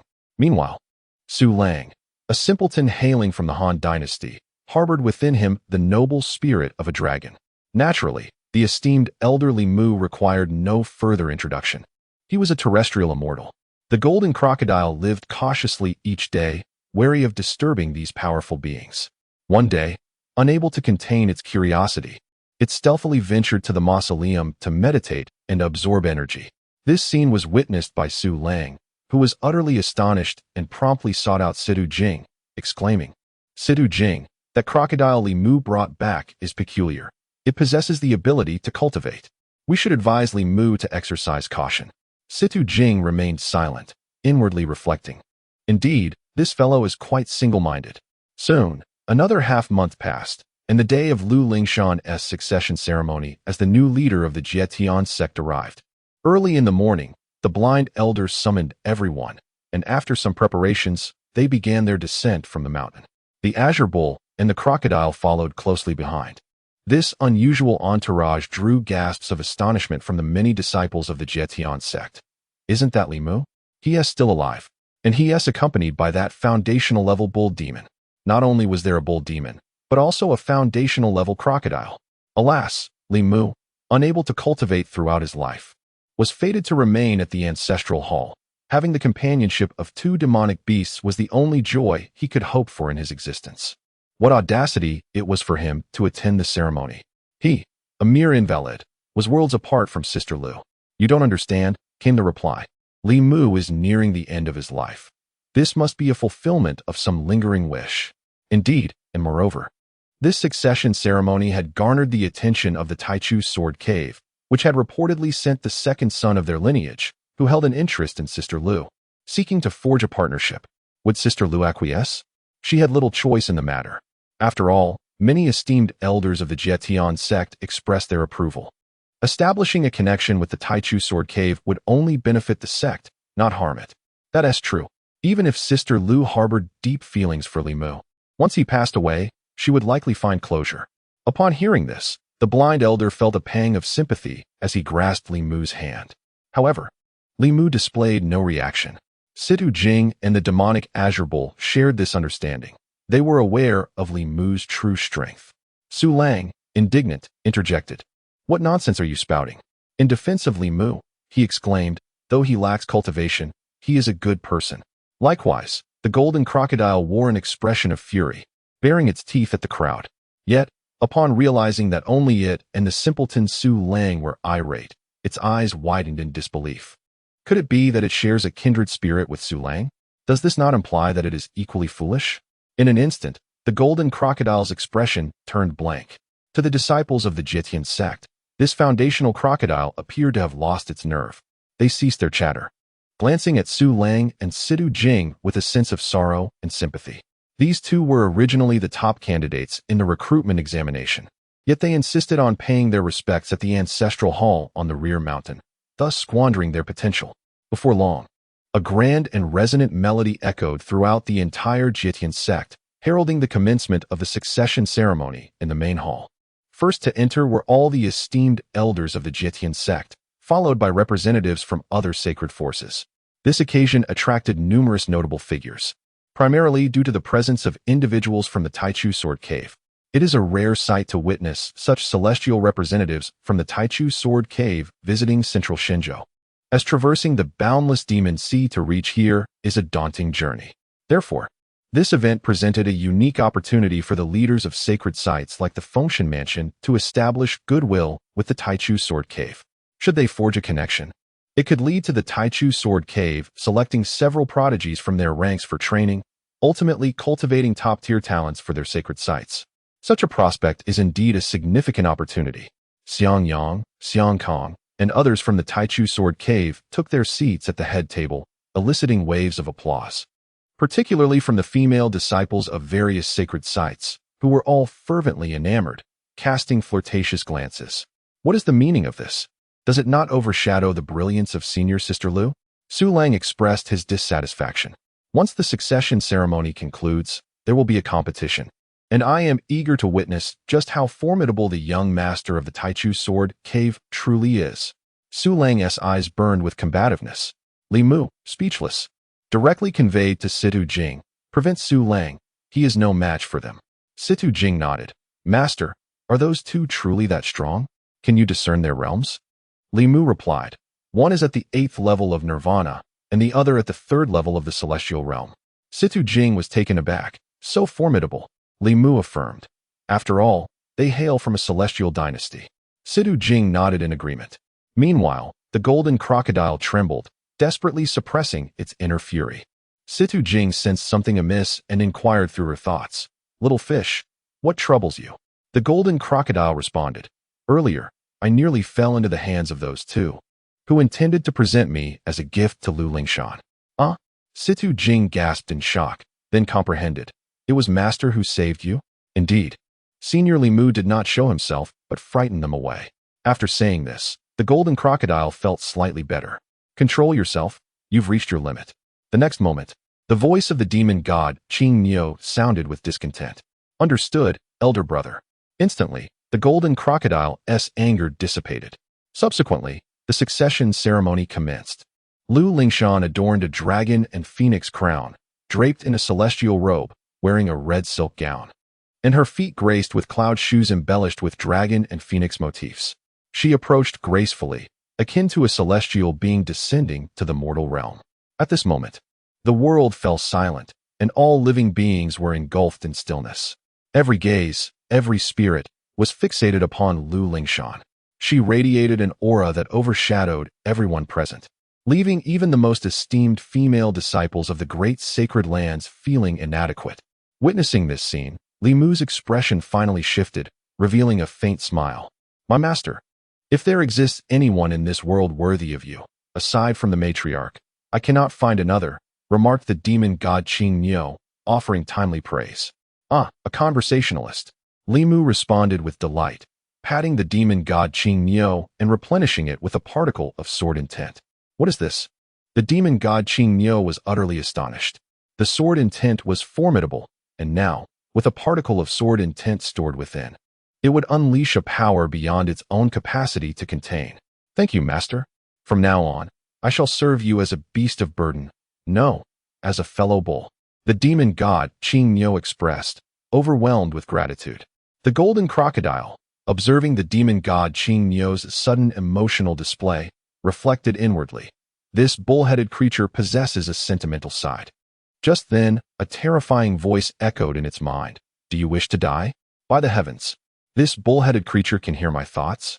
The golden crocodile glanced over, and indeed, the demon god Qing Niu was glaring at it. Fear gripped the golden crocodile, prompting an urgent apology. "My apologies, brother, I was in the wrong." In a good mood, the demon god Qing Niu chose not to hold a grudge. "Let there be no next time. Otherwise, you may find yourself on the barbecue grill." The golden crocodile nodded vigorously. "Yes, yes. There will be no next time." It then resolved to quickly seek out Lu Lingshan.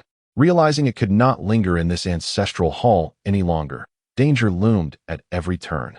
With the ceremony complete, soon, a deep voice resonated as all the elders and disciples of the Jietian sect bowed to Lu Lingshan. "We pay our respects to the sect leader Lu. Please, no need for formalities," Lu Lingshan commanded with authority. "Now, we shall proceed to the second event, the duel." The elder presiding over the succession ceremony continued. "All may ascend the stage. Those who perform outstandingly shall be generously rewarded by sect leader Lu." Subsequently, disciples of the Jietian sect ascended the stage one after another to compete. Lu Lingshan bestowed rewards upon nearly all. Such duels were designed to establish Lu Lingshan's dominance and consolidate the disciples' loyalty. However, at that moment, a figure as imposing as a mountain stepped forward. "I, Jiang Taizhan, challenge sect leader Lu." Chapter 66. The Grandmaster of Physical Arts, Zhao Chong, has once again suffered a backlash. What? A challenge to Master Lu? Upon hearing this, the disciples of the Jietian sect were filled with indignation. What is this Jiang Taizhan thinking? His audacity is truly outrageous. Today marks the inauguration ceremony of Master Lu.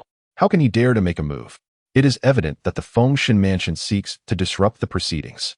Unperturbed by the rising anger, Jiang Taizhan maintained a stoic expression. He fixed his gaze upon Lu Lingshan. 50 years ago, I was defeated by Master Lu. Now, does Master Lu dare not accept my challenge? Has the courage waned with the ascension to the position of master? With these words, Jiang Taizhan compelled Lu Lingshan to act. This only fueled the ire of the Jietian sect even further. A cold smile crept across Jiang Tieshan's heart. This was his intent all along. 50 years prior, he had suffered the humiliation of being struck down by Lu Lingshan's fist. Now, having honed his skills anew, he was confident in his ability to confront her. What of the divine physique? What significance does it hold? If he could defeat Lu Lingshan during her inauguration ceremony, he would gain renown and reputation, severely undermine the Jietian sect, and perhaps even catch the eye of the Tai Chu Sword Cave for selection to participate in trials. This plan would kill 3 birds with 1 stone. Now, the question remained, how would Lu Lingshan respond? Master Jiang, is this not somewhat against the rules? On the high platform, Elder Chun, the Supreme Elder, turned to Jiang Yutong and spoke. Did not your Jietian sect declare a prohibition against challenging Master Lu? If that is the case, perhaps you should amend the rules. Jiang Yutong replied coldly. This, Elder Chin found himself at a loss for words. Would a last-minute amendment not portray the Jietian sect as weak? Would it not imply that Lu Lingshan was not a worthy opponent? Such actions were utterly unacceptable.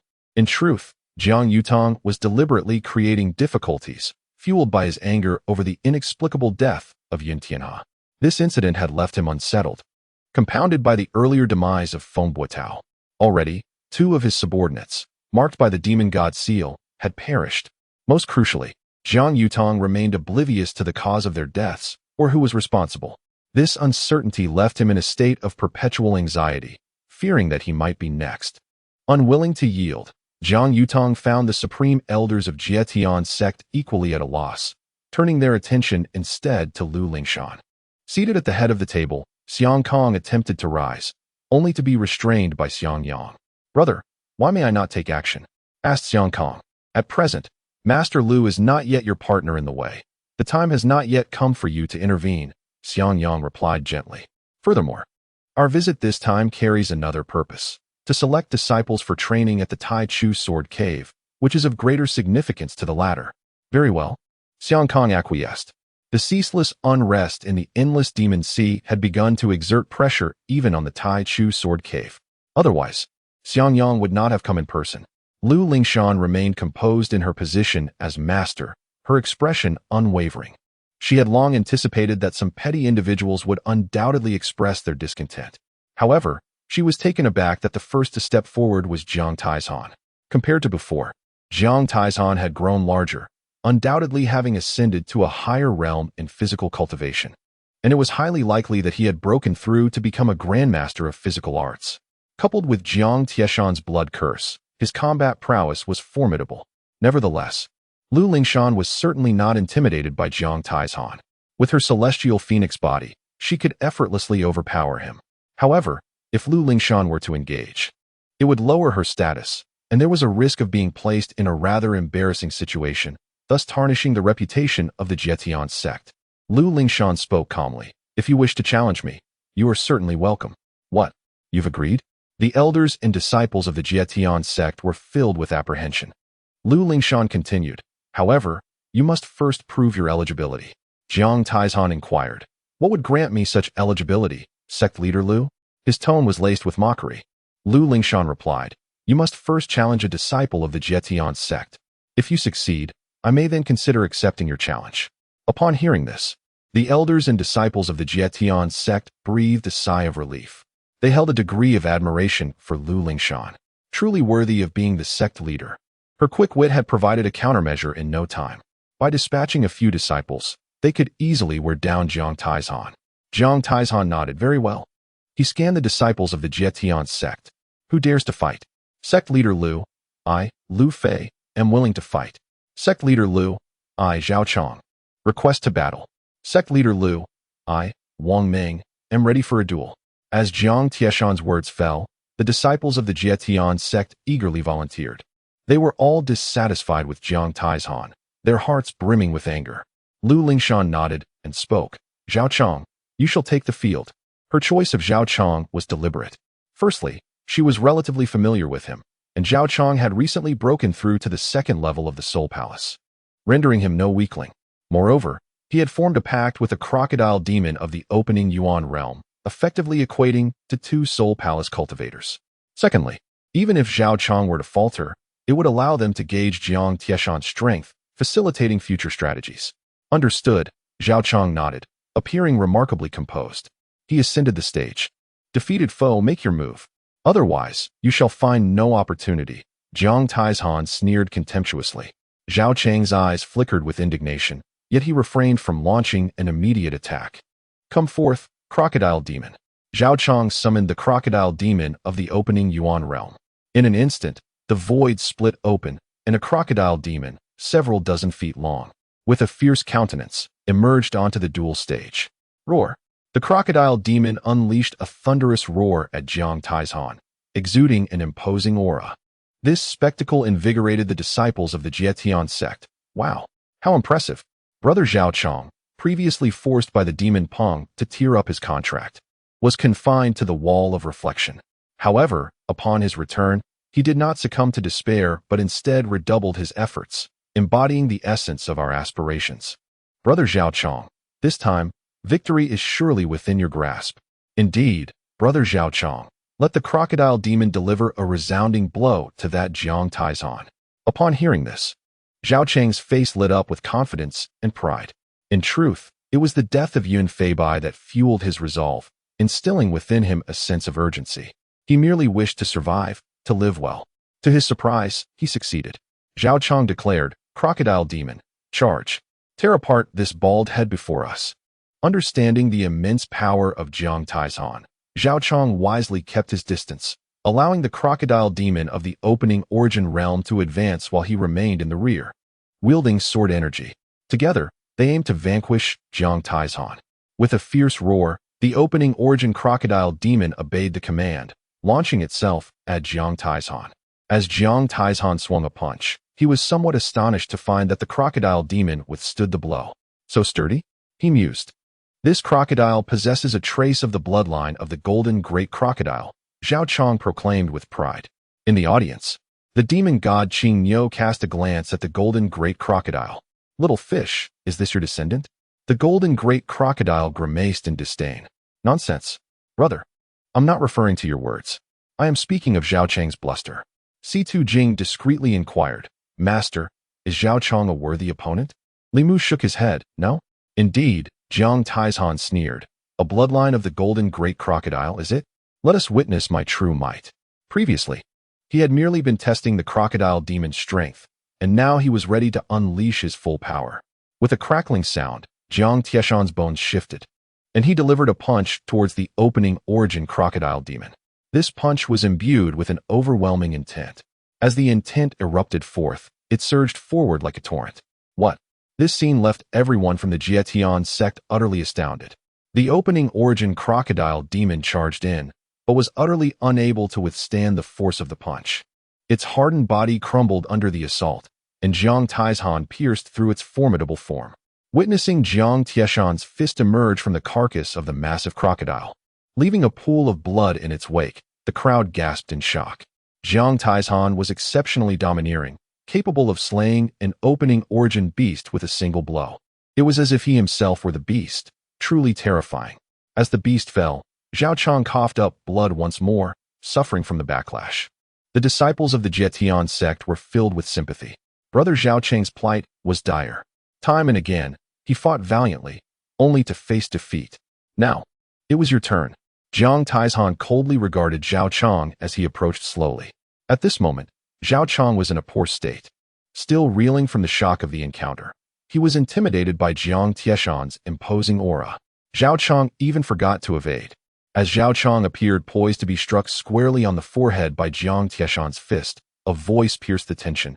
Zhao Chong has been defeated. The speaker was Lu Lingshan.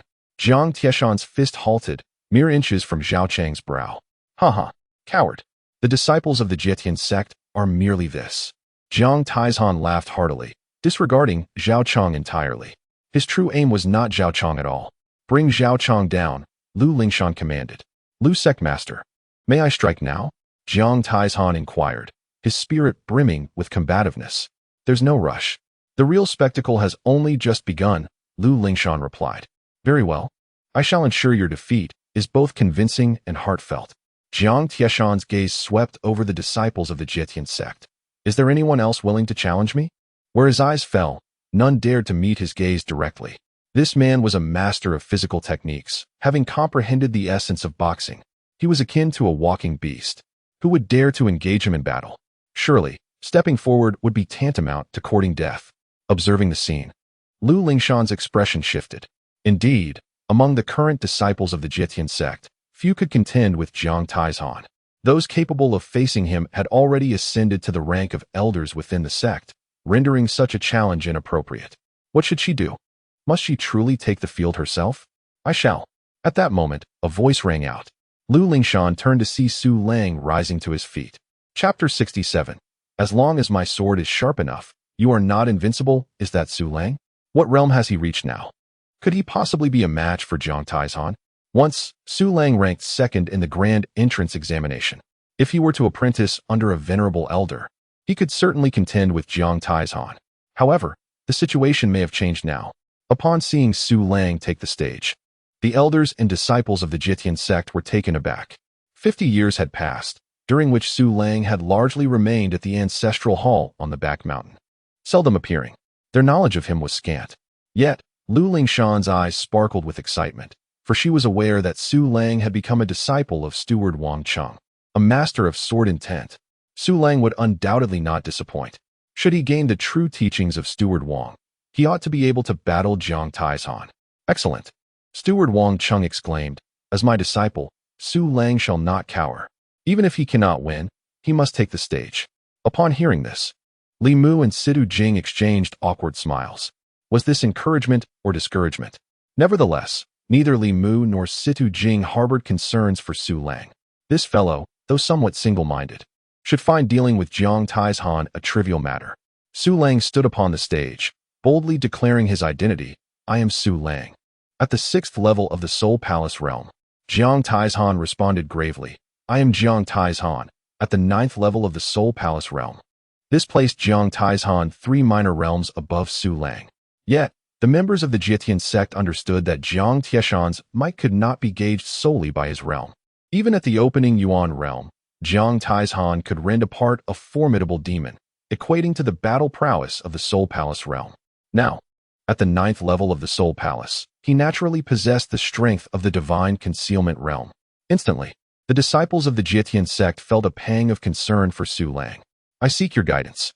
Su Lang unsheathed a pitch-black longsword. The Emperor's sword bestowed by Wang Cheng, a celestial treasure. A sword cultivator, you say? Jiang Taizhan scoffed. They say a sword cultivator's blade can illuminate the 19 continents.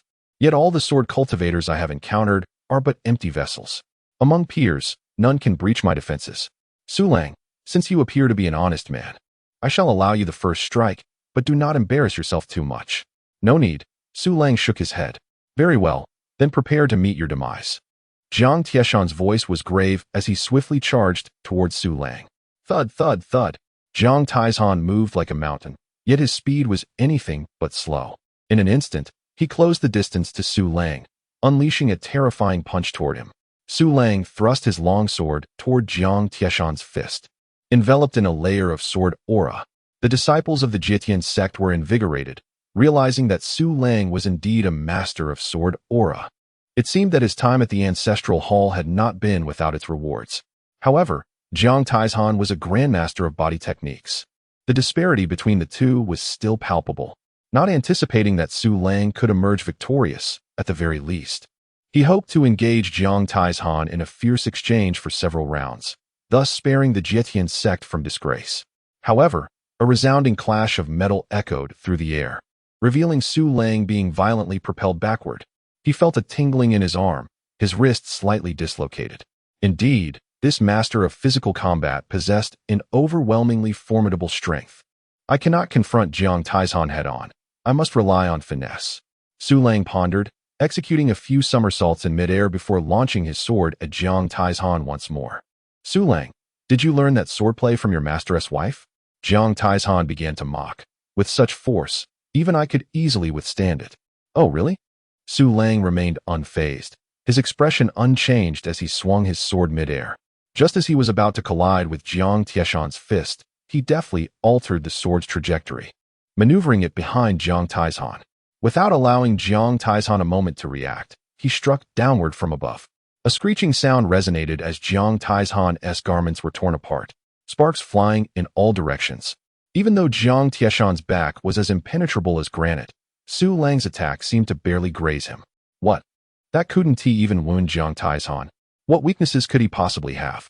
The disciples of the Jitian sect felt a pang of despair. Turning around, Jiang Taishan ripped open his shirt, revealing a torso as solid as forged steel. Su Lang, do you still not comprehend what it means to be a master of physical combat?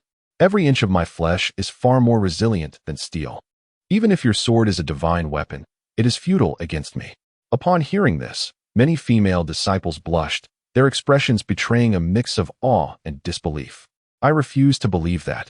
Su Lang calmly shook his head, resolutely gripping the divine sword once more and directing it at Jiang Taishan. The previous strike had not been without merit. Rather, Su Lang was probing the limits of his sword energy, seeking to discern the threshold at which he could breach Jiang Taishan's defenses. With a few more attempts, he would surely discover the answer. Once again, Su Lang sprang into action.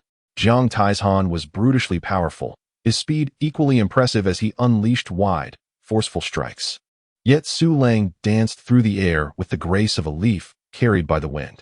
Even when Jiang Tieshan's fist descended upon him, Su Lang harnessed the force of the blow to retreat, dissipating much of the impact. Thus, Jiang Taishan found himself exceedingly frustrated, his strength proving to be of little utility.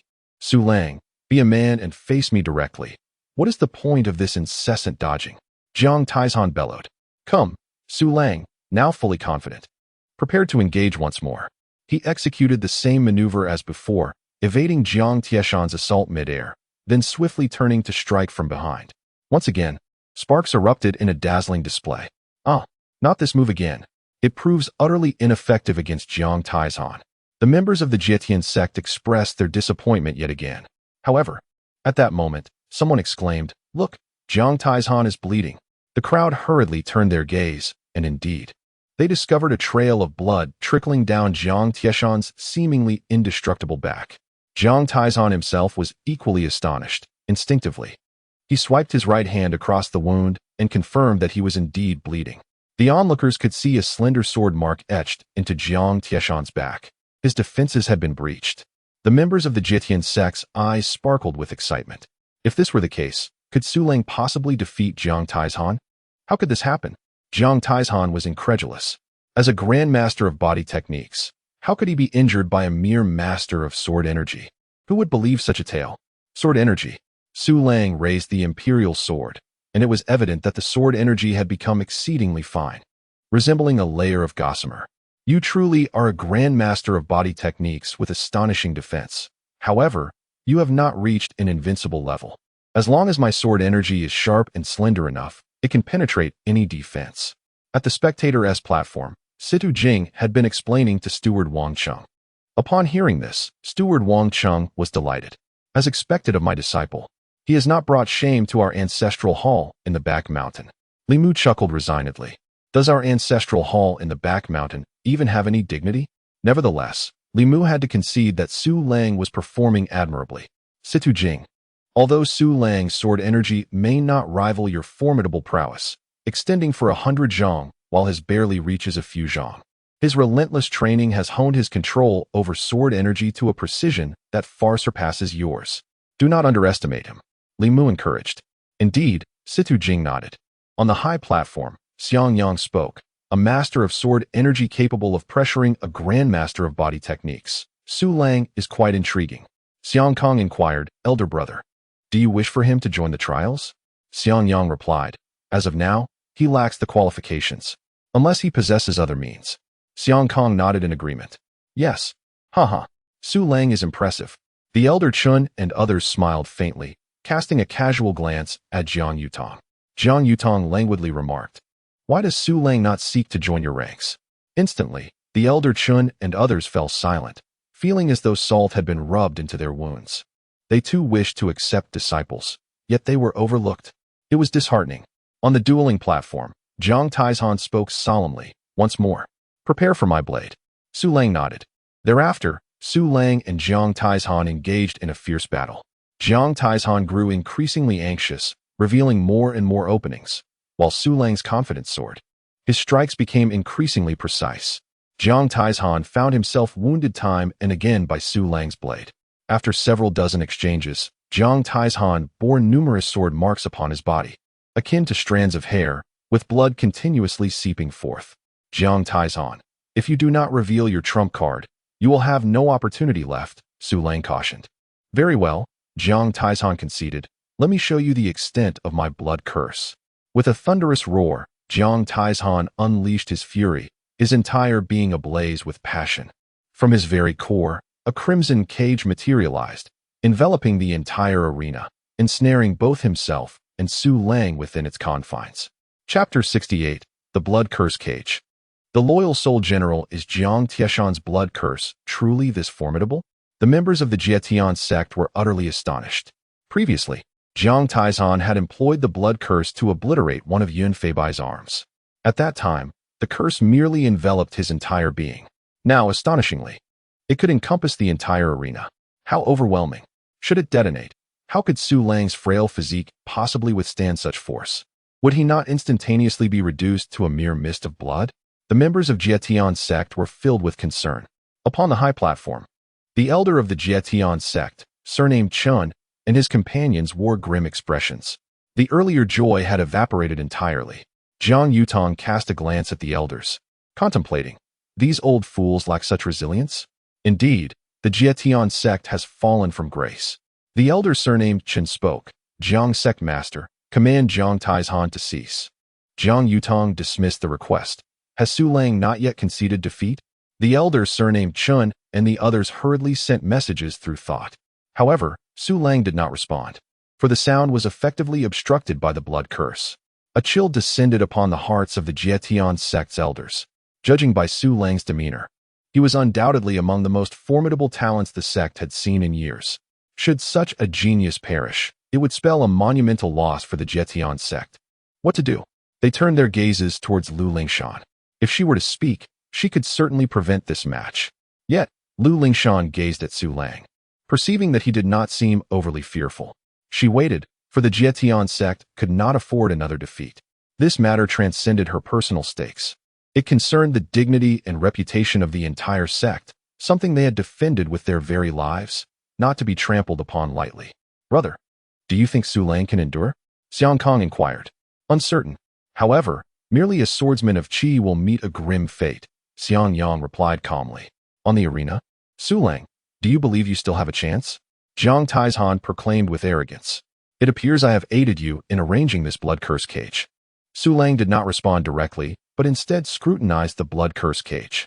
This cage was formed by numerous blood pillars, each adorned with vicious spikes. These spikes were alive, with an insatiable suction at their tips. Without doubt, should Su Lang approach, they would extend and swiftly penetrate his body, siphoning his fresh blood. Connecting this blood curse cage were the streaks of blood flowing from the sword marks Jiang Taizhan bore, remnants of Su Lang's sword energy, transforming into a mist of crimson, intertwining with the blood curse cage. Indeed, were it not for your ability to wound me, I would not have resorted to this blood curse cage, Jiang Taizhan nodded. Once I unleash the blood explosion of this cage, you shall have nowhere to flee. You will be reduced to a mist of blood, becoming my sustenance. Bow down and surrender. I may spare your life. Jiang Taizhan, are you not also trapped within the blood curse cage? Do you truly believe you can escape unscathed? You likely cannot exert precise control, Su Lang inquired. Naturally, this is an indiscriminate assault. However, as a grandmaster of physical arts, I can withstand it entirely and will soon recuperate. You, on the other hand, will surely falter, Jiang Taizhan replied. Not necessarily. We shall see, Su Lang retorted. Oh, it appears you have no intention of surrendering. Jiang Taizhan spoke gravely, his fighting spirit reigniting. Surrender? Those of the Han dynasty are but loyal souls who die in battle. We do not live to capitulate. Come, let me witness the true might of your blood curse cage. Su Lang's demeanor shifted to one of seriousness. Seeking death, are you? Then I shall oblige. Jiang Taizhan roared, suddenly erupting into action. He raised both hands, his face contorted with fury, and unleashed the full force of the blood-cursed cage. Witnessing his movements, the members of the Jietian sect recoiled in shock. It's over. The Jietian sect will lose an unparalleled genius. With a thunderous explosion, the blood-cursed cage detonated, enveloping the arena in a towering crimson mist, rife with murderous intent and bloodlust, causing all present to frown in trepidation. The true scene within the arena became obscured, and many believed Su Lang had perished, for the power of the blood-cursed cage exceeded their worst imaginings. Unless one was in the Nirvana realm, survival was impossible. The elders of the Jietian sect were expressions of despair, and even Lu Lingshan gripped her seat tightly with her delicate hands. In stark contrast, Li Mu and Situ Jing remained unperturbed. Master, can you see? Su Lang has summoned several loyal souls to battle, Situ Jing inquired. 3. Li Mu replied. Su Lang is rather straightforward. Does he not realize he has exposed his trump card? Situ Jing expressed her discontent. Li Mu said nothing further. Little fish, what are you doing? You've bumped into me again. The demon god, Qing Niu, glared at the golden crocodile. Brother, this is to prevent others from discerning our true strength. Hence, I feign concern and fear to confuse the enemy, the golden crocodile responded. Demon god Qing Niu was left speechless. This fellow, much like Su Lang, appeared not to possess much intellect. A short while later, a coughing sound emerged from the edge of the crimson mist, revealing a bald man who staggered forth. It was indeed Jiang Taizhan, evidently having suffered considerable injury from the explosion of the blood-cursed cage. Such formidable physical prowess. Truly, a grandmaster of physical arts. The onlookers marveled in awe. Without even glancing at the mist, Jiang Taizhan seated himself at the edge of the arena and consumed a pill, commencing his recovery. His target remained Lu Lingshan. However, the blood-cursed prison was unexpectedly forced out by Su Lang, which caught Jiang Taizhan off guard. Nevertheless, it did not impede the master's plans. Everyone in the Jietian sect sighed inwardly, feeling pity for Su Lang. Gradually, the blood mist began to dissipate. What is that? Inquired Xiang Kong. It appeared that Su Lang was far from ordinary, remarked Xiang Yang. Upon hearing their exchange, the others focused intently, gazing into the blood mist. Indeed, within the mist, they discerned a colossal shadow. This shadow loomed 3 zhang high. Impossible.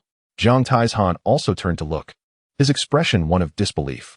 The blood mist continued to fade, revealing the true visage of the shadow. At this moment, all present were struck with shock. It turned out to be 3 loyal souls.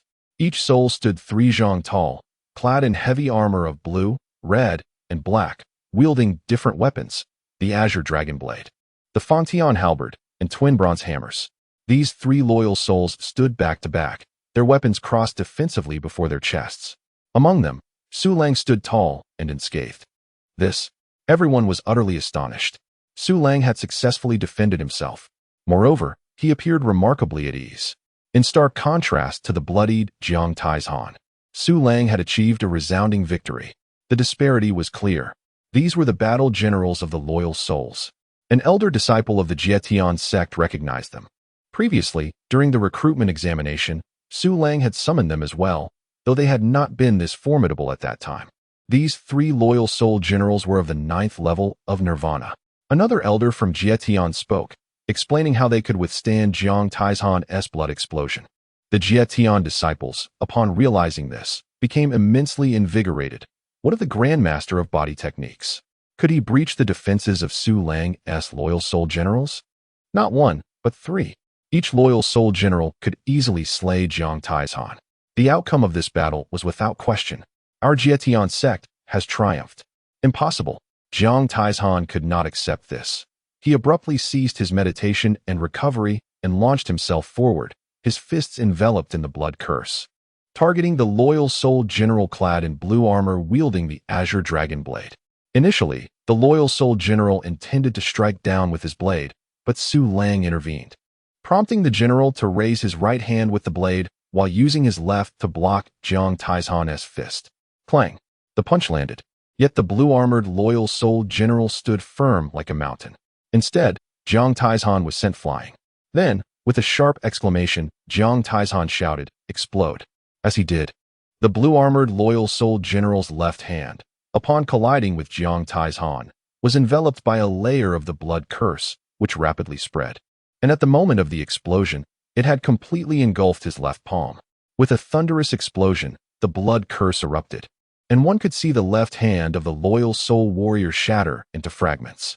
Hope sparked in Jiang Taizhan's eyes as he prepared to strike again.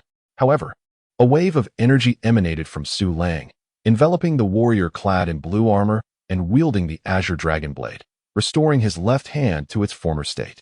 This revelation left everyone in stunned silence. They comprehended the truth. The three loyal soul warriors had not entirely blocked Jiang Taizhan's blood curse prison explosion. Rather, Su Lang possessed dragon energy within him, enabling these loyal warriors to continuously rejuvenate. As long as Su Lang remained alive, these three warriors could sustain their combat prowess. Yet, standing behind them, Su Lang was like an impregnable fortress. Who could breach such a defense? Certainly not Jiang Taizhan. With a resounding crash, the warrior in blue armor, now agitated, raised the azure dragon blade, wielding an unparalleled force as he struck down. The blow landed directly before Jiang Taizhan, who stood frozen in terror. The blade's tip penetrated the rocky surface of the arena, displaying its razor-sharp edge. If the azure dragon blade advanced even slightly further, Jiang Taizhan would be cleaved in two. Jiang Taizhan, you previously claimed you could spare my life. Now, I too shall grant you mercy. However, you are defeated. Su Lang stated coolly. Chapter 69 Farewell to Qin Gong Su. Spirits, aid me. Jiang Taizhan was oblivious to how he descended from the contest platform. How could a grand master of physical arts suffer defeat? In stark contrast, Su Lang remained atop the platform, basking in the adulation of the multitude. At this moment, countless elders and disciples of the Jietian sect cast admiring and respectful glances at Su Lang. How infuriating! This fool has been deceived. Cursed the golden crocodile. It seemed that my esteemed master had not led his disciples astray. Wang Cheng mused with a sense of relief. Li Mu and Sidu Jing exchanged awkward smiles. Wang Cheng seems not to have taught Su Lang anything, has he? Nonsense. Did he not impart the principles of being human? Wang Cheng retorted. What does being human have to do with Su Lang's prowess? Ah, you fail to comprehend. The essence of being human is akin to cultivation. Only by mastering the former can one pursue the latter without hindrance, Wang Cheng proclaimed earnestly. You are indeed remarkable. Li Mu and Situ Jing conceded, their tempers quelled. As long as this blind elder was content, all was well. Upon the high platform, brother, I never expected that Su Lang would cultivate the aura of a dragon. At such a tender age, he can summon the ninefold loyal soul warriors of Nirvana. He is extraordinary. Xiang Kong exclaimed in admiration. Indeed, he is now qualified. Xiang Yang remarked, recognizing that Su Lang's loyal soul warriors affirmed the worth of their journey. The elders of the Jietian sect, particularly the Chun clan's supreme elder, wore expressions brimming with delight. Master Jiang, my respects. Humph. Jiang Yutong snorted coldly, thinking that had it not been for the presence of the Jietian sect, he would have already suppressed those shameless old men. Lu Lingshan also sighed in relief, noting Su Lang's commendable performance. Simultaneously, she pondered that if only her brother Li Mu's dantian had not shattered, after so many years of cultivation, he too would have been formidable. This conviction strengthened her resolve to seek a method to restore Li Mu's dantian. Who will step forth next? Su Lang proclaimed with pride. I, Qin Gong Su, shall come forward for a duel. A figure descended from the direction of Taichu Mountain. Hearing the voice, Xiang Kong and Xiang Yang's eyes sparkled with interest. Taichu Mountain and the Taichu Sword Cave, though bearing similar names, indeed shared a profound connection. Taichu Mountain is a branch of the Taichu Sword Cave. The reason Qin Zijin, the master of Taichu Mountain, treasures his son Qin Gong Su so greatly is that Qin Gong Su possesses the ability to summon divine bodies, holding the potential to assist Taichu Mountain in reclaiming its recognition from the Taichu Sword Cave. However, the languid Qin Gong Su cast a cold gaze towards Xiang Kong and Xiang Yang, his expression imbued with hostility. He had no desire to return to the Taichu Sword Cave. Rather, he yearned to penetrate its very essence, making them pay for their arrogance. Now, let Qin Gong Su demonstrate his strength. With a commanding voice, Qin Gong Su declared, Spirits, aid me. Next, they beheld three loyal soul warriors manifesting around Qin Gong Su. each clad in blue, red, and black armor, wielding the Qinglong blade, the Fangtian halberd, and dual bronze hammers, identical to those of Su Lang. What transpired here? How could Qin Gongsu summon loyal soul warriors, mirroring Su Lang's? Would this not render the ensuing battle exceedingly brutal? The onlookers were taken aback, for the scene was utterly bizarre. This was the replication of divine spirits. The same thought echoed from the lips of Li Mu and Xiang Yang. Replicating divine spirits? Situ Jing's eyes widened in astonishment. Qin Gongsu's divine spirits were mere replicas of Su Lang's loyal soul warriors. As long as Su Lang possessed loyal soul warriors, Qin Gongsu could perpetually replicate them, Li Mu elucidated. Terrifying, indeed. Does this imply that Su Lang cannot secure victory? Situ Jing's expression reflected her shock. Moreover, should he summon them, Qin Gongsu would remain invincible, for if Su Lang's loyal soul warriors were vanquished, they would cease to exist, while Qin Gongsu remained indifferent, merely replicating anew. Once his loyal soul warriors were defeated, he could still recreate them. However, there must be limitations to Qin Gongsu's replication, such as boundaries and malevolent forces. Li Mu responded. Ah. Situ Jing exhaled in relief. Master, shall I proceed? Indeed, Li Mu nodded. Upon the elevated platform, Xiang Yang provided a similar explanation to Xiang Kong. Xiang Kong, astounded, remarked, it seems that an exceptional descendant has emerged from the Taichu Mountain of Central Divine Continent. If Qin Gongsu can undergo trials, he might restore the Taichu Sword Cave to its former glory. Xiang Yang gently interjected, while Qin Zijin may wish to return, Qin Gongsu does not share this sentiment. Have you not noticed the hostility in his gaze? Xiang Kong dismissed the notion, asserting that is merely his arrogance, stemming from a lack of worthy opponents. Should he face my elder brother, he would comprehend the true essence of divine spirits. Qin Gongsu is but child's play. Xiang Yang shook his head. Though Qin Gongsu may not be my equal, his awakening of the summoning divine body and his ascension to this level, despite lacking the nurturing of the celestial dynasty within the sacred grounds, is a testament to his extraordinary talent. Xiang Kong remained resolute in his perspective. What of it? Despite his current formidable appearance, numerous strategies exist to contend with him. The disciples of the Jietian sect began to worry for Su Lang. They were eager to witness how he would respond. Su Lang furrowed his brow, aware that Qin Gongsu's divine spirit summoning posed a challenge to him. Nevertheless, he had contemplated a strategy. The sole approach to counter Qin Gongsu was to refrain from summoning his loyal soul warriors at the outset, rendering the opponent incapable of replication, and then employing alternative methods to defeat Qin Gongsu. Yet, it was now too late. Still, Su Lang wished to gauge just how formidable Qin Gongsu truly was. At this moment, Situ Jing stepped onto the stage. What brings you here? Su Lang inquired. The 6 great sacred lands wish to engage in a war of attrition. We must not fall into their trap, Situ Jing provided her reasoning. It's fine. I'm not afraid, Su Lang retorted. This response infuriated Situ Jing. Su Lang, truly a man of stubborn resolve. Did he not realize this was an opportunity for him to retreat? Leave. Situ Jing commanded in a low voice. I can't do that, Su Lang insisted. Get lost. Situ Jing was now visibly enraged. Understood. Su Lang immediately retracted the loyal soul battle general and left the stage dejectedly. Over the years, at the ancestral hall on the back mountain, Su Lang had learned a valuable lesson. One must not argue with an angry woman. The consequences can be quite dire.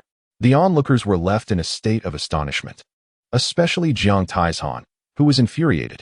How could such a timid man, so fearful of women, have triumphed over a master of physical combat? This was but a minor episode. Subsequently, the crowd's attention shifted back to Situ Jing. Someone inquired, who is this woman? Many from the other sacred lands were unfamiliar with her. Even some from the Jietian sect had not encountered her before. A member of the Jietian sect explained, this is Situ Jing. In the grand examination years ago, Su Lang ranked second while Situ Jing secured the first position. Gasps of surprise echoed through the crowd. So, this Situ Jing is even more formidable than Su Lang? A member of the Jietian sect shook his head, not necessarily. Situ Jing claimed the top spot because she possessed a Nirvana great demon. Oh, the crowd understood. Now, with Su Lang commanding 3 Nirvana ninefold loyal soul battle generals, he should surpass Situ Jing's prowess. However, Situ Jing, stepping forward, surely had her trump card. She must have confidence in her ability to defeat Qin Gongsu. Uncertainty lingered, but they would soon find out.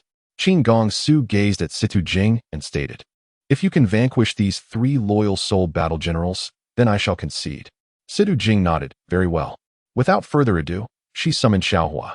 At that moment, Xiaohua diminished in size, becoming no larger than a palm. It resembled a swirling mass of black mist, flames flickering atop it, appearing both diminutive and endearing. The crowd was filled with curiosity. What is this? Could it be some kind of exotic beast? It seems reminiscent of a creature called ghost fire, but its rank is rather low. Can this truly contend with those 3 loyal soul battle generals? Perhaps it would be better to let Su Lang have a go. The Jietian sect members began to express their concerns anew. "Go," Situ Jing decisively commanded, refraining from further dialogue. She instructed Xiaohua to take action. Upon receiving her command, Xiaohua transformed into a fireball and launched itself directly at the enemy. Simultaneously, the 3 loyal soul battle generals also made their move. First, the one clad in blue armor wielding the Qinglong saber swung down at Xiaohua with a horizontal slash. In an instant, it seemed as though the very fabric of reality would split in two. However, with a nimble leap, the small flame deftly evaded the attack. Subsequently, it unfurled its massive maw, revealing a row of razor-sharp teeth, and directly bit down upon the azure dragon blade, consuming it whole. This left everyone utterly astonished. They could not comprehend how such a diminutive ball of fire could wield such terrifying power. The valiant warrior clad in blue armor, who wielded the azure dragon blade, found himself defenseless without his weapon and resorted to striking with his fists.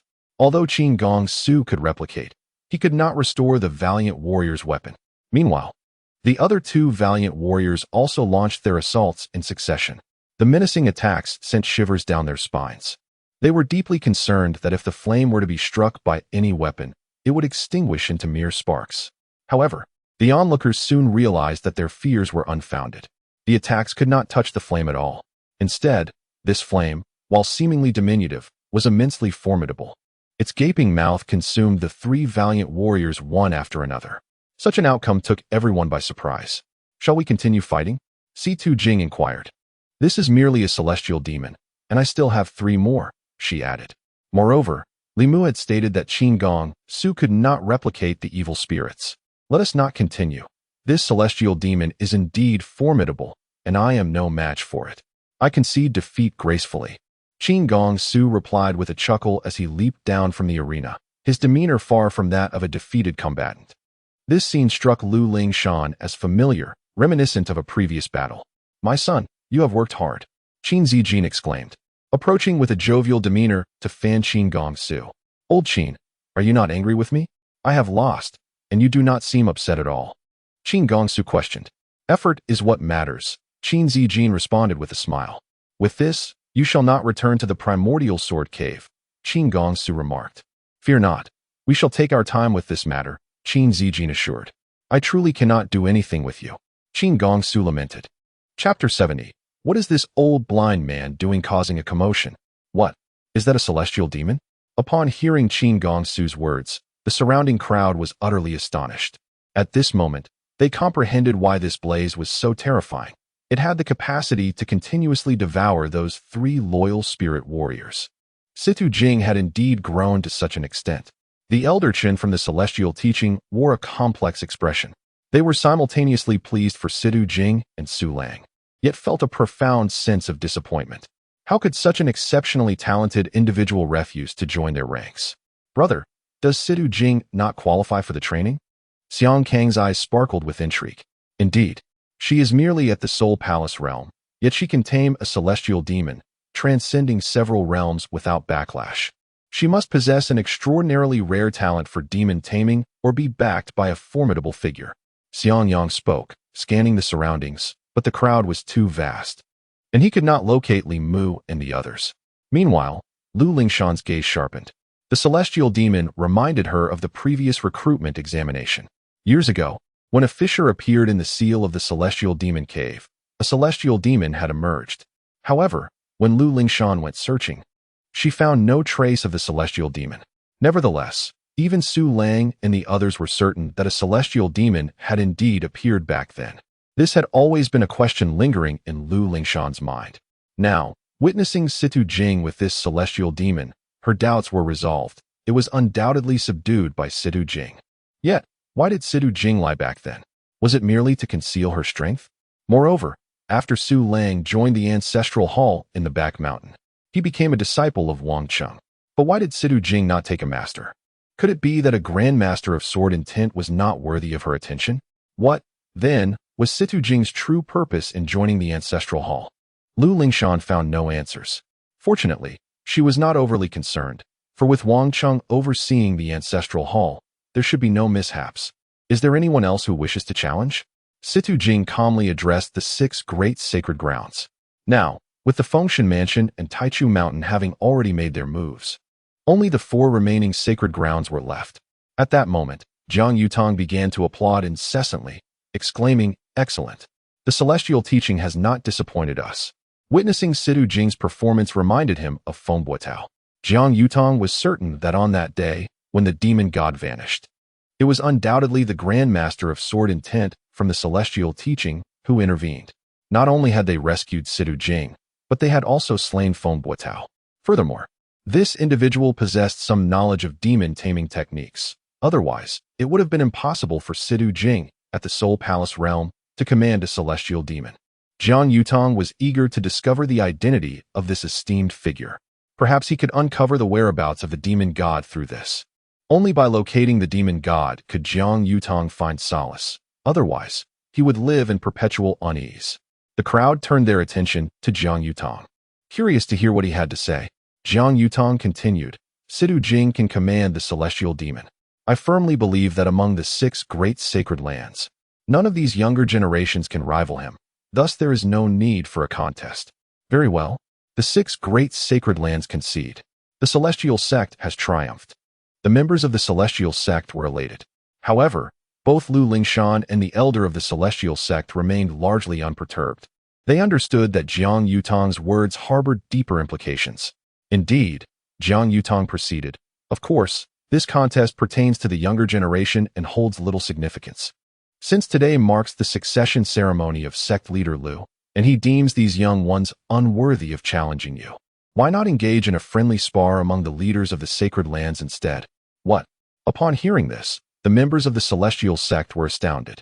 They had not anticipated Jiang Yutong to be so cunning. Their anger flared. This Jiang Yutong is utterly shameless.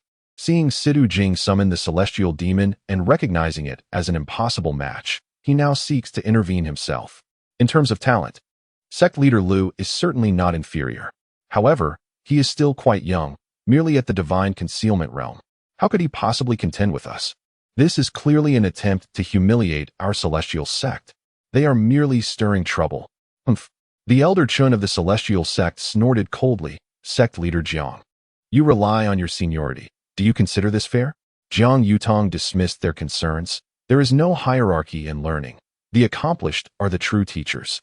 Since sect leader Lu presides over the celestial sect, he must possess the requisite strength.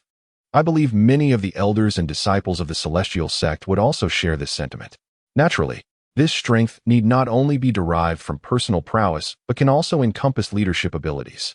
If sect leader Lu feels it inconvenient to engage directly, he may allow one of your esteemed elders to face me, and I shall gladly oblige. Is it possible that the vast celestial sect cannot produce a worthy opponent for us? The elder Chun was rendered speechless in his fury. Jiang Yutong's assertions were indisputable, and his remarks were not aimed solely at Lu Lingshan, but rather at the entirety of the celestial sect. If that is the case, then allow me to confront you, the elder Chun declared solemnly. Please, Jiang Yutong replied nonchalantly, gesturing for him to proceed. Situ Jing descended from the contest platform, and the elder Chun, adorned in radiant robes, descended with an air of invincibility, igniting the admiration of many elders and disciples within the celestial sect. Elder Chun had reached the 9th level of nirvana. Jiang Yutong stepped forward, landing lightly on the contest platform, his presence contrasting starkly with that of Elder Chun. Yet, both Li Mu and Xiang Yang's eyes sparkled with intrigue. Jiang Yutong was at the celestial realm. The outcome of this battle was devoid of any suspense. Prepare yourself. Then, the venerable elder of the Chun clan let out a low exclamation, his beard swaying as the energy emanating from his body surged forth, and with both hands, he conjured a grand Yin-Yang Bagua seal. This seal, spanning several zhang in diameter, was distinguished in its yin and yang, with the 8 trigrams arranged in perfect order, representing a profound amalgamation of martial techniques and formations. In comparison to Jiang Tieshan's blood curse, this Yin-Yang Bagua seal was far more esoteric. Go! The elder Chun exerted all his strength, propelling the Yin-Yang Bagua seal into the air, where it spun menacingly towards Jiang Yutong. Such flamboyance! Jiang Yutong scoffed coldly, and, with a gentle press of his hand towards the seal, unleashed a dense aura that shattered the Yin-Yang Bagua seal into fragments. What? The elder Chun was rendered speechless. That aura was undoubtedly the power of origin. Jiang Sect Master, you have reached the celestial realm. Indeed, but it is too late for you to realize this. Jiang Yutong replied indifferently, stepping forward and delivering a palm strike to the elder Chun, whose chest cracked with the sound of shattering bones, causing him to cough blood and fall to the ground. Though the elder Chun did not perish from this blow, he was gravely injured. At his age, recovery was virtually impossible. The members of the Heavenly Severance sect seethed with rage. Jiang Yutong, you are excessively arrogant. Lu Lingshan was also filled with fury, gripping the armrests of her chair tightly, fearing she might lose control and step onto the stage, thus falling into Jiang Yutong's trap. But what could be done now? Even the elder Chun, who had been gravely wounded, was merely at the 9th level of nirvana, while he was but a step away from the celestial realm. The disparity in strength was monumental. Is this the extent of the Heavenly Severance sect? Jiang Yutong spoke solemnly, seeking to provoke the great master of sword intent. Once he identified his opponent, he would immediately concede. His brazen demeanor incited the ire of the elders and disciples of the Heavenly Severance sect, yet none dared to retaliate. Master, shall I intervene? Situ Jing inquired once more, possessing 3 formidable celestial beasts to contend with Jiang Yutong. However, before Li Mu could respond, Wang Chung stood up, declaring, "Let the old blind man have a word with you." Li Mu and Situ Jing widened their eyes in disbelief. What was this old blind man doing, stirring up trouble? Did he truly believe himself to be a master of sword intent? Nonetheless, Li Mu did not intervene, allowing Wang Chung to engage with Jiang Yutong. Chapter 71.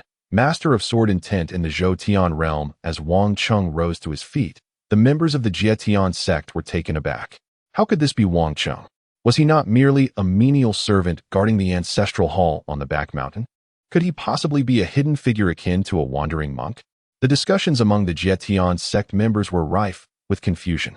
It was rather absurd that even their own people were unfamiliar with one another. Yet, they dared not voice their thoughts too loudly. What if he were truly an esteemed elder?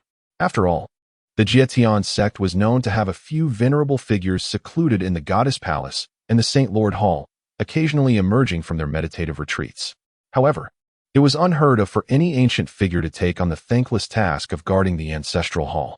Some of the senior elders of the Jie Tian sect widened their eyes in astonishment. Previously, during the last assault by the 6 sacred lands against the Jie Tian sect, a sword intent had been unleashed, prompting them to investigate the ancestral hall.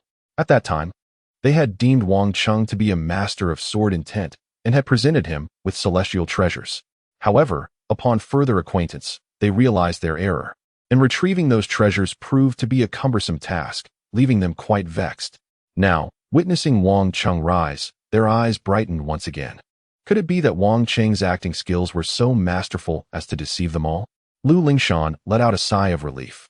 A master of sword intent could contend with Jiang Yutong, who had just entered the realm of celestial beings. Jiang Yutong, however, scrutinized Wang Chung with a frown. No matter how he looked at it, this Wang Chung appeared to be merely at the Zhou Tian level. Such a realm could be obliterated with a single burst of his qi. What was the purpose of this seemingly insignificant individual stepping up? Was he truly some great figure capable of concealing his true power? Xiang Kong wore a perplexed expression. Brother, can you discern anything? Even Xiang Yang shook his head in response. I cannot discern anything. He is simply at the Zhou Tian level. Xiang Kong was even more baffled. Isn't this akin to courting death? Xiang Yang replied. It could either be a death wish or he genuinely possesses great power, which is why we cannot perceive it. There is no need to overthink it. We shall see soon enough. In the next moment, Gasps filled the air as Wang Chung nearly lost his balance. Everyone's eyes widened in disbelief. This blind man could not even find his footing. How could he possibly fight? Someone go assist him, Li Mu said helplessly. Indeed. Si-Tu Jing quickly rushed over to steady Wang Chung. Si-Tu Jing, do you understand why I must step forward? Wang Chung inquired. I do not. Si-Tu Jing replied, perplexed. Because the ancestral hall on the back mountain is also a part of the Jietian sect, and I wish to make it known to all within the sect that should we face adversity, even I, this old blind man, am willing to offer my strength for the Jietian sect, Wang Chung declared proudly. At that moment, Si-Tu Jing was filled with admiration for Wang Chung, though that respect was soon to be shattered. Come, Wang Chung, take the first step with your right foot. The clamor of the crowd was excessively distracting, impairing his judgment. Wang Chung responded, is everything truly all right? Si-Tu Jing inquired, a hint of concern lacing her voice. Though Wang Chung harbored two remnants of sword intent within him. What if they failed to manifest? What if he were to perish? No, Wang Chung declared, his expression resolute, unyielding in the face of death. Initially, he had believed his end was nigh, yet now, having lived this long, he had come to terms with his fate. Si-Tu Jing assisted Wang Chung up, standing steadfastly beside the arena, unwilling to depart. Should anything befall him, she would be there to offer aid. The master is making a move, Su Lang exclaimed, brimming with excitement. Master, act swiftly. Strike down that Jiang Yutong. Let him realize that our Jietian sect is not to be trifled with. Li Mu turned away, wishing to disassociate himself from this foolishness. Jiang Yutong fixed his gaze upon Wang Chung. You make the first move. Wang Chung, hands clasped behind his back, replied. I permit you to act first. Jiang Yutong persisted. If I strike, you shall surely lose. Wang Chung could not acquiesce, as his reliance lay on that sudden surge of sword intent from before. This time, he yearned to discern whether he could indeed summon it once more. Ever since he had injured Lu Lingshan, he had been unable to replicate that feat after much contemplation. Wang Chung surmised that the sword intent was a protective force, only manifesting in moments of peril. However, he could not recklessly seek danger. What if it did not occur? Thus, this opportunity was indeed rare. Even in death, he would die for the Jietian sect, and he, Wang Chung, would have no regrets. He could also serve as a model for Su Lang. With a cold snort, Wang Chung taunted, so, Jiang Zhangjiao, do not boast. Standing here motionless, you cannot harm me in the slightest. He aimed to provoke Jiang Yutong into action. A collective gasp echoed through the crowd. Jiang Yutong was a being of the celestial realm. How could this old blind man dare to speak such words? Could he truly possess remarkable prowess? Jiang Yutong's expression darkened. Unable to discern any peculiarities about Wang Chung, he resolved to test him. Even if Wang Chung were a grand master of sword intent, Jiang Yutong believed he could evade danger, for he wielded the demon god seal. He raised his hand, channeling the essence of the celestial realm into a formidable force, pressing down upon Wang Chung. Jiang Yutong's approach was rather cautious. This essence could both attack and defend. However, as soon as it manifested, Wang Chung sensed an imminent threat. After all, he was merely at the Zhoutian level, and this essence could easily obliterate him. Buzz. Suddenly, a wave of sword intent surged forth from Wang Cheng's being, a sword that could cleave through the heavens, instilling terror in countless souls. This was sword intent, emanating from a grand master of sword intent. Sword energy is tangible, while sword intent is intangible. The former is form, the latter is substance. From the realm of sword energy to the mastery of sword intent, the transformation transcends mere physicality to embrace the essence of the art. Sword intent embodies the true terror of a sword practitioner, symbolizing an invincible spirit. With a single stroke, the cold light of the sword pierces through 19 continents. When the sword is drawn, the winds and thunder stir, and the heavens tremble. This is sword intent. This is the essence of sword cultivation. At this moment, countless spectators stood agape, utterly astounded. It became clear that this old blind man was indeed a master of sword intent. In that instant, no one dared to harbor contempt. Respect filled the hearts of all present. Only Si-Tu Jing remained relatively unperturbed, for she understood that this was not Wang Cheng's prowess, but rather Li Mu's sword intent. Master, you are incredible, Su Lang exclaimed excitedly. No, he isn't. The demonic god, Qing Miao, interjected. This left Su Lang feeling rather awkward. Meanwhile, Wang Chung exhaled a sigh of relief, his face radiating confidence. At that moment, the old blind man seemed to shine with renewed vigor. Indeed, he was the chosen one. Yet, after all these years hidden in the ancestral hall on this remote mountain, he had remained undiscovered. It appeared that only in the face of peril would he unleash his true power. In that moment, the old blind man seemed to have found the path to his future. Observing the glow on Wang Cheng's face, Situ Jing was filled with concern. Across from Wang Cheng, Jiang Yutong's expression darkened as he gazed over. Jiang Yutong was panting heavily. That surge of sword intent had startled him greatly. Fortunately, he had been prepared and immediately summoned a piece of celestial armor. However, the armor shattered instantly, barely allowing him to withstand the onslaught of sword intent. It was terrifying. In that moment, Jiang Yutong's emotions were complex. He had not anticipated that the master of sword intent from the celestial sect would be such a figure. Jiang Yutong summoned another piece of celestial treasure, awaiting Wang Cheng's next move, eager to further test Wang Cheng's strength. Yet, Wang Cheng remained still, making no move. "Senior, the duel continues," Jiang Yutong reminded him. "I am aware," Wang Cheng replied calmly. "Then please, take your action," Jiang Yutong urged. "No, you shall act first," Wang Cheng retorted. "Why?" Jiang Yutong inquired with a frown. "You are not yet worthy of prompting me to act first," Wang Cheng declared proudly. "I." Jiang Yutong nearly choked in frustration. Chapter 72. The embryo of the heavenly sword. "You are not yet worthy of provoking me." This remark left Li Mu both amused and exasperated. It was uncertain whether to commend Wang Cheng's wisdom or to deem him foolish. "Humph. Then let the elder receive my challenge." With a cold snort, Jiang Yutong struck once more. This time, he summoned a celestial treasure using the essence of heaven and humanity. It took the form of a golden beast resembling a mythical creature. As Jiang Yutong infused his golden essence into it, the beast began to swell dramatically, growing from the size of a palm to towering dozens of feet high. Its fearsome visage, complete with bared fangs and glistening scales, glared menacingly, almost lifelike. The assembled elders and disciples dared not meet its gaze. "Subdue," Jiang Yutong commanded, and the golden beast lifted its foreleg, preparing to stomp down upon Wang Cheng. Wang Cheng stood still, eyes closed, hands clasped behind his back, exuding an air of profound composure. Jiang Yutong was incensed. This blind man was grossly underestimating him. Suddenly, another surge of sword intent erupted from Wang Cheng, cleaving through the air and striking the golden beast's foreleg, producing a resounding metallic clash. The beast rapidly diminished in size, landing back in Jiang Yutong's grasp. Aghast, Jiang Yutong beheld the now normal-sized beast, which bore a distinct sword mark upon its foreleg. The might of this sword intent was astonishing. Despite Jiang Yutong's activation of the golden essence to animate the beast, it could not withstand even a single strike from Wang Cheng. Is this the prowess of a grandmaster in sword intent? Yet, Jiang Yutong remained perplexed. If Wang Cheng truly possessed such mastery, could he contend with the demon lord? It seemed insufficient. "Come again. I shall allow you to use both hands and feet," Wang Cheng proclaimed with renewed confidence. Situ Jing was taken aback. At this moment, Wang Cheng had exhausted both of his sword intents. Should Jiang Yutong strike again, Wang Cheng would surely be felled. "That is enough, Wang Cheng," Situ Jing cautioned. "Why?" he inquired. "After all, your opponent is the head of the Fengshan Pavilion. You have already achieved a resounding victory by forcing him back with 2 sword intents.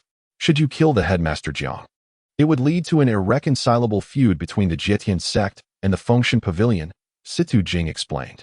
That reasoning resonated with Wang Cheng. "In that case, I shall let you be," he declared.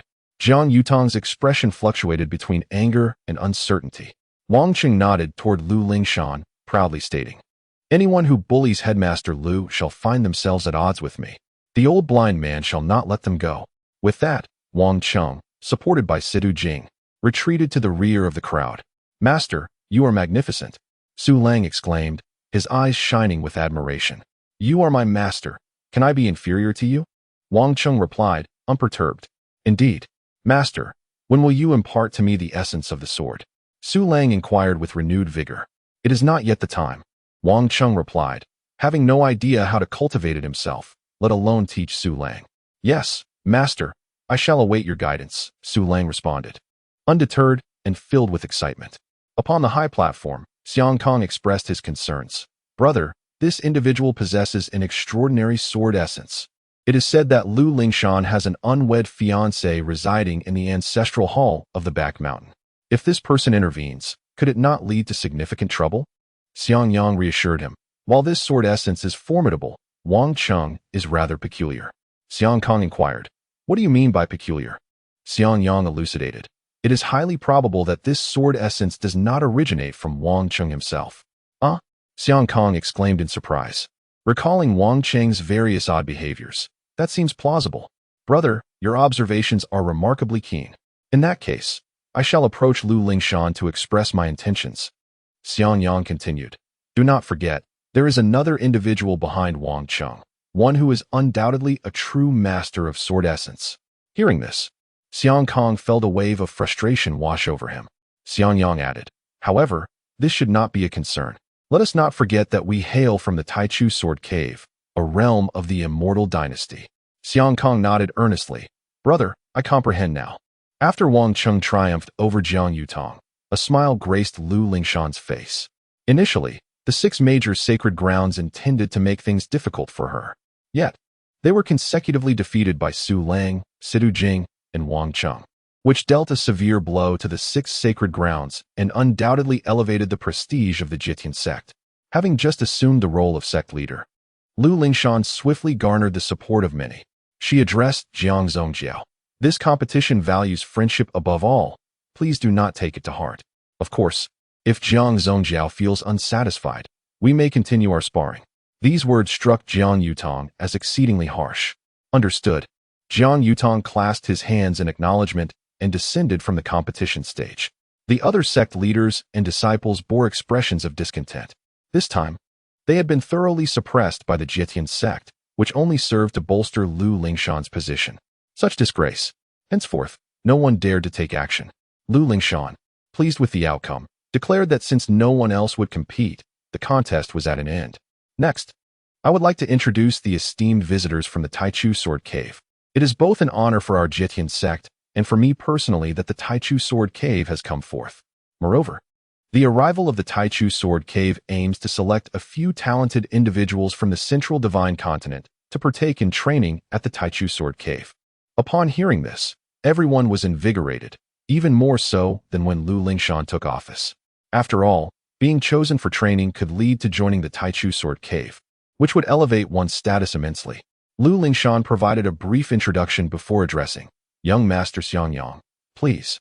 At this moment, all eyes turned toward Xiang Yang, particularly those of the female disciples, whose gazes burned with fervor, wishing they could immediately merge with him. Young Master Xiang Yang, truly remarkable, a paragon of virtue, as gentle as jade. In the central divine land, one cannot find another so strikingly handsome. I recall one, Li Mu, who bears a resemblance. Li Mu is indeed quite handsome, yet he is utterly ineffectual. He cannot possibly be compared to young Master Xiang Yang. Amidst such fervent admiration, Xiang Yang smiled faintly and spoke gently. Thank you all. However, before I announce the list of participants for the trial, there are a few matters I wish to address. First, on behalf of the Taichu Sword Cave, I extend my congratulations to Master Lu and present a treasured item as a gift. A treasured item? What could it be? Curiosity enveloped the crowd. It goes without saying that the treasure from Taichu Sword Cave would surely be exceptional. Before the watchful eyes of the multitude, Xiang Yang produced a treasure box and opened it. With a resonant clang of a sword, a small, delicate sword, no larger than a palm, resembling a silver fish, attempted to leap from the box. However, a formation had been set within the treasure box, preventing the sword from escaping.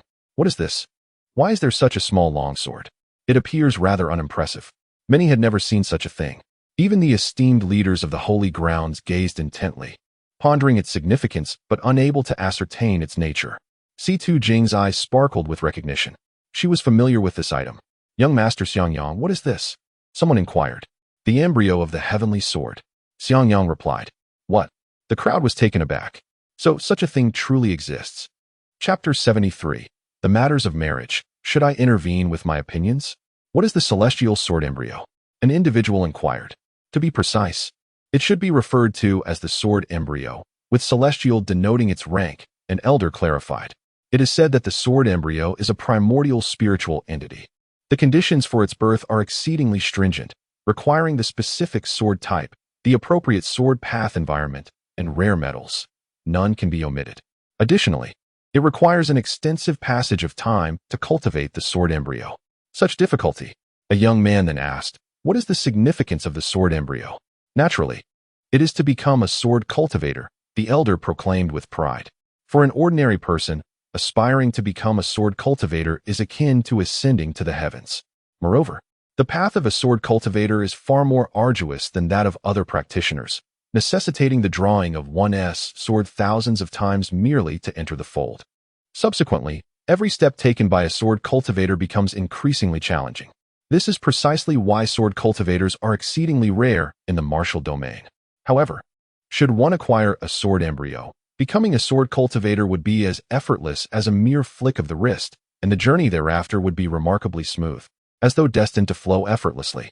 For instance, the celestial sword embryo procured from the primordial sword cave has the potential to yield a master of sword intent at the celestial realm. Good heavens! The value of this celestial sword embryo is astonishing. Countless young individuals were left in awe, their eyes ablaze with fervor. If we could obtain the celestial sword embryo, I would gladly toil like a beast of burden. Indeed, if young Master Xiangyang were to bestow upon me a celestial sword embryo, I would serve him for a lifetime, as a servant or a maid. Upon hearing such declarations, the demon god Qing Niu scoffed inwardly. Serving as a servant or maid is acceptable, even toiling like a beast is manageable, but can you transform into cattle? The elder from earlier also chuckled coldly. Do you think the celestial sword embryo is a common commodity? Something to be given away at will? Even the primordial sword cave, renowned as a celestial dynasty and having produced a sword saint, cannot simply dispense the celestial sword embryo. This decision must have been reached after careful deliberation by the primordial sword cave. Should Master Lu acquire this celestial sword embryo, he will undoubtedly become a formidable figure in the future.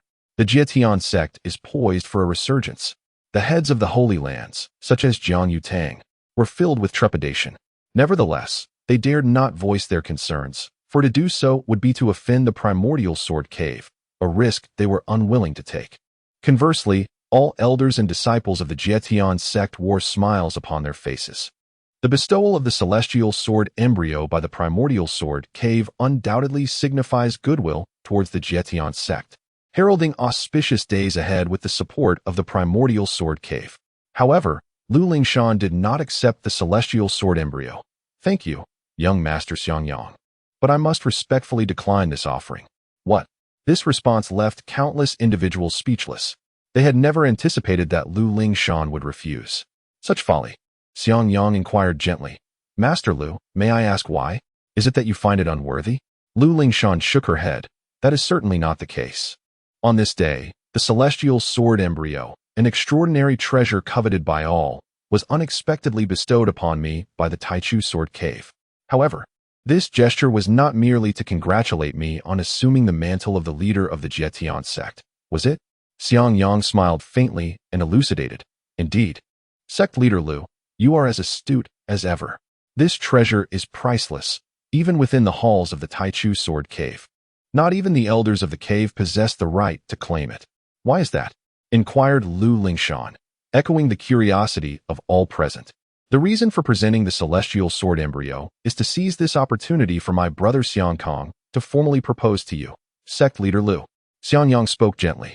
In this way, the Jietian sect will experience double joy, a truly splendid affair. Would you not agree? What? A proposal? No wonder the Taichu sword cave is so generous. The realization dawned on everyone. At that moment, the elders and disciples of the Jietian sect were filled with exuberance. This development forged an unbreakable bond between the Jietian sect and the Taichu sword cave, indeed a cause for celebration. In stark contrast, the expressions of Jiang Yutang and his associates darkened. They had not anticipated such a dramatic shift. Did this not render their prior challenges rather foolish? To challenge the Jietian sect was, in essence, to provoke the Taichu sword cave. In the observation area, Su Lang and Wang Qing simultaneously turned their gazes towards Li Mu. For the first time, A flicker of change appeared on Li Mu's face. Alas, Li Mu, please do not act impulsively. Do not commit foolishness. The Taichu Sword Cave is not a place we can offend. Moreover, the decision rests with sect leader Lu. For all these years, sect leader Lu has stood unwaveringly by your side. He has shown great understanding. You must not jeopardize his future. If you truly cannot let go, I promise to find you a few suitable brides. As a grandmaster of sword intent, I assure you that a number of female disciples from the Jietian sect would gladly accept. You could enjoy familial bliss before your time comes. How does that sound? Wang Cheng grasped Li Mu's right hand firmly, sensing the anger emanating from him, and continued to persuade him. Li Mu released his grip and nodded, stating, Wang Cheng, I trust Lingshan. Situ Jing had been awaiting Li Mu's command. Should he speak, all those from the Taichu Sword Cave would meet their demise here. The demon god. The azure bull lifted its head, its eyes filled with disdain. What is just an immortal dynasty? With a sword saint guarding it? Dare to snatch my mate, and I shall send your ancestors flying. To the azure bull, the celestial sword embryo was but a child's plaything. Li Mu possessed an abundance of immortal artifacts. Had he not previously gifted Situ Jing with a celestial sword embryo? Now that was a true treasure. Little fish, what are you doing? Are you pushing against me again? The azure bull grumbled. Brother, I apologize, I am just a bit excited. When the fight breaks out, I want to make a good impression. Please leave that Xiang Kong to me. Today, I shall bring him to his end. The golden crocodile spoke. Oh, the celestial demon blue bull cast a discerning glance at the golden crocodile. At that moment, Xiang Kong stepped forward. Lu Lingshan, if you agree to marry me, Xiang Kong, I assure you that henceforth, in the central divine continent or within the primordial sword cave, no one shall dare to bully you. His tone was exceedingly domineering, leaving all present in shock, especially the female disciples, who felt their knees weaken. They yearned to be in Lu Lingshan's place. Who could refuse such devotion from the second son of a celestial dynasty? There was simply no reason to decline. Just when everyone assumed Lu Lingshan would acquiesce, she resolutely shook her head once more. I respectfully decline. I shall not accept this heavenly sword embryo. Xiang Kang's expression shifted to one of urgency. Why? I demand a reason today. Upon hearing this, several elders and disciples of the celestial severing sect were taken aback, fearing that the wrath of the primordial sword cave might bring dire consequences upon them. Many began to urge Lu Lingshan, sect leader Lu, you must not refuse. This is a tremendous opportunity, not just for you, but for the celestial severing sect as well. Do not let your stubbornness jeopardize your future and endanger the sect. At these words, Lu Lingshan felt utterly disheartened and grew even more resolute. There is no need for further discussion. I shall not change my mind. I have never wronged the celestial severing sect, and I certainly will not in the future. If you all believe that I would bring misfortune upon the sect, then I shall gladly relinquish my position as sect leader. What? The elders and disciples of the celestial severing sect were utterly stunned, unable to utter another word. They had not anticipated such unwavering determination from Lu Lingshan. Then, a realization struck them. Their animosity towards Li Mu intensified. That worthless fool had brought them to this predicament. Wang Cheng sighed. Li Mu, you must have accumulated great fortune over 8 lifetimes. The celestial demon blue bull and the golden crocodile were equally moved. Is this what human love truly is? The golden crocodile wept tears of emotion. Little fish, are your crocodile tears merely urine? The celestial demon blue bull inquired curiously. The golden crocodile hastily repressed his tears. Why? Xiang Kong pressed again. Lu Lingshan was reluctant to elaborate, not wishing to implicate Li Mu, for his sake. However, a disciple from the celestial severing sect spoke up. Young Master Xiang, it is because of Li Mu. He and sect leader Lu are bound by a marriage contract. Upon hearing Li Mu's name, Xiang Kong scoffed. A worthless wretch with a shattered dantian. What qualifications does he possess to wed you, Lu Lingshan? You are a celestial maiden descended to earth. Only someone like me is worthy of you. It is merely a marriage contract. Let Li Mu come forth and dissolve it. Lu Lingshan's expression darkened, yet, being mindful of her opponent's connections to the primordial sword cave, she replied, a marriage contract is a matter dictated by our parents. If they do not speak, I cannot dare to dissolve it. She still wished to protect Li Mu. Xiang Kong declared with a booming voice. Then let your parents come forth. Lu Lingshan replied, young Master Xiang, it is truly inconvenient. Subsequently, an elder from the Jietian sect clarified that Lu Tianxing was in a state of confusion and currently in seclusion. Xiang Kang's expression shifted, revealing his displeasure. Lu Lingshan, are you intentionally making things difficult for me?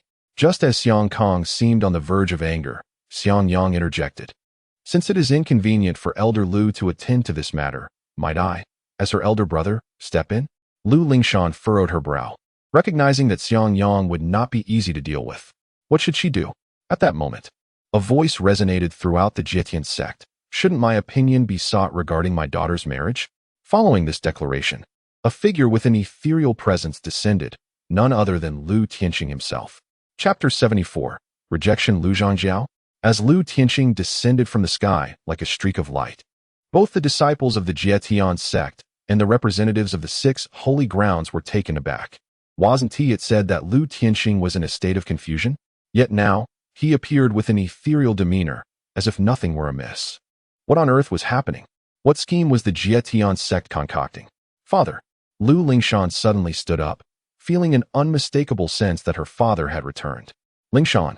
Lu Tianqing smiled gently, his face radiating affection. You have done well as the sect leader. Unable to contain her emotions any longer, Lu Lingshan threw herself into Lu Tianqing's embrace. Lu Tianqing teased, Lingshan, as the leader of the Jietian sect, you must maintain your dignity. Shaking her head, Lu Lingshan replied, I do not care. Now that father has regained his senses, the position of sect leader rightfully belongs to you. Congratulations, Lu Zhangjiao. We pay our respects to Lu Zhangjiao. The elders and disciples of the Jietian sect were filled with excitement. With Lu Tianqing back to his senses, they felt a sense of stability. Although Lu Lingshan had performed admirably, she was still too young, with her cultivation only at the divine concealment stage. While Lu Tianqing had reached the celestial human stage, possessing far greater worldly experience. The representatives of the 6 holy grounds exchanged glances, their brows furrowed. 50 years prior, when they were still in the 9th level of nirvana, Lu Tianqing had galloped ahead, breaking through to the celestial human stage. Now, it appeared that he had further advanced in cultivation, which was certainly unwelcome news for the other holy grounds. Indeed, Lu Tianqing nodded. He then turned his gaze towards Xiang Yang and Xiang Kang. Lu Tianqing greets the 2 young lords of the immortal dynasty. Xiang Yang clasped his fists in respect. Lu Zhangjiao. Xiang Kang, displaying impatience, spoke directly. Since Lu Zhangjiao has emerged from seclusion, I ask that you take charge and annul the engagement between Lu Lingshan and Li Mu. Though somewhat hasty, no one found his request inappropriate. After all, Xiang Kang hailed from the Taichu Sword Cave, while Li Mu was merely a broken Dan cultivation waste. The comparison was hardly favorable. Both the Jietian sect members and the representatives of the other holy grounds believed wholeheartedly that Lu Tianqing would surely acquiesce.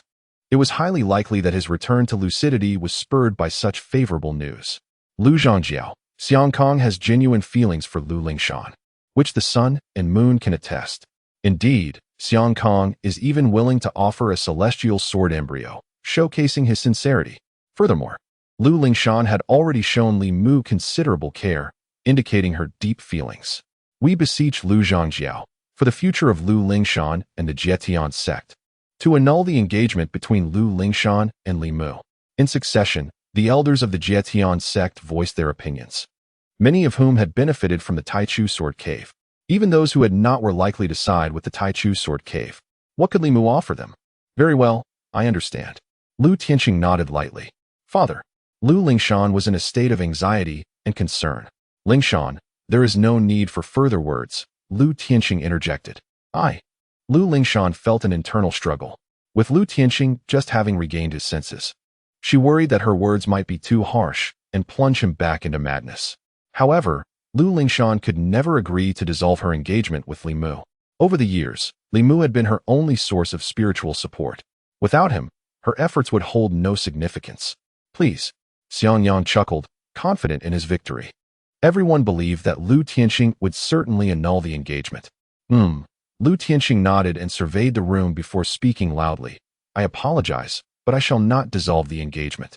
What? At that moment, countless individuals were astounded, feeling as if they had misheard. Thank you.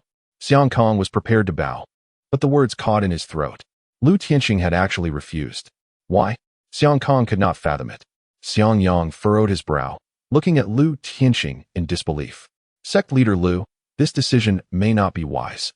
The members of the Jietian sect were left in shock. The elder of the Jietian sect once again urged, Sect leader Lu, you must not act against your better judgment. Have you not fully recovered? Lu Lingshan stared at her father, her eyes instantly moistening. Father, it must be for my sake. He is willing to defy the wishes of the Taichu Sword Cave. My father must be enduring tremendous pressure.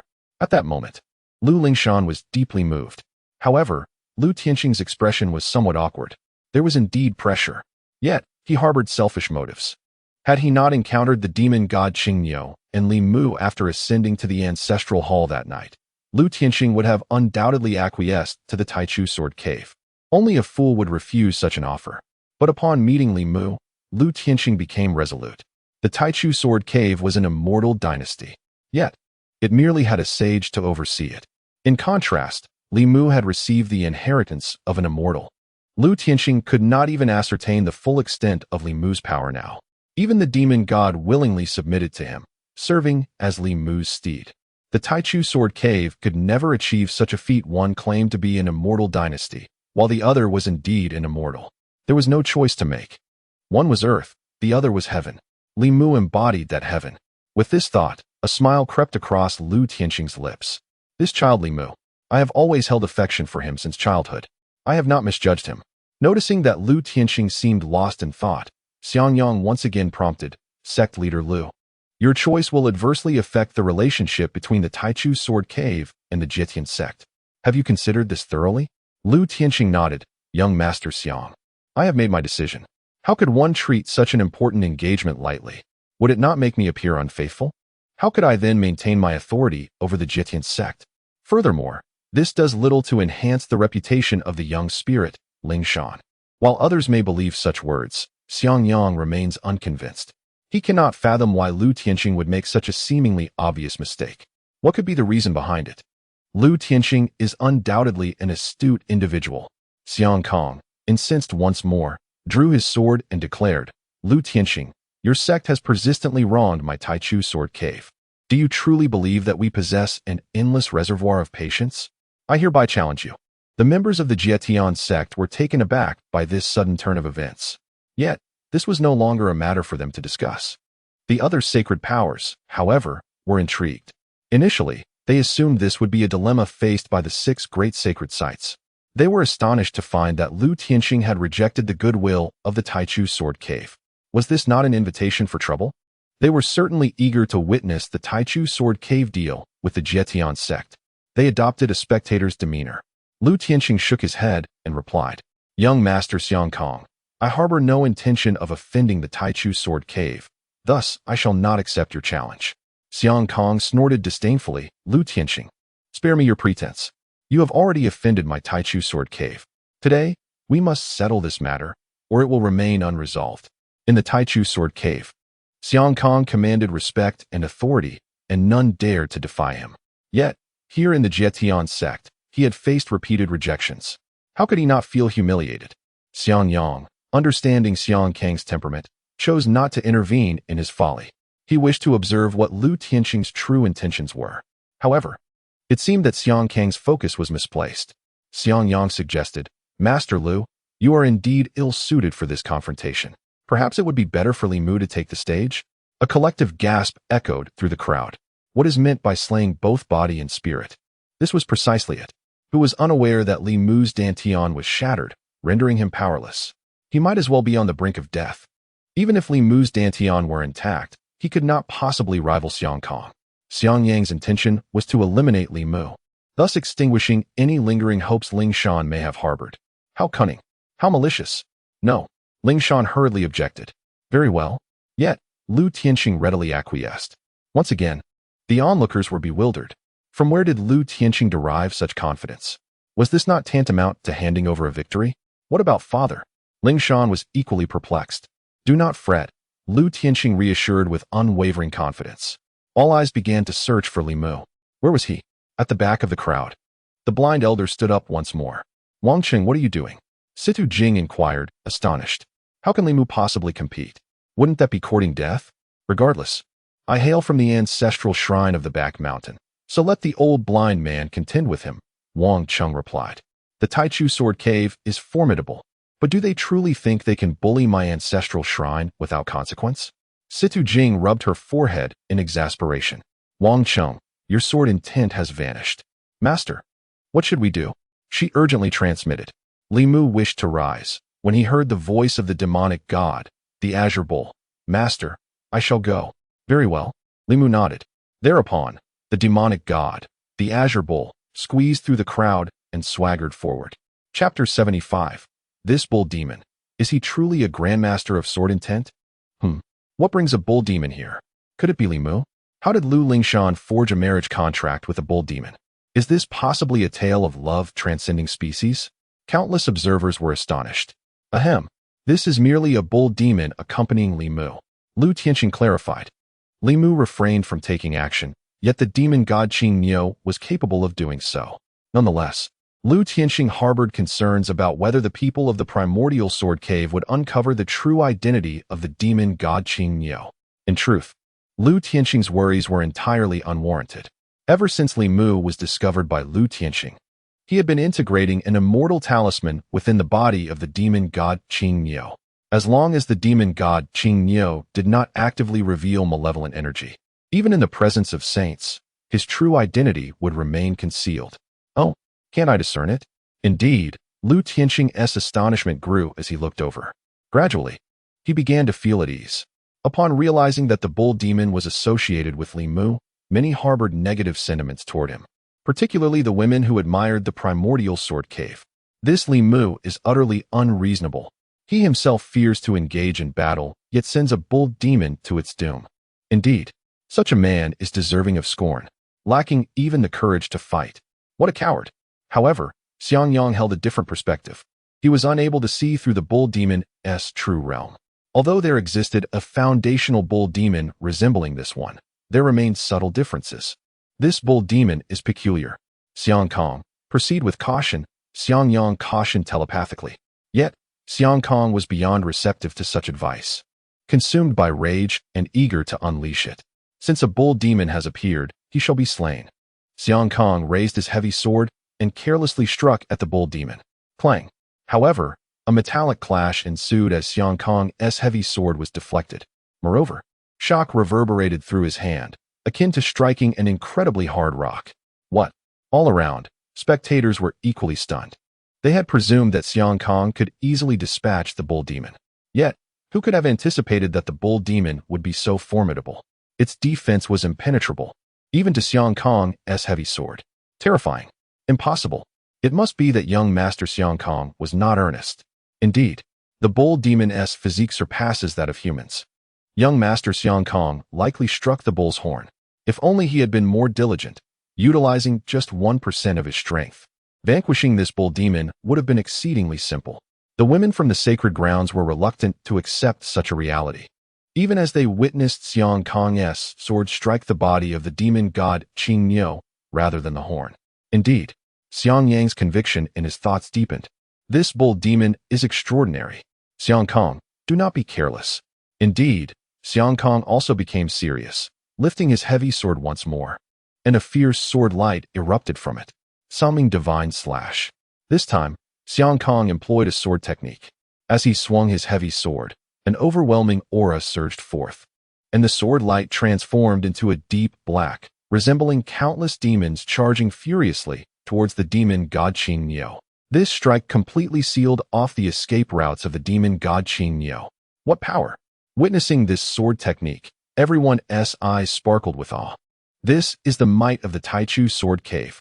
They could perceive that Xiangkong was merely at the 8th stage of nirvana. Yet this sword unleashed the power of a celestial. Duke Qin Su remained languidly reclined in his seat, showing no sign of interest in this sword strike. The only opponent he cared about was Xiangyang. Xiangkong was nothing but a brash fool, unworthy of note. Son, eat some grapes. Nearby, Qin Zijing continued to serve with good intentions. Young Master Xiangkong is truly handsome. This time, that bull demon is doomed. Tonight we can feast on beef.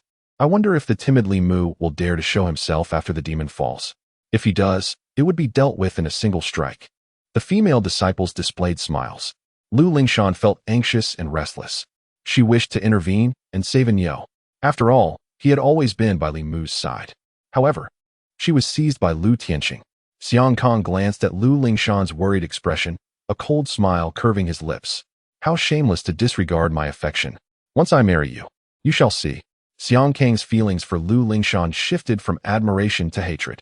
Subsequently, he attempted to retract his heavy sword. The Tsangming Divine Slash is an indiscriminate attack. Although the bull demon might possess formidable defenses in certain areas, it surely has weaknesses all around. As long as the Tsangming Divine Slash finds a single flaw, the enemy will be utterly torn apart. This strike could even slay a celestial realm bull demon. However, Xiang Kang's pupils soon widened in shock, his action of retracting the sword freezing him in place. How is this possible? Everyone around him wore expressions of astonishment, their mouths agape in disbelief. For when the black sword light dissipated, the bull demon stood there, unscathed. Incredible! Su Lang shouted in excitement once more. He understood that the demon god Qing Nyo also wielded sword intent, being a grandmaster of sword techniques. However, he had not anticipated that the defenses of the demon god Qing Nyo would be so formidable. Merely relying on its physical form, it had withstood Xiang Kang's strike. This foolish one, is this not the fundamental operation of the elder brother? The golden crocodile thought in silence. If a demon god cannot withstand the attack of a mere human at the 8th stage of nirvana, then what kind of demon god would it be? Xiang Yang's gaze flickered, finally revealing a change. He pondered the origins of the demonic god, the Azure Bull. What could account for its tremendous strength? Could it possibly be one of the ancient beasts from the fabled forbidden lands of the martial domain? Xiang Kong was utterly enraged. He raised his heavy sword and unleashed a relentless barrage of strikes against the demonic bull. Yet, the creature stood firm as a mountain, impervious to Xiang Kang's attacks. After a while, exhausted, Xiang Kong demanded, "How do you achieve such prowess? What is your true origin?" This sense of humiliation gnawed at him. While those around had ceased to think rationally, they had never encountered such a formidable beast. Even the esteemed leaders of the Holy Lands, like Jiang Yutong, wore solemn expressions, uncertain if they could withstand Xiang Kang's frenzied onslaught, let alone confront this bull demon. The presence of this creature instilled a deep-seated fear of the Jietian sect within them. Was this the true foundation of the celestial dynasty? Had the Jietian sect once been so fearsome? A mere bull demon wielded sword intent. They believed this was a remnant of the Jietian sect's legacy. Contemplating this, Jiang Yutong and the others grew even paler. However, the demonic bull offered no response to Xiang Kong. Instead, it coolly declared, "Are you finished? Now it's my turn. Prepare to receive my sword." Without waiting for a reply, the demonic bull activated a strand of sword intent from within itself. While Wang Cheng was incapable of such a feat, the demonic bull was not. With a buzz, the sword intent was unleashed, even more potent than Wang Cheng's. "Be careful," Xiang Yang hastily warned. In a moment of crisis, Xiang Kong instinctively raised his heavy sword to shield himself. A sharp clang resonated through the air as Xiang Kong, along with his sword, was sent flying, coughing violently. Even someone as robust as Xiang Kong found himself spitting blood. Had it not been for his heavy sword being a celestial treasure of superior quality, second only to sacred artifacts, he would have been cleaved in two by that strike. Hiss! This scene left everyone dumbfounded, as if they had seen a ghost. A bull demon not only possessed astonishing defense, but also commanded sword intent. This bull demon was, astonishingly, a grandmaster of sword intent. Even witnessing it firsthand, they felt it was beyond belief. It was utterly bizarre. In that moment, no one dared to utter a word of mockery. For did it not imply that they were inferior, even to a mere bull demon? Yet, the demonic bull snorted disdainfully, preparing to depart. It had no intention of killing Xiang Kong, for such an act would bring great trouble to the Jietian sect, something Li Mu would not wish to witness. "Wait," Xiang Yang called out, halting the demonic bull. "What is it?" The bull queried indifferently. "Are you simply going to walk away after injuring my brother?" Xiang Yang spoke calmly. "What do you desire?" The demon god Qing Tian inquired disdainfully. "I wish to learn a few techniques from you," Xiang Yang replied. "Very well," the demon god Qing Tian nodded, decisively choosing to defeat both brothers of the Taichu sword cave together. "Do you still wish to seize the matriarch?" "Bah! What nonsense is this?" Chapter 76. The innate sword body, the true ghost and divine being the demon god Qing Nyo halted, and turned his gaze towards Xiangyang. You shall make the first move. From Li Mu, the demon god Qing Niu learned of Xiangyang's realm. This individual was at the third level of the celestial realm. Yet, he was not to be underestimated. Very well. Observe closely. Xiangyang replied calmly, nodding in acknowledgement. Then, as he closed the paper fan in his hand, he gently stomped his foot. Suddenly, a resonant sound of swords echoed from within him, as if countless weapons were clashing together, yearning to break free from his body. What is this? Countless onlookers were astounded by the unfolding spectacle. At that moment, even the usually languid Qin Gongsu sat upright, his eyes fixated intently on Xiangyang. Furthermore, the other prodigies from the sacred lands sensed an impending peril emanating from him. Master, who is this person? C2 Jing expressed a hint of trepidation. The innate sword body, Li Mu responded succinctly. No wonder. When that sword cry resonated, I felt a stir from the embryonic immortal sword within me. C2 Jing nodded in realization. Indeed, the divine body is categorized into innate and acquired. The innate is one that is born as a divine body, whereas the acquired is cultivated thereafter. The innate sword body, birthed amidst heaven and earth, possesses the essence of the sword path, naturally attracting the embryonic immortal sword. Li Mu elucidated. Understood, C2 Jing acknowledged. However, there is no need for concern. Your current realm is still low. Once you ascend, and the embryonic immortal sword merges completely with you, cultivating the acquired immortal sword body, you will have the ability to overpower Xiangyang's innate sword body, Li Mu encouraged. Master, I shall remember this, C2 Jing replied with a smile. So, will Xiangyang be a match for the demon god? Uncertain. If a Niu were to employ the demon god's techniques, he could easily slay Xiangyang. However, he certainly will not resort to such methods. Relying solely on sword intent may not suffice, for Xiangyang not only possesses the innate sword body, but he has also mastered the sword domain, Li Mu articulated. C2 Jing expressed concern. Nonetheless, a Niu harbors a particle of sword path energy within, so he should not be in any peril, Li Mu reassured. C2 Jing felt relieved and began to focus on the duel stage. As the resonant sword cries emanated from Xiangyang, he manifested numerous sharp swords that floated around him. Subsequently, a violet light circle began to revolve around Xiangyang, expanding to envelop the entire duel stage. What? At that moment, all the heads of sects, including Jiang Yutang, sprang to their feet. Their expressions filled with astonishment as they fixated on the circle that enveloped the duel stage. They recognized it. This was the sword domain. A domain, something every celestial cultivator yearns to comprehend. Yet, among countless cultivators, it is rare to find one capable of grasping a domain. Once one comprehends a domain, it signifies the potential to establish a sacred ground, thereby understanding the holy path and becoming a sage. Thus, one can discern the extraordinary talent of Xiangyang. The Taichu Sword Cave has birthed a successor. Such a young, innate sword body has already comprehended the domain of swordsmanship. Surely, they are destined to become a sage in the future. Originally, this was an opportunity for the Jietian sect. Yet, it has been squandered. In comparison to a practitioner of the sword domain, what significance does a bull demon, who merely grasps the essence of sword intent, hold? Many lament for the Jietian sect. The esteemed elders of the sect also perceive Lu Tianxing's decision as rather unwise. For the stubbornness of Lu Lingshan, they have forsaken a grand opportunity. However, given the current tumult, a resolution seems unlikely. Alas, the elders of the Jietian sect feel a sense of disappointment towards Lu Tianxing. Lu Lingshan's expression is complex, yet she harbors no regrets. She remains resolute in not severing her engagement with Li Mu. Nonetheless, she feels somewhat guilty towards her father. Grasping Lu Tianxing's right hand, she wishes to share his burdens. Yet, Lu Tianxing's demeanor remains unchanged. What is just an innate sword body? What is merely a practitioner of the sword domain? What is there to be pretentious about? My esteemed son-in-law is an immortal. Do you comprehend the essence of an immortal? Lu Tianxing revels inwardly. Lu Lingshan gazes at Lu Tianxing with confusion, struggling to understand his demeanor. Why does he seem somewhat disdainful and smug? Could it be that he is again not in his right mind? Father? Lu Lingshan calls out.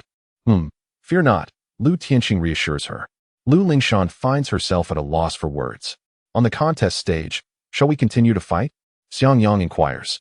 In truth, Xiangyang does not wish to battle the demon bull. Rather, he seeks to uncover the person behind it. He has noticed that the sword intent wielded by the demon bull closely resembles that of Wang Cheng. This must originate from the same source. However, while Wang Cheng lacks control, this bull demon possesses it. It can be inferred that a grand master of sword intent stands behind both the bull demon and Wang Cheng.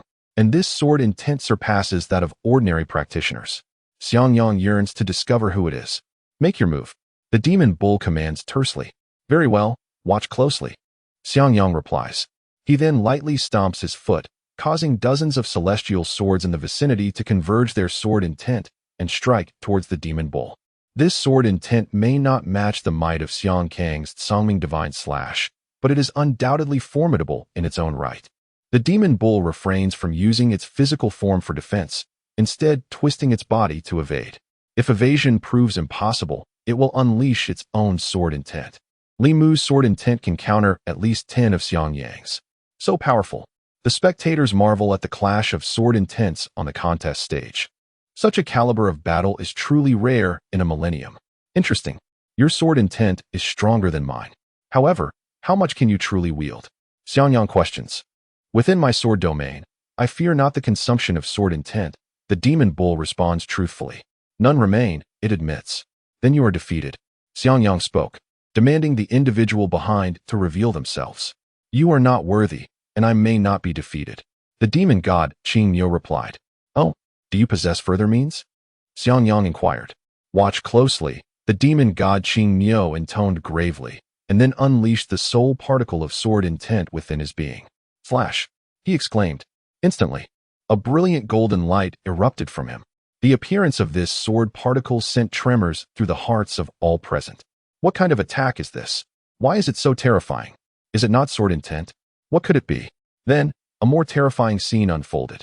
As the sword particle materialized, Xiangyang's sword domain was astonishingly cleaved in two. What? It can break through the sword domain? Even Xiangyang's pupils dilated in shock. Such an ability caused his expression to shift dramatically. With no time for contemplation, he swiftly brushed his right hand across his forehead, revealing a fissure at his brow. Akin to a third eye, from this aperture emerged a radiant light, within which floated a delicate sword. This, another sword embryo? Everyone stared in disbelief, realizing that this sword embryo was even more formidable than the one given to Lu Lingshan. There was only one explanation. This was a holy sword embryo. A bitter smile spread across the faces of the onlookers. Such a technique could only be wielded by the Taichu sword cave. With a clang, the holy sword embryo slashed forward, colliding directly with the sword particle. An excruciatingly piercing sound resonated as the sword particle shattered. Xiangyang had utilized the holy sword embryo to obliterate the sword particle. However, Xiangyang's countenance was not without strain. This strike had drained a significant portion of his spiritual energy and mental fortitude. Is there more? Xiangyang asked, his voice deepening as he regarded the demon god Qing Miao. Of course, but I do not wish to engage in a life or death struggle with you. The demon god Qing Miao replied, preparing to depart. Do you truly wish to leave, or is it simply that you cannot? Xiangyang scrutinized him closely. The demon god Qing Miao remained silent, intent on exiting the dual platform. Halt! Xiangyang called out sharply. The demon god Qing Miao paid him no mind, thinking, if you command me to stop, should I simply comply? That would be quite disgraceful. And take good care of your holy sword embryo, lest it be damaged. For your family would surely grieve. Yet, in the next moment, the demon god Qing Miao froze, discovering he could not move. When he turned to look back, his pupils constricted in horror as he beheld a terrifying sight. At that moment, the martial arts arena of the Jietian sect fell silent. Everyone stared at Xiangyang, desperately covering their mouths. The composed Qinggong Su stood up, his expression incredulous. How had he achieved this? For behind Xiangyang stood a spectral deity, a genuine specter. Chapter 77.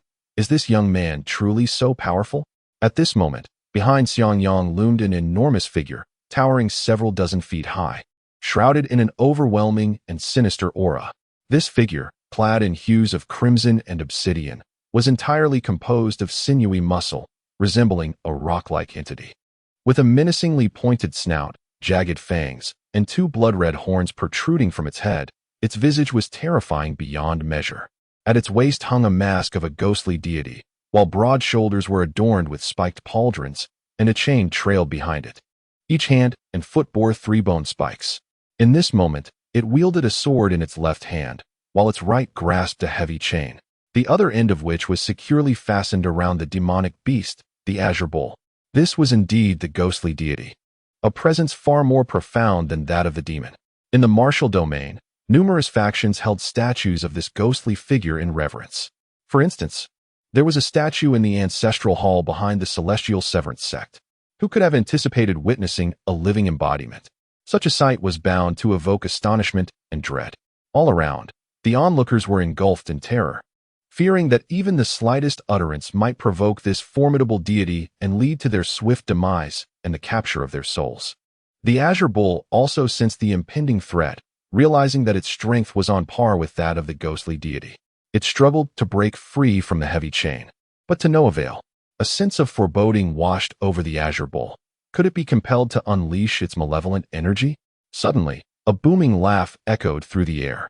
It was Xiang Kong, wearing an expression of pride and arrogance. What do you think?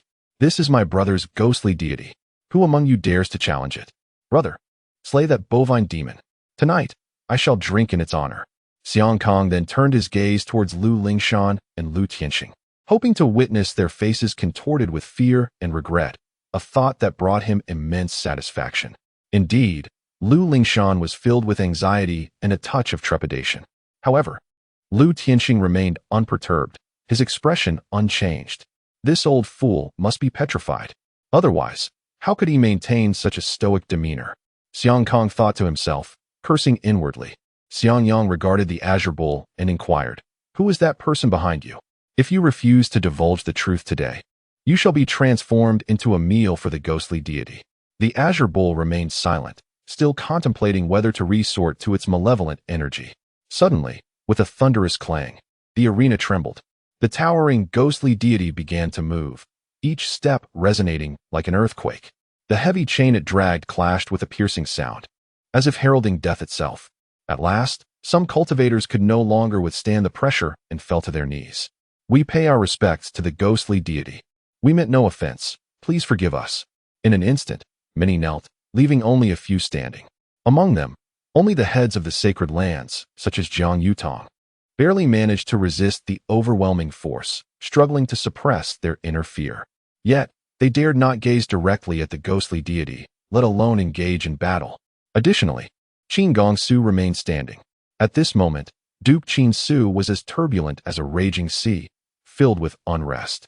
Initially, Duke Qin Su believed he had the divine assistance of spirits, having cultivated to the point of being able to replicate the summoning of otherworldly beings. He also possessed the ability to call upon celestial beings and spirits. His intention was to avoid excessive entanglement with Situ Jing, preserving his trump card for a confrontation with Xiang Yang. Unexpectedly, Xiang Yang had already attained the capability to summon true spirits. It seemed that these spirits had entered into a pact with Xiang Yang, willingly offering their servitude. In this light, Duke Qin Su was far from being a match. Clenching his fists in frustration, he felt a deep sense of unwillingness. "Son, do not burden yourself with such immense pressure," Qin Zijin consoled gently. "Come, have some grapes." Meanwhile, in the audience, only Li Mu and a few others remained standing. Wang Cheng was oblivious, which was somewhat fortunate. Su Lang, displaying a lack of insight, suddenly brightened up. Exhilarated, is this what spirits are like? So powerful, so domineering. If I could summon a loyal soul of such caliber, my life would be truly worthwhile. As for Situ Jing, possessing a nascent sword spirit, she withstood the mounting pressure, albeit with a tinge of envy. The golden crocodile was initially gripped by fear, sweating profusely, nearly losing control. However, upon recalling that his elder brother was a demon god, on par with this spirit, he felt somewhat reassured. What does this spirit signify? Do you know who my elder brother is? The demon god, perhaps? The golden crocodile scoffed disdainfully, standing beside the composed Li Mu, the master of his elder brother. Instantly, the golden crocodile felt a sense of inner peace. A mere spirit? How laughable! Situ Jing then inquired, "Master, is the demon god a formidable opponent?" Li Mu replied, "Unless he employs the demon god's techniques, he is not." Situ Jing, concerned, asked, "What shall we do then?" Li Mu responded, It appears I must intervene.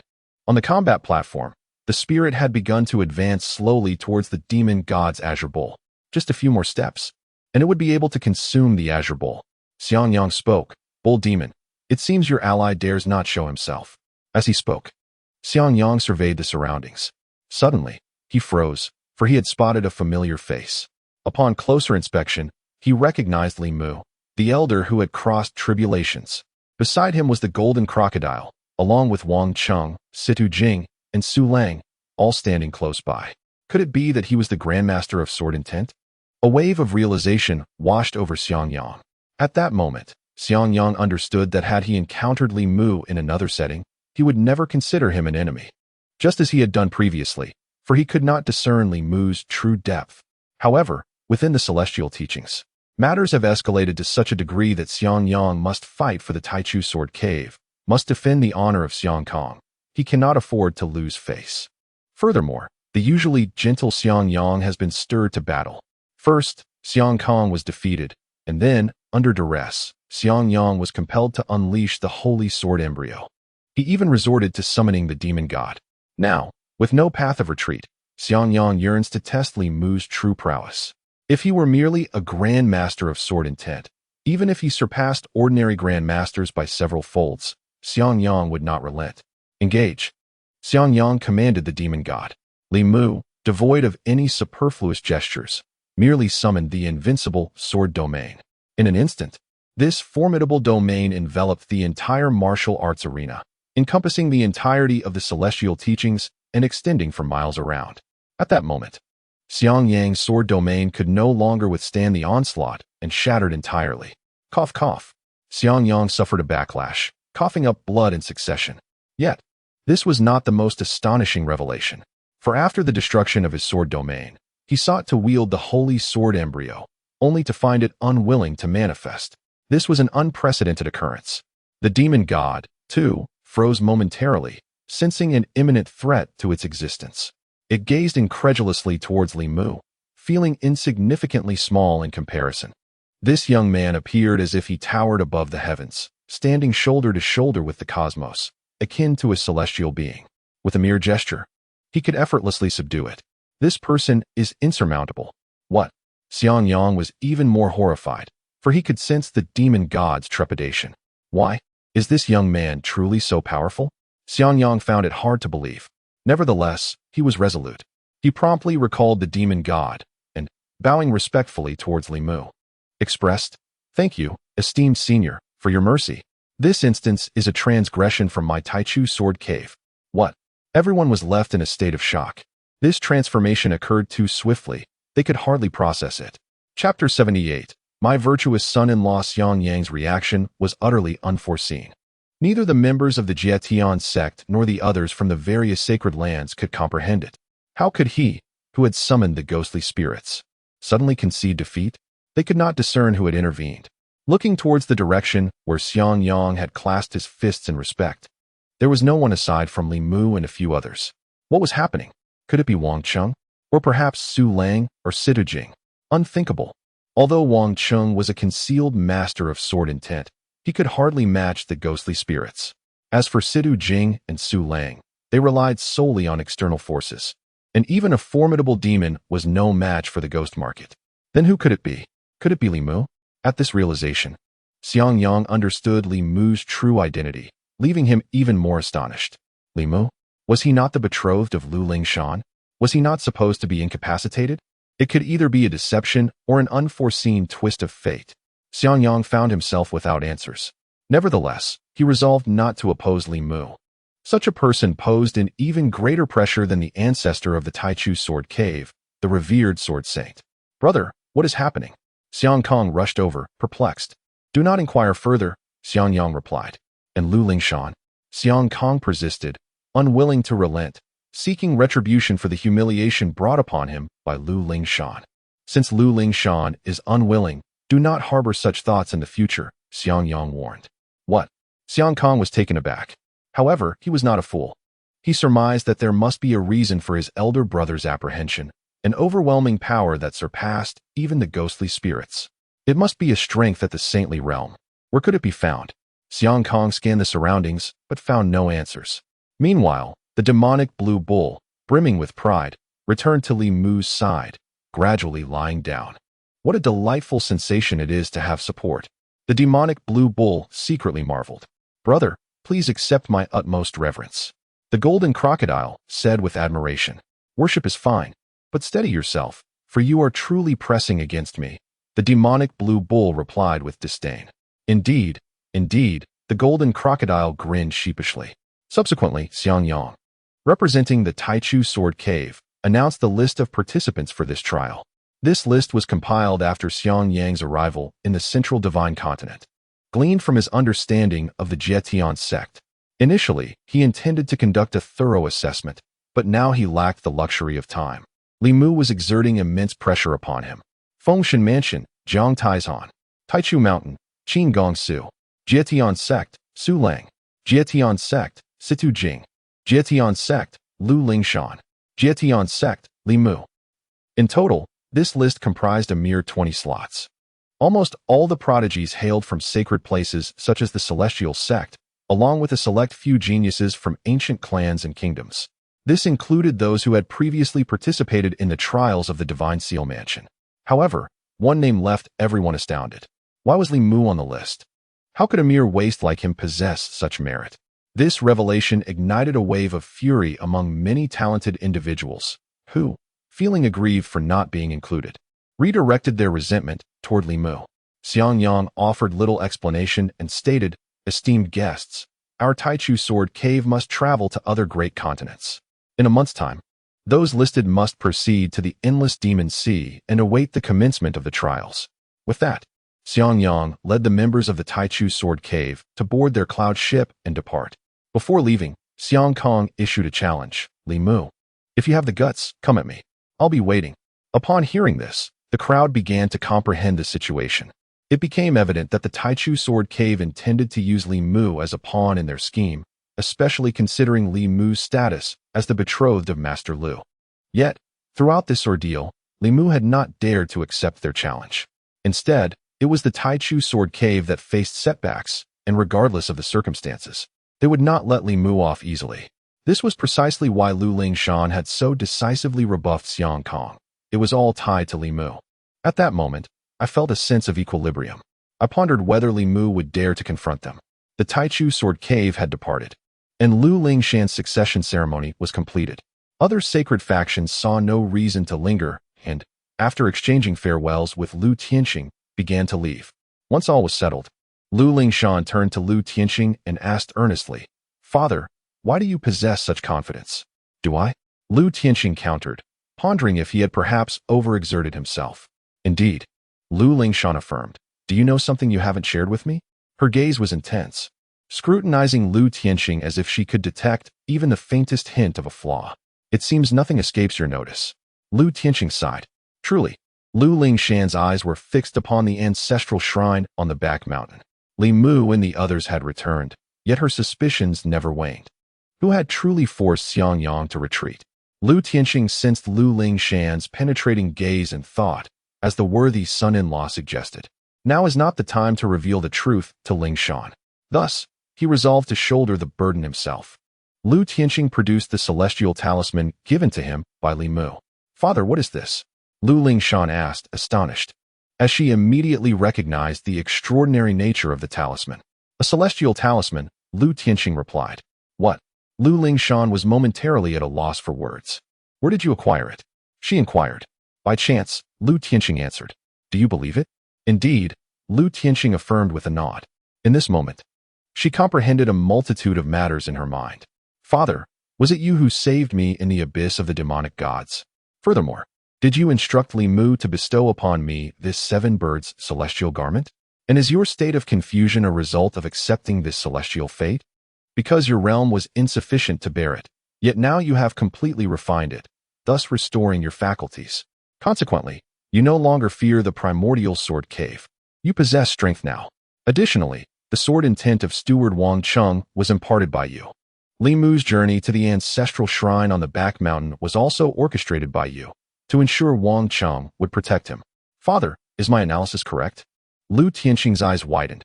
How could he respond? Wasn't all of this accomplished by Li Mu?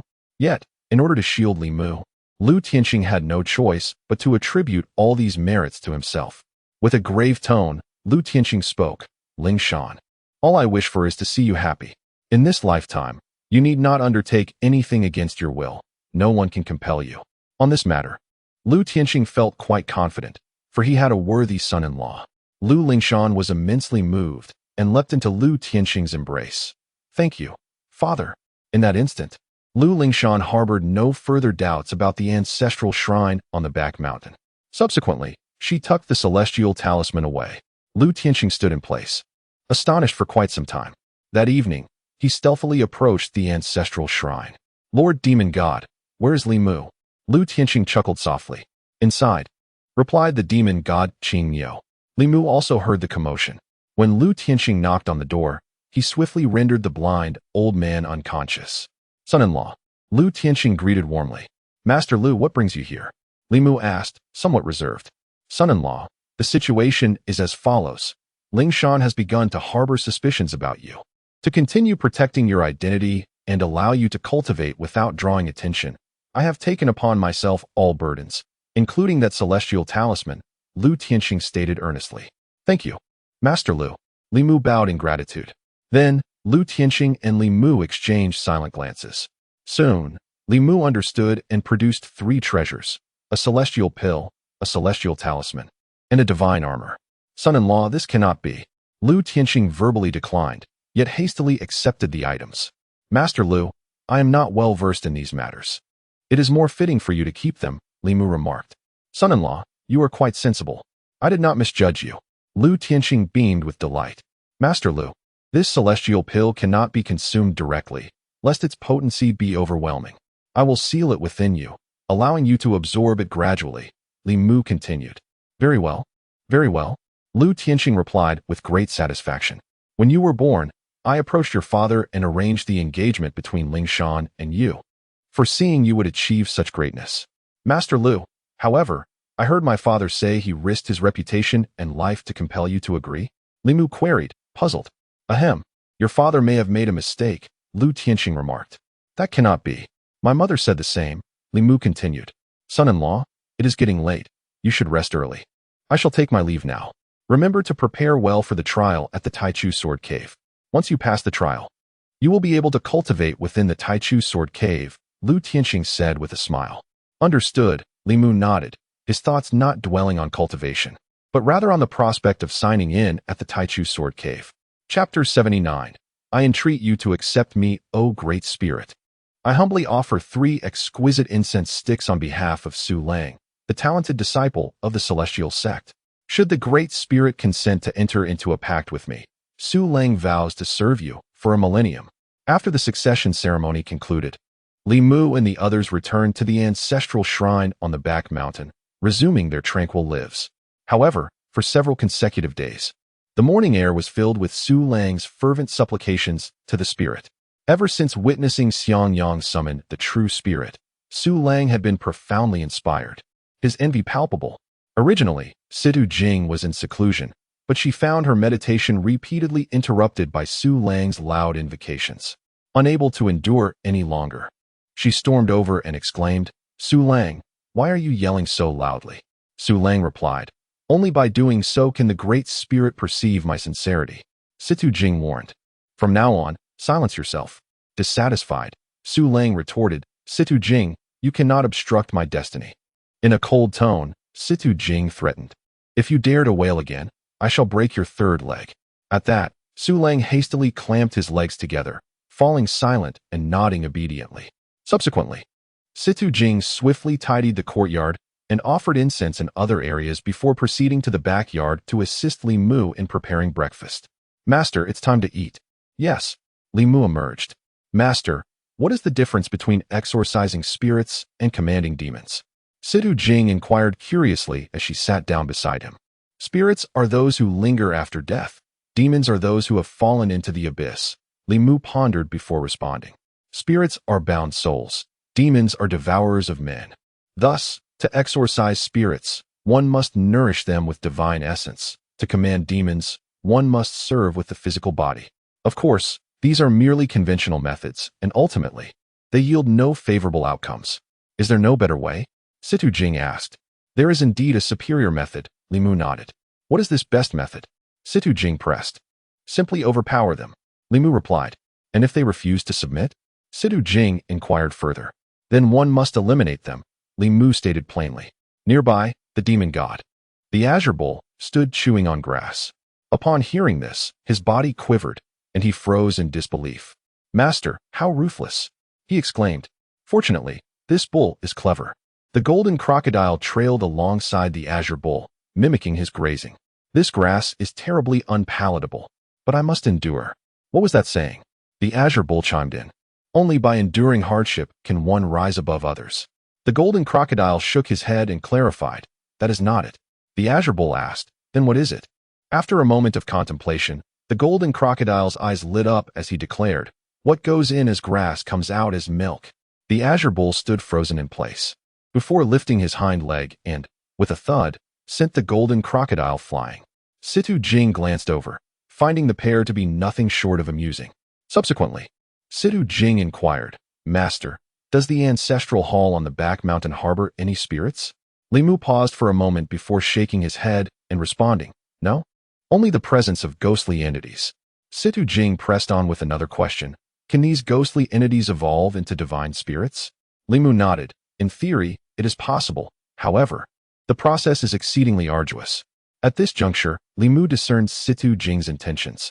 Despite her harsh words towards Su Lang, her heart was fervent. Situ Jing, Su Lang is not suited for venerating divine spirits, Li Mu stated. Why? Situ Jing queried, puzzled.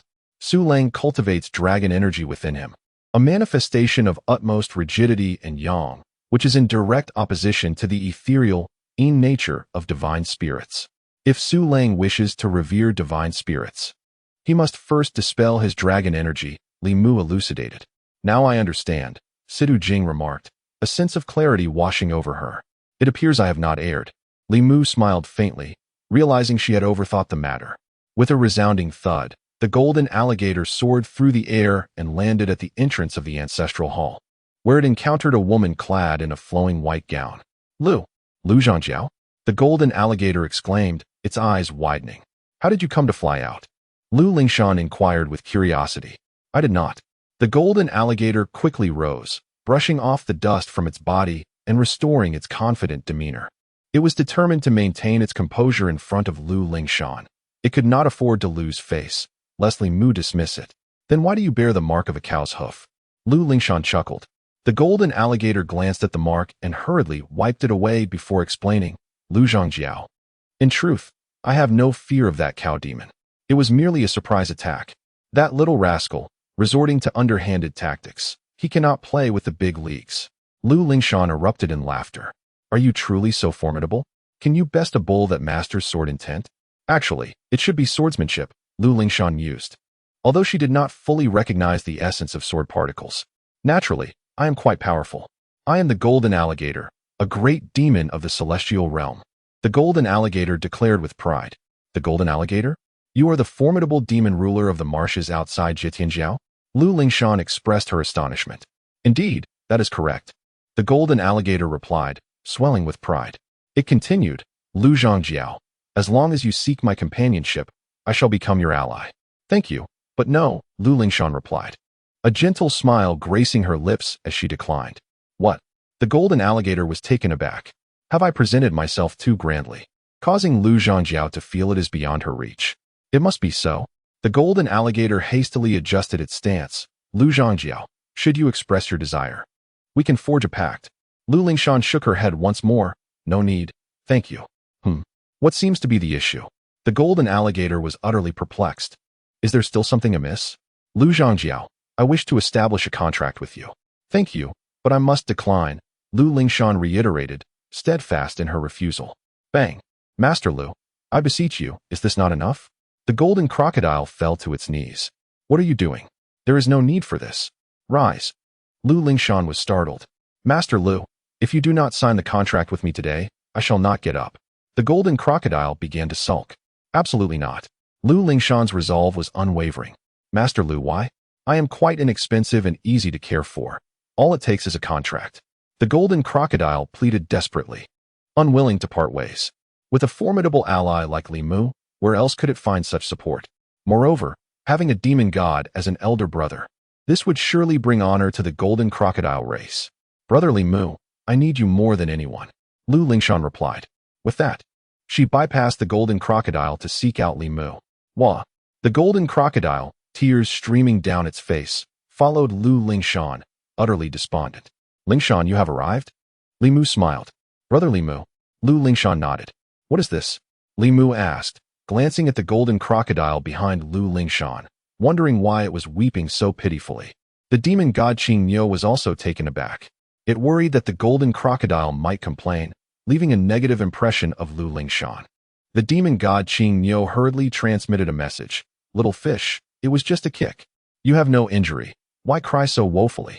As a result, the golden crocodile wept even more tragically, quickly drawing closer to the demon god Qing Niu in search of comfort. Do you want to provoke me? The demon god Qing Niu raised a hoof. The golden crocodile paid no mind and clung to the demon god Qing Niu instead. Get off. Do not urinate on me. The demon god Qing Niu kicked the golden crocodile away. Lu Lingshan looked over. The demon god Qing Niu felt a twinge of regret for acting impulsively. Elder Niu, Lu Lingshan greeted politely. And no, I dare not. You are the true mistress. The demon god Qing Niu was taken aback. Lu Lingshan said no more. She understood that her father must have instructed this cow demon to remain steadfastly by Li Mu's side.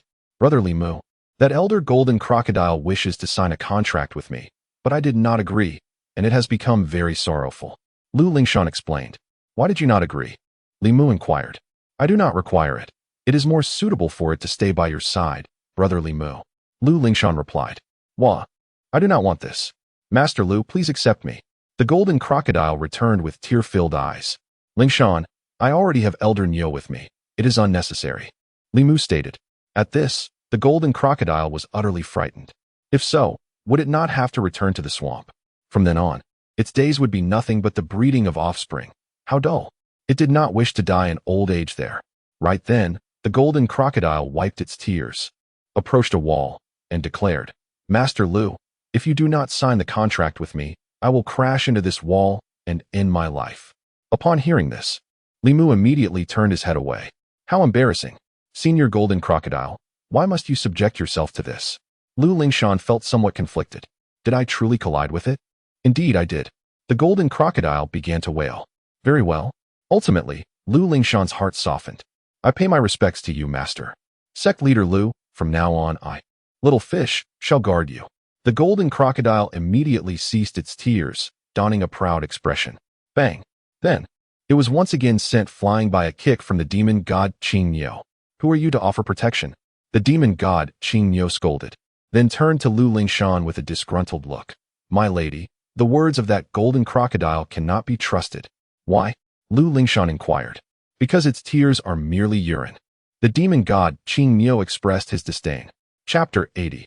The wool comes from Li Mu. Brother Li Mu, let us wander about. I have so much to share with you. Lu Lingshan exclaimed, taking hold of Li Mu's right hand as they ventured outside. Brother Li Mu, I am exceedingly joyful. She continued. What is it? Li Mu inquired. Because there are no more barriers between us, Lu Lingshan said, her smile radiating unabashedly. Indeed, Li Mu nodded in agreement.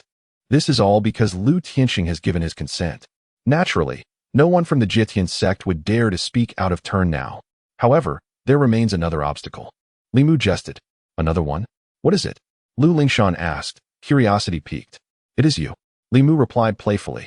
Lu Lingshan was taken aback, her cheeks flushing a deep crimson as she playfully scolded, Brother Li Mu. In that moment, she leaned into Li Mu's embrace, and they could feel the rhythm of each other's hearts. In the prime of his youth, filled with vigor, Li Mu could not resist the allure of her red lips and leaned in for a kiss. Meanwhile, trailing behind them were the demon god Azure Bull and the golden crocodile, who observed the scene from a distance. Upon witnessing the tender moment, both the demon god Azure Bull and the golden crocodile instinctively shielded their eyes with their forelimbs, only to peek through the gaps moments later. The two creatures were captivated by the sight. Soon after, the demon god Azure Bull felt a wetness upon itself. Turning, it discovered the golden crocodile unable to contain its tears. Little fish, what are you doing? The demon god Azure Bull glared. Brother, I am simply overwhelmed with emotion. It must be a special fate that has allowed us to journey together and become a family, the golden crocodile replied sentimentally. Indeed, it is true. I never imagined I would have such a powerful beast as you as my little brother, the demon god Azure Bull admitted, its own emotions stirred. Wah! The golden crocodile continued to sob, deeply moved. Little fish, restrain yourself.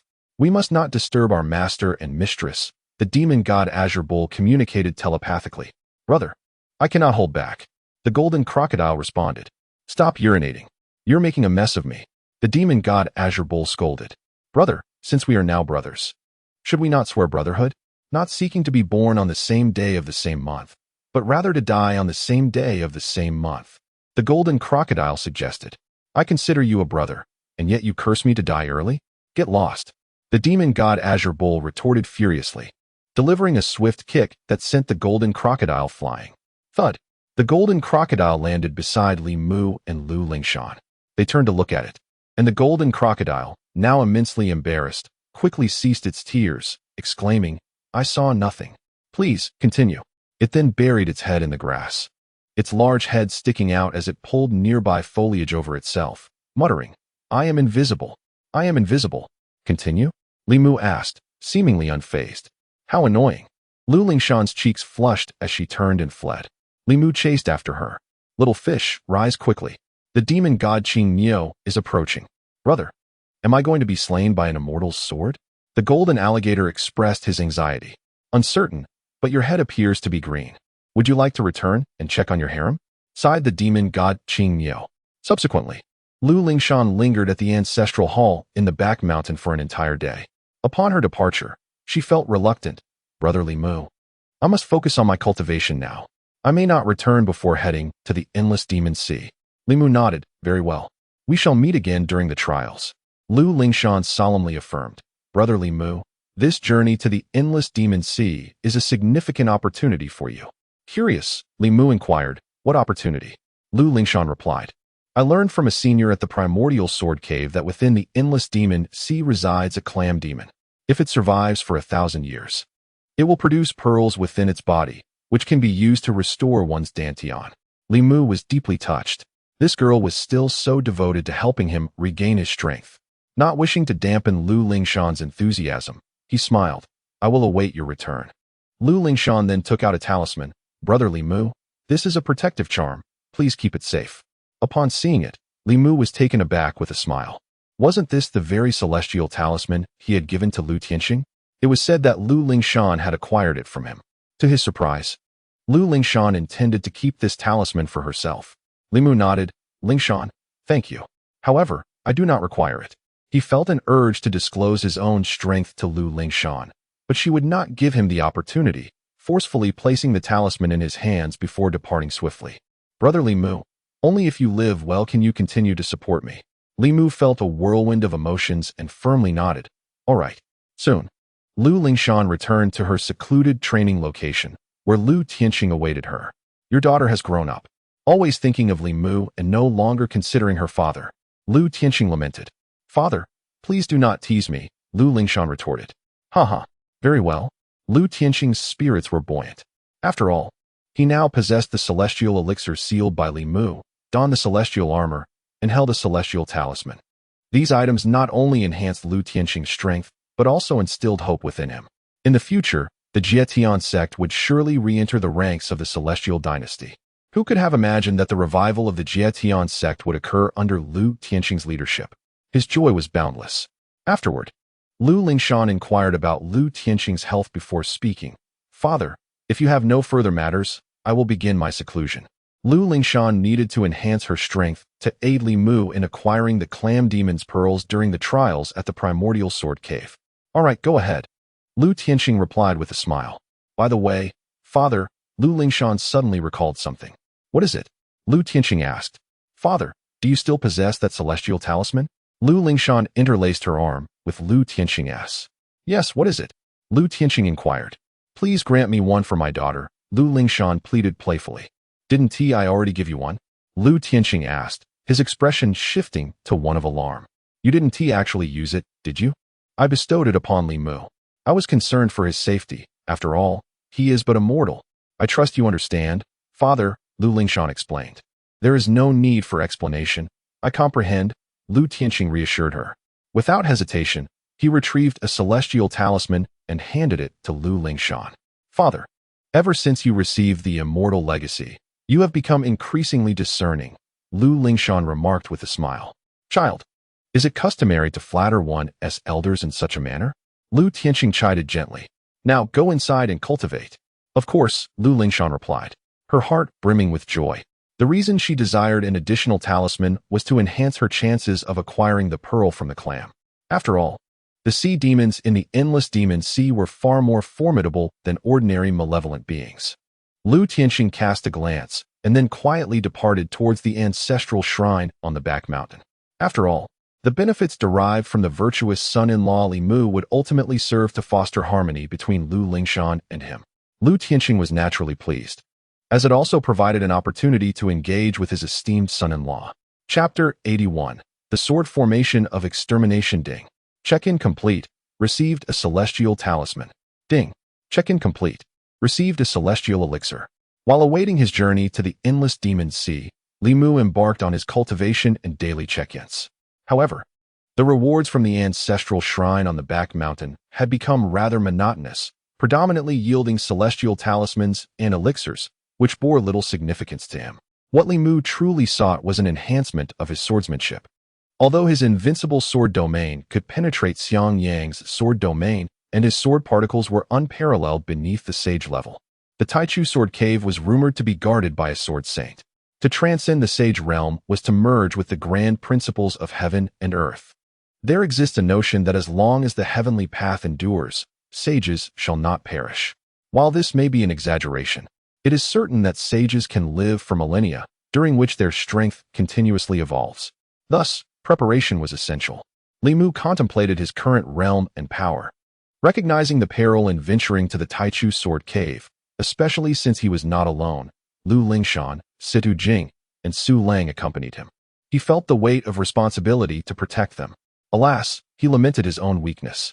With a sigh, he began to seek a breakthrough. Presently, he was at the first realm of celestial beings.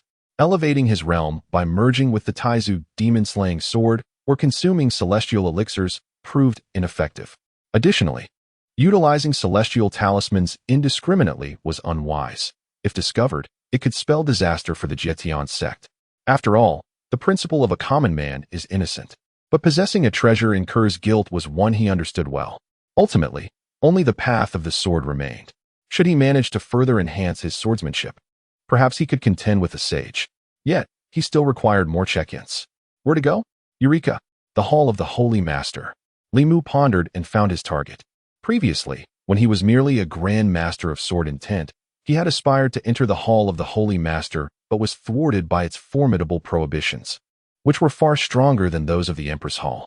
Later, Li Mu checked in at the entrance of the Hall of the Holy Master and received the essence of swordsmanship.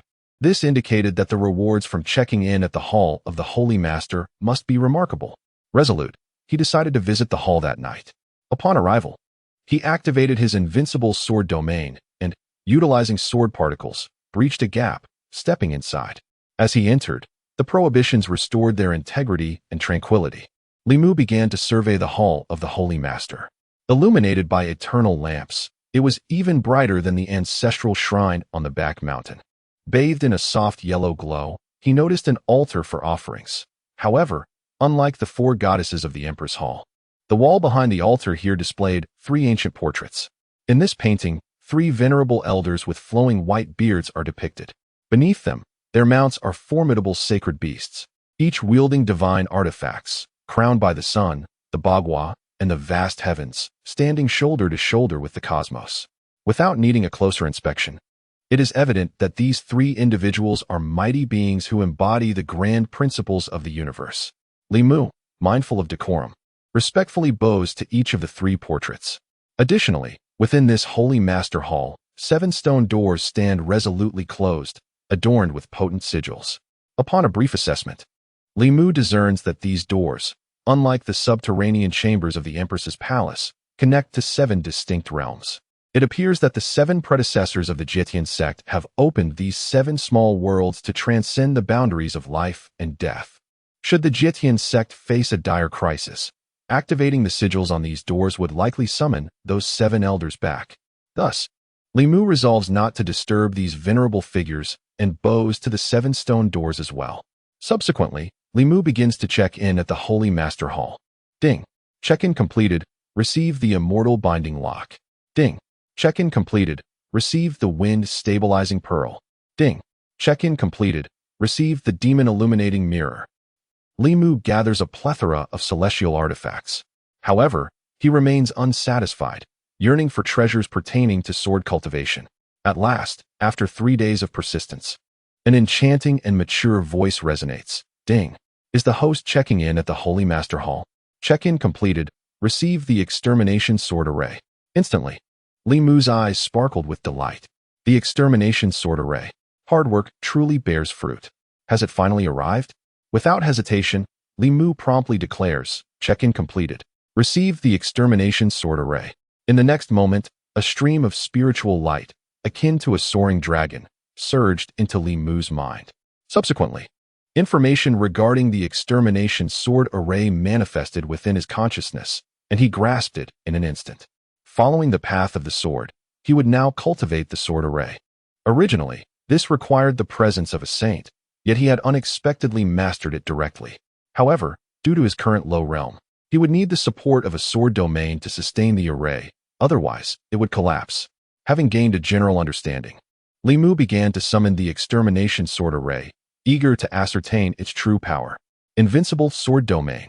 Li Mu first activated the sword domain, and instantly, a massive golden halo emerged from beneath his feet.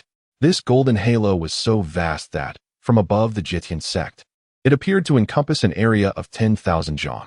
In contrast, Li Mu seemed as minuscule as a mayfly in relation to the expanse of the universe. Naturally, the sword domain was invisible to others. Only the demonic god, the Azure Bull, glanced upward and remarked, "Master has grown stronger again. I must hasten to graze. What I produce is milk. Oh, but I am a bull. No, I should focus on my cultivation to become as formidable as my master. Alas, even I lack such a capability. It is entirely the fault of that mischievous little fish, leading the old bull astray. If it were still here, the old bull would surely teach it a lesson." Subsequently, Li Mu summoned the sword array, the Extermination of Immortals Sword Array. At this moment, above the invincible sword domain, a phantasmal world emerged, centered around Li Mu. This ethereal realm resembled a red and black sword tomb. Within this sword tomb, sword energies crisscrossed the wild expanse. Sword intentions ravaged the heavens, and the path of the sword manifested ferocious beasts and malevolent spirits. Surrounding Li Mu, colossal statues materialized. These statues stood shoulder to shoulder with the heavens. However, they had yet to take on distinct forms. Is this the Extermination of Immortals Sword Array? Upon its emergence, it seemed to carve out a new space of existence. How immensely powerful! Li Mu felt a surge of satisfaction. Each of the 4 statues held a sword in a poised stance. Presumably, they were lacking for celestial swords. Only by acquiring these 4 swords would the Extermination of Immortals Sword Array achieve its completeness.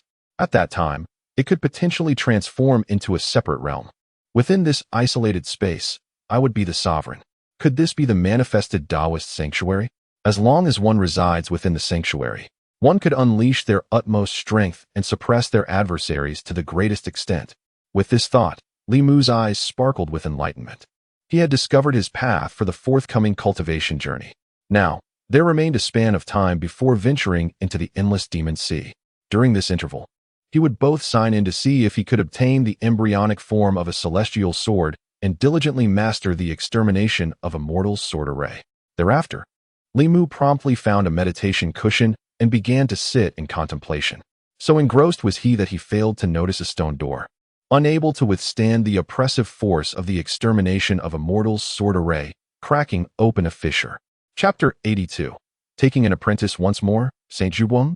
Why do I sense the presence of the sword formation's sacred path? In a dimly lit environment, a short, elderly man slowly opened his eyes. Around him, bubbles began to rise.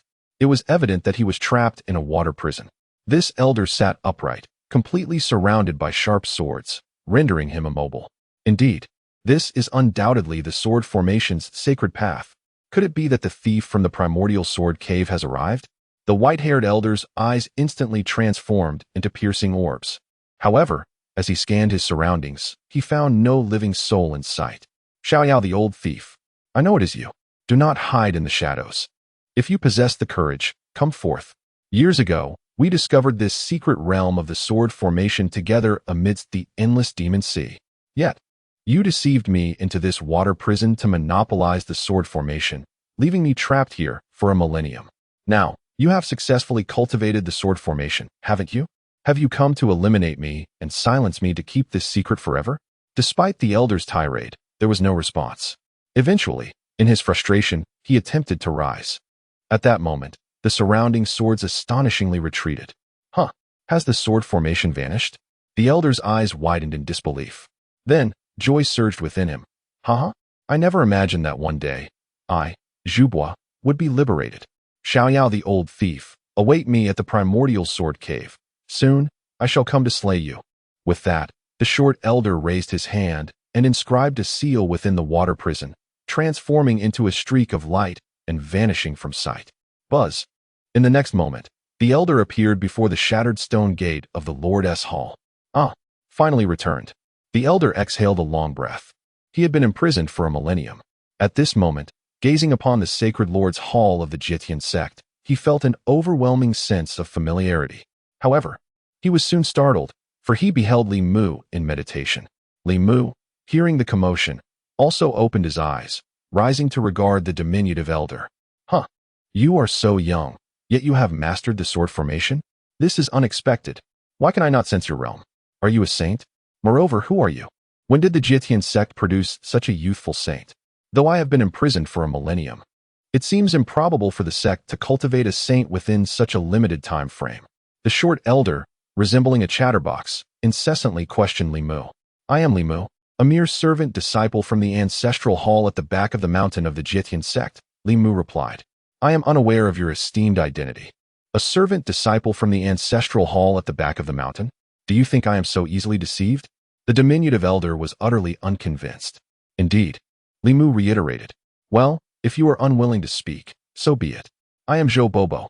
A millennium ago, I comprehended the sacred path, and now I stand at the first level of sagehood. The small elder boldly proclaimed his identity. Li Mu nodded. He could naturally discern the elder's cultivation level. However, the elder claimed to have attained sagehood 1,000 years prior, yet remained at the first level now. After a millennium, there had been no progress. This statement bore flaws. Subsequently, Li Mu produced a mirror and gazed into it with the elder. The diminutive elder continued, I am at the first level of sagehood. Yet, I cannot perceive your cultivation level. This indicates that your power must surpass mine, Zhou Bobo. Thus, I shall address you as senior. Moreover, it was precisely due to Senior Li Mu's sword array that I, Zhou Bobo, was liberated from my predicament. Consequently, I owe you a debt of gratitude for saving my life. Senior, how shall I repay you? Indeed, he is a person of integrity. This individual does not speak falsehoods. Li Mu murmured. Senior Li Mu? The small elder called out. Li Mu returned to his senses. There is no need for repayment. It was merely an unintentional act on the part of this junior. No, it is imperative that I repay you. The diminutive elder insisted. As you wish. Li Mu replied casually. Senior Li Mu, why do you always carry that mirror? Examining it repeatedly, the small elder seized it, then exclaimed in astonishment. Senior Li Mu, this mirror seems to be a treasure. Could it possibly be a sacred artifact? A celestial tool? Li Mu responded. The small elder was taken aback, then examined it closely. I cannot discern its nature, but it is indeed extraordinary. Truly, Senior Li Mu is remarkable. Here, take good care of this, Senior Li Mu. The diminutive elder returned the mirror to him. However, Senior Li Mu, is it not rather extravagant to use such a treasure as a mere mirror? It is not. I merely wish to ascertain your identity, Li Mu replied candidly. Senior Li Mu, you need not doubt my loyalty to the Celestial Severing Sect. I, Zhou Bobo, am unwaveringly devoted. The small elder declared with fervor. Even if I were trapped for a millennium, I would never contemplate betraying the Celestial Severing Sect. The small elder began yet again. Li Mu recognized it.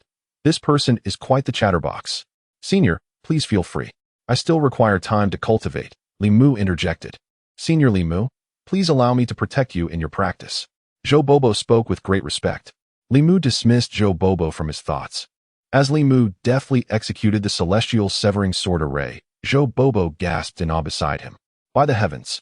I am utterly exhausted. You must be joking. It dazzles Zhou Bobo's eyes. Li Mu felt quite speechless. Senior, could you possibly remain calm? Senior Li Mu, you have finally emerged from seclusion. By the way, what is the name of this sword array? And might you teach me, Zhou Bobo? Indeed, in order to repay the life-saving grace of my esteemed senior, I, Zhou Bobo, would like to take you as my master.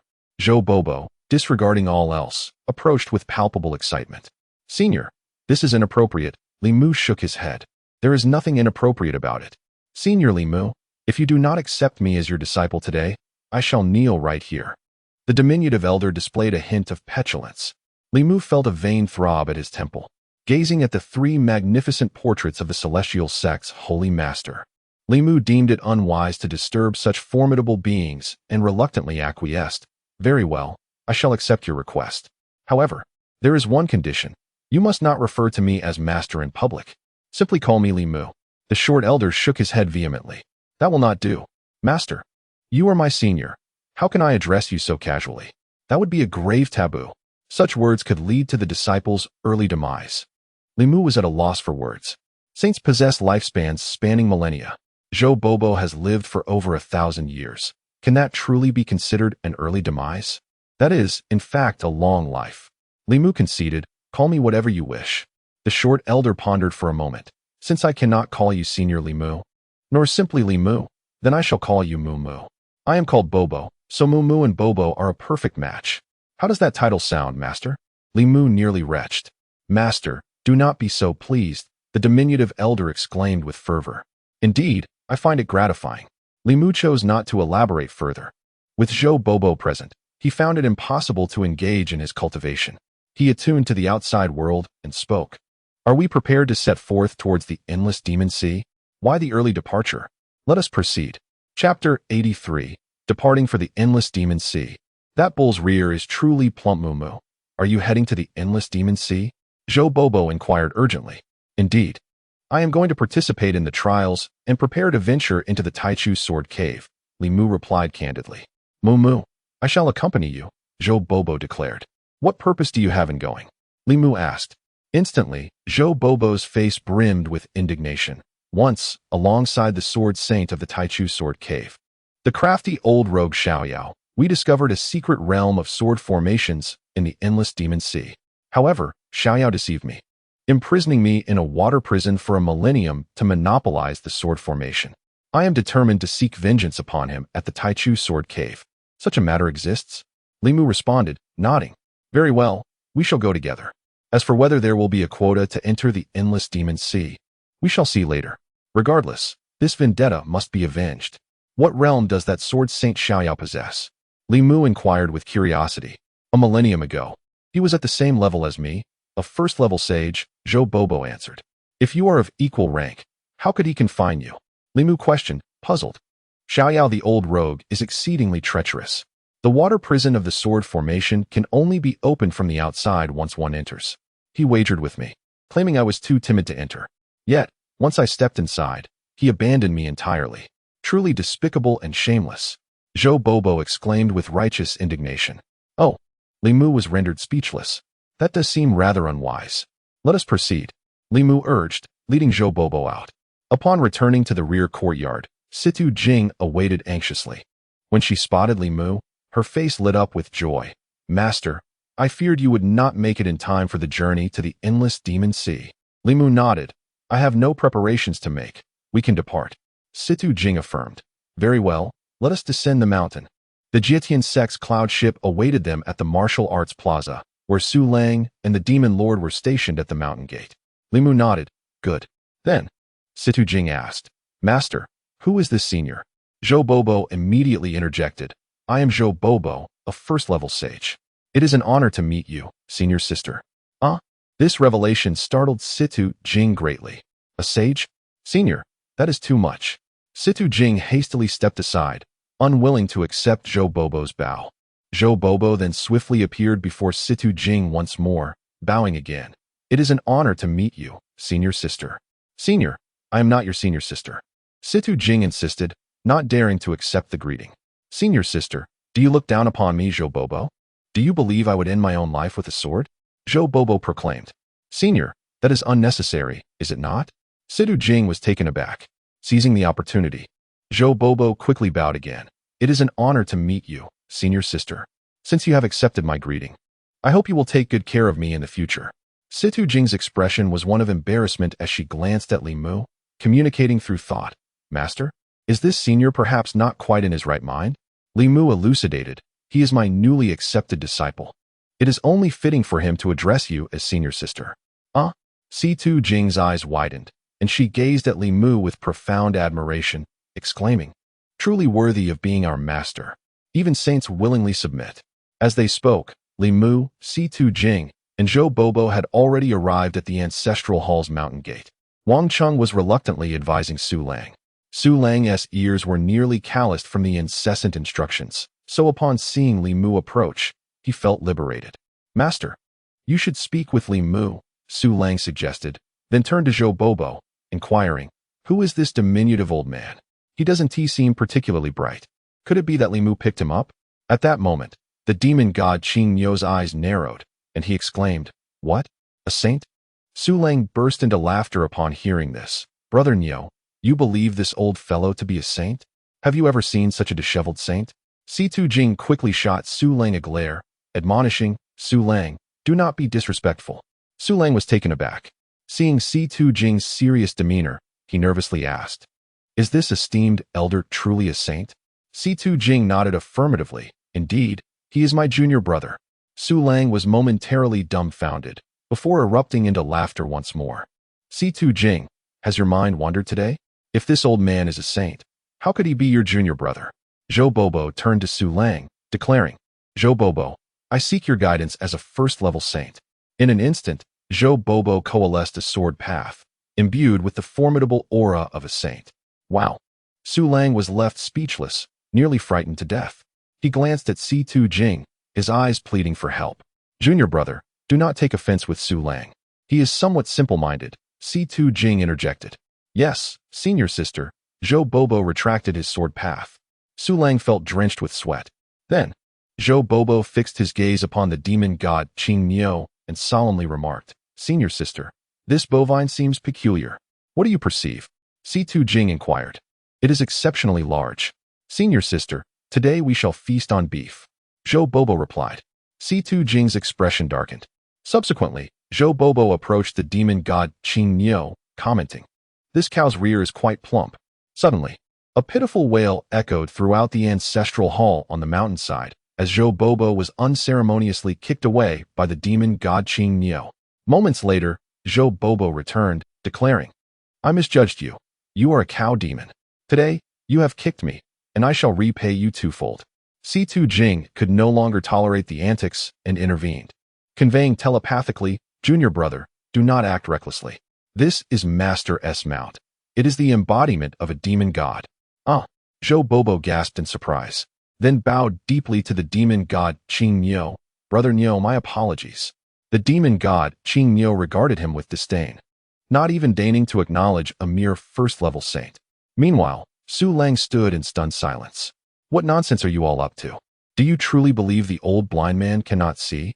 After you go out, take good care of Li Mu. Otherwise, the old blind man's sword intent will show no mercy, Wang Cheng admonished. Understood. Situ Jing and Su Lang nodded in agreement and departed. Li Mu began to converse with Wang Cheng for a while, leaving behind several traces of sword intent and a singular sword particle within Wang Cheng's being, sufficient for his self-protection. During their descent, Su Lang regained his composure and quietly remarked to Situ Jing, Situ Jing, I understand now. Situ Jing inquired, what do you comprehend? Su Lang confidently replied, I have discerned the reason for your pilgrimage to the ancestral shrine on the rear mountain. Your master resides there. Upon hearing this, Situ Jing swiftly glanced at Li Mu, apprehensive that their secret might have been unveiled. Su Lang chuckled, am I not correct? In truth, your master is within the hall of the sovereign. The venerable Zhou Bobo emerged from the hall of the sovereign and has been dispatched by your master to safeguard you. Am I right? C2 Jing raised her thumb to Su Lang, contemplating, perhaps I have overestimated this fool. Subsequently, Su Lang approached the divine bull, Brother Niu. Who exactly are you? How could you have sent the sword saint flying with a mere kick? Might you impart such techniques to me? The divine bull responded curtly, scram. Su Lang nodded eagerly. Yes, Brother Niu. Next, he sought out Zhou Bobo. Respected sword saint, I apologize for my earlier rudeness. Please do not hold it against me. Zhou Bobo shook his head. No offense taken. Su Lang continued. Your sword strike earlier was akin to a celestial being guiding the way. Zhou Bobo, feeling somewhat pleased, replied. Indeed. Su Lang pressed on. Might you share your wisdom with me? Zhou Bobo shook his head. That is not possible. Su Lang persisted. Why not? Zhou Bobo answered. You are too weak. Undeterred, Su Lang asserted, C2 Jing and I are of the same generation. If you address her as senior sister, should you not also call me senior brother? Zhou Bobo contemplated for a moment. That is true. Su Lang then commanded, now, as your senior brother, I order you to impart your sword technique to me. Zhou Bobo shook his head. I cannot comply. Su Lang, with a serious tone, remarked, Zhou Bobo, you show a lack of respect for your senior brother. Zhou Bobo chuckled and reassured Su Lang, senior brother, it is simply that I forgot. At this, Su Lang was entirely exasperated. What shall we do then? Zhou Bobo replied, you must wait until I remember. Senior brother, how can I help you remember? Su Lang inquired further. I do not know. Perhaps I need to be in a good mood, Zhou Bobo answered. Su Lang pressed on. What would put you in a good mood? Zhou Bobo replied, I require good food and drink. Li Mu and C2 Jing exchanged glances, bemused by the sheer folly of these two, who seemed to have found common ground in their conversation. Chapter 84. The Ice Silkworm Valley, Starry Sword Sect. I, Zhou Bobo, am a first-level sage. Master Lu Lingshan of the Jietian sect pays her respects to the elder. In the martial arts plaza, Lu Lingshan bows to Zhou Bobo. To Lu Lingshan, Zhou Bobo's emergence from seclusion is undoubtedly the work of Lu Tianqing, a descendant of the Lu family. How can one so young preside over the Jietian sect? Has the Jietian sect truly fallen so low? Zhou Bobo's expression reflects his confusion. Li Mu is so formidable, actually guarding the ancestral shrine on the back mountain. Meanwhile, Lu Lingshan, merely at the divine concealment realm, assumes the role of the sect leader. This seems profoundly unfair to Li Mu, which stirs Zhou Bobo's ire. Junior brother, this is your master's wife. C2 Jing hastily communicates through thought. Master's wife? I have no such figure. I only have my master, Zhou Bobo replies. Junior brother, Lu Lingshan is your master's fiancée. C2 Jing explains with a hint of exasperation. Oh, Zhou Bobo finally comprehends. Elder Zhou, indeed, Lu Lingshan is youthful and may have her shortcomings.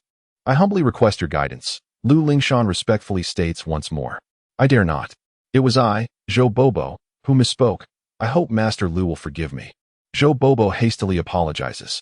Elder Zhou, did you not just remark on my youth? That was not erroneous. Lu Lingshan looks perplexed. Impossible.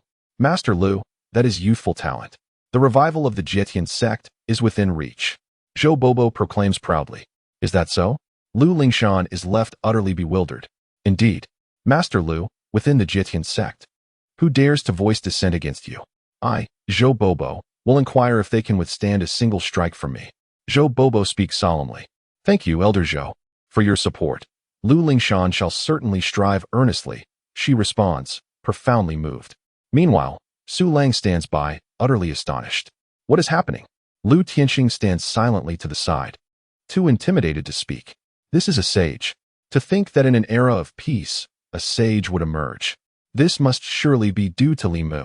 Concerned that he might not intervene, he has summoned a sage from seclusion to look after Lu Lingshan.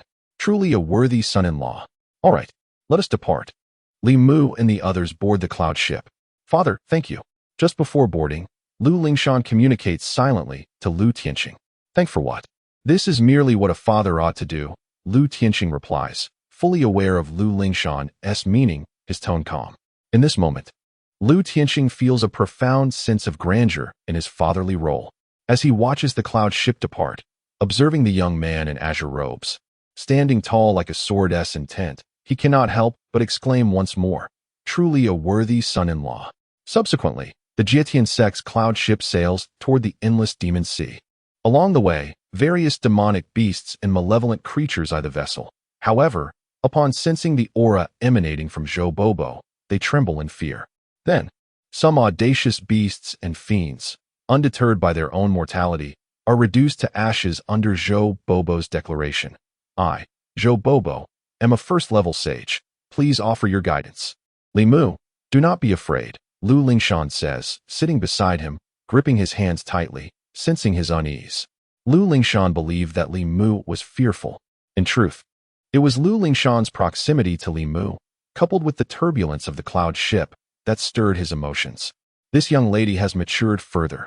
However, with the presence of Situ Jing, Su Lang, Zhou Bobo, and the formidable beings like the demon god Qing Niu and the golden crocodile, Li Mu could only endure.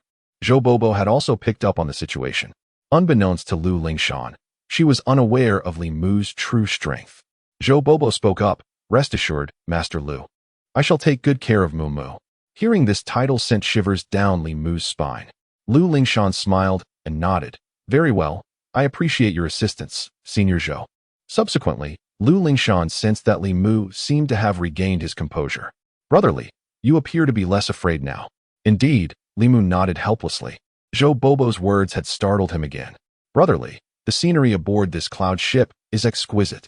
Indeed, Li Mu agreed. "Once we procure the clam pearl from the endless demon sea and you regain your strength, we shall traverse the seas together," Lu Lingshan expressed with admiration. "Agreed." Li Mu nodded. Nearby, the golden crocodile was teary-eyed. "Brother, we must travel the seas together in the future. I can be with you again." The demon god Qing Niu retorted, "Oh, control yourself, you're bumping into me." The golden crocodile continued, "Apologies, I couldn't help it." The demon god Qing Niu kicked the golden crocodile away. On the cloud ship, refrained from such antics. Days passed, and the cloud ship of the Jietian sect landed atop a massive boulder by the shore. Before them lay an endless expanse of azure sea. However, this azure sea was anything but tranquil. From time to time, colossal sea demons, measuring 10 to 100 feet, would emerge from the depths, glaring fiercely at the group on the shore. At this moment, many young prodigies from various factions had arrived. Other holy places in Central Continent, such as the Fengshan Mansion and Taichu Mountain, were also present. Lu Lingshan exchanged pleasantries with these sect leaders. "Master Lu, Master Jiang, Master Qin." Yet, the attendees from Central Continent merely offered polite greetings before retreating to their respective factions. There was little choice. Jiang Yutong and others were still somewhat wary of the demon god Qing Niu, who commanded the sword intent. Additionally, some younger prodigies were incensed by Li Mu's participation in the trials of the endless demon sea, as they did not wish to be associated with him. They feared being looked down upon by their peers from other continents, lest it be thought that they were of the same ilk as Li Mu. "Brotherly, pay them no heed," Lu Lingshan comforted, linking her arm with his. "I won't." Li Mu remained unfazed, his gaze fixed upon the endless demon sea. At this moment, he had activated the endless sword domain, beginning to probe the conditions of the endless demon sea. However, even with the vast reach of his endless sword domain, the area he could survey of the endless demon sea was but a minuscule portion. However, this is a rather narrow scope, and several formidable sea demons at the celestial realm have already been discovered. Moreover, the true form of these sea demons is immensely colossal, reaching a staggering 100 zhang in size. This is no trivial matter. Yet, the participants in this trial are all youthful juniors. How many of them can truly unleash their celestial realm prowess? This time, the trial in the endless demon sea is destined to be extraordinary. Of course, Li Mu will not meddle unnecessarily. His sole duty is to protect Lu Lingshan and the others. "What are you doing?" "This is the territory of my Xinghua sword sect. Begone. I Silkworm Valley arrived here first. Do you have any sense of reason?" "Reason? Shall we inquire about the swords we hold?" At that moment, a cacophony of voices erupted not far away, instantly drawing many gazes towards the commotion. A group clad in white and blue robes, each bearing long swords, was seen driving away several women. "Isn't the Xinghua sword sect being rather overbearing?" "Shoo, keep your voice down if you wish to avoid trouble." "What's wrong? This shore is vast. Why should the Xinghua sword sect claim dominion over others as soon as they arrive?" Though such sentiments were expressed, It was well known that the Xinghua sword sect from the Beilu sword state had always maintained relations with the Taichu sword cave, despite all being sacred lands. The strength of the Xinghua sword sect undeniably ranks among the top 3 within the 10 major states under the Taichu sword cave. Moreover, the reason for the Xinghua sword sect's domineering actions lies in the presence of several esteemed elders from their sect within the Taichu sword cave, which grants them considerable confidence. Hence, in the Beilu sword state, the Xinghua sword sect stands unrivaled, unlike the other major states where various sacred lands vie against each other. This area belongs to the Beilu sword state. Shouldn't the Xinghua sword sect act with courtesy?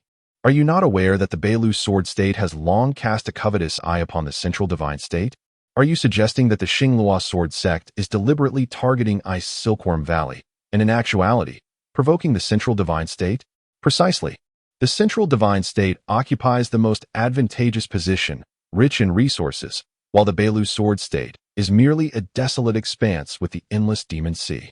However, the strength of the central divine state has greatly diminished compared to the Beilu sword state, leading to widespread dissatisfaction among the major factions there. The Xinghua sword sect has long aspired to supplant them and seize control of the central divine state, but the Taichu sword cave has consistently withheld consent. Why haven't they consented? That remains unclear. However, it would be prudent for us to refrain from involving ourselves in this matter, lest we attract unnecessary trouble. After all, Ice Silkworm Valley hails from the central divine state and is merely an ancient family force. It is likely that other factions from the central divine state will also hesitate to intervene. Ice Silkworm Valley is sure to face dire consequences this time. Chapter 85. Transformation of the Dragon. The Ice Silkworm Seed of 10,000 Years Master. Let us depart. A young girl, appearing to be around 7 or 8 years old, spoke with a face full of trepidation. Clad in a delicate pink robe and sporting 2 bun-shaped hairdos, she had a string of tiny bells adorning her hands. At that moment, she cradled a large white silkworm in her arms, while gently tugging at the hem of a middle-aged woman-esque garment. The girl's chubby cheeks were marked by palpable fear. "Ah, fear not, Long Long. We shall simply step aside." The middle-aged woman, filled with concern, tenderly stroked the girl's hair. Her voice tinged with resignation. "Earlier, when I urged you to leave, you did not seize the opportunity. Now, do you think this young master will allow your departure?" An arrogant voice echoed from the Xinghua sword sect as its members surrounded the Ice Silkworm Valley. The middle-aged woman turned to a young man among them and asked solemnly, "What does your Xinghua sword sect desire?" The young man cast a glance at the white silkworm in the girl's grasp and stated, "We wish to keep this Ice Silkworm." Instantly, the middle-aged woman's expression shifted, while the 7 or 8-year-old girl gasped in fright. Retreating behind the woman and clutching the silkworm tightly, the white silkworm sensed the tension, writhing restlessly in her embrace. "Do not worry, Dabai, Long Long will protect you," the chubby little girl whispered, her own fear evident, but she still sought to reassure the silkworm. "You wish to claim the Ice Silkworm? My Tianqin Valley will deliver it to you in due time," the middle-aged woman said with resignation. "That is unacceptable. I want this one." The young man from the Xinghua sword sect insisted resolutely. "Absolutely not," the middle-aged woman retorted defiantly, refusing a toast only to be forced to drink a penalty. "If you do not comply, I shall take it myself," the young man declared, drawing a long sword from his back. The blade shimmered like azure waves, radiating a powerful sword intent as he brandished it. What? A sword master of such youth? At that moment, the assembled cultivators were left in utter shock. A younger disciple exclaimed, "That person is Gu Bin, the newly appointed sword master of the Xinghua sword sect." What is a sword master? It is a term akin to that of a holy son or daughter of a sacred place. Indeed, however, the requirements to become a sword master of the Xinghua sword sect are exceedingly stringent. One must break through to the heavenly human realm within a century and comprehend sword intent. Upon hearing such conditions, many younger prodigies felt an overwhelming pressure. They too hailed from various continents as talented individuals. Yet, compared to Gu Bin of the Xinghua sword sect, they were significantly outmatched. Gu Bin had reached the heavenly human realm and grasped sword intent, surpassing even their own masters in prowess. No wonder Gu Bin dared to be so brazen. He possessed the means. Naturally, the sect leader of Ice Silkworm Valley, Long Gu, was merely at the 9th level of nirvana, creating a vast chasm between her and Gu Bin. At this rate, It seemed that Long Gu would not withstand many rounds. Upon learning of Gu Bin's formidable prowess, no cultivator held any faith in the Ice Silkworm Valley's leader. Just then, a piercing scream echoed through the air, followed by the sight of the leader of Ice Silkworm Valley being violently hurled backward, crashing heavily against a massive boulder. Master! Several disciples of Ice Silkworm Valley rushed forward to assist Long Gu. Whoa, Master, what has happened to you? How badly are you injured? Will you survive? The chubby little girl among them was so frightened that she burst into tears. Long, I am fine, the leader of Ice Silkworm Valley reassured her, hastily commanding. You must quickly take Long and leave. We can forego participating in the endless demon sea training. But the Ice Silkworm must never fall into the hands of the Xing Luo Sword sect.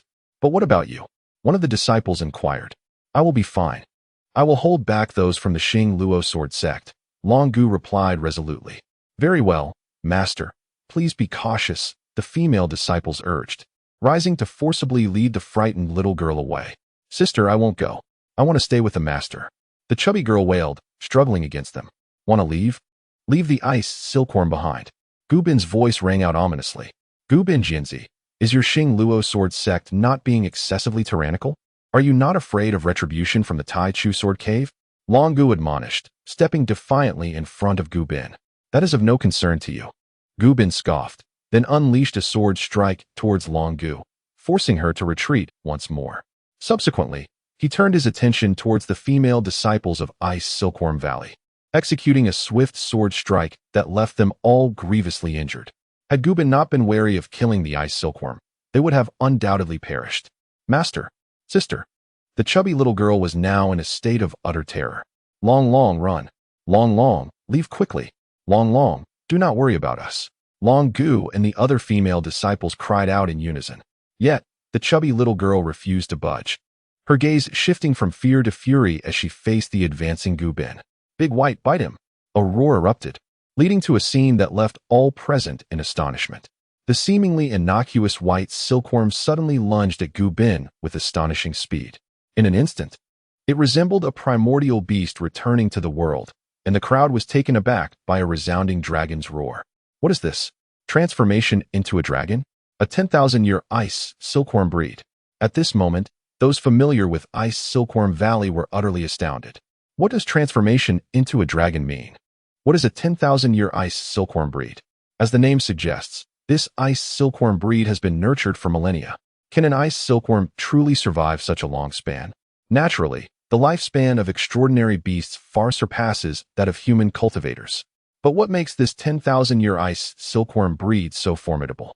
Typically, the Ice Silkworms of Ice Silkworm Valley are of the 100-year breed, with only a few reaching the 1,000-year mark.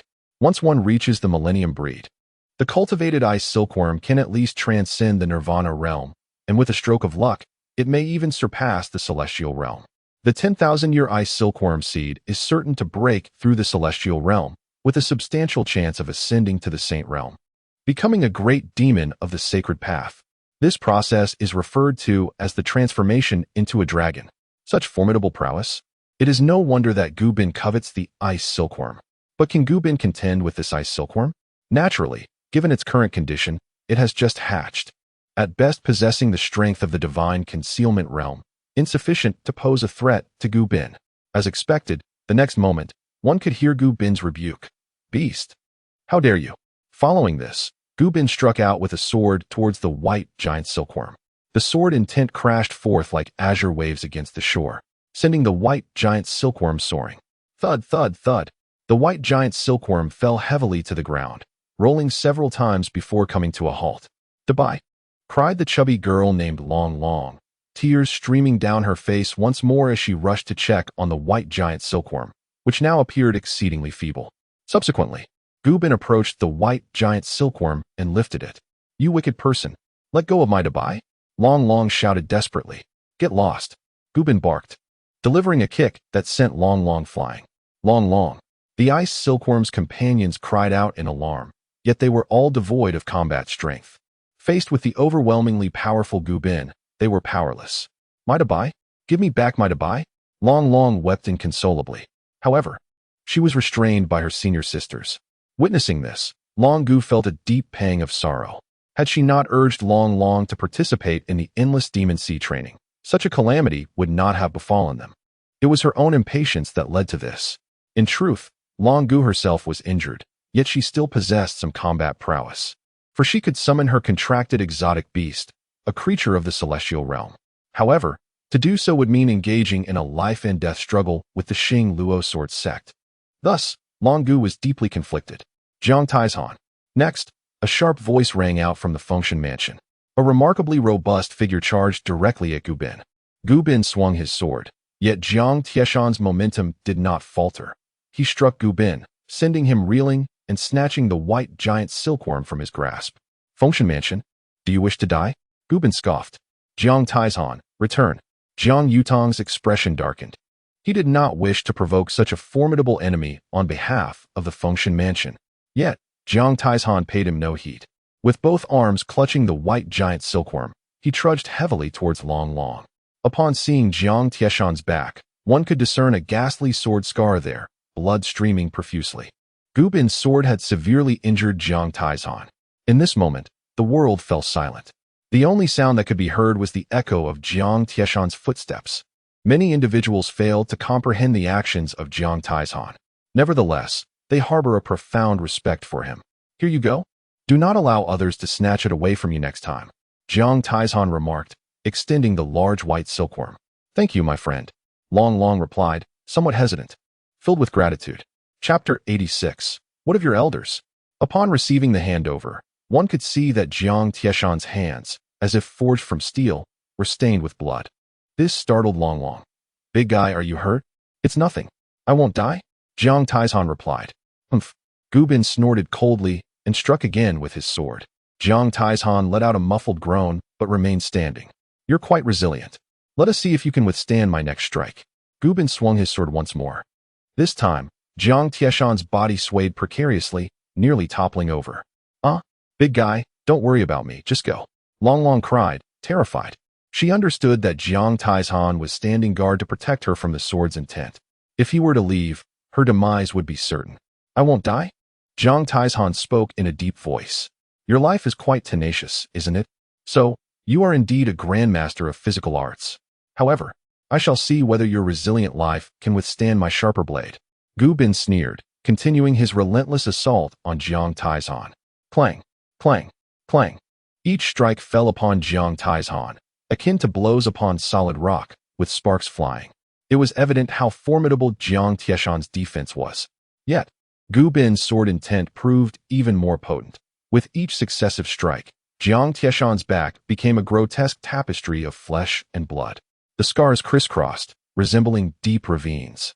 A sight both alarming and terrifying. Big guy, you needn't shield me any longer.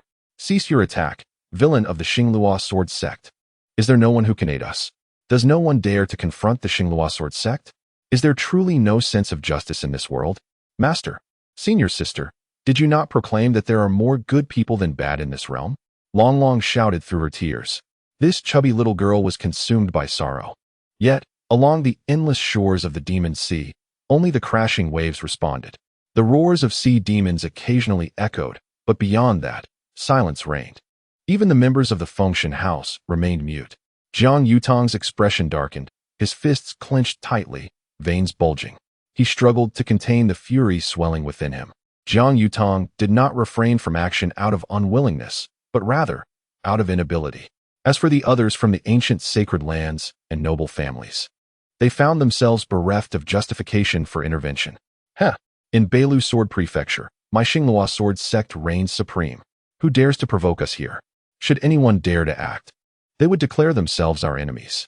Gu Bin spoke with disdain. Then, his gaze shifted towards the central divine continent. You too hail from the central divine continent. Will you take action? Do you possess the courage? You only dare to express your outrage. A bunch of cowards. Gu Bin spoke. Yet none of the powerful factions from central Shenzhou responded. This silence only fueled Gu Bin's arrogance. Haha. Central Shenzhou is no longer what it used to be. Once this trial concludes, my Xingluo sword sect will certainly petition for a change in the dynamics of the 10 great states. You, the holy factions of central Shenzhou, have grown complacent for far too long. You can no longer keep pace with the times. What right do you have to occupy the prime locations and enjoy the finest resources? You ought to be eliminated. Now is the era of sword cultivators. It is the era of my Xinghua sword sect.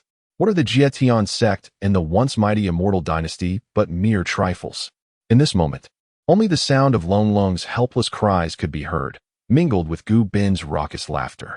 Countless cultivators felt a profound sorrow. In this era, lacking strength is a cardinal sin. Such arrogance is intolerable. Lu Lingshan and Situ Jing were seething with rage. They had been suppressing their anger. Otherwise, they would have acted long ago. They were also concerned that their actions might forge a formidable enemy for the Jietian sect. Then, Lu Lingshan and Situ Jing simultaneously turned to Li Mu. Brother Li Mu, shall we intervene? Master, may we take action? Li Mu shook his head. Lu Lingshan and Situ Jing's eyes dimmed. They were unwilling, yet they understood that Li Mu's choice was the right one. However, Li Mu added, let Zhou Bobo take action. Instantly, Lu Lingshan and Situ Jing's eyes widened in surprise.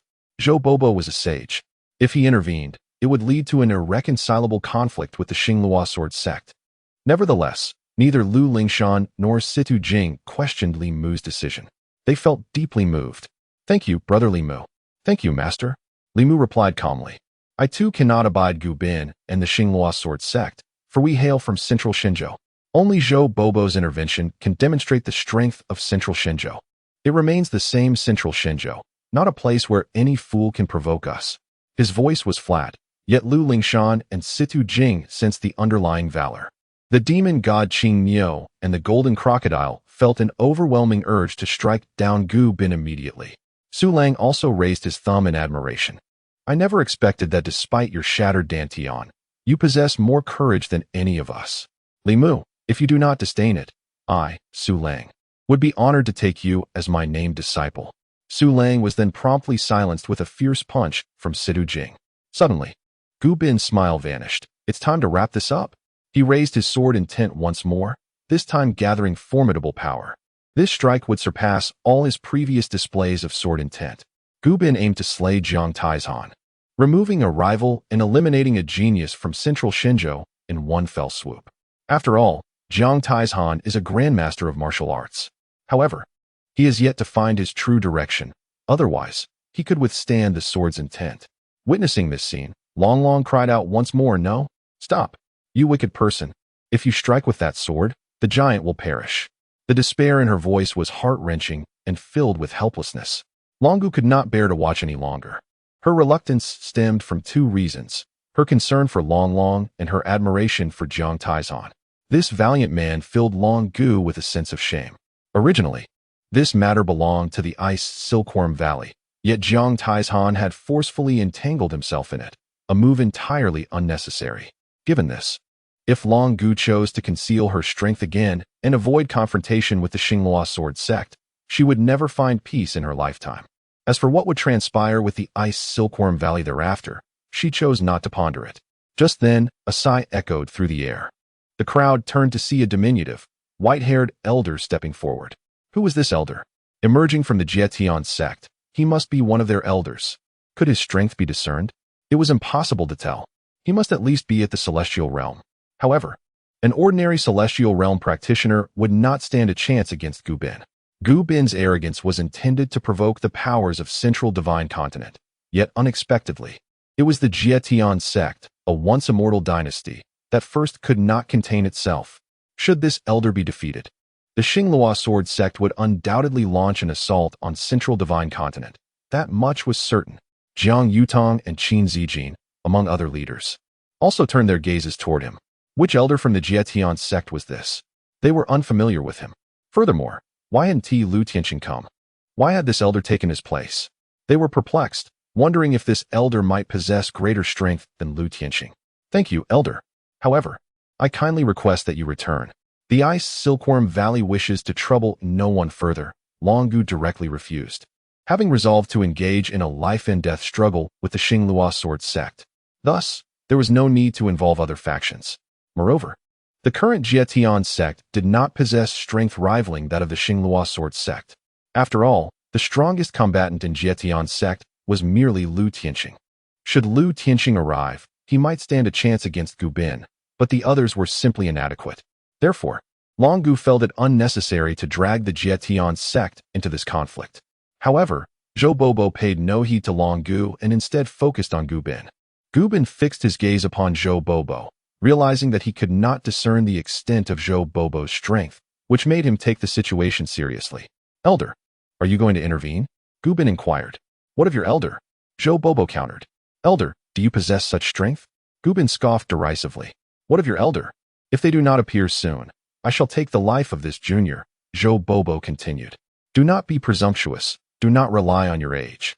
I shall engage you, Gu Bin retorted with a cold snort, preparing to make his move. Who dares to be so arrogant? Who challenges the Xinglua sword sect? At that moment, a voice echoed from a distance. Chapter 87. A lesson in humanity. Upon hearing the words, Gu Bin ceased his actions. After a brief moment, he noticed a group approaching. Observing this procession, individuals from various prominent regions instinctively stepped aside, for the aura they exuded was overwhelmingly formidable. It was none other than Gu Quan, the leader of the Xinglua sword sect. Yet, why was Gu Quan standing to the side, seemingly showing utmost respect to several elderly figures? One could discern from their attire that they hailed from the Taichu sword cave.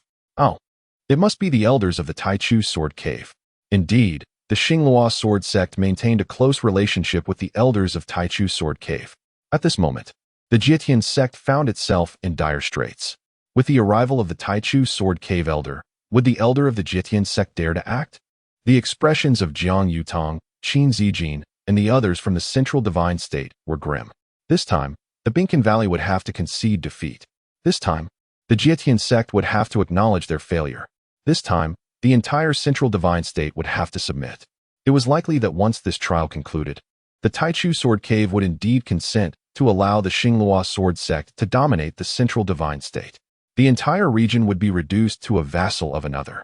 Contemplating this, the various holy lands, ancient nations, and venerable clans of the central divine state wore expressions of discontent. However, there was nothing anyone could alter. Meanwhile, Long Gu, the leader of the Binkan Valley, was no exception. Her regal visage was marred by profound sorrow. Initially, Long Gu had intended to summon a celestial beast to contend with the Xinglua sword sect to the bitter end. However, at that moment, upon the appearance of the leader of the Xinglua sword sect alongside the elder of the Taichu sword cave, Long Gu was overtaken by despair. The Xinglua sword sect was a holy land. Perhaps they could hold their own. Yet, in the face of the Taichu sword cave, which was a true celestial dynasty, they were but a mere speck. This was a behemoth that loomed over the 10 great states.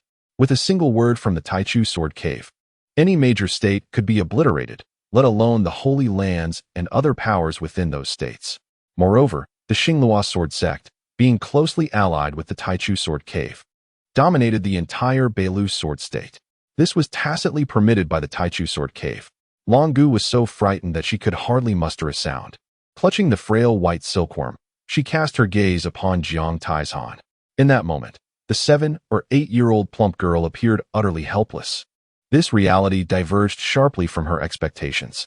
At this juncture, Jiang Taizhan could no longer bear the strain and knelt, one knee on the ground. His injuries were severe, rendering him incapable of rising. It was clear that in such a state, he would be unable to participate in the forthcoming trials. Yet, this iron-willed man maintained a resolute expression, showing no sign of retreat. This was his principle. Conversely, Gu Bin let out a cold sneer. Turning to Zhou Bobo, he provocatively declared, "Old man, weren't you quite arrogant? The leader of the Xinglua sword sect has arrived. What do you have to say?" Zhou Bobo nodded and addressed Gu Quan, "Step forward." Gu Bin scoffed, "Ignorant fool." He, as a swordsman, was a grandmaster of sword intent at the celestial level. However, in the face of Gu Quan, Gu Bin found himself utterly devoid of any chance of victory. Gu Quan was but a step away from mastering the sword path, poised to attain the pinnacle of swordsmanship. He had reached the 5th level of the celestial realm.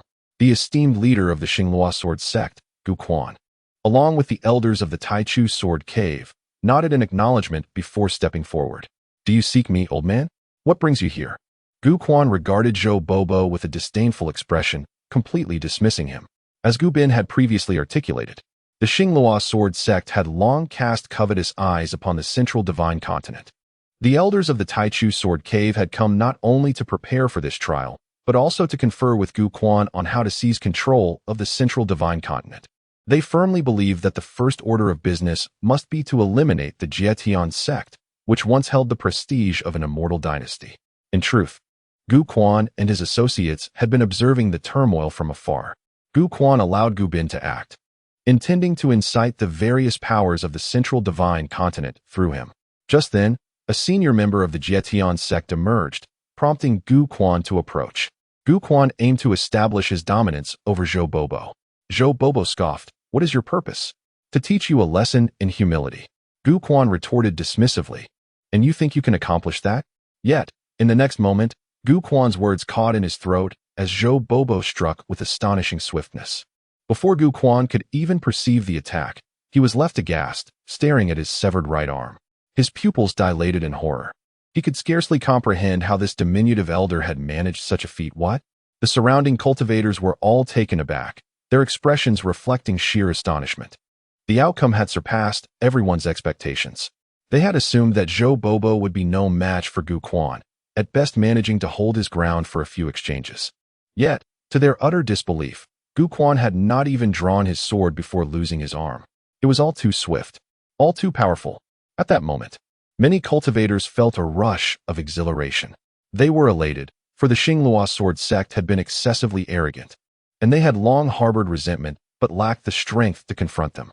Now, with Zhou Bobo's decisive blow severing Gu Quan's arm, it felt as though their pent-up frustrations had found release. It was utterly delightful, especially for the members of the Ice Silkworm Valley. The female disciples gazed upon Zhou Bobo as if he were a deity descended from the heavens. He was indeed their savior.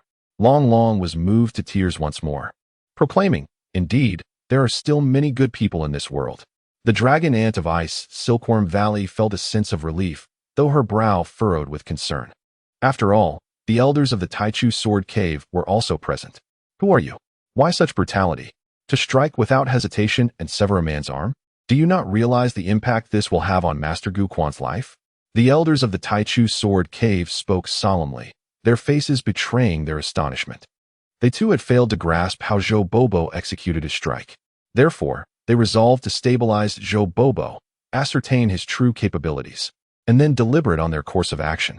"Return the arm to me," Gu Quan commanded darkly, employing his cultivation technique to staunch the flow of blood as he directed his gaze at Zhou Bobo. Although Gu Quan's arm could regenerate, it would undoubtedly lack the quality of the original. This was Gu Quan's right arm, a vital extension of his very essence, akin to his sword. Should he need to regrow it, he could only fathom the time it would take to regain his former skill. "Do you hear me? Return the arm to the esteemed Gu Quan. Should you, esteemed elder, refuse my entreaty, you will find yourself at odds with the Taichu Sword Cave." Seeing Zhou Bobo remain unmoved, several elders from the Taichu Sword Cave reiterated their demand with solemnity. The surrounding cultivators were engulfed in fury and a sense of helplessness. Previously, when the Xinglua Sword sect had dealt with the Ice Silkworm Valley, the Taichu Sword Cave had not intervened. Yet now, with Gu Quan's arm severed, they chose to defend him.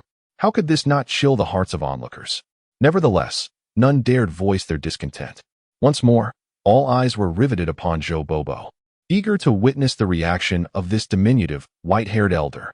Very well, Zhou Bobo acquiesced with a nod.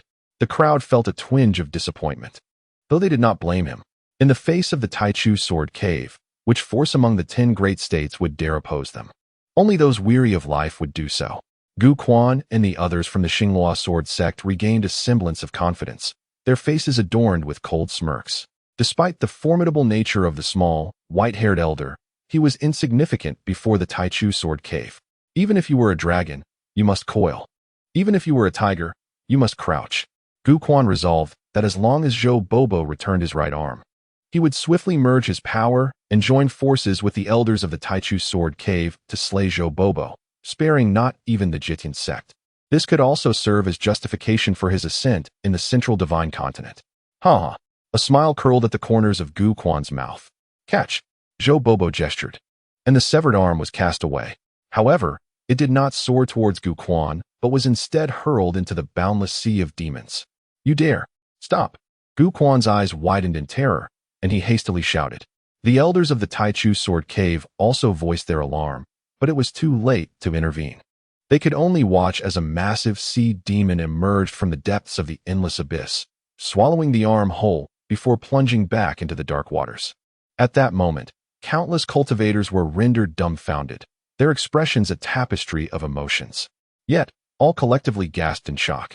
Zhou Bobo had not yielded to the Taichu sword cave, but had instead chosen a more extreme path of provocation. This act not only positioned him against the Xinghua sword sect, but also tore the facade of cooperation with the Taichu sword cave to shreds. The situation was spiraling into an unimaginable direction. Terrifying. Many factions involuntarily retreated, overwhelmed by the audacity of the unfolding events. Impudent. You are provoking the Taichu sword cave.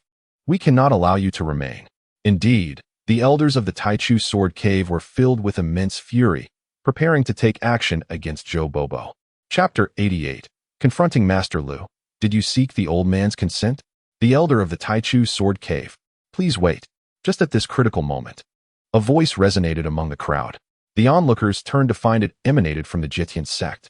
The speaker was none other than Lu Lingshan. Who are you to dare obstruct the affairs of the Taichu sword cave? An elder from the Taichu sword cave spoke in a deep voice, his gaze sharp as a blade. I do not dare. Lu Lingshan replied, shaking her head. I am Lu Lingshan, the current leader of the Jitian sect. Huh? The Jitian sect? Once again, the Jitian sect. Your elder brazenly injured Master Gu Quan in public, and now, as the leader, you attempt to impede our actions. Is your sect rebelling? The Taichu sword cave elder scolded angrily. Elder, I cannot accept such baseless accusations, Lu Lingshan stated with unwavering composure. Is there anything your Jitian sect dares not do? The elder pressed aggressively. Elder, before you take action against my senior, Zhou, should you not first ascertain the truth? What indeed sparked this incident? Why did my senior Zhou take action against Master Gu Quan? Shouldn't we investigate thoroughly rather than approach with such an overbearing attitude? Shouting for blood? Lu Lingshan countered resolutely. Hiss! What a formidable presence. The surrounding cultivators gazed at Lu Lingshan with newfound respect. At her age, she dared to confront an elder of the Taichu sword cave. Such courage alone was commendable. Initially, they had underestimated her, thinking her merely a figurehead of the Jitian sect.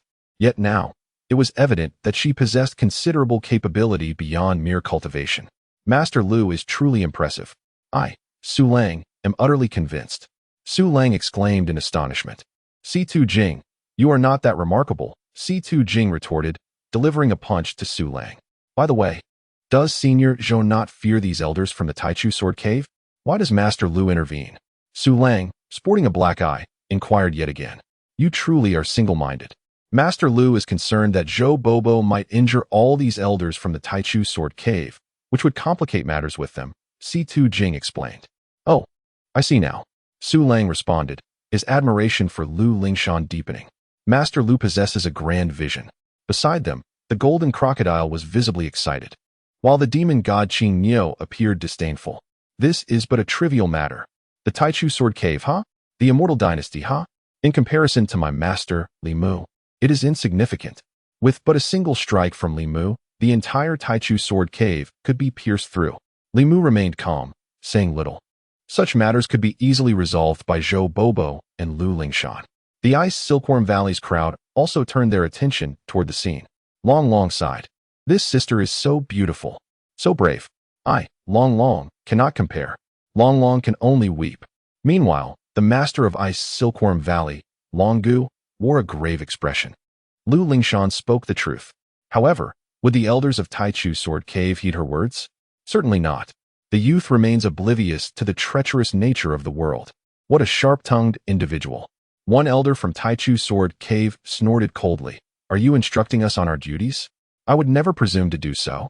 Lu Lingshan's fervent words may have been a tad unpalatable, yet oftentimes, unwelcome truths bear the most weight.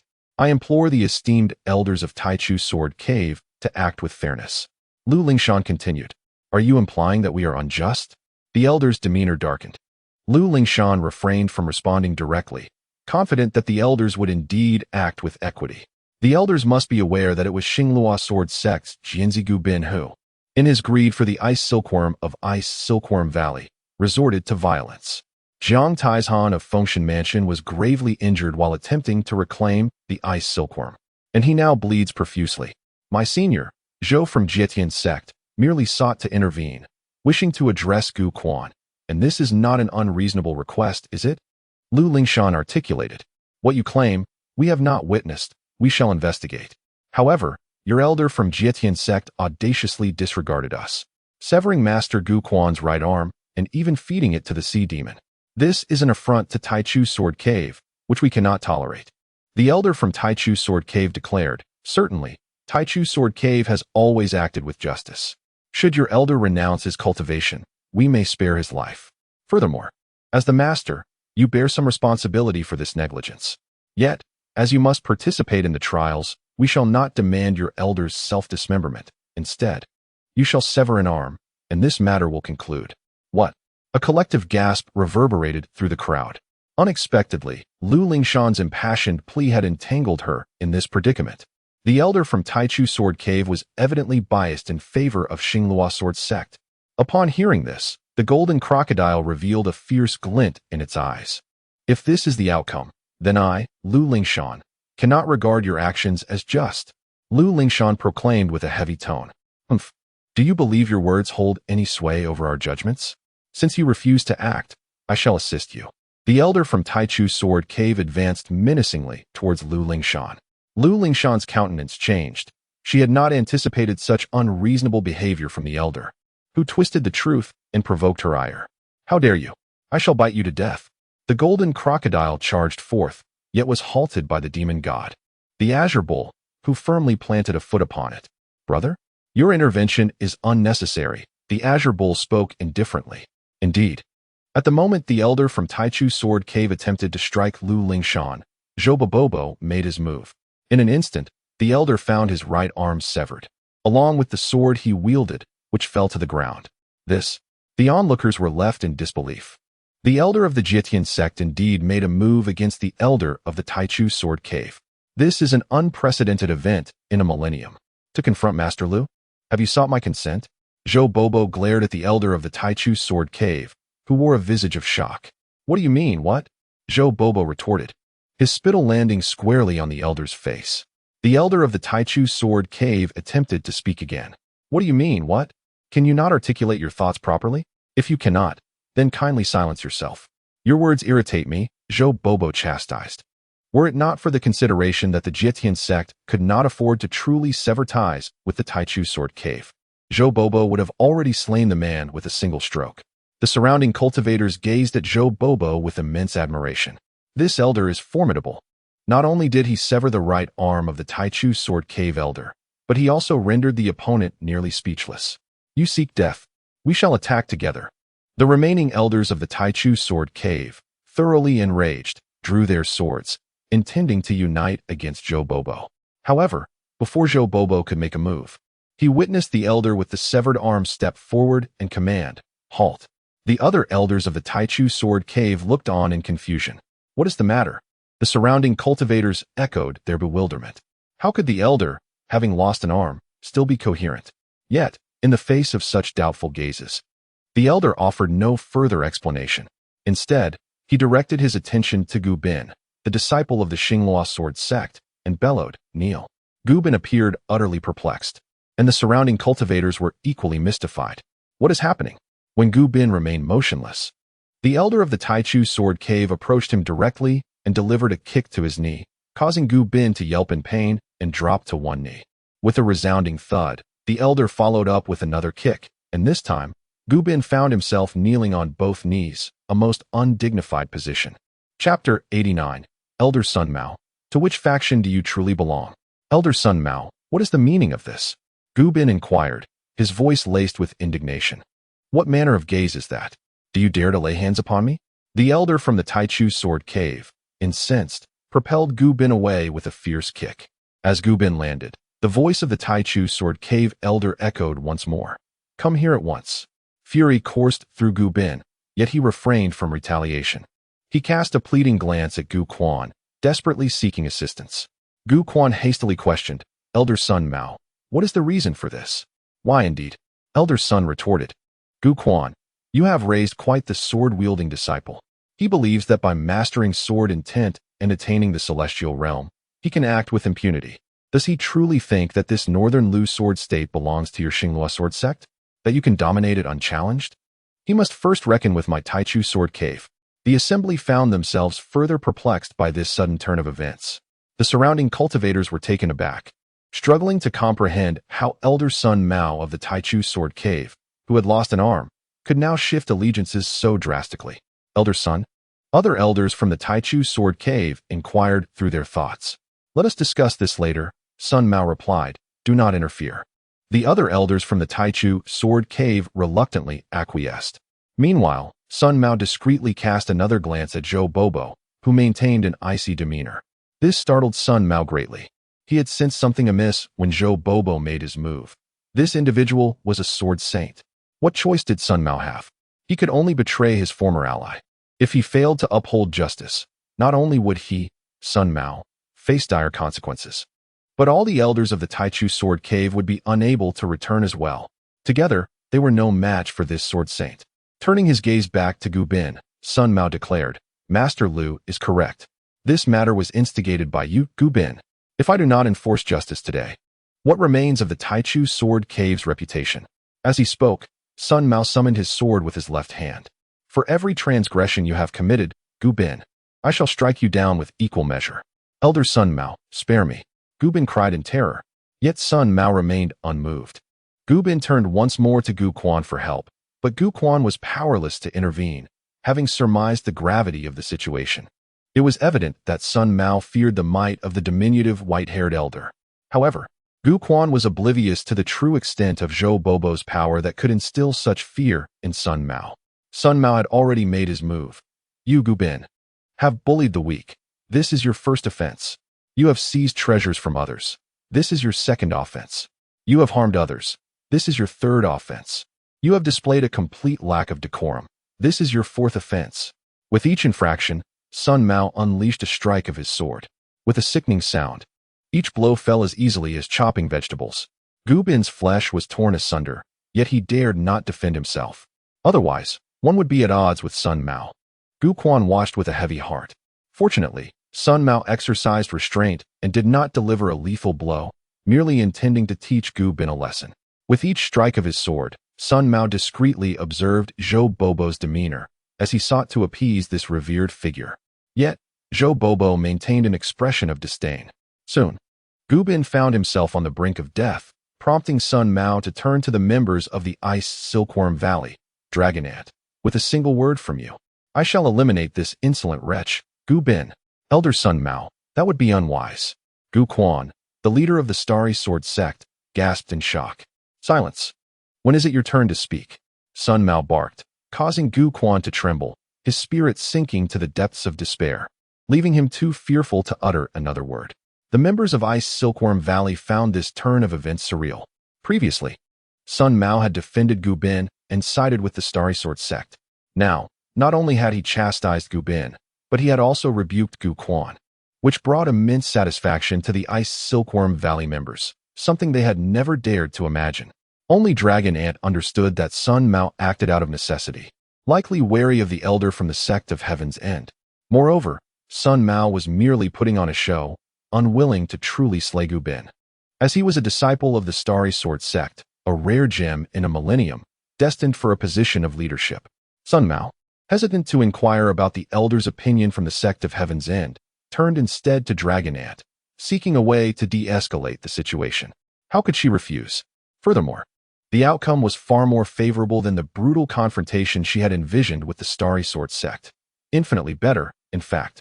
It was easy to foresee that the Starry Sword sect would no longer dare to impose upon Ice Silkworm Valley. Dragon Ant nodded.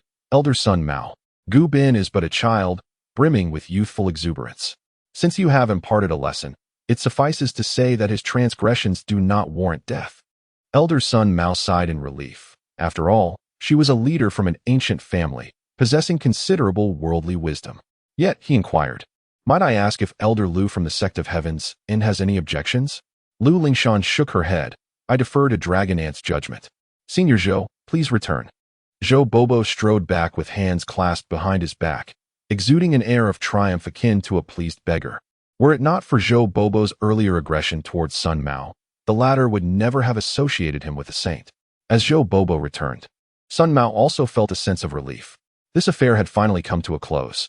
I express my gratitude to Elder Lu and Dragon Ant for your understanding. After all, we all belong to the primordial sword cave, and minor skirmishes are inevitable. However, it is best to avoid open conflict, as harmony breeds prosperity.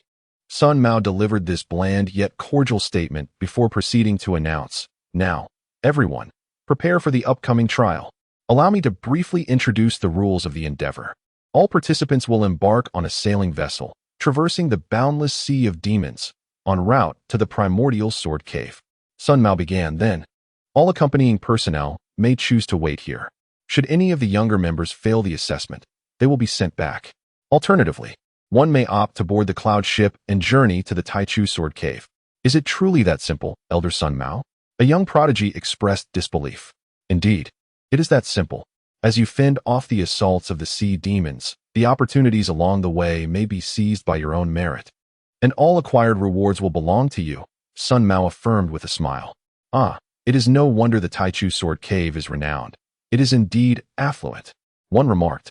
Previously, when we participated in secret realms, we were required to surrender any treasures obtained. Many prodigies are eager to act. However, another prodigy scoffed. If treasures can be easily obtained, they are surely claimed by the Taichu Sword Cave. What remains is either of little value or exceedingly difficult to acquire. You must possess both the strength and the fortune to succeed. Upon hearing such words, Sun Mao was not perturbed. Rather, he expressed admiration. Of course, you have witnessed the terror of the sea demons. Should your vessel be sunk, you will become fodder for the demons, and no elder will intervene to save you. Thus, if anyone wishes to withdraw, it is best not to board the ship. Otherwise, there will be no retreat. Elder Sun Mao, does reaching the Taichu Sword Cave mean we can cultivate there? A young prodigy inquired further. Not quite. Upon arrival at the Taichu Sword Cave, your performance will be evaluated based on the number of sea demons you have slain in your respective realms. The number of individuals permitted to remain will be subject to re-evaluation, and it is certain that some will be eliminated, Sun Mao responded. Such strict criteria? This caused some prodigies to reconsider their participation. The journey was fraught with peril, and entry into the Taichu Sword Cave was not guaranteed. Very well, prepare to set sail. There are distinctions in the size and quality of the vessels, and you must compete based on your abilities. I advise you to form teams of at least 6 before entering the endless demon sea. Otherwise, it may prove exceedingly difficult to reach the Taichu Sword Cave. Sun Mao concluded with a final reminder. Chapter 90. Team Formation. The average distribution is indeed unfair. As soon as Sun Mao's words fell, disciples from the Taichu Sword Cave lowered several sailing vessels into the water. These wooden ships measured approximately 10 zhang in length, 2 zhang in width, and over 1 zhang in height. Roar! The commotion immediately attracted the attention of the sea demons. This is perilous. The moment the ships were launched, they were threatened with destruction by the sea demons. Is it not akin to courting death to board them? How could the trials of the Taichu Sword Cave be so daunting? This revelation startled many young prodigies participating in the trials, their expressions shifting dramatically. They did not believe that these wooden vessels could withstand the fearsome assault of the sea demons.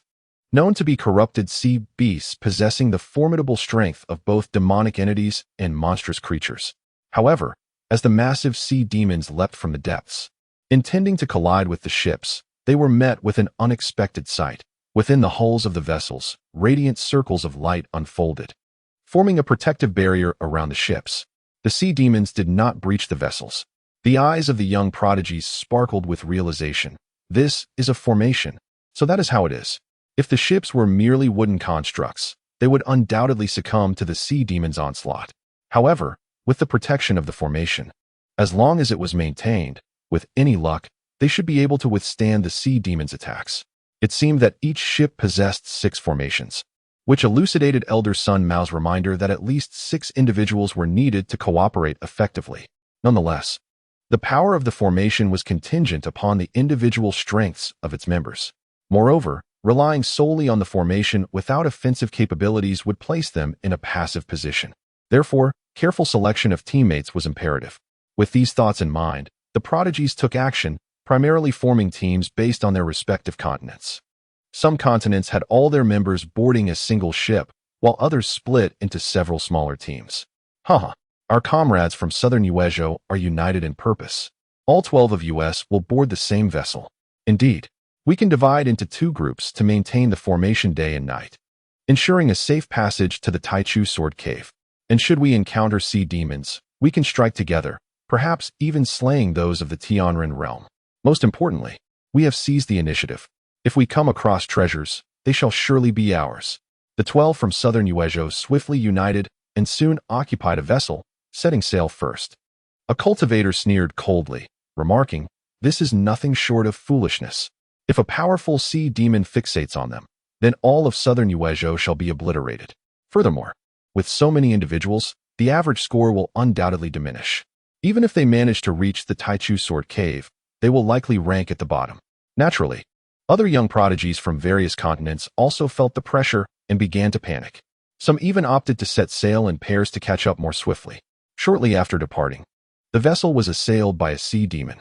Due to their insufficient numbers, they were unable to maintain the formation, resulting in the ship being swiftly shattered by the creature's jaws. Amidst the cacophony of terror, the 2 individuals aboard were devoured by the beast. This harrowing scene left the remaining prodigies in a state of dread. They realized that Elder Sun Mao's warnings were not mere exaggerations. The reality was dire. Once aboard the ship, one could either successfully reach the Taichu Sword Cave or meet their demise in the boundless sea of demons. The prospect was utterly terrifying. Consequently, the remaining prodigies hastily formed alliances. They first seized control of the ship and began selecting their teams from the land of Lijiao. The second young master of the Lei family, possessing the Thunder God physique, called for cultivators of the Divine Concealment Realm or above to join him, promising safe passage to the Taichu Sword Cave for those who would heed his command. From eastern Qingzhou, the 4 lacked 2, as they had long battled the sea demons and possessed methods to counter them, seeking 2 cultivators of the Divine Concealment Realm or higher. The Fuzhong of the Western Niu Prefecture, renowned for their formations, could ensure the ship's protective array remained intact, welcoming any cultivator to join, though they would need to share 40% of their accrued points. Master Lu, Li Mu, Sister Situ, come quickly. Su Lang was the first to rush forth. Seizing a ship, "Brother Li Mu, let us go," called out Lu Lingshan. "All right," Li Mu nodded. "Thank you, Senior Zhou. I shall await you all at the Taichu Sword Cave," Zhou Bobo interjected. "Thank you, Senior Zhou," Lu Lingshan acknowledged. Li Mu, Lu Lingshan, and their companions reached the shore. Their group of 4, alongside the Golden Crocodile and the Demon God Qinyo, totaled 6. However, Lu Lingshan perceived that, due to Li Mu's lack of cultivation, they required 1 more member to stabilize the formation. The Jietian sect of Central Xinzhou seeks 1 more. Lu Lingshan began to call out. Li Mu found her earnestness endearing and chose not to intervene. Yet, after a while, no one approached, and murmurs could be heard among the crowd. The Jietian sect? Who would dare join them? Despite Elder Sun Mao's reprimand of Gu Bin, he secretly harbored a deep-seated animosity towards the Jietian sect for tarnishing his reputation. Moreover, this incident would surely exacerbate the enmity between the Xinghua Sword sect and the Jietian sect. Such tensions would inevitably erupt one day. Indeed, associating with the Jietian sect at this moment is tantamount to courting disaster. Lu Lingshan felt a twinge of embarrassment. "Lingshan, we are capable on our own." Li Mu reassured her. "Brother Li Mu, it's all right. Let us be patient. Surely someone will come forward," Lu Lingshan replied, her smile appearing to alleviate Li Mu's concerns. What a girl, bearing the weight of everything alone. Li Mu felt a pang of sympathy. Before long, a woman from an ancient clan in central Xinzhou approached and inquired, "Master Lu, may I join you?" "Of course. Welcome," Lu Lingshan responded eagerly. The woman, Lu Lingshan, held a vague recollection of her. It seemed that she was also a practitioner of physical techniques, currently at the 9th level of the Soul Palace. However, during this expedition, such physical prowess appeared to offer little advantage. After all, one could hardly engage in hand-to-hand combat with a sea demon, could they? Consequently, this woman found herself unable to secure a suitable team. She certainly did not wish to join a weak group, yet the stronger teams had no desire to accept her. Thus, she sought out Lu Lingshan. "How shall we divide the points for slaying the sea demon?" the woman inquired. "Naturally, it will be evenly distributed," Lu Lingshan replied with ease. "Oh, I apologize. Upon reflection, I think I shall refrain from joining you." Farewell. The moment the woman heard this, she turned on her heel and departed, muttering under her breath, even distribution? What nonsense. With the likes of Li Mu, that burden will drag everyone down. Lu Lingshan was quite attractive, yet it baffled her why she would favor such a person. Infuriated, Lu Lingshan contemplated confronting her, but was halted by Li Mu.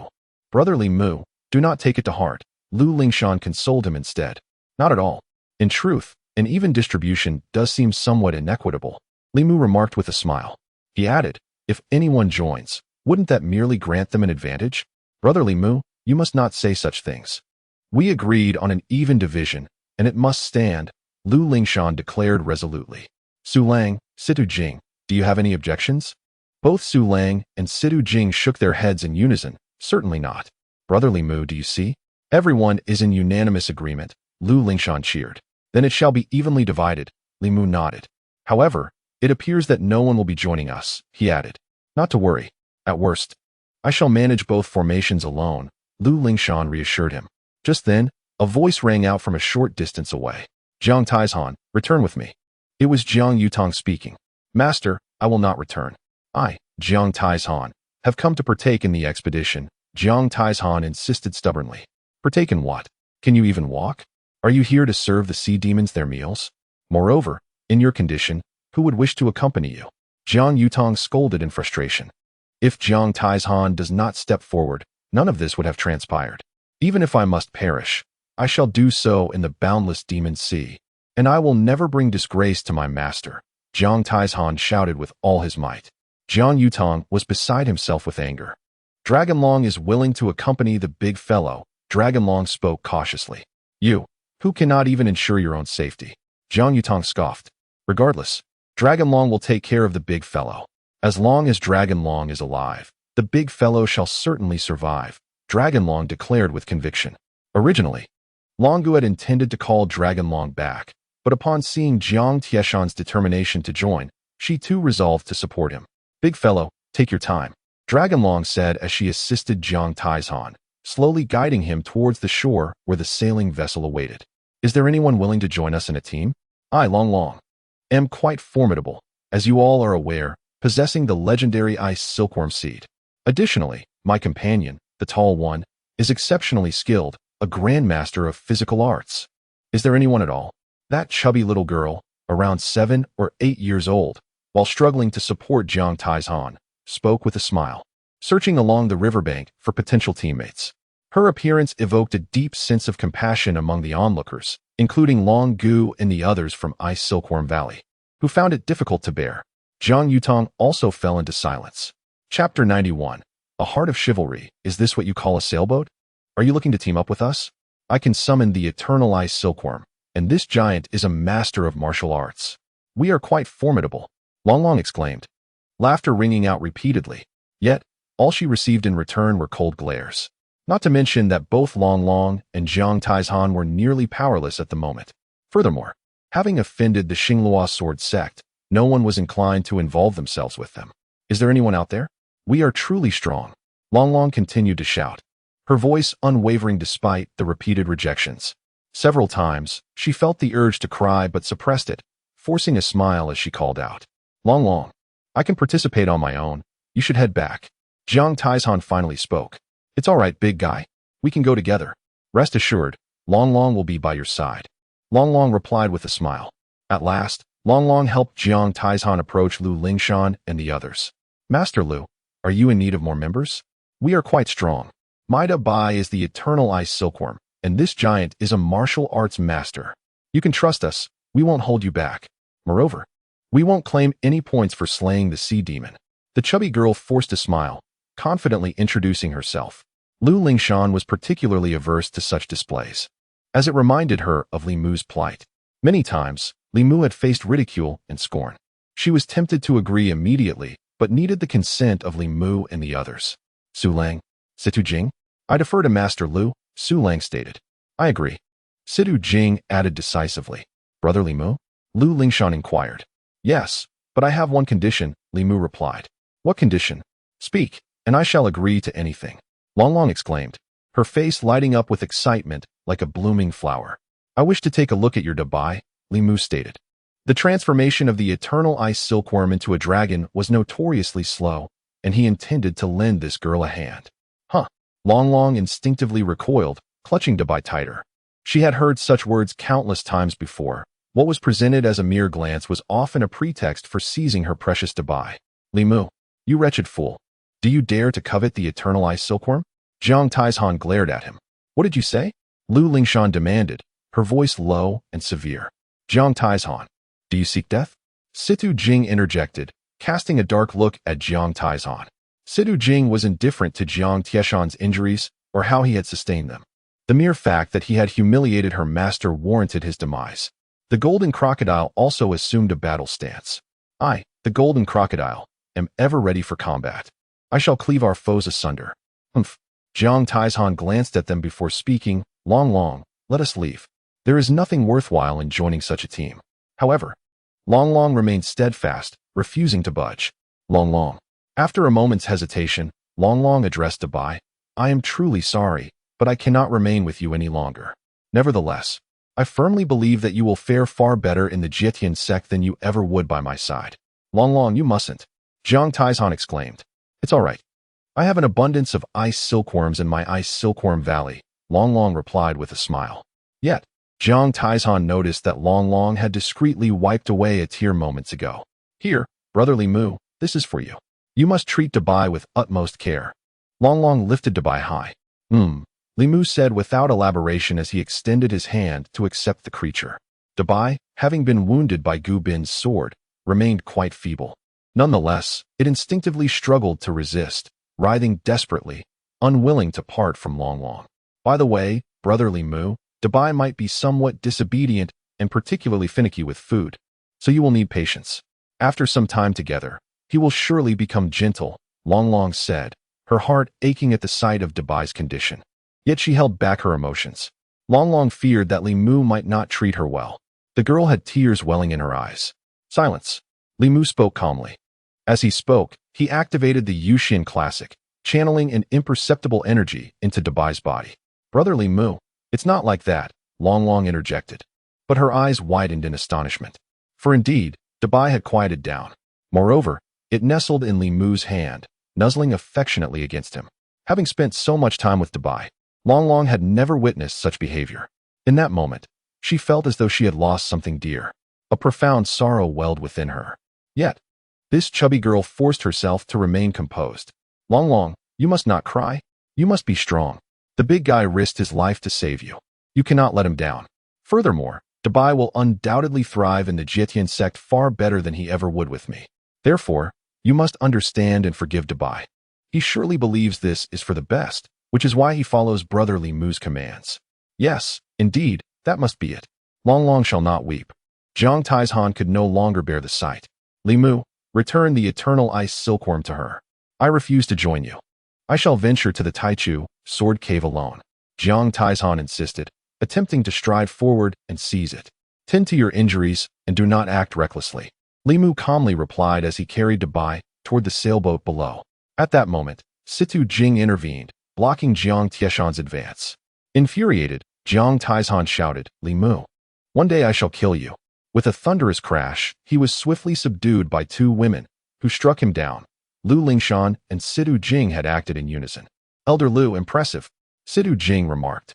You are not lacking either. Lu Lingshan nodded. Are you all right, big guy? Long Long was startled and hurriedly helped Jiang Taizhan to his feet. Long Long, assist him down, Lu Lingshan instructed. We will wait for you below. Lu Lingshan and Situ Jing caught up with Li Mu. Big guy, shall we go? Long Long inquired. Jiang Taizhan nodded. His intention was not to join Li Mu's group, but rather to ensure that Long Long retrieved the ancient ice silkworm seed. This scene drew murmurs of discontent from the surrounding prodigies, who were left with an even poorer impression of the Jietian sect. Is this truly the Jietian sect? Previously, their intervention in the ice silkworm valley was merely a ploy for the ancient ice silkworm seed, wasn't it? I once thought the Jietian sect was selfless. How misguided I was to think so.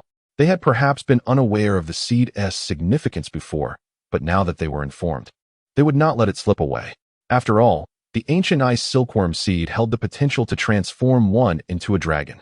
Furthermore, It was rumored that Li Mu of the Jitian sect had a shattered dantian and lacked cultivation. If he were to acquire the ancient ice silkworm seed, it could serve as protection for himself.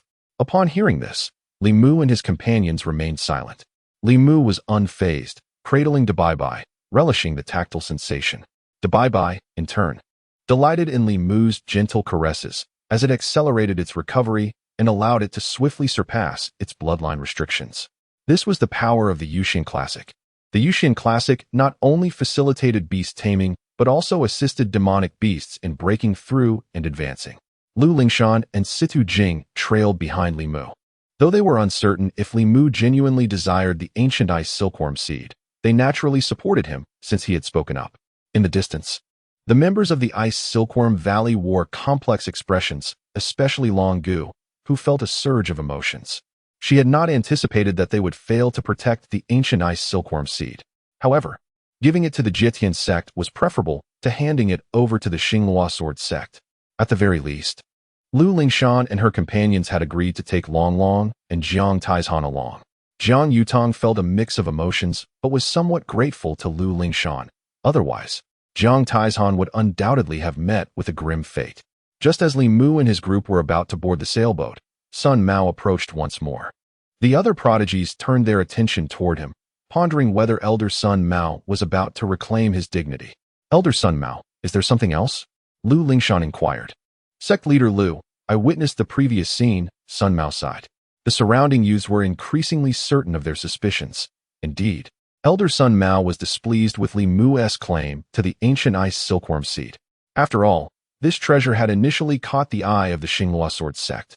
Consequently, the Jitian sect had intervened, positioning themselves as the righteous party, which humiliated Elder Sun Mao. Now, the Jitian sect coveted the ancient ice silkworm seed for themselves. Anyone in his position would undoubtedly be furious. The other prodigious youths anticipated Elder Sun Mao taking action against Lu Lingshan and her companions, hoping he would revoke their qualifications for the trial, thereby eliminating a few competitors. Subsequently, Elder Sun Mao continued. It is truly lamentable that Long Long and Jiang Taizhan have called out for assistance along their journey, yet none have been willing to extend a helping hand. Only a few, including Master Lu, have graciously offered them a place among us. This is indeed a display of chivalry. Lu Lingshan responded with a bemused expression, while the surrounding cultivators were equally taken aback. Quickly regaining her composure, Lu Lingshan smiled and said, Elder Sun, your words are too kind. It is merely a small act of kindness. After all, we all hail from the central divine continent. Elder Sun Mao shook his head, replying, though you speak true, the actions of Master Lu and the others have moved me deeply. Therefore, I shall make an exception and provide you with a vessel specifically for your journey. Lower it. With a commanding voice, Elder Sun ordered, and soon another vessel was set afloat. Upon witnessing this ship, the surrounding cultivators were left utterly astonished. Is this what you call a ship? It is nothing short of a steel fortress upon the sea. Chapter 92, The Black Warship, A Chasm of Difference. Boom. As that ship descended, it unleashed a torrent of colossal waves. The surrounding vessels nearly capsized under its might. At this moment, the assembled prodigies were rendered speechless, overwhelmed by the spectacle. The ship that had just descended was less a sailboat and more akin to a fortress of steel. This grand vessel, forged entirely of iron, measured 100 zhang in length, over 10 zhang in width, and 6 zhang in height.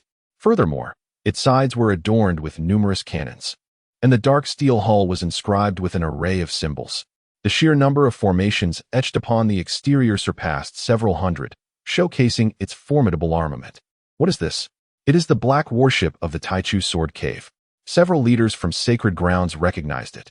Senior, what is the black warship? The black warship is a maritime weapon meticulously developed by the Taichu Sword Cave to combat sea demons, a leader from a sacred ground responded. What you see is merely the surface of the black warship. Those countless formations and cannons are but a fraction of its capabilities. What? The defensive capabilities are not even the black warship's greatest advantage? A junior disciple from the western Nyo Huzhou exclaimed. These hundreds of formations, once activated, can withstand assaults unless multiple sea demons of transcendent realms attack simultaneously, he continued, fully aware of the defensive prowess of these formations, as he belonged to the symbol sect and held it in high esteem. Moreover, Those cannons, if I am not mistaken, are the sea demon cannons. Drawing their energy from the cores of sea demons, another junior from the Eastern Qingzhou interjected. Eastern Qingzhou, being coastal, also contends with sea demons, hence they possess similar warships, albeit far inferior in scale, and might compare to the black warship of the Taichu Sword Cave. Upon witnessing this vessel, the juniors from Eastern Qingzhou were immensely invigorated. Should they ever command such a ship, they could secure their dominion over Eastern Qingzhou, earning the reverence of all. Yet these advantages are not the pinnacle of the black warship's prowess? Another junior inquired. No, both the formations and the cannons are merely superficial. The Sacred Ground leader shook his head. What, then, is the black warship's greatest strength? A junior pressed on. The true might of the black warship lies in its speed and offensive capabilities, the leader elucidated. How swift is the black warship? Another junior continued to ask. An ordinary sailboat typically matches the speed of a God Concealment Realm expert and can achieve the pace of a Nirvana Realm expert at full throttle, which is already remarkable. The black warship, however, can sustain the speed of a Transcendent Realm expert and can even pursue a sage at its peak. What? Upon hearing this, all the talented juniors were taken aback. If such speed exists, what need is there for defense? Can the sea demon keep up? Is this black martial battleship truly so formidable? Elder Sun Mao, are you exaggerating? A young prodigy glanced at Elder Sun Mao. Indeed, this black martial battleship was initially designed to combat the saint-level sea demons of the Endless Demon Sea. After all, the Endless Demon Sea is vast, and the emergence of a saint-level sea demon could result in catastrophic losses. However, our saint of the Taichu Sword Cave is limited and cannot be everywhere at once, which greatly restricts our power. With this black martial battleship, we can temporarily substitute for the saint and drive away the sea demons. Hence, after the Taichu Sword Cave acquired the black martial battleship, the situation here became stabilized, Elder Sun explained. So, the black martial battleship is indeed that powerful. The surrounding younger prodigies gazed at the black martial battleship with admiration. Elder Sun Mao, since the black martial battleship can repel saint-level sea demons, does that imply it can unleash attacks akin to those of a saint? A perceptive prodigy identified the crux of the matter. Precisely. However, the conditions are exceedingly stringent. It requires several of us celestial elders to act simultaneously to release such an attack. Sun Mao nodded. All the young prodigies sighed in relief. If Lu Lingshan and the others could utilize it, then this trial would be rendered unnecessary. They could simply declare Lu Lingshan and her companions as victors. After explaining, Elder Sun turned to Lu Lingshan and the others. Lu sect leader, are you satisfied with this black martial battleship? Lu Lingshan and the others were also astonished. The black martial battleship is truly impressive. Even the Taichu Sword Cave likely possesses only a limited number of such vessels. And as an elder, Sun Mao probably commands greater respect among those in the Taichu Sword Cave. Thus, he might carry it for the sake of safeguarding the Endless Demon Sea. Now, with Sun Mao presenting it, it is undoubtedly to curry favor with Zhou Bobo. What a generous investment. Lu Lingshan marveled. Of course, Lu Lingshan would not refuse. With such a powerful weapon, their chances in this trial would be significantly enhanced, greatly reducing the difficulty.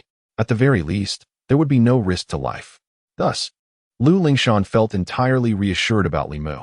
Lu Lingshan and her companions could wholeheartedly focus on vanquishing the sea demons, while Li Mu remained aboard the black martial battleship. Thank you, Elder Sun Mao. You are truly benevolent. The Taichu Sword Cave is fortunate to have an elder like you, and it is a blessing for our 10 states. Therefore, I shall not be polite. Additionally, I extend my gratitude on behalf of Long Long and Jiang Taizhan. Lu Lingshan spoke. Lu Lingshan's words brought immense satisfaction to Sun Mao. Most importantly, he discreetly glanced at Zhou Bobo, who no longer wore a sour expression. It was worth it, Sun Mao mused to himself. Well then, sect leader Lu, you should make haste. This old man will await your good news at the Taichu Sword Cave. Sun Mao said joyfully before departing. As he passed by Zhou Bobo, a voice emerged. Well done. Sun Mao was taken aback by the compliment, expressing his gratitude, albeit modestly, by stating that he would do his utmost. Subsequently, he walked with his head held high, a proud smile adorning his face. Brotherly Mu, let us ascend.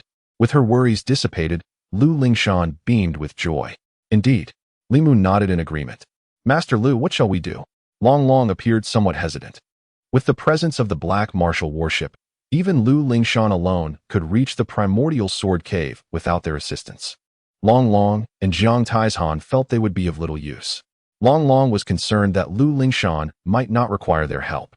"Come aboard," Lu Lingshan called out. "Yes," Long Long exclaimed with delight. "Big guy, we are off. You can stay aboard the Black Martial warship to recuperate. We shall be fine." Long Long's thoughts were quite straightforward. Jiang Taizhan, resolute, was determined to assist Long Long in retrieving the 10,000-year ice silkworm seed. "I shall also join you on the Black Martial warship." Su Lang cheered, abandoning the sailing vessel to rush towards the warship. Previously, the female cultivator from the ancient clan of Central Shenzhou returned once more. "Master Lu, after further consideration, I believe I am of Central Shenzhou and should fight alongside the Jietian sect. Not you, Bai Lian." The golden crocodile glared at her. "How dare a mere little crocodile speak so harshly?" The ancient clan woman retorted angrily. "Leave. We do not require your assistance," Lu Lingshan firmly rejected. "Humph." The ancient clan woman seethed with indignation. What is so remarkable about the Jietian sect? They will eventually be annihilated by the Xing Luo sword sect. Upon hearing such remarks, Lu Lingshan and the others shook their heads in dismay. Such is human nature. Truly lamentable. With that, Lu Lingshan set aside her thoughts and instructed Su Lang and Sidu Jing to pilot the Black Martial warship. "Yes," Su Lang responded with great excitement. As the Black Martial warship roared to life, the surrounding sailing vessels bobbed like floating weeds, at risk of capsizing. The young prodigies still aboard the sailing ships felt a pang of despair. While others embarked on their adventures aboard the Black Martial warship, they were left to navigate the seas on mere sailing vessels. What a disparity! "Gentlemen, please join me aboard the cloud ship as we journey to the primordial sword cave." Sun Mao beckoned the masters of the Holy Lands and other factions. Originally, Longu intended for the Ice Silkworm Valley members to await here. Concerned about potential ridicule for venturing to the primordial sword cave and the possibility of not seeing Long Long again. However, such worries had vanished entirely. Even if they could not enter the primordial sword cave, their lives would not be at stake. Jiang Yutong also boarded the cloud ship. As long as Jiang Taizhan could recuperate on the Black Martial warship, there would be a significant opportunity to join the primordial sword cave. Once the cloud ship set sail, Sun Mao and several elders entered the ship's cabin, where the other elders eagerly inquired, "Elder Sun, may we now understand the reason for your actions?" Once again, the teachings of the Celestial Sword sect are being imparted, while the Black warship is dispatched to the Celestial Severance cult. Elder Sun Mao pointed towards the adjacent area, where a luxurious cabin had been specially arranged for Zhou Bobo. His lips moved, uttering no sound, yet the other elders widened their eyes, their expressions frozen in astonishment. They discerned the implication behind Sun Mao's words. A saint. Chapter 93. The Celestial Sea Demon, disrupting my affairs, deserving of death.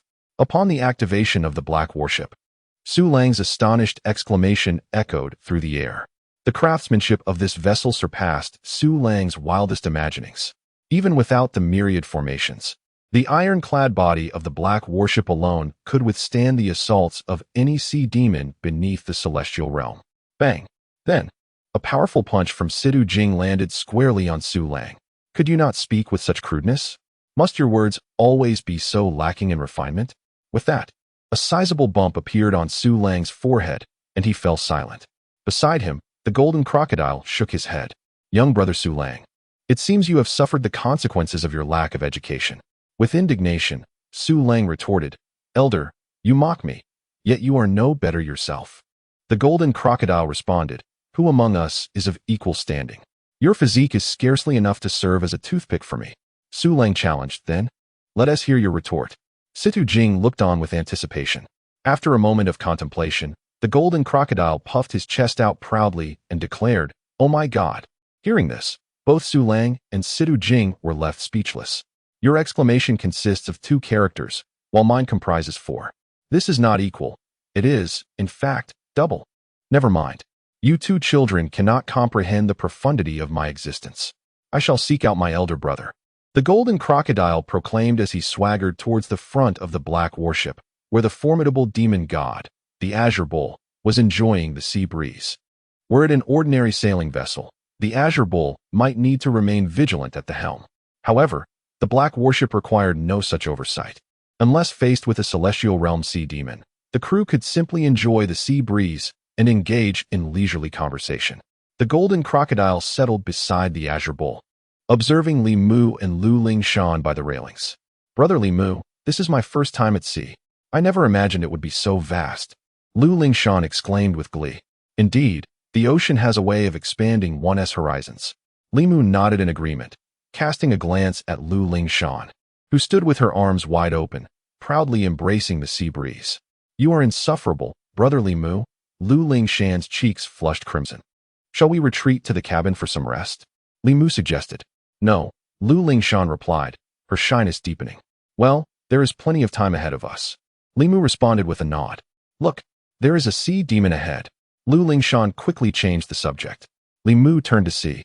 Indeed, a colossal sea demon emerged from the depths of the boundless demon sea, leaping into the air before landing on the opposite side of the ship. This sea demon soared skyward like a mountain, towering over 100 feet in height.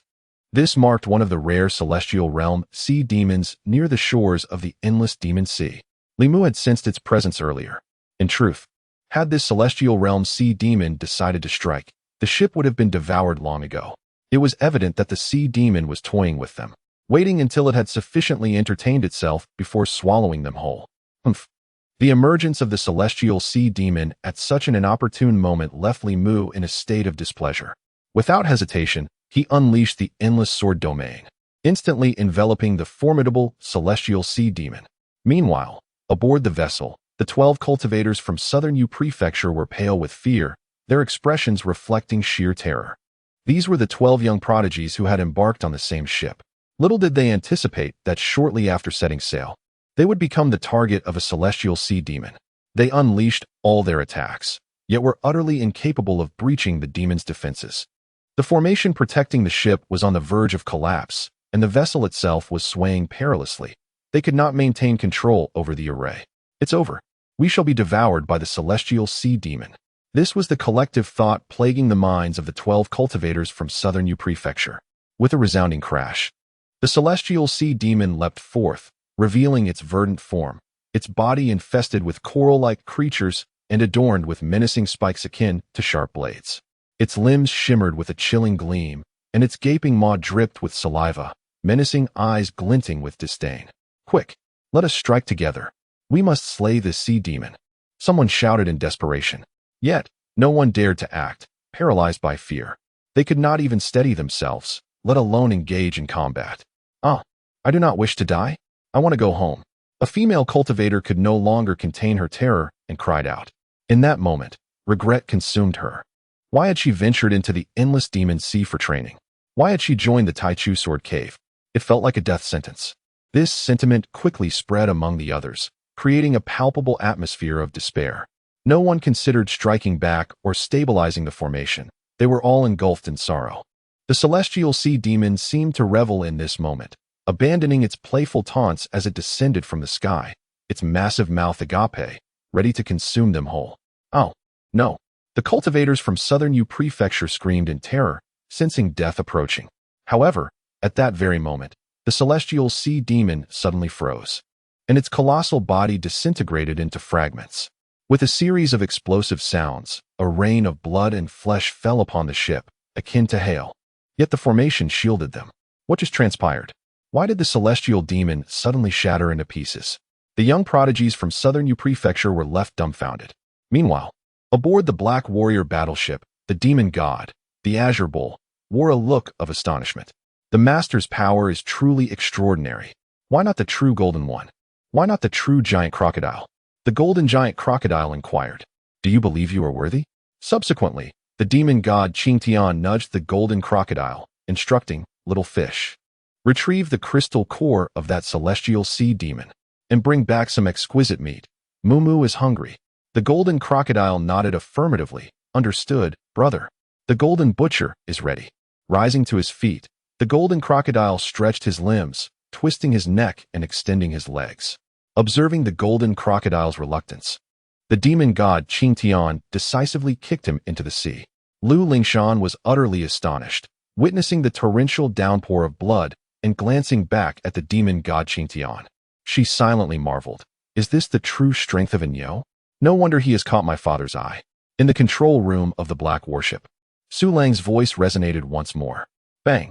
With another punch, Su Lang fell silent, yet could not help but exclaim, "Oh my God!" This time, Situ Jing was so infuriated that she was reluctant to engage. Su Lang chuckled mischievously. "What are you dilly-dallying for? Let us move towards that direction." "Yes, my captain," Su Lang responded with a grin.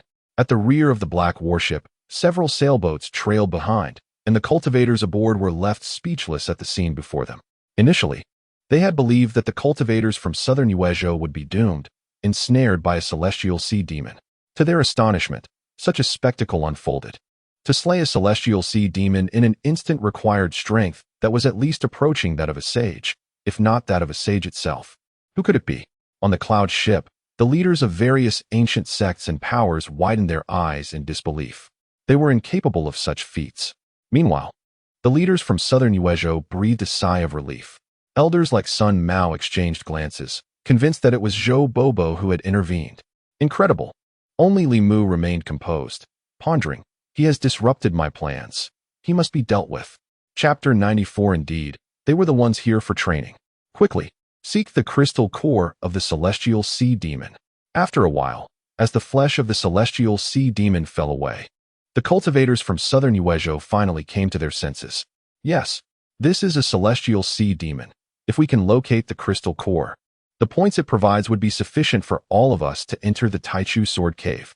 Other cultivators also emerged from their astonishment, their greed overpowering their fear.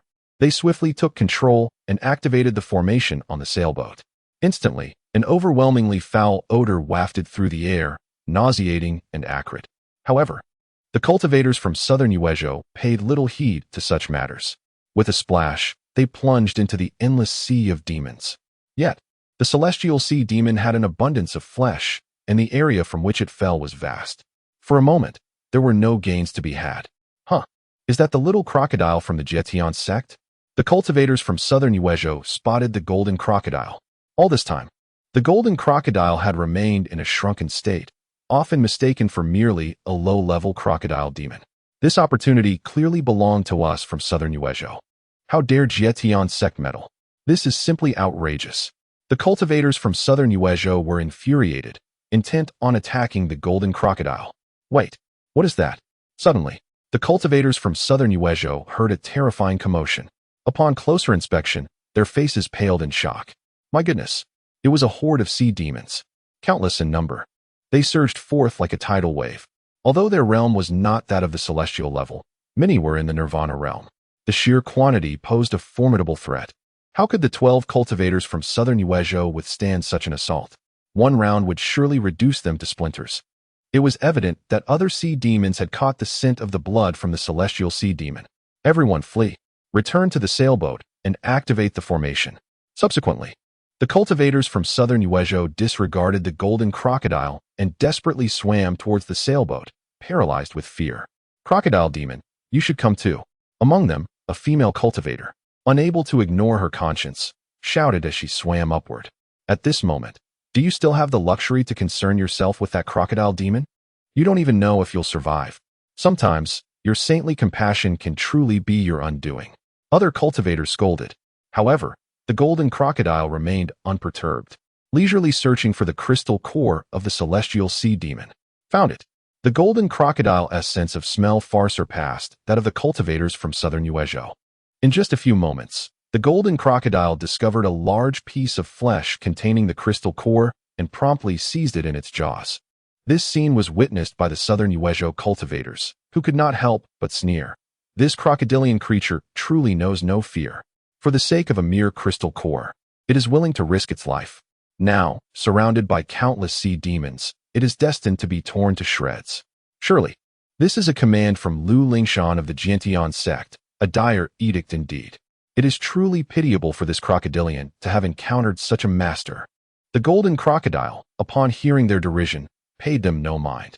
At that moment, it was indeed encircled by numerous sea demons. However, none of them possessed the strength of a celestial realm cultivator. All were but insignificant pests. Thus, the golden crocodile swam towards the black warship. Roar! The horde of sea demons bellowed at the golden crocodile. Yet, not a single one dared to launch an attack. These sea demons could distinctly perceive the celestial aura emanating from the golden crocodile. Though they harbored animosity, they were even more filled with trepidation, a primal fear rooted in their very bloodlines. With a resounding slap, the golden crocodile halted before the nearest Nirvana realm sea demon. Why the uproar? Do you seek to deafen your esteemed elder? The sea demon's eyes brimmed with dread, instinctively retreating. Begone. I am too preoccupied to entertain you. I must return to claim my accolades. Otherwise, I will feast upon you today. The golden crocodile kicked the Nirvana realm sea demon, which prompted the surrounding sea demons to part, allowing the golden crocodile to pass. As the sea demons watched the golden crocodile depart, they were left in bewilderment. What just transpired? Why did the sea demons refrain from attacking the golden crocodile? Indeed, I witnessed that Nirvana realm sea demon receiving a slap and a kick without any response. Could it be that these sea demons fear this crocodilian creature?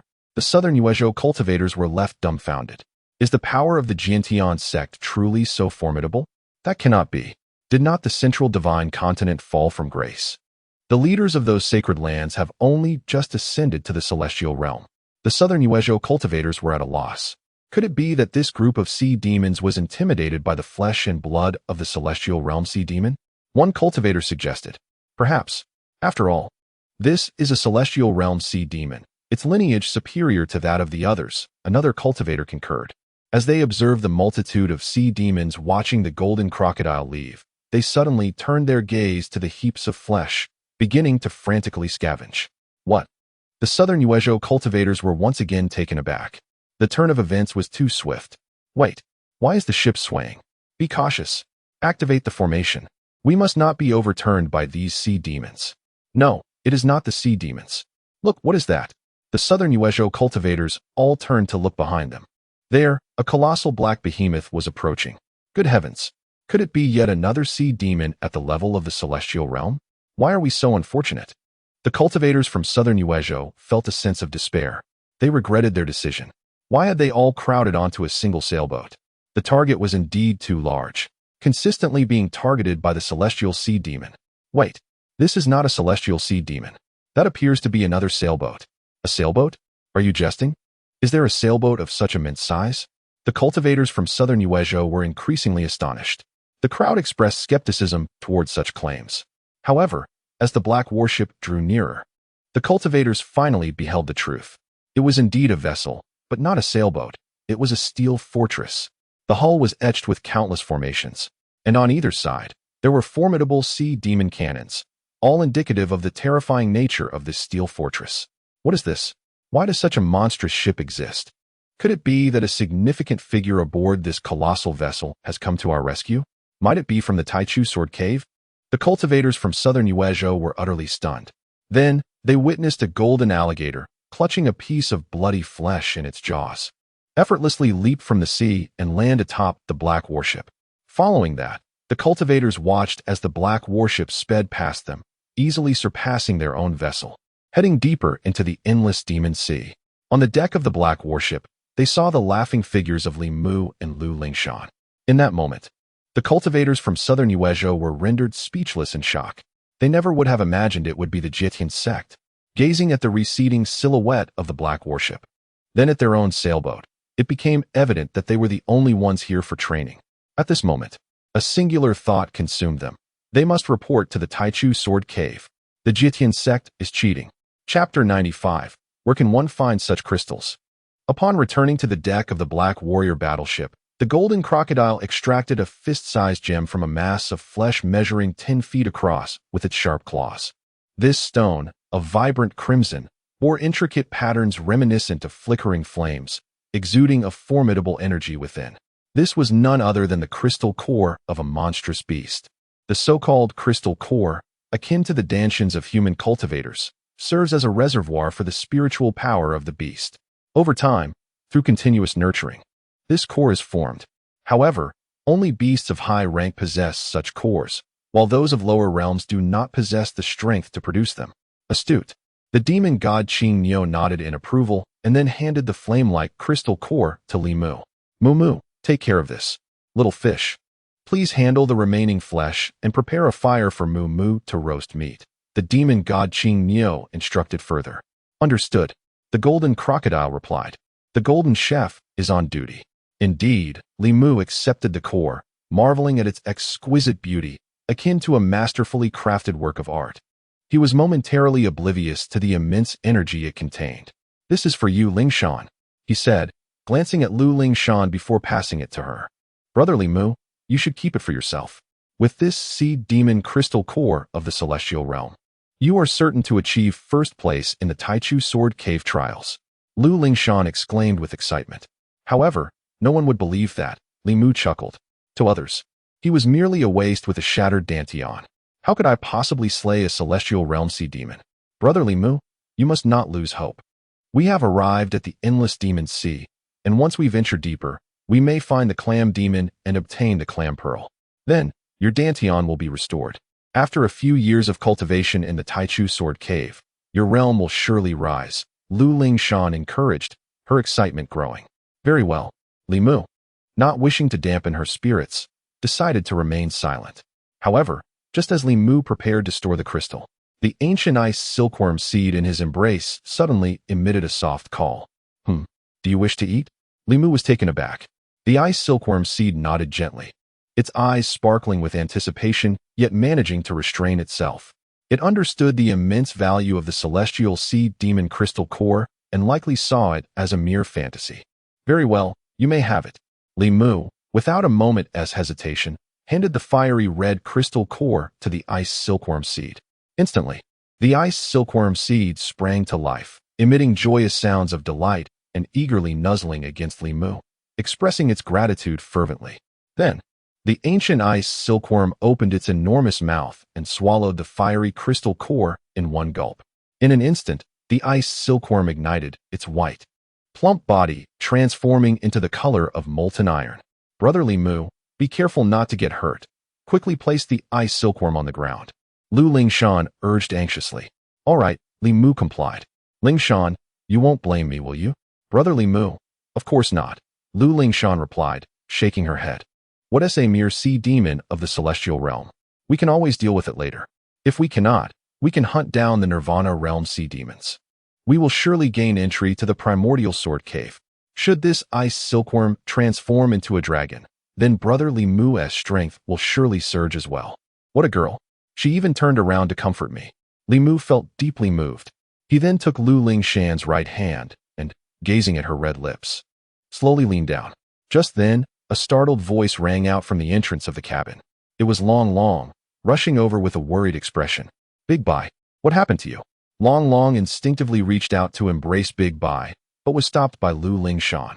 Long Long, be careful not to burn yourself. Master Lu, what is wrong with Big Bai?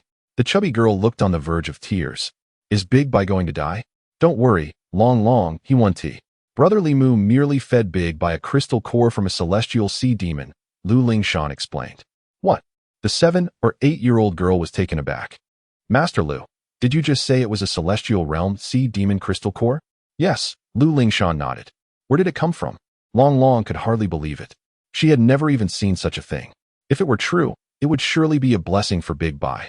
Reassured, Long Long felt a mix of relief and disappointment, knowing that Big Bai would undoubtedly grow stronger, but he would no longer belong to her. Is there really such good fortune? Where?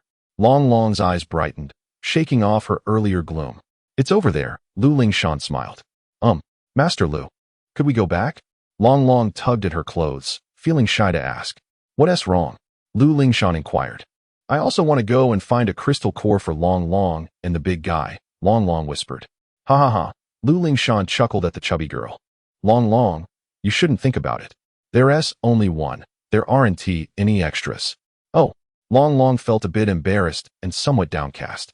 If there were more, she and the big guy could join the primordial sword cave, which would surely please Aunt Long and the master of the function pavilion.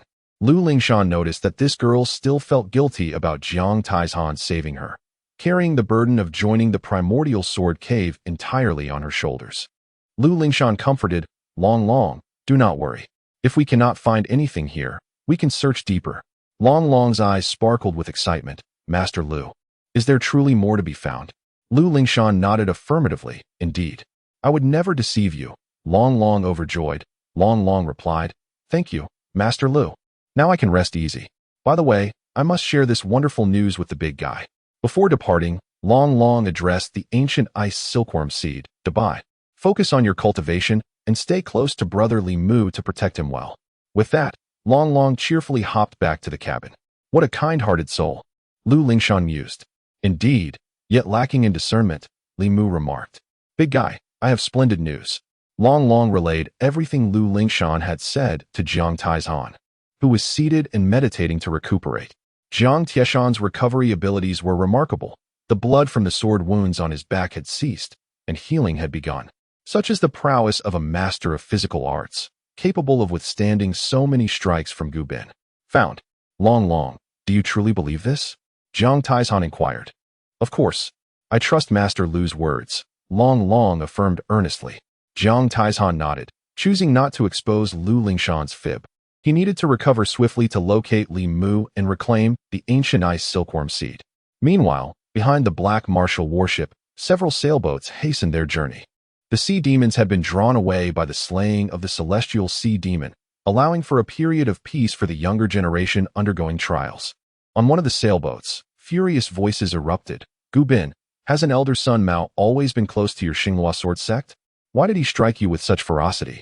I simply cannot comprehend. A youth adorned in golden attire, adorned with numerous gold coins that jingled as he spoke, expressed his bewilderment. At that moment, Gu Bin lay in bed, his body wrapped in bandages as he recuperated. Fiancée, do not blame elder son Mao. Had he not held back, I might have perished outright, Gu Bin explained. Moreover, elder son Mao's strike was likely due to his fear of that elder from the Jietian sect. Fiancée pressed. What is his strength? Gu Bin replied, I do not know. I have not encountered him before. The sect master warned me that he could be a reclusive master from the Jietian sect. Fiancée snorted dismissively. What reclusive master? He is merely someone who has lived longer. If he were of the same age and generation, I, Fiancée, could easily subdue him. Gu Bin nodded in agreement. I believe that, given the strength of your Yuchuan palace, you could continuously suppress the ice silkworm valley, preventing it from producing a celestial being for millennia. But why has a millennia-old ice silkworm emerged this time? This news was conveyed to Gu Bin by Fiancée. Fiancée shook his head. It remains unclear. However, since the other party has participated in the Taichu sword cave training, our Yuchuan palace must certainly acquire this millennia-old ice silkworm. Gu Bin nodded. Indeed, I share the same sentiment. Regardless of the strength of that elder from the Jietian sect, he has embarked on a cloud ship to the Taichu sword cave, leaving the Jietian sect members unprotected. Even if they perish in the endless demon sea, that elder would not dare to voice his discontent. Fiancée's eyes brightened. Gu Bin, do you have a plan? Gu Bin spoke. Deep within this endless demon sea lies a place with a sword formation. What? A sword formation? A saint's dwelling? Fiancée was taken aback. Almost. The sword formation is laden with numerous mechanisms. If ensnared, even a saint cannot escape. As long as we can entice the Jietian sect members to that location, we can confine them within the sword formation eternally. Gu Bin continued. Furthermore, if I can comprehend the sword formation and seize the opportunity, I shall undoubtedly achieve sainthood in the future. This plan serves two purposes. Fiancée exclaimed in admiration. However, how can we lure the Jietian sect to that sword formation? That shall depend on you, Fiancée. Your Yuchuan palace should have no trouble controlling some sea demons. Correct? Gu Bin inquired. Haha, since you have such faith in me, I shall not hesitate to take on this task. Fiancée replied with a smile. Chapter 96. The Celestial Beast Crystal Core, Reaching the Depths of the Endless Demon Sea. Ding. In the Endless Demon Sea, the sign-in is complete. You have received a celestial pill. Ding. In the Endless Demon Sea, the sign-in is complete. You have received the Celestial Spirit Horn. Ding. In the Endless Demon Sea, the sign-in is complete. You have received the Celestial Beast Crystal Core. For the following period, the Black Martial warship continued its journey into the depths of the Endless Demon Sea. Along the way, several sea demons emerged from the depths, but upon sensing the aura of the golden crocodile, they quickly retreated. Thus, the Black Martial warship sailed without hindrance. After accompanying Li Mu for a day, Lu Lingshan returned to her cabin to cultivate. Feeling bored, Li Mu began to check in within the endless demon sea. However, he felt somewhat disheartened. Days had passed, yet he had not obtained the embryo of the celestial sword. The extermination sword array still relied on the invincible sword domain for support. Over the past few days, his sign-ins had yielded celestial pills and other treasures, leaving Li Mu feeling somewhat numb. However, things finally took a different turn. What is the celestial spirit horn? Li Mu was filled with curiosity. This celestial spirit horn was entirely snow white, adorned with a series of raised patterns. Holding it in his hand brought a sense of tranquility, as if he could hear the call of ancient beings. When Li Mu gazed upon it, a piece of information appeared in his mind. Celestial spirit horn, a horn that has fallen from the celestial spirits of the celestial realm. When blown, it can summon the souls of ancient beings to return. Li Mu's expression turned dark. Is that all? He stored the celestial spirit horn away. Subsequently, Li Mu took out the celestial beast crystal core. He recognized this item. Not long ago, he had slain a heavenly being realm sea demon and obtained a crystal core from it. However, that heavenly being sea demon's crystal core resembled a fiery stone, while this celestial beast crystal core was a celestial gold color, shaped like a gourd. Li Mu glanced at the 10,000-year ice silkworm seed on the ground. At this moment, the seed was nearing the completion of refining the heavenly being sea demon's crystal core. It still required time to absorb the energy of that crystal core. Since that was the case, I shall assist you. It is just in time to absorb together. Li Mu directly fed the celestial beast crystal core to the 10,000-year ice silkworm seed. Of course, this celestial beast crystal core possessed formidable energy. Alone, the 10,000-year ice silkworm seed could not integrate it, even risking explosion. Thus, before feeding the celestial beast crystal core to the seed, Li Mu placed a restriction upon it to aid the seed in gradual refinement. Once the 10,000-year ice silkworm seed completely absorbs the energy of the celestial beast crystal core, it would not only transform into a dragon, but could ascend to immortality. Meanwhile, the golden crocodile sat beside a barbecue grill, taking on the role of its golden chef with great flair. Brother, what is that you are feeding the silkworm? The golden crocodile inquired curiously while flipping the skewers. The celestial beast crystal core. The divine beast, the azure bull, wore a face of envy. What? The golden crocodile was taken aback, causing the skewers in its hand to tumble into the flames. Little fish, what are you doing? Are you seeking a beating? The azure bull scolded. Brother, I suddenly feel that the skewers of this celestial sea demon have lost their appeal, the golden crocodile replied. If you won't eat, Moo shall. Moreover, we must think grandly. Moo is generous even towards an unfamiliar silkworm, so surely he will not be stingy with us brothers. Indeed, the golden crocodile nodded. Brother, do you smell that? The skewers of the celestial sea demon are emitting a delightful aroma. Yes, not only do I smell it, but I can also see it. However, that is not the fragrance of the celestial sea demon's skewers, the azure bull remarked. What is it then? I know, it is the sin of the sea. The golden crocodile exclaimed with surprise. No, you have burned it, the azure bull replied. The golden crocodile glanced down to find its forelimbs had somehow rested upon the grill, followed by a series of anguished cries. As time trickled by, another 3 days passed. At this moment, the Black Warrior battleship had ventured deep into the endless demon sea. All right, Su Lang, slow down, Situ Jing instructed. I will seek out Master Lu. Understood. Su Lang nodded. Do you truly believe there exists a clam demon? Whether it exists or not, if Master Lu wishes to find it, then I shall accompany her. Situ Jing responded. Li Mu remained silent. Situ Jing naturally obeyed the orders of Lu Lingshan. Master Lu, we have arrived. Good. Lu Lingshan emerged from her meditation. Sister Situ, where have we arrived? Long, hearing the commotion, inquired. Deep within the endless demon sea, Situ Jing replied. Wonderful. Does this mean we can collect the celestial sea demon crystal cores? Long's face radiated innocence. Situ Jing was at a loss for words. Yes. Let us go? Long. Lu Lingshan smiled. Fantastic. Big guy, are you able to move now? Long, filled with excitement, gazed at Jiang Taizhan. Let us go, Jiang Taizhan nodded. Stepping out of the cabin. On the way to the deck, Jiang Taizhan communicated with Lu Lingshan through thought. Master Lu, why did you deceive Long? Lu Lingshan countered. How did I deceive him? Jiang Taizhan replied. How could there be celestial sea demon crystal cores to collect? They must have been slain by you. Lu Lingshan questioned. Does it make a difference? Jiang Taizhan was taken aback, standing frozen in place. Big guy, what is wrong? Are you still unwell? Should we return? Long Long can go collect the celestial sea demon crystal cores alone. Long Long expressed concern.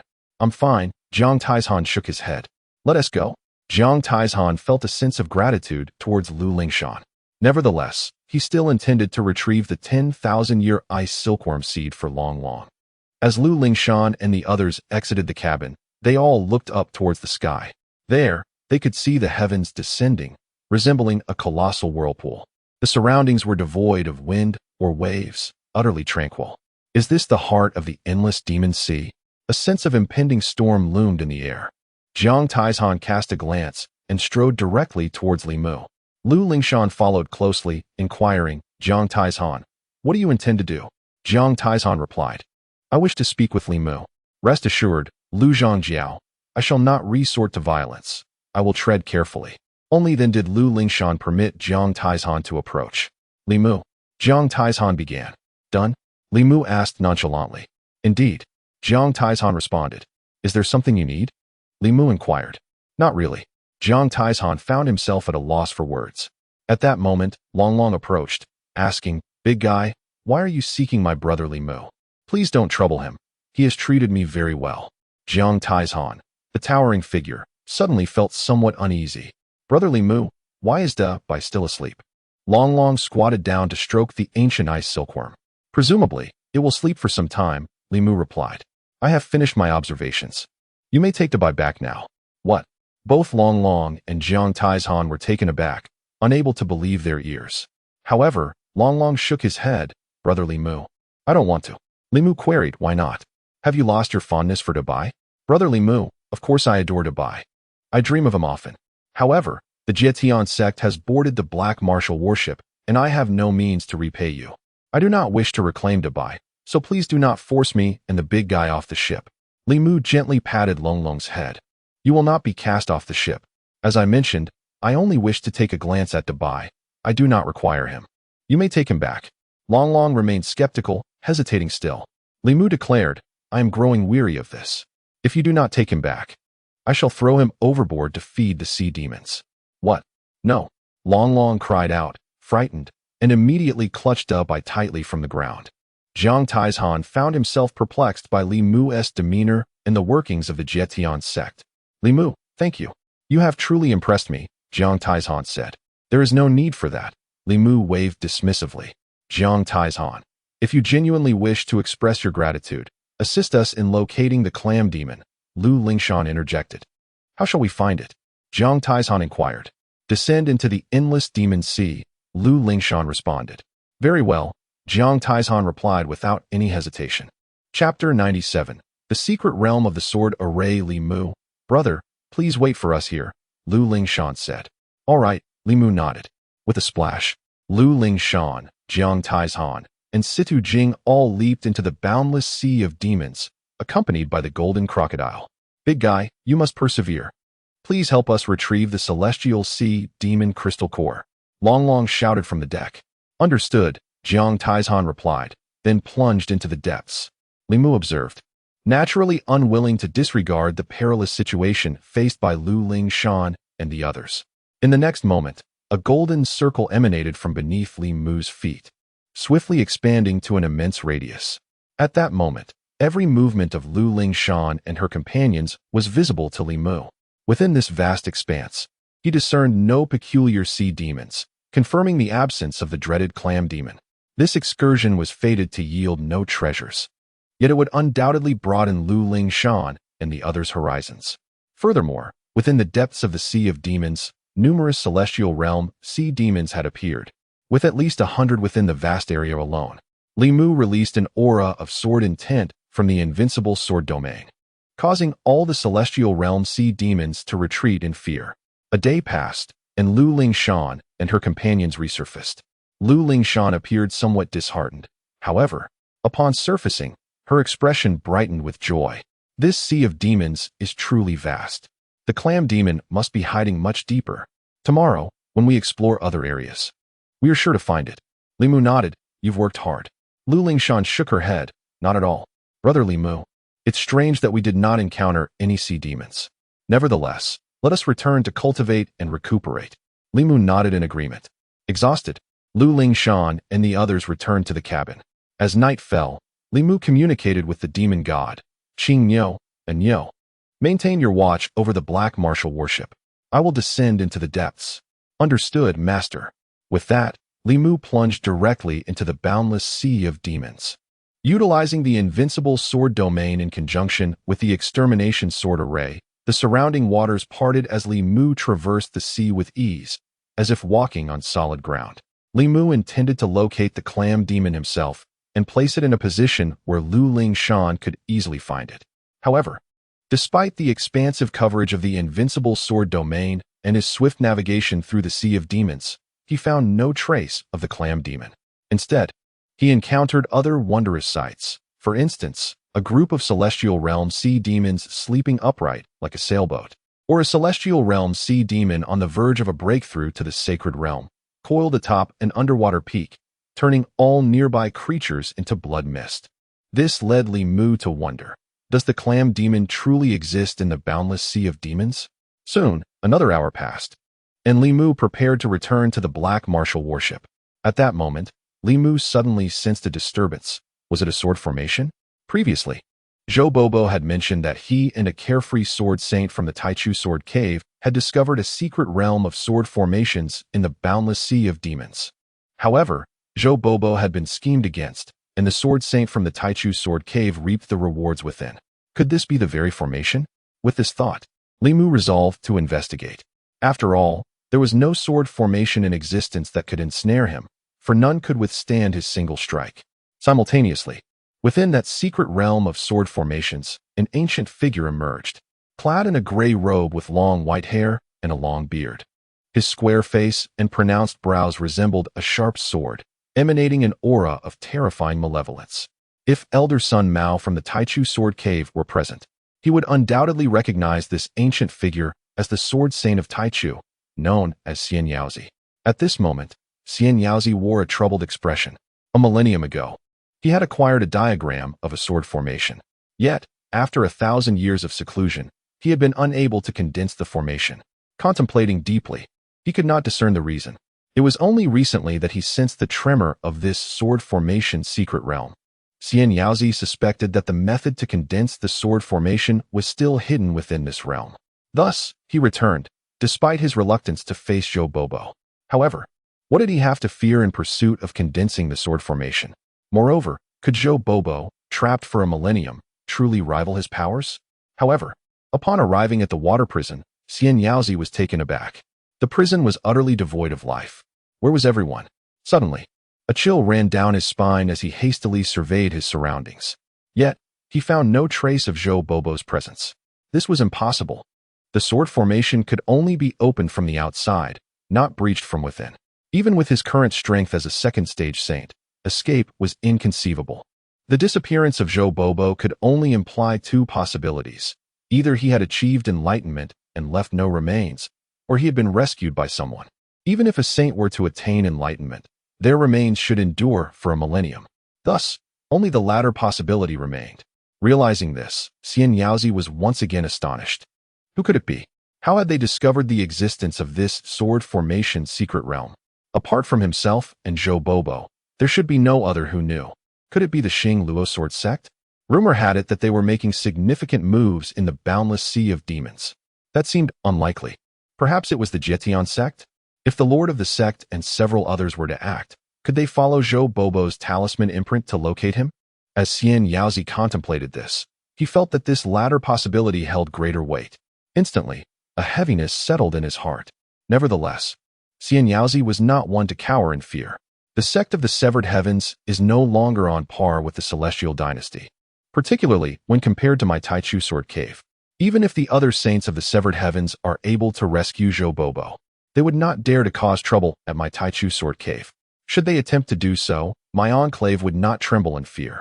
The Taichu Sword Cave has made significant advancements. Should we manage to unearth those hidden treasures, once they are revealed to the world, the entire martial realm shall belong to my Taichu Sword Cave. Xia Yozi found solace in his thoughts and adjusted his mindset. Zhou Bobo had departed. Yet the sword formation's secret realm remained unchanged from a millennium ago. This indicates that Zhou Bobo's hasty departure left him no time to explore the intricacies of the sword formation's secret realm. If there are still methods for cultivating within the sword formation, they must certainly lie within this realm. I must act swiftly and conduct a thorough search. As Zayayozi began to scour the sword formation's secret realm, a voice suddenly pierced the air. "What are you searching for, senior?" "Searching for the sword formation," Zayayozi instinctively replied, only to have his expression alter dramatically. He quickly retreated 100 paces, fixing his gaze upon Li Mu. "Who are you? Why have you suddenly appeared in the sword formation's secret realm?" Zayayozi's countenance reflected his heightened wariness, as he had failed to notice Li Mu's approach. After uttering his question, he observed the surroundings. The extermination sword formation had somehow expanded a small space within the boundless sea of demons. Even Zayayozi himself could not achieve such a feat. What? This is the sword formation? A thunderous realization struck Zayayozi's mind. Could it be that you are the master of this sword formation's secret realm? He inquired respectfully. Not at all. Li Mu shook his head. Then who are you, esteemed senior? Zayayozi asked with caution. A menial disciple of the severed heavens, Li Mu replied. A menial disciple of the severed heavens? Zayayozi felt a shiver run down his spine. Senior, do not jest. With your cultivation, I cannot even compare. How could you possibly be a mere menial disciple? You are akin to a saint of the severed heavens. Upon saying this, Zayayozi recalled something. Did you rescue Zhou Bobo? Senior? Li Mu nodded. That is about right. Zayayozi pressed further. Where is Zhou Bobo now? Li Mu responded. He is not here. But he should be heading to the Taichu Sword Cave. Zayayozi's expression shifted. Senior, are you here to kill me on Zhou Bobo's behalf? Li Mu shook his head. No, I am participating in the Taichu Sword Cave's training and happened to pass through here. Zayayozi felt a twitch at the corner of his mouth, inwardly scoffing. With your capabilities, you still need to undergo training? You could easily take on the role of the Taichu Sword Cave's ancestor. Wait. Could it be that this esteemed senior shares a similar disposition to Zhou Bobo? A touch of madness? Zayayozi cautiously proposed. Senior, should I take my leave? Li Mu replied. While I do not intend to harm you, Zhou Bobo is my disciple, and I must still take some action. Zayayozi was utterly astounded. A sage, indeed, had chosen to take this young man as his disciple. This revelation indicated that the young man was undoubtedly a figure of antiquity. However, his profound cultivation had led him to return to simplicity. In an instant, Zayayozi hurriedly sought to escape. Yet, with a mere thought, Li Mu ensnared Zayayozi within the confines of a sword formation, subsequently casting him into the water prison of that very array. Experience for yourself the sensation of being so ensnared. Chapter 98. The sword formation's insufficiency upon being confined within the water prison of the sword formation. Zayayozi remained in a state of shock. As a dignified saint of the second layer, hailing from the Taichu Sword Cave, he was utterly astonished that he could not withstand a single strike from this young man. Had this youth chosen to take his life, it would have been as effortless as extinguishing an ant. How terrifying! After executing such feats, Li Mu merely stretched his limbs. Disregarding Zayayozi, Li Mu began to survey the secret realm of the sword formation. The realm resembled an underwater palace, its white walls and red tiles cloaked in verdant moss. Everywhere, remnants of walls lay in ruins, yet the structure retained an imposing and majestic demeanor, revealing its ancient lineage. However, Li Mu only cast a fleeting glance before choosing not to linger. Instead, he advanced a step forward, and in that moment, the entire secret realm of the sword formation unfolded before him. At that instant, the dilapidated walls vanished, the moss and coral disappeared, leaving only the intricate patterns of the sword formation. Indeed, this secret realm of the sword formation was the formation itself, Li Mu mused. Just then, Zayayozi could no longer contain himself and spoke up. Esteemed elder, this approach is futile. I have previously experimented with it.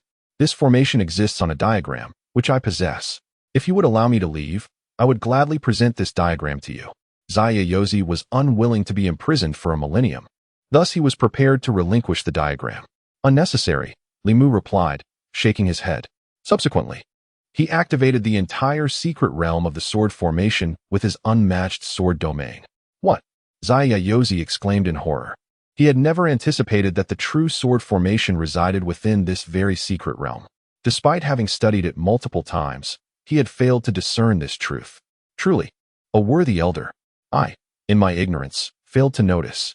Zayayozi could not help but express his admiration once more. Li Mu remained silent, fixated on the secret realm of the sword formation. Zayayozi spoke again. Congratulations, esteemed elder. Should you acquire this sword formation, your prowess will undoubtedly be greatly enhanced. He continued to flatter. So weak. Li Mu sighed, shaking his head, as the activation of the sword formation came to an abrupt halt. What? This is weak. Zayayozi swallowed hard. He had committed acts against his conscience to obtain this sword formation, manipulating Zhou Bo to confine him here for a millennium. For the sake of this formation, Zayayozi had secluded himself in cultivation for 1,000 years, yet had made no progress whatsoever. If news of this secret realm were to spread, the entire martial domain would descend into madness. All the great celestial dynasties would surely converge, and the boundless sea of demons would likely turn into a sea of blood. Yet, to this elder, it was deemed insufficient and unworthy. The comparison between individuals can indeed evoke feelings of frustration. Zayayozi felt a profound sense of imbalance. Senior, if you deem me unworthy, you may impart your wisdom to me. And I, Zayayozi, shall be eternally grateful. He spoke hastily. Contemplate on your own, Li Mu replied calmly. After saying this, he prepared to depart. Zayayozi, in a state of urgency, hesitated briefly before resolutely stating, Senior, I am willing to become your disciple, just as Zhou Bobo has. Li Mu paused. Zayayozi's eyes sparkled with hope, believing that Li Mu had acquiesced. There is no need for that. Zhou Bobo harbors a grudge against you. Li Mu shook his head. By the way, Senior, do you know where I might find a clam demon? Do not address me as Senior. You are the true Senior. Zayayozi felt an overwhelming desire to perish. At that moment, he wished fervently that the one imprisoned in this sword formation water prison was himself. For then he could join Li Mu's ranks. Alas, after all the scheming, it culminated in naught. Seeing that Zayayozi had not responded, Li Mu turned to leave. Ah, Senior, you still have a question for me. Suddenly, Zayayozi was jolted into action, exclaiming, Senior, you are inquiring about the clam demon, correct? Allow me a moment to ponder. Ah, I recall. There is indeed a legend. Li Mu halted again. Where? Zayayozi replied, in my Taichu sword cave. It is said that in the very heart of the endless demon sea, it is not powerful sea demons that dwell, but rather clam demons. They are said to take the form of women, perpetually accompanied by clam shells. Their strength undoubtedly surpasses the sacred realm. Furthermore, clam demons have a peculiar penchant for devouring human males. However, no one has ever laid eyes upon a clam demon. I see. Thank you. Li Mu nodded. Senior, what do you seek the clam demon for? Zayayozi inquired once more. To restore my Dantian, Li Mu responded. Who? Zayayozi pressed. Myself, Li Mu replied. This? Zayayozi's lips twitched with disbelief. If even Li Mu required restoration of his Dantian, then Zayayozi surmised he might need to rectify his own intellect. Was this not a source of amusement? Li Mu, disinterested in elaboration, modified the sword formation water prison. Senior, considering the information you provided, you shall only be confined for 500 years. At that time, the sword formation water prison will automatically break. Zayayozi displayed a visage of deep gratitude. Merely answering a few inquiries had resulted in a reduction of 500 years. Thank you, Senior. Just then, the secret realm of the sword formation trembled unexpectedly. Subsequently, a voice, indistinguishable in gender, resonated. Who has breached my Wuxiang sword formation? Li Mu paused, intrigued. It seems there is more to discover here. I had been rather careless in my observations. Wuxiang sword formation? Zayayozi was taken aback, his expression shifting dramatically. He hastily inquired, May I ask, Senior, are you the Wuxiang ancestor of the Taichu sword cave? After a while, a voice emanated from the realm of the Wuxiang sword array. Indeed. You are the descendant of the Taichu sword cave? Overwhelmed with excitement, Zayayozi hastily nodded. Indeed, I am Zayayozi of the Taichu sword cave. Paying my respects to the Wuxiang ancestor. With a resounding echo, the Wuxiang sword array revealed a figure that floated forth. This was not a corporeal form, but rather a golden spirit. The visage was strikingly youthful, with sword-like brows and starry eyes, long hair cascading, rendering it impossible to discern gender. Did you dare to disrupt my Wuxiang sword array? The Wuxiang ancestor's gaze was icy as it fell upon Zai. Instantly, Zai was drenched in cold sweat.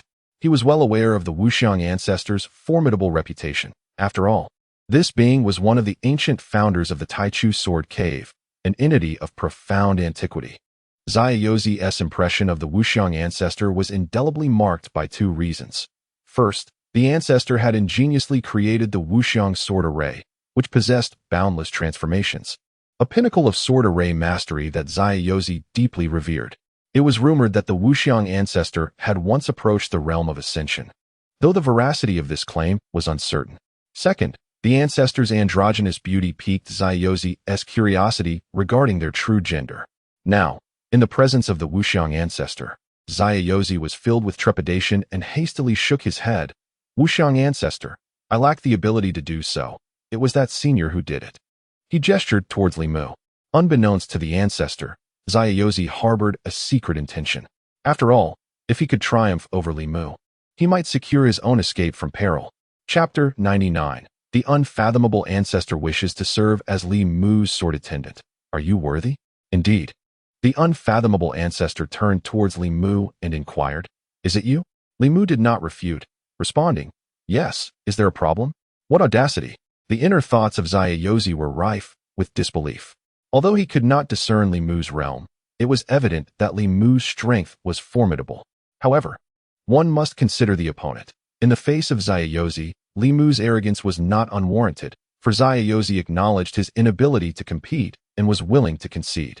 Yet, this figure was one of the founders of the Taichu Sword Cave, a creator of the unfathomable sword array. The androgynous appearance alone was enough to instill fear. By what right did he speak so boldly? Ancestor, discipline him. Zai harbored a flicker of anticipation. However, the unfathomable ancestor did not strike. Instead, he posed the question, How did you accomplish this? Li Mu retorted, Is it truly so difficult? What arrogance! This fellow continues to flaunt his superiority. Ancestor, intervene. Draw your sword and strike him down. Zai's eyes widened in disbelief. Yet again, the unfathomable ancestor refrained from action, for he was scrutinizing Li Mu, growing increasingly astonished. Firstly, the unfathomable ancestor could not perceive Li Mu's realm. This was exceedingly peculiar. Secondly, his gaze fell upon the sword domain and sword array enveloping Li Mu, which left him both awestruck and apprehensive. The expanse of that sword domain was terrifying. Even with his divine sense, he could not locate its boundaries. Moreover, though the sword array appeared unadorned, it was far more formidable than the unfathomable sword array. He even harbored doubts as to whether his own array could withstand a single strike from this youth's formation. How astonishingly powerful! It is no wonder that this young man could breach the unfathomable sword array. He indeed possessed such prowess. Perhaps before this youth, or rather this esteemed elder, the unfathomable sword array resembled a child's plaything. It was conceivable that this elder had cultivated the sword array to an ethereal level. Should he gain the assistance of this venerable figure, the unfathomable sword array would undoubtedly ascend to greater heights. Was this not the very pursuit he had longed for? Upon this realization, the unfathomable ancestor's expression became difficult to contain, his body trembling with anticipation. Here it comes. The ancestor is enraged. Ancestor, swiftly employ your unfathomable sword array. Zai was filled with eager expectation, convinced that the moment had finally arrived. Indeed, the unfathomable ancestor stepped forward, approaching Li Mu. Li Mu remained composed, devoid of unnecessary movements, simply observing the ancestor. Should the ancestor choose to attack, as soon as he neared the extermination sword array, he would be met with annihilation. Then, an unexpected scene unfolded, one that neither Li Mu nor Zai could have anticipated. The Wuxiang ancestor bowed deeply and expressed his gratitude. Wuxiang, thank you, esteemed elder. What is happening? Has the ancestor lost his mind? Or am I the one who cannot comprehend? What is this peculiar action? Wasn't it agreed that he would be struck down? Zai was bewildered. Li Mu also found himself perplexed. What are you doing? The Wuxiang ancestor clarified. Once, I reached the 9th level of sainthood, merely a step away from transcending to immortality.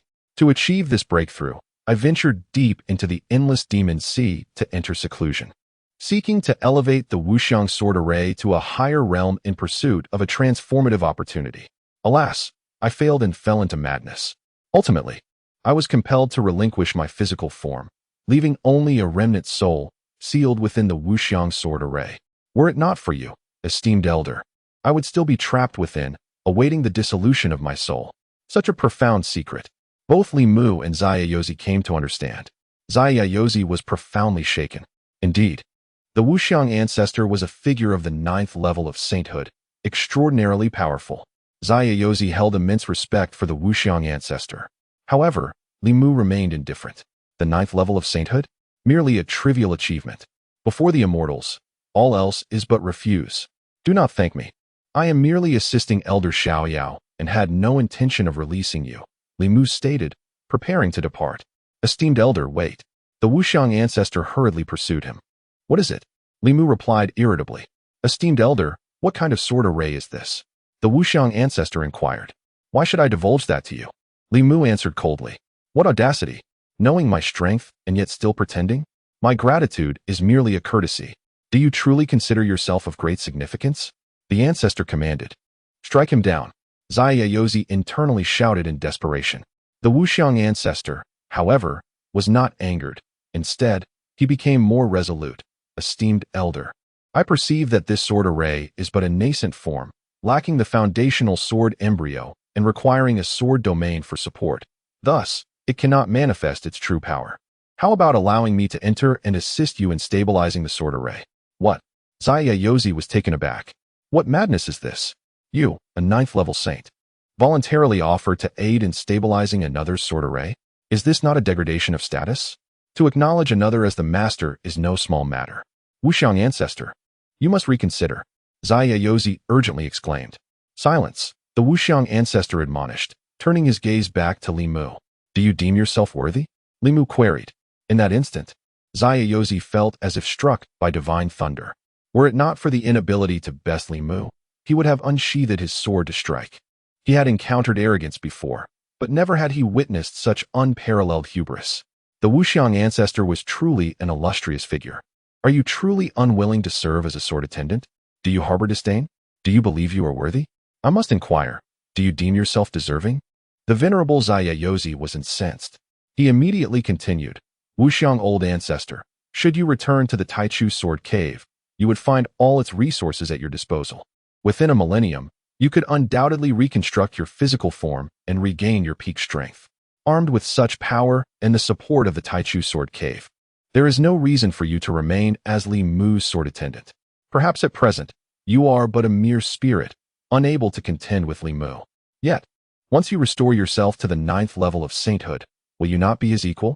At that time, you could strike him down. Xia Yozi was confident that Wuxiang old ancestor would make the right choice upon hearing this. Wuxiang old ancestor's expression shifted. Xia Yozi was indeed correct. He could reconstruct his physical form and regain his strength. However, what then? Would he still tread the same old path? Wuxiang old ancestor was reluctant. It was a rare opportunity to encounter such a formidable elder, and he was unwilling to let it slip by. If he missed this chance, he was certain he would never breach the 9th level of sainthood in his lifetime. After a moment of hesitation, Wuxiang old ancestor knelt and said, I may not be worthy, yet I implore you, esteemed elder, grant me an opportunity. Should you acquire a sword embryo, I shall take my leave. This, Xia Yozi's mouth fell agape, rendered speechless. He had not anticipated Wuxiang old ancestor's fervent dedication, nor his self-deprecation. The implication of his words was clear. If Li Mu required his aid, Wuxiang old ancestor would follow. If not, he could be cast aside. Li Mu was also caught off guard, yet he found merit in Wuxiang old ancestor's proposal. Very well, let us proceed. Is it truly so? Thank you, esteemed elder. Wuxiang old ancestor was overwhelmed with excitement as he merged into Li Mu's sword formation. In that instant, he could feel the formidable power of Li Mu's array. Esteemed elder, what is the name of this sword formation? Wuxiang old ancestor inquired telepathically. The extermination of a mortal's sword formation, Li Mu replied. The extermination of a mortal's sword formation? Indeed. This elder has cultivated the formation to the realm of transcending into immortality. Wuxiang old ancestor was profoundly moved. At that moment, he felt an immense sense of relief, grateful that he had persisted and made the right choice. Xia Yozi was somewhat bewildered and turned to Wuxiang old ancestor. Are you not returning to the Taichu Sword Cave? Wuxiang, old ancestor, replied. You may return on your own. Zayayozi appeared embarrassed. But Wuxiang, old ancestor, I am trapped within your sword formation's water prison. Without assistance from the outside, I must remain here for at least 500 years. Oh, Wuxiang, old ancestor, nodded. Zayayozi looked on with anticipation, hoping for Wuxiang, old ancestor's aid in breaking free. Yet, Wuxiang, old ancestor, continued conversing with Li Mu, and the two departed together. Esteemed elder, why have you ensnared him? Wuxiang, old ancestor, inquired. He has imprisoned my disciple for a millennium, replied Li Mu. Then let him remain there. Such a descendant is truly a disgrace to me. The ancestor of the Wuxiang was somewhat irate. Zayanuzi. Chapter 100. The Clam Demon and the Storm Space on the return journey to the Black Martial battleship. Li Mu inquired. Wuxiang, are you familiar with the Clam Demon? Wuxiang, the ancestor, nodded in acknowledgement. Indeed, I am aware. Senior, do you seek to find the Clam Demon? Li Mu affirmed. Yes. Wuxiang, the ancestor, spoke. The Clam Demon resides at the heart of the endless demon sea. I was fortunate enough to encounter it once. However, even with my strength at the 9th level of the Saint Realm, I barely managed to ensure my own safety. Li Mu asked directly, how does one enter? Seeing Li Mu's unwavering confidence, Wuxiang, the ancestor, refrained from elaborating further and responded, to access the center of the endless demon sea, one must traverse the storm space. Li Mu inquired again, where is the storm space located? Wuxiang, the ancestor, explained, the storm space forms irregularly and lacks a definitive location. It is situated deep within the endless demon sea. It may require a day's wait, or it could take thousands or even tens of thousands of years. Li Mu frowned. That is far too long. Wuxiang, the ancestor, continued. However, there exists a method. Li Mu asked, what method? Wuxiang, the ancestor, replied. One can compel the Clam Demon to open the storm space. As the sovereign of the endless demon sea, if it discovers that numerous celestial beings have been slain, it will undoubtedly be enraged. At that point, the Clam Demon will initiate the storm space. Li Mu nodded. Very well. This matter seems manageable. As they conversed, Li Mu and Wuxiang, the ancestor, had already returned to the Black Martial battleship. Senior, is that the demon god?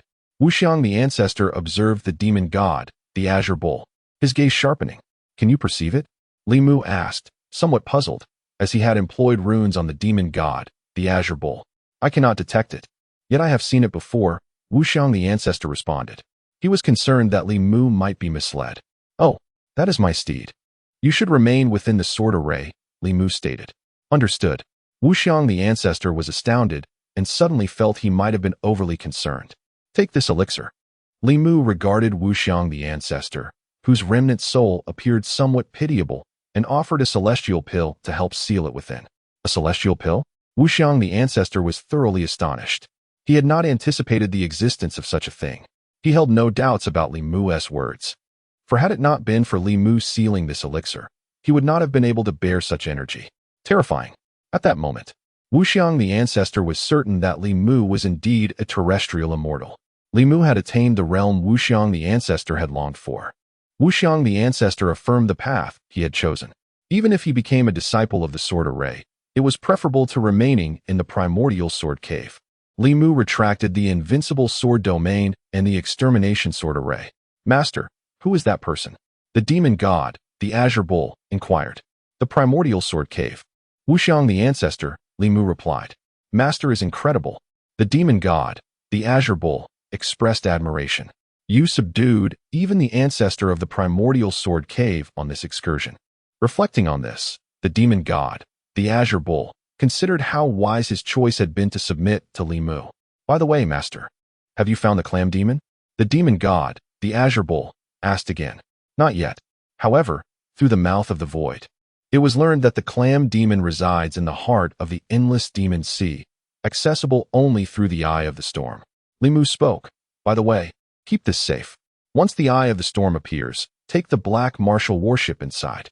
He handed a palm-sized orb to the demon god, Qing Niu. Master, what is this?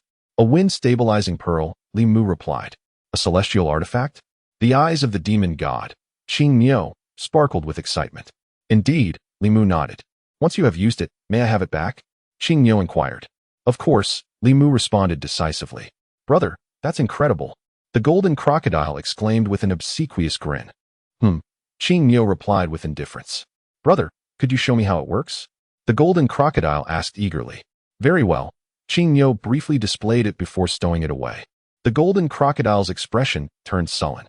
In the following 2 days, Lu Lingshan descended into the endless demon sea again, accompanied by Jiang Taizhan, Situ Jing, and the golden crocodile. However, they failed to locate the clam demon.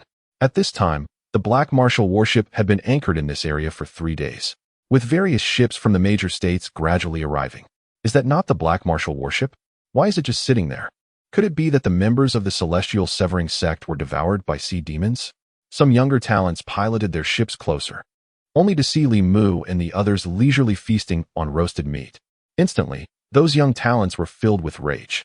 They had ventured here at the risk of their lives, only to find the Celestial Severing sect members so relaxed and carefree. The disparity was overwhelming. It was utterly unfair. Enough of this chatter. Let us swiftly seek out the sea demon of the celestial realm.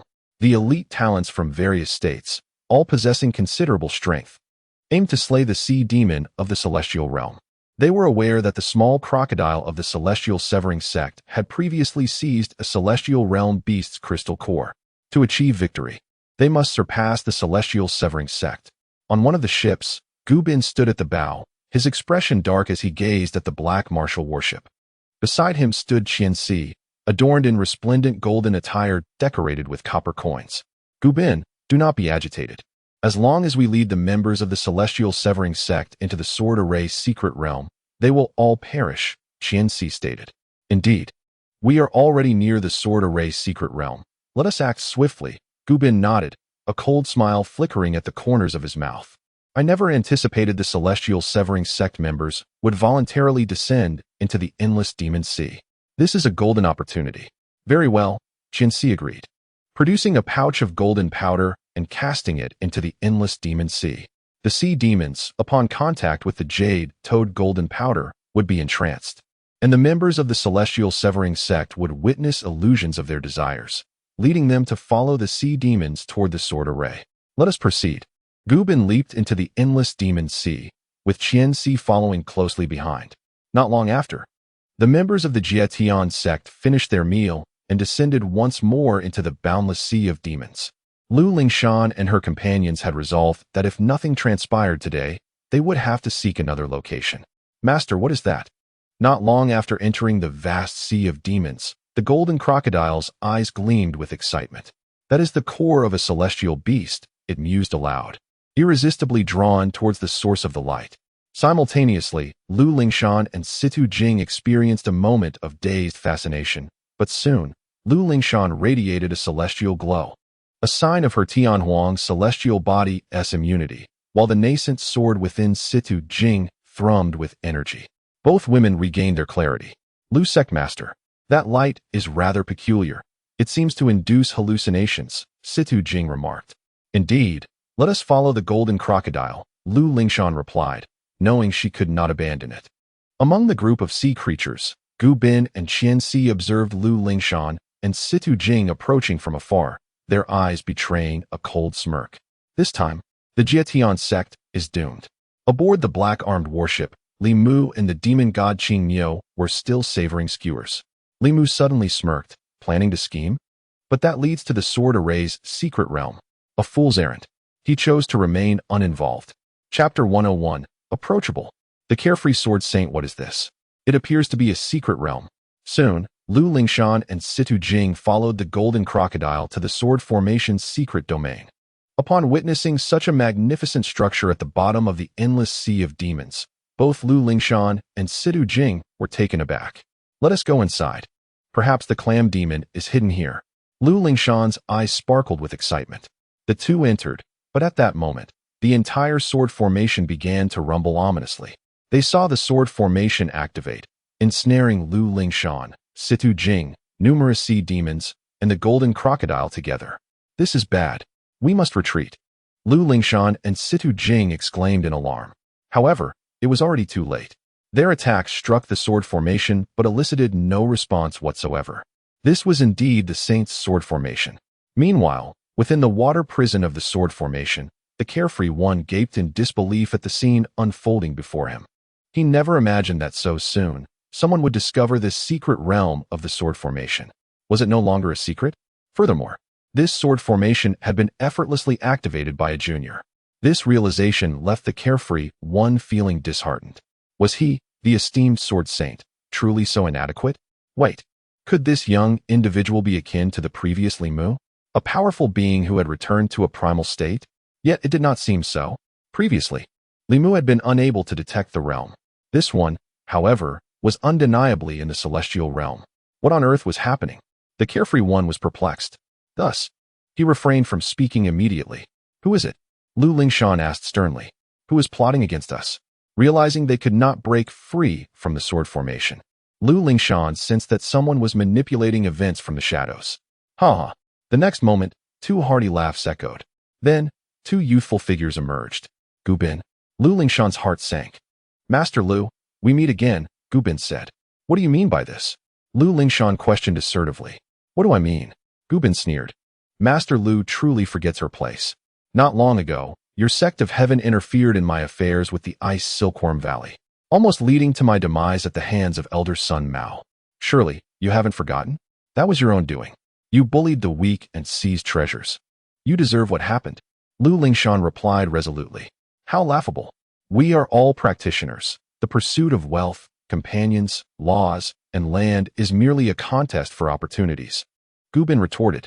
That is not the same. Your actions lack principles. Lu Lingshan insisted on her beliefs. Principles are but lifeless rules. Never mind. I shall not waste more words with you. Just remain here and wait for your demise. Gu Bin coldly declared.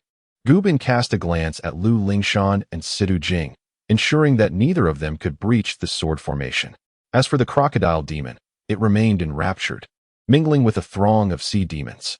However, Gu Bin found it rather peculiar that those sea demons had yet to rend the crocodile demon apart. Fiancée replied, perhaps the potency of the jade-toed gold powder is too overwhelming, leaving both the horde of sea demons and the crocodile demon in a stupor.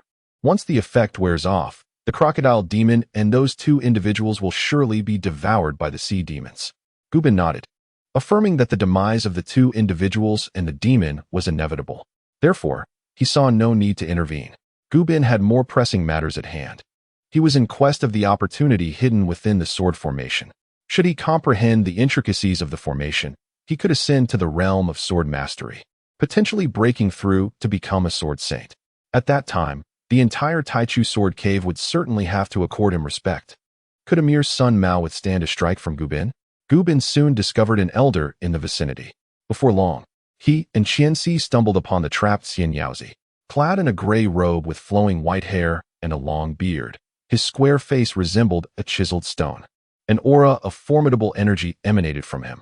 Instantly, Gu Bin's eyes brightened, and he bowed respectfully, inquiring if the elder was the master of the sword formation.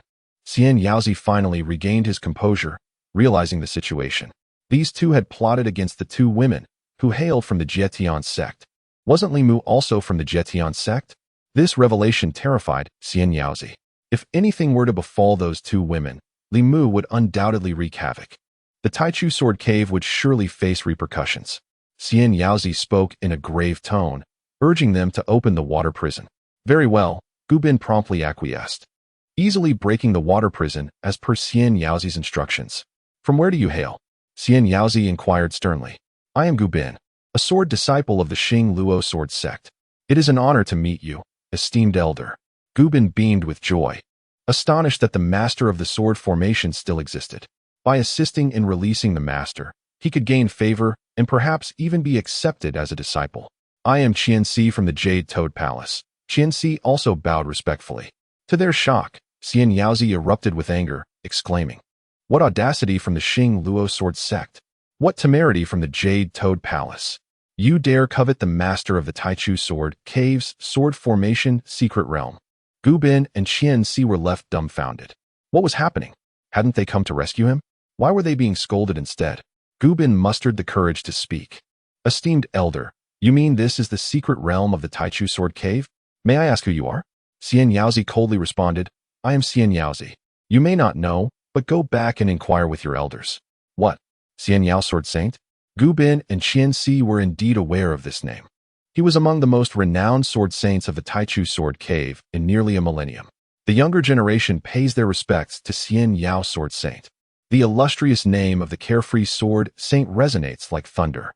Our Xinghua sword sect has long revered the carefree sword saint. Whispers abound that he has acquired the sword formation, thus becoming the true sage of the sword formation, and indeed, this seems to be the case. Gu Bin, in a display of flattery, sought to appease him. To Gu Bin, it appeared that the carefree sword saint's earlier rebuke was merely a consequence of their disturbance during his seclusion. If only they could allow him to regain his composure, all would surely be well. Enough of your nonsense. The carefree sword saint's fury intensified. If he had indeed obtained the sword formation, would he find himself ensnared in this predicament? Moreover, this was the formless sword formation. Did he truly deserve it? The carefree sword saint felt an urge to slay the audacious junior who spoke so recklessly, yet he restrained himself. He required these two juniors to assist him in seeking merit from Li Mu. Wait here. I shall attend to matters with Lu Lingshan and Sidu Jing. The carefree sword saint instructed solemnly, proceeding towards them. Carefree sword saint. These two are nefarious figures of the celestial severing sect. Gu Bin interjected once more. The carefree sword saint's heart trembled at this proclamation. Silence. He barked, startling Gu Bin into silence. Subsequently, Gu Bin activated the sword formation, liberating Lu Lingshan and Sidu Jing. Greetings, carefree sword saint. Lu Lingshan and Situ Jing immediately bowed, having overheard the conversation between him and Gu Bin, aware of his volatile temperament. Do not mention it. I apologize for the trouble you've endured, the carefree sword saint replied with a semblance of warmth. The four juniors were taken aback by this sudden shift in demeanor. Carefree sword saint. These two are nefarious figures of the celestial severing sect, Gu Bin repeated. Do you wish to court death? I deem your Xinghua sword sect and Yuchan Palace to be the true malevolent entities. The carefree sword saint glared. Gu Bin and Fiancée turned pale, taken aback by his unexpected stance. Should the carefree sword saint choose to speak, would the Xinghua sword sect and Yuchan Palace not face annihilation? Thank you, carefree sword saint. For discerning right from wrong, Lu Lingshan expressed her gratitude. No need for thanks. The carefree sword saint waved dismissively. By the way, what brings you here? He pondered why. Now that Li Mu had taken the formless ancestor away, anyone from the celestial severing sect would still be present. Honorable elder, we sought the clam demon, but were ensnared by Gu Bin and his companion, Lu Lingshan briefly explained. I see, the carefree sword saint nodded. Further convinced of the close ties between Lu Lingshan and Li Mu, he then turned his gaze to Gu Bin and Fiancée. These two have the countenance of rogues, easily discernible as ill-intentioned. At that moment, a horde of sea demons and golden crocodiles simultaneously regained their strength.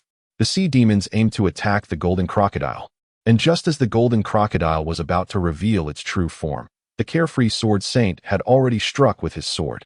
In an instant, the golden crocodile was utterly terrified.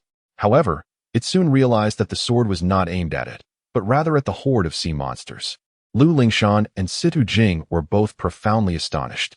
The sword saint of freedom was incredibly formidable.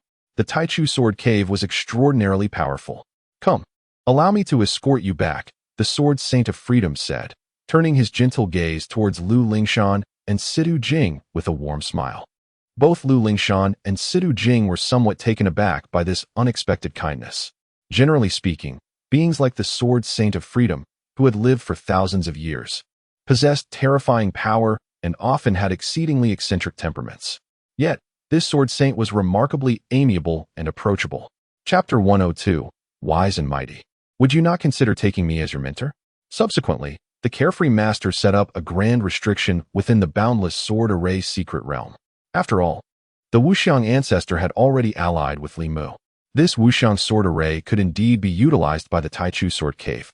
Thereafter, the carefree sword saint departed the endless demon sea, accompanied by Lu Lingshan and others. Upon emerging onto the surface of the sea, he beheld a formidable black warship, and his countenance darkened. If I am not mistaken, the trials in the endless demon sea are currently underway. How could there be a black warship participating?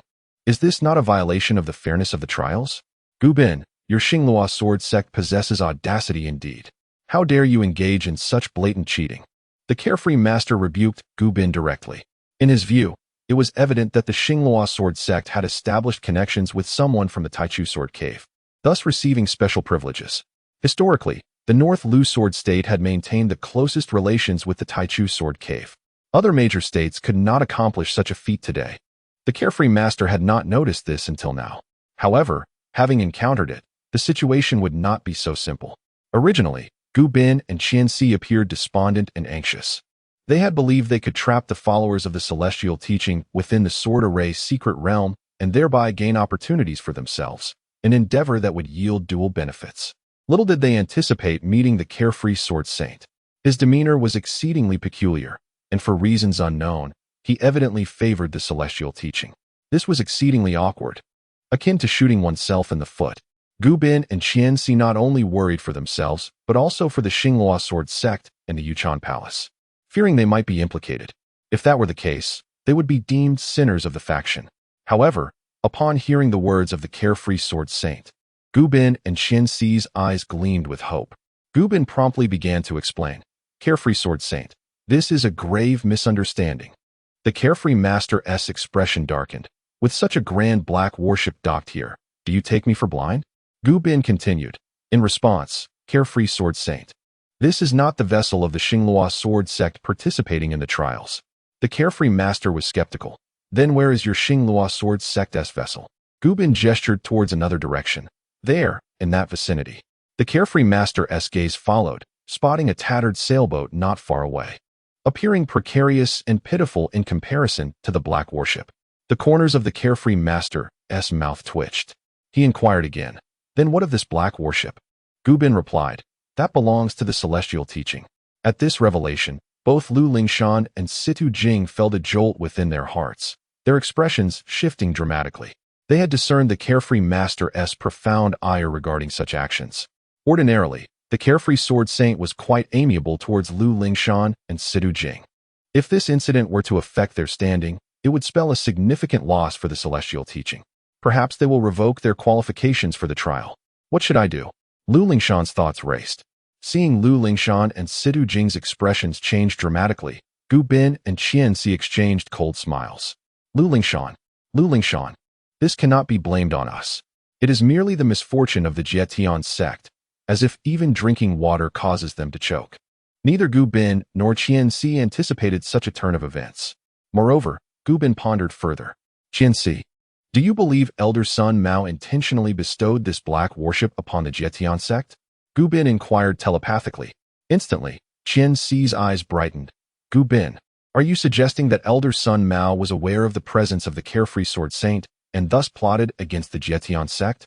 Gu Bin nodded. "Precisely." However, Fiancée had another question. "Wouldn't this also implicate Elder Sun Mao?" Gu Bin replied. "Elder Sun Mao could easily claim he was coerced by that senior from the Jietian sect." Fiancée chuckled. "That makes sense." Gu Bin regained his confidence. Openly violating the trial rules is a grave sin that would severely impact the grand scheme of the Taichu sword cave. This time, the Jietian sect is doomed.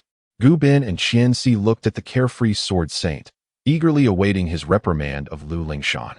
Lu Lingshan felt anxious, yet she steeled herself to explain. Otherwise, the Jietian sect would face immense humiliation, and it could also affect her brother Li Mu, along with Long Long and Jiang Taizhan, who would all be barred from entering the Taichu sword cave. "Carefree sword saint, this matter is due to my actions." Lu Lingshan prepared to shoulder the responsibility alone. Without further ado, the carefree master waved his hand.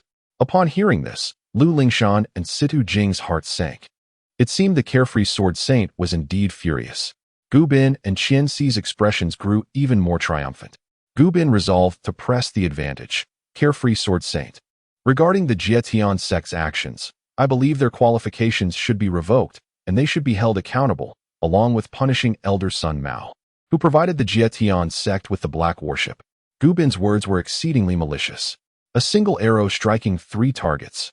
Deep down, Gu Bin still harbored resentment towards Sun Mao. The carefree master inquired, "Was it Elder Sun Mao who provided the black worship?" Gu Bin nodded. "Indeed, it was Elder Sun Mao." The carefree master acknowledged, "I understand." Lu Lingshan's face turned pale. If Elder Sun Mao were punished alongside them, it would surely unleash anger upon the Jietian sect. This would spell disaster for the Jietian sect. Lu Lingshan spoke again. Carefree Sword Saint. This matter has nothing to do with elder son Mao. It was solely the doing of the Jietian sect. Ha! Suddenly, the carefree master burst into laughter. The Jietian sect has truly impressed me. Rest assured, I will not punish elder son Mao. Instead, I shall reward him generously. Lu Lingshan and Situ Jing. Gu Bin and Fiancée. In truth, the carefree master felt quite troubled. How did he know that this was the black worship of the Jietian sect? Initially, he intended to use this opportunity to teach the Xinghua sword sect a lesson. Wasn't he that a slap in the face? However, Zaya could only maintain a calm demeanor. Otherwise, would he not be belittled by a few youngsters? Faced with the inquiries from Lu Lingshan and others, Zaya declared with pride, "Do you think I am angry? Do you think I would impose severe punishment on the Jietian sect and Sun Mao? Not at all." Lu Lingshan and the others were somewhat bewildered. Gu Bin spoke up. "Sword Saint Xiaoyao, is that not the case? Did you not say that the Jietian sect has broken the rules? It is important to know that the trials in the Endless Demon Sea are a significant plan of the Taichu Sword Cave." Zaya felt an overwhelming urge to silence Gu Bin, yet he managed to suppress his irritation and explained with a smile. "My previous remarks were merely a test for the Jietian sect. The fact that the Jietian sect devised such a strategy sufficiently demonstrates that its members possess acuity. After all, participating in the trials and slaying sea demons relies not only on strength, but also on intellect. The Jietian sect has performed admirably. Moreover, Elder Sun Mao's decisiveness and boldness in attempting new strategies indicate that he is not constrained by earthly conventions. His mind is quite agile, making him a valuable asset for the future." This explanation left Lu Lingshan and the others in astonishment. Internally, Lu Lingshan felt immense joy and quickly clasped her fists in gratitude. "Thank you, Sword Saint Xiaoyao. Your wisdom is truly remarkable." In truth, Sword Saint Xiaoyao was the one possessing profound wisdom. It is no wonder that the Taichu Sword Cave could maintain its stronghold in the Endless Demon Sea with him at the helm. Lu Lingshan's flattery greatly pleased Zaya. "Ha! You, my dear girl, are quite eloquent. I am very fond of you. I believe there would be no issue with you joining the Taichu Sword Cave. Why not take me as your master?" Lu Lingshan was taken aback. This was the Sword Saint. If she could become his disciple, it would undoubtedly strengthen her ties with the Taichu Sword Cave, alleviating any future concerns for the Jietian sect. She nodded eagerly. "Yes, thank you, Sword Saint Xiaoyao." As she spoke, she prepared to bow in respect. Zaya chuckled. "No rush. We shall discuss this further once we arrive at the Taichu Sword Cave." Lu Lingshan suppressed her excitement. "All right." Meanwhile, Gu Bin and Fiancée felt their spirits plummet. At that moment, how could they not perceive it? The Sword Saint definitely harbored an inexplicable fondness for the Jietian sect. Though Zaya had offered a lengthy explanation, Gu Bin and Fiancée were not foolish. Previously, when the Sword Saint first laid eyes on the black warship, his anger was unmistakably genuine. Yet upon learning it belonged to the Jietian sect, his attitude had undergone a complete reversal. It was utterly unexpected. What could be the reason behind this? Gu Bin and Fiancée were perplexed. Naturally, Gu Bin also decided to remain silent, lest the Sword Saint might truly take action against them. Chapter 103. Why is the Carefree Sword Saint so reserved? Carefree Sword Saint, shall we board the Black Martial battleship? Lu Lingshan inquired with a bright smile and respectful demeanor. To her surprise, although this expedition did not lead to the discovery of the clam demon, she encountered the Carefree Sword Saint, who graciously agreed to take her as a disciple. This development surely meant that the members of the Jietian sect could seamlessly join the Taichu Sword Cave. Was it not simply a matter of a single word from the Carefree Sword Saint? Very well, Carefree nodded, leading Lu Lingshan and the others onto the Black Martial battleship. Indeed, Carefree soon spotted Li Mu on the deck.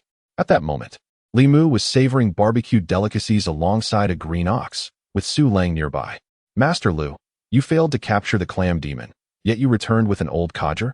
Moreover, why are Gu Bin and his companions back as well? Do they seek a beating?" Su Lang jested. For a brief moment, Carefree felt an unexpected wave of anxiety. After all, Li Mu had mentioned he would confine him for 500 years, and now he had emerged. Carefree was apprehensive about inciting Li Mu's wrath. While Carefree was lost in thought, Lu Lingshan had already taken him by the arm and approached Li Mu.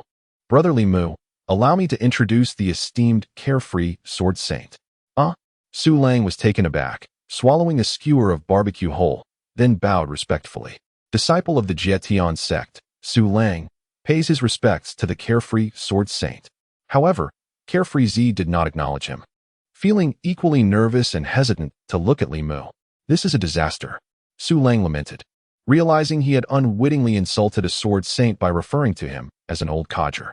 Meanwhile, Li Mu maintained an expression of indifference, merely saying, "Oh, I have met the elder." Carefree Z hurriedly shook his head. "I dare not." Lu Lingshan offered an awkward smile and explained, "The carefree sword saint is simply like this. Brother Li Mu, in his manner of treating others. Please do not take it to heart." Carefree Z waved his hand, "Not at all." Li Mu extended a skewer of barbecue. "Elder, would you care for some?" Gu Bin and Qian Si widened their eyes in disbelief. How could Li Mu, this seemingly inept fellow, offer such crude food to the carefree sword saint? Did he not realize that cultivators abstain from such sustenance? The higher the realm of the cultivator, the less they required it, as it could introduce impurities that affected their cultivation. Gu Bin and Qian Si secretly hoped that Li Mu's folly might provoke the carefree sword saint, which could be quite entertaining. Lu Lingshan quickly reacted, attempting to intervene. "Brother Li Mu, the carefree sword saint does not consume this." "Nay, I shall partake," Carefree Z declared. "This is a generous invitation from Elder Li Mu. Today, even if the king of hell himself were to arrive, I would still indulge. Even if it means severing my path of cultivation, I shall partake." Carefree Z stopped Lu Lingshan, astonished yet honored to accept the offering. After taking a bite, he beamed with delight. Delicious. Gu Bin and Qian Si were left agape, utterly incredulous. Such a development was simply unfathomable. Si Jing, however, seemed unfazed and appeared to have an inkling of what was transpiring. The carefree sword saint exhibited an extraordinary enthusiasm, likely due to Li Mu's presence. When Li Mu invites you to dine, how could one possibly refuse? Simultaneously, Situ Jing held an even deeper admiration for Li Mu. It dawned on her that her master had attained such an impressive level of strength, truly formidable. Lu Lingshan, smiling, remarked, "Brother Li Mu, is the carefree sword saint not remarkably approachable?" Li Mu nodded in affirmation. "By the way, Brother Li Mu, allow me to recount the astonishing adventures of this day. They are simply unbelievable." Subsequently, Lu Lingshan, filled with excitement, shared her and her companion's experiences with Li Mu. He chuckled. "It seems we ought to express our gratitude to the esteemed sword saint." The sword saint hastily shook his head. No need for such formality. Lu Lingshan, somewhat puzzled, queried, "Sword saint, why are you so reserved in the presence of Brother Li Mu?" Upon hearing this, a chill ran down the spine of the carefree sword saint. From Lu Lingshan's words, he realized that she appeared oblivious to Li Mu's true prowess. If his secret were to be revealed, would Li Mu not take his head? The sword saint's expression shifted dramatically, leaving him at a loss for how to respond. Noticing this, Situ Jing quickly interjected, "Lu sect leader, why do you speak of the sword saint in such a manner?" Upon hearing this, Lu Lingshan recognized her indiscretion and promptly apologized. "Sword saint, I spoke out of turn." Li Mu then offered, "Esteemed elder, would you care to join us for a meal?" The sword saint sighed in relief, adopting a feigned casual demeanor as he settled down, conveniently beside the demonic beast, the azure bull. After all, the pressure of being near Li Mu was overwhelming. This bull demon, however, seemed far less intimidating. Yet, it did not take long for the sword saint to realize his misjudgment. He could discern no realm of power from this bull demon, and as he gazed into its eyes, he felt a chilling disdain emanating from it. What? Could it be more than just an ordinary bull demon? A demon sovereign, perhaps? The sword saint directly inquired, "What brings a bull to this gathering?" Lu Lingshan explained, "Sword saint, this is Brother Li Mu's steed." Indeed, the revelation of the demon sovereign confirmed his suspicions. The sword saint was astounded. The combat prowess of such a beast was undoubtedly considerable, even among those of equal cultivation. It would surpass that of human practitioners. Given the sword saint's own cultivation at the second level of the saint realm, he surmised he would likely not stand a chance against this demon sovereign. As these thoughts raced through his mind, he began to perspire profusely, feeling as though he were sitting on pins and needles next to the azure bull. Noticing the change in the sword saint's demeanor, Lu Lingshan inquired, "Sword saint, are you feeling warm? Why do you seem to be sweating so profusely?" The sword saint nodded. "Indeed, the fire is quite close." Su Lang interjected, "Sword saint, You are being disingenuous. How could a mighty sword saint be so affected by a mere hint of warmth? You must be frightened. At this remark, the sword saint's expression shifted once more, shooting Su Lang a glare. Immediately, Su Lang fell silent, realizing he had misspoken once again. Nonetheless, his comment had inadvertently alerted Lu Lingshan. Frightened, Lu Lingshan cast a glance at Li Mu and then at the demon god Qing Niu, and in that instant, she comprehended the situation. It turned out that Niu possessed such formidable strength, to the extent that even the unfettered sword saint held him in awe. Realizing this, Lu Lingshan spoke up, "Unfettered sword saint, would you care to join us over here?" She gestured toward the seats beside herself and Sidu Jing. The unfettered one felt a wave of relief wash over him. Very well.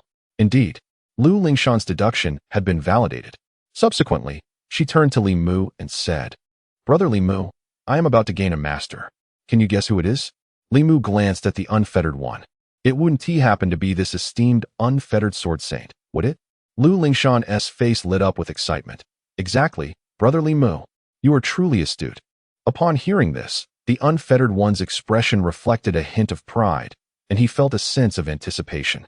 He could discern the close bond between Lu Lingshan and Li Mu, and his willingness to take Lu Lingshan as a disciple was largely due to Li Mu's influence. This development would surely endear him to Li Mu. Lu Lingshan continued, "The unfettered sword saint has promised that once we arrive at the Taichu Sword Cave, he shall take me as his disciple." Li Mu nodded in acknowledgement, indeed. However, the unfettered one felt a tinge of disappointment at Li Mu's lack of gratitude. Yet, Lu Lingshan was accustomed to Li Mu's demeanor. She added, "Brother Li Mu, after we finish our training at the Taichu Sword Cave, let us return to the Jietian sect and wed." Li Mu finally broke into a smile. "Very well. Wait a moment. What?" The unfettered one was momentarily taken aback. Lu Lingshan cheerfully addressed the unfettered one, "Unfettered sword saint, when the time comes, we shall ask you to officiate our wedding." Coughing in surprise, the unfettered one was startled. Lu Lingshan inquired, "Unfettered sword saint, what troubles you?" The unfettered one hastily shook his head and then asked, "Lu Lingshan, what is your relationship with him?" Lu Lingshan blushed slightly as she glanced at Li Mu.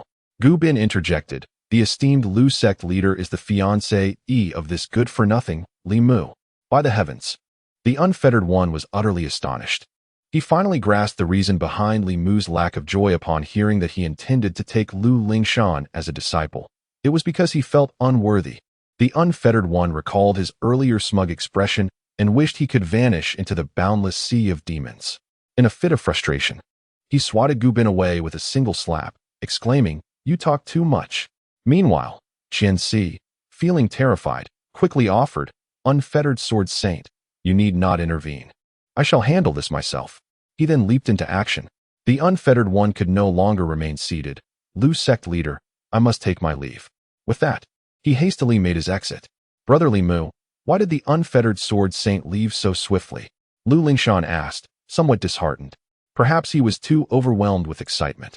Li Mu replied with a smile. "Is that so?" Lu Lingshan's face brightened.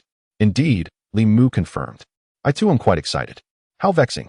Lu Lingshan felt a touch of shyness, and then she turned her gaze towards the two individuals beneath the Black Warrior battleship. "Brother Li Mu, what shall we do about these two? They are quite wicked." "You may kill them," Li Mu suggested. "Never mind. After all, Gu Bin is the mastermind. Now that he has been sent flying by the palm of the carefree sword saint, he is surely incapacitated and will no longer seek to join the primordial sword cave. This is his own doing. It serves as his just deserts," Lu Lingshan remarked. Chapter 104. Confronting the lair of the sea demon. It's quite late. "Brother Li Mu, I must return to my cultivation. Tomorrow, I need to rise early to continue the search for the clam pearl. By the way, Su Lang, please reposition the Black Warrior battleship." Lu Lingshan spoke up. "Lingshan, wait a moment," Li Mu called out. "Brother Li Mu, what is it?" Lu Lingshan inquired. "In truth, regarding the clam pearl," Li Mu began, but was swiftly interrupted by Lu Lingshan. "Brother Li Mu, I am not fatigued. Rest assured, I will certainly find the clam pearl." For all other matters, Lu Lingshan was willing to heed Li Mu's advice. But this particular endeavor was one she would never relinquish. "No, I meant, have you considered that your approach might be misguided?" Li Mu began to guide her thoughts. After all, The ancestor of the Formless had already stated that the clam demon resides in the heart of the endless demon sea, and to approach it, one must traverse the storm space. This storm space appears without any discernible pattern. Waiting for it to manifest is rather unrealistic. The alternative method would be to slay the sea demon, thereby luring the clam demon into the open. Misguided? Lu Lingshan pondered. Lingshan, have you not noticed that despite our numerous days spent in the endless demon sea, and you having ventured into its depths multiple times, there has been no sign of the clam demon? Does that not strike you as peculiar? Li Mu articulated. It is indeed strange, and moreover, many cultivators have never even heard of the clam demon. Oh dear, I forgot to inquire with the carefree sword saint. Lu Lingshan expressed her regret. Lingshan, I actually believe that perhaps the clam demon does not exist at all. The clam pearl may simply be the crystal core of the sea demon, Li Mu suggested, attempting to guide her reasoning. The clam pearl is the crystal core? Lu Lingshan's eyes sparkled. Brother Li Mu, your reasoning is sound. Su Lang, you navigate the Black Warrior battleship to search for the sea demon. Su Lang responded affirmatively. Understood. At that moment, Fiancée emerged from the underside of the Black Warrior battleship, a small bottle in his grasp. He then swiftly swam towards Gu Bin, bringing the severely injured Gu Bin back to the sailing vessel. Gu Bin wore a gloomy expression. Fiancée spoke. Gu Bin, I understand your plight. After all, this is the second time you have sustained such grave injuries. You initially aimed to showcase your prowess during this trial. Yet now you can only lie in the cabin of the sailing vessel. Upon hearing this, Gu Bin coughed up a mouthful of blood. Realizing his words may have been ill-timed, Fiancée quickly added, Gu Bin, do not be agitated. I am not mocking you. Moreover, it will not be long before I can help you exact your vengeance. Only then did Gu Bin direct his gaze towards Fiancée. Fiancée continued, after I leaped down, I applied the most fearsome celestial toad gold powder from my jade toad palace upon the Black Warrior battleship. In just a few hours, a multitude of sea demons will rush towards us. We need only sit back and enjoy the spectacle. Gu Bin weakly remarked, ordinary sea demons cannot breach the defenses of the Black Warrior battleship. Fiancée replied, as long as we are deep within the endless demon sea, any sea demon that catches a whiff of this celestial toad gold powder will go into a frenzy, including those of the celestial realm and even the saint realm. Gu Bin's eyes sparkled with disbelief as he asked, can the sea demon of the sacred realm also be attracted? Fiancée confidently nodded, indeed.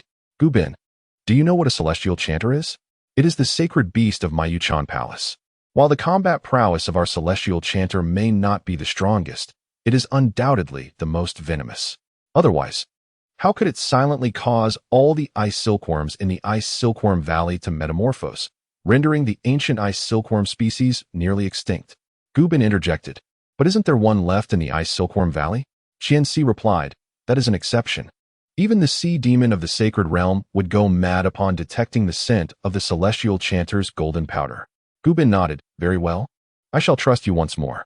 Subsequently, Fiancée issued a direct order to set sail. The other prodigies from various continents observed this scene with cold laughter, remarking, the Xing Luo sword sect is truly unfortunate. This time, isn't Gu Bin of the Sword Valley gravely injured for the second time? Is this what they mean by prosperity inevitably leads to decline? However, this is advantageous for us, as it eliminates one competitor. As night fell, the sailboat of the Xing Luo sword sect continued its journey, drawing the attention of the sea demons. Let them be. It would be best if they were swallowed by the sea demons. That would deal a significant blow to both the Xing Luo sword sect and the Yuchan palace. The other prodigies halted their sailboats, recognizing that the sea demons were more active at night. If there was any disturbance on the sea, they would become live targets. Surely pursued by countless sea demons, the night in the endless demon sea was eerily quiet until dawn approached. At that moment, the younger prodigies suddenly sensed something amiss and opened their eyes in unison. What is happening? Why does it feel as if the sailboat is rising? Is there a disturbance in the waters of the endless demon sea? Upon venturing outside to investigate, they were met with a horrifying sight. Heavens! What has transpired?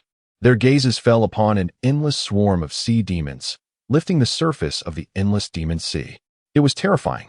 I could see no less than 100 sea demons at the celestial realm. What should we do? If we attack, our sailboat will undoubtedly capsize. All the prodigies were paralyzed with fear, reluctant to make a move. At least, for now, These sea demons had not yet launched an assault. They seemed to be drawn to something else. Their target appeared to be the black warship. Indeed, all these sea demons were swimming towards the black warship. At that moment, Su Lang also noticed the commotion.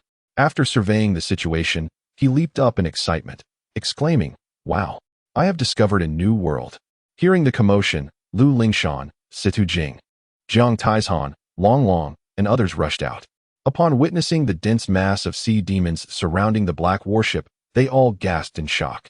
"Goodness, this is overwhelmingly numerous." Su Lang continued to boast, "Master Lu, am I not remarkable? You mentioned tracking down the sea demon, and now I have directly confronted it at its lair."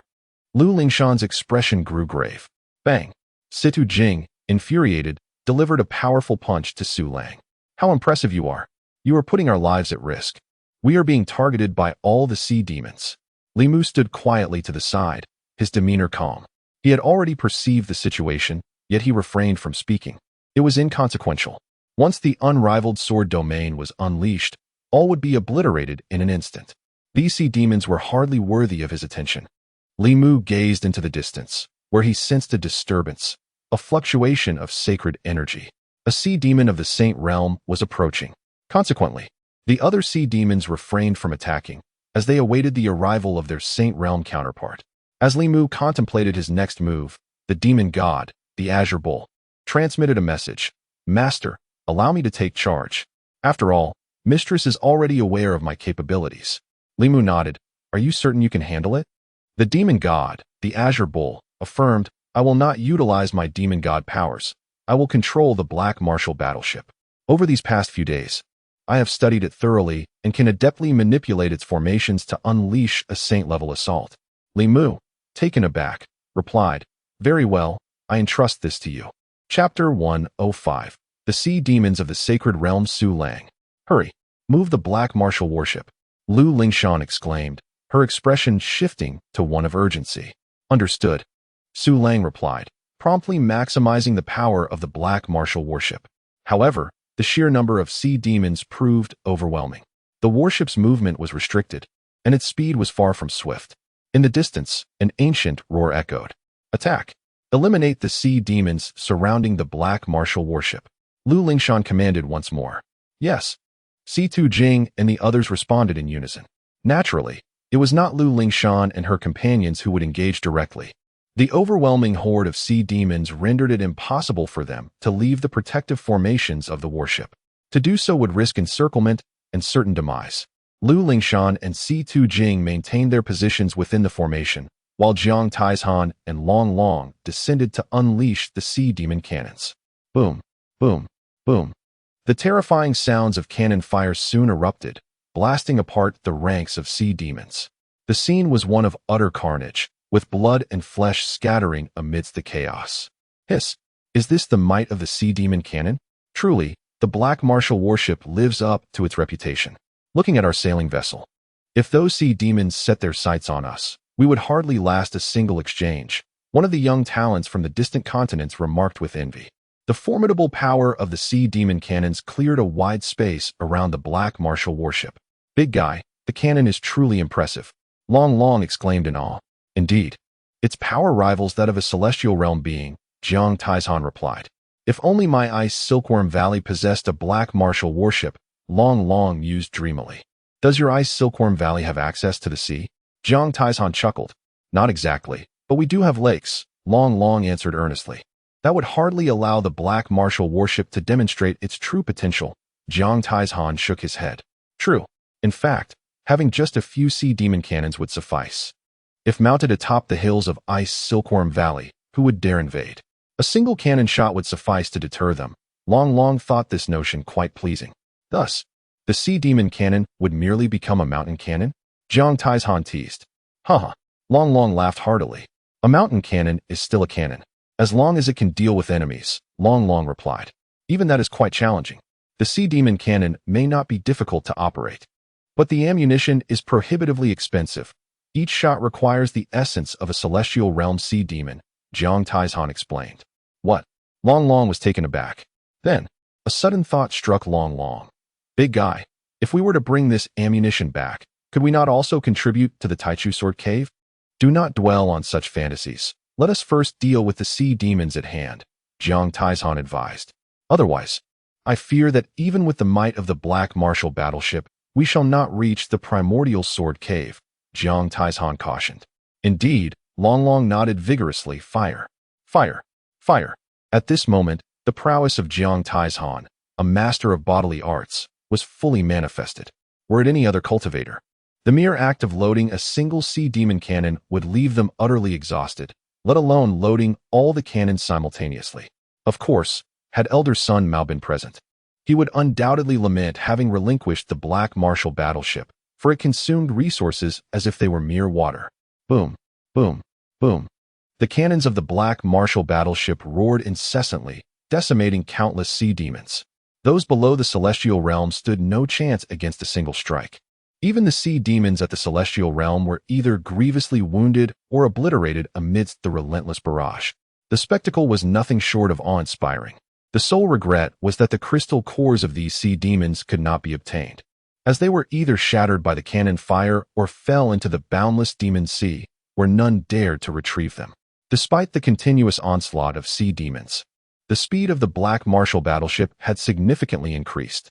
As long as they persevered, escape from this relentless siege was inevitable.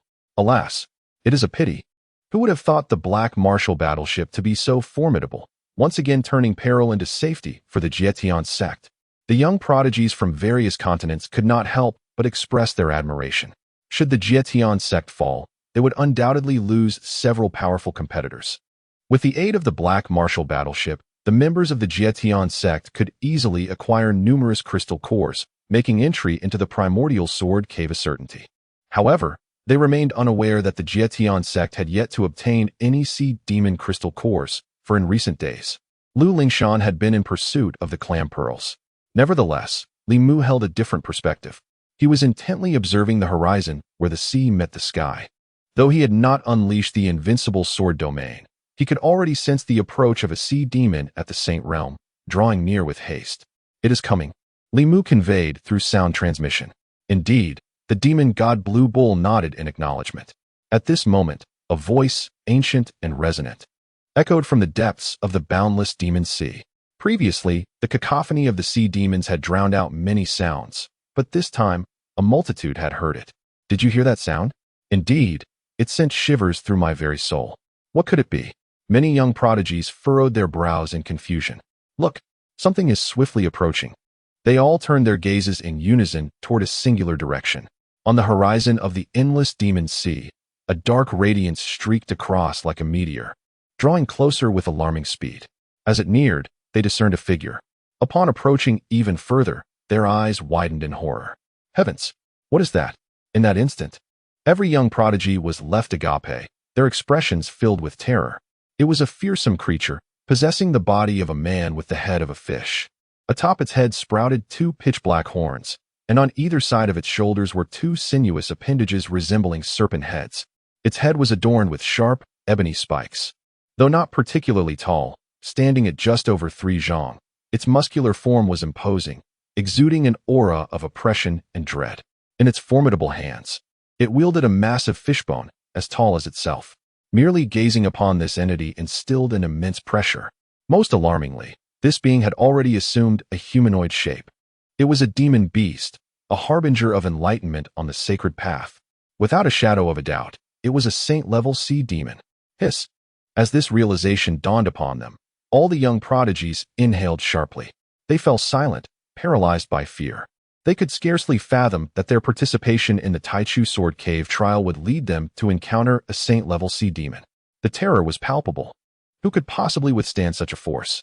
Across the vast continents and esteemed sacred grounds, unless those ancient figures emerged, the combined might of the current saint-level powers would stand no chance against this formidable sea demon.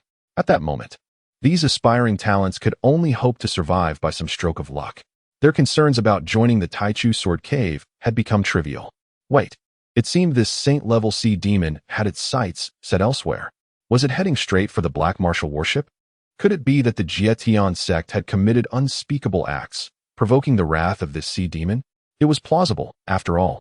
Had they not noticed the relentless barrage of the sea demon cannon from the Black Marshal worship?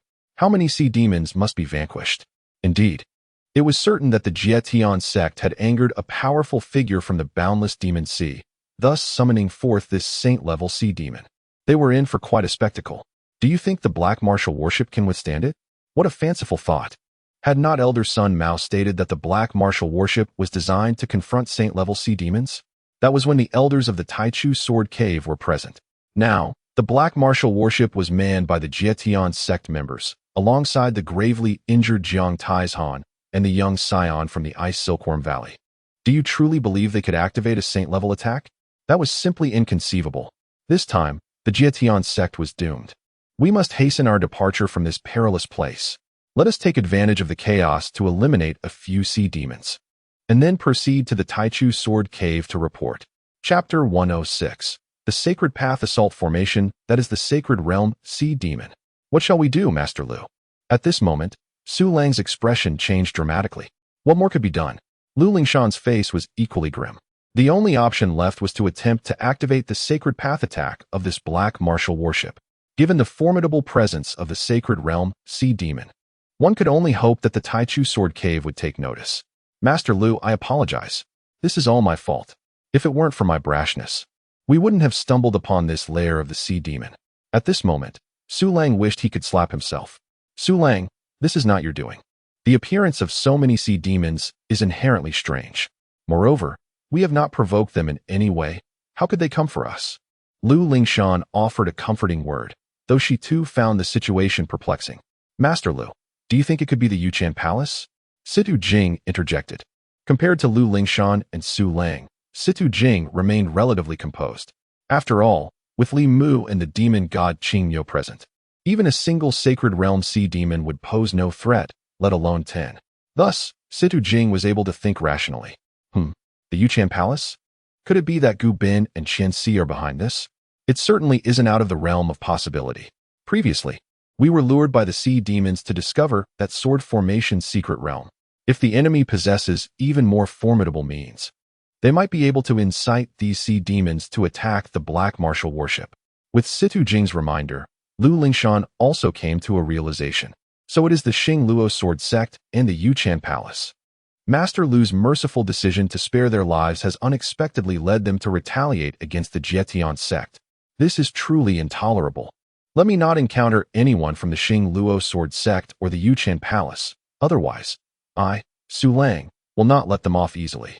Su Lang was filled with righteous indignation. Enough. This is not the time for such discussions. The pressing matter is how to contend with that Sacred Realm Sea Demon. I will first explore this formation to see if I can activate it. Once I grasp the method, you shall assist me, but I will need time. Su Lang, you must set the Black Martial worship to its maximum speed, maintaining as much distance as possible from the Sacred Realm Sea Demon to buy us some time. Lu Lingshan spoke decisively. Understood. Situ Jing nodded. Yes, Master Lu. Su Lang replied earnestly, already holding a measure of admiration for Lu Lingshan. Her composed demeanor in the face of crisis was truly commendable. Then, Lu Lingshan began to probe the formation to activate the Sacred Path attack of the Black Martial worship. Situ Jing took charge of the other formations, defending against the assaults of the sea demons from various realms. Su Lang remained at the helm of the Black Martial worship, steering it and adjusting the speed to its maximum. Meanwhile, Li Mu and the demon god Qing Yo stood calmly on the deck, gazing intently in that direction. The golden crocodile trembled slightly as it approached the demonic bull. Little fish, why are you shaking? The demonic bull sneered.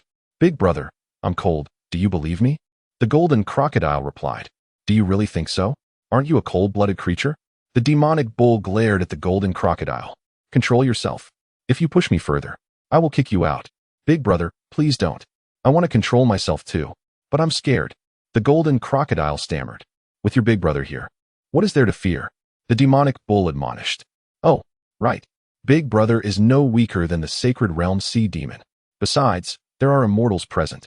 Immediately, the golden crocodile straightened its back and ceased its trembling, muttering, Damn it. I was frightened by that Sacred Realm Sea Demon. How embarrassing. Big brother, after you slay that pretentious creature, could you grant me its crystal core? Asked Moo. The demonic bull responded, Moo.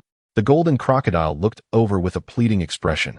Whatever, Li Mu said nonchalantly. Li Mu merely cast a glance at the humanoid fish-headed Sacred Realm sea demon, showing little concern. This sea demon had only recently broken through to the Sacred Realm, likely possessing only the strength of the first layer of the Sacred Realm. It was merely a matter of one sword strike. However, Li Mu refrained from intervening, for he did not want the younger generation participating in the trial to carry lasting trauma. Additionally, Li Mu was focused on the boundless demonic sea, pondering where a storm space might emerge. After all, Lu Lingshan was fervently hoping to find a clam pearl to restore Li Mu's dantian. Li Mu could not let Lu Lingshan down, lest she bear immense internal pressure. Nevertheless, in this endless demonic sea, aside from the sea demons, there was no sign of a storm space. At that moment, the Black Martial warship had already set sail, breaking free from the encirclement of countless sea demons. With its speed elevated to the Sacred Realm, the other sea demons were utterly unable to catch up. Only the humanoid fish-headed Sacred Realm sea demon, wielding a fishbone, was in swift pursuit. However, it was still unable to catch up to the Black Martial warship. Wow, the Black Martial warship is truly impressive. Su Lang sighed in relief. Isn't it just a Sacred Realm sea demon? It's nothing special. C2 Jing scolded. Meanwhile, Lu Lingshan continued her study of the formation. Sweat beaded on her forehead. Yet she had already surpassed the halfway mark. After all, Lu Lingshan was a celestial phoenix body. This transformation not only altered her physique, but also her innate aptitude. Thus, comprehending the sacred path attack formation of the Black Martial warship was not exceedingly difficult for her. Another quarter of an hour passed. Lu Lingshan finally stood up, exclaiming, "Done. C2 Jing, Su Lang, come here. And please summon Jiang Taizhan as well." Soon, everyone gathered around. Lu Lingshan quickly explained her insights to the group, leaving them all astonished. Lu Lingshan is indeed remarkable. If they were to comprehend and study it on their own, they would likely not grasp it even within a month. Truly, she is worthy of being the Master Lu. Su Lang's flattery continued. However, there are only 4 of us. Is that sufficient? Jiang Taizhan inquired, perplexed. Activating the sacred Dao attack requires 6 individuals working in harmony, much like manning a vessel. Including little fish, I can oversee 2 positions myself, Lu Lingshan had already contemplated. Very well, Jiang Taizhan nodded. Let us proceed with the trial, Lu Lingshan announced. Anyo, please manage the Black Martial warship. Understood. The demon god Qing Nyo positioned himself at the rear of the Black Martial warship. Subsequently, Lu Lingshan and the others took their respective positions and began to activate the sacred Dao attack formation on the warship. This process lasted for a quarter of an hour. Finally, Situ Jing succeeded first. Following her, Su Lang and Jiang Taizhan almost simultaneously achieved success. Only the golden crocodile remained, looking rather sullen. Despite its innate talents, it had failed to comprehend the formation. What a disgrace. Little fish, keep striving. Lu Lingshan encouraged without reproach. However, the golden crocodile attempted several more times, yet still failed. It was feeling quite dejected. At that moment, demon god Qing Nyo interjected. Hurry up. The Sacred Realm Sea Demon is accelerating. This only heightened the golden crocodile's anxiety. What should we do? Lu Lingshan sighed. If this continues, I will have to oversee 3 positions alone. Situ Jing furrowed her brow. That would be exceedingly difficult. Perhaps I should take charge of 2? Lu Lingshan nodded. That works. Together, Lu Lingshan, Situ Jing, Su Lang, and Jiang Taizhan collaborated to activate the sacred Dao attack formation. However, both Lu Lingshan and Situ Jing faced challenges. Lu Lingshan could not oversee 3 positions, and Situ Jing was not yet capable of managing 2 due to insufficient realm. It's all my fault. The golden crocodile lamented, resting at Li Mu's feet. Immortal. Am I truly so weak? The golden crocodile communicated telepathically. Yes, Li Mu nodded.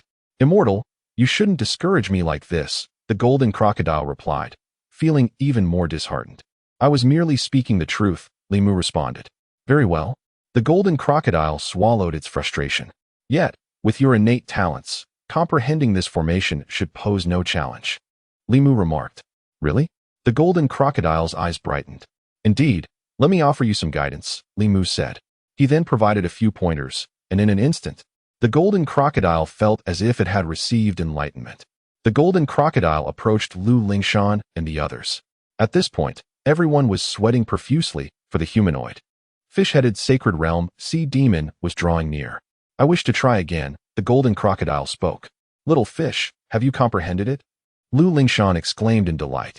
Yes, the golden crocodile affirmed with a nod. Excellent. Lu Lingshan was filled with excitement, urging everyone to hasten.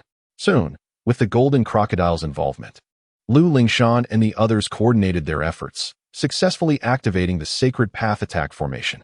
However, it did not achieve complete success due to their lack of proficiency. Yet, with a few more collaborations, there would be no doubt of its effectiveness. Well done, little fish. Lu Lingshan praised. Thank you, Master, the golden crocodile responded, its expression brimming with pride, and it felt immense gratitude towards Li Mu. Chapter 107. The Golden Greatsword. Behold, what is the celestial severing sect up to? As the prodigies from various realms began to distance themselves from this sea of demons, they observed unusual movements from the black martial warship from afar. Although the sacred path offensive formation had yet to achieve true success, each attempt created a tremendous commotion. After all, this was a sacred path attack. It appeared that Lu Lingshan and her companions were seated atop the formation. Their position seemed to mirror that of those stationed on the sailboat. Could it be that they intended to activate the sacred path assault of the black martial warship? Upon hearing this, all the young prodigies were utterly astonished. How audacious of the celestial severing sect! With only a handful of them, none possessing even the realm of a celestial being, they dared to contemplate activating the sacred path formation? It should be noted that even Elder Sun Mao and his associates could only succeed through meticulous cooperation. Yet, had there not been some signs of activity? What if they managed to succeed? Unlikely. The commotion merely indicated the formidable capabilities of the black martial warship, suggesting that the sacred path formations aboard were exceptionally powerful, easily manipulable by anyone with even a modicum of understanding of formations. As such, it became evident that the celestial severing sect could not possibly succeed. Naturally, if they continued their meddling, they risked damaging the formations of the black martial warship, rendering the celestial severing sect bankrupt. At that moment, a golden radiance ascended from the black martial warship. Subsequently, this golden light coalesced above the vessel, materializing into an enormous greatsword, towering several dozen meters high, entirely resplendent in gold, adorned with swirling runes. Upon the emergence of this golden greatsword, all nearby sea demons were momentarily stunned, followed by terrified cries as they scattered in all directions. What? What is this? All the prodigies were left dumbfounded. Without a doubt, this golden greatsword was the sacred path attack from the black martial warship. The aura of the sacred path was so potent that even from a distance, they could sense its terrifying presence. They had not anticipated that the celestial severing sect had truly succeeded. Aboard the black martial warship, Lu Lingshan, Situ Jing, Su Lang, Jiang Taizhan, and others were filled with exhilaration. We did it, Su Lang exclaimed. Master Lu, Sister Situ, Brother Su Lang, Big Guy, you are all incredible. Long Long, cradling the white cat, joined in the celebration. Well done, Lu Lingshan praised, then commanded, all right, focus. On my signal, we strike. Yes, came the unified responses from Situ Jing and the others. While overseeing the formation, Lu Lingshan gazed outward from the black martial warship. She could see that the sea demon with a human body and fish head was now merely 100 feet away. At this moment, the demonic deity, the Azure Bull, had slowed the speed of the black martial warship, allowing the sacred realm sea demon to close in rapidly. 3, 2, 1, strike slash. As Lu Lingshan counted down from 3, she, along with Situ Jing, Su Lang, and Jiang Taizhan, unleashed their combined might, commanding the golden greatsword to strike at the saint-level sea demon. The clang of the golden sword was terrifying, akin to splitting the heavens. As it descended upon the creature with a fish's head, the saint-level sea demon appeared taken aback, seemingly unprepared for the manifestation of such holy attacks from these individuals. Nevertheless, it remained unfazed, lifting the white fishbone in its grasp to meet the golden blade. In an instant, the endless sea of demons erupted with explosive sounds, causing the entire surface of the ocean behind the saint-level sea demon to fracture. Yet, the creature did not yield an inch. With both hands, it braced against the golden sword strike, defiantly enduring the blow. Of course, the battle was far from over. The golden greatsword, under the control of Lu Lingshan and her companions, relentlessly pressed down upon the saint-level sea demon. A fearsome aura of the holy path emanated from the sea demon, intertwined with the power of malevolence, signifying a clash of two potent forces. The grating sounds of the golden sword grinding against the white fishbone filled the air. With a fierce roar, the saint-level sea demon exerted all its strength to repel the golden sword. However, the golden blade soon descended once more. Clang, clang, clang. The relentless assault of the golden sword continued, while the saint-level sea demon bravely countered. The golden and inky black spheres of light collided violently within the endless sea of demons. Incredible! Su Lang breathed a sigh of relief, astonished that he could unleash a holy attack. Focus your attention, Situ Jing admonished. Understood. Su Lang nodded. Situ Jing then reminded, Lu Zhaojiao, have you noticed a concerning issue? The saint-level sea demon is drawing closer to the black worship. Lu Lingshan nodded in agreement. Indeed. While we can unleash holy attacks, we can only match the sea demon. We cannot slay it. Moreover, the energy of the holy formation is depleting rapidly, and our own spiritual power is also dwindling. We cannot sustain this much longer. Su Lang looked embarrassed. What should we do? For now, we must hold our ground, Lu Lingshan instructed. Simultaneously, she cast a glance toward the direction of the demon god, the Green Bull. In this moment, her hopes rested solely upon the demon god. If the Green Bull proved no match for the sea demon, their fate would be sealed. In the distance, with other sea demons having retreated in fear, the prodigies from various continents felt an absence of pressure. They paused their vessels, captivated by the unfolding battle before them. This was a confrontation of saint-level caliber, a rarity to witness in a millennium. Should they glean any insights from this encounter, it would undoubtedly benefit their future cultivation. So powerful. If we were to face that saint-level sea demon, we would have been crushed long ago. This is of little consequence, primarily due to the black worship. If you could activate the sacred formation upon it, you too would possess such power. Indeed. Moreover, I observe that the followers of the Heavenly Severance sect cannot endure for much longer. Once that Saint Realm Sea Demon boards the black worship, the members of the Heavenly Severance sect will meet their demise. Alas, what a pity. Ultimately, a single misstep in strategy. In the distance, on the horizon of the endless demon sea, there lies a solitary sailboat belonging to the Celestial Sword sect. Qian Si stands beside it, while the severely wounded Gu Bin lies sprawled on the deck. Qian Si, you truly are remarkable. Indeed, even the Saint Realm Sea Demon has been summoned. Gu Bin exclaims in awe. Naturally, Qian Si replies with a proud expression. However, I did not anticipate that the members of the Heavenly Severance sect could invoke the Saint Realm formation for an assault. This is rather unexpected, Gu Bin remarks, somewhat taken aback. Indeed, if these individuals from the Heavenly Severance sect were to mature, they would undoubtedly become formidable adversaries. Fortunately, we can eliminate them this time. Qian Si shares his sentiment. Well, there is no suspense here. Let us continue our journey, Gu Bin suggests.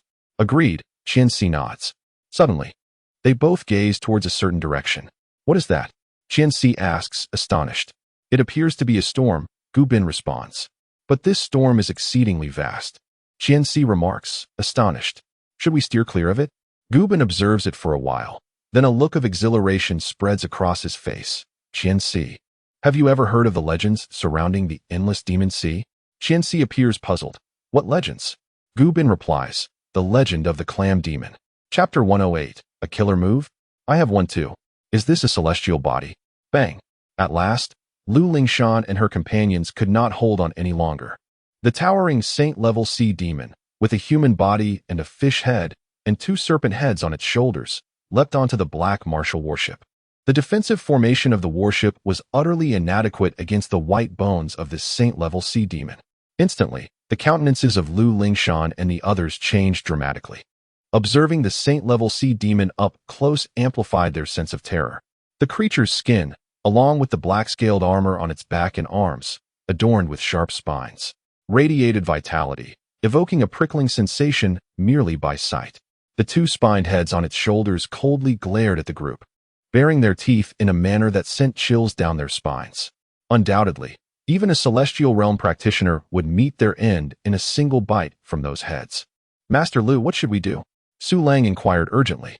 Do not act hastily. Continue to control the sacred path attack formation, Lu Lingshan said, forcing herself to remain composed. Currently, this formation is our sole means of countering the saint-level sea demon. Understood, Su Lang and the others suppressed their inner trepidation and maintained their positions in the formation.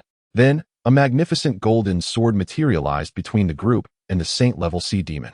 The creature did not rush to attack, but instead scanned Lu Lingshan and her companions.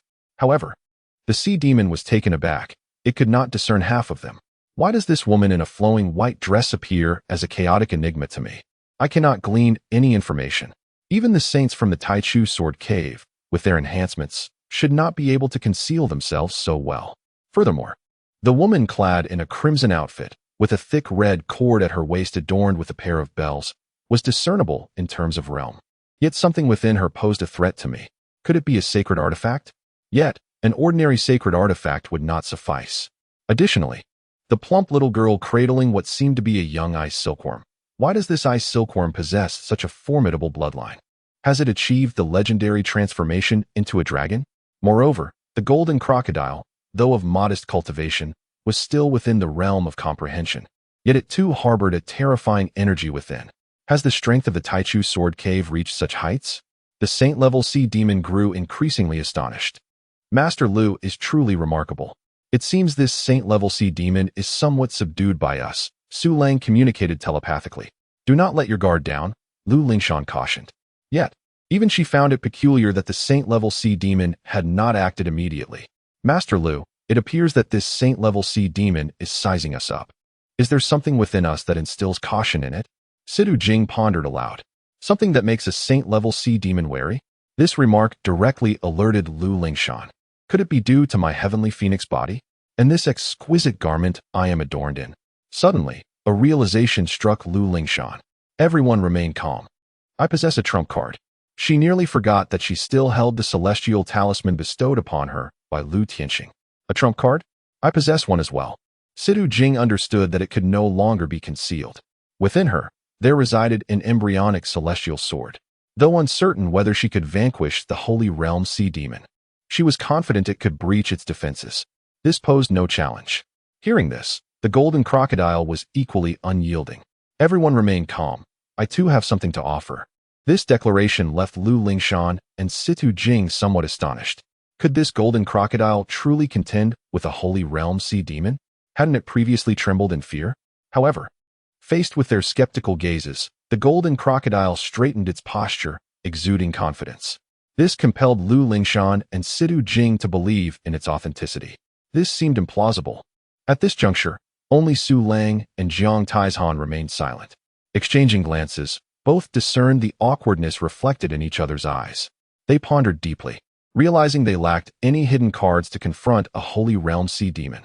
Not to mention confronting it, even self-preservation appeared problematic. Ahem, ahem. Subsequently, Su Lang and Jiang Taizhan coughed in unison, instinctively averting their gazes. In the distance from the Black Warship, the younger prodigies observed the Holy Realm sea demon alighting upon the vessel, each exhaling a sigh. This time, the Jietian sect would unlikely escape calamity. However, they waited for a while, yet the Holy Realm sea demon made no move. What was amiss? Why did the Holy Realm sea demon merely stand there? Had it become foolish? Unbeknownst to them, upon reaching the Holy Realm, not only do human cultivators exhibit peculiar temperaments, but it is likely that the Holy Realm sea demon does as well. Thus, it could be speculated that this sea demon was relishing its prey. As it turned out, aboard the Black Warship, the Holy Realm sea demon scrutinized Lu Lingshan and her companions. Despite being unable to discern their true capabilities, could a mere handful of children intimidate a formidable Holy Realm sea demon? If these individuals possessed the strength to confront it, then why did they not act? More hidden cards? More trump cards? Humans truly are treacherous. Do you think that with mere words, I shall refrain from slaying you? The Holy Realm sea demon sneered. Predecessor, we have come to the endless demon sea for training. We are unaware of any offense we may have caused. As for your personal intervention, that surely contravenes the regulations of the Taichu Sword Cave, does it not? Would the Taichu Sword Cave allow you to escape unscathed? We implore you to carefully weigh the consequences. Lu Lingshan gazed at the sacred realm sea demon as it spoke. The Taichu Sword Cave? This place is but a fragment of the boundless sea of demons. The Taichu sword cave merely oversees a minuscule portion of this vast expanse. In comparison to the immeasurable sea of demons, what significance does it hold? Once our venerable conch demon breaks through its current limitations, it shall swiftly obliterate the Taichu sword cave. The sacred realm sea demon expressed its disdain. Venerable one, did you just mention the conch demon? Where can I find the conch demon? Upon hearing this, Lu Lingshan suddenly felt invigorated. Why do you inquire about that? The sacred realm sea demon questioned, puzzled. I seek the conch pearl, Lu Lingshan replied. You seek death. The sacred realm sea demon retorted with fury. I am the sovereign of the boundless sea of demons. Do you dare to covet my domain? The sovereign of the sea of demons? Lu Lingshan gasped, astonished. She had no idea the conch demon possessed such formidable power. At that moment, the sacred realm sea demon raised a white fishbone and unleashed a strike towards Lu Lingshan and her companions. Bang! With that blow, the golden greatsword shattered, sending Lu Lingshan and her companions reeling, effectively expelling them from the grand formation. At this juncture, it was too late to attempt reconstituting the sacred land formation for an attack. As the sacred realm sea demon prepared to strike again, Lu Lingshan activated her celestial body. Venerable one, do not act recklessly, or I shall not hold back. Instantly, a brilliant white celestial light enveloped Lu Lingshan. This display startled the sacred realm sea demon, for in that fleeting moment, it sensed a presence far more terrifying than that of the sacred path. What is this? A celestial body? Chapter 109. What is the origin of these individuals? The presence of the Saint Realm Sea Demon is overwhelmingly shocking. In the martial domain, immortals have become mere legends. Yet, this creature, bearing the form of a human with a fish's head, has stepped into the Saint Realm and gained profound insights into this world. Consequently, the Saint Realm Sea Demon is privy to the secrets of the martial domain and has a greater belief in the existence of immortals. However, it is incredulous that it could encounter such a being in the boundless demon sea, especially in the guise of a junior here for training. This is utterly absurd. Following the initial shock, the Saint Realm Sea Demon is consumed by elation. At this moment, it realizes why it was unable to see through Lu Lingshan's realm earlier. It is due to her immortal physique, not her strength. Now that it has discerned her true nature, can the Saint Realm Sea Demon remain composed? No. At this instant, its eyes are filled with avarice. If it devours this woman before it, there is a significant chance it could comprehend a fragment of immortal power. The Saint Realm Sea Demon gazes at Lu Lingshan as if she were a priceless treasure, growing more delighted with each glance. Impolite. How do you intend to be impolite? Strike me, and I shall see. The Saint Realm Sea Demon speaks with a smile, its gaze rife with greed and disdain. Were she a perfected immortal physique, or had she transcended to the human transformation realm, the Saint Realm Sea Demon would surely retreat. However, it is evident that this woman is not on such a level. Senior, halt. If you do not, I shall take action. Once I slay you, all your high cultivation will turn to naught. Do not say I did not warn you, Lu Lingshan declares solemnly, her right hand already slipping into her sleeve. Do you think you can intimidate me? The Saint Realm Sea Demon laughs uproariously. Just then, Lu Lingshan produces an immortal talisman, preparing to shatter it. In an instant, the Sea Demon's laughter ceases. The moment she reveals the talisman, it senses an overwhelming life and death crisis.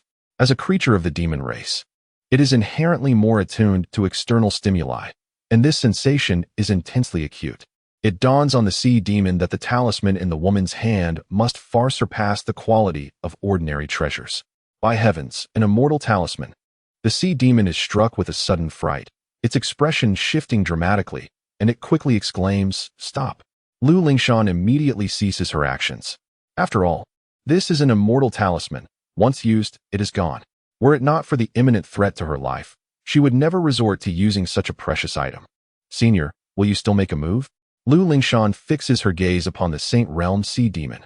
The Sea Demon is left speechless, contemplating its next move. Yet, it dares not gamble with the power of the talisman. Despite its greed, it knows to exercise caution. Nevertheless, having come this far, the Saint Realm Sea Demon cannot simply retreat without a fight. Isn't this rather embarrassing? Moreover, it was startled by a peculiar scent. Initially, the sacred Sea Demon believed a sacred beast had approached. However, it soon realized this was not the case. The scent unmistakably belonged to a sacred beast, causing considerable discomfort to the sacred sea demon. Thus, it resolved to eliminate Lu Lingshan and her companions. To its astonishment, it encountered an immortal body, accompanied by an immortal talisman. How terrifying! Subsequently, the sacred sea demon reluctantly diverted its gaze from Lu Lingshan to observe Situ Jing. Are you not leaving? What do you intend to do? Lu Lingshan threatened, brandishing the talisman. Meanwhile, Su Lang and Jiang Taizhan stood in stunned silence. Indeed, they possessed a hidden card. What manner of talisman is this? It could intimidate a sacred sea demon. How fearsome! Little girl, I shall not harm you. However, I shall not depart easily. This talisman is indeed formidable, but are you willing to employ it? Moreover, are you aware of its true power? Can you guarantee that you will not all perish? The sacred sea demon remarked. Lu Lingshan's expression shifted noticeably. She glanced towards Li Mu. The sacred sea demon grew more confident, recognizing that Lu Lingshan harbored concerns. This made things easier. Ignoring Lu Lingshan, the sacred sea demon focused on Situ Jing. What treasures do you possess? Present them for my inspection. I shall then decide whether to spare you. Situ Jing responded decisively. Very well. She then summoned an embryonic immortal sword. This embryonic sword was slightly larger than a palm, yet it still fell short compared to a conventional longsword. It was merely a seedling. Nevertheless, as soon as the embryonic sword appeared, both the sacred sea demon and Su Lang, Jiang Taizhan recognized its extraordinary nature. This was a peerless treasure. Its aura was not inferior to that of Xiang Yang's embryonic sword. The sacred sea demon recognized it as an immortal artifact. The moment the embryonic sword emerged, the sacred sea demon felt a tremor in its sacred path. No other treasure could evoke such a reaction except an immortal artifact. At this juncture, the sacred sea demon was left speechless in its astonishment. Who are these individuals? How can they possess an immortal body, an immortal talisman, and an embryonic sword? It is utterly terrifying. Will I survive? Situ Jing inquired calmly. The sacred sea demon suppressed its inner shock, swallowing hard, and reluctantly shifted its gaze away. Lu Lingshan communicated telepathically. Situ Jing, where did you acquire this embryonic sword? She also recognized the similarity in aura between the embryonic sword and her own immortal body and talisman. Situ Jing replied, it was given to me by my master. Lu Lingshan recalled Zhou Bobo, who had previously referred to Situ Jing as senior sister. Thus, it followed that Situ Jing and Zhou Bobo's master must be an immortal. Even if not an immortal, they would certainly be a pinnacle existence of the sacred path. At this moment, Lu Lingshan comprehended why Zhou Bobo willingly placed himself in second. Situ Jing possessed the embryo of a divine sword, destined to become a sword immortal in due time. It was merely a matter of time. Meanwhile, the gaze of the sacred sea demon shifted towards Su Lang. Young man, what abilities do you possess? Su Lang trembled, clearly intimidated, unsure of how to respond. Situ Jing interjected, if you wish to kill me, you must first inquire. Su Lang expressed his gratitude with his countenance. The sacred sea demon, exasperated, redirected its gaze toward Jiang Taizhan. And you? A master of physical techniques, quite impressive. Yet, can you withstand my power? Do not harm the big fellow, came a voice. At that moment, Long Long approached Jiang Taizhan, cradling the ancient ice silkworm seed. The sacred sea demon regarded the slumbering seed, feeling an overwhelming energy that left it in awe. Indeed, it is on the verge of transformation. The sacred sea demon remained silent, ultimately turning its attention to the golden crocodile of the celestial realm. However, the golden crocodile stood unfazed. It glared defiantly. What do you want from me?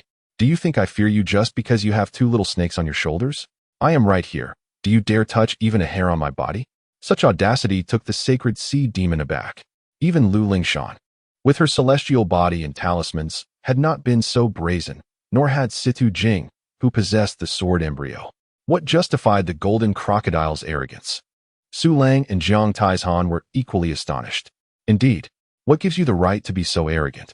Can you truly contend with this sacred sea demon? Do you believe I would hesitate to strike? The sacred sea demon retorted in anger. The golden crocodile remained unperturbed. This hesitation prompted the sacred sea demon to ponder. What is your trump card? The golden crocodile replied, this celestial body is my master. The sacred sea demon was taken aback. Su Lang and Jiang Taizhan were equally shocked. The crowd nearly stumbled in disbelief. especially the sacred sea demon, who exclaimed, "You dare to pride yourself on being subservient? Today, I find you displeasing. And even if that woman interjects, I will slay you. At worst, we shall perish together." The sacred sea demon was enraged. Lu Lingshan, clutching the celestial talisman, hesitated, unwilling to inflict any harm on Li Mu. Chapter 110. Brother, strike it down. Do you see? Your master no longer dares to protect you. The Saint Realm sea demon proclaimed with an air of arrogance. Do you believe you can still survive? However, when the Saint Realm sea demon glanced over, it noticed the golden crocodile still wore a proud expression. What is there that I cannot do? Are you underestimating me? If my master does not protect me, it is unnecessary for her to intervene. You know nothing. The golden crocodile not only stood its ground, but also unleashed a torrent of curses upon the Saint Realm sea demon. Su Lang and Jiang Taizhan both twitched their lips in disbelief. Are you truly that formidable? Then why did you not act sooner? If you reveal yourself now, you shall be skewered by the Saint Realm sea demon's fishbone. Upon hearing this, the Saint Realm sea demon's temper flared. In the boundless demon sea, few dared to converse with it in such a manner. Even the saints from the Taichu Sword Cave would show it some deference. Unless everyone wished for mutual destruction, it would have already dispatched the golden crocodile with a swift strike. However, upon seeing Lu Lingshan's celestial body and the embryo of Situ Jing's celestial sword, the Saint Realm sea demon hesitated to act recklessly. What if another immortal were to emerge? Who could guarantee otherwise? After all, the Saint Realm sea demon sensed an extraordinary energy emanating from the golden crocodile. Prudence was essential. Very well, I shall not take your life. Endure 3 of my strikes, and I shall spare you. Ultimately, the Saint Realm sea demon devised a clever plan. Brothers, advance. Strike him down. Su Lang encouraged the golden crocodile. Indeed, if you possess strength, then do not shy away from him, Jiang Taizhan proclaimed loudly. You too understand nothing. Who knew that the golden crocodile would erupt in a fit of rage? This left Su Lang and Jiang Taizhan momentarily stunned. The golden crocodile then turned to the Saint Realm sea demon. I shall not fight. The Saint Realm sea demon inquired. Why? Is it not merely 3 strikes? Do you hesitate, or do you fear? This revelation was quite telling. Su Lang and Jiang Taizhan exchanged incredulous glances. Yet, the golden crocodile bore no shame. Responding haughtily, I fear.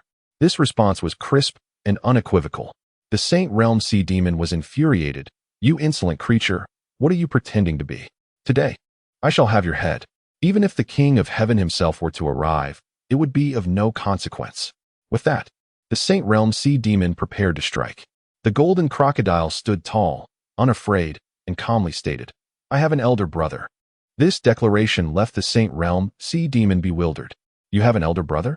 How impressive. I have younger brothers as well. The golden crocodile continued, puffing out its chest.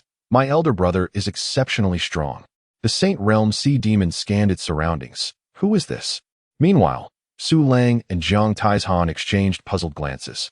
Peering toward the rear of the black martial warship, Jiang Taizhan communicated telepathically. Is that bull truly powerful? Su Lang nodded, acknowledging the strength displayed earlier through the swordsmanship.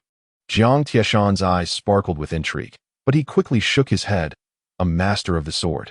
Indeed formidable. At the very least, a being of the celestial realm. However, in the presence of this Saint Realm sea demon, it pales in comparison. Su Lang concurred, recognizing the truth in Jiang Tieshan's words. The celestial realm involves understanding the essence, while the Saint Realm delves into the comprehension of the sacred path, a qualitative leap. Brother Su Lang, do you think that bull might be concealing its true strength? I am uncertain, but it is quite possible.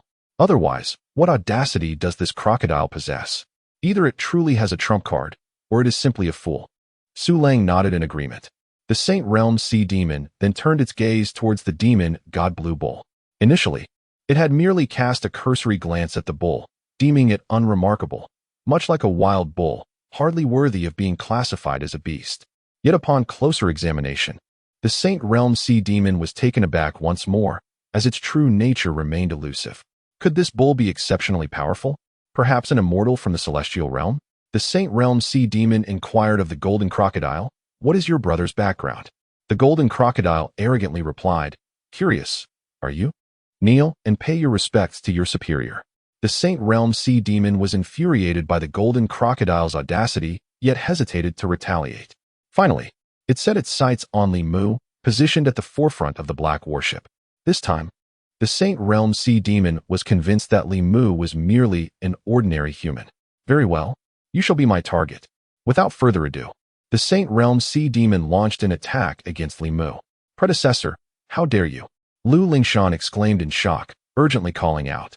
As a dignified figure of the Saint Realm, can you truly find satisfaction in confronting a mere mortal devoid of cultivation? Clutching a celestial talisman in her hand, she felt an overwhelming sense of anxiety. Uncertain whether to shatter the talisman, she pondered the implications. If the talisman possessed immense power, then Li Mu would be doomed as well. What should she do? Upon hearing Lu Lingshan's voice, the Saint Realm Sea Demon felt a surge of confidence. It could not eliminate the others aboard the black warship, but surely it could slay a single mortal. Although this notion was somewhat absurd, the Saint Realm Sea Demon felt an urgent need to vent its frustrations. Since boarding the black warship, it had felt excessively restrained. If it refrained from acting, it feared it might lose its sanity. However, the Saint Realm Sea Demon suddenly sensed something amiss.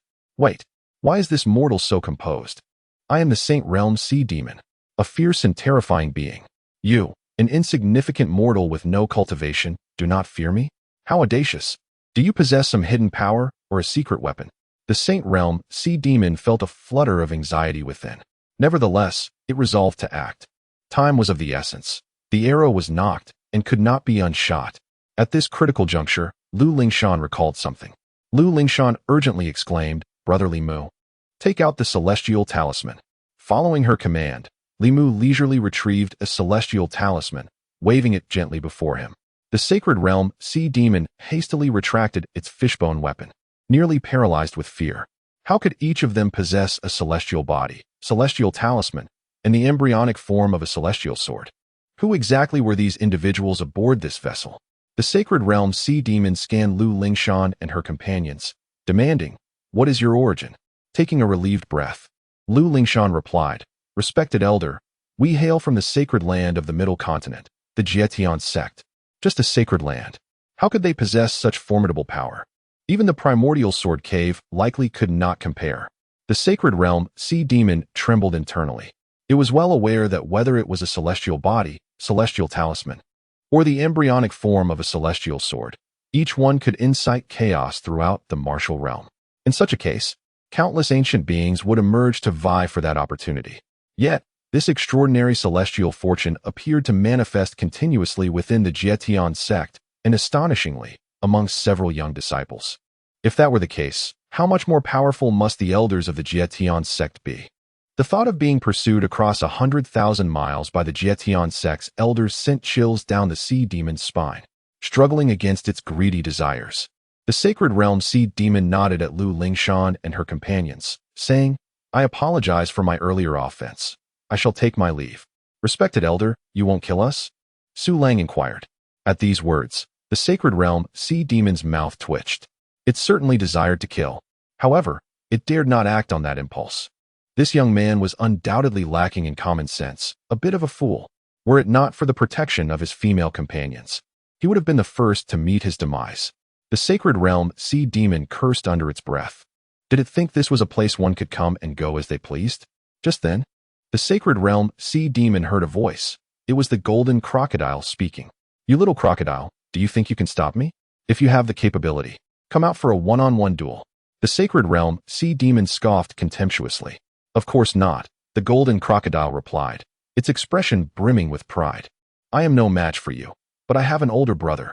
Turning to its elder sibling, it urged, Brother, slay it. The Golden Crocodile gazed greedily at the Sacred Realm Sea Demon, for it was the core of the Sacred Realm Sea Demon. Such a treasure. It must not escape.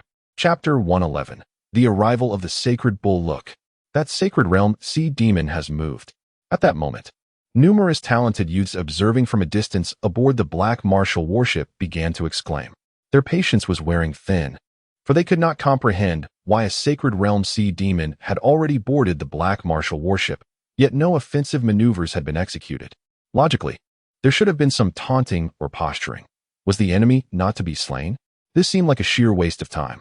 As one voice rose above the rest, the other talented youths turned their gazes once more. However, They soon found their expressions perplexed. Moved? Is this truly movement? This is fleeing. The disbelief spread among them as they witnessed the sacred realm sea demon, against all expectations, not annihilating the members of the celestial severance sect, but instead departing directly. Why was this the case? Their minds struggled to grasp the reasoning behind it. Could it be that it is afraid? One pondered. Afraid of what?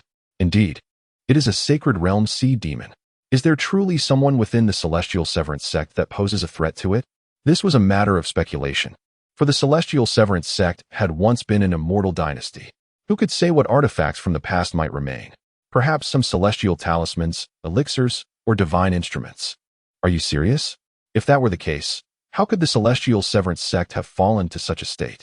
Another retorted, incredulous at the idea. While the talented youths from various regions debated fervently, the sacred realm sea demon felt a tremor within. Big brother, strike it down, the golden alligator proclaimed with determination.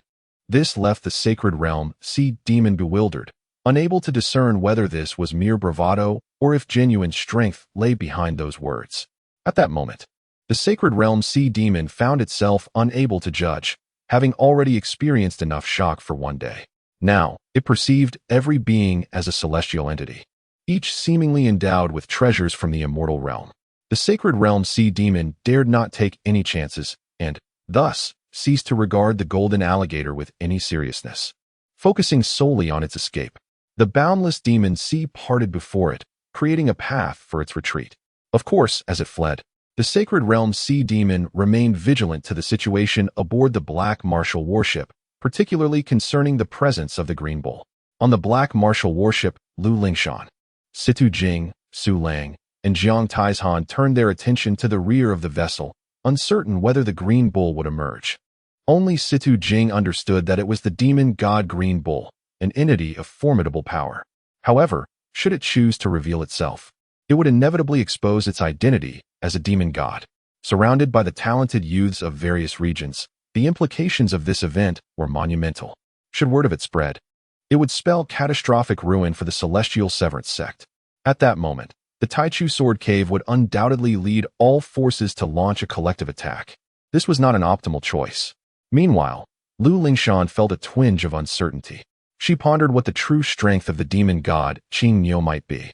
Su Lang and Jiang Taizhan were both taken aback. Su Lang, in a state of astonishment, exclaimed, "Brother Niu, strike it down."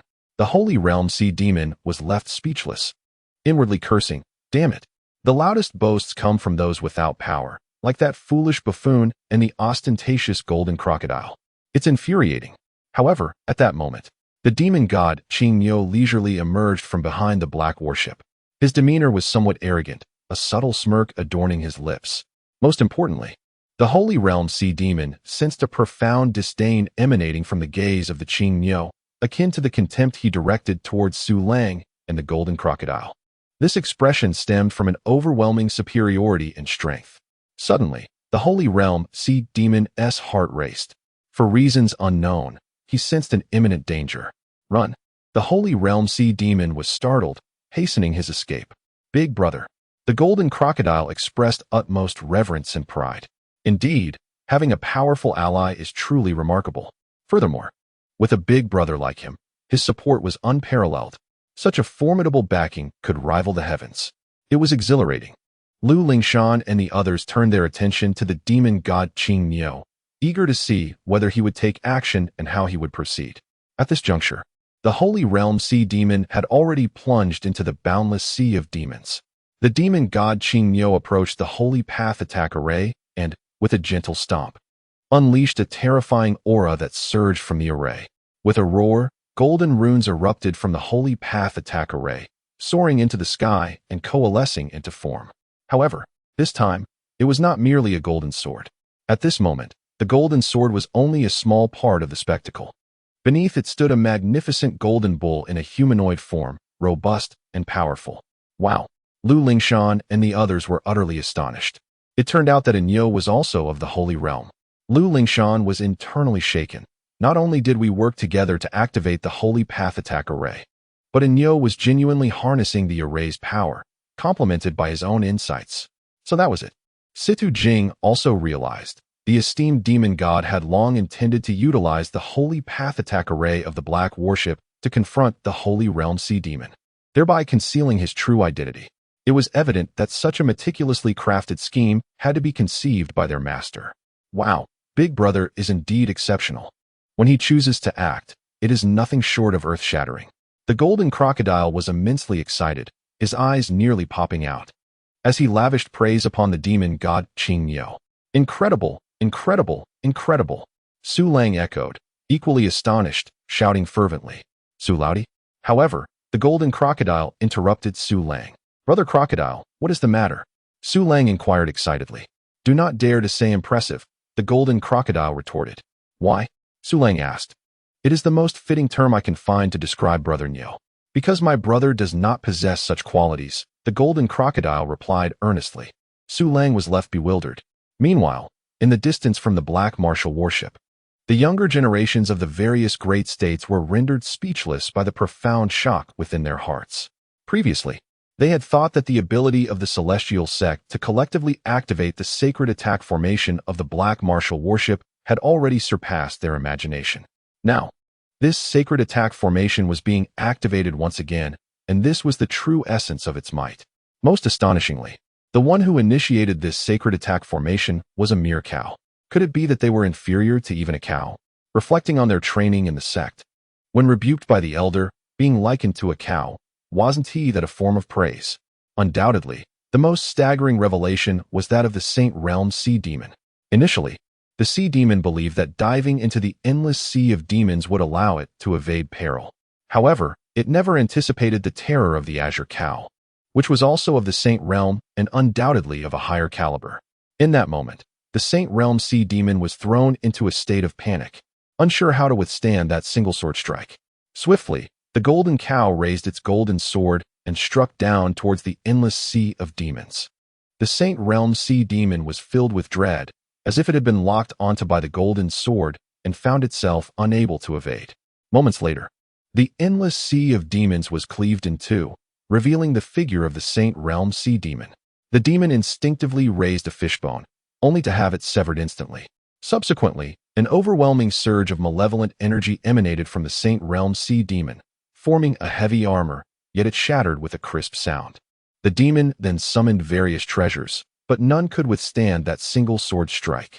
Ultimately, in a state of profound fear, the Saint Realm Sea Demon cried out towards the endless sea of demons. No, Master Demon, save me. Humph.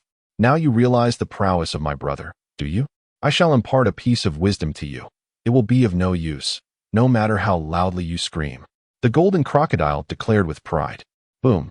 Just then, amidst the previously overcast and oppressive skies of the endless sea of demons, a thunderous roar echoed from above.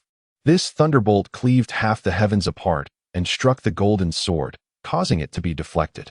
Following this, a tumultuous sound rose from the endless sea of demons, akin to the apocalypse, as a colossal storm rapidly approached. What is happening? Countless beings exclaimed in astonishment. Li Mu, however, revealed a smile. Finally, it has arrived. Chapter 112. Did I allow you to depart? As the golden sword of the demon god Qing Niu was shattered by the thunder, the demon god ceased his attacks and gazed into the distance, where a tempest was rapidly approaching. A glimmer ignited in the eyes of the demon god Qing Niu. Was this not the storm space that Li Mu had mentioned? Could it be that the sovereign of the endless demon sea, the clam demon, was arriving? Thus, the demon god Qing Niu chose to wait for the entity's arrival. What if, in the interim, he vanquished this holy realm sea demon and frightened the other away? Soon, the tempest drew near, wreaking havoc in its wake, shattering numerous sea demons and nearby sailing vessels alike. Instantly, gasps of astonishment erupted from the younger generation. What is that? Why has a storm suddenly formed in the endless demon sea? And it is colossal, towering over 1,000 zhang.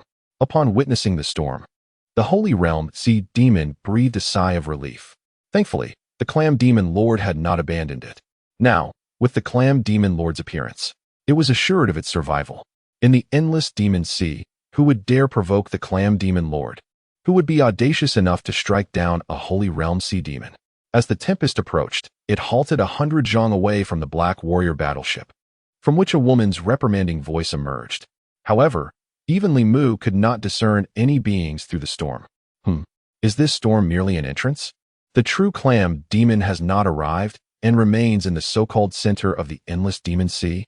Initially, Li Mu had prepared to strike directly, to slay the clam demon and seize the clam pearl. Yet, unexpectedly, the entity chose to remain hidden. The golden alligator began to speak with pride, when suddenly a bolt of lightning descended from the storm. Fortunately, the demon god Qing Niu kicked the golden alligator away. Otherwise, that strike would have been fatal. As the golden alligator landed on a distant deck, it glanced back at its previous position, where a blackened, charred pit remained. This black warrior battleship, along with its formation, had been utterly destroyed. Hiss! How terrifying! The golden alligator was greatly alarmed. The beings within that storm were undeniably formidable, far surpassing the strength of the Holy Realm sea demon. Just as the golden alligator was lost in thought, another bolt of lightning flickered. Seeing it aimed at itself, the golden alligator hastily called out, "It's my elder brother. Do you dare to trouble my elder brother?" Su Lang and Jiang Taizhan were taken aback. Did the golden alligator just betray Qing Niu? Such loyalty. Is it you? A voice emerged once more from within the storm. However, the demon god Qing Niu remained unperturbed, nodding calmly. Indeed. You are clearly capable of exhibiting holy realm strength, yet I cannot perceive your holy path realm. What is it within you that obstructs my view? A voice from the storm inquired with confusion. Indeed, this is the holy path, great bull. Su Lang and Jiang Taizhan both gazed upon the demon god Qing Niu with profound reverence. This matter does not concern you, the demon god Qing Niu replied coolly. Within its being resided the celestial talismans left by Li Mu, effectively concealing the malevolent energy from prying eyes. Even those of the sacred realm would find it exceedingly difficult to detect. It seems you possess considerable abilities. The individual behind you is formidable. In that case, allow me to receive 3 of your strikes. Fate shall determine our lives. Afterward, the enmity between you and my endless sea of demons shall be eradicated. A voice resonated once more amidst the tempest. Suddenly, lightning surged from the storm, rumbling ominously. Following that, 3 terrifying bolts of lightning descended, each capable of rending the very heavens apart. It appears that the clam demon has achieved the 9th level of the sacred realm, Li Mu pondered. This level is akin to that of the Wuxiang ancestor. However, Li Mu bore no concern for the demon god Qing Niu, though its realm was inferior. Its robust physique, coupled with the fact that the clam demon was striking from the storm space, significantly diminished its power. To exert 50% of its strength would be commendable, and the demon god Qing Niu would surely withstand it. In the next moment, the 3 bolts of lightning hurtled toward the demon god Qing Niu. Flash! The demon god Qing Niu commanded the sacred attack formation of the black warship, deliberately advancing to meet the lightning. Boom! The first bolt of lightning was intercepted by the golden bull wielding a golden sword. Hiss! Impressive! My brother is magnificent! The golden alligator exclaimed in astonishment. Crack! Then, a faint sound followed. Brother, you have cracked! The golden alligator shouted again. It was evident that both the golden sword and the golden bull had developed fissures. Brother, quickly reactivate the sacred formation. The golden alligator urged anxiously. Yet, the clam demon offered no respite for the demon god Qing Niu. Boom! Another bolt of lightning struck down. This time, the golden bull and the golden sword once again deflected the lightning, but both were utterly shattered. Not bad. You managed to withstand 2 bolts of lightning. Your strength is commendable. However, I wonder how you will endure the 3rd bolt. The voice echoed from the storm space once more. Then, the 3rd bolt of lightning fell. The demon god Qing Niu did not evade. Instead, it braced itself against the onslaught with sheer physical might. Boom! A purple radiance erupted from the bolt of lightning, enveloping the entire black warship. Before the onlookers, only a white glow remained. The figure of the demon god Qing Niu vanished from sight. Brother, do not perish! The golden alligator cried out in sorrow. Soon, the brilliance faded. The demon god Qing Niu stood steadfast in place, utterly unscathed, devoid of any trace of lightning. Splendid! Brother, are you unharmed? I feared I would lose my beloved brother. The golden alligator rushed forward, tears streaming down its face. Little fish, control yourself. Your urine has splashed onto me, the demon god Qing Niu remarked. Brother, I am simply overwhelmed with joy and cannot contain myself, the golden crocodile replied. Indeed, The demon god Qinyo responded, deeply moved, before delivering a kick that sent the golden crocodile tumbling out of the black warship, splashing into the boundless sea of demons with a resounding plop. I have blocked 3 moves. The demon god Qinyo then gazed toward the storm space. You have surprised me. It appears that the person behind you is extraordinary. What? At that moment, Su Lang and the others began to comprehend. It turned out that this Qinyo had a remarkable figure backing him. One must understand that the demon god Qinyo was a being of the sacred realm. What realm could that extraordinary individual occupy? Lu Lingshan's lips curled into a smile. That extraordinary individual must be my father. He has obtained the legacy of an immortal. Thankfully, the demon god Qinyo chuckled.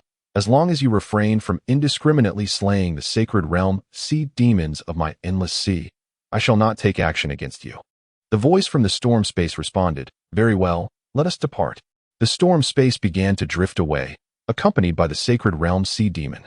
The sacred realm sea demon exhaled deeply. The power of this Qinyo exceeded all expectations. Fortunately, the strength of the demon lord was even greater. The sacred realm sea demon resolved to enter seclusion and strive to break through to the 5th level of the sacred realm before emerging, lest it encounter life-threatening danger. Su Lang, Jiang Taizhan, and the others also breathed a sigh of relief. This crisis had been thoroughly averted. It was truly heart-stopping. Meanwhile, at a distance from the black warship, the younger generation of prodigies stood in stunned silence. They had never anticipated that the endless sea of demons actually had a master. Even more surprising was the formidable prowess of that Qinyo from the celestial severing sect, a sacred realm beast. This was more powerful than their own sect leader. And indeed, many ancient ancestors paled in comparison. The celestial severing sect was incredibly powerful. It seemed that no one could impede its rise. At this moment, they mocked the Xinghua sword sect, who foolishly aspired to dominate the central divine continent. However, just then, a voice emanated from the black warship. Lu Lingshan and the others turned to see that it was the demon god Qinyo speaking. What else is there? A voice came from the storm space. Did I permit you to leave? The demon god Qinyo inquired. By the heavens! Su Lang and Jiang Tieshan's minds buzzed with confusion. Chapter 113.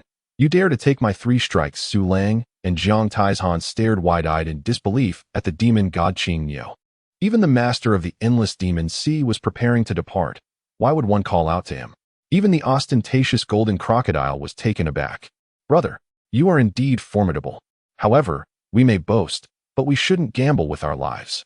Indeed, the storm began to grow increasingly ominous. A somber voice emerged from within. What do you mean by that? The demon god Qinyo explained nonchalantly. I mean precisely what I said, without my consent. You cannot simply leave. In the next moment, a mocking voice echoed from the storm. A joke. In the endless demon sea, no creature dares to speak so audaciously. This is my endless demon sea. If I wish to leave, who dares to stop me? Not even the combined forces of the Taichu Sword Cave could achieve that. The demon god Qinyo continued. Would you care to test that? The laughter from within the storm abruptly ceased. Are you serious? The storm inquired. The demon god Qinyo retorted. Do you think I am bluffing? A woman's voice from the storm questioned. What is it that you wish to do? Qinyo replied, I wish to borrow something from you. What is it? The woman inquired. The core of the Saint Realm Sea Demon, Qinyo answered. Upon hearing this, the Saint Realm Sea Demon nearly had its heart leap from its chest. A core? Is that something one can simply borrow?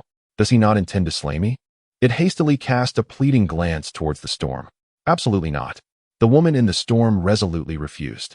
Furthermore, I warn you, do not presume that a modicum of strength grants you the right to act so arrogantly. Should you provoke me, even if that person behind you were to come, I would still eliminate you. Do you truly believe that by withstanding 3 bolts of my lightning, you have nothing to fear from me? Upon finishing her words, the storm, filled with fury, began to depart. The Saint Realm Sea Demon followed suit. Su Lang and Jiang Taizhan looked at the demon god Qinyo and urged, Brother Nyo, let it go? You have already triumphed over the Saint Realm Sea Demon, proving your prowess. It is time for us to retreat. Do not push your luck. Though their words were meant as persuasion, they were also a form of consolation. They genuinely feared that Qinyo was becoming overzealous. After narrowly escaping death, they did not want to provoke even more terrifying foes. Very well, the demon god Qinyo nodded in agreement. Then, with a subtle movement of his feet. He reactivated the sacred path attack formation. Strike. Without the slightest hesitation, the demon god Qing Niu aimed his strike at the storm. Goodness, he really is coming. Su Lang and Jiang Taizhan were bereft of rational thought. This bull-headed Qing Niu was truly reckless. Historically, recklessness leads to disaster. We are doomed. I am about to lose a dear elder brother. Amidst the boundless sea of demons, even the golden crocodile is drenched in cold sweat. Seeking death, the woman within the storm is filled with rage. Thunderous roars resonate, revealing the terrifying claps of thunder that echo through the tempest. The quantity is limitless. In the distance from the black warship, the younger generation stands in stunned silence. They simply cannot comprehend.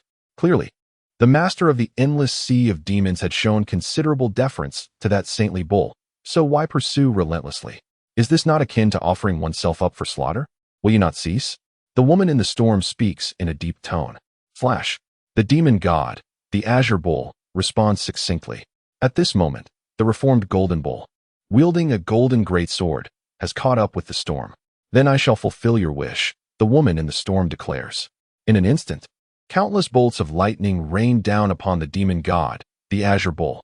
The speed of these lightning strikes is astonishing, surpassing that of the azure bull's golden greatsword by several folds. The relentless lightning detonates against the azure bull, illuminating the surroundings with a brilliance akin to midday, blindingly bright. At this juncture, Lu Lingshan and the others have retreated completely, activating various defensive formations, even summoning treasures. While Su Lang has called forth the loyal soul warship to avoid being caught in the terrifying lightning.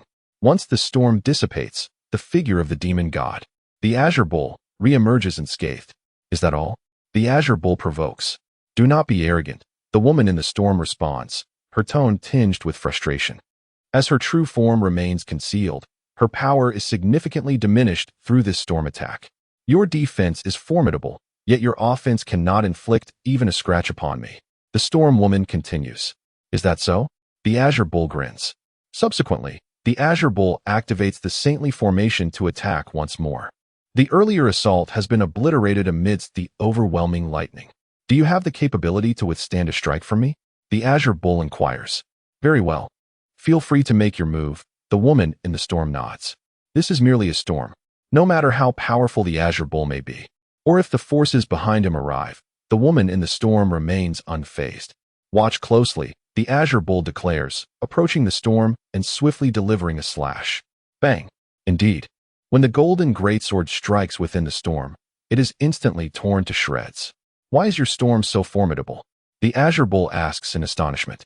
This has nothing to do with you, the woman in the storm replies. Su Lang and Jiang Taizhan exchange bewildered glances. Have we stepped on a stone this time? Once more? However, the azure bull does not relent, activating the saintly formation to attack yet again. Of course, this time, it is similar to the previous attempt. Even under the control of the demon god Qingyo, the golden bull, wielding a magnificent golden sword, forcefully charged into the stormy realm, yet was still shattered.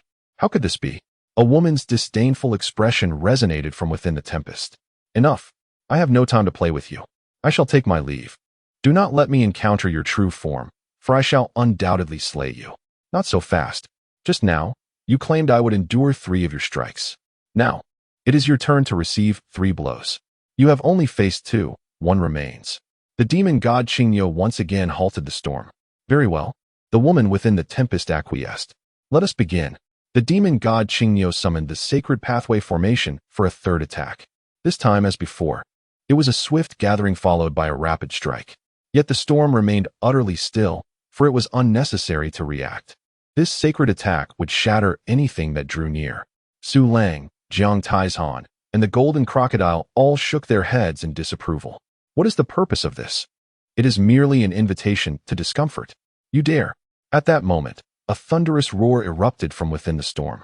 Then, the golden sword did not strike the tempest, but instead plunged into the boundless sea of demons. This time, the demon god Qingyo's target was none other than the Holy Realm Sea Demon. Or perhaps, from the very beginning, the demon god's aim had been the latter. The earlier attempts had merely been a ruse to create an opportunity. Bang! As the golden sword descended, the endless sea of demons erupted with a torrent of blood, a blend of gold and black. You seek your demise. In the next instant, a terrifying voice echoed from the storm. You have truly crossed my threshold. You are provoking me. Today, I shall end you. Following this, fearsome lightning relentlessly struck the demon god Qingyo. However, these bolts could not harm him. What can you do? The demon god Qingyo continued to taunt. Seeking death, the woman within the storm, now furious, bellowed, "All of you, come forth." The storm swelled, swiftly enveloping the black warship. Quick, activate the black warship. Depart. Lu Lingshan's complexion changed dramatically as she hastily commanded. Yet, Su Lang had no time to react. The black warship was drawn into the tempest. Master, how did I perform this time? The demon god Qingyo inquired telepathically. His provocation of the woman within the storm was a calculated maneuver to enter the tempest and assist Li Mu in slaying the clam demon and seizing the clam pearl. Quite commendable, Li Mu nodded. Chapter 114. The old ox grazes on tender grass heavens. The black warship was consumed by the tempest.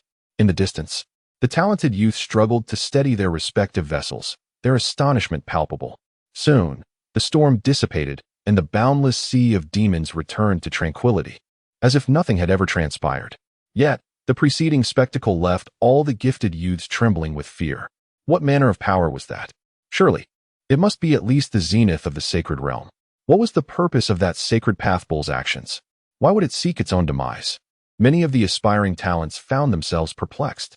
At that moment, one of the gifted youths spoke up. I wonder if you have heard certain legends? What legends? Came the response. Legends concerning the endless sea of demons. What of the endless sea? At the deepest recesses of the endless sea lies a central space, shrouded in mystery, where the sovereign of the endless sea resides. And who is this sovereign? It is said to be a beautiful clam demon, though its realm is unknown. However, it is rumored that this clam demon possesses extraordinary beauty, akin to the fairest of human maidens. Moreover, the clam demon has a singular trait. It is exceedingly devoted. Once chosen, it will offer everything of itself. What? Such a blessing exists? Thus, you suspect that the sacred pathbull deliberately provoked the clam demon, seeking entry into the storm's domain to access the central space of the endless sea? Precisely. By the heavens. This is quite the scheme. An old ox courting tender grass. At that moment, countless gifted youths were consumed by envy and resentment. They wished fervently to be that azure bull. If only they could capture the clam demon's admiration. Would they not become the sovereigns of this boundless sea of demons? Do not be envious, cautioned one who had spoken earlier. Do you think being chosen by the clam demon is such a boon? What do you mean? Isn't it a good thing? Being the master of the endless sea surely implies possessing at least the strength of the sacred realm's pinnacle. With such a partner, one would not only cultivate without hindrance, but also, within the bounds of the endless sea, who could pose a threat to you? A gifted youth countered. Not at all. The earlier speaker shook his head once more. What is it then? Pray, explain, asked another aspiring talent. For once chosen by the clam demon, one is bound for life to the endless sea. To leave would be deemed an act of betrayal. And should one betray, the clam demon would consume them, he elucidated. A chill ran down the spines of the other gifted youths. However, there were also some reckless cultivators among them. The endless sea is vast. If one does not leave, there is joy in living freely, and what could be wrong with that? The earlier speaker interjected again, though that may be true. Few can achieve such a lifestyle. Moreover, while some may endure solitude and remain in this boundless sea of demons for a lifetime, one must never waver in their affection for the clam demon. Even the slightest change of heart could result in dire consequences. Upon hearing this, the brilliance in the eyes of many talented youths faded. This is exceedingly difficult. If it were merely a matter of not betraying one person, it would be relatively manageable. However, to maintain unwavering affection is a formidable challenge. Over time, love often transforms into familial bonds. Now, do you still wish to venture into the central space of the endless demon sea? The individual who had previously inquired asked again. The talented youths shook their heads in unison. Not anymore. It is far too perilous. If one were to grow weary of it one day, would they not become mere sustenance for the clam demon? Ultimately, we still aspire to rely on our own efforts to become formidable warriors. Dependence on others is untrustworthy. Indeed, living off others is contemptible. Following this, a hearty laughter erupted among the crowd. This amusing incident became a source of entertainment. Simultaneously, they began discussing the Celestial Severing Sect. In light of this, the Celestial Severing Sect is in dire straits. First and foremost, whether they can contend with the Clam Demon remains uncertain. After all, that formidable entity had slain a saintly sea demon, provoking the ire of the Clam Demon. Furthermore, should the Clam Demon take an interest in them, would that not bring them perilously close to death? Lastly, once they enter, whether they can emerge is also uncertain. If they linger in the heart of the endless demon sea for a millennium, upon their return, they may find all hope extinguished. Enough of this. Let us continue our training. Indeed, considering the time, we must make haste to the primordial sword cave. Meanwhile, within the tempest, Lu Lingshan gazed around in astonishment. The terrifying storm churned rapidly, yet the Black Warrior battleship remained unscathed. "We are still alive," Su Lang exclaimed with fervor. "We have not been shattered by the storm." At these words, a sense of survival washed over the crowd.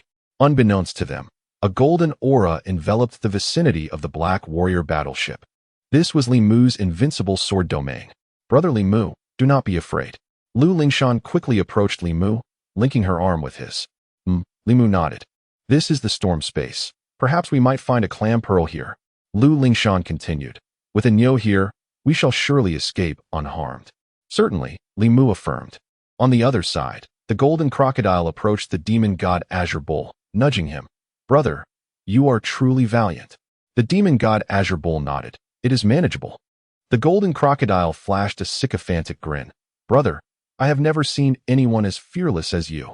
The demon god Azure Bull shot the golden crocodile a glare. "Little fish, is that your way of flattering me? Do you wish to claim the crystal core of the saintly sea demon?"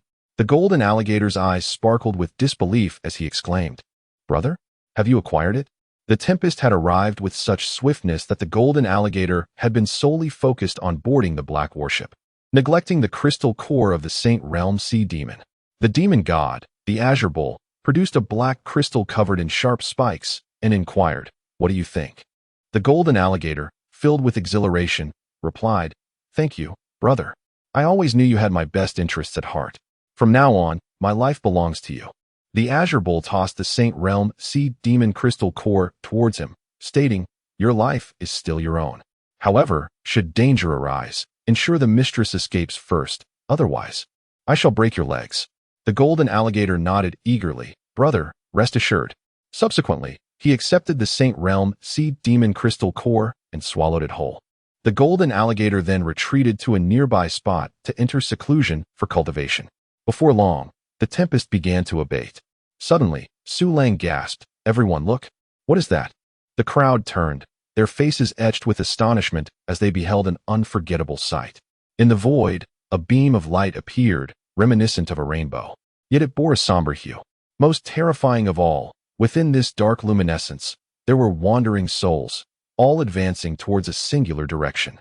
"What is this?" Long asked, a hint of trepidation in his voice. "I do not know," Jiang Taizhan replied, shaking his head. He had never witnessed such a phenomenon. It was as though one were to encounter ghosts in broad daylight. Exceedingly eerie. "This is the Ain River. These are all spirits," the demon god, the Azure Bull, declared. Chapter 115. I will not become a wandering spirit. What? The Ain River?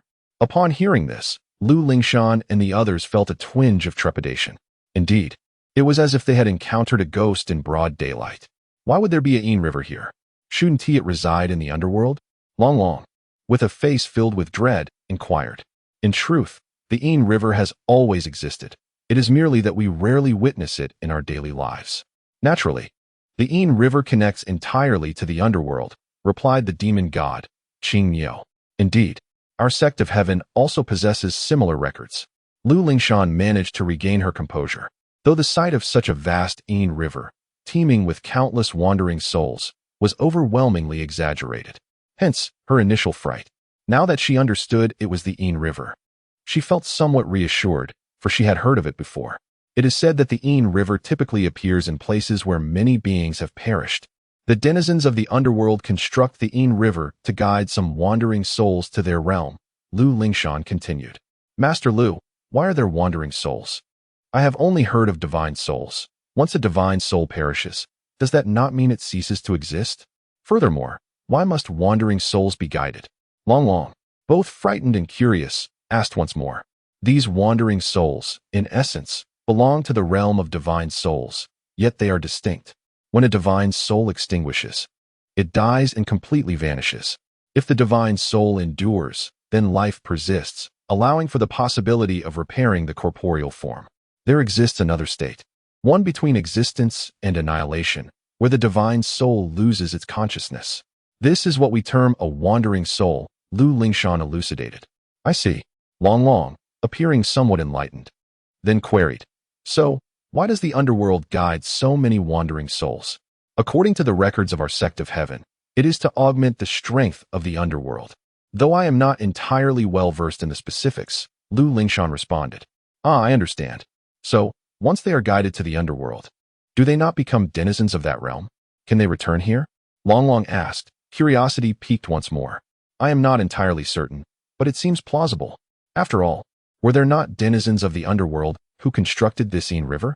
Lu Lingshan speculated. That would be splendid. Long expressed a hint of excitement. Long, what is the matter? Lu Lingshan inquired, puzzled. If one day my friends and family were to perish, I would wish for them to become wandering souls, so that I might see them again someday, Long explained. However, being a wandering soul does not necessarily guarantee a favorable outcome. Even if they return, they might not remember Long, Lu Lingshan cautioned. That is of no consequence, as long as Long remembers them, Long replied earnestly. Indeed, Long possesses a genuinely kind heart. So, who does Long find difficult to let go? Lu Lingshan questioned. At present, there is no one. I can only not let go of the big guy, Long answered. If the big guy were to become a wandering soul one day. Cough, Jiang Taizhan cleared his throat. Long, I will not become a wandering soul. Long, with utmost seriousness, replied. Big guy, I am not referring to now, but in the future. Jiang Taizhan shook his head once more, asserting that he would never succumb. Even in death, preferring instead to perish gloriously in battle. Long spoke earnestly. Big guy, I do not wish for your direct demise. Rather, I hope you become a spirit that can return to visit me. This response elicited laughter from Lu Lingshan and the others, a testament to the purity of such a wish. Only Jiang Taizhan wore a gloomy expression. Li Mu observed the scene quietly, feeling little. His thoughts wandered to the potential consequences of summoning the horn of the celestial spirit. Would this throng of souls heed his command? Nevertheless, he refrained from acting, respecting the sanctity of the deceased and not wishing to disturb these spirits. Soon, amidst their conversation, the Yin River swiftly receded, vanishing from sight. Meanwhile, at the heart of the endless demon sea stood a resplendent palace. Its pinnacle was crowned with a colossal shell, the walls composed of crystal, adorned with an array of jewels and surrounded by exquisite underwater flora, vibrant and dazzling. Suddenly, a tremendous sound erupted from within the palace, causing the entire structure to tremble. A terrifying voice rang out. The underworld. They are overstepping their bounds. We have already forged a passage through the Yin River for them. Yet they demand that I continue my assaults on the primordial sword cave, incessantly supplying them with souls. Are they not draining the lifeblood of our sea demon clan and the primordial sword cave? The underworld is akin to a swarm of ticks. In the center of the palace sat a gigantic pink shell, resembling a throne. Within it reclined a young woman draped in garments of pearl, her beauty striking.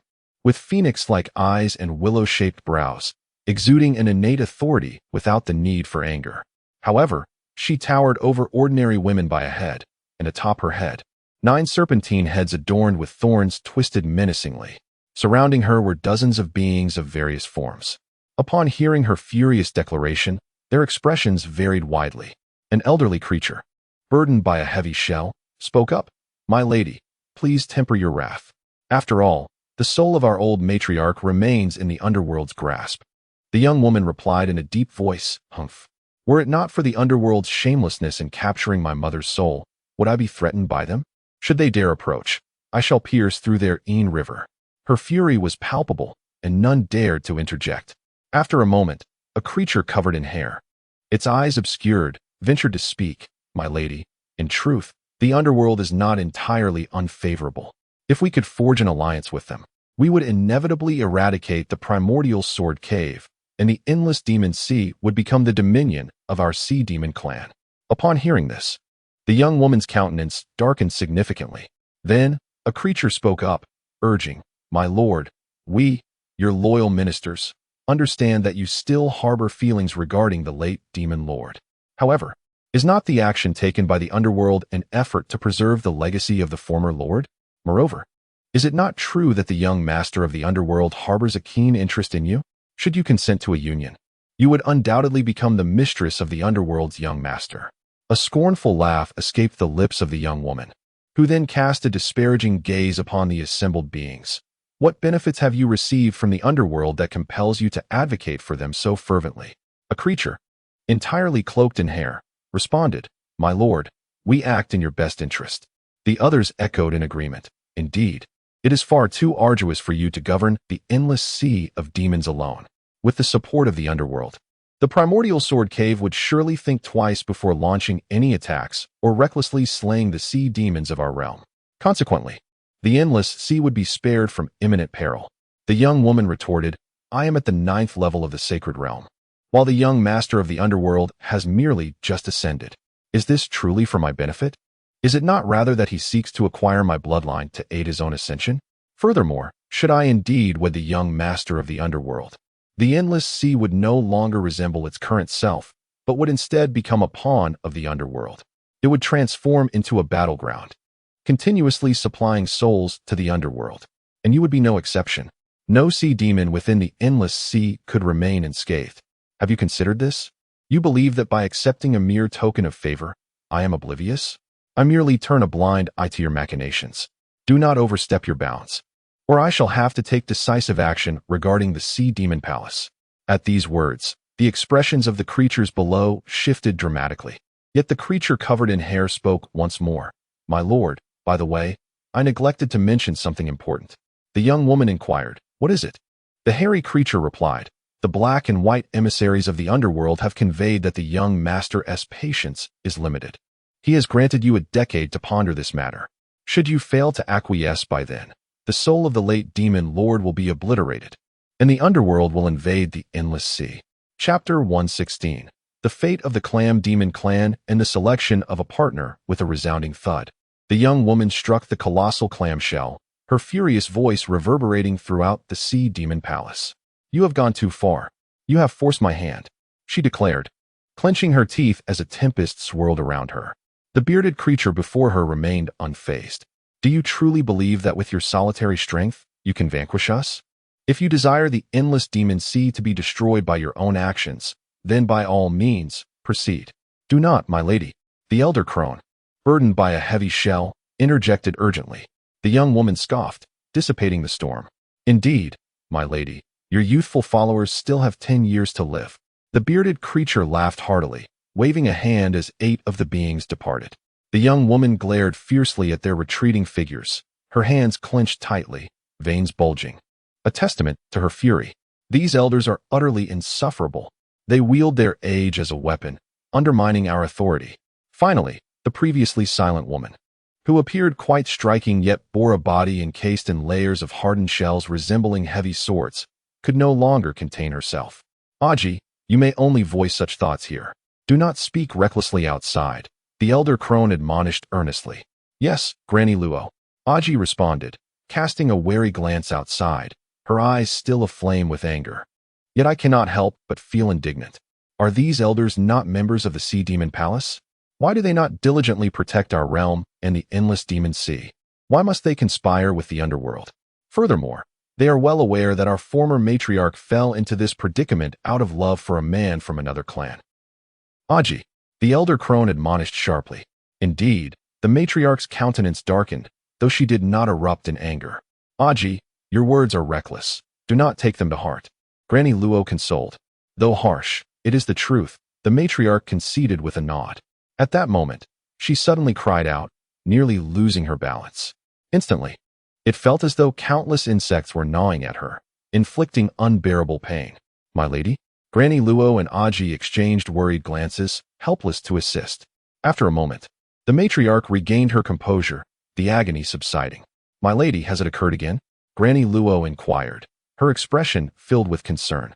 "Yes," the matriarch nodded, her visage grim. "Granny Luo, Is this truly the destiny of the Clam Demon clan? Ultimately inescapable, ultimately necessitating union with a man from another clan, sacrificing our cultivation to a partner, lest we suffer retribution. Granny Luo sighed, her face etched with resignation. My lady, such is the fate we bear. The clan of the Shell Demon is a golden race born from the boundless sea of magic, naturally endowed with greater prowess than other creatures. However, they harbor a grave flaw. Upon reaching maturity, they must unite with a male from another race as their partner. Otherwise, they risk being consumed by the surging power they cannot contain.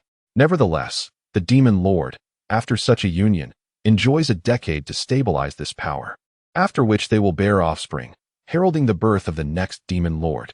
Finding a suitable partner could prove advantageous. Men are never to be trusted, exclaimed the sea demon named Aji. That cannot be entirely true.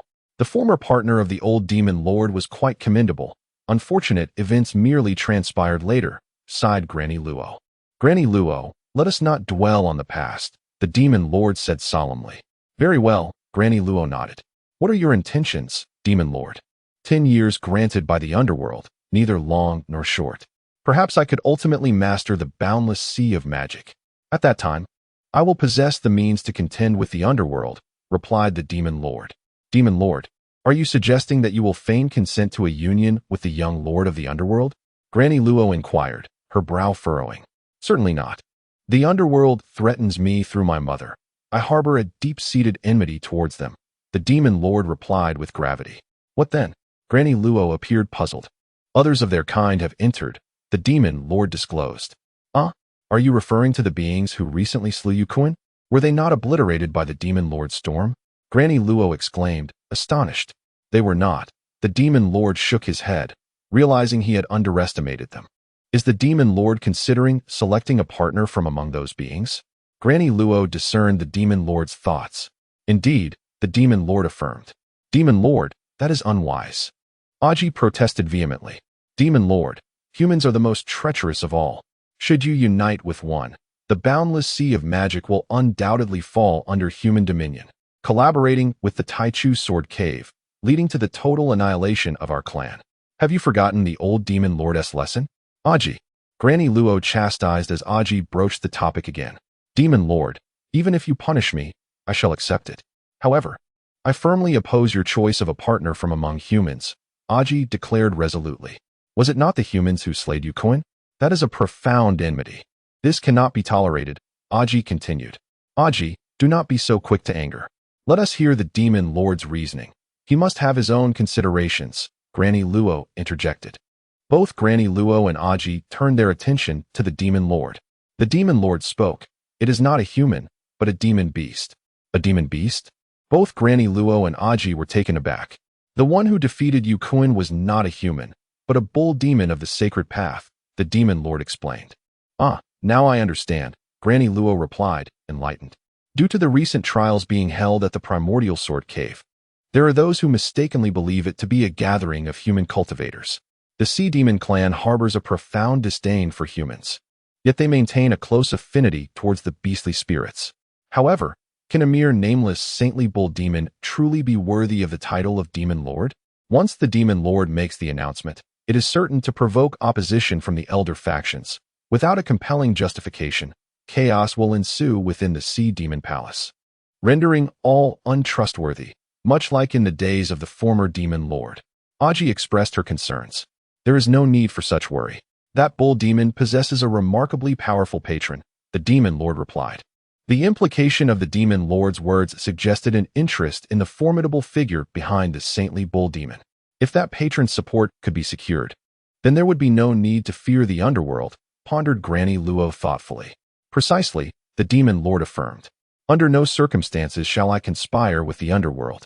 Well then, we are nearing the Sea Demon Palace.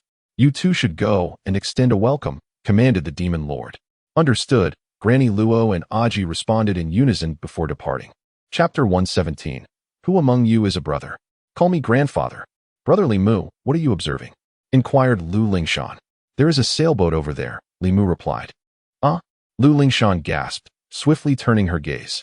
Indeed, in the distance from the Black Martial warship, a sailboat swayed precariously, on the verge of being engulfed by the tempest. On the deck of that sailboat, several figures were desperately upholding the formation. Yet, the formation was utterly incapable of withstanding the ferocious storm. With a cold smirk, Lu Lingshan remarked, "That is Gu Bin and Qianxi." Upon hearing this, Su Lang, Situ Jing, and the others also turned to look. Witnessing such a scene, a wave of exhilaration surged through their hearts. Who would have thought that the sailboat of the Xinghua sword sect had also been swept into the storm? Deservedly so. This time, the two villains, Gu Bin and Qianxi, are surely doomed, Su Lang scolded angrily. Previously, they had spared Gu Bin and Qianxi. But these two had meddled aboard the black martial warship, attracting countless sea demons and even a saint-level sea demon. Had it not been for the presence of the demon god Qing Niu overseeing the formation, the Jietian sect would undoubtedly face dire consequences. For such individuals, the Jietian sect would harbor no sympathy. Meanwhile, aboard the sailboat of the Xinghua sword sect, Gu Bin and Qianxi appeared pale, their hearts gripped by terror. Gu Bin, you have doomed us this time. Qianxi, do not blame me. How was I to know that the storm would be so terrifying? I have already refined the treasures of the Xinghua sword sect. You should not hide anything from me, or we shall both perish. As these words fell, another formation was torn apart, and someone was swept away by the storm, transforming into a mist of blood. Witnessing this, Qianxi's expression darkened, and he steeled himself. All right. Then, Qianxi bit through 5 of his fingers and drew a circle in the void, subsequently opening a rift from which emerged a colossal 3-legged jade toad. This jade toad, entirely emerald green, resembled a piece of jade and stood several dozen feet tall, comparable in size to the sailboat itself. A celestial realm jade toad? Will it be able to withstand this? At the very least, you should summon a saint-level beast. Don't tell me the Jade Toad Palace has none? Gu Bin exclaimed in frustration. Of course we have, but I am not yet able to summon it, Qianxi replied. Moreover, do not underestimate this Jade Toad. Although its physical body does not reach the saint level, its defense is comparable. Most importantly, its skin has been cultivated to be impervious to water and fire. Is it truly that formidable? Gu Bin expressed doubt. However, upon witnessing the storm crashing upon the celestial realm Jade Toad, it merely rippled like water, leaving no trace. Impressive, Gu Bin exclaimed in admiration. Then let us hasten inside. Indeed, Qianxi nodded, and with a command, the emerald Jade Toad swallowed the 2 of them. On the sailboat, 3 or 4 other talented individuals called out urgently, Gu Bin, Qianxi, take us with you. You? Qianxi amusingly repeated a phrase. Indeed. We are eternally grateful to the young master of Qianxi for saving our lives, spoke the proud youths. Certainly, we shall henceforth submit to the young master of Qianxi. If he commands us to go east, we shall go east. If he commands us to go west, we shall go west, without a hint of dissent. At that moment, the proud youths were in a state of panic, devoid of any alternatives, compelled to forsake their dignity. Do you even deserve this? Yet, Qianxi merely snorted dismissively. Qianxi, do you hold us in such low regard? Questioned the other proud youths. Indeed, you are too weak. I would rather nurture a jade toad than rely on you, for the toad shall never betray me. Unlike you, Qianxi scornfully retorted. May you meet a wretched fate. The proud youths cursed in anger. Subsequently, amidst a chorus of anguished cries, these youths, along with their sailing vessel, were entirely obliterated by the tempest. The members of the Jietian sect witnessed this scene, further solidifying their belief that Gu Bin and Qianxi were loathsome individuals. Gu Bin and Qianxi also recognized the presence of the black martial warship, yet they had no time to concern themselves with its crew. Their sole focus was on survival. If it weren't for this storm, I, Su Lang, would undoubtedly have slain Gu Bin and Qianxi, Su Lang fumed. Is that so difficult? C2 Jing interjected. Can you truly accomplish that? Su Lang asked, astonished. Watch closely, C2 Jing affirmed, then employed her beast-controlling technique. The Jade Toad, initially poised to leap out of the storm, was drawn in by her force and swiftly bounded into the black martial warship. Su Lang, taken aback, gave C2 Jing a thumbs up, exclaiming, impressive. C2 Jing smiled. Now it's your turn. Su Lang nodded, pointing at the Jade Toad. Spit out the humans, and I shall spare you.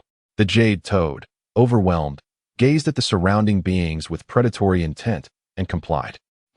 Has the storm dissipated? Gu Bin and Qianxi were expelled from the toad's mouth. They did not initially perceive the storm's absence. However, After a brief moment, as they assessed their surroundings, Gu Bin and Fiancée were struck with shock. What? How are we aboard the Black Martial warship? Gu Bin urgently transmitted a message to Fiancée. What is the meaning of this jade toad? How did it bring us here? Is this not a trap? Fiancée was equally bewildered. I have no idea. Perhaps the jade toad has betrayed us. Gu Bin's lips twitched in irritation. Did you not just claim that the toad would never betray? Fiancée nodded. Generally, it wouldn't. However, there are exceptional circumstances. Gu Bin inquired, what exceptional circumstances? Fiancée replied, when faced with a life-and-death crisis. Gu Bin was taken aback. Why would we summon this jade toad if not for a life-and-death crisis?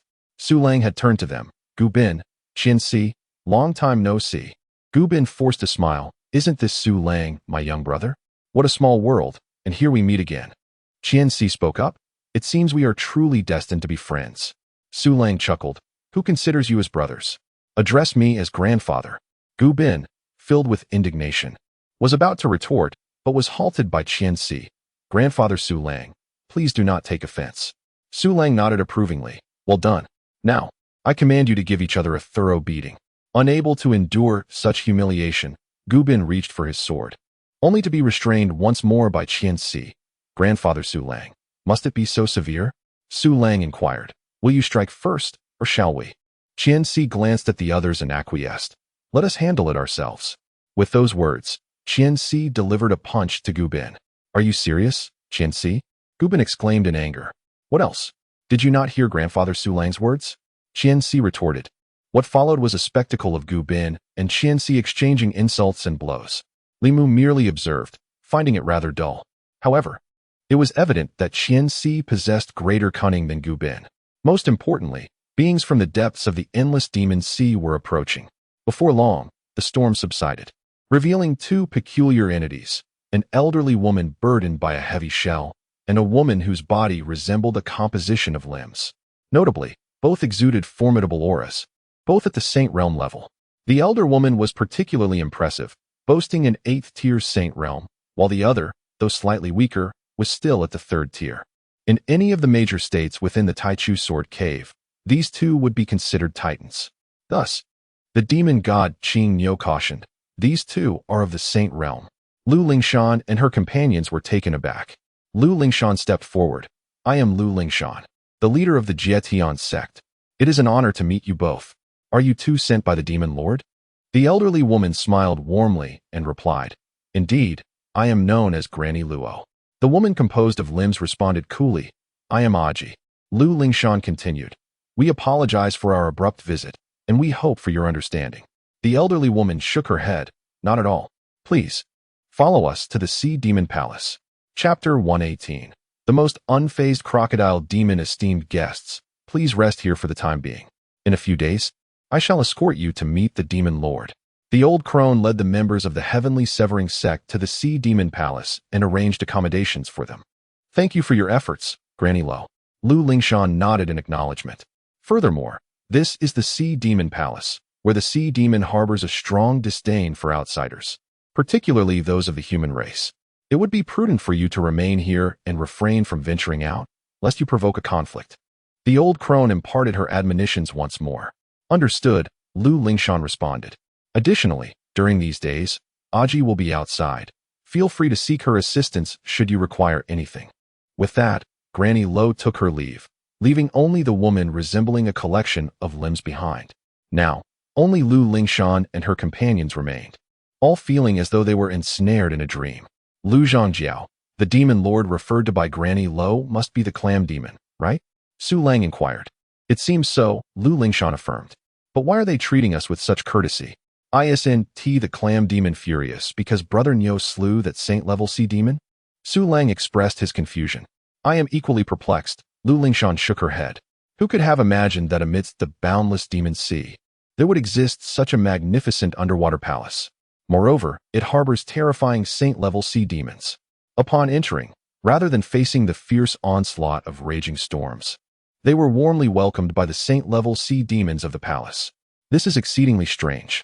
As the saying goes, there is no such thing as a free lunch. We have slain a saint-level sea demon and intruded into the heart of the boundless demon sea. The demeanor of the Sea Demon Palace is indeed suspect. Su Lang continued. What could be the true intentions of the Sea Demon Palace? Upon hearing Su Lang's words, Lu Lingshan turned to Gu Bin and Fiancée. Gentlemen, it is time to conclude this charade. Fiancée replied, Lu Zhangjiao, do not impede me. Today, I must vanquish Gu Bin.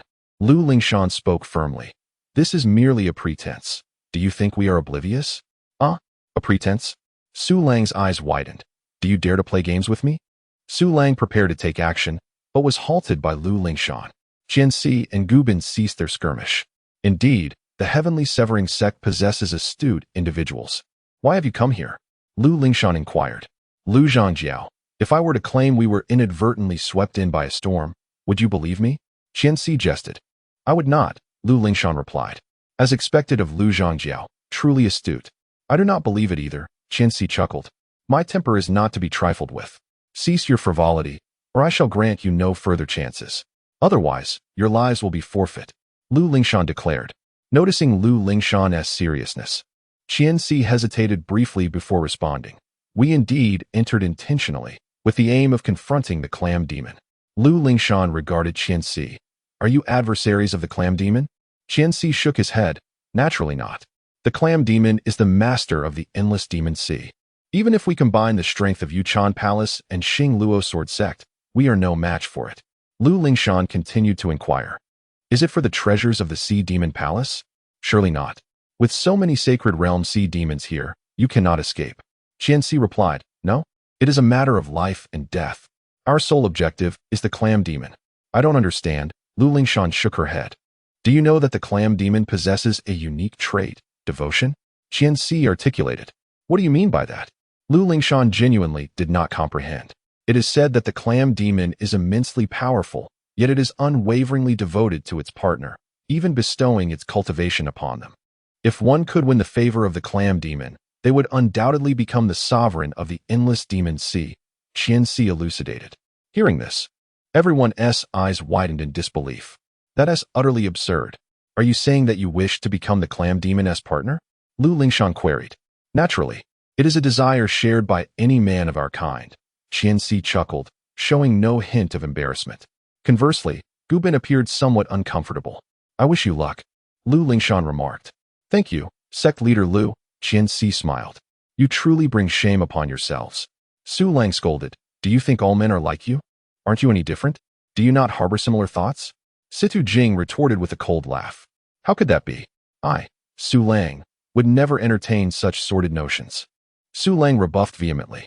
Su Lang, you are unaware. The clam demon is born with unparalleled beauty, surpassing most women, Fiancée explained. Is being beautiful such a remarkable quality? Should I then become weak-kneed? Su Lang dismissed. You two are worthless. I have no respect for you, he scoffed. Once you see her, you will think differently. Fiancée replied with a grin. We shall see, Su Lang declared proudly. In the following days, the group took their rest within the confines of the room. The woman named Aji would report to Granny Luo daily, who would then relay the information to the Demon Master. Demon Master, Aji has reported that some beings are aware of the legend of the clam demon seeking a partner, and they have come for you, Granny Luo sighed. Humph. Upon hearing this, the Demon Master's expression soured, clearly disappointed. However, Demon Master, there is no need for despair, Granny Luo comforted. Well, my purpose is not to seek a partner. I merely require a man to help stabilize the energy within me. Once I have secured the situation in the endless demon sea, I shall take my vengeance, the Demon Master stated. Granny Luo sighed internally. Previously, the old Demon Master had said much the same. Yet, in the end, he fell hopelessly in love and could not extricate himself. Moreover, the clam demon race is even more infatuated than one might anticipate. Of course, Demon Master, there are beings who remain unaffected, Granny Luo continued. Who? A young man named Su Lang, who sternly admonished the other two men with ill intentions, she replied. Furthermore, there was one named Li Mu, who exhibited not the slightest tremor of emotion. Additionally, the Holy Realm Bull Demon remained equally composed. The expression of the Demon Lord softened somewhat, acknowledging that not all male beings arrive with ulterior motives. However, these entities were not the most unflappable. Granny Luo responded. Is there anyone even more remarkable? The Demon Lord appeared somewhat puzzled.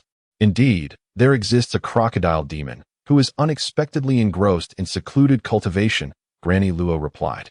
Such composure is truly rare. The demon lord remarked with a sigh. I had assumed that upon learning of my intention to select a consort, all males would behave like famished demons, each one insatiably greedy. It appears there are indeed some extraordinary gentlemen among them. The demon lord expressed a degree of satisfaction. In that case, let us hasten our preparations. Otherwise, if that group of elders discovers our plans, they will likely interfere and create chaos. Understood, demon lord. Shall I bring them here tomorrow? Granny Luo inquired. Yes.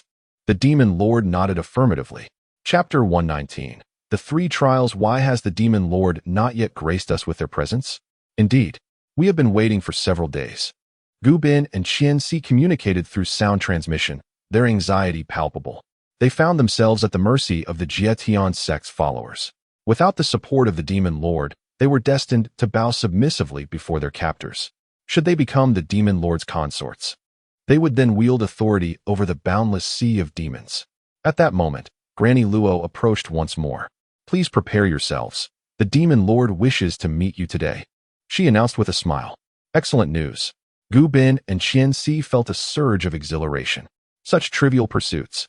Su Lang scoffed, his disdain evident. The group composed themselves and proceeded to the main hall of the Sea Demon Palace, where Granny Luo had specifically ordered the golden crocodile to accompany them. Soon, they stood before the demon lord in the grand hall. Just a single glance left Gu Bin and Fiancée speechless. Her beauty was utterly breathtaking. Gulp. Even Su Lang swallowed hard, taken aback by her allure. While both Lu Lingshan and Sidu Jing were striking in their own right, the demon lord's towering and voluptuous figure created an overwhelming visual impact. Huh, men. Sidu Jing chuckled derisively. Lu Lingshan glanced at Li Mu, who maintained his usual expression. A smile crept across her face. Her brother Li Mu was the best. Li Mu, too, cast a glance at the demon lord. But his focus was on her cultivation level, the 9th stage of the sacred realm. He pondered whether he could withstand a single strike from her. If so, he would unleash two. Additionally, he observed the enormous clam shell, noting the absence of a pearl. Was it possible that this clam demon had yet to produce one? Meanwhile, apart from Li Mu, the demon god Qing Miao remained unfazed. The clam demon, despite its impressive appearance and cultivation, paled in comparison to the celestial beings he had encountered. The golden crocodile continued its meditation, indifferent to the world around it. All of this did not escape the notice of the demon lord, who immediately considered her options. She surveyed the group and spoke. You have slain the sacred realm sea demon of my boundless sea of demons. This is an affront to my domain and a challenge to my authority. Upon hearing this, Gu Bin and Fiancée trembled, their lips quivering in fear. Could it be that the formidable sacred realm sea demon had been vanquished by the Jietian sect, who possessed such extraordinary prowess? At that moment, Gu Bin and Fiancée could think of nothing but distancing themselves from the Jietian sect as swiftly as possible. This group was truly terrifying. Then, the demon lord continued, however, I can offer you an opportunity. If any among you can become my companion, I shall spare your lives. Indeed, the demon lord sought to select a partner. Li Mu and the others sighed in astonishment. Pray tell, demon lord, how might one gain your favor? Fiancée stepped forward with a smile. It is simple. All that is required is sincerity, the demon lord replied. Upon hearing this, Gu Bin and Fiancée's eyes brightened. They had anticipated a contest of strength, but under these circumstances, they stood no chance against the disciples of the celestial sect. However, at that moment, the demon lord's expression darkened. Gu Bin and Fiancée were taken aback. Then, a resounding voice echoed from beyond the main hall of the Sea Demon Palace. To become my partner in the endless demon sea, it is not so simple. Not just anyone can qualify. Subsequently, 7 or 8 shadowy figures leaped into the main hall. Li Mu and the others turned to look. These beings possessed peculiar appearances. Yet each was undeniably formidable, each one a Saint Realm powerhouse, with several even at the 8th level of the Saint Realm. Instantly, the demon lord's countenance grew grim, and she transmitted a message to Granny Luo. Granny Luo, what is happening? How did these elders learn of this so quickly? Where is Aji? Before Granny Luo could respond, a being covered in hair trembled and revealed a figure, none other than Aji, who resembled a collection of joints. Release her, the demon lord commanded sternly. Of course, The hairy being nodded and loosened the restraints on Aji. However, just as she emerged, a brilliant light erupted from the hairy being. "You dare?" the demon lord bellowed. But her response was too slow. A scream echoed as the joint-like woman had her legs severed. "Senji, have you become too audacious?"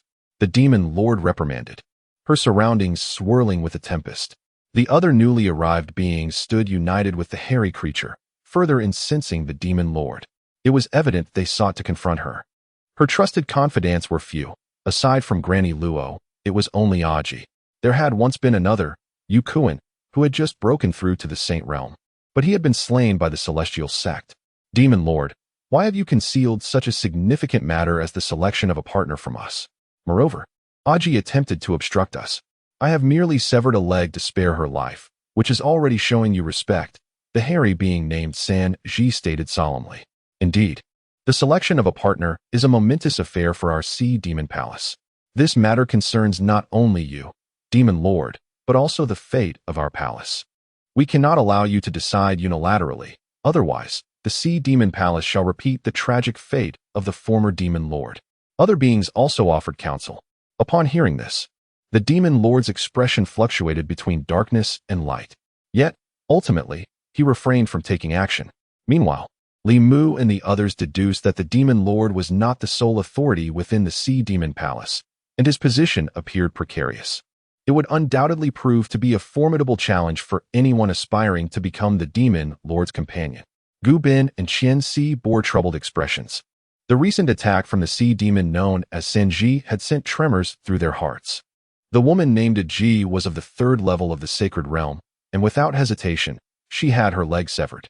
If these sacred-level sea demons wished to eliminate them, could they not do so at any moment? The danger was palpable, prompting the two to reconsider their involvement. At that moment, Granny Luo stepped forward, asserting, "You are all correct.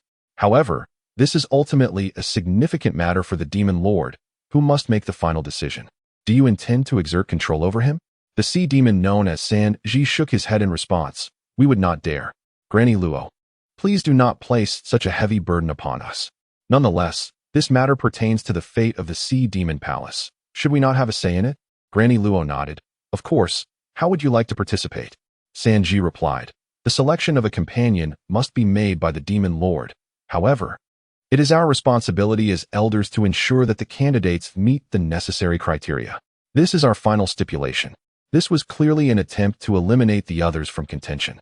Granny Luo spoke sternly. "If that is the case, who could possibly meet your standards? Would this not effectively transfer the power of selection to you?" Sanji responded, "Who says there are none? Is not the young master of the underworld a suitable candidate?" Granny Luo inquired further. "In that case, what criteria will you establish to determine eligibility? Furthermore, this test must be one that the young master of the underworld can also pass." Sanji glanced at Granny Luo, remarking, "Granny Luo, you are quite astute. You have ensnared me in your words. However, today we shall grant the Demon Lord a favor. As long as all present men can satisfy 3 assessments, they will be deemed eligible to become the Demon Lord's companion." Granny Luo pressed, "What are these 3 assessments? Please specify." Sanji began to enumerate. First, strength. One must be capable of withstanding the Demon Lord's tempest. Second, the approval of the Elder Demon Lord. Third, a betrothal gift. If one wishes to become the Demon Lord's companion, they must present a treasure that upholds the honor of the Sea Demon Palace. Upon hearing this, Granny Luo found herself in a predicament once more. Each of these assessments was far from simple. First, withstanding the Demon Lord's tempest required at least Sacred Realm strength. Second, obtaining the Elder Demon Lord's approval would necessitate a journey to the underworld to retrieve his spirit. Would this not draw attention from the young master of the underworld? Third, a treasure worthy of the Sea Demon Palace's honor would likely also need to be of Sacred Realm caliber. Granny Luo turned her gaze toward the Demon Lord. The sea demon known as Three-Toed let out a cold snort, declaring that the young master of the underworld could undoubtedly accomplish these 3 trials. Should the Demon Lord be unwilling, then let it be as if I had not spoken. However, none of these individuals are worthy of becoming the Demon Lord's partner. Instead, allow me to take charge of them and deal with them myself." As he spoke, the other Sacred Realm sea demons glared menacingly at Li Mu and his companions, preparing to take action. "Wait," the Demon Lord interjected, "I shall agree to it. Chapter 120. The Pearl of the Clam. I can introduce you to a Tao partner, alas. The old woman of the conch sighed. In truth, she was aware that the demon lord had no choice but to comply. Should he refuse, these beings would undoubtedly face annihilation. Furthermore, for the next decade, no other beings would be allowed entry into the Sea Demon Palace. At that juncture, the demon lord would be left with no alternative but to wed the young master of the underworld. All of this was orchestrated by the scheming elders of the Sea Demon Palace. By acquiescing, the demon lord was gambling on a glimmer of hope, for the fact that these beings managed to enter through the storm indicated they possessed some degree of skill. The initial trial should pose no challenge. As for the third, the demon lord could lend assistance, and it too should be surmountable. The most formidable obstacle was the second trial, which required the consent of the old demon lord. However, it could buy them considerable time. Very well, declared the sea demon named Sanji. Let us commence. They would not afford the demon lord any additional time for preparation. Let us begin. The demon lord nodded and returned to his throne of clamshells. Old woman of the conch, you shall oversee the proceedings. Understood, the old woman nodded. Sanji, you and your companions step aside. The others acknowledged her request and vacated the area. The old woman then surveyed Li Mu and the others, speaking resolutely. Who among you wishes to become the demon lord's partner? Step forward. However, as her words fell, not a single individual advanced. Even Gu Bin and Fiancée, who had been the most vociferous moments ago, fell silent. The atmosphere turned palpably awkward. The demon lord's countenance darkened, while Sanji and the other sea demons displayed expressions of amusement. Clearly, the earlier display of ruthlessness, when a leg of a G was severed, had instilled fear in them. His objective had been achieved. It was absurd to think that these beings could aspire to be the demon lord's partner. Only someone of the caliber of the young master of the underworld could be worthy of the lord of the endless demon sea. The old woman of the conch spoke again. All men stepped forward. Yet, still, no one moved. The old woman's voice turned grave. Do not force this old woman to take action. Do you not desire to become the clam demon's partner? Do you lack even a modicum of courage? If you remain this cowardly, I shall be the first to strike you down. As she uttered these words, a glint of menace shone in her eyes, a stark contrast to her previously gentle demeanor. Gu Bin and Fiancée, were you not particularly enthusiastic earlier? The old woman began to call them out.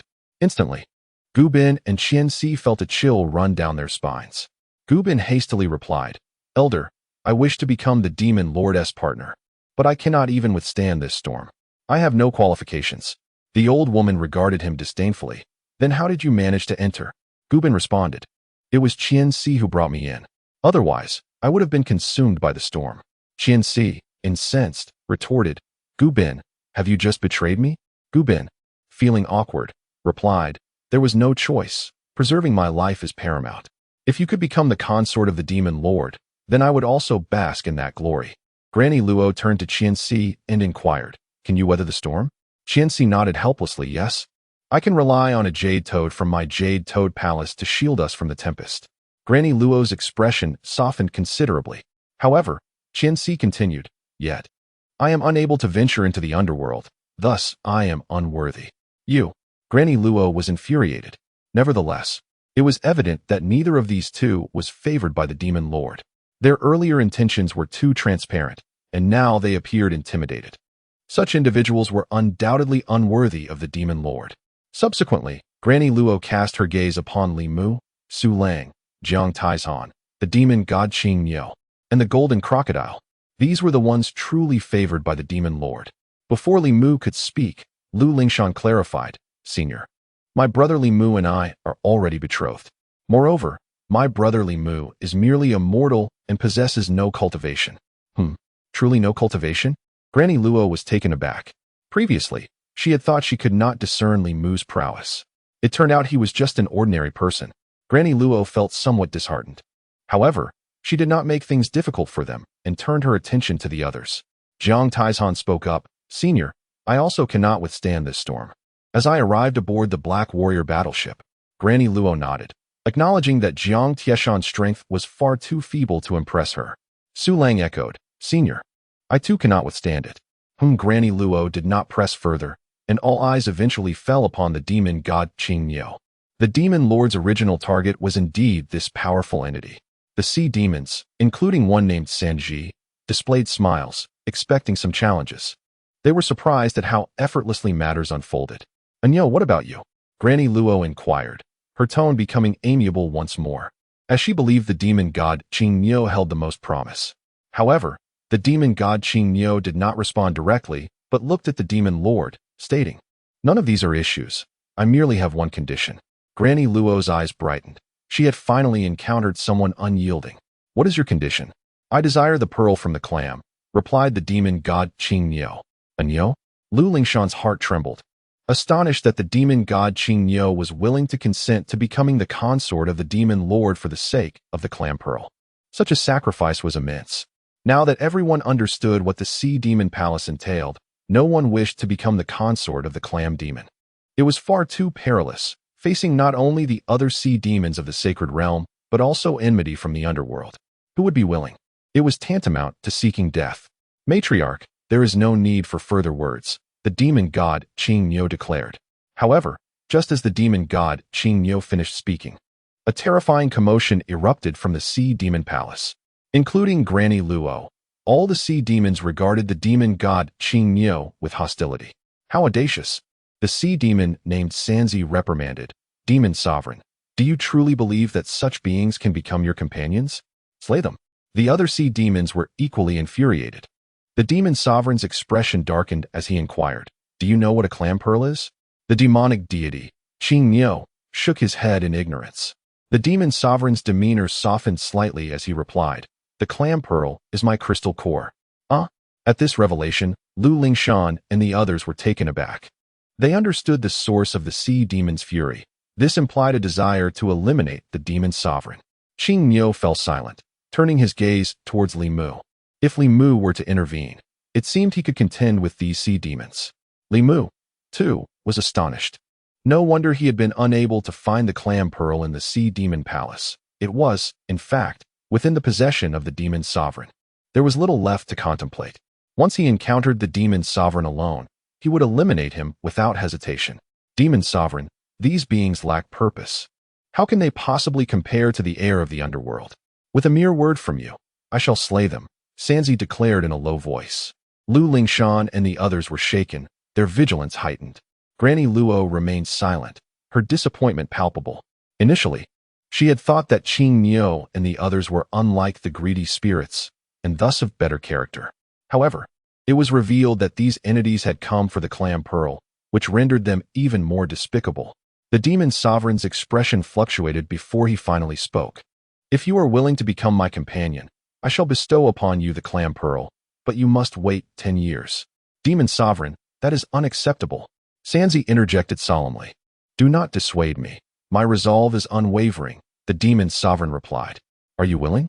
he asked, turning his gaze towards Qingniu. "I am not willing," Qingniu responded. "Are you toying with me?" The demon sovereign's fury erupted. "Demon sovereign, do not be angry. While I am unwilling, I can introduce you to a suitable companion," Qingniu proposed. "Who?" the demon sovereign inquired. "My younger brother," Qingniu declared, "the golden crocodile." Chapter 121. Do you desire a wife? Am I truly this powerful? The golden crocodile? Upon hearing this, all the sea demons turned their gaze. They had long been aware of the golden crocodile. However, this creature was merely at the celestial realm, hardly a cause for concern. The three-toed sea demon let out a derisive chuckle. Can this golden crocodile truly be worthy of our demon lord? Whether it is worthy or not is determined by passing the test, spoke the demon god, the azure bull. Very well, you possess a certain audacity. The three-toed sea demon nodded. However, should he fail, you shall all perish here. At these words, Lu Lingshan and the others were taken aback. They could not fathom where the demon god, the azure bull, derived such confidence. If he were to intervene himself, they would be more inclined to believe. Yet, the reliability of the golden crocodile seemed questionable. Let us commence. The demon lord appeared somewhat agitated. Initially, he had hoped to utilize these beings to assist him. Yet, unexpectedly, the elders like the three-toed demon had disrupted his plans. Consequently, the other beings were utterly unwilling, leaving only this celestial realm golden crocodile. In truth, the demon lord harbored little hope. First and foremost, it was uncertain whether this golden crocodile could withstand his tempest. As his voice fell, a storm materialized above the main hall. Enter. The three-toed sea demon intoned solemnly, his eyes brimming with disdain. They did not believe that the golden crocodile could withstand the demon lord's storm. Once the golden crocodile hurried in, it would surely be reduced to mere fragments. Little fish, awaken. Subsequently, the demon god, the azure bull, roused the golden crocodile. Who dares to disturb this esteemed one's seclusion? Seeking death, are we? The golden crocodile, abruptly interrupted, expressed its displeasure. It is I, replied the demon god, the azure bull. Oh, so it is my beloved elder brother. What is your command? The golden crocodile immediately became submissive. This demeanor elicited scorn from the other sea demons. Such a lack of backbone. Little fish, do you desire a wife? The demon god, the azure bull, inquired with a grin. Elder brother? The golden crocodile was momentarily at a loss for words. If you desire a wife, I shall promptly provide one for you, said the demon god, the azure bull. No, I already have a harem.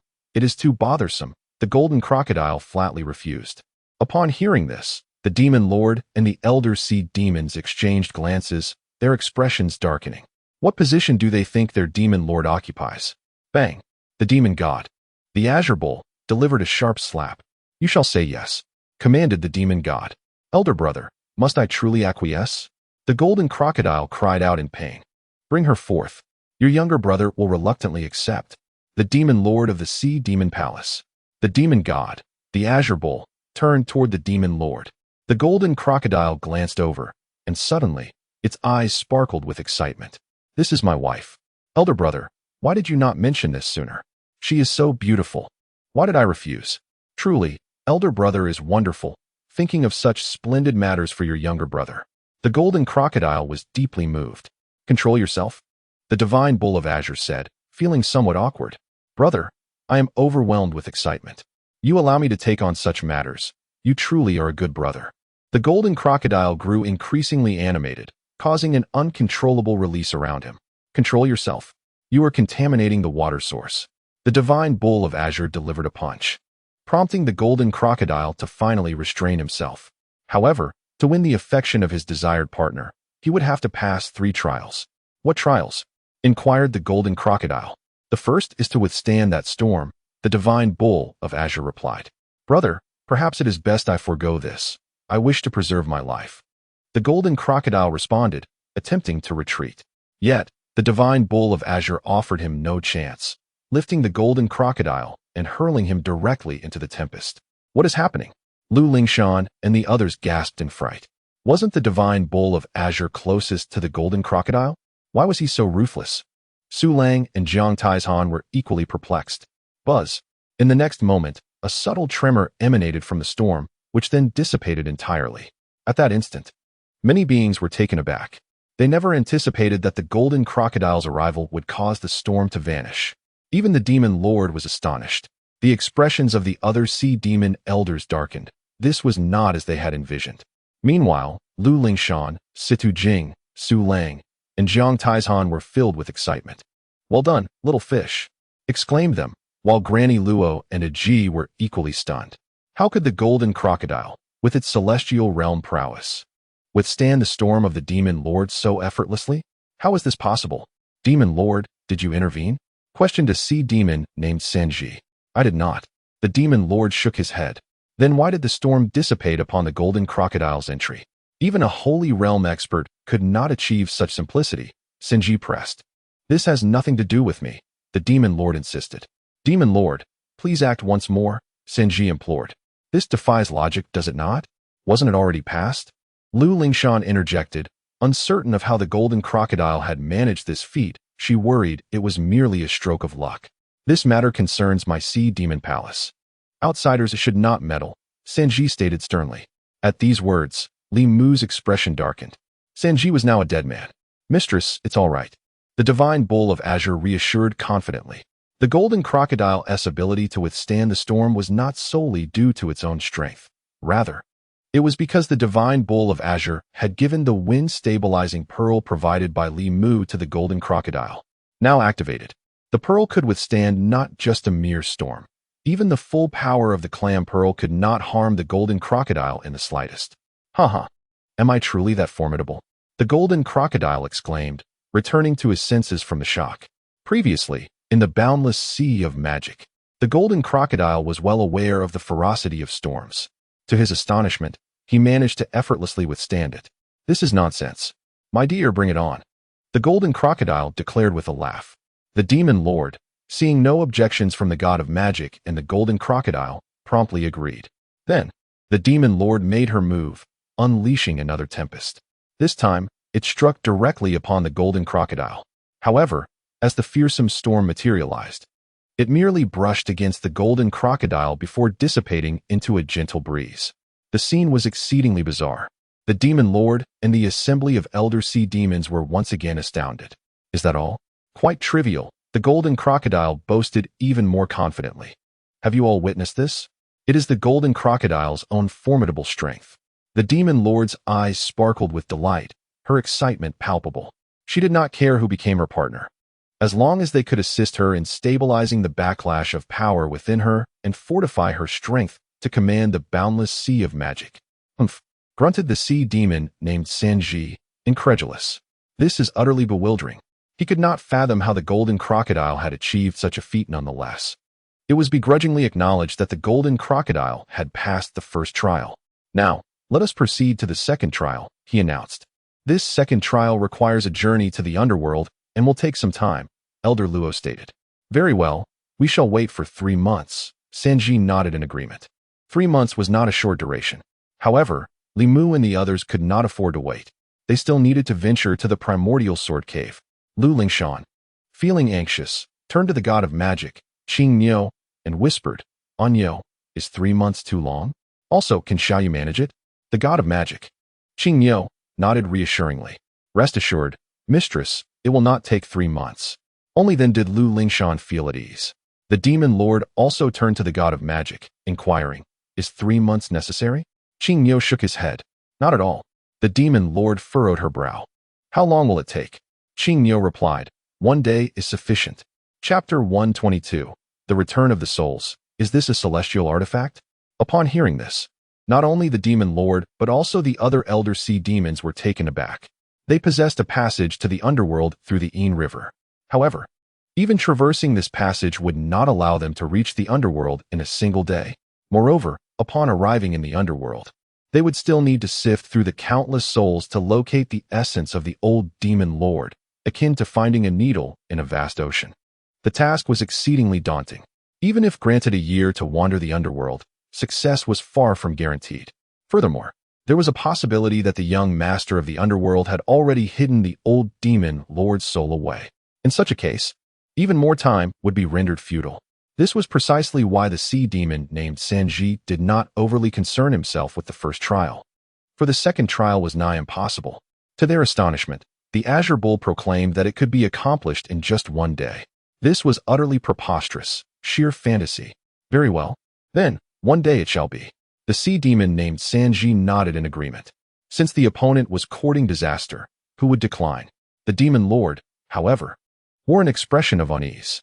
One should not make promises for the unattainable. Sister-in-law, fear not, the divine bull grinned, then directly addressed the golden crocodile. Quickly summon your old mother-in-law back. All eyes turned towards the golden crocodile. Big brother, I cannot do that. The golden crocodile exclaimed, bewildered. Upon hearing this, the demon lord rubbed his forehead in dismay. What is this bull up to? The other elder sea demons displayed amused expressions. No, you can. The divine bull assured him with calm confidence. But how? The golden crocodile was on the verge of panic. You simply need to sound the horn. Do not underestimate yourself. The divine bull instructed. Huh? Underestimate myself? No way. I always overestimate myself, the golden crocodile replied. Do you not desire a wife? The divine bull inquired. Indeed. The golden crocodile affirmed. Then hurry, the divine bull urged. All right, the golden crocodile nodded. Let me think. Where is my horn? Here. The divine bull handed over the celestial spirit horn, a gift from Li Mu not long ago. Wow, Mu Mu's celestial artifact?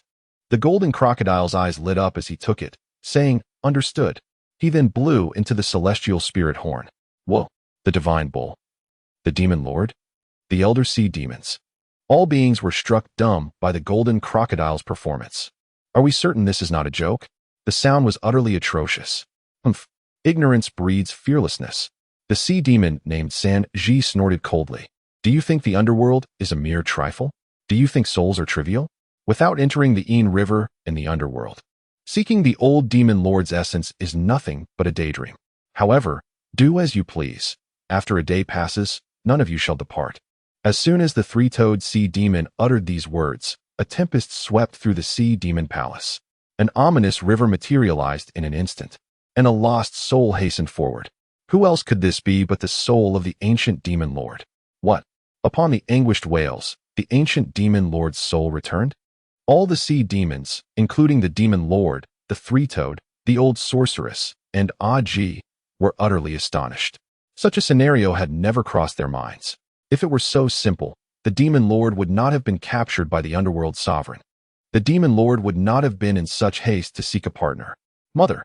Upon seeing the ancient demon lord, the demon lord could no longer contain herself. She rushed forward to embrace the ancient demon lord, tears streaming down her face. The three-toed questioned, with excitement in her voice, whether the ancient demon lord's return indicated the completion of the second trial. As long as the first two trials were fulfilled, the final one would merely be the icing on the cake. If it proved too challenging, the demon lord would surely devise a way.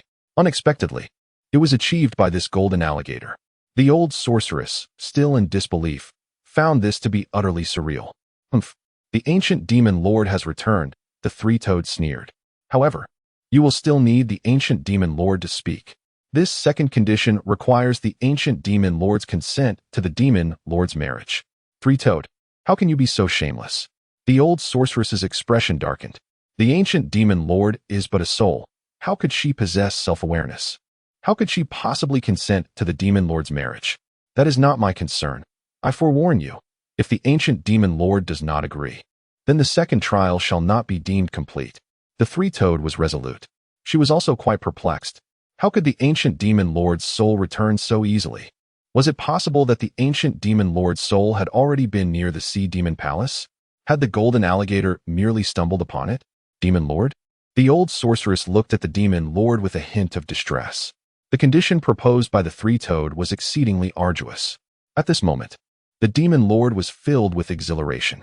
She no longer felt a pressing need to find a partner.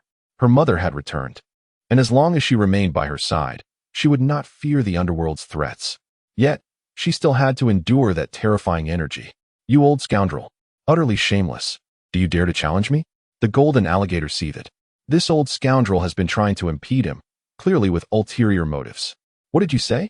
The three-toed glared back. Do you dare to have my brother deal with you? The golden alligator retorted, somewhat intimidated.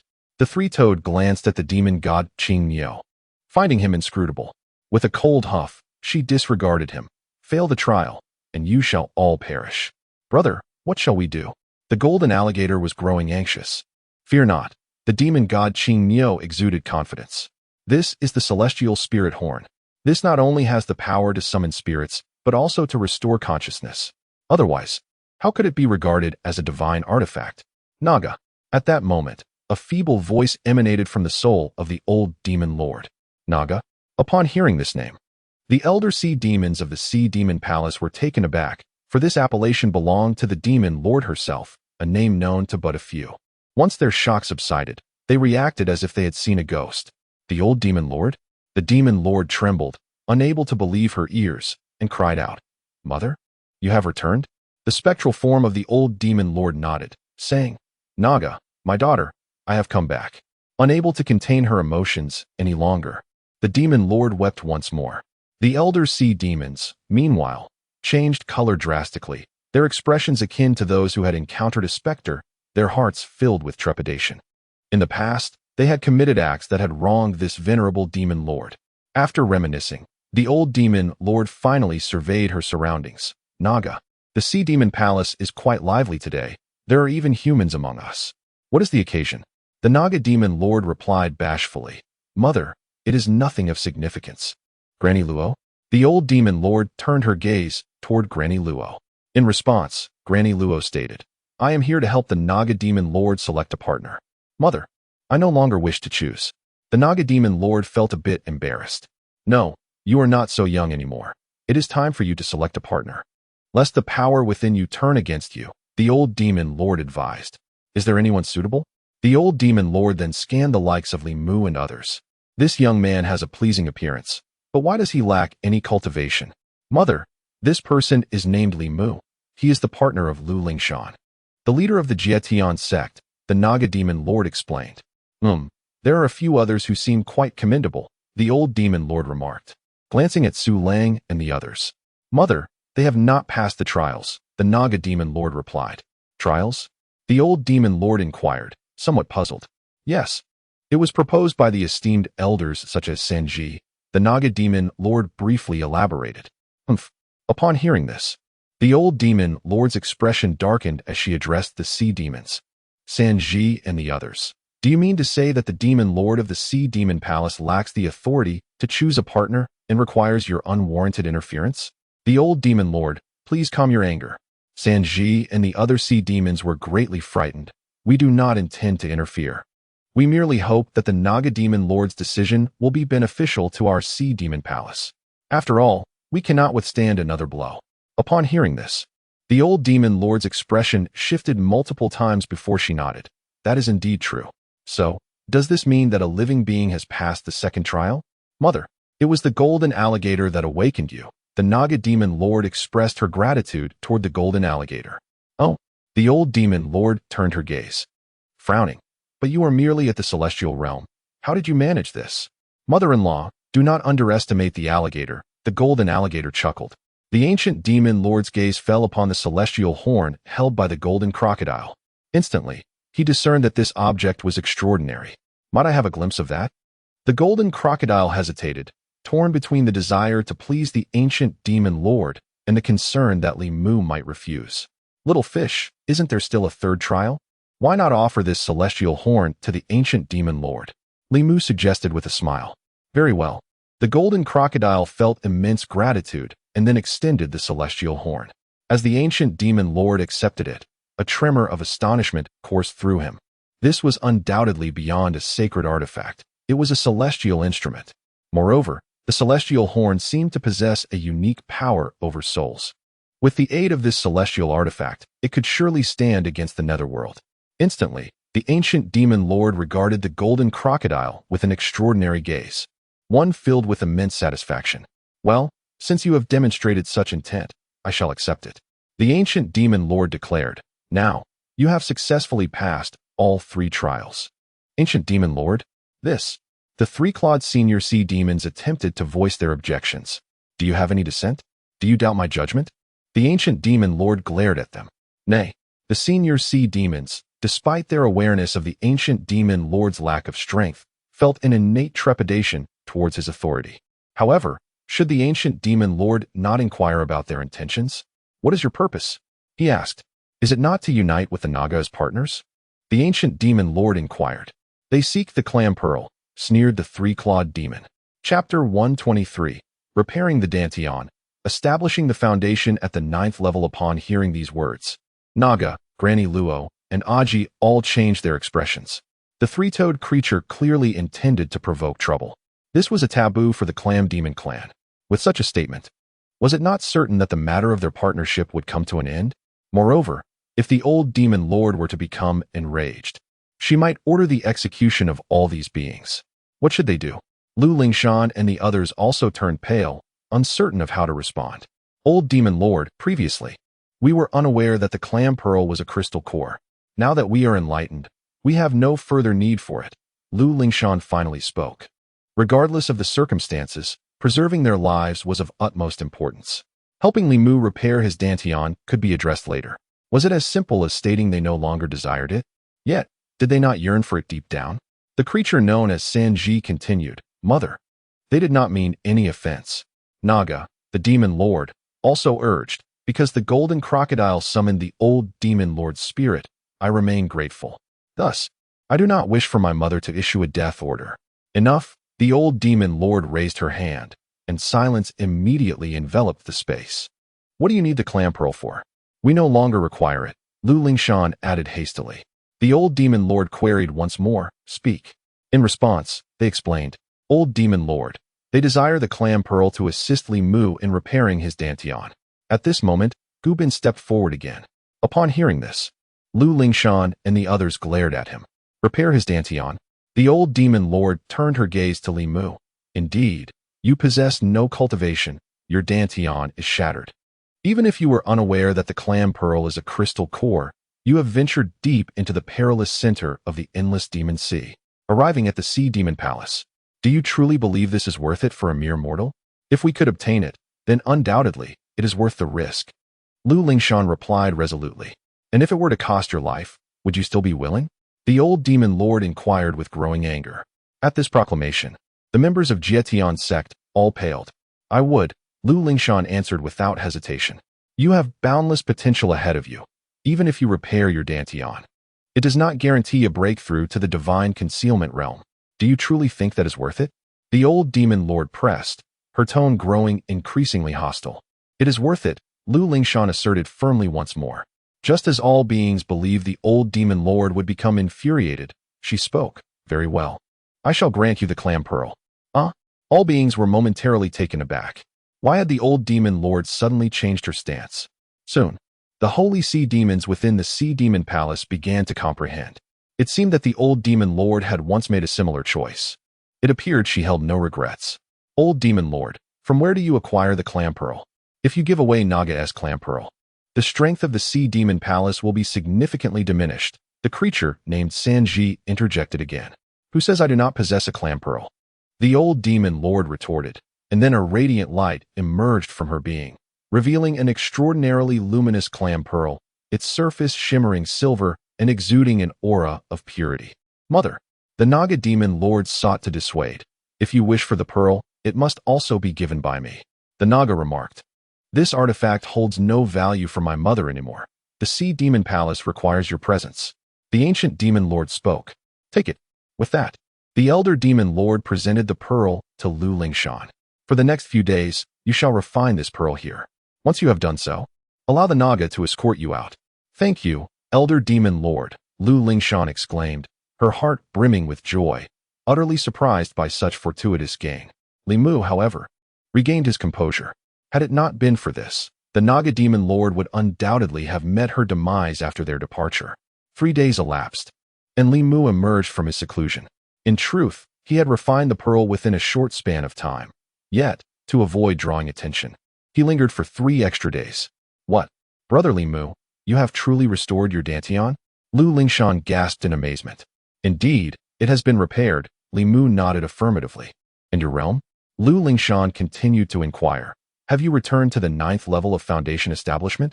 Yes, Li Mu confirmed, revealing that his cultivation had indeed reverted to its previous state. Splendid. Lu Lingshan was overwhelmed with excitement. Thank you.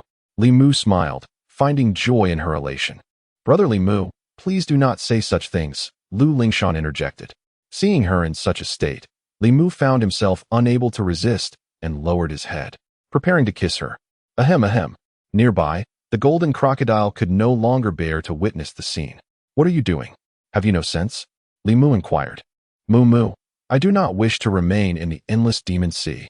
At that moment, the golden crocodile was devoid of any delight. He understood that once he became the consort of the pearl demon, he would be bound to this endless sea forever. The thought was unbearable. What is so terrible about that? Li Mu countered. Is it not dreadful? The golden crocodile replied, a dejected expression adorning his face. Quite the contrary, Li Mu affirmed. All living beings are granted 3 opportunities to alter their fates, to seek their father, to acknowledge their father, or to align themselves with a wealthy woman. The first 2 options are no longer viable for you. Therefore, you are left with but the last choice. Now, the Naga demon lord has taken an interest in you. Should you comport yourself well, the entire endless demon sea shall be yours. What is there to disdain? In the future, we may very well rely on you for support when we arrive in the endless demon sea. Is that not favorable? Well, there seems to be some merit in your words, the golden crocodile nodded. However, what is it? Li Mu inquired. It seems I may have to live a life of accompanying a wife, the golden crocodile admitted. Begone. Li Mu retorted with a single word. Hee. The golden crocodile's smile returned. Yet, shortly after, he spoke again. But what of those elder sea demons? What if they harbor ill intentions toward me? Li Mu reassured him. Do not worry. Is there not the protection of the Naga Demon Lord? Moreover, having consumed the core of a Holy Realm sea demon, you should be able to break through to the Holy Realm before long. Moreover, Li Mu did not mention that within the Golden Alligator lay an elixir. In the future, it could certainly surpass even these Saint Realm sea demons. Subsequently, Li Mu communicated telepathically, "When I depart, I shall assist you in eliminating the three-toed." Instantly, the Golden Alligator's trepidation dissipated. "Very well, but what of the underworld?" it inquired, concern returning to its voice. "What is there to worry about? The underworld is still distant. It will take no less than a decade for their forces to traverse the endless demon sea. Do you truly believe the underworld is so easily persuaded? They deliberately granted the Naga Demon Lord a decade because crossing the Ain River is not a simple task. Do you understand?" Li Mu articulated. "I comprehend." The Golden Alligator replied, its worries now at bay. At that moment, the Naga Demon Lord entered. "My lord? What are you discussing?" The Golden Alligator immediately straightened its posture, smiling broadly as it greeted her. "My lady, you have arrived." Li Mu and the demon god Qing Niu were left dumbfounded. Just a moment ago, it had offered comfort. Yet upon seeing the Naga Demon Lord, it transformed entirely. "Have you restored your Dantian?" The Naga Demon Lord directed her gaze at Li Mu. "Thank you, Demon Lord." Li Mu nodded. "From now on, treat Master Lu with utmost respect," she instructed. "Of course," Li Mu affirmed. "Given this, you should depart from the Sea Demon Palace early and head to the Primordial Sword Cave," the Naga Demon Lord declared. "Very well," Li Mu consented. "By the way, having delayed here for so long, you will require Sea Demon crystals to pass through the examination of the Primordial Sword Cave, correct?" "Indeed," Lu Lingshan nodded. "Follow me," the Naga instructed. Thus, the group followed the Naga to the rear of the Sea Demon Palace, where a sheer cliff revealed a sea trench. The sight of the trench left everyone in awe. "Heavens! How many crystals are there?" "Big fellow," Sister Situ was not mistaken. "There truly are crystals to be gathered here." Before Li Mu and the others lay an unfathomable trench, strewn with sea demon crystals. "Thank you, Naga Demon Lord." Lu Lingshan expressed her gratitude. "No need for thanks. We are all allies now," the Naga replied. Thereafter, Li Mu and the others collected a substantial number of sea demon crystals. Yet they intended to offer only those from the human realm, as the Saint Realm crystals were excessively extravagant and could potentially cause unnecessary complications within the Primordial Sword Cave. Gu Bin and Fiancée were eager to take action. "Naga Demon Lord, we are unfamiliar with these two," Lu Lingshan interjected directly. Instantly, Gu Bin and Fiancée were left speechless. "Shall I escort you out directly to the Primordial Sword Cave?" "Very well," they agreed.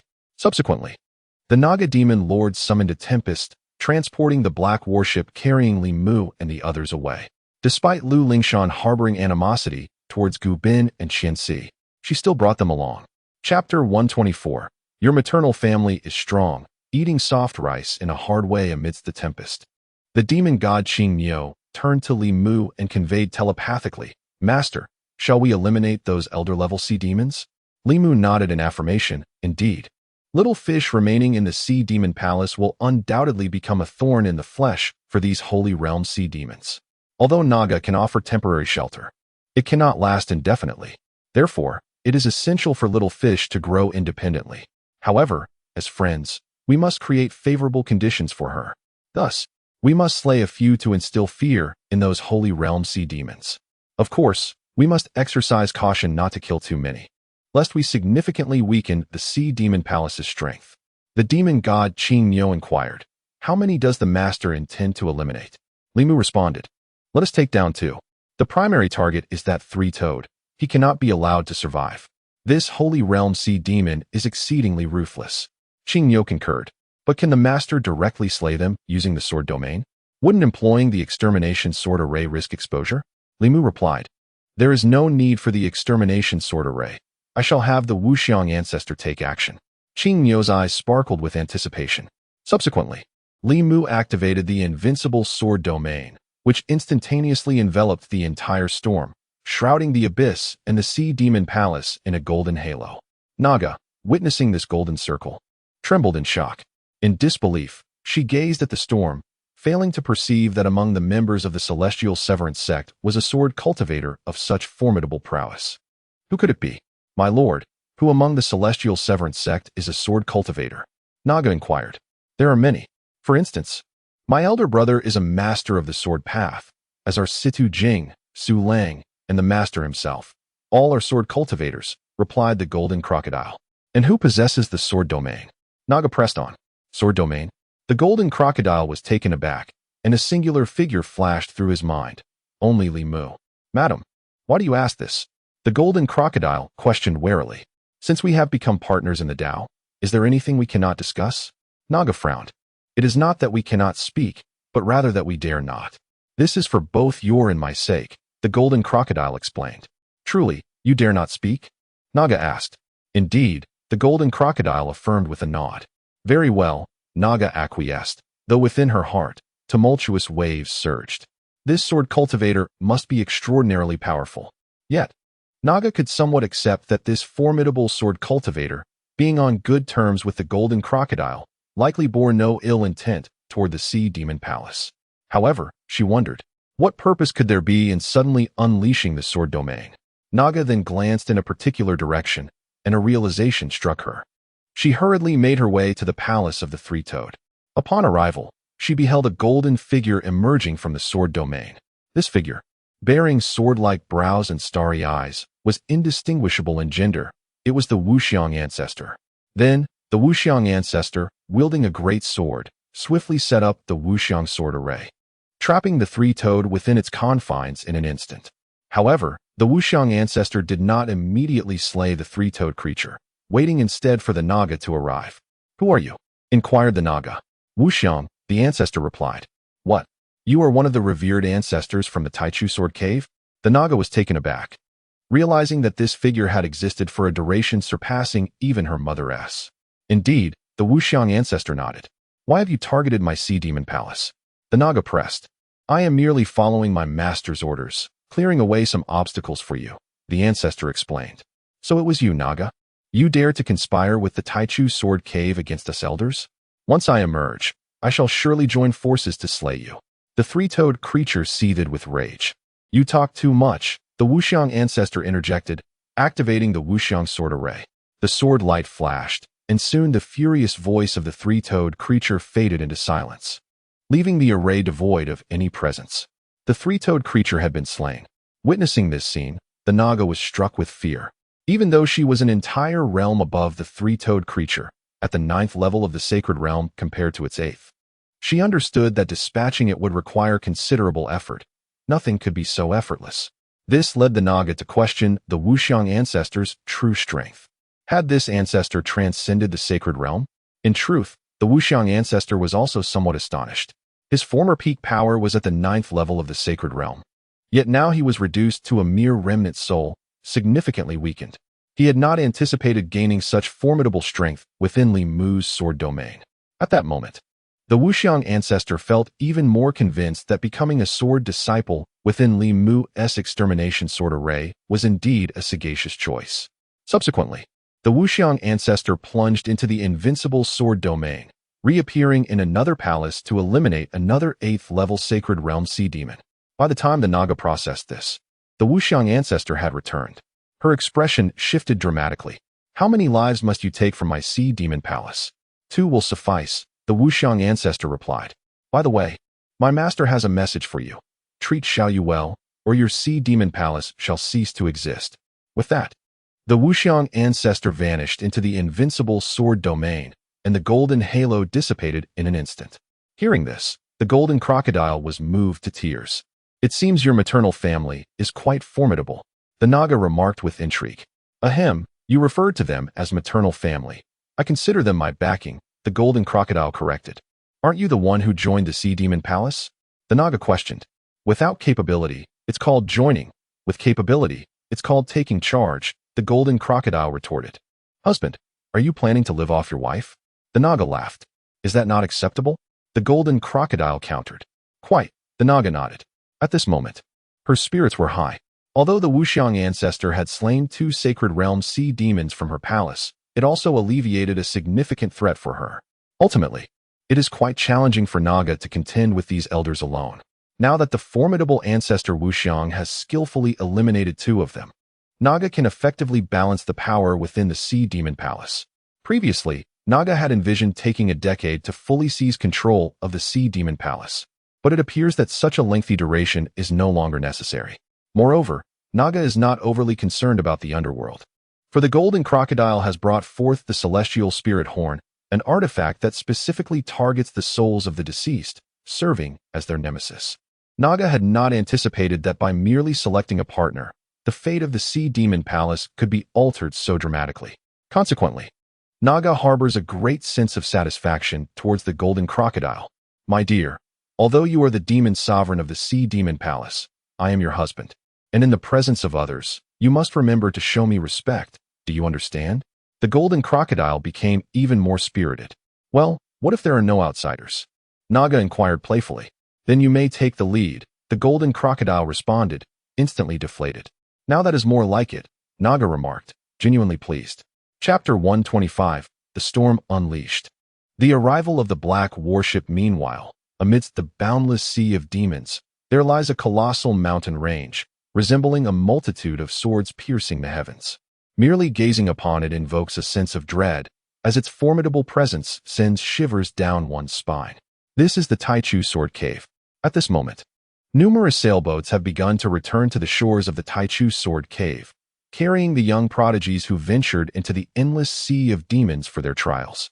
Most of these young talents wear confident smiles, for traversing the perilous waters while being pursued by countless sea demons is no small feat. The various sect leaders display expressions of joy, though some wear grim faces as they fail to spot their own disciples among the returning ships. Such a disheartening outcome could signify only one thing, that their disciples have perished in the depths of the endless sea, resulting not only in the loss of a promising talent, but also in a significant blow to their respective factions. Jiang Yutong, the leader of the Fengshan Palace, and Long Gu, the leader of the Ice Silkworm Valley, gaze anxiously towards the horizon, yet the black warship remains elusive. Initially, they assumed it was merely delayed. However, as time passed, unease began to take root in their hearts. Could it be that even the black warship has encountered misfortune? Soon, they began to inquire about the ship's fate. The black warship? It was engulfed by the storm of the endless sea. There is no possibility of survival for those aboard. The shocking news struck Jiang Yutong and Long Gu like a thunderclap, nearly causing them to stumble, their composure shattered. Impossible. This is the black warship, designed to combat the sacred realm sea demons. In disbelief, they sought further information. What? The black warship had slain a sacred realm sea demon? And in doing so, it provoked the wrath of the endless sea? This storm is the result of the Sea Lord's intervention. Witnessing this revelation, the young prodigies could not help but feel a chill run down their spines. At that moment, Jiang Yutong and Long Gu were forced to accept the grim reality, their faces paling. They had assumed that Jiang Taizhan and Long Long, following the black warship, would undoubtedly be safe. They never anticipated such a dire outcome, leaving them in a state of disbelief. Only Zhou Bobo remained composed, unperturbed by the Sea Lord's might. What of it? Can he possibly rival my Mumu? I dare him to withstand a single strike. Similar expressions of confusion and concern were mirrored among the Xinghua sword sect and the Yuchan Palace. They too were baffled by the absence of Gu Bin and Fiancée. Had they too fallen victim to the sea demons? Yet, the most anguished of all was elder son Mao. At this moment, his heart trembled with fear. To lose the black warship in such a manner would be a burden of responsibility he could not bear. Moreover, should any misfortune befall the disciples of the celestial sect, it is certain that Zhou Bobo would not show them mercy. Despair loomed over the crowd as they waited in silence. An hour had elapsed without the return of any sailing vessels. Sun Mao had dispatched individuals from the Taichu Sword Cave to search the endless demon sea. Yet there was no trace of the black warships. Should we continue with the assessment, Elder Sun Mao? Inquired another elder. Indeed, the celestial sect must have been consumed by the storm alongside the black warships. Survival is utterly inconceivable, given the tempest's formidable power, another elder concurred. Very well. Elder Sun Mao nodded resignedly. Once the trials concluded, he would accept his punishment. Suddenly, a deep rumble reverberated through the skies above the Taichu Sword Cave, accompanied by dark clouds that churned violently. What is happening? The cave trembled as many powerful beings turned their gazes towards the ominous clouds. In no time, these clouds coalesced into a tempest. The Demon Lord? A wave of astonishment swept over the formidable practitioners of the Taichu Sword Cave. At that moment, the free-spirited Sword Saint soared into the sky, fixated on the storm, and declared, "Demon Lord, do you dare disturb the Taichu Sword Cave?" Witnessing the free-spirited Sword Saint, many talented juniors felt their spirits lift in awe. He was the Sword Saint, the pinnacle of their aspirations. Only Zhou Bobeo wore a cold smile, finally catching sight of the old rogue, the free-spirited Sword Saint. "Once Mu enters the Taichu Sword Cave, I shall settle the score with you."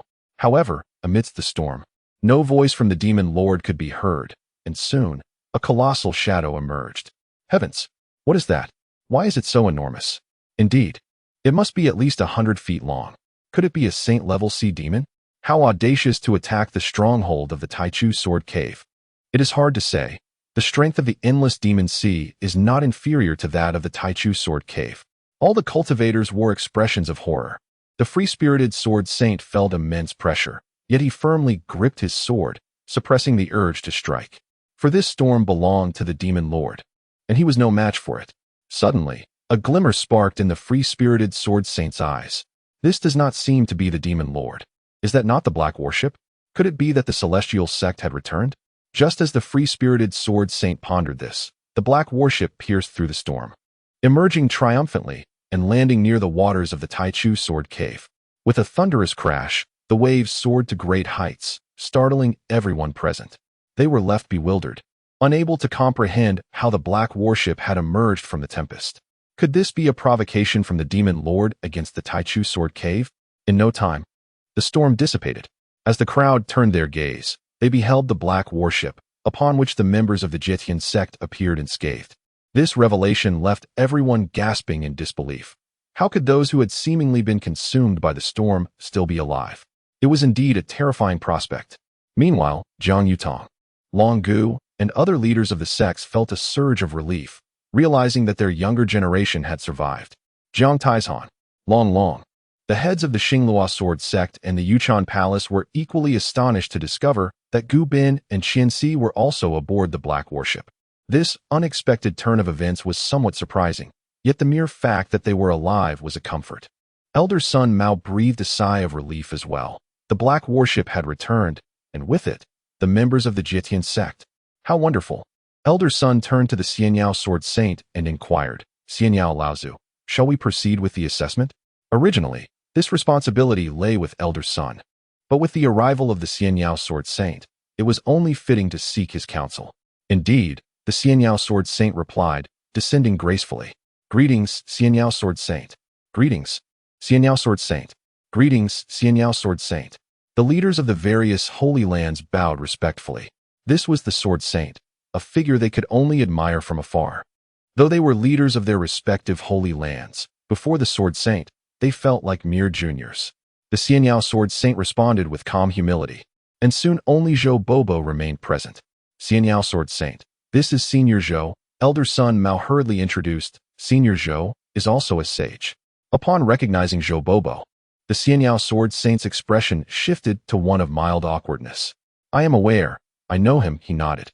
"Excellent," Elder Sun exclaimed in delight, realizing that this was an old acquaintance of the Xianyao Sword Saint, thus marking a significant achievement. "Please, Senior Zhou, take a seat." The Xianyao Sword Saint gestured for Zhou Bobo to occupy the main position. "Humph," Zhou Bobo scoffed, striding forward with an air of arrogance. This scene left the leaders of the various holy lands taken aback. How could the Xianyao Sword Saint treat an elder of the Jitian sect with such deference? And this elder seemed entirely ungrateful. Could it be? At that moment, the Holy Land leaders began to entertain a chilling possibility. They understood now why Elder Sun Mao had abruptly altered his attitude towards the Jitian sect, why he had suddenly reprimanded the Xinglua Sword sect, and why he had offered the Black Worship. It was likely that this elder from the Jitian sect was also of the sage realm. With this thought, the leader of the Xinglua Sword sect, Gu Quan, felt a shiver run down his spine. However, considering that Gu Bin and the Jitian sect had appeared together on the Black Worship, perhaps their relationship had been mended. Gu Quan felt a flicker of hope. As soon as Gu Bin descended, Gu Quan immediately inquired, "Gu Bin, how is it that you are with the Jitian sect?" Gu Bin's expression darkened as he spoke. "Master, do not even mention it. The Jietian sect has indeed encountered a stroke of outrageous fortune. Otherwise, I would have long since eliminated them. Fiancée concurred, adding, indeed. It is perplexing why the carefree sword saint chose to take Lu Lingshan as his disciple, and moreover, how the Abyssal Sea's demon lord has taken an interest in that golden alligator brought by Lu Lingshan. It seems that the Jietian sect has a knack for stumbling upon such fortuitous events. Upon hearing this, Gu Quan felt a surge of frustration. These two rascals. They only know how to invite trouble. Master, why are you not happy? Gu Bin inquired. Get lost. Do not speak to me. Gu Quan replied, deeply vexed. Chapter 126. Is the sea demon core acceptable without the corpse? Now, let us proceed with the assessment of the Taichu Sword Cave. Elder son, Mao commenced the proceedings. Firstly, on behalf of the Taichu Sword Cave, I extend my heartfelt congratulations to you all. Your successful traversal of the Taichu Sword Cave speaks volumes about your capabilities. However, to gain admission into the Taichu Sword Cave, a contest among yourselves is imperative. Ultimately, the top 50 will be selected based on their rankings. Upon hearing this, all the outstanding juniors were filled with trepidation.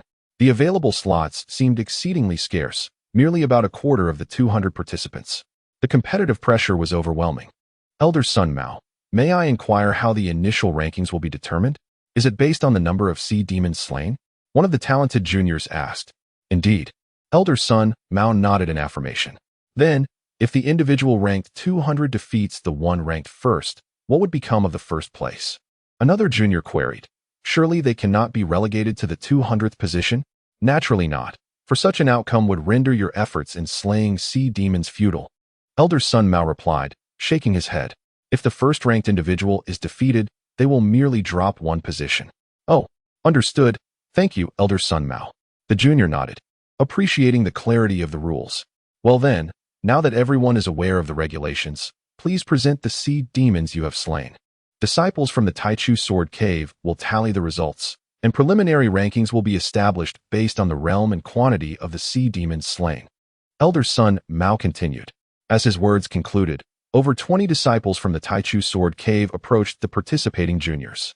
Subsequently, these young talents began to produce the sea demons they had defeated. As the first sea demon was cast upon the square, a wave of bloodiness surged into the air. The disciples then proceeded to tally the results and announced aloud.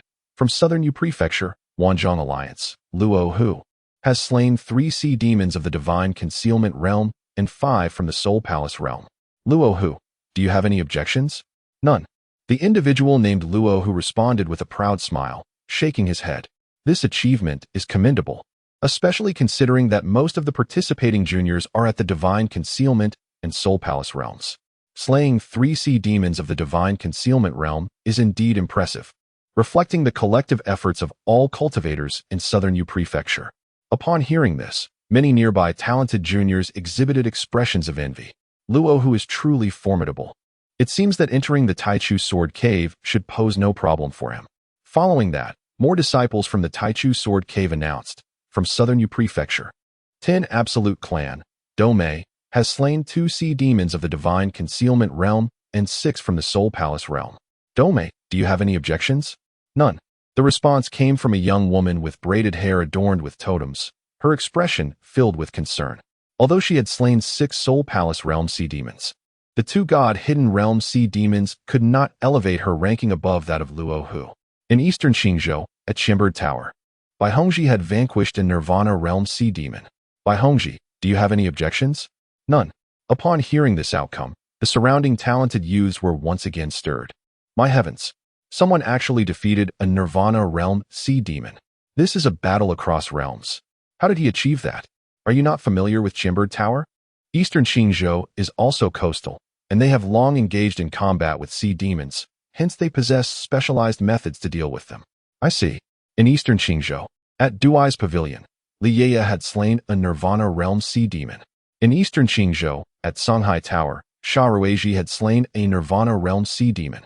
In Eastern Qingzhou, at Jinzhong Island, Shi Qiu had slain a Nirvana realm sea demon. Following this, 3 more results emerged in rapid succession, thoroughly unsettling the surrounding talented youths. The 4 individuals from Eastern Qingzhou had each triumphantly slain a Nirvana realm sea demon. As a result, their rankings surged ahead of many others. Numerous talented youths began to feel apprehensive. Meanwhile, the four from Eastern Qingzhou wore expressions of pride. It seems that others simply cannot defeat Nirvana Realm Sea Demons. Naturally, we possess specific strategies for combating sea demons and are aware of their weaknesses. Otherwise, it would be impossible for us to collectively slay a Nirvana Realm Sea Demon. Do you think we can secure a place in the top 10? That should not be a problem. Indeed. The only potential threat to us is the Lei family from Thunder State, for their second son possesses the Thunder Divine Body. Additionally, there is the Fuzong from Xingyo Hezhou. As for the Xinghua Sword Sect from Beilu Sword State and the Yuchan Palace from Zhangzhou, their threat level remains uncertain. Moreover, the Jietian Sect from Central God State recently defeated a Saint Realm Sea Demon, though it is unclear whether they managed to acquire the corpse of a Saint Realm Sea Demon. Upon hearing this, the individuals from Eastern Qingzhou grew somewhat uneasy. The Nirvana Realm Sea Demon pales in comparison to the Saint Realm Sea Demon. It is simply not on the same level. They were feeling somewhat disgruntled. All fingers pointed to Sun Mao. How could he have given the Black Warrior battleship to the Jietian sect? Once they entered the Taichu Sword Cave, they would surely report Sun Mao for undermining the fairness of the trial.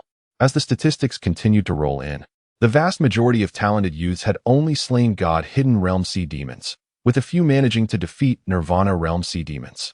Ultimately, only the Lei family from Thunder State, the Fuzong from Xingyo Hezhou, and the Jietian sect remained among the few notable factions.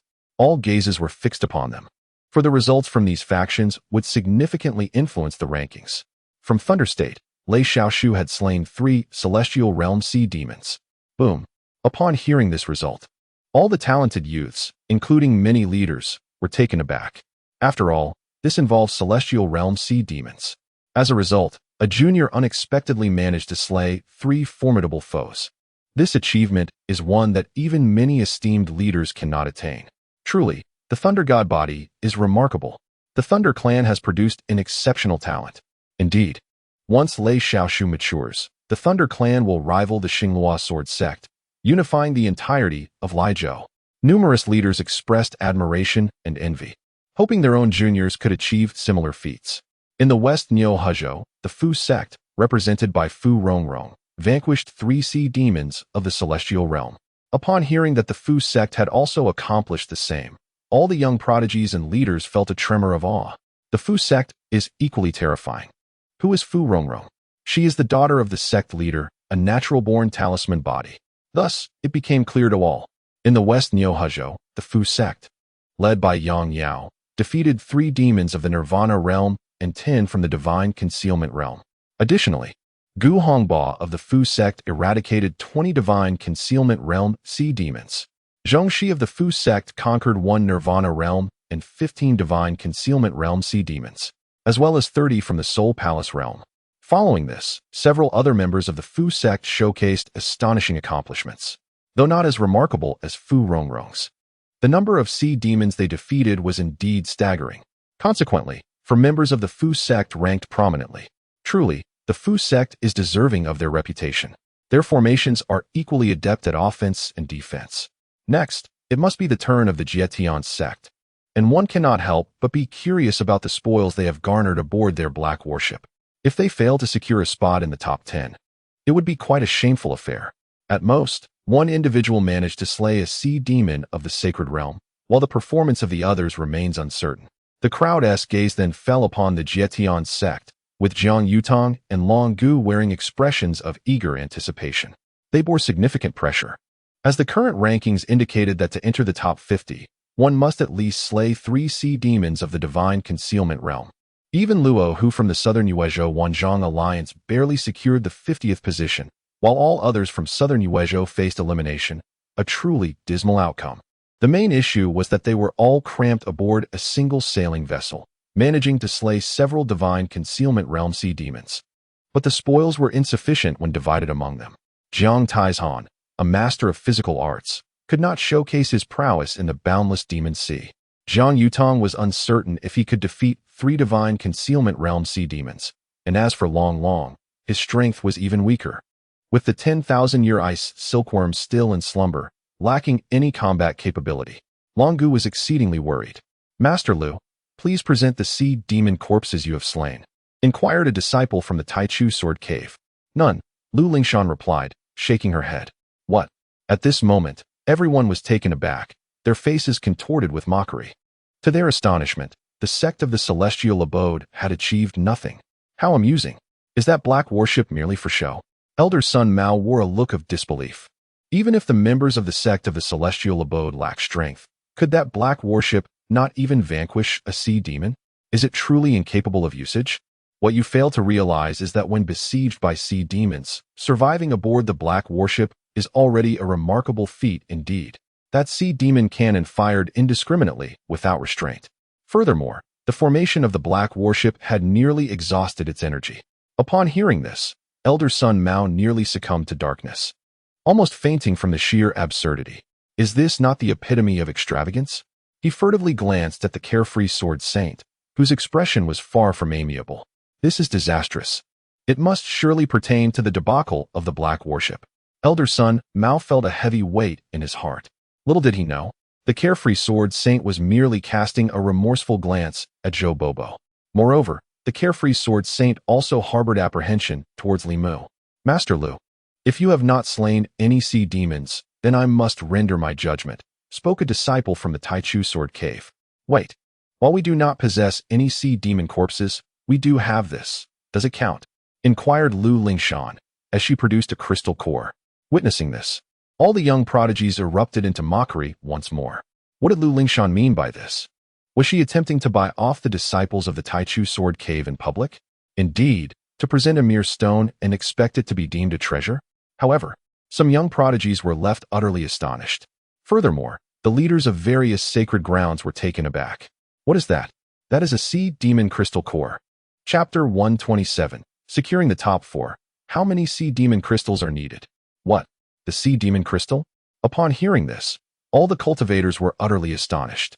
They never imagined they would encounter a sea demon crystal, which is exceedingly rare.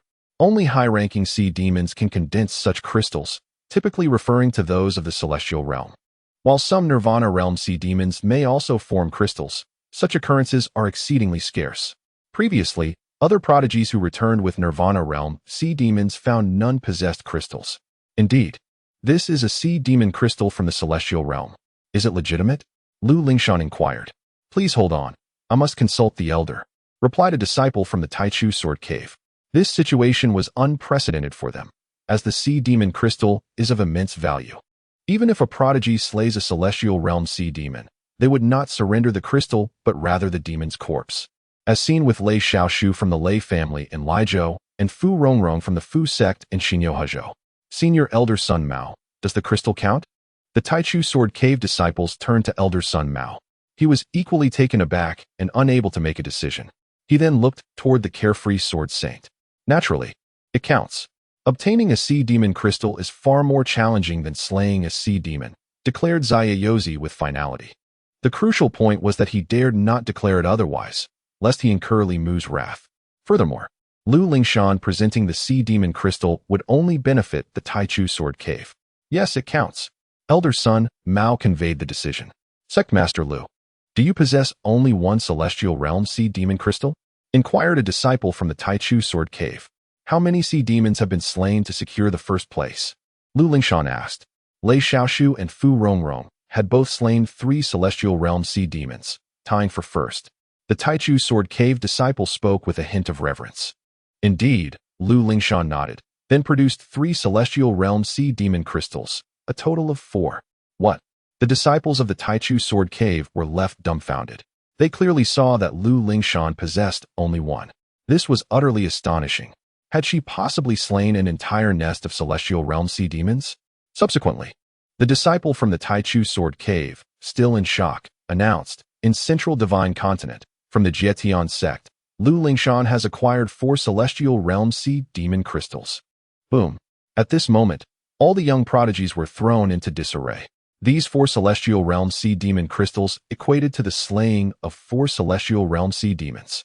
However, despite their astonishment, they attributed this achievement to that formidable black warship. Are you Sidu Jing? And you? The Taichu Sword Cave turned to the other members of Jietian's sect. 4. Situ Jing also produced 4 celestial realm sea demon crystals. Aware of Lu Lingshan's intention to elevate their sect's reputation, she felt compelled to keep pace. In the land of Central Divine Continent, the Jietian sect, under the leadership of Situ Jing, presented 4 sea demon crystals of the heavenly realm. Likewise, Su Lang and Li Mu from the same sect showcased the same remarkable achievement. At that moment, the atmosphere was charged with disbelief among the gathered cultivators. Collectively, they had dispatched over 15 sea demons of the heavenly realm. This blatant display of prowess stirred discontent among many talented youths, fueling accusations of cheating, for it was evident that the black warship had played a significant role. Even the seemingly inept Li Mu had acquired a sea demon crystal, inciting frustration among his peers. However, there was still hope. They could challenge him later. Indeed, a plan was forming to confront Li Mu, renewing their sense of opportunity. Elder son Mao felt a wave of anxiety wash over him as he glanced at the carefree Yuzi, uncertain of his stance. Meanwhile, Jiang Yutong and Long Gu began to feel a surge of excitement. With the Jietian sect possessing such an abundance of sea demon crystals, it was certain that Jiang Taizhan and Long Long would not be overlooked.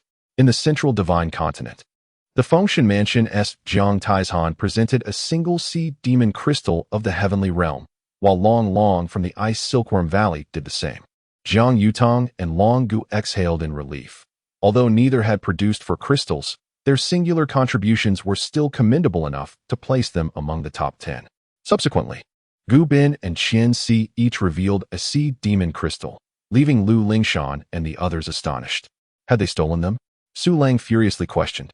But Lu Lingshan shook her head. How could they possess such treasures? Su Lang demanded, confused. They carried them with them, Lu Lingshan explained. Is that permissible? Isn't that cheating? Su Lang retorted, only to be silenced as Situ Jing delivered a sharp reprimand. Must you broadcast every thought? We are not cheating. Ah, right. Let us keep it low-key, Su Lang chuckled sheepishly. Soon, the preliminary rankings were announced. 1. Jietian sect, Lu Lingshan. 2. Jietian sect, Situ Jing. 3. Jietian sect, Su Lang. 4. Jietian sect, Li Mu. 5. Lei sect, Lei Xiaoshu. 6. Fu sect, Fu Rongrong. Upon hearing these results, the crowd exhibited expressions of incredulity. Even the elders and disciples of the Taichu Sword Cave struggled to maintain composure, as the top 4 positions were monopolized by a single major sect. Such a phenomenon was unprecedented in the annals of the Taichu Sword Cave. All eyes turned to elder son Mao, who felt a prickling unease and instinctively gazed skyward. Ladies and gentlemen, do you have any objections to this ranking? A disciple of the Taichu Sword Cave inquired.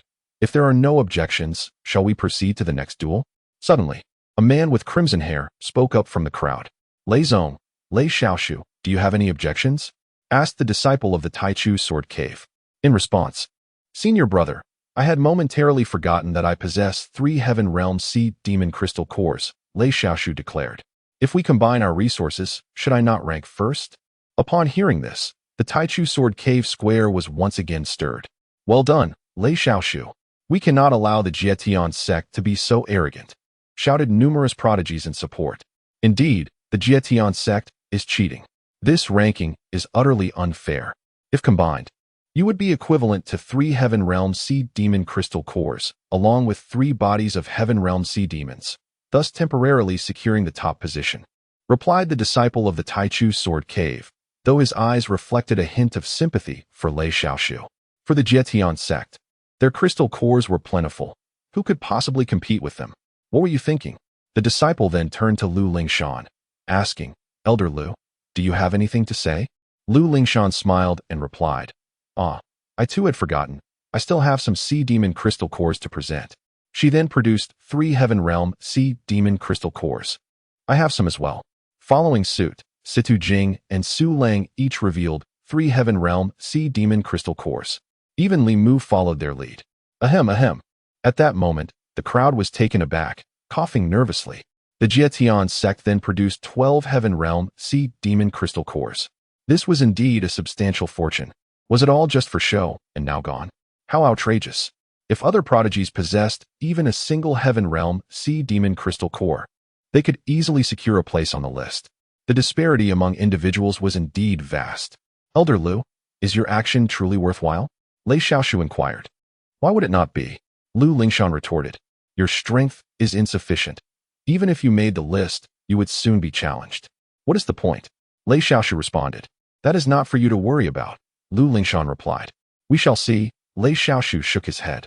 Now, do any of you have objections to the list? The disciple of the Taichu Sword Cave asked with a smile once more. The list had not changed at all. Yet the Taichu Sword Cave had acquired over 10 more Heaven Realm Sea Demon Crystal Cores. Naturally, no one spoke up. Who among them possessed so many Heaven Realm Sea Demon Crystal Cores? Even if they did, they would prefer to reserve them for cultivation. Wouldn't that be more beneficial? Many cultivators failed to comprehend Lu Lingshan's actions. They did not realize that the Jietian sect had as many Heaven Realm Sea Demon Crystal Cores as they desired. If they ran low, they could always call upon the Demon Lord to provide more. After all, they were all part of the same family. Chapter 128, The Celestial Garment. A brief encounter. Elder Sun Mao. It seems there are no objections to the list, spoke a disciple from the Taichu Sword Cave. Very well, Elder Sun Mao nodded. Let us proceed with the assessment battles. As his words resonated, Lei Xiaoshu was the first to step forward. I, Lei Zong, challenged Lu Lingshan. At this declaration, all the young prodigies were filled with excitement, anticipating the thrilling contest that lay ahead. Brother Li Mu, I shall take the stage, Lu Lingshan proclaimed. Be cautious. Li Mu replied with a nod, unperturbed by her decision. Both Lu Lingshan and Lei Xiaoshu were at the Divine Concealment Realm. Although Lu Lingshan was merely at the 3rd level while Lei Xiaoshu had reached the 5th, she possessed the Heavenly Phoenix physique, a far surpassing entity compared to Lei Xiaoshu's Thunder God physique. Moreover, Lu Lingshan adorned the 7 birds celestial garment, rendering Lei Xiaoshu's divine thunder incapable of inflicting any harm upon her. Please, offer your guidance, Lu Lingshan stated. I shall not hold back, Lei Xiaoshu responded. Neither shall I. Lu Lingshan nodded in agreement. In unison, they summoned their spiritual power, and ethereal manifestations of their divine concealments appeared behind them. Lu Lingshan's 3 manifestations were pure white, resembling 3 snowballs, within which resided a great sword, a rune, and a golden crocodile. As Lu Lingshan practiced swordsmanship and mastered runes, she possessed manifestations of both sword and rune. The golden crocodile was a result of a pact, allowing her to harness a portion of its power through her manifestations without needing to summon it directly. In stark contrast, Lei Xiaoshu's 5 manifestations were identical, composed of surging purple lightning that instilled fear in all who beheld it. Heavenly thunder, Lei Xiaoshu shouted, conjuring 2 divine thunders into his hands and unleashing them upon Lu Lingshan. The divine thunder crackled ominously, casting a terrifying visage upon Lei Xiaoshu's face. Yet, Lu Lingshan remained undaunted, drawing forth the great sword from her manifestations and inscribing a rune upon its tip. With a swift motion akin to a dragon soaring from the seas, she deftly evaded the divine thunder and aimed her sword directly at Lei Xiaoshu's brow. Startled, Lei Xiaoshu leaned back, merging his divine thunders to counter the incoming sword and rune. With a thunderous clash, the 2 divine thunders collided with the sword's rune, unleashing a cataclysmic explosion. Golden divine light and purple lightning coalesced into a tempest of terrifying energy. Both Lu Lingshan and Lei Xiaoshu were forced back by the force of the blast. Lu Lingshan stumbled a few steps, steadying herself with her sword planted on the ground, while Lei Xiaoshu performed a somersault in midair, bracing himself with his hands and leaving 2 trails in his wake before regaining balance. Upon inspection, Lei Xiaoshu was charred and bore scars from the exploded runes, a pitiful sight. Conversely, Lu Lingshan remained entirely unscathed. How is this possible? Lei Xiaoshu gasped in astonishment. Once more, Lu Lingshan provided no respite for Lei Xiaoshu, swiftly retrieving another talisman and affixing it to her longsword. This time, she summoned the 3rd divine concealment. The golden crocodile let out a low growl, contorting its body before transforming into a beam of golden light that merged with Lu Lingshan. Instantly, her aura surged, propelling her beyond the Nirvana realm and halting at the 9th level of Nirvana. With her longsword in hand, she transformed into a streak of light, advancing upon Lei Xiaoshu. Realizing the gravity of the situation, Lei Xiaoshu dared not underestimate her and immediately activated the Thunder God body, channeling divine lightning throughout his being to confront Lu Lingshan. The clash of Lu Lingshan's longsword and Lei Xiaoshu's divine lightning produced a series of explosive impacts, revealing phantoms, golden radiance, and purple electricity erupting in a dazzling display. The scene was extraordinarily intense. Initially, Lei Xiaoshu managed to withstand Lu Lingshan's onslaught, but soon found himself in a state of frustration. Lu Lingshan's swordplay was endlessly versatile, bolstered by the power of the runes and the golden crocodile, leaving Lei Xiaoshu with numerous injuries while he could not lay a finger on her. Suddenly, Lei Xiaoshu resolved to forsake defense and engage Lu Lingshan in a trade of injuries, believing himself to be invincible due to his divine physique. "Thunder!" he exclaimed, summoning a fist of divine lightning that deftly evaded Lu Lingshan's sword, hurtling towards her instead. To Lei Xiaoshu's surprise, Lu Lingshan did not attempt to defend herself. Seeking death, he cursed under his breath. The onlookers, cultivators from the land of Lijiao, scoffed at the reckless exchange, confident that Lu Lingshan would be severely wounded. Did she not realize that Lei Xiaoshu had previously vanquished many prodigies with this very tactic? With the Thunder God body, his resilience was formidable. However, the next moment rendered them speechless, their eyes wide with disbelief. As their attacks converged, Lu Lingshan's longsword pressed against Lei Xiaoshu's throat, the talisman detonating and shattering his divine lightning. Should her sword advance further, it would effortlessly sever Lei Xiaoshu's head from his body. Meanwhile, Lei Xiaoshu's divine lightning had vanished without a trace, and yet Lu Lingshan stood unscathed. What transpired? Did Lei Xiaoshu's divine lightning not explode? Had he merely blinked and missed something? Surrounding cultivators wore expressions of shock, struggling to comprehend the events. How could Lei Xiaoshu's divine lightning detonate without affecting Lu Lingshan? Yet, the masters of various sacred grounds and elders from the Taichu Sword Cave had discerned the truth. Lei Xiaoshu's divine lightning had been repelled by Lu Lingshan's flowing white dress. They were left wondering, what kind of treasure was this? Could it be the holy armor? How formidable! Only Xia Yozi's lips trembled. The holy armor cannot possibly possess such power.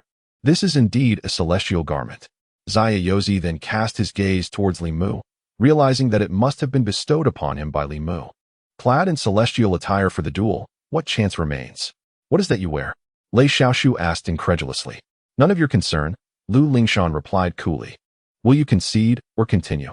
I concede, Lei Xiaoshu responded with resignation. Given the current circumstances, refusing to concede would only lead to his demise. Lu Lingshan faced Lei Xiaoshu, emerging victorious. The rankings of both remained unchanged, as proclaimed by a disciple of the Taichu Sword Cave. The assembled young talents were bewildered. This battle, despite the apparent parity in strength between Lu Lingshan and Lei Xiaoshu, left Lei Xiaoshu at a distinct disadvantage. Covered in wounds while Lu Lingshan retained her ethereal composure. It was indeed astonishing. At that moment, many cultivators abandoned any thoughts of challenging Lu Lingshan, especially after witnessing Lei Xiaoshu's defeat. Let the challenges continue. Called the disciple of the Taichu Sword Cave. I, Fu Rongrong, challenged Situ Jing. Fu Rongrong from the west, Niu Hezhou Fu sect ascended to the stage. A demure girl clad in a light yellow gown, with an oval face and cascading black hair, exuding the grace of a noble lady. Very well. Situ Jing shall step forth. Let us keep this civil. Agreed. Fu Rongrong nodded, not one to relish bloodshed, believing that Situ Jing was intimidated. This prompted scornful remarks from the surrounding cultivators. Huh? Is this the extent of the heavenly sect's courage? Indeed, only Lu Lingshan exhibits any prowess. The rest are all cowards. This fight will surely see Situ Jing suffer a dreadful defeat. Indeed, Fu Rongrong was at the 5th level of the divine concealment realm, the same as Lei Xiaoshu, while Situ Jing was merely at the Soul Palace realm. What reason does she have to contend with Fu Rongrong? Exactly. Fu Rongrong is my goddess. Xiaohua. At that moment, Situ Jing summoned a celestial demon. Huh, what is this creature? It resembles a coal ball. Does it possess any combat capabilities? The diminutive form of Xiaohua, still palm-sized, elicited laughter from the onlookers. Roar. Upon hearing this, Xiaohua let out an enraged roar and swiftly enlarged. Towering to several dozen feet in height, its fierce gaze menacingly fixed upon the crowd. What? A celestial demon? Many cultivators, including Fu Rongrong, were taken aback. In that instant, those who had mocked fell silent. Can you contend with Fu Rongrong? Situ Jing inquired. Approximately, but it is only through battle that we shall truly know, Fu Rongrong answered. Her expression grave. Very well, then, Situ Jing nodded. Xiaoing. Situ Jing then summoned another celestial demon. What? Another? How could one possibly control two formidable demon beasts? The surrounding cultivators trembled in fear. Indeed, there are other prestigious families across the great continents that specialize in taming demons. However, they are acutely aware of the immense difficulty involved in subduing malevolent spirits, a challenge that far exceeds that of taming ferocious beasts. For these demons harbor an unparalleled savagery and an intense animosity towards humanity. Unless one possesses absolute power, it is utterly impossible to render them submissive. At this moment, with her mastery at the Soul Palace realm, Situ Jing has achieved the unprecedented feat of taming two mighty demon beasts. This moment marks a historical milestone. All beast and demon tamers now regard Situ Jing with profound admiration. She embodies the aspirations they tirelessly strive towards. Long Long couldn't help but exclaim, "So, Sister Situ is truly remarkable. Big guy, no wonder you fear her." Jiang Taizhan felt somewhat embarrassed. How could I not be afraid? Situ Jing then turned her gaze towards Fu Rongrong. And what about you now? Fu Rongrong, suppressing her terror, replied, I still wish to fight. Situ Jing summoned another demon beast, Little Blood. Do you still wish to battle? If so, let us engage. Fu Rongrong's face flushed with embarrassment. The three demon beasts appeared simultaneously. How could she possibly contend with them? If only one had appeared. Fu Rongrong could have relied on her runes to maneuver and gradually find a way to deal with it. But with all three formidable demons present, and knowing that Situ Jing likely had other strategies at her disposal, how could Fu Rongrong stand a chance? I concede, Fu Rongrong admitted awkwardly. At this moment, she and the surrounding cultivators came to an understanding. Situ Jing's words were not born out of fear, but rather a reluctance to intimidate her opponent. This revelation was rather disheartening. Chapter 129. I am not strong at all. Wait until I summon my mount in a fierce contest between Situ Jing and Fu Rongrong. Situ Jing emerged victorious, with no change in rankings. Very well, let the competition continue, declared a disciple from the Taichu Sword Cave. At this moment, all cultivators ceased to underestimate the Jietian sect. After all, Lei Xiaoshu and Fu Rongrong were initially regarded as the most promising cultivators in this trial. However, both Lei Xiaoshu and Fu Rongrong were defeated, and notably, both fell to the Jietian sect. This significantly attests to the strength of the Jietian sect. Gu Quan, it seems that your Xing Luo sword sect's aspirations to dominate the central divine continent will not be so easily realized, remarked the master of Ice Silkworm Valley. This matter would have to be addressed later. Gu Quan nodded, acknowledging that the strength displayed by the Jietian sect exceeded his expectations. Moreover, there was still Zhou Bobo, who stood on equal footing with the carefree sword saint. Did Gu Quan dare to act recklessly? Certainly not. Zhou Bobo, the Jietian sect, is indeed formidable. It will not be long before they rise to prominence, sighed the carefree Zizi. Such an outcome is inevitable. Do not attempt to cozy up to me, for I still have accounts to settle with you. And do not think to establish any connections with my Jietian sect or seek any benefits from us. Zhou Bobo warned with vigilance. The corners of carefree Zizi's mouth twitched. This fellow was indeed impervious to reason. The battles continued unabated. Due to the relationship between Lu Lingshan and Situ Jing, no one dared to challenge the Jietian sect for the time being. The subsequent fights grew increasingly brutal, as all the young prodigies fought fiercely for the opportunity to enter the Taichu Sword Cave for cultivation, revealing their trump cards in a life-and-death struggle. Some young prodigies even perished on the spot, causing dissatisfaction among the various factions. After an hour of challenges, the rankings on the list were nearly solidified, with the remaining contenders showcasing their prowess. At this juncture, cultivators yet to be ranked turned their attention to those who had not yet fought, including Su Lang, Li Mu, Long Long, and a select few others. Jiang Taizhan also participated in the competition. His mastery of body techniques was truly impressive. Previously, Jiang Tieshan's dismal appearance under Gu Bin's sword was merely due to his unwillingness to offend the Xing Luo sword sect.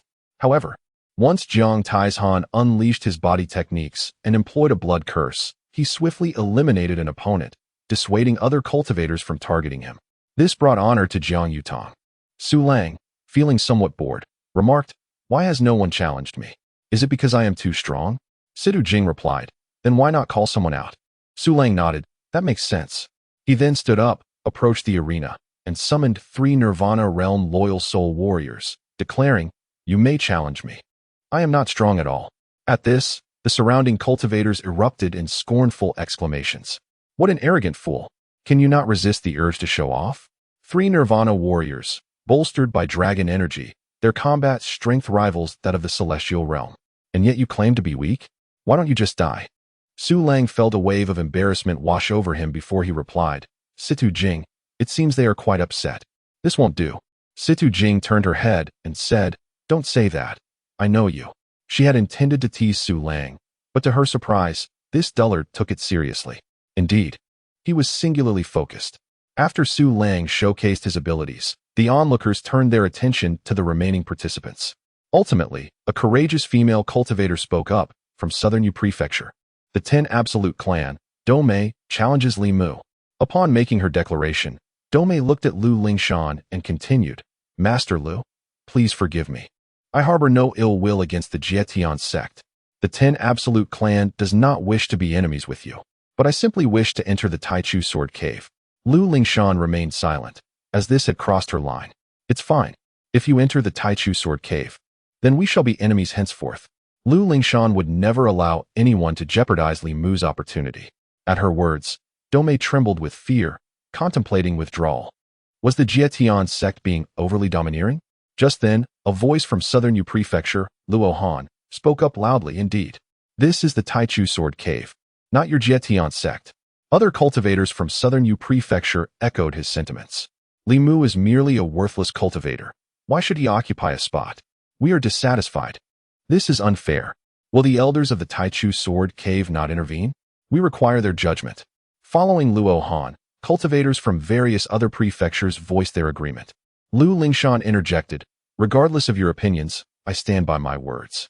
If anyone dares to defeat my brother Li Mu, then I, Lu Lingshan, shall personally eliminate them."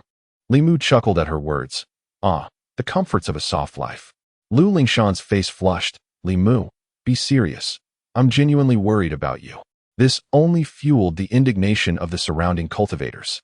Why should a worthless Li Mu earn the affections of such a gifted woman as Lu Lingshan? What were they lacking? Was it merely because Li Mu was more handsome?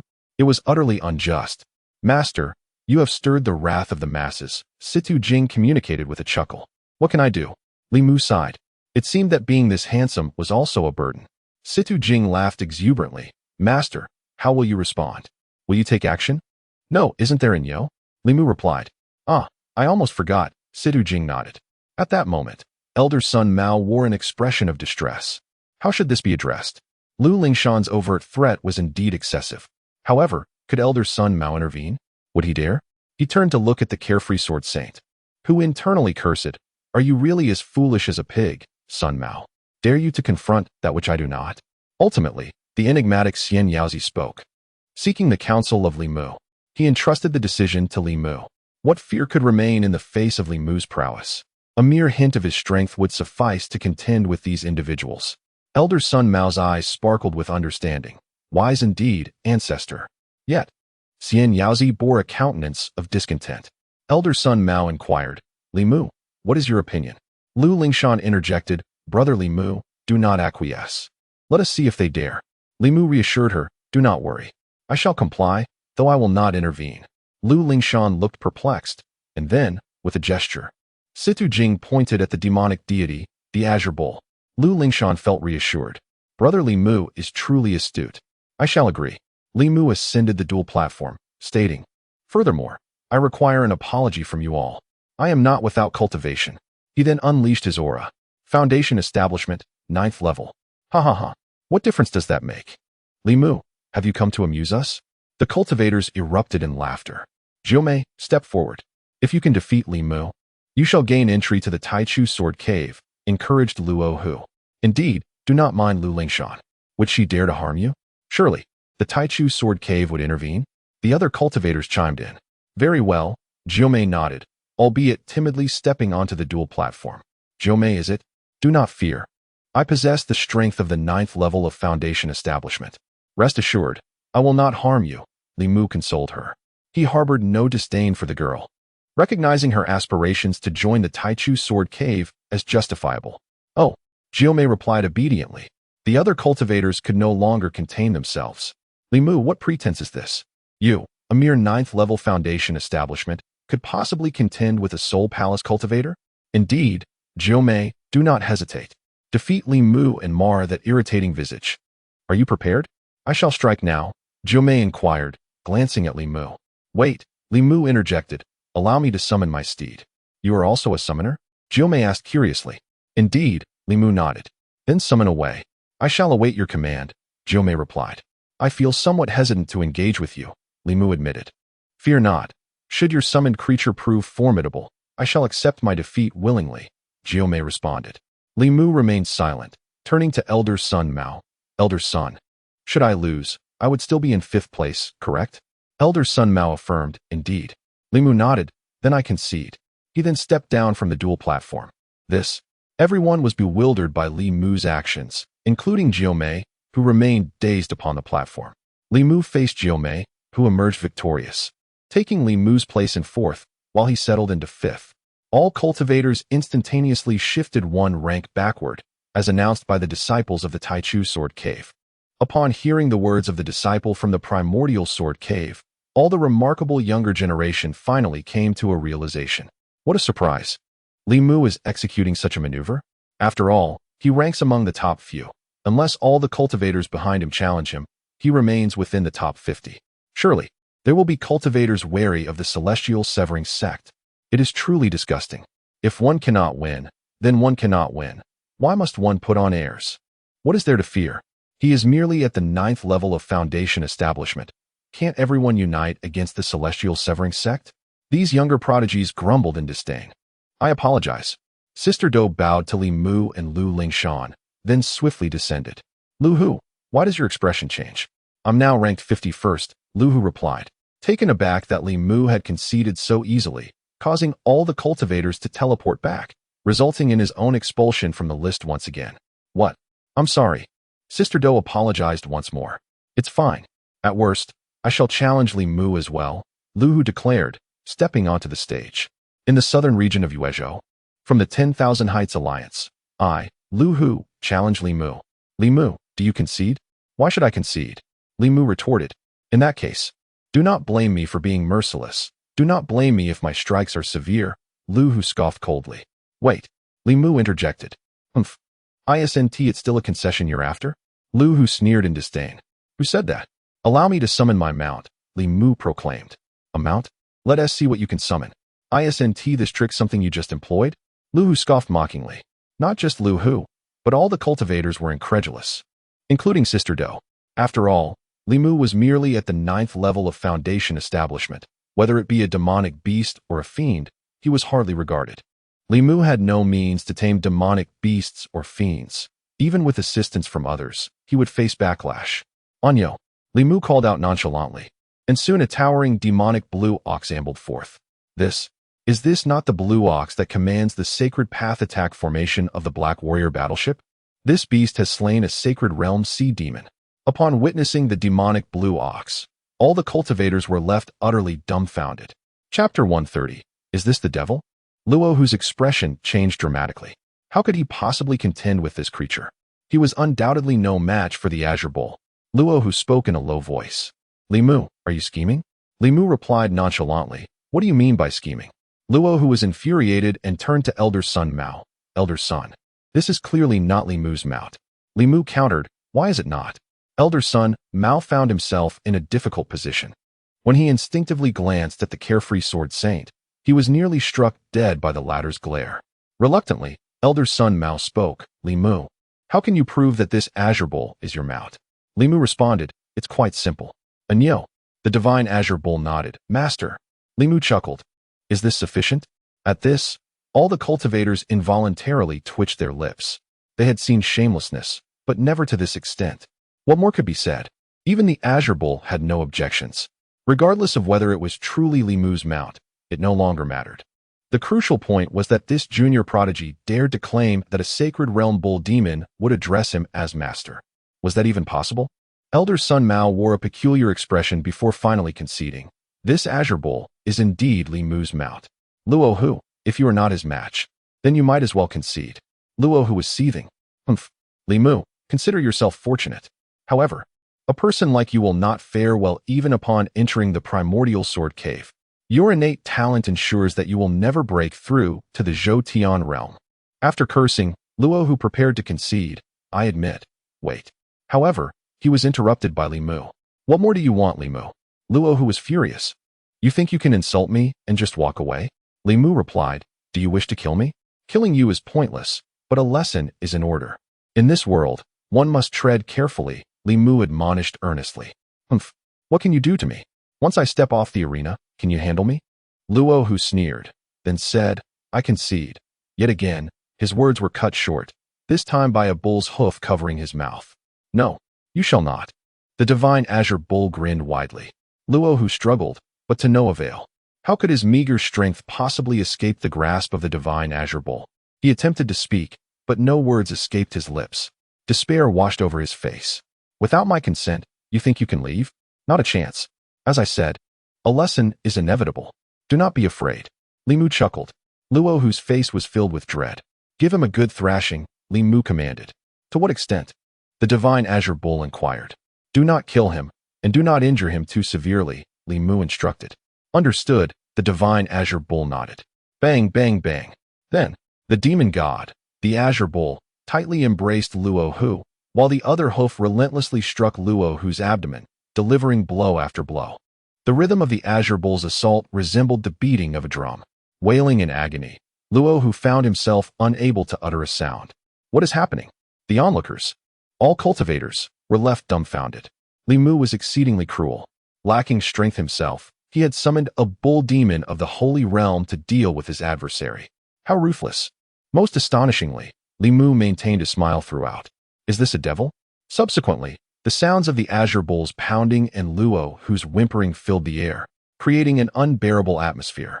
The young girl, Domei, was so frightened that her complexion turned pale. Fortunately, she refrained from speaking, otherwise she might have found herself in a similar predicament. Finally, a cultivator from the southern region of Yuezhou could no longer bear to witness the scene and turned to Li Mu, saying, Li Mu, Luo Hu has already conceded. Please, stop. Li Mu retorted, concede? I did not hear that. Did any of you hear it? Ask Elder Sun Mao, did he hear it? At these words, Elder Sun Mao's lips twitched in response. Elder Sun Mao, please put a stop to Li Mu, the leader of the 10,000 Heights Alliance implored. Master Luo, you are aware of the rules of this contest. If Luo Hu does not concede, then I cannot intervene. Otherwise, it would be unfair to Li Mu. Elder Sun Mao insisted, his tone resolute. You, the leader of the 10,000 Heights Alliance, was infuriated. Elder Sun Mao's bias was glaringly obvious. Luo Hu, quickly concede, the leader urged. However, all that could be heard was Luo Hu's feeble whimpering. The azure bull, while continuing its assault, grinned and taunted, Kid, you boast quite a bit, don't you? Who do you look down upon? You're not as impressive as you think. Luo Hu felt as if he wished for death. Time passed, and eventually, he lost consciousness. Master, this kid is finished, the azure bull announced. Weren't you instructed to control your strength? Li Mu chastised. The crowd, upon hearing this, felt that Li Mu possessed a tinge of conscience. It seemed that his rage was merely momentary. His heart was not entirely devoid of compassion. What should we do now? The azure bull inquired. Wake him up. It hasn't been long since we started. Li Mu instructed. The surrounding cultivators were taken aback. You are a devil. Then, all the cultivators bore witness to an unforgettable spectacle. Luo Hu was knocked unconscious time and again. In efforts to revive him, the azure bull employed a variety of outrageous methods, such as urinating, administering elixirs, and even utilizing treasures to elevate Luo Hu's realm. It was utterly absurd. The intent was clear, to continue mercilessly beating Luo Hu. Some cultivators of lower realms even contemplated the notion of wanting to be beaten as well. Finally, as the sun began to set, Elder Sun Mao spoke up. Li Mu, is it not time to conclude this? Today, we must wrap up the assessment. Li Mu nodded. Since Elder Sun Mao has spoken, it is naturally permissible. Subsequently, the azure bull delivered a kick, sending Luo Hu sprawling off the contest stage. The disciples of the Taichu Sword Cave announced the results of the duel, some trembling at the mention of Li Mu. Li Mu triumphed over Luo Hu, maintaining his ranking. Is there anyone else willing to challenge Li Mu? Upon hearing this, the square of the Taichu Sword Cave fell into an immediate silence. Witnessing Luohu's pitiful state, who would dare to step forward? Who wished to court death? Li Mu's ferocity was undeniable. Is there no one left? Weren't you all quite arrogant just moments ago? I offer you an opportunity. Come forth as a group, Li Mu declared. Yet, not a single cultivator dared to meet his gaze, fearing they would be marked by him. Internally, they were aghast, realizing they had been threatened by a mere 9th-level foundation establishment cultivator. The most frustrating part was that they could not retort. It was unbearably disheartening. No one. I graciously concede. In the future, I hope for everyone's guidance in the Taichu Sword Cave, Li Mu smiled, then descended from the dueling platform. This image bore no resemblance to the ruthless figure who had just commanded the beating of Luohu. Consequently, astute individuals like Lei Xiaoshu and Fu Rongrong harbored even greater trepidation towards Li Mu. Only those who could conceal their intentions were truly formidable. Li Mu, what a relief. Su Lang chuckled. It seems I had no opportunity to make a move. Su Lang, shall we practice together? Li Mu inquired with a grin. Su Lang glanced at the demon god Qing Niu and shook his head. Perhaps not. Ha! At this moment, Lu Lingshan felt entirely reassured. Li Mu could indeed enter the Taichu Sword Cave by virtue of his strength. Otherwise, Lu Lingshan would have had to seek the back door through the carefree Sword Saint. Is there anyone else who wishes to challenge? The disciple of the Taichu Sword Cave asked once more. After a while, another individual ascended the stage. Immediately, Li Mu rose. Li Mu, sit down. I do not challenge you. The man's complexion paled, hastily interjecting, his voice trembling. Oh, Li Mu nodded. Then whom do you wish to challenge? Inquired the disciple of the Taichu Sword Cave. I challenge Long Long of the Ice Silkworm Valley, the man stated somewhat sheepishly. Hush. As expected. This declaration drew a chorus of disapproving murmurs. What skill was there in bullying a young girl? How shameless. Indeed. Why not challenge Li Mu instead? Li Mu felt a bit awkward. Isn't the treatment different? Lu Lingshan chuckled. Who can blame Long Long for being so adorable?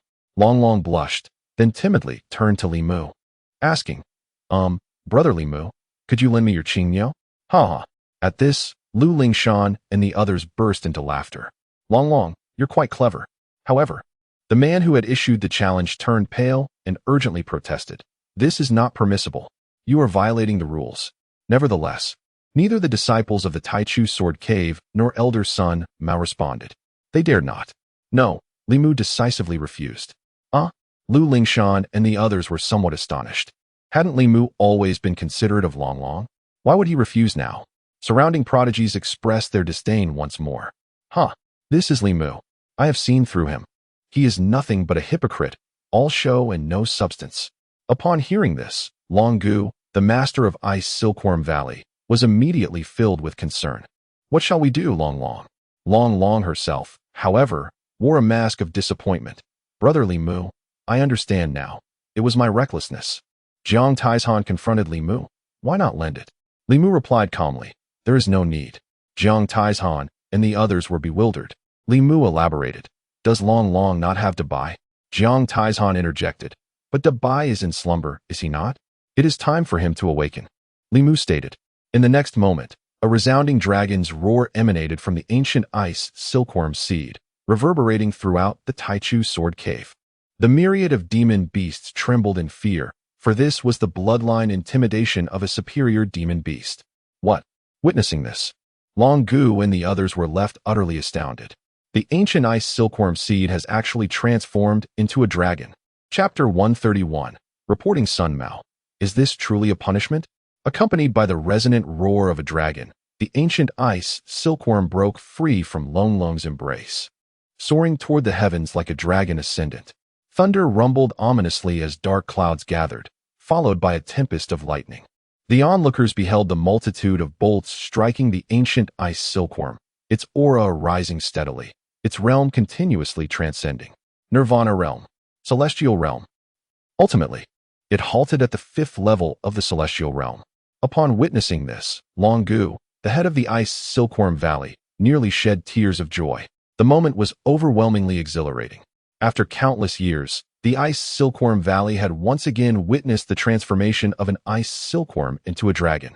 This event would invigorate the bloodlines of all ice silkworms within the valley, elevating their collective power to unprecedented heights. Congratulations, Long Gu. This time, Your iced silkworm valley will surely shine within the Taichu Sword Cave, Jiang Yutong proclaimed. Thank you, Headmaster Jiang, Long Gu responded, her elation palpable. With a triumphant roar, the ancient iced silkworm, having transformed into a dragon, expanded to a size of several dozen zhang, spanning across the sky like a colossal mountain range. After surveying its surroundings, the dragon descended, returning to its original size, though now it sported four formidable claws. Approaching Li Mu, the ancient iced silkworm affectionately nuzzled against him. Observing this, Zai Yaozi straightened in realization. It was evident that the iced silkworm's metamorphosis into a dragon was due to Li Mu's influence. Zai Yaozi pondered. I wonder when immortal Li Mu might offer me guidance. I too wish to transform into a dragon. Let us return, Li Mu chuckled. Once again, the ancient iced silkworm approached Long Long. Big White, you are truly remarkable, Long Long exclaimed, filled with astonishment. I thought it would take you decades to transform. I never anticipated such prowess. Long Long, don't keep them waiting for your challenge, Su Lang cheekily reminded. Right. Long Long snapped to attention and hurried forward. However, as soon as Long Long approached, the challenger hastily declared, I concede. What is there left to fight? You bring forth a dragon of the 5th level of the celestial realm? That's terrifying. Consequently, no further challenges arose. The disciples of the Taichu Sword Cave presented the list to Sun Mao, who subsequently announced the results. The outcome was indeed unexpected. Initially, many had underestimated the members of the Jietian sect, believing them to lack strength and attributing their successes solely to Elder Sun Mao's formidable black worship that procured numerous sea demon crystals. Yet, after the challenges, it became apparent that the Jietian sect harbored hidden talents. They proved invincible. It could be said that the Jietian sect single-handedly contended with the challenges posed by the greatest talents from the 10 major states. Lei Xiaoshu was defeated. Fu Rongrong was defeated. Luo Hu was also defeated. Apart from the formidable strength of the Jietian sect's members, they also harbor a profound apprehension towards a certain azure bull. It is astonishing that the Jietian sect carries with it a celestial bull of immense power. Furthermore, the elder from the Jietian sect, associated with the renowned sword saint of Carefree, seems to possess the potential of a sage. Is the might of the Jietian sect truly so formidable? Could this be a remnant of the once glorious celestial dynasty? Numerous factions across various states are under immense pressure. Before long, Elder Sun Mao announced the results. Does anyone have any objections? At that moment, a feeble voice emerged. I have an objection. Upon hearing this, Sun Mao's displeasure was palpable. Was this not an invitation for trouble? Luo Chong, what is your objection? Do you wish to challenge? Sun Mao inquired in a grave tone. I do not wish to challenge. At this moment, I am not your match, replied Luo Chong, sounding exceedingly weak. He had just regained consciousness. The memory of being ruthlessly subdued by the Azure Bull on the arena ignited a deep-seated frustration within him. Moreover, why was it that Do Mei could join the Taichu Sword Cave, while he, Luo Chong, was deemed inferior? Such indignation was unbearable. However, lacking the capacity to challenge, he sought revenge instead. The root of his grievances lay with Elder Sun Mao and the black worship he had provided. What do you intend to do? Elder Sun Mao asked. I want to report you, Luo Chong declared with venomous intent. Luo Chong, silence.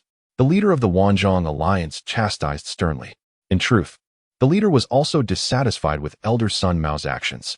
However, given the current situation, it was prudent to avoid unnecessary conflict. Could they withstand the wrath of the Taichu Sword Cave? Nevertheless, Luo Chong had descended into a state of madness, heedless of any counsel. Elder Sun Mao. This trial was meant to select the most talented disciples for the Taichu Sword Cave. It should have been impartial and just. Yet, as an elder of the Taichu Sword Cave, you have provided a black worship. What is the meaning of this? Shouldn't you offer us a reasonable explanation? Upon hearing this, Elder Sun Mao broke into a cold sweat. His fear stemmed from the presence of the carefree sword saint. Were the sword saint absent, Luo Chong would have been swiftly silenced. This impudent youth, lacking any sense of propriety.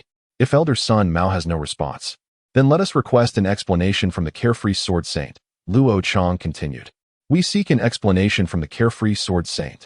We seek an explanation from the carefree sword saint. As these words echoed, many young prodigies joined in, expressing their discontent regarding the black worship. It was nothing short of facilitating cheating for the members of the Jietian sect, instigated by the elder of the Taichu Sword Cave. Elder Sun Mao's expression shifted dramatically as he looked towards the carefree sword saint.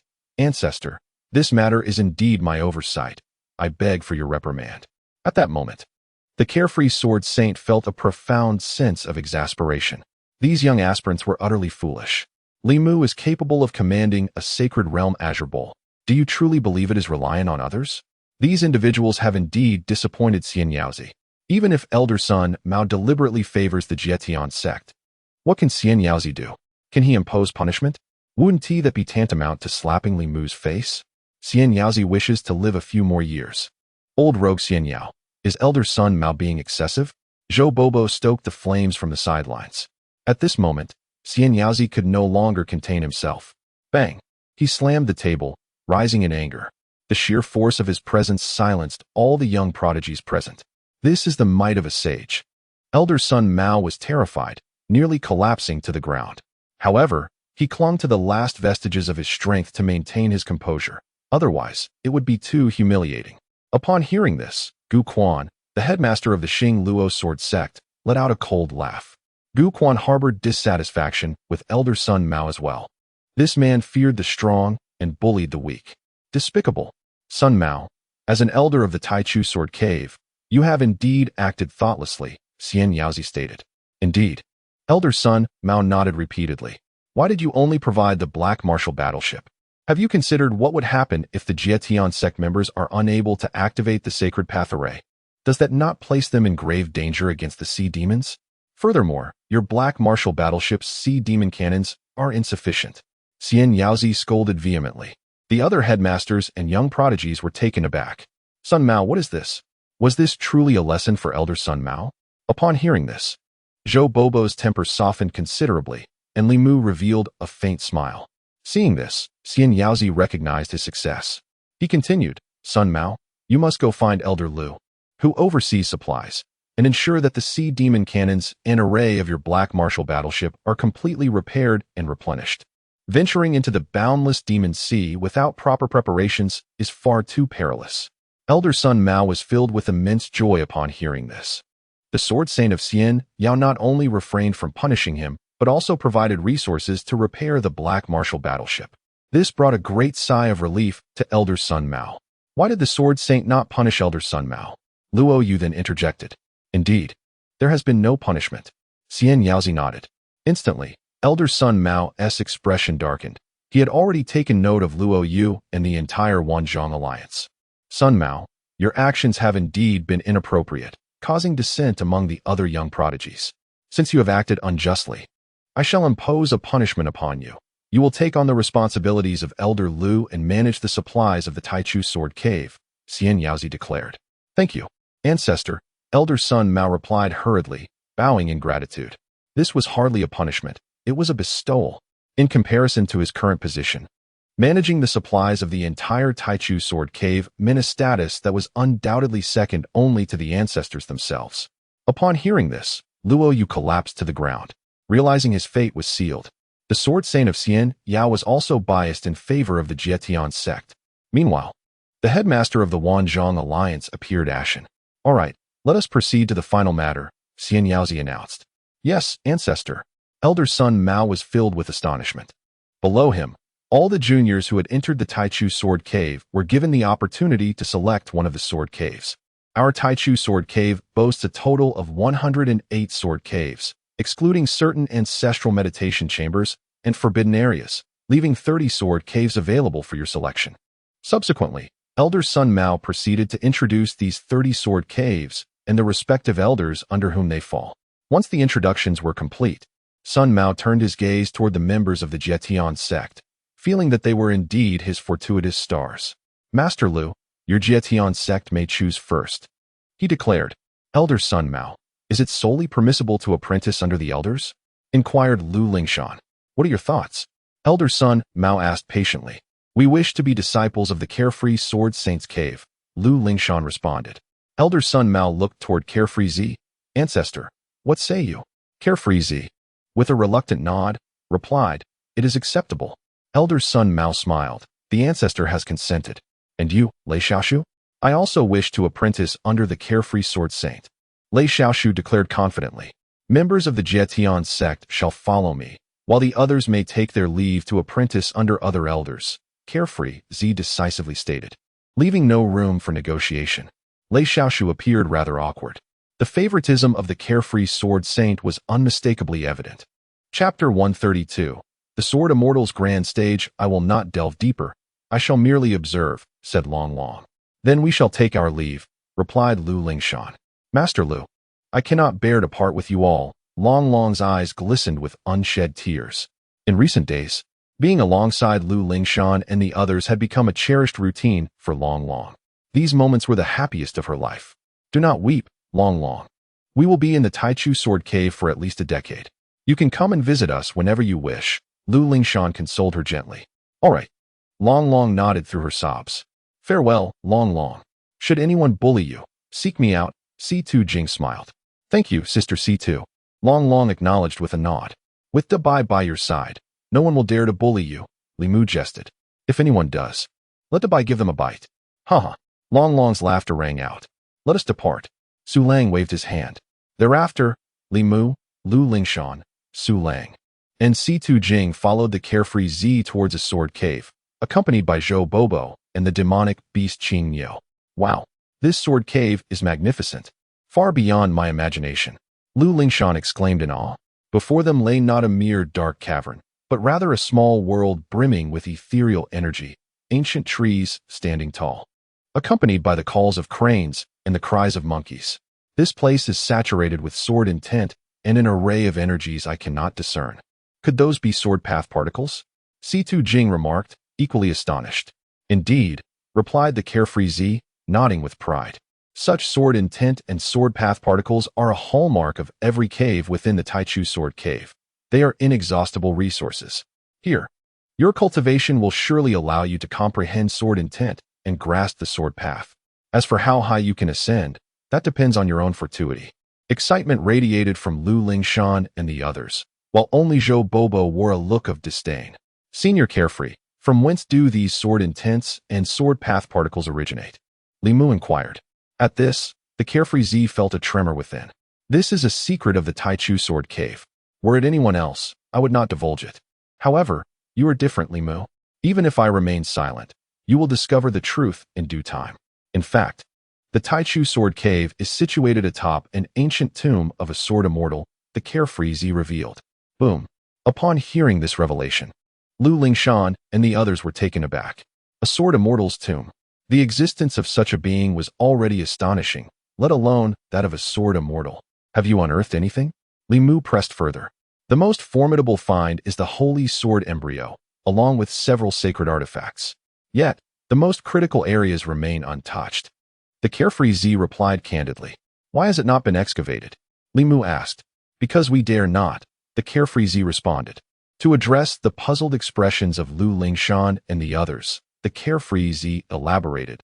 The closer one approaches the core of the sword immortal's tomb, the more terrifying the sword intent and sword path become, accompanied by formidable sword formation energies. Even I do not dare to venture near. Only a few ancestors remain at the forefront of the sword cave, contemplating the mysteries within. As Lu Lingshan and her companions came to understand, Li Mu inquired. The sword caves that are numbered further back, were they excavated later? Zai Yaozi nodded in affirmation. Li Mu continued. So, the 108th sword cave is indeed overseen by the most formidable ancestor of the Taichu Sword Cave? A sense of foreboding suddenly washed over Zai Yaozi, yet he managed to nod in agreement. Indeed. Li Mu pressed on. Then, the core area of the Sword Immortal's great tomb lies deeper within the 108th sword cave? Upon hearing this, Zai Yaozi's lips twitched involuntarily. In a private transmission, Zai Yaozi conveyed. Li Mu, why not just admit that you wish to excavate this Sword Immortal's great tomb? Li Mu replied, No, I merely wish to take a look. Zai Yaozi wore a look of deep resentment. I believe you not. He transmitted again. Li Mu, is it possible for you not to dig? Li Mu responded, I truly wish to see. Zai Yaozi spoke once more. Li Mu, this represents the legacy of my Taichu Sword Cave. It is the very foundation upon which my Taichu Sword Cave survives. Li Mu assured him, Do not worry, as long as I am here. Your Taichu Sword Cave shall endure. Yozi's expression remained one of melancholy. Still not refraining from excavation, Li Mu offered solace. Fear not. I shall protect your Taichu sword cave for 100,000 years. Yozi reluctantly acquiesced, but remained exceedingly vexed. It was akin to someone declaring their intent to plunder your prized cabbage, while you found yourself powerless to intervene. Xiaoyao Sr., shall we cultivate here from now on?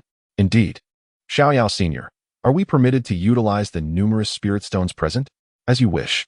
Xiaoyao Sr., are there any treasures here that we may take? Feel free to take one. You seem rather unhappy, Senior. Not at all. Subsequently, Lu Lingshan and her companions felt as though they had opened the door to a new world. The 96th Sword Cave, where Yozi resided, contained many peculiar treasures that left them in awe. However, Yozi displayed no emotion. In comparison to the legacy of the Sword Immortal, these items were insignificant. It made one want to weep. After Yozi completed his introduction, Zhou Bobo finally spoke. Xiaoyao, old rogue. Isn't it time to settle our grievances? At this, Lu Lingshan and her companions were taken aback. Zhou Sr., what is the matter? Zhou Bobo explained. This Xiaoyao, old rogue, robbed me of my opportunities and trapped me in the Sword Array's secret realm for a millennium. Is this not the Sword Array's secret realm we discovered? Lu Lingshan and the others were astonished. They turned to Yozi. Xiaoyao Sr., is this true? This revelation starkly contrasted with their imagined grand image of Yozi. Yozi nodded. Indeed, it is true. It is all due to my foolishness in the past that led to such misdeeds. Lu Lingshan and her companions felt a mix of emotions. Nevertheless, they spoke up. Zhou Sr., could we perhaps avoid conflict? This matter has lingered for so long. Why not allow Xiaoyao Sr. to make amends? Zhou Bobo inquired.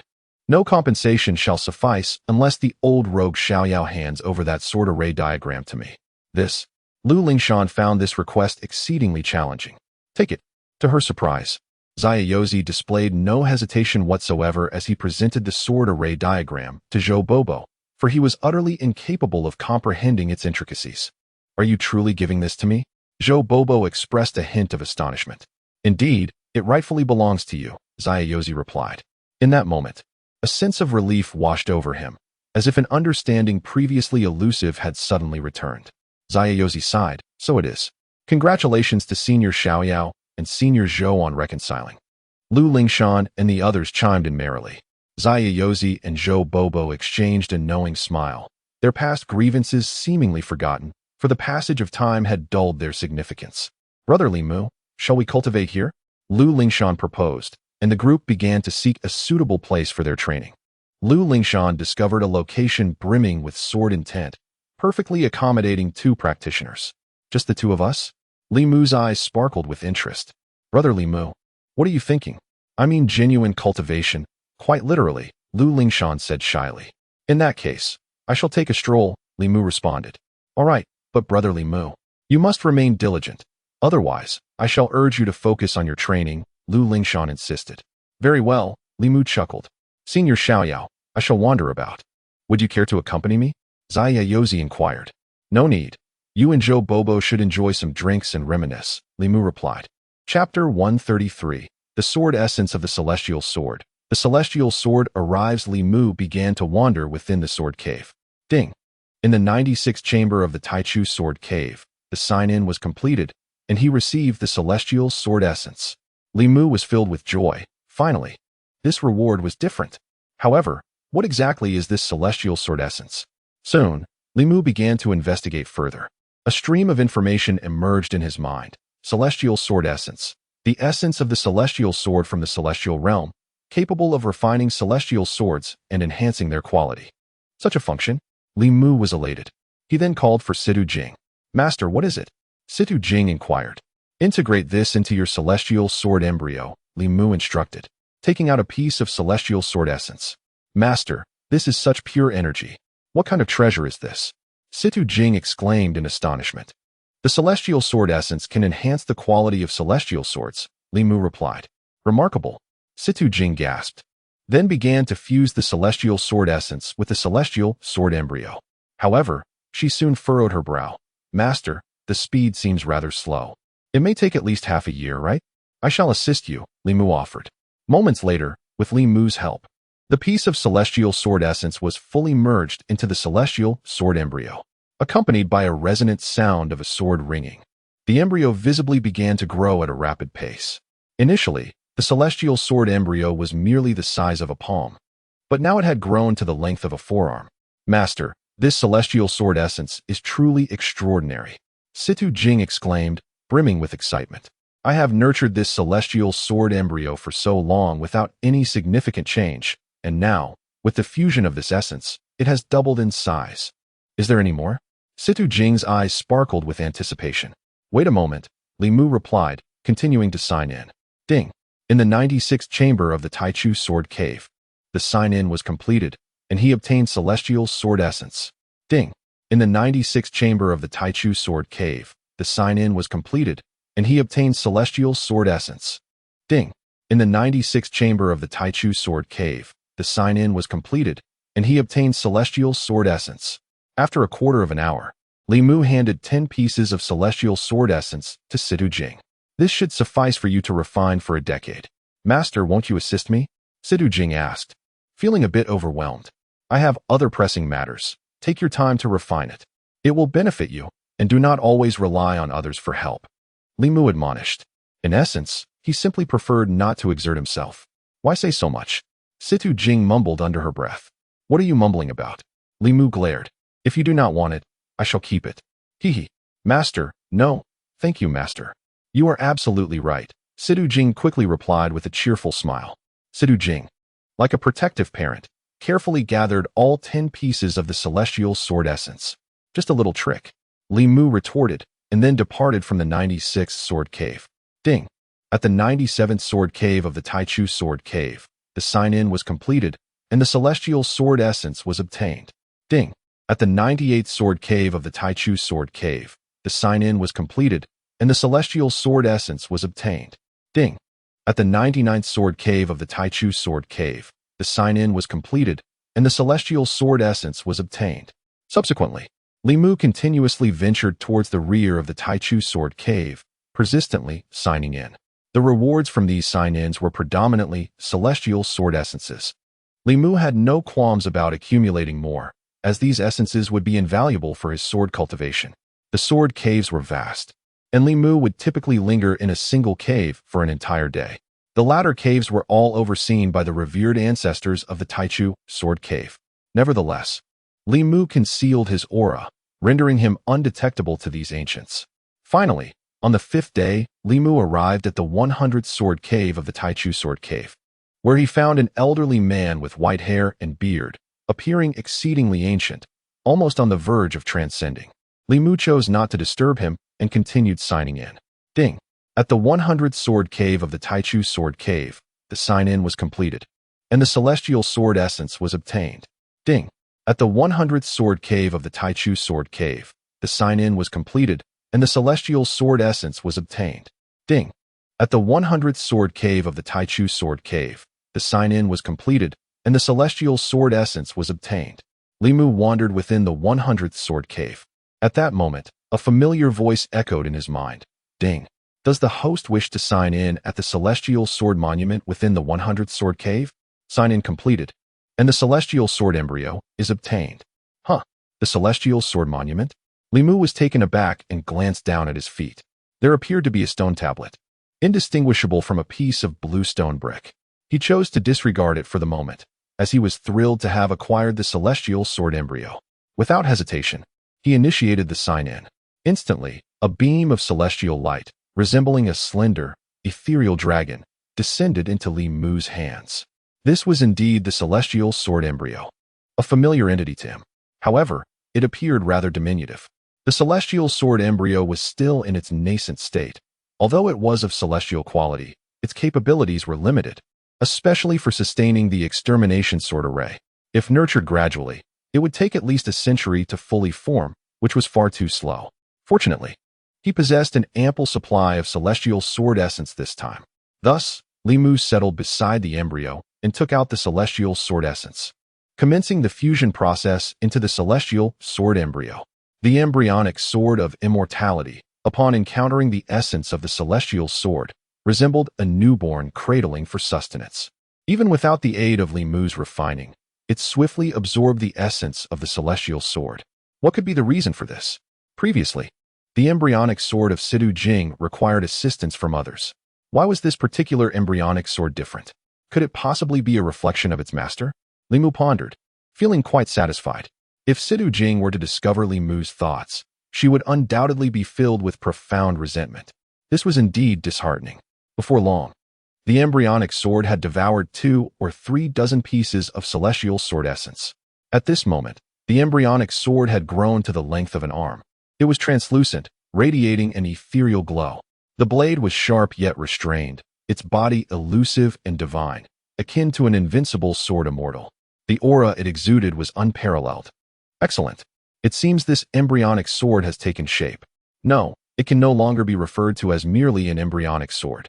This is a genuine celestial sword. However, why does this celestial sword still seek to consume celestial sword essence? Is it attempting to grow even larger? Li Mu chuckled. Nevertheless, Li Mu had little time to allow the sword to continue its consumption. He summoned the celestial sword formation and placed the sword within. Then, he tossed in all the celestial sword essence he had obtained from signing in. You may consume at your leisure within. An immortal? What is this? The Wuxiang ancestor was also stirred with excitement. He could sense the extraordinary nature of this sword. This was undoubtedly beyond a sacred artifact. This is a celestial sword. Li Mu replied. Boom. Upon hearing this, the golden soul of the Wuxiang ancestor trembled, nearly dissipating. It was only through Li Mu's intervention that the Wuxiang ancestor managed to stabilize himself. Wuxiang, is it truly so? You are even more exhilarated than I. Li Mu remarked. Immortal, I did not expect you to forge the celestial sword so swiftly. It seems there is nothing left for me, Wuxiang, to do here. I shall take my leave, the Wuxiang ancestor said, his expression tinged with disappointment. Wait, Li Mu called out. Does the immortal have further commands? The Wuxiang ancestor inquired. The celestial sword is complete, yet it still requires a wielder, Li Mu responded. If you do not mind, then stay. Immortal? What did you say? Are you suggesting that I wield the sword? That I should possess the celestial sword? The Wuxiang ancestor could hardly believe his ears. Be decisive, Li Mu said, speechless. I accept, the Wuxiang ancestor replied, his voice trembling. Very well, Li Mu nodded, and then the celestial sword formation was retracted. Li Mu turned his gaze towards the celestial sword monument. Chapter 134, The Ninefold Profound Sword Technique. Li Mu began to explore the stone tablet of the celestial sword. Indeed, this was no ordinary stone tablet. It was a compendium of celestial sword techniques. Subsequently, Li Mu commenced his comprehension of the text. Time slipped by unnoticed, and soon, the stone tablet resonated with a tremor. The entire 100-sword cave quaked. Li Mu instinctively withdrew his hand. At this moment, he had completely mastered the celestial sword technique.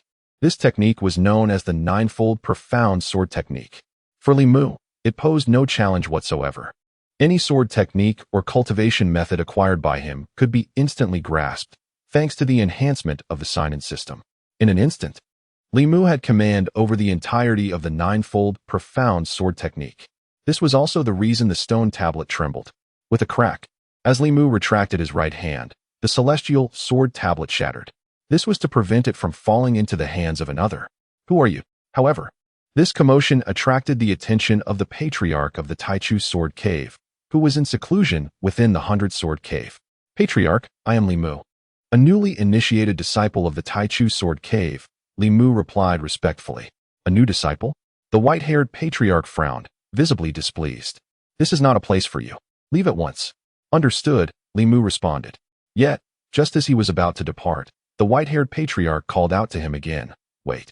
The patriarch scrutinized Li Mu from head to toe, astonished. Foundation establishment at the 9th level? How did you manage to enter here? Moreover, how could you withstand the sword intent without being slain? The patriarch grew increasingly alarmed. Li Mu replied, Patriarch, I do not know. I simply walked in. Li Mu feigned ignorance. Come here, the patriarch commanded sternly. Li Mu complied. The patriarch began to examine Li Mu's aura. However, he found nothing amiss. His eyes reflected a hint of disappointment as he murmured, You are not a natural sword body. How curious. How can you withstand this sword intent? While the patriarch pondered, his gaze fell upon the shattered celestial sword tablet, and his pupils widened in shock as he hurried over to investigate. The celestial sword tablet is broken. He then turned to glare at Li Mu. Did you do this? Who exactly are you? How could you comprehend the sword techniques contained within this tablet? Li Mu shrugged. Patriarch, I truly am a disciple of the Taichu Sword Cave. If you do not believe me, I can show you my identity token. Li Mu tossed his entry identity token over. You really are a newly joined disciple of the Taichu Sword Cave. Yet, something feels off. How could you, with only the foundation establishment at the 9th level, join the Taichu Sword Cave? Have all the geniuses of the 10 great states perished? Li Mu chuckled and replied, to the venerable ancestor, I indeed possess my own methods. May I take my leave now? The elder with white hair pondered for a moment before turning his gaze towards Li Mu. Are you certain you have comprehended the sword techniques inscribed upon the celestial sword monument? Li Mu nodded, to some extent. The elder then stated, I shall take you as my disciple, and you will impart the sword techniques from the celestial sword monument to me. Li Mu shook his head. There is no need for that. The elder was momentarily taken aback, assuming Li Mu had misheard, and continued, My name is Xiang Wu, one of the ancestors of the Taichu Sword Cave, currently at the 5th level of the Saint Realm. I offer to take you as my personal disciple. This is a tremendous fortune for you. Li Mu again declined. Thank you, venerable ancestor, but it truly is unnecessary. The elder, now somewhat irate, exclaimed, You rascal. Why are you so obstinate? How could you possibly suffer by becoming my disciple? Li Mu replied, Ancestor, do you not desire the celestial sword techniques? If you wish for them, I can impart them to you. As for apprenticeship, it is genuinely not required. The elder, named Xiang Wu, was taken aback and coughed in anger. Young man, do you look down upon me? How could I accept your celestial sword techniques without due recompense? Li Mu shrugged. If you do not wish to accept them, then so be it. I have matters to attend to and am quite busy, so I shall not disturb your seclusion any longer. With that, Li Mu turned to leave. Stop. Without my consent, can you leave this 100th sword cave? Xiang Wu scoffed. However, in the next moment, he was left dumbfounded, for before he could act, Li Mu had vanished without a trace. Furthermore, Xiang Wu sensed no traces of Li Mu's aura, utterly unaware of where he had gone. This was indeed an astonishing occurrence. Were it not for the broken celestial sword monument, Xiang Wu would have believed he was merely losing his sight with age. Shocked, he realized that perhaps it was his own vision failing. This young man was undoubtedly peculiar. It was impossible for him to merely be at the 9th level of foundation establishment. This must be a deliberate ploy to deceive him. Xiang Wu had spent millennia comprehending the celestial sword monument with naught to show for it, while this young man had grasped its secrets upon merely entering. This individual was a prodigy in sword cultivation, surpassing even Xiang Yang. I must investigate this person's background. If he truly is a newly admitted disciple of the Taichu Sword Cave, I must take him as my apprentice, even if it means treating him like a revered elder. This person will undoubtedly aid the Taichu Sword Cave in inheriting the legacy of the Sword Immortal. After his moment of astonishment, admiration for talent began to blossom within Xiang Wu. He held Li Mu's swordsmanship prowess in the highest esteem. Subsequently, Xiang Wu emerged from his seclusion. After Li Mu departed from the 100th Sword Cave, he made his way to the 101st Sword Cave. Upon investigation, he discovered the absence of the celestial sword monument. Consequently, Li Mu meandered about, acquiring numerous celestial sword essences before taking his leave. As Li Mu journeyed towards the 102nd Sword Cave, he summoned the exquisite sword formation, casting the essence of the celestial sword into it, and called upon the enigmatic ancestor Wuxiang. Wuxiang, I shall impart to you a sword technique. Thank you, immortal, but it is unnecessary. I possess the sword formation, which suffices. Ancestor Wuxiang declined. The hierarchy of sword cultivation is divided into several levels. First, mastering the sword technique. Next, cultivating sword energy. Then, comprehending sword intent. Followed by the path of the sword, and ultimately, the sword formation. Thus, Ancestor Wuxiang deemed the sword technique beneath him, viewing it as a mere waste of time. Are you certain you do not wish for it? This is the celestial sword technique, Li Mu inquired. Ancestor Wuxiang was taken aback. Immortal, is this truly the case? Do you truly offer it? Do you desire it? Li Mu pressed again. Indeed, Ancestor Wuxiang nodded eagerly. Subsequently, Li Mu imparted the ninefold profound essence sword technique entirely to Ancestor Wuxiang. For Li Mu, This was devoid of difficulty. However, for Ancestor Wuxiang, it was profoundly intricate. Without Li Mu's integration of his own insights, Ancestor Wuxiang would have struggled to comprehend it. After a day's time, Ancestor Wuxiang had only grasped the first layer of the ninefold profound essence sword technique. Thank you, Immortal. This ninefold profound essence sword technique is simply magnificent, Ancestor Wuxiang exclaimed, brimming with excitement. This is merely the beginning. Your innate talent is lacking, thus you must strive doubly hard. Diligence can compensate for deficiencies, Li Mu advised. Were these words to come from another, they would undoubtedly reverberate throughout the entire Taichu Sword Cave. Ancestor Wuxiang was one of the founders of the Taichu Sword Cave, having already cultivated to the 9th level of the Holy Realm. Yet, he was told of his inferior talent. What then of others? Feeling somewhat indignant, Ancestor Wuxiang queried, Immortal, to what level have you comprehended the profound essence sword technique? Li Mu replied, all of it. Ancestor Wuxiang was astonished. All? Have you mastered all 9 levels? Li Mu countered, is that difficult? Were there 100 levels, I would master them all.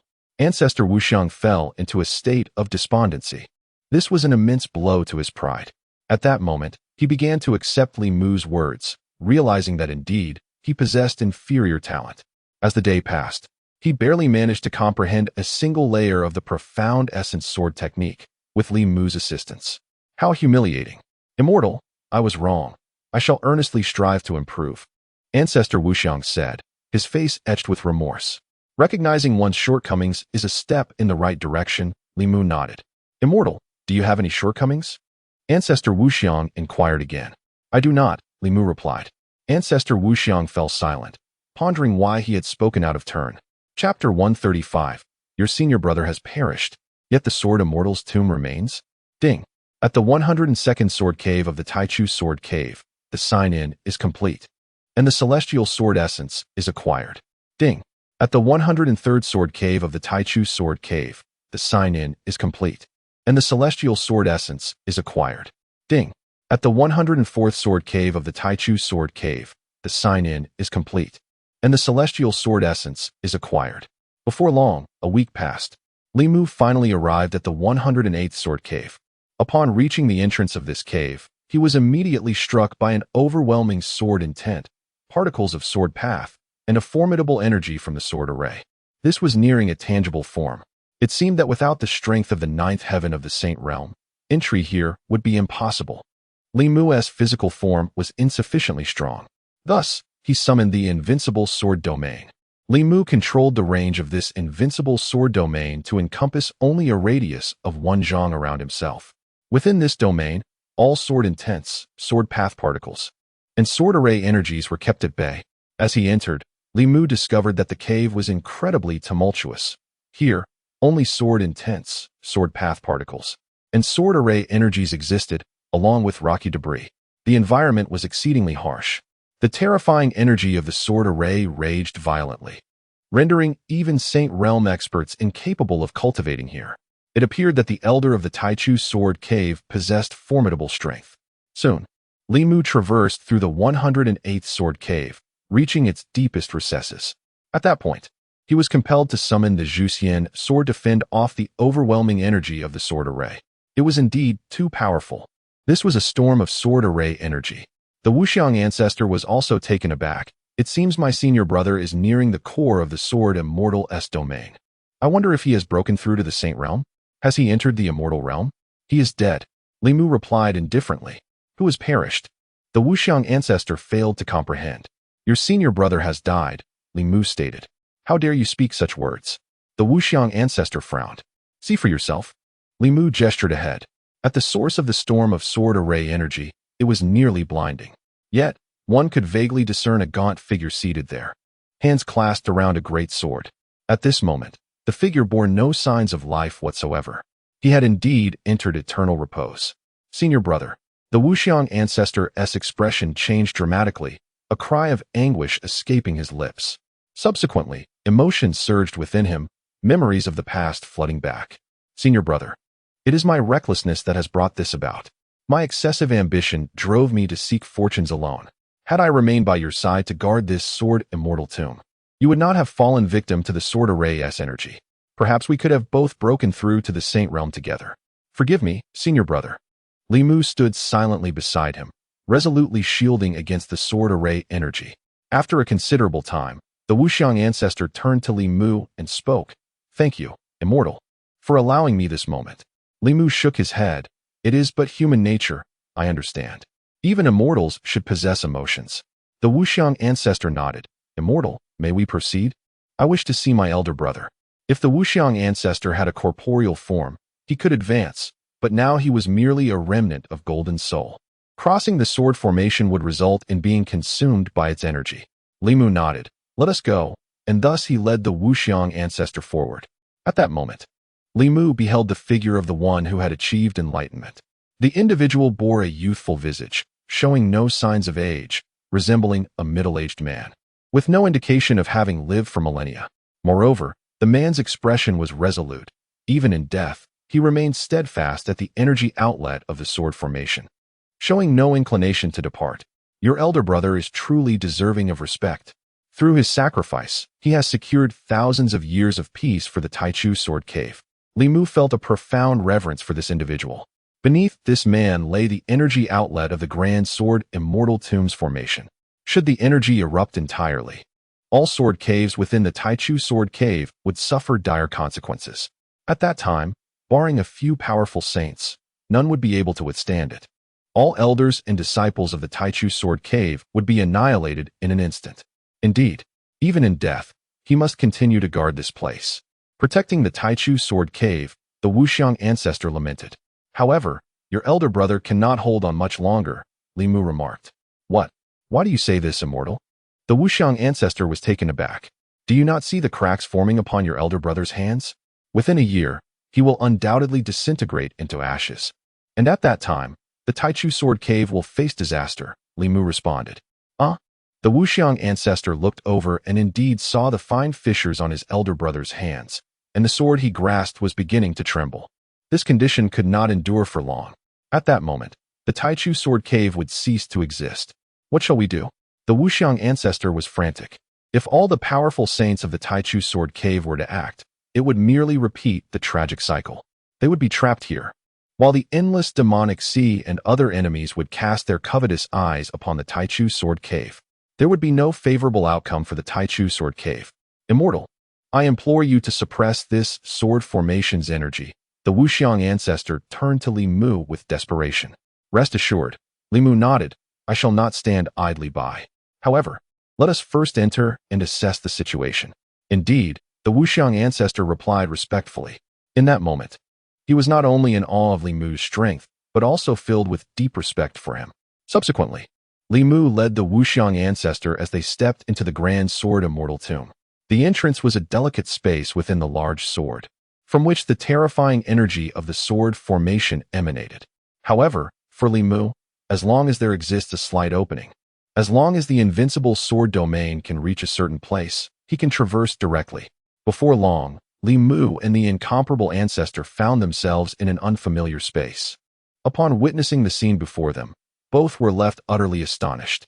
Before their eyes lay an unfathomable abyss, as well as an endless void. Within this void, towering mountains rose, their bases hidden from sight, revealing only their peaks. Each peak was bound by a colossal chain, extending to a resplendent golden coffin. The energy of the sword formations emanated from this magnificent coffin. There was no doubt. This was undoubtedly the tomb of the Sword Immortal. Is this what immortals are?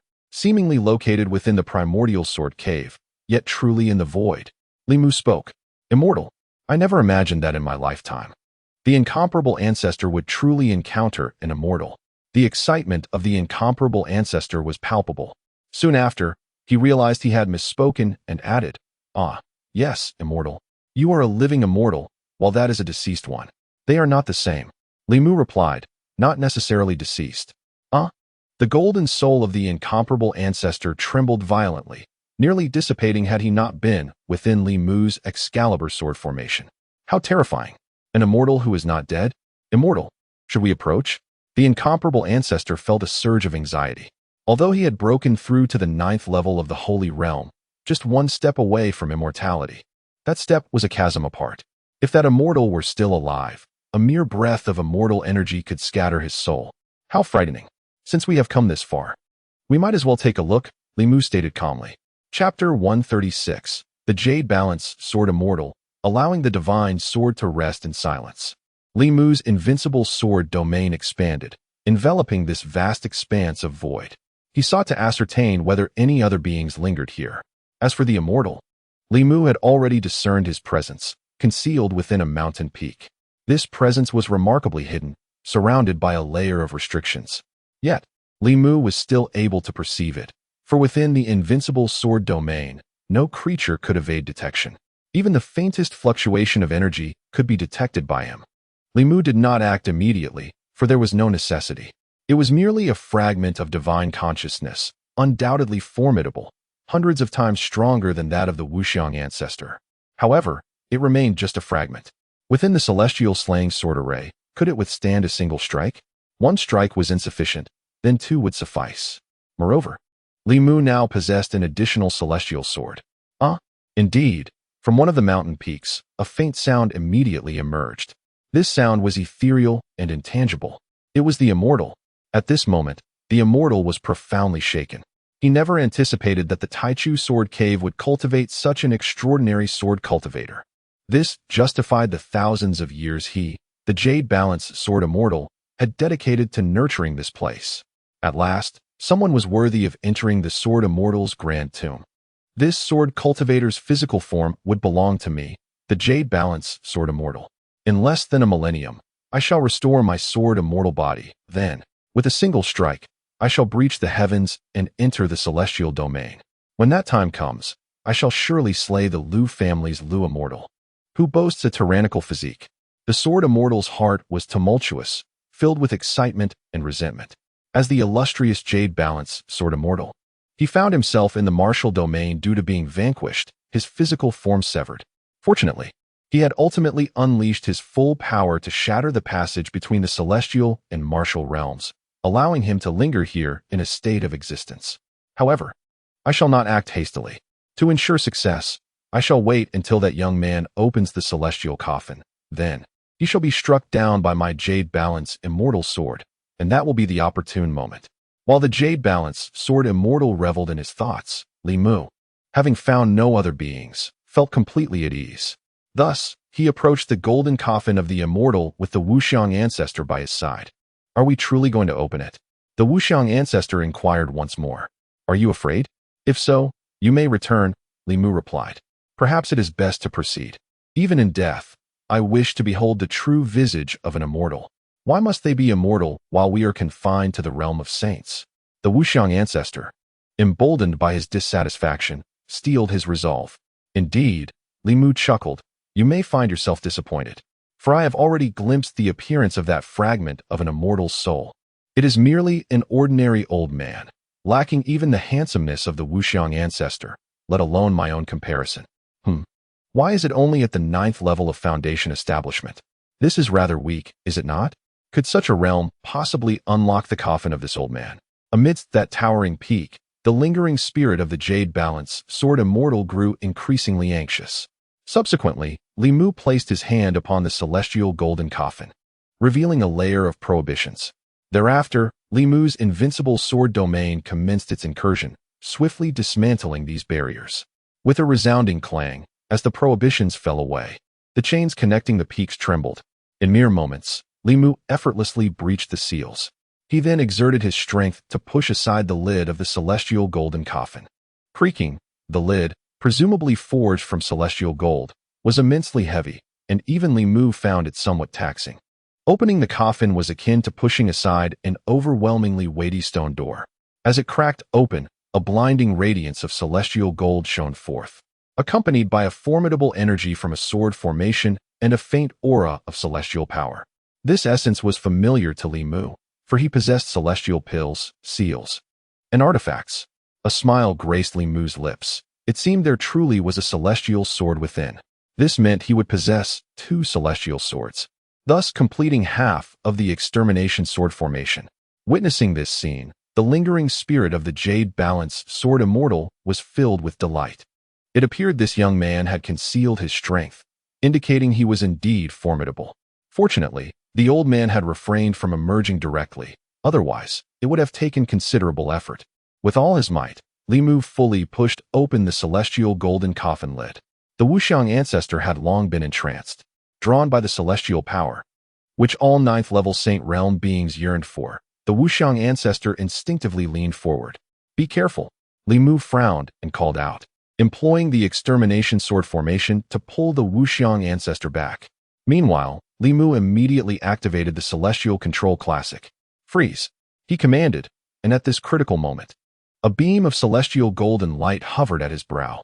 Upon closer inspection, Li Mu confirmed it was indeed a celestial sword. The Wuxiang ancestor snapped back to reality, nearly overwhelmed by fear. Had Li Mu not intervened, the Wuxiang ancestor would have met his demise. "Thank you, celestial being. What should we do now?" "Celestial being, are you under the control of this celestial sword? You saved my life. Allow me to exchange my life for yours and shield you from this celestial sword." The Wuxiang ancestor sought to position himself between Li Mu and the celestial sword. At that moment, Li Mu exclaimed in admiration, "This celestial sword is exquisite." The Wuxiang ancestor stood in utter bewilderment. Even in such dire circumstances, one could still find time to admire the celestial sword? "Wait, you might be slain at any moment."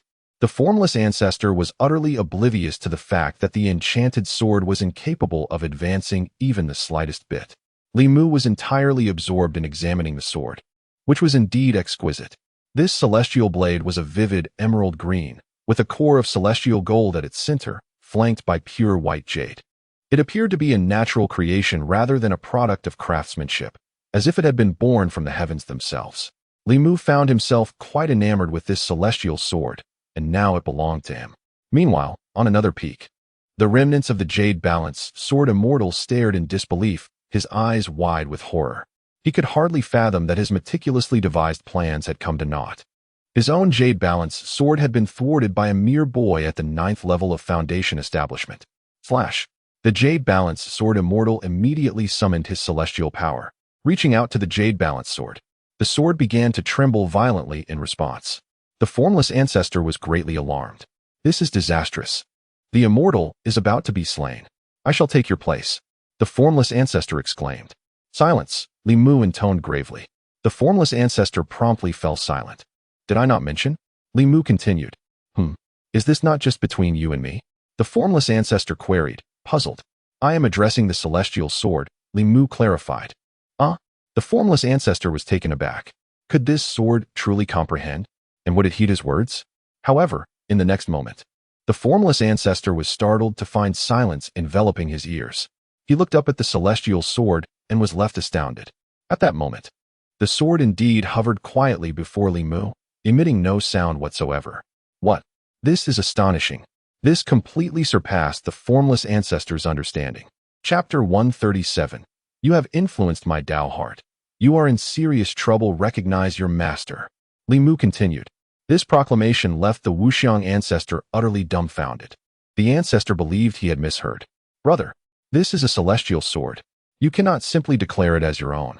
Moreover, did you not just say that the sword immortal is still alive? Will this celestial sword heed your command?" The Wuxiang ancestor was entirely skeptical. However, he was rendered speechless when the celestial sword trembled a few times and indeed fell into Li Mu's grasp.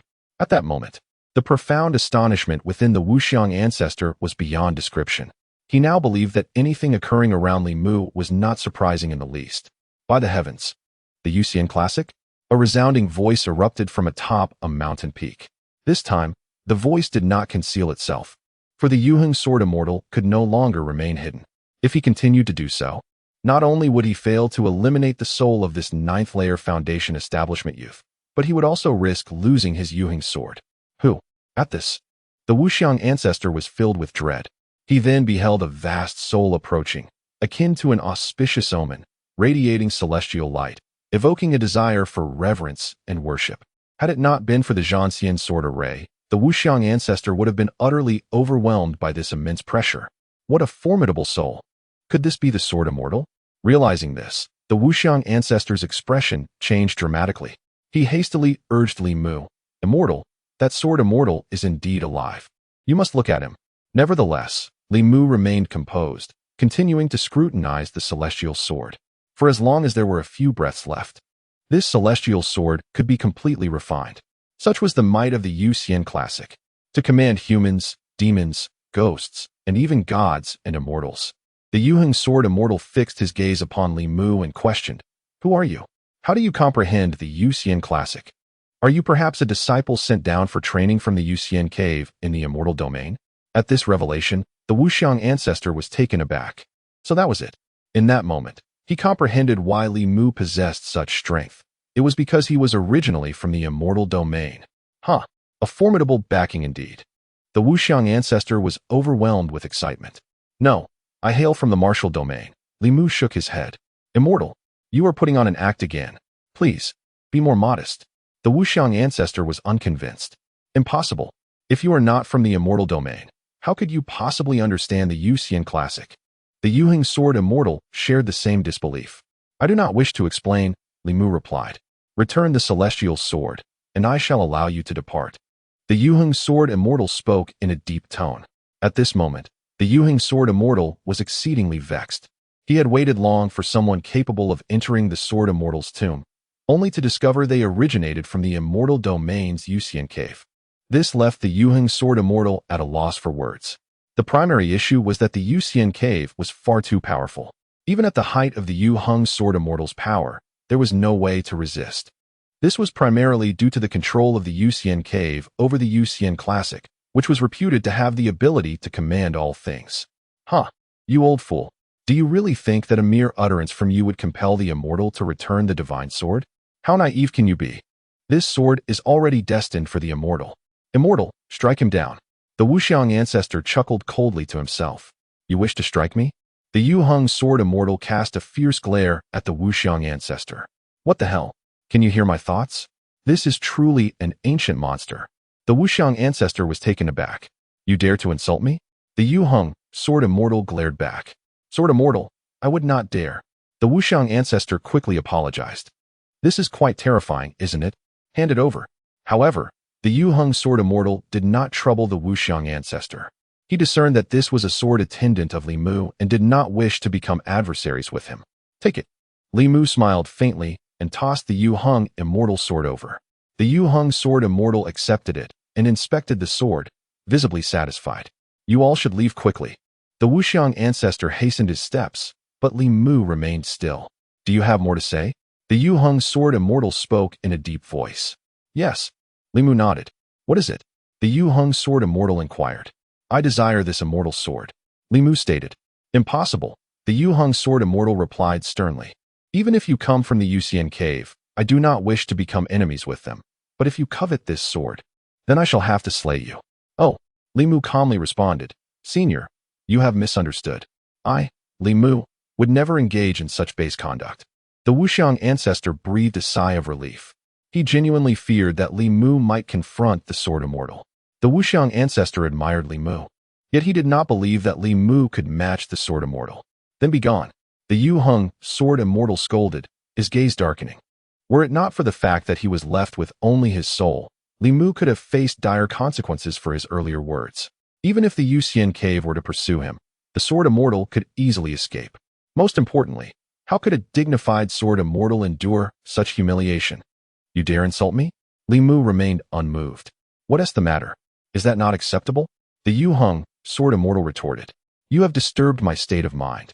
You have committed a grave offense," Li Mu asserted. The Yu sword immortal. The Wuxiang ancestor. "You have insulted me, causing my thoughts to waver, thereby affecting my cultivation path. Your transgression is egregious. I warn you, you are in serious trouble," Li Mu elucidated. Both the Yu sword immortal and the Wuxiang ancestor were left speechless. Is it truly possible to approach things this way? Do you genuinely seek your own demise? Do you think that just because my power has waned, I cannot slay you? The Yu sword immortal fumed. He realized that Li Mu was deliberately seeking a confrontation.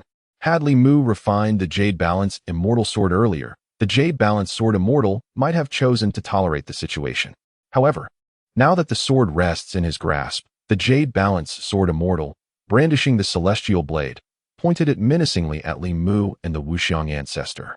Though the sword exhibited no discernible fluctuations, The weight of its pressure was overwhelmingly immense, nearly overwhelming the Wuxiang ancestor with sheer terror. Nevertheless, the Wuxiang ancestor refused to concede.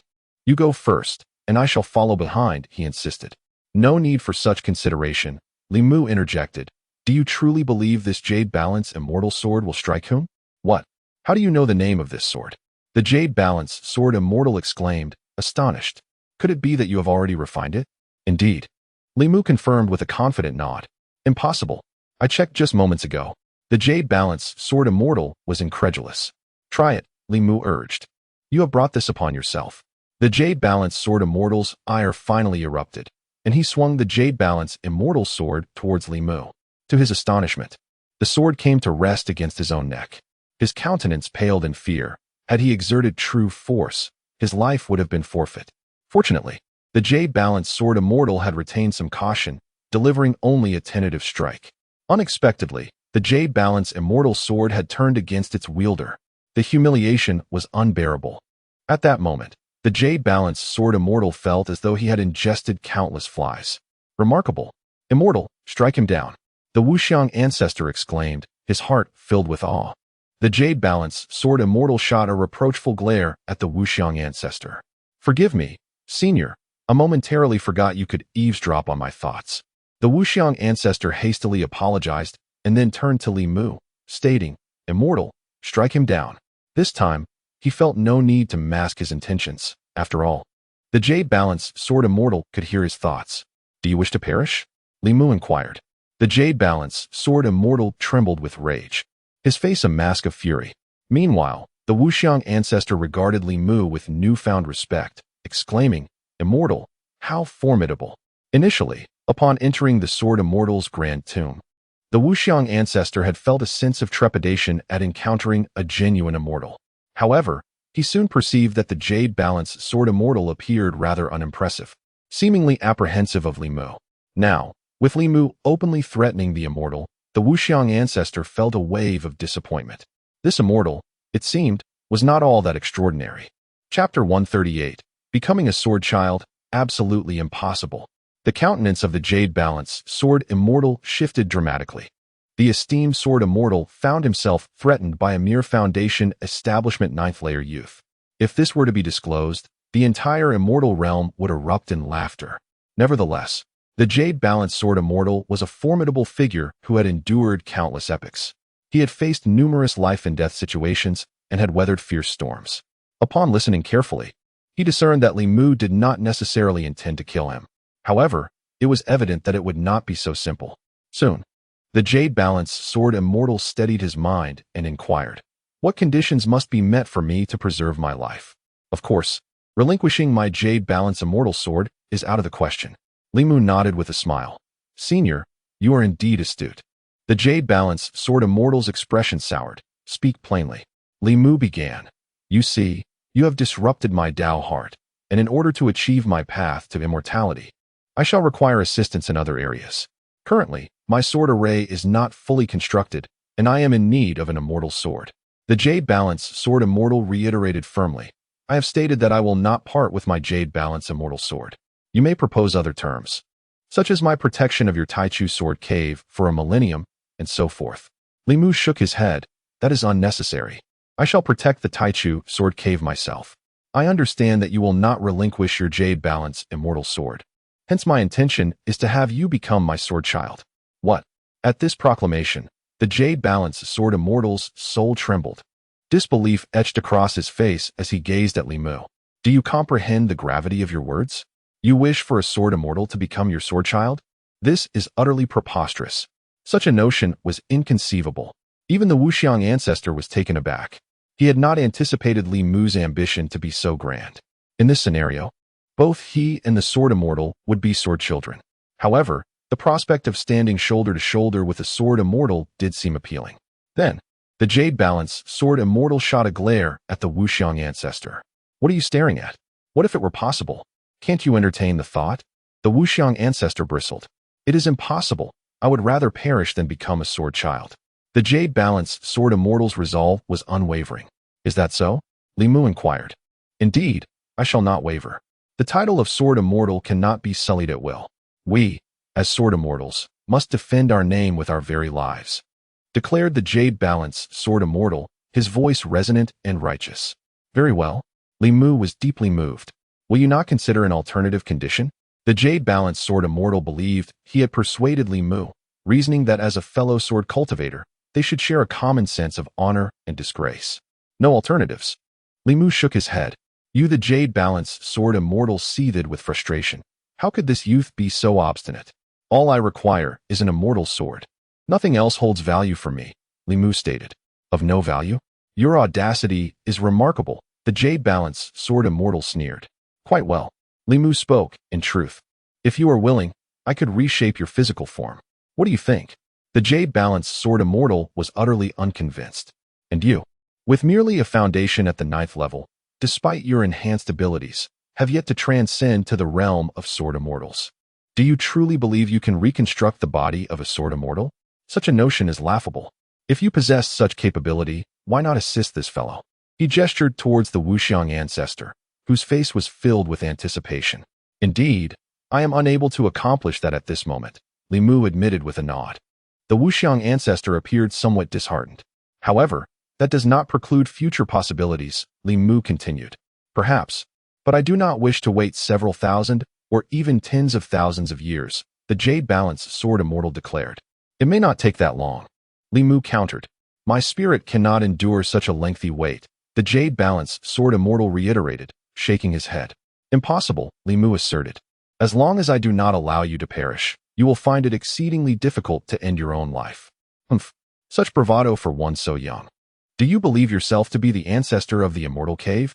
The Jade Balance, Sword Immortal scoffed. Li Mu chose not to respond, instead retrieving a celestial pill. "What is this?" The Jade Balance, Sword Immortal gazed at the crystalline pill, adorned with vivid, lifelike patterns resembling creatures swimming within. The pill radiated a golden light infused with celestial energy, an unmistakable sign of its authenticity. "Where did you acquire this?" The expression on the Jade Balance, Sword Immortal's face shifted, revealing a glimmer of hope in his eyes. "That is not your concern," Li Mu replied. "Would you prefer death? Or would you rather submit? Offer me a single word. This celestial pill can indeed protect my spirit, yet it is far from sufficient for restoring it to its former glory. If only I had another," he lamented. "Of course, if you promise to provide me a second within a millennium, I shall yield to you." The Jade Balance, Sword Immortal finally relented. "Is this all it takes? A dignified Sword Immortal reduced to such a state over a single pill? Truly lacking in vision." The Wuxiang ancestor scoffed internally. The Jade Balance, Sword Immortal, though incensed, chose to momentarily ignore the Wuxiang ancestor. "Submission?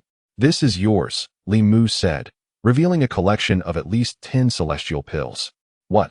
The Jade Balance, Sword Immortal's spirit trembled. Even in the realm of immortals, he had never possessed so many celestial pills. Stunned into silence, he swallowed hard before finally uttering, "I submit." "Excellent," Li Mu replied with satisfaction. After all, the Jade Balance, Sword Immortal was a true sword immortal. There is a distinction between a sword immortal and a celestial sword. The former possesses unique insights that could greatly enrich Li Mu's path of cultivation and provide guidance to Lu Lingshan and others. With a sense of ease, Li Mu bestowed the collection of celestial pills upon the Jade Balance, Sword Immortal. As the latter held the pills, feeling the celestial energy within, tears of joy welled in his aged eyes. Since the moment the Lu family's dominant body annihilated his physical form, nearly leading to his complete destruction, the Sword Immortal of Yuheng has been engulfed in an overwhelming fury and hatred. However, upon fleeing to this place, he realized that returning to the celestial domain was an arduous challenge, akin to ascending to the heavens, leaving him with little hope for the remainder of his life. Although the Sword Immortal of Yuheng claimed a desire for vengeance, deep down, he had relinquished hope. Unexpectedly, he has now acquired 10 celestial pills. With these pills, the Sword Immortal of Yuheng could undoubtedly restore his spirit. At that point, even without Li Mu's assistance, he could reshape his physical form and return to the celestial domain, reigniting the flames of vengeance within him. The Sword Immortal of Yuheng felt immense gratitude towards Li Mu. However, he perceived Li Mu as still too youthful. "Are you not afraid that I might flee with the celestial pills you have bestowed upon me? Once I regain my strength, would you be able to escape?" he cautioned. "Not at all," Li Mu replied. "Why is that?" Is it simply because you have refined my Yuhing celestial sword? The sword immortal inquired. Not so. Li Mu shook his head. Then what is it? Do you possess any other hidden cards? The sword immortal, skeptical, assumed Li Mu was merely posturing. In truth, there is no need for deceit. Since I have accepted your celestial pills, I shall not forsake my oath. When the day comes that I return to the celestial domain, I shall seek out the Lu family's dominant body. Until then, I will protect you. No need for that. Just fulfill your role as my sword attendant, Li Mu replied. Very well, the sword immortal nodded, confirming his inner suspicions. Li Mu was indeed embellishing the truth. Nevertheless, the sword immortal chose not to call him out. Subsequently, he entered the sword array of annihilation. What is this sword array? Why does it possess celestial power? Instantly, the sword immortal was astounded. Fool, this is the sword array of annihilation. You have never seen it before, have you? The ancestor Wuxiang responded. Just as the sword immortal was about to unleash his wrath upon the ancestor Wuxiang, he caught sight of a colossal sword beside him, towering over a yard in height. What? A single glance left the sword immortal spellbound, for he was certain it was undoubtedly a celestial sword. A celestial sword of such magnitude? It must possess at least the quality of a mid-grade celestial sword. The sword immortal exclaimed in shock. A mid-grade celestial sword? Is there such a classification? Li Mu replied.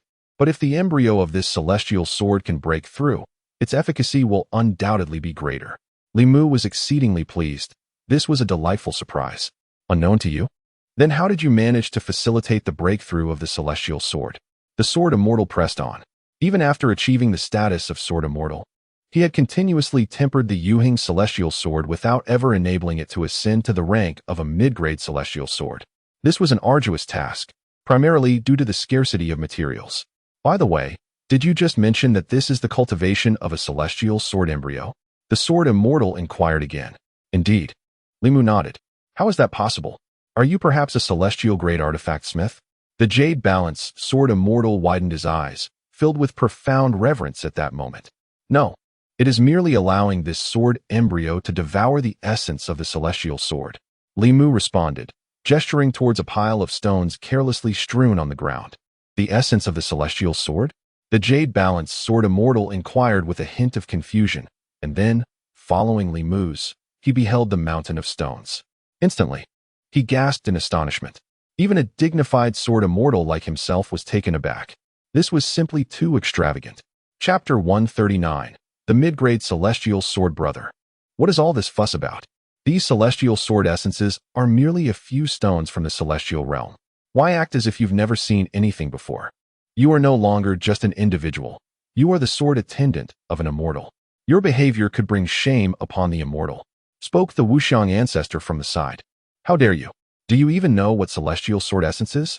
The Yuheng sword immortal could no longer contain his frustration and erupted in anger. Celestial sword essence. You say? Isn't there a pile of it right here? I sleep on it every day, retorted the Wuxiang ancestor. You fool, silence yourself. The Yuheng sword immortal, exasperated, scolded him. He then turned to Li Mu. It seems you are also unaware. The Yuheng sword immortal was almost certain that Li Mu was oblivious. Otherwise, how could he have carelessly discarded such precious celestial sword essence into this sword formation, allowing the sword to devour it? If this were to spread, it would send shockwaves throughout the entire celestial domain, provoking countless sword cultivators to wail in despair. It was truly a heartbreaking situation. For a sword cultivator cherishes their sword above all else, second only to their reputation. Thus, they strive to enhance the quality of their treasured swords, often exhausting their fortunes in pursuit of the finest materials, with celestial sword essence being the most formidable substance for such enhancement, capable of elevating the sword's quality. I know, Li Mu replied. Unlikely, shook his head the Yuheng sword immortal. I truly do, Li Mu insisted. Then enlighten me, the Yuheng sword immortal challenged, looking expectantly at Li Mu. The so-called celestial sword essence is simply the quintessence derived from celestial swords, which can refine and elevate the quality of a celestial sword, Li Mu answered. At this revelation, the Yuheng sword immortal was profoundly shocked. If you are aware of the immense value of celestial sword essence, why would you allow your sword to consume it so casually? Carelessly discarding it within this formation? He questioned. Why shouldn't I let the sword devour it? Isn't that the purpose of enhancing its quality? Li Mu countered. Clearly, You do not fully grasp the significance of celestial sword essence, the Yuhing sword immortal thought, feeling somewhat reassured. Then explain it to me, Li Mu inquired. Indeed, celestial sword essence is primarily utilized to enhance the quality of celestial swords. However, do you know its origin? I suspect you do not, the Yuhing sword immortal began. Do you understand what celestial sword essence signifies? Just one piece could potentially represent an entire celestial sword. So precious? Gasped the Wuxiang ancestor, astounded. The Wuxiang ancestor gazed once more at the towering pile of celestial sword essence, his eyes nearly bulging in disbelief. Are you saying that these celestial sword essences could amount to a collection of celestial swords? Stop right there, you scoundrel. If you continue to consume, I shall give you a beating. The Wuxiang ancestor shouted, swiftly pushing the ravenous sword aside. The sword, having quickly devoured a piece, begrudgingly retreated to the side. The scene resembled that of a gluttonous child. The Wuxiang ancestor stood beside a pile of sword essences, appearing somewhat dazed. This was indeed a collection of celestial swords. If he delayed any longer, they might vanish. Then what? Li Mu suddenly interjected. Immortal, what comes next? The sword essence is the essence of the celestial sword itself. Such precious sword essence must not be squandered. The Wuxiang ancestor hastily advised. Although this Yuhing sword immortal may seem foolish, he speaks with reason. Since this is the essence of celestial swords, it is highly probable that we could refine a celestial sword in the future. Furthermore, allowing this sword embryo to devour it would be a tremendous waste. Even if the Wuxiang celestial sword has already surpassed the medium grade, much has already been wasted. If it could devour the essence of a superior grade celestial sword, wouldn't it unleash even greater potential? Upon hearing this, the Yuhing sword immortal's expression darkened. Nevertheless, he nodded, acknowledging, this fool is somewhat clever. Isn't it different? Li Mu waved his hand dismissively, insisting, let the Wuxiang celestial sword consume it. Immortal. The Wuxiang ancestor refused to budge. This is unacceptable. The Yuhing sword immortal also intervened. I understand your intention. I had guessed it from the start, Li Mu explained. However, I am not an immortal grade artifact craftsman, and I do not know when I will enter the immortal realm. The prospect of forging a celestial sword seems distant. It would be wiser to cultivate a celestial sword first and enhance my strength. Otherwise, if I encounter formidable enemies, would that not be handing them a gift? There is some merit to your argument, yet we must consider the long term, the Yuhing sword immortal responded. I only require that the celestial sword consumes 1/10 of the sword essence, and I can elevate my Yuhing celestial sword to the medium grade. Take it, Li Mu generously offered. After all, it is not as if it were to remain here. Thank you. The Yuhing sword immortal expressed his gratitude. Still not moving aside, Li Mu called out again. The Wuxiang ancestor, feeling wronged, shifted aside. The Yuhing sword immortal, exasperated, remarked, Li Mu, even if you are indifferent and wish to enhance the quality of the celestial sword, that is your choice, and I shall not interfere further. However, I must request that you gather the sword essences. Once this sword has consumed enough, you may return them. It is too troublesome, Li Mu replied. Better to be a little troublesome. If you leave them here, what if they go missing one day? The Yuhing sword immortal glanced at the Wuxiang ancestor. You fool. What do you mean?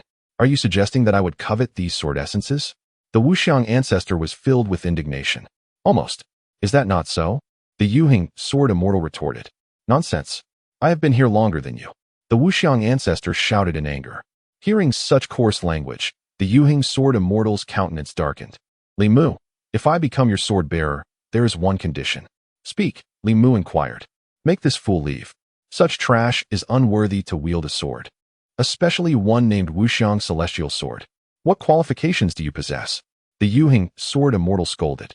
At this moment, the formless ancestor trembled all over, unable to refute and filled with a sense of dread.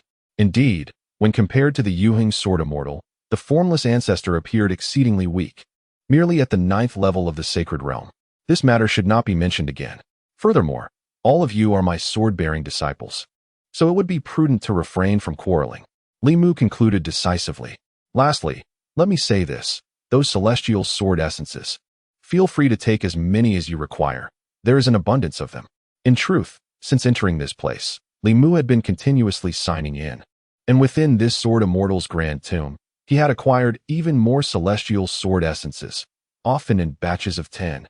Subsequently, Li Mu produced a significant quantity of celestial sword essences, tossing them into the sword formation and piling them into a small mountain. Surely, this should suffice to elevate your celestial swords to the highest quality? Hiss. Upon hearing this, the Yuheng sword immortal inhaled sharply. Did you empty the Yuxing cave? What Yuxing cave? I have never heard of it. Li Mu shook his head, asking, is it truly formidable? Very well. The Yuheng sword immortal sighed, seemingly exasperated. It appears you genuinely do not know. I am perplexed as to how you have mastered the Yuxing classic. I cannot explain it adequately. Once you ascend to the celestial domain, you shall understand. One more thing. Once you reach the celestial domain, it is best not to utilize the Yuxing classic, as it is a taboo of the Yuxing cave and shall not be divulged. Li Mu acknowledged with a nod, refraining from further comment. When he ascends to the celestial domain, he intends to inquire whether the Yuxing cave can withstand a single strike from him. If one strike is insufficient, then two shall suffice. Meanwhile, the formless ancestor was nearly brought to tears. Immortal, I am profoundly moved. Since you do not despise me, I shall accompany you through life and death. Get lost. Li Mu retorted. Very well, you all may enter. I am preparing to depart. Senior Yuheng, do you have anything you wish to take with you? Perhaps some treasures from the celestial domain? None, the Yuheng sword immortal replied, shaking his head. Is that so? Let me check if your coffin is comfortable. Would you like a replacement? Li Mu smiled faintly, reaching out to touch the golden coffin. Upon hearing this, the Yuheng sword immortal felt a wave of frustration. Are you simply trying to touch gold? Isn't it tiresome to beat around the bush? Indeed. There is nothing of value. You are rather impoverished. How pitiable, Li Mu sighed. The Yuheng sword immortal felt a sense of despair. How could he possibly compare to Li Mu? If he had even 1%, no, just 1/10,000th, of Li Mu's wealth, he would not have fallen to such a state. Let us go, Li Mu declared. Immortal, shall we take this coffin with us? The formless ancestor inquired. What nonsense are you talking about? Why would you engage in such a wicked act? The Yuheng sword immortal exclaimed in anger. Leave it be. It can still provide energy for the sword formation and sustain the Taichu sword cave for 1,000 years, Li Mu stated. Very well. Both the Yuheng sword immortal and the formless ancestor replied in agreement. Chapter 140. The 9th rank sword immortal mastery of the immortal sword technique. Be mindful of your words and actions, Wuxiang. The Yuheng sword immortal coldly scoffed. Yuheng, though you are a sword immortal, we are all but sword children here. Your status does not surpass mine, Wuxiang ancestor retorted fearlessly. The crucial moment arrived when Li Mu spoke up. No matter how formidable the Yuheng sword immortal was, he dared not confront Wuxiang ancestor. The core of the matter lay in Wuxiang ancestor's Wuxiang immortal sword, which was a mid-grade immortal sword, surpassing the Yuheng sword immortal's sword by a rank. Are you courting death? The Yuheng sword immortal glared angrily. You dare to make a move? Wuxiang ancestor provoked. Although I may not kill you, I can certainly inflict some excruciating pain, the Yuheng sword immortal sneered. Oh, resorting to underhanded tactics? Wuxiang ancestor shot back with a glare. Subsequently, the Yuheng sword immortal unleashed a strike towards Wuxiang ancestor. Wuxiang ancestor, wary of the threat, hastily wielded his immortal sword in defense. 9th layer of the profound sword technique. First layer.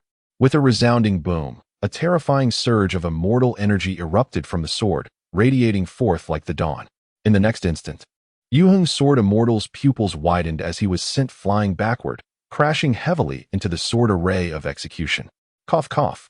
The remnants of Yuheng sword immortal's soul trembled, incredulously staring at the sword held by Wuxiang ancestor.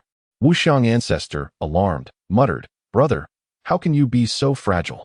Yuheng sword immortal inquired of his remnants. How do you comprehend the immortal sword technique? There was an unspoken thought lingering in his mind. Wuxiang ancestor's sword technique was remarkably superior to his own, likely ranking among the finest in the entire immortal realm. Wuxiang ancestor asked, Brother, are you on the verge of death? Yuheng sword immortal coldly huffed. Are you showing concern for me? Wuxiang ancestor shook his head. Not at all. If you were to die, I could inherit your immortal sword. Begone. Yuheng sword immortal fumed. Answer me. Wuxiang ancestor reluctantly replied. This sword technique was imparted to me by an immortal. Without their consent, I cannot reveal it. Yuheng sword immortal shot Wuxiang ancestor a piercing glare before conveying a message to Li Mu. Li Mu, what immortal sword technique did you teach Wuxiang ancestor? Li Mu calmly responded. The ninth layer of the profound sword technique. What? At these words, Yu Heng's sword immortal's eyes widened in disbelief. His expression more astonished than when he learned that Li Mu possessed the immortal mastery. How could it be the ninth layer of the profound sword technique? How is it possible for you to master such a technique? Yu Heng's sword immortal murmured to himself. Is there a problem? Li Mu asked, puzzled. Indeed, a significant one. Yu Heng's sword immortal replied solemnly. Do tell, Li Mu inquired without a hint of disturbance. Do you know the origins of the ninth layer of the profound sword technique? Yu Heng's sword immortal pressed. Isn't it from your sword immortal tomb? Li Mu countered. What? Impossible. Yu Heng's sword immortal shook his head vehemently. Indeed, Li Mu confirmed. Where? The Jade Balance sword immortal expressed his skepticism, inquiring within the confines of the first 100 sword caverns. Li Mu responded, suggesting they investigate. The Jade Balance sword immortal, filled with excitement, lamented, I cannot perceive it now. After my comprehension, that fragment of the celestial sword tablet erupted. Li Mu replied, very well. A hint of disappointment flickered across the Jade Balance sword immortal's face. What exactly transpired? Li Mu pressed. Li Mu, you truly have not deceived this old man. This ninefold mystical sword technique indeed originates from this sword cavern? The Jade Balance sword immortal inquired once more. Indeed. Would I have any reason to deceive you? Li Mu retorted. All right. I shall place my trust in you. The Jade Balance sword immortal nodded. Then, the Jade Balance sword immortal recounted, Li Mu, I previously mentioned that my downfall was due to being slain by a being from the Lu family in the celestial realm, the Lu immortal, who obliterated my corporeal form. I then summoned my final reserves of strength to escape into the martial domain. Li Mu nodded. Were you not vying for this celestial sword tablet imbued with the ninefold mystical sword technique? Precisely, the Jade Balance sword immortal affirmed. In truth, neither the celestial sword tablet nor this Taichu sword cavern-esque great tomb of sword immortals belongs solely to me. We discovered a genuine 9-rank sword immortal tomb in the celestial realm, and, during the ensuing conflict, I severed a fragment from the true 9-rank sword immortal tomb. In a moment of desperation, I traversed into the martial domain with this fragment. Unexpectedly, it concealed the lifelong sword techniques of that 9-rank sword immortal. Ah, I see. Li Mu comprehended. What a delightful surprise. Brother, why do you wear such a sorrowful expression? The Wuxiang ancestor inquired. Silence. The Jade Balance sword immortal retorted in frustration. Then elaborated, it is precisely because of this ninefold mystical sword technique that great troubles arise. Are you concerned about being pursued by others from the celestial realm? Li Mu surmised the crux of the matter. Indeed, the Jade Balance sword immortal nodded. If people from the celestial realm come knocking, the three of us would certainly be unable to withstand them, especially that Lu immortal, who is exceedingly formidable. Do not fret. Should they dare descend into this realm, I shall inquire whether they can endure a single strike from me. If one strike is insufficient, then let it be two. Li Mu stated calmly. You truly are a prodigy, unmatched across 1,000 miles. Yet, you remain quite young. Even though your strength is comparable to that of the Saint Realm, a gap still exists between you and the celestial beings. You require time to mature. The Jade Balance sword immortal expressed his concerns. Then allow me to ask you, can the Lu family's Lu immortal withstand this ninefold mystical sword technique? Li Mu inquired. Of the 9 total, blocking 6 should pose no issue. The Jade Balance sword immortal replied. In my estimation, that foolish Wuxiang likely has mastery over one of them. Suddenly, the Jade Balance sword immortal recalled something. By the way, Li Mu, how many levels have you mastered? If you have grasped 3 or more, then with full dedication to your training, if you could attain 5, it would suffice for a tough battle. All of them, Li Mu answered. 3, you say? That is still acceptable. Bear with me, what did you just say? The Jade Balance sword immortal was taken aback. I've mastered it all, Li Mu replied. Li Mu, you aren't lying, are you? The Jade Balance sword immortal could hardly believe it. Is there a need for that? Li Mu responded. Wuxiang, hand over the sword. Without further ado, Li Mu received the mid-grade immortal sword from the hands of the ancestor Wuxiang, and then unleashed the ninefold essence sword art within the immortal slaying sword array. This strike was the culmination of 9 layers of celestial power, each layer exponentially greater than the last. It resembled towering waves, grand and imposing. Even the Jade Balance sword immortal felt a palpable sense of life and death crisis emanating from this ninefold celestial energy. Incredible. At that moment, the jade balanced sword immortal's heart trembled. This truly was the ninefold essence sword art, astonishingly mastered by such a young individual. If word of this spread, it would send shockwaves throughout the entire immortal realm. Such a prodigy was rare, perhaps non-existent in the immortal domain. Come on, brother, is it really that impressive? It's merely the ninefold essence sword art. In a few years, I could master it too, Ancestor Wuxiang scoffed. You? Nonsense. The jade balance sword immortal retorted. Brother, did your tongue slip? How can you insult someone? Ancestor Wuxiang shot back.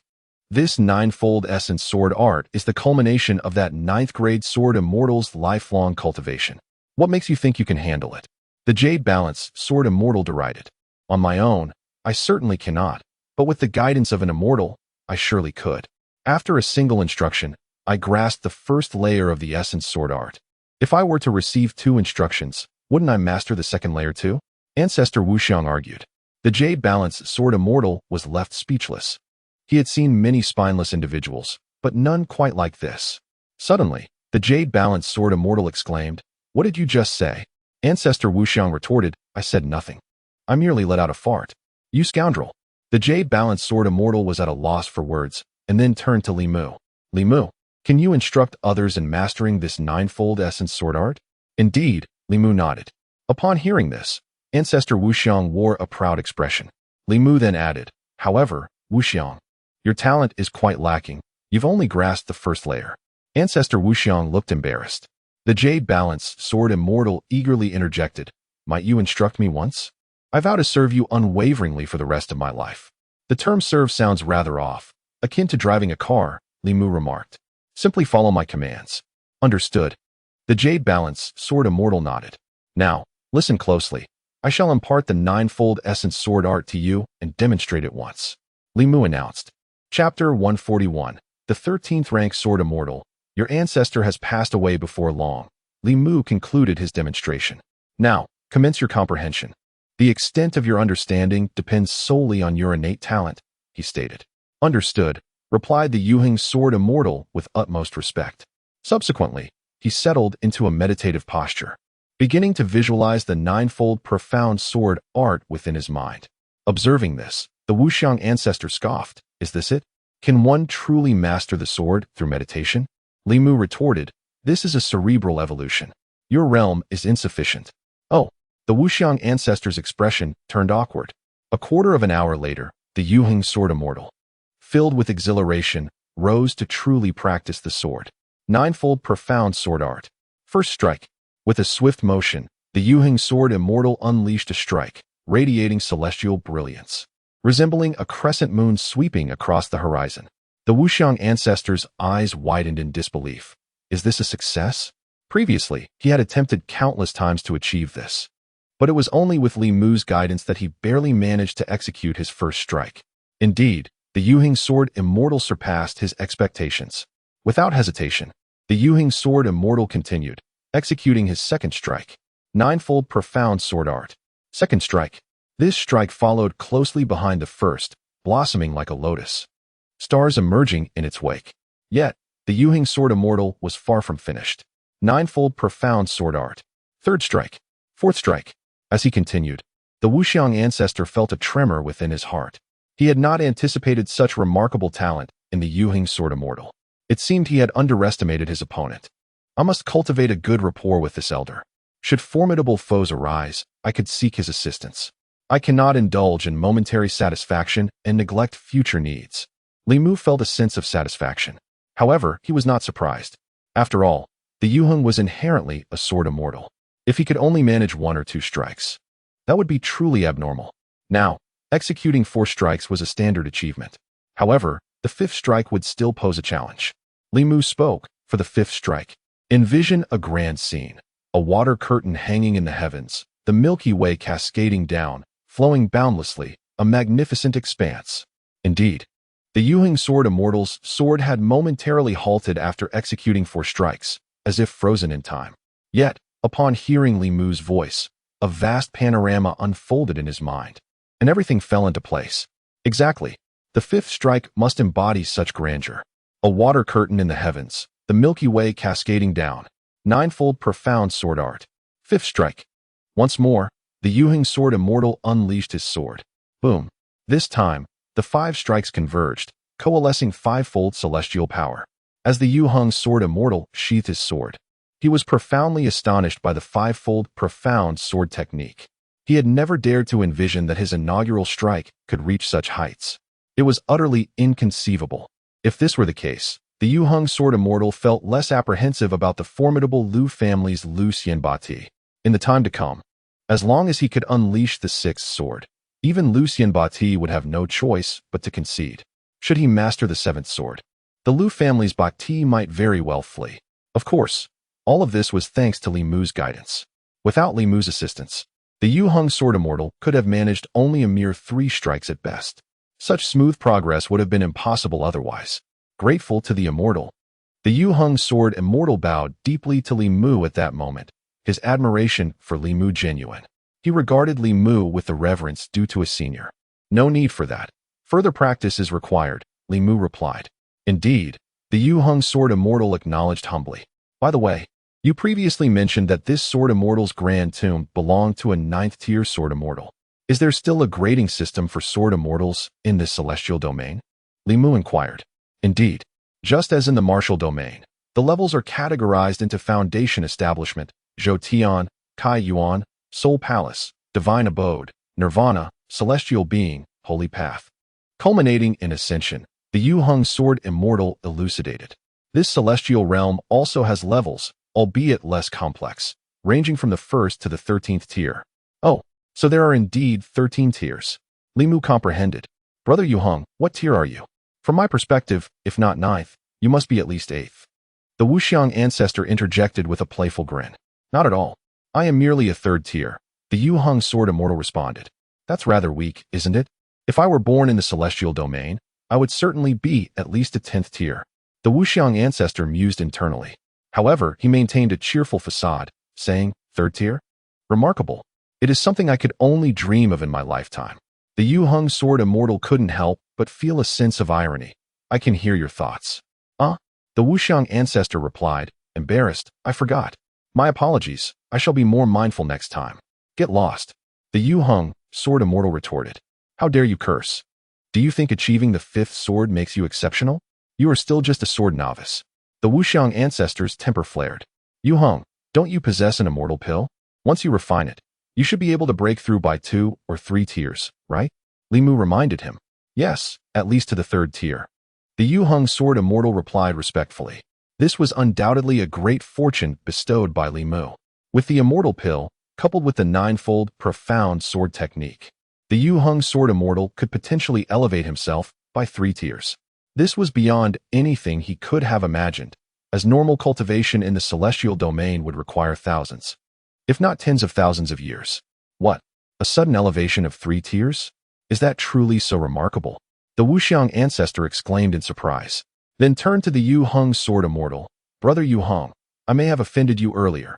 I implore your magnanimity, do not hold it against me. I am but a trifling being, just letting me go would suffice. Very well. Disappear. The Yuheng Sword Immortal nodded. The elder of no phase wore an expression of awkwardness. Li Mu chose to disregard him, retracting the sword array of extermination and returning to the 96th sword cave. At that moment, Lu Lingshan, Situ Jing, Su Lang, and others were all in seclusion. Only Zayayozi and Zhou Bobo remained, engaged in a spirited discussion regarding the sword formation, exchanging heated remarks, suggesting that their misunderstandings had been resolved. Mumu. Zhou Bobo sprang to his feet. Mumu? Zayayozi's eyes widened in surprise. Isn't that your master? Zhou Bobo elucidated. Mumu mentioned the need for discretion and requested not to call him master in the presence of outsiders. Zayayozi's expression immediately darkened. With everyone else in seclusion, only he and Zhou Bobo were present, along with a demon god Green Ox, which surely recognized Li Mu's true identity. Does this mean you consider me an outsider? He retorted indignantly. What's the matter? Aren't you an outsider? Zhou Bobo shot back. Do as you wish, Zayayozi replied. His temper quelled. Senior Li Mu, did you achieve anything? Zayayozi inquired hastily. He had not anticipated Li Mu's swift return, indicating he must not have penetrated the core area of the Sword Immortal's tomb, which relieved Zayayozi. Indeed, Li Mu nodded. Senior Li Mu, do not fret. As you cultivate in the Taichu Sword Cave, there will be ample opportunities to enter the Sword Immortal's tomb in the future, Zayayozi comforted. A smile unable to conceal his excitement. I acquired an immortal sword, Li Mu stated candidly. What? Zayayozi trembled, his eyes wide with astonishment. Senior Li Mu, you entered the core of the Sword Immortal's tomb? Indeed, Li Mu affirmed. I took an immortal sword from within, but rest assured, I shall safeguard your Taichu Sword Cave for a millennium in return. Very well. Zayayozi's heart quaked, reluctantly acquiescing. He could not possibly demand Li Mu to return it. Such an act might provoke Li Mu's wrath. By the way, Senior Li Mu, did you encounter our revered ancestor Wiyazi in the Taichu Sword Cave? Zayayozi asked. Yes, he has passed on, Li Mu responded. Zayayozi nearly stumbled, his face paling significantly. Please accept my condolences. Elder Wiyazi sacrificed himself to protect the Taichu Sword Cave. Li Mu explained. Elder Wiyazi is truly commendable, and I extend my gratitude to you, Senior Li Mu. Otherwise, our Taichu Sword Cave would have been in peril, Zayayozi declared, filled with reverence. Senior Li Mu, may we now relocate Elder Wiyazi's remains for a proper burial? Zayayozi inquired. Currently, the energy of the sword formation in the Sword Immortal's tomb is not as potent, allowing for movement. However, remain vigilant. Discuss with the other elders and ensure one stays at the 108th Sword Cave, Li Mu instructed. Also, prevent anyone from entering the core of the Sword Immortal's tomb, as the Immortal prefers solitude. Understood, Zayayozi replied promptly before swiftly departing to make the necessary arrangements. Chapter 142, The Reckoning of Zayayozi, Encountering Long again. As Zayayozi departed with a visage steeped in melancholy, Zhou Bobo too let out a sigh. Little Bo, what troubles you? Inquired the demon god Qingyo. Zayayozi has lived for many years, yet he must endure such poignant separations. Zhou Bobo lamented. Such is the nature of life. The longer one lives, the more one experiences. Eventually, one learns to let go, comforted the demon god Qingyo. This time, the passing of the most formidable ancestor of the Taichu Sword Cave will undoubtedly deliver a heavy blow to it, Zhou Bobo continued. Indeed. However, did not the master assure us? He shall protect the Taichu Sword Cave for a millennium, replied the demon god Qingyo. Therefore, you need not worry. I am not concerned. I merely reflect on how Zayayozi has arrived at this juncture. Truly, it is poetic justice, Zhou Bobo remarked. The demon god Qingyo stared incredulously at Zhou Bobo, unable to believe he had offered solace in vain. Li Mu smiled faintly. Zhou Bobo, how fares your comprehension of the Wuxiang sword array? Have you gleaned any insights? Master, it is exceedingly difficult, Zhou Bobo sighed. I initially thought that after a millennium of possessing the Wuxiang sword array diagram, he would have attained some understanding. Yet, the outcome is disheartening. This fellow has failed to master it. It infuriates me. Had it not been for his demise of the ancestor, I would have surely challenged him to a duel. Master, perhaps you could offer me some guidance? Zhou Bobo gazed at him with eager anticipation. No, Li Mu shook his head. Very well. Zhou Bobo felt a wave of disappointment. Is it that I am inadequate? Have I fallen short of your expectations? I do not instruct you because there exists someone more suited for the task, Li Mu responded. Who? Zhou Bobo's excitement surged. The Wuxiang ancestor, Li Mu replied, and subsequently summoned the Zhuxian sword array. Wuxiang, please demonstrate your Wuxiang sword array for Zhou Bobo. Understood. The Wuxiang ancestor replied without pretense. Now, the Wuxiang ancestor was unperturbed by the potential exposure of his Wuxiang sword array, primarily because his own was vastly inferior compared to Li Mu's Zhuxian sword array. It was hardly comparable. Zhou Bobo, the essence of this Wuxiang sword array lies in its adaptability. One must not be rigid or confine oneself, the Wuxiang ancestor elucidated, proceeding to illustrate the array. I have only demonstrated half. The subsequent transformations must be discerned by you. Otherwise, the Wuxiang sword array you cultivate will merely be a hollow shell, the Wuxiang ancestor stated. Understood. Zhou Bobo's mind was awash with thoughts. The venerable founder of the Taichu Sword Cave had personally demonstrated the Wuxiang sword array for him. It was beyond imagination. Do not let your focus waver, Li Mu commanded, his voice resonating like a mighty bell, reverberating through Zhou Bobo's mind. This command cleared away all distractions from Zhou Bobo's thoughts. Yes, Zhou Bobo was startled and quickly centered his concentration. He hastily replicated the array, and thereafter, The Wuxiang ancestor personally guided Zhou Bobo in rectifying any errors he made. The process, lasting approximately an hour, culminated in Zhou Bobo's newfound comprehension, allowing him to preliminarily structure the formless sword array. As for the subsequent evolution, it would require Zhou Bobo to refine it step by step on his own. With each new evolution, the formless sword array would manifest a myriad of variations, consequently amplifying its potency. "Thank you, Ancestor Wuxiang," Zhou Bobo respectfully articulated. Before Ancestor Wuxiang, he was but a junior, for Ancestor Wuxiang was a figure of immense age and experience. Only the few ancient beings of the 9th layer of Saint Realm from the Celestial Severance sect could be considered his peers. "No need," Ancestor Wuxiang gestured dismissively, then turned to Li Mu. "Immortal, may I enter?" "Indeed," Li Mu nodded. "Thank you, Immortal." Ancestor Wuxiang hastily made his way inside. The presence of the jade-balanced sword Immortal invoked a feeling of urgency within him. Should he lack any value, he might struggle to keep pace with Li Mu. If he failed to become Li Mu's right-hand man, he could potentially be ousted from the extermination sword array in the future. Thus, Ancestor Wuxiang was determined to cultivate diligently and achieve a breakthrough to Sword Immortal as soon as possible. "Master, impressive," Zhou Bobo exclaimed in admiration. "Focus on your cultivation," Li Mu advised. "Yes," Zhou Bobo nodded, beginning his earnest contemplation of the formless sword array. "Anyo, I shall take a stroll," Li Mu announced, intending to explore other areas of the primordial sword cave. After all, possessing 2 celestial swords was insufficient. Acquiring 2 more would truly complete the extermination sword array. Even in the absence of celestial swords, as long as there were celestial sword essences, it would be possible to forge new celestial swords in the future. Moreover, the enhancement of these celestial swords relied entirely on the celestial sword essences, which placed considerable pressure on Li Mu. After all, he needed to nurture several celestial swords. Should the jade-balanced sword Immortal learn of Li Mu's intentions, he would undoubtedly be astounded. "Master, I shall also venture out," the demon god Qinyo rose. "Very well," Li Mu acquiesced. Subsequently, Li Mu and the demon god Qinyo exited the 96th sword cave. The primordial sword cave comprises 108 sword caves, alongside sword mountains, sword pools, and sword peaks. Ding. Successfully signed in at the 95th sword cave, acquiring celestial sword essence.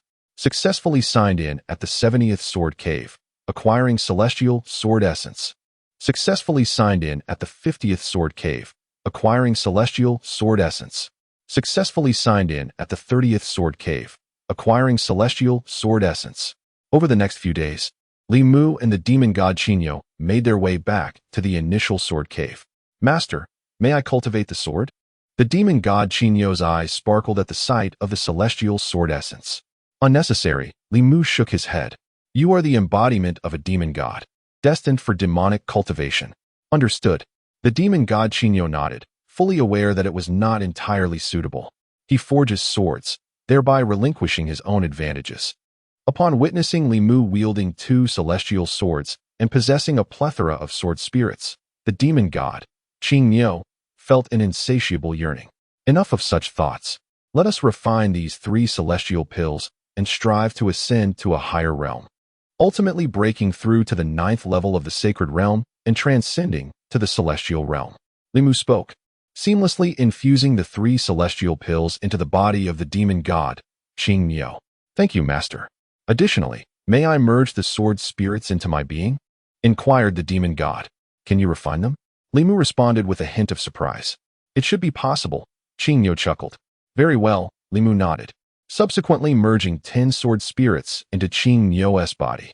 "Once you have refined them, your physique should possess strength equivalent to a first-rank celestial sword, correct?" "I cannot say for certain, but it's certainly 1 TB lacking," replied Qinyo. "Good." Li Mu was unconcerned. "By the way, Master, shouldn't you also consider elevating your own realm? After all, it would not be favorable for you to enter without making any progress these days. It may cause concern for the mistress," Qinyo thought gleefully, offering Li Mu some advice. "Indeed, you make a valid point," Li Mu acknowledged with a nod. He then transcended his own realm to the 9th level of the Zhou Tian. Subsequently, Qinyo began to refine the celestial pills and sword spirits within. Meanwhile, Li Mu resumed his sign-in process. Ding. Signing in at the 20th sword cave of the Taichu sword cave, he received a sword spirit. Signing in at the 10th sword cave of the Taichu sword cave, he obtained another sword spirit. However, upon stepping into the 10th sword cave, Li Mu frowned, for he encountered a familiar face embroiled in a dispute. "This place was clearly occupied by me first. How dare you encroach?" exclaimed a chubby girl, appearing to be around 7 or 8 years old, none other than Long Long. "First come, first served? Do you think this is your Ice Silkworm Valley?" retorted a youth clad in resplendent attire, adorned with an array of gold coins and ingots. "You are utterly unreasonable," Long Long said, her anger palpable. "Do you intend to confront us?" The boy scoffed. "Let us see if your Millennium Ice Silkworm can summon forth its prowess." Nearby, several other cultivators watched the scene with indifference. "I've heard that the Millennium Ice Silkworm has already transformed into a dragon, breaking through to the 5th level of the celestial realm. So what? It cannot compete with Qian Shao's wealth, as long as it's below the sacred realm. There isn't a jade toad that Qian Shao cannot summon. Indeed, having lost face during this expedition, Qian Shao will undoubtedly seek to restore his brother's honor." Chapter 143. "The rules are only for you, I reiterate. This spot was claimed by me first." Long Long glared at the elegantly dressed youth, his voice tinged with ire. "And so what? Are you not alone? What gives you the right to occupy 2 positions?" Qian Tong, hailing from the Jade Toad Palace, scoffed dismissively. "I have another person coming. The big fellow will arrive shortly," Long Long replied. "Jiang Taizhan, if I recall, the master of physical prowess? We shall discuss it when he arrives," Qian Tong retorted nonchalantly. "However, there are ample other places for cultivation available. Why must you insist on encroaching upon my territory?" Long Long persisted, his argument fueled by the admonitions from the Ice Silkworm Valley leaders, who had warned him not to provoke trouble. Within the Taichu Sword Cave, most practitioners were the esteemed sons and daughters of various sacred clans and powerful sects, none of whom were to be trifled with. Furthermore, those associated with the Taichu Sword Cave themselves posed a significant threat, and any conflict with them could spell disaster for Ice Silkworm Valley. Thus, Long Long had held on to this council, unwilling to attract enemies to his home. Otherwise, he would have summoned the ancient Ice Silkworm long ago. Yet, he was equally reluctant to relinquish this coveted position, as it had been reserved for Jiang Taizhan. "I have made myself clear. Either summon your ancient Ice Silkworm for a demonstration, or be on your way," Qian Tong declared coldly. Long Long sought to argue further. At that moment, a woman emerged from behind Qian Tong and delivered a resounding slap across Long Long's face, sending him crashing to the ground. When he rose, a vivid red handprint marred his left cheek. "Young Master Qian, why waste words on such a person? Just strike him," the alluring woman suggested, her tone laced with feigned sweetness. "Hongmei, well done," Qian Tong commended, expressing satisfaction as he playfully pinched her waist. "Thank you for your praise, young Master Qian." The enchanting woman named Hongmei replied, feigning shyness as she leaned closer to him. "How dare you strike me?" Long Long seethed with indignation. "What of it? What are you going to do?" Hongmei retorted, her irritation palpable as she turned to face Long Long, her expression instantly frosty. "This is the Taichu Sword Cave. Do you not recall the rules here? Disputes among disciples are strictly prohibited," Long Long shouted defiantly. Yet, with a mocking laugh, Hongmei launched another series of strikes, reddening both of Long Long's cheeks. Tears brimmed in his eyes as he clenched his fists, struggling to contain his burgeoning rage. Indeed, the Taichu Sword Cave upheld its regulations.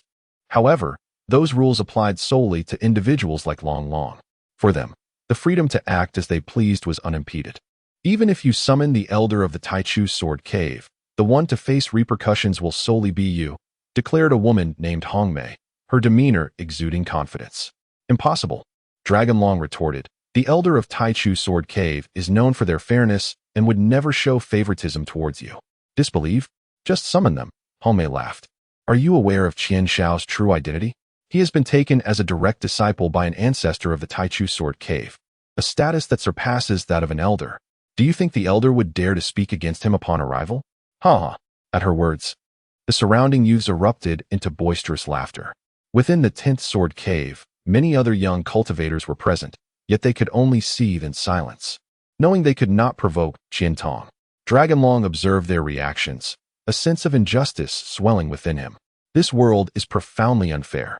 Get lost, or I shall strike you down," Hongmei snarled, seizing Dragonlong and tossing him aside without a second thought. She then turned to Qian Tong, her face alight with a coy smile. Qian Shao, this place is now yours. Hongmei, I shall ensure you are well taken care of. Qian Tong replied with a nod. That single assurance from Qian Shao sufficed for her, and her expression was one of delight. With a thud, Dragonlong crashed heavily to the ground, emitting a muffled groan. Yet, he gritted his teeth, refusing to shed tears, his fists clenched tightly. In that moment, he also relaxed them. Dragonlong, you must be strong. You are here to cultivate at the Taichu Sword Cave. The Ice Silkworm Valley will rely on you moving forward. Thus, you must persevere. No matter the injustices you endure here, you must endure. Remember, never engage in conflict, lest you bring calamity upon the Ice Silkworm Valley. Dragonlong consoled himself internally and began to laboriously walk towards the opposite direction. Many cultivators around him felt deep sympathy upon witnessing his woeful state. Qian Tong is truly heartless. To strike such a young girl of merely 7 or 8. Hush, you are unaware. Qian Tong has caught the attention of the ancestor. Such a summoning talent is unparalleled. Otherwise, why would Hongmei, the granddaughter of Elder Hao, willingly court Qian Tong? There must be Elder Hao's guidance behind this. I heard that this girl named Dragonlong has close ties with the Jietian sect, right? Indeed. Did not the Jietian sect also join the Sword Cave of the Carefree Sword Saint? Close ties? They merely participated in the training together. There is no real connection. Regardless, focus on your cultivation. Li Mu watched intently, his heart aching for Dragonlong. However, he refrained from intervening immediately, for he knew that Jiang Taizhan was approaching. Li Mu wished for Long Long and Jiang Taizhan to resolve their issues independently. He could provide temporary shelter for the two, but he could not offer everlasting protection. Moreover, Long Long possessed the capability to confront these adversaries. Though the Eternal Ice Silkworm Seed was at the 5th level of the Celestial Realm, its strength could undoubtedly contend with any beast below the Sacred Realm. This was a result of consuming an elixir. Yet, deep down, Long Long was hesitant. At that moment, from the direction of the 9th Sword Cave, a tall figure approached swiftly. This figure, muscular and exuding explosive strength, was none other than Jiang Taizhan. The towering man cast a glance before quickly making his way to Long Long. Have you not yet secured your position? Jiang Taizhan inquired with a grin as he approached. Long Long trembled slightly, not turning back, but responding, Big guy, you arrived too swiftly. I have yet to find it. Wait, something feels off with your voice. Also, why are you limping? Jiang Taizhan immediately furrowed his brow. What are you talking about? Big guy, you must be mistaken. How could that be? Long Long is perfectly fine, he replied, still not turning around. Long Long, turn around. Jiang Taizhan pressed as he swiftly reached his side. Big guy, I assure you I'm fine, Long Long reiterated. Long Long, look at me. Jiang Tieshan's voice rose, leaving no room for doubt. Reluctantly, Long Long raised his head, forcing a smile. Big guy, I'm okay. However, Jiang Tieshan's expression darkened instantly, like a volcano on the verge of eruption. Who did this? Long Long attempted to dissuade Jiang Taizhan, but he was unyielding. Jiang Taizhan surveyed the crowd. Who struck? Step forward. He demanded. Do you dare to attack yet not admit it? How cowardly. At his words, the gazes of those around turned toward Qian Tong and others. Jiang Taizhan followed suit. Was it you? Qian Tong scoffed dismissively. A captivating woman named Hongmei swayed her serpentine waist and stepped forward. Big guy, your muscles are impressive. Why not join us? We have plenty of fun here. Jiang Taizhan fixed his gaze upon the alluring Hongmei and asked, I'm asking you, did you strike him? Seeing Jiang Taizhan remain unfazed, Hongmei felt a twinge of frustration and retorted, Are you even a man? It's just a little kid. So what if we hit him? Do you want revenge? You better consider the consequences. With a resounding thud, as soon as Hongmei finished her taunt, she found Jiang Taizhan suddenly in front of her, his hand striking down and sending her flying. In that moment, the 10th Sword Cave fell into utter silence. No one anticipated Jiang Tieshan's decisive action. Chapter 144. The Crimson Blood Jade Toad, how dare you strike me? Hongmei exclaimed, clutching her stinging cheek. Disbelief etched across her face as she glared at Jiang Taizhan. You worthless wretch from the Central Divine Continent. Do you even comprehend my status? Gulp. The surrounding young cultivators, upon hearing the fierce reprimand from the enchanting woman, could not help but swallow nervously. They had not anticipated Jiang Tieshan's decisive and fierce response, brutally straightforward. He returned her cruelty with her own measure. Well done. They secretly admired him, having long resented Hong Mei and her ilk for their oppressive demeanor and tyrannical behavior. Each of them had experienced their share of oppression. Li Mu's gaze shifted subtly. He found himself somewhat impressed by Jiang Tieshan's actions. Long Long was equally astonished. Not expecting Jiang Taizhan to risk offending Hong Mei for her sake, he was undoubtedly aware of her identity, yet Jiang Taizhan seemed unfazed. However, while she felt touched, a greater sense of fear gripped Long Long. What should they do now? It was one thing to confront Hong Mei, for Long Long could summon the ancient ice silkworm seed herself. But behind Hong Mei loomed the formidable Hao Changlao. Should they truly offend an elder from the Taichu Sword Cave, their movements within would become severely restricted. That would be the more favorable outcome. The worst-case scenario could see them expelled from the Taichu Sword Cave altogether. At that point, where would the reputations of the Ice Silkworm Valley and the Fengshan Manor stand? Furthermore, what if the Taichu Sword Cave actively sought to suppress the Ice Silkworm Valley and the Fengshan Manor? Would they not be inviting calamity upon their own factions? Recalling Long Gu's admonitions, Long Long trembled in fear. Long Long, what troubles you? Fear not. I shall protect you, Jiang Taizhan reassured her. As for Hong Mei, he paid her no mind. Regardless of her status as an elder's granddaughter or any other identity, Jiang Taizhan held steadfast to his principles. No one should bully a mere 7- or 8-year-old girl. Very well. You possess some audacity, Jiang Taizhan. Hong Mei seethed, her body trembling with rage. Turning to Qian Tong, tears cascaded down her cheeks as she implored, Young Master Qian, please, take action and eliminate Jiang Taizhan. At her words, Long Long's face paled in terror, her fear deepening. Jiang Taizhan positioned himself protectively in front of Long Long, declaring, let them come for me. Heh, what are you to threaten me? Qian Tong stepped forward, though his stature was shorter than Jiang Tieshan's by a head. His demeanor exuded confidence as he regarded Jiang Taizhan with indifference. Qian Tong had never intended to let Long Long off the hook, nor Jiang Taizhan, nor anyone from the Jietian sect.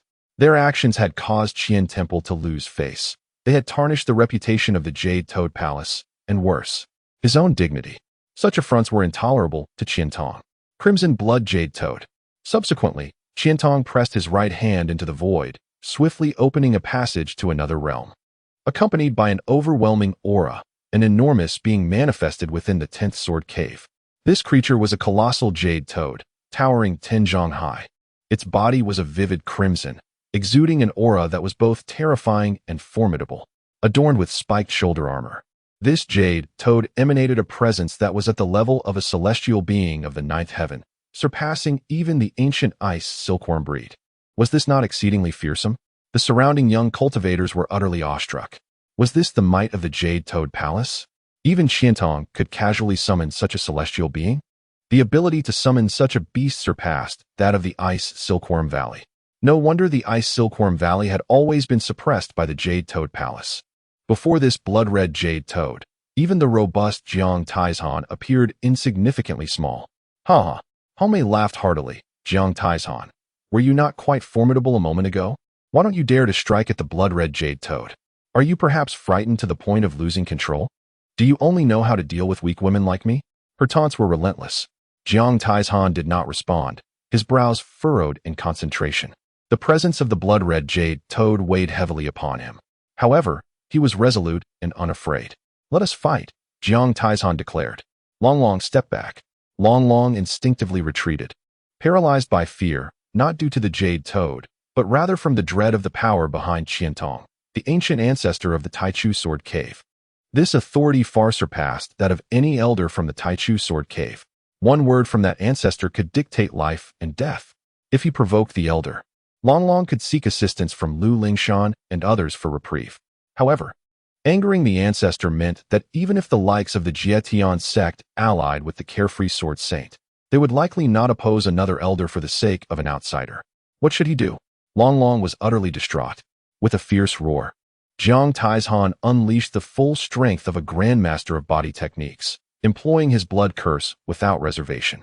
Thus, he launched an assault on the blood-red Jade Toad. Clang! However, Jiang Tieshan's iron fist was effortlessly blocked by the Jade Toad. The sound of metal clashing erupted, sparks flying in all directions. Jiang Tieshan's body techniques were formidable, yet the Jade Toad's physique was even more powerful, being a beast close to the Holy Realm. Boom. Unable to inflict harm upon the Jade Toad, Jiang Taizhan resorted to his blood curse once more. An explosion reverberated, and the 10th Sword Cave was engulfed in a dense mist of blood, filled with a terrifying killing intent. However, before the blood mist could dissipate, a massive claw emerged from it and swiftly struck at Jiang Taizhan, sending him flying with a single blow. With a resounding crash, Jiang Taizhan collided heavily against the rocky surface of the 10th Sword Cave, embedding himself within it. This blow left him dazed and disoriented. Fortunately, Jiang Taizhan was a master of physical arts. Otherwise, this strike could have proven fatal. Before he could muster any response, the crimson-blooded Jade Toad unleashed another powerful palm strike towards him. Evidently, an imprint of that palm was left upon the wall, and blood began to flow profusely from Jiang Taizhan's body. Such was the might of Qian Xiao. With this single blow, he had nearly vanquished Jiang Taizhan. Hong Mei's face lit up with delight, as if defeating Jiang Taizhan were akin to crushing an insignificant ant. However, a series of harsh coughs escaped Jiang Taizhan, surprising all. He is still alive? This behemoth truly possesses an extraordinary resilience. Qian Xiao now recognized him. I cannot bear to witness such a pest in the Taichu Sword Cave. Hong Mei's expression darkened. Naturally, Qian Tong nodded in agreement, for he had never intended to spare Jiang Taizhan. As the crimson-blooded Jade Toad prepared to strike once more, Long struggled to suppress his fear and cried out, "No, please don't hit him again. The big guy will die. He truly will."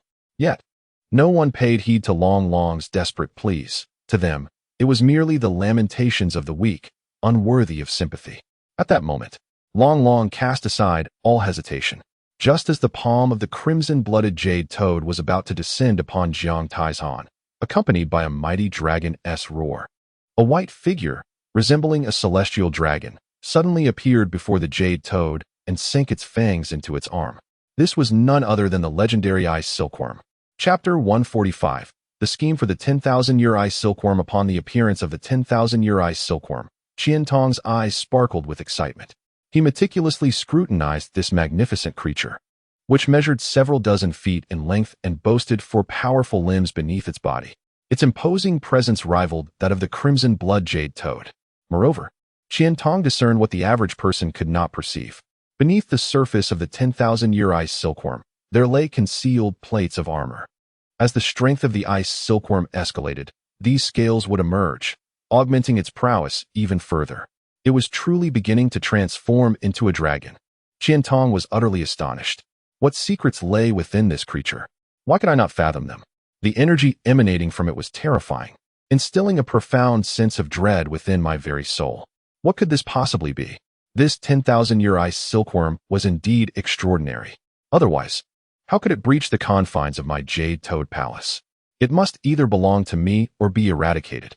Otherwise, should it mature, it would pose a grave threat to my palace, and I could not allow the previous calamity to repeat itself.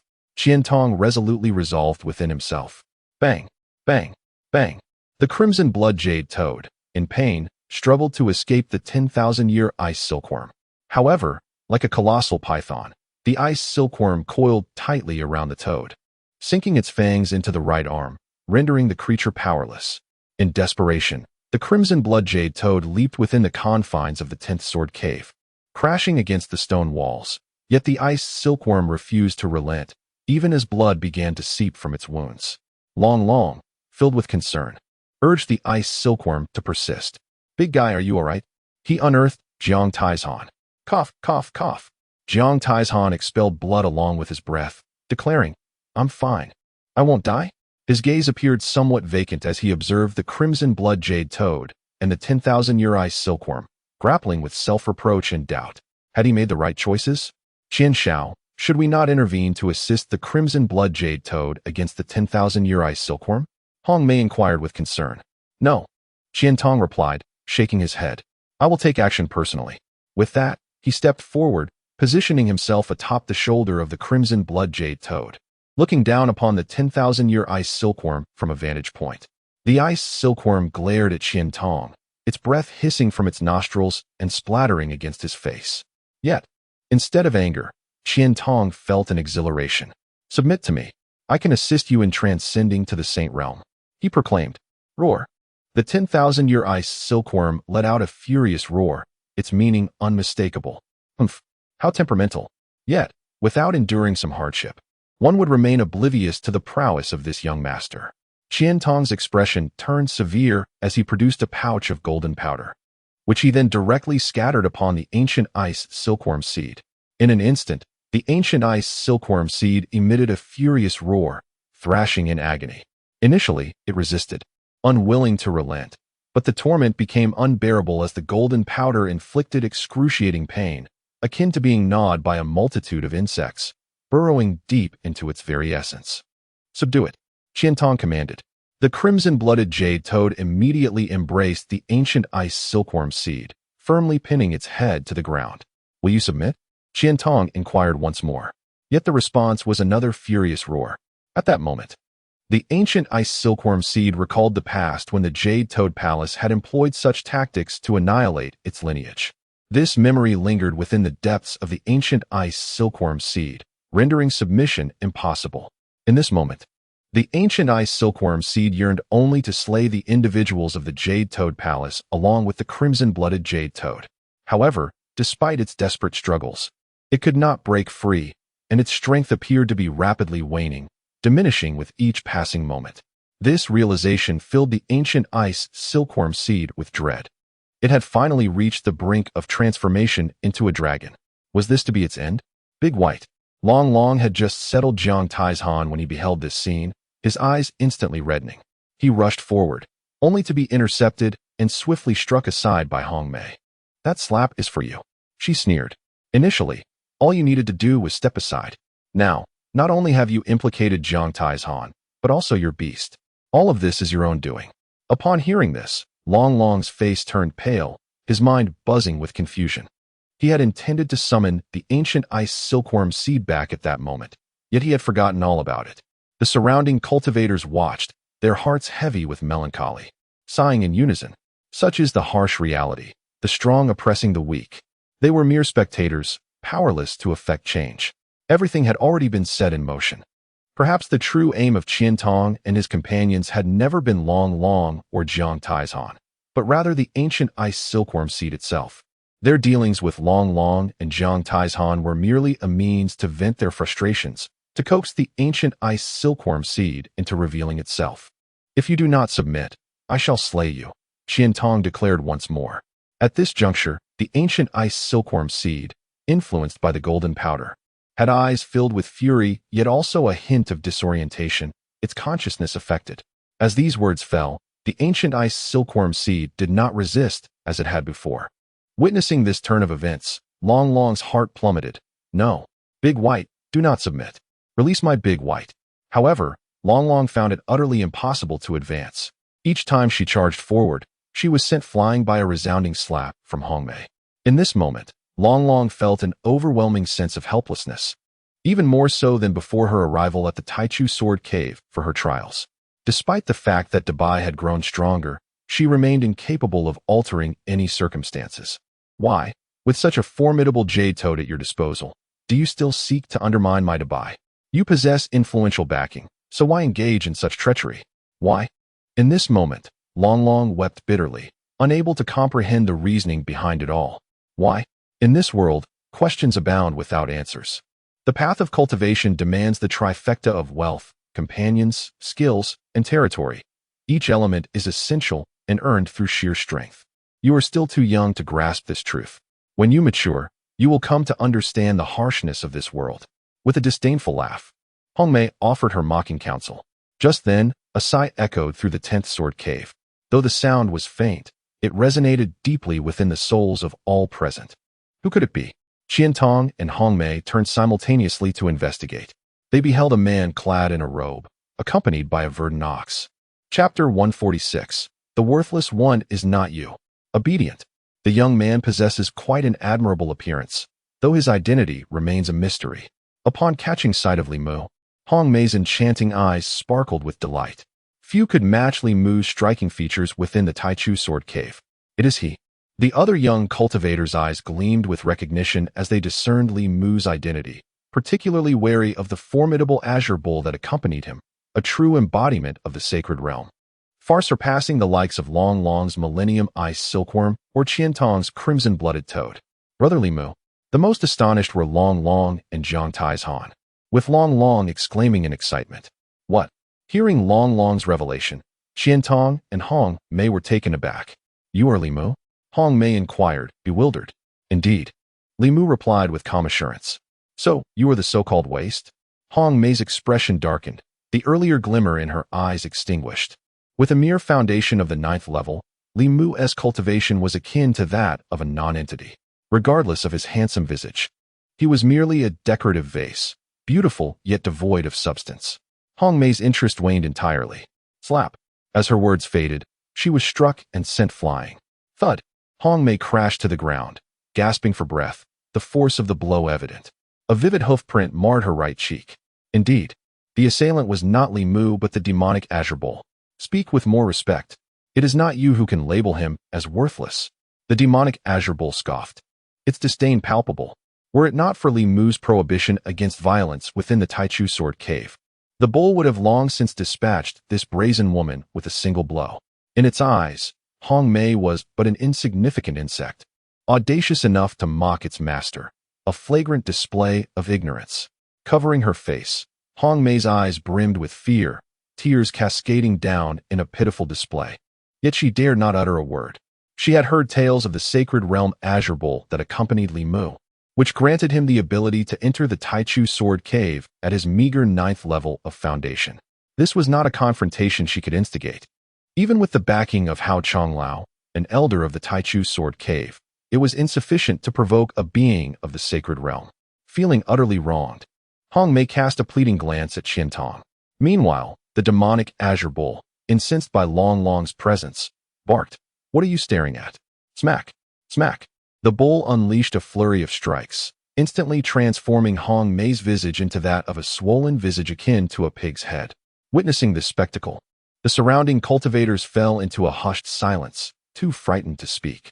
Many young cultivators, upon observing Hong Mei, felt no flicker of admiration, only sympathy. For her plight was indeed tragic. Enough. Qian Tong could no longer bear to watch and bellowed. Are you instructing me? The divine beast, Qing Niu, looked at Qian Tong with an air of arrogance. In that instant, Qian Tong's spirit trembled. A wave of existential dread washed over him, causing his complexion to shift dramatically. Initially, he believed he had secured protection by becoming a disciple of an ancestor from the Taichu Sword Cave, thus free from any threats. However, he found himself in a state of alarm. For a moment, words eluded him. Li Mu paid no heed to the commotion. These individuals were unworthy of his attention. He approached Long Long, who bore a look of deep distress and shame. I'm so sorry, Brother Li Mu, for causing you trouble again. It's nothing, Li Mu replied, shaking his head as he placed a reassuring hand on Long Long's shoulder. Upon realizing that Long Long's injuries were not severe, he felt a sense of relief. Brother Li Mu, could you please help save Dabai? Long Long implored, his gaze filled with concern for Dabai, who was currently pinned to the ground by the blood-red jade toad, in a state of confusion and agitation. Understood, Li Mu nodded. Niu. The divine beast Qing Niu floated over effortlessly. What do you intend to do? With a swift motion, Qing Niu kicked at Qian Tong. Yet, in a crucial moment, Qian Tong summoned a large jade toad, which positioned itself directly in front of Qing Niu. How dare you obstruct me? Qing Niu snorted disdainfully and lifted a foot once more. The jade toad was sent flying. Seizing this opportunity, Qian Tong hastily retreated, his expression darkening as he glared at Li Mu. Li Mu, do you dare to oppose me? Have you considered the consequences?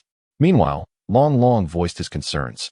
Brother Li Mu, it is said that Qian Tong has taken an ancestor from the Taichu Sword Cave as his master. Li Mu nodded in acknowledgement. Oh, which one? Isn't it's simply the ancestor of the Taichu Sword Cave? Li Mu, during his time at the Sword Caves, had nearly encountered every ancestor from the Taichu Sword Cave.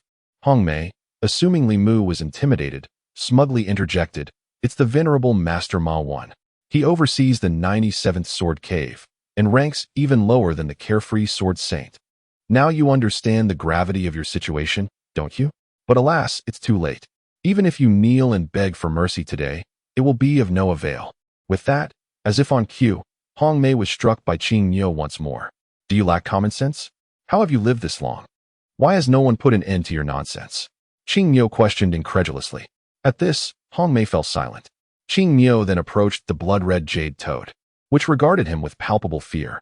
Despite being at the 9th level of the celestial realm, the jade toad felt immense pressure in the presence of Qing Niu, a true saint.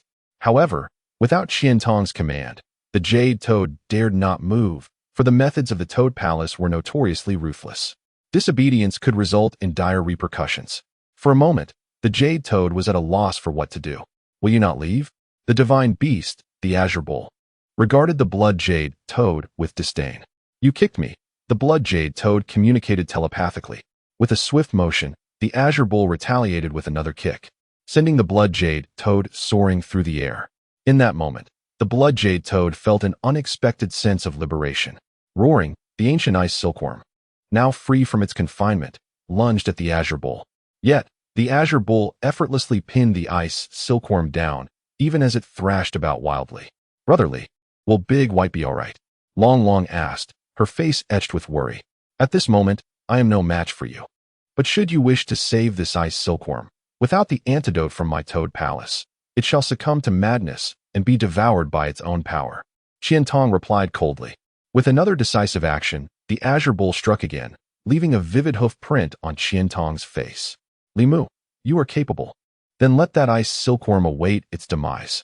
Qiantong exclaimed in fury. No. I beg you, spare my Big White. Long cried out in terror. Long. Big White will be fine, Li Mu assured her. Really? Long asked, skepticism lacing her voice. Indeed, Li Mu confirmed with a nod. And then he approached the ancient ice silkworm.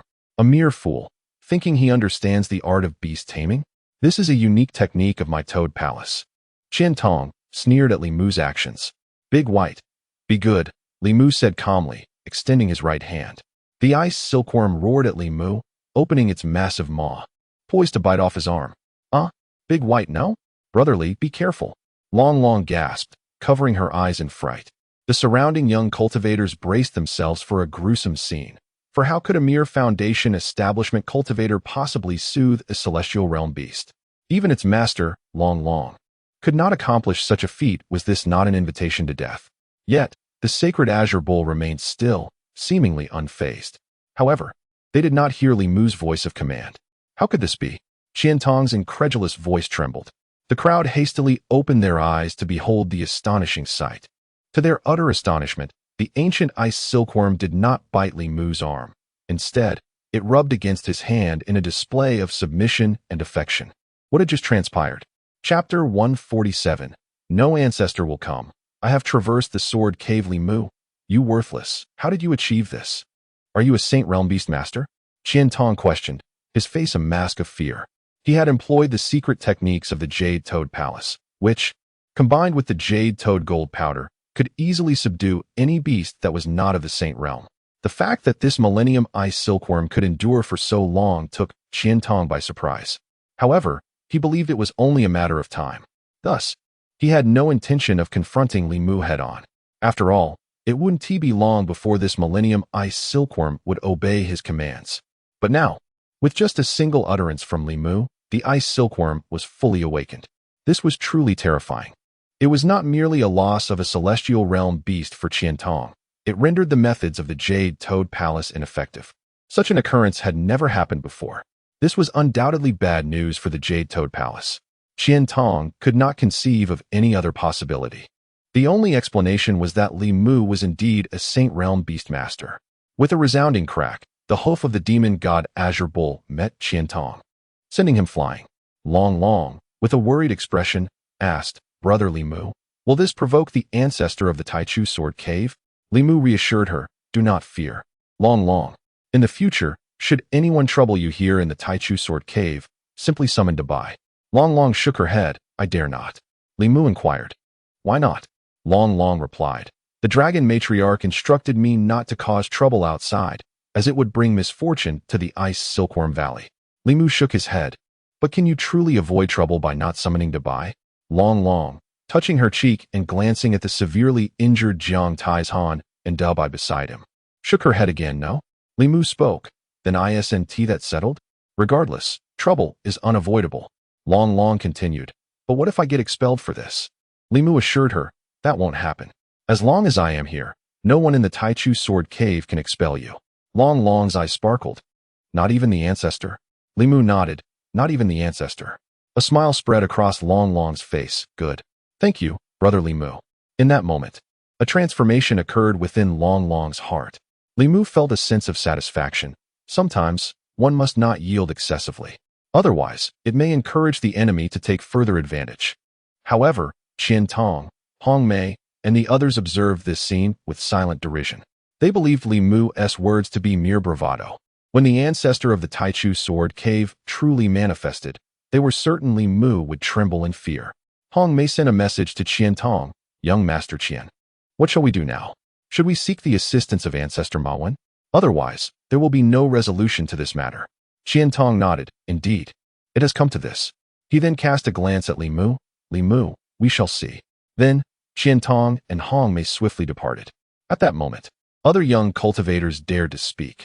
Li Mu, you must hurry back to seek the protection of the carefree Sword Saint. Li Mu retorted, why? Qian Tong and his associates are vengeful. They will not let this matter rest easily.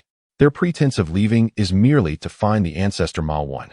Now that you have offended Qian Tong, only the carefree Sword Saint can shield you, replied the young cultivator. Isn't the Holy Realm Azure Bowl sufficient? Li Mu inquired. The Azure Bowl is indeed of the Holy Realm, but this is the Taichu Sword Cave. Can you contend with one Holy Realm ancestor, let alone two? The young cultivator responded. Oh, thank you for the reminder, Li Mu nodded. Subsequently, he paid no further heed to the conversation. Li Mu instructed Long Long to tend to Jiang Tieshan's injuries while he asked, have you all been stationed here in the 10th Sword Cave? Long Long shook his head. No, we entered from the first Sword Cave. Only those who can withstand the sword intent may proceed to the next cave. Li Mu nodded. I see. That is quite efficient. Long Long chuckled. It's manageable. By the way, Brother Li Mu, how did you come to this place? Are you here to cultivate? Jiang Taizhan nudged Long Long, signaling him to refrain from prying. Long Long, startled, quickly apologized. Brother Li Mu, I'm sorry. I didn't mean to pry. Please don't be angry. Li Mu smiled. It's all right. I am indeed here to cultivate. Long Long sighed in relief. In truth, what suits you best is what matters most. Brother Li Mu, do not be disheartened. Now that your Dantian has been restored, you will surely become formidable in the future. Suddenly, Jiang Taizhan exclaimed, startling Long Long, who anxiously asked, Big guy, what's wrong? Did I strike too hard? Did I hurt you? Jiang Taizhan did not respond but stared at Li Mu in disbelief, asking, Li Mu, are you now at the 9th level of the Zhou Tian? Li Mu nodded, indeed. What? At this, Long Long was equally astonished. Many surrounding young cultivators looked as if they had seen a ghost. What's the fuss? Isn't at just the 9th level of Zhou Tian? What is so strange about that? It's rather weak, isn't it? Some cultivators remarked, puzzled. What do you know? What was Li Mu's realm when he came to participate in the trials? Another young cultivator inquired. What realm? Wasn't his Dantian shattered? A cultivator replied. Then, that cultivator stared at Li Mu in disbelief. Not only had Li Mu repaired his Dantian, but upon entering the Taichu Sword Cave, he was at the 9th level of Foundation establishment. Now, having been in the Taichu Sword Cave for less than a month, Li Mu had already broken through to the 9th level of Zhou Tian. Such speed was simply monstrous. Unbelievable. Jiang Taizhan exclaimed. Brother Li Mu, you are truly impressive. Long Long gazed at him with admiration. It's nothing much, Li Mu said with a faint smile, feeling somewhat speechless. He thought that breaking through to a new realm should be the most ordinary of occurrences. I never anticipated that it would provoke such a commotion. It seems prudent to maintain a low profile. Big fellow, are you all right now? Can we leave? After a moment, Long Long inquired. Yes, I am ready. Jiang Taizhan struggled to rise. Why the urgency? Do you have something to attend to? Li Mu asked. Brother Li Mu, we should hasten our departure. It would be troublesome if Qian Tong arrives with the ancestor of the Taichu Sword Cave. Long Long expressed his apprehension. If the ancestor of the Taichu Sword Cave were to come, where would we hide? Li Mu chuckled and shook his head. Indeed, Long Long's concern deepened. However, fear not. The ancestor of the Taichu Sword Cave will not come. Li Mu spoke with confidence. Why is that? Long Long and Jiang Taizhan turned their attention to him. Because the ancestor of the Taichu Sword Cave is currently preoccupied. Li Mu replied. Preoccupied with what? Long Long and Jiang Taizhan pressed on. Because the first ancestor of the Taichu Sword Cave has passed away. Li Mu answered. Brother Li Mu, surely you jest? Long Long could hardly believe it. Indeed, Li Mu. This matter concerns the entirety of the Taichu Sword Cave. One must not speak lightly of it.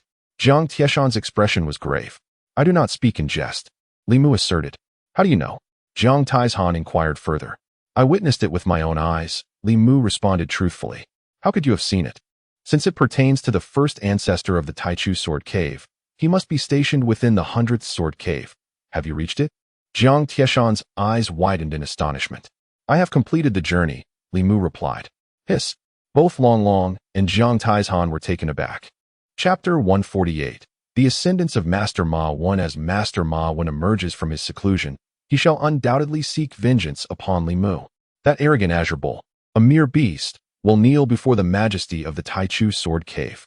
When Qian Tong and his companions departed from the 10th Sword Cave, making their way deeper into the realm of swords, Hong Mei was filled with indignation. Qian Tong remained silent, yet he simmered within like a dormant volcano. For he had never before endured such humiliation. Upon passing a certain sword cave, Qian Tong halted his steps, for two familiar faces awaited him, Fiancée and Gu Bin. Brother, where have you been? What troubles you? Fiancée approached with a smile, concern etched upon his features. Humph. Qian Tong cast a disdainful glance at Fiancée before turning to leave. What is the matter? Fiancée inquired, looking at Hong Mei. Young Master Qian. It is true. Qian Tong was struck by that azure bull belonging to Li Mu. Hong Mei replied. What? Fiancée exclaimed, astonishment flooding his expression. No wonder he bears the imprint of a hoof upon his face. I assumed he had merely stumbled. And what of you? Indeed, that Li Mu is exceedingly oppressive. We are resolved to seek out Master Ma Wen and request justice, Hong Mei declared. Very well, make haste, Fiancée urged.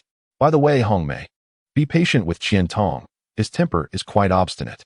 Do not worry, elder brother, Hong Mei said cheerfully as she hurried to catch up with Qian Tong.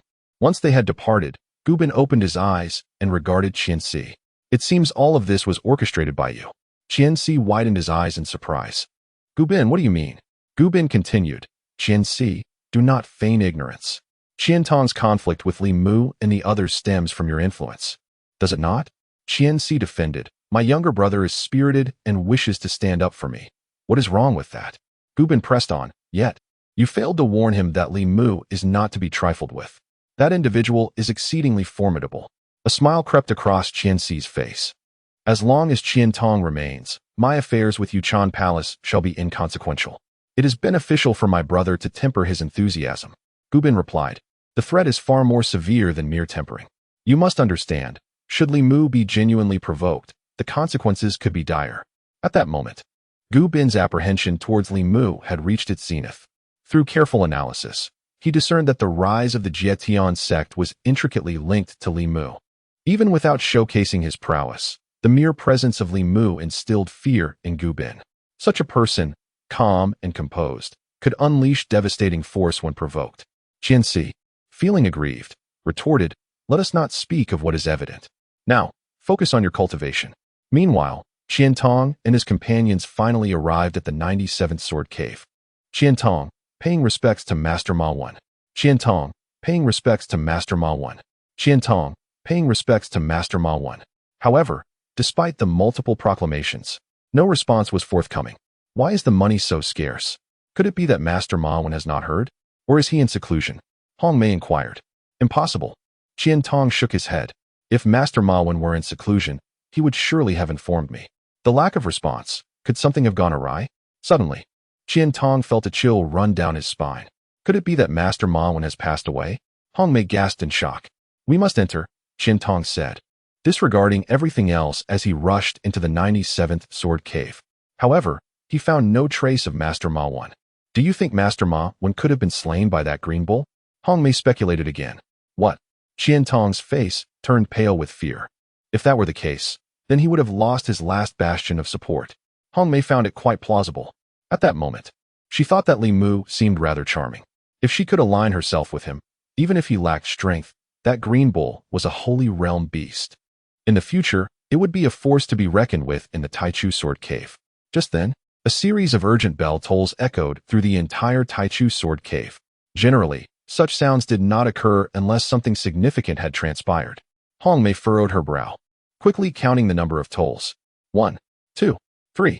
Suddenly, her expression shifted dramatically. 3 tolls. An ancestor in the Taichu Sword Cave has passed away. Could it truly be Master Mawen? Qiantong's spirits plummeted. We must hurry and investigate, he urged as he led the group away. However, Hongmei interjected, Qian Shao, you go ahead. I will inquire with Elder How to find out what has happened. Qiantong nodded in agreement, not thinking much of it. As Qiantong and the others departed, instead of seeking Elder How, Hongmei made her way to find Li Mu. Hongmei, what brings you here? Long asked with evident hostility. If you intend to make a move, do not blame me for being ungracious. Without hesitation, Long summoned the ancient ice silkworm seed. It was clear that he had taken Li Mu's words to heart. Long, don't misunderstand. I have come to apologize, Hongmei said with a sincere expression. Apologize? Who would believe that? Jiang Taizhan scoffed, his eyes filled with animosity. I know that no matter what I say, you will not trust me. However, I still wish to clarify. It has not been easy for me either. I followed Qiantong for my own future, which led me astray into siding against you. But now I have come to my senses. I refuse to associate with someone like Qiantong, Hongmei declared. As she spoke, she produced several treasures.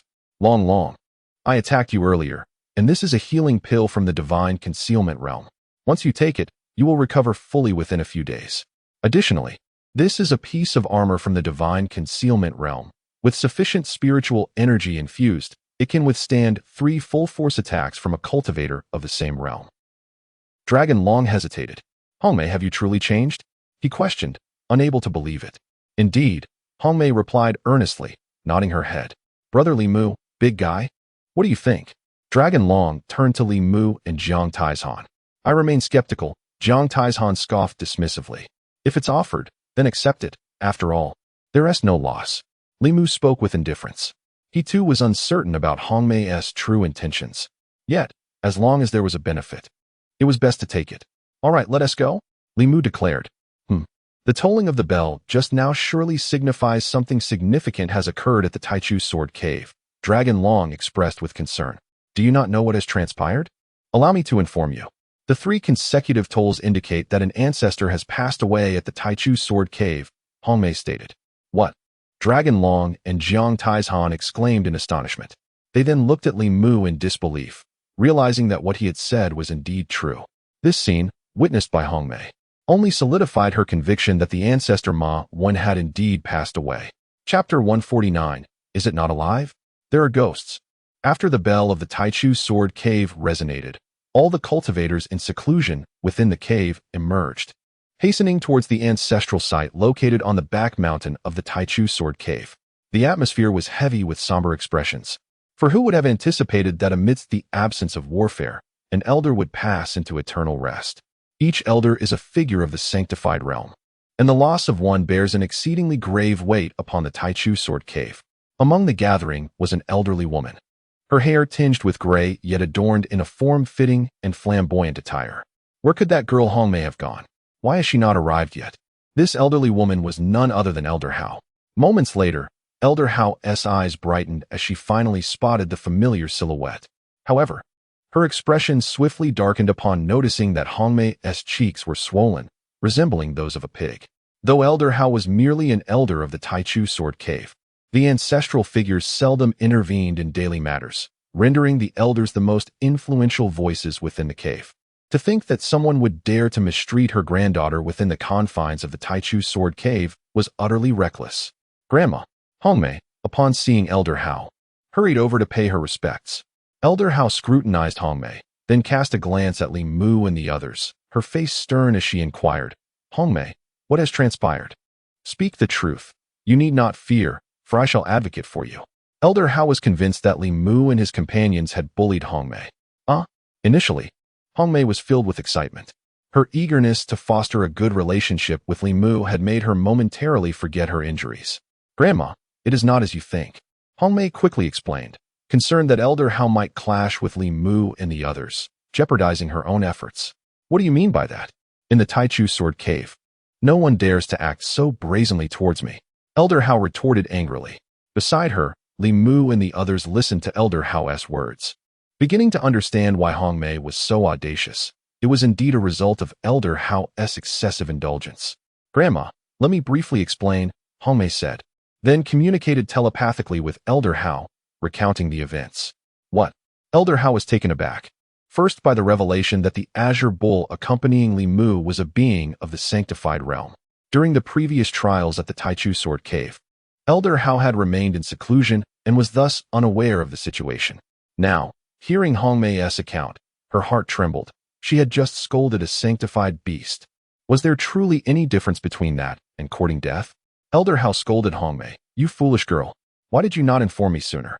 You nearly caused a significant mishap. Hongmei, feeling quite embarrassed, replied, Grandma, it was not that I didn't have the chance to speak. Elder Hao let out a cold huff. So? It seems you have taken a liking to this pretty boy? This conversation pertains to Li Mu.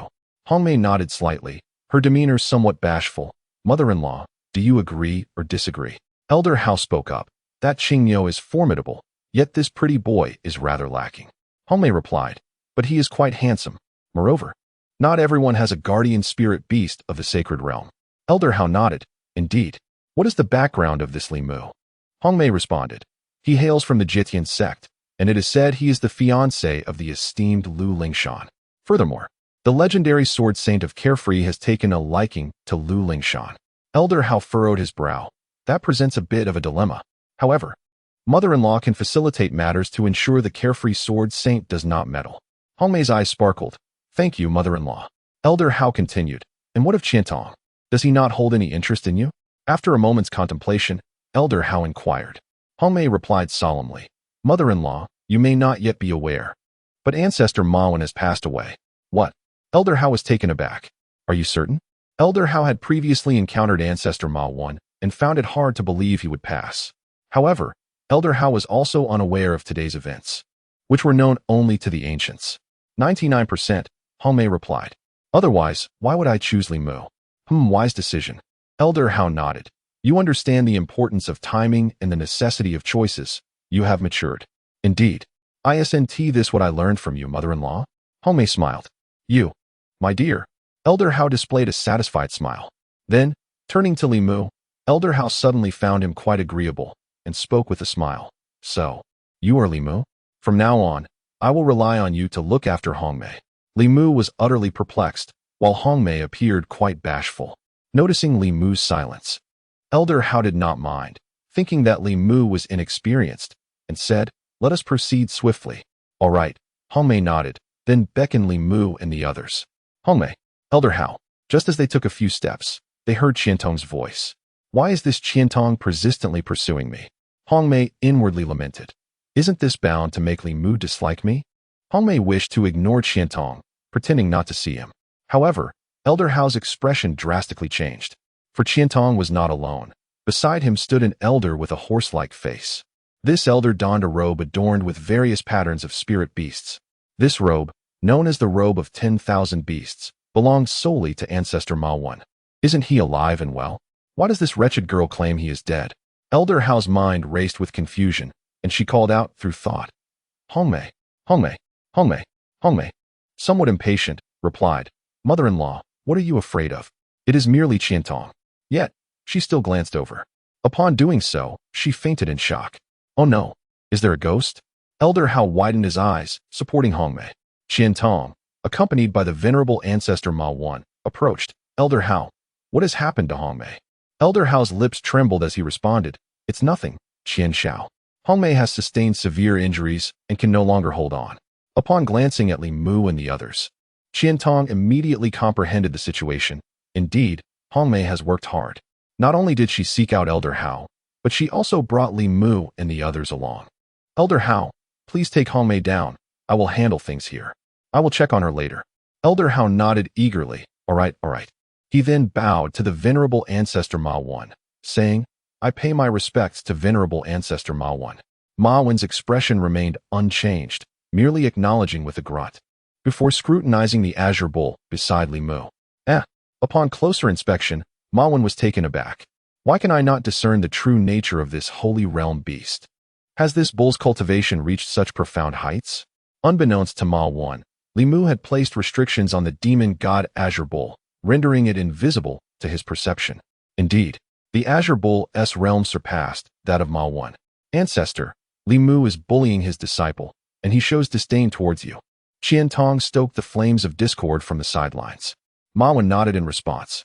If they were outside, Ma Wen might hesitate to take action.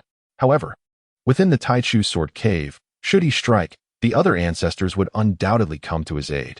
Though Ma Wen harbored some apprehension towards the Azure Bull, he noted a substantial vacant space within his beast robe, perfectly suited to accommodate the Azure Bull.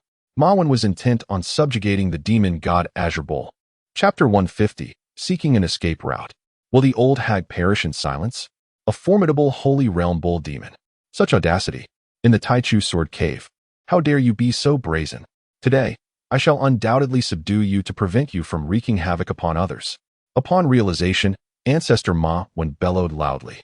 His words were laced with a veneer of righteousness. As he spoke, Ancestor Ma Wen flicked his beast robe, and in an instant, a cacophony of beastly roars erupted. Overwhelming and terrifying. How fearsome. Ancestor Ma Wen's cultivation has advanced remarkably. Elder Hao was taken aback, and then a glimmer of ambition crossed his beautiful eyes. If he could align himself with Ancestor Ma Wen, his standing in the Taichu Sword Cave would be further solidified. Moreover, Ancestor Ma Wen was not as inflexible as the carefree Sword Saint. He should be manageable. Li Mu, prepare to meet your demise. Qian Tong sneered. With a resounding slap, Li Mu remained silent. The demon god Green Bull delivered another blow. Do you dare strike me again? Qian Tong glared at the demon god Green Bull. With Ancestor Ma Wen present, dare you make a move? Slap, slap, slap. The demon god Green Bull continued his assault. Never had he encountered such demands. After finishing, the demon god Green Bull grinned broadly. Would you like more? I can certainly oblige. You. Qian Tong was rendered speechless with rage. Furthermore, his head was swollen to an absurd degree, more exaggerated than that of Hong Mei. Ancestor Ma Wen, please, uphold justice for me. Qian Tong wailed, tears streaming down his face. Meanwhile, Ancestor Ma Wen stood in stunned silence. In truth, when the demon god Green Bull first struck, Ancestor Ma Wen had intended to intervene. However, just as he prepared to act, he felt himself being targeted. He suspected that should he dare to make a move, he would be instantly slain. This sense of impending doom chilled him to the bone. How terrifying. Who could it possibly be? Ancestor Ma Wen surveyed his surroundings, but found no other Holy Realm powerhouses present. Could this lone Holy Realm Green Bull truly impose such a profound sense of crisis? Ancestor Ma Wen was somewhat incredulous. Now, having activated his beast robe, he could summon legions at a moment's notice. In truth, Ancestor Ma Wen's strength was not necessarily superior to that of the carefree Sword Saint. The reason he presided over the 97th Sword Cave, positioned even behind the carefree Sword Saint, was due to his role as a beast master, which allowed him to wield greater influence against the boundless demon sea and other foes. However, at this moment, Ancestor Ma Wen found himself locked in place, hesitant to act. The situation had become quite awkward, leaving him in a precarious position. Thus, Ancestor Ma Wen chose to maintain his imposing presence, hoping that other ancestors would arrive swiftly. Qian Tong's gaze darkened, brimming with fury. He observed that Marvin's movements were growing increasingly pronounced, and Qian Tong became ever more convinced that the venerable ancestor Marvin would undoubtedly slay Li Mu and his companions to avenge him. Elder Hao shared this sentiment, fixating on ancestor Marvin, finding him irresistibly charismatic. Indeed, as men age, their allure often intensifies. Master, what is that old man Marvin doing? Why has he not made a move? The demon god Qing Miao inquired telepathically. Because he dares not, Li Mu replied. Why? The demon god Qing Miao asked, perplexed. Because I have locked onto him, Li Mu stated calmly. Should he dare to act, he shall meet his demise. Impressive, the demon god Qing Miao's eyes sparkled with admiration. Marvin's activity continued to escalate, yet the ancestor had yet to arrive, causing Marvin to feel a twinge of anxiety. What would he do if the ancestor never showed up? Should he act or refrain? At this moment, Marvin's displeasure towards Qian Tong began to surface. He had not only recognized Qian Tong's innate talent for beast mastery, but had also taken note of certain techniques from the Jade Toad Palace, which led him to make the exception of accepting Qian Tong as his disciple. Little did he anticipate that it would lead to such a significant predicament, placing him in a difficult position. He resolved that the Jade Toad Palace must pay a greater price for this inconvenience. Just then, a startling transmission interrupted Ancestor Marvin's thoughts. He turned to see it was an elder, Sun Mao. "What brings you here, Sun Mao?" Ancestor Marvin asked in a low voice. Sun Mao felt an immense pressure. He had not expected to encounter such a challenging scenario. On one side were Li Mu and his companions, and on the other, Ancestor Marvin. Recalling the previous attitude of the carefree sword saint, Sun Mao felt compelled to make a choice and speak on behalf of Li Mu and his group. "Ancestor Marvin, the other elders have gathered. We are merely waiting for you," Sun Mao stated. "What does it matter to wait a little longer?" Ancestor Marvin replied sternly. "Elder Sun Mao, you are quite ignorant. Do you not see that Ancestor Marvin is preoccupied? It will not take long for him to deal with a few juniors." Merely a few breaths of time, Elder Hao interjected, equally displeased. Sun Mao sensed the weight of tremendous pressure. He hesitated to speak further. Ancestor Marvin, upon hearing this, felt a strong urge to smack Elder Hao into silence. What kind of person is this? Did they not realize that the old man was retreating by advancing? Reluctantly, Ancestor Marvin continued, "Sun Mao, have all the elders arrived? Are you in such a hurry?" Upon hearing this, Sun Mao regarded Ancestor Marvin, sensing the layers of meaning behind his words. Though uncertain, he resolved to take a gamble. "Ancestor Marvin, this matter is of great importance. I implore you to proceed immediately." "We cannot afford any delay," Sun Mao urged solemnly. "Sun Mao, do you dare speak to Ancestor Marvin in such a manner? Have you forgotten that the carefree sword saint's favor does not grant you license to be arrogant? Do not overlook the fact that Ancestor Marvin's sword cave is even more formidable than that of the carefree sword saint," Elder Hao reprimanded sharply. Elder Hao, after finishing his remarks, cast a somewhat ambiguous glance at Ancestor Ma Wen, seemingly eager to claim credit. Silence. Ancestor Ma Wen's expression darkened as he rebuked him. Elder Hao was taken aback, hurriedly offering his apology. "Ancestor Ma Wen, please do not be angry. I merely believe that should you take action, dealing with these young ones would be a trivial matter, without any delay." "You old fool." Ancestor Ma Wen genuinely contemplated putting an end to Elder Hao's incessant chatter.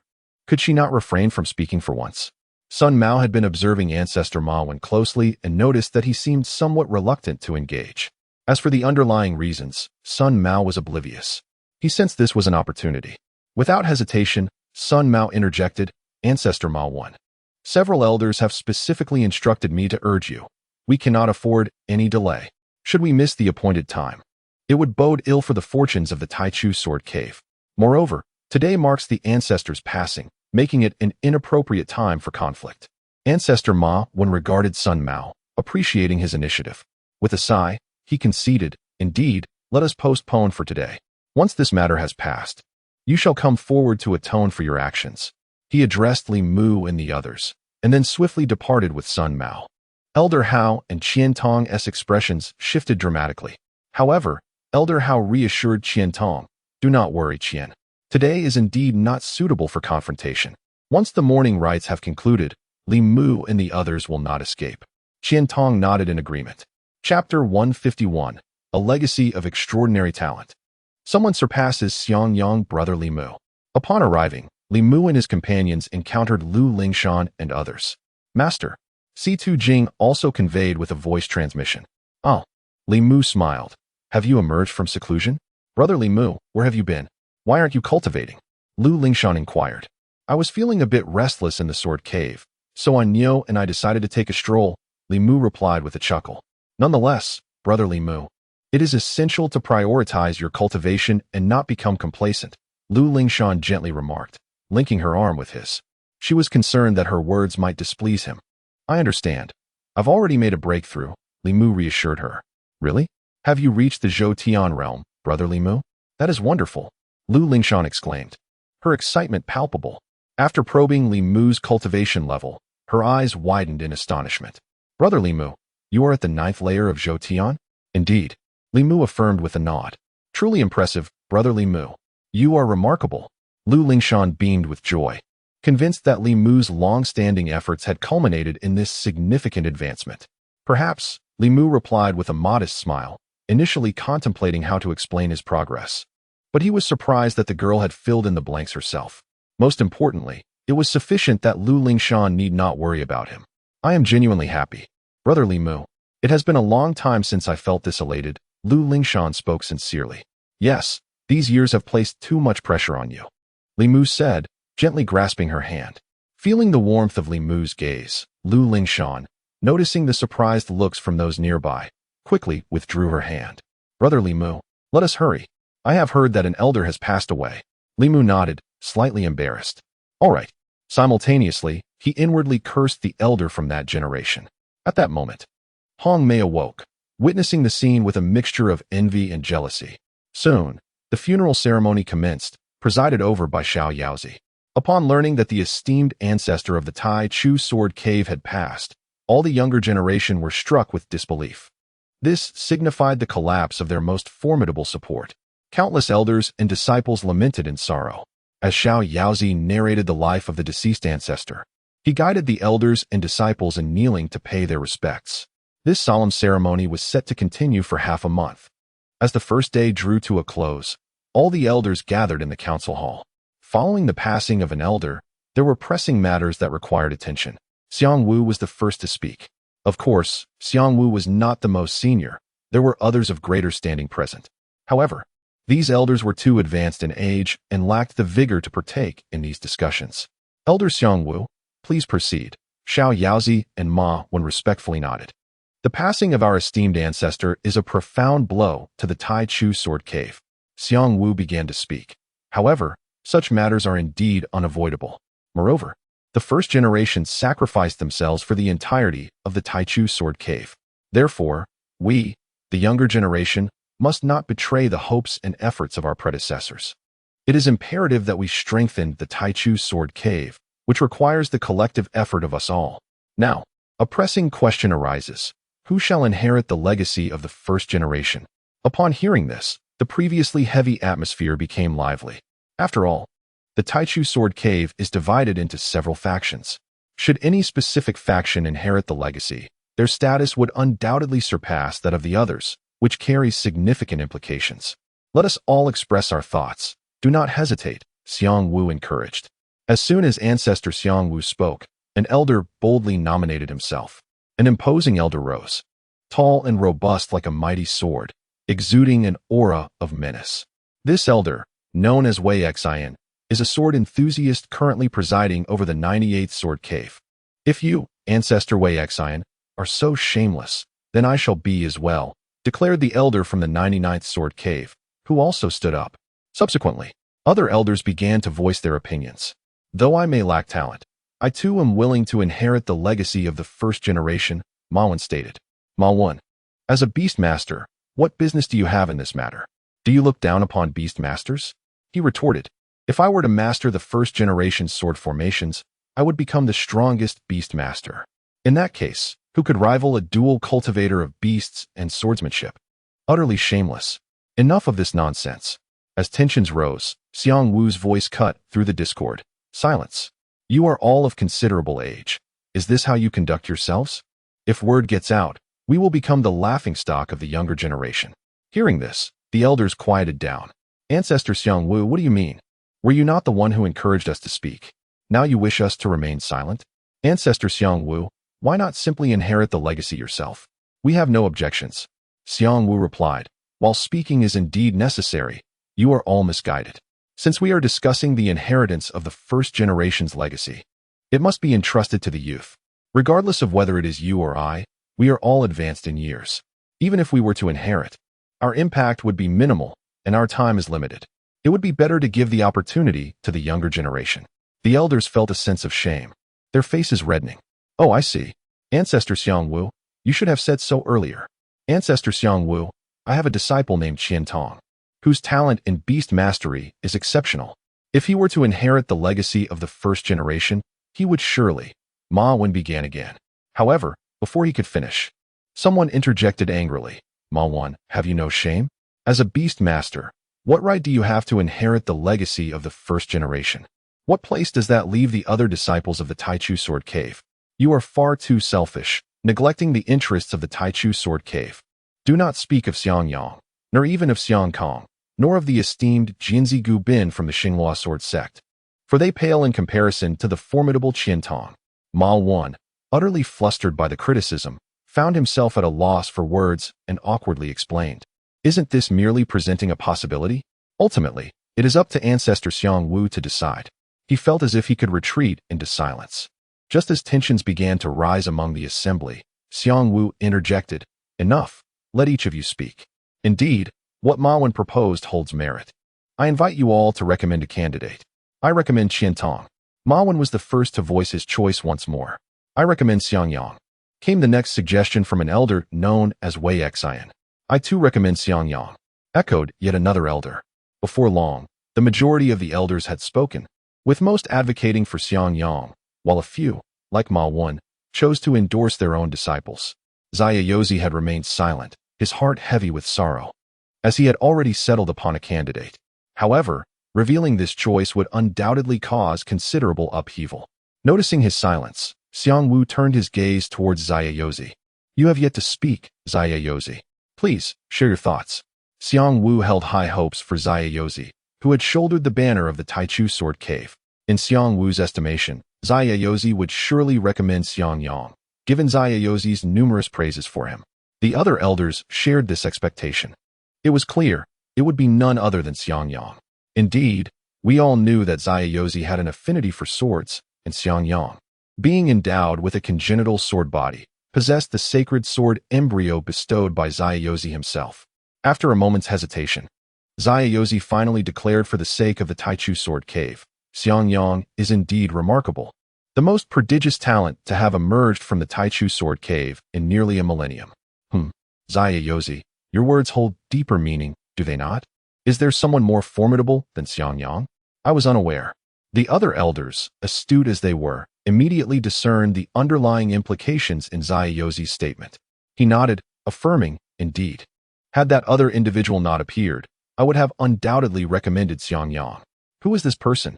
The assembly pressed. Zaya, do not keep us in suspense. It cannot be Lu Lingshan, can it? Ma Wan inquired. I thought you were sincere, yet you appear to be merely promoting your disciple like the rest of us. Zaya shook his head no. In that moment, he felt an immense weight of pressure. What if the other elders did not accept his choice? What if he incited the ire of Li Mu? Doubt began to gnaw at him. Upon hearing the discussion, a figure flashed through Xiang Wu's mind. Could it possibly be him? If so, he would indeed surpass Xiang Yang in prowess. Zaya, do not hesitate, Xiang Wu encouraged. With a heavy heart, Zaya finally spoke. It is he. His name is Li Mu.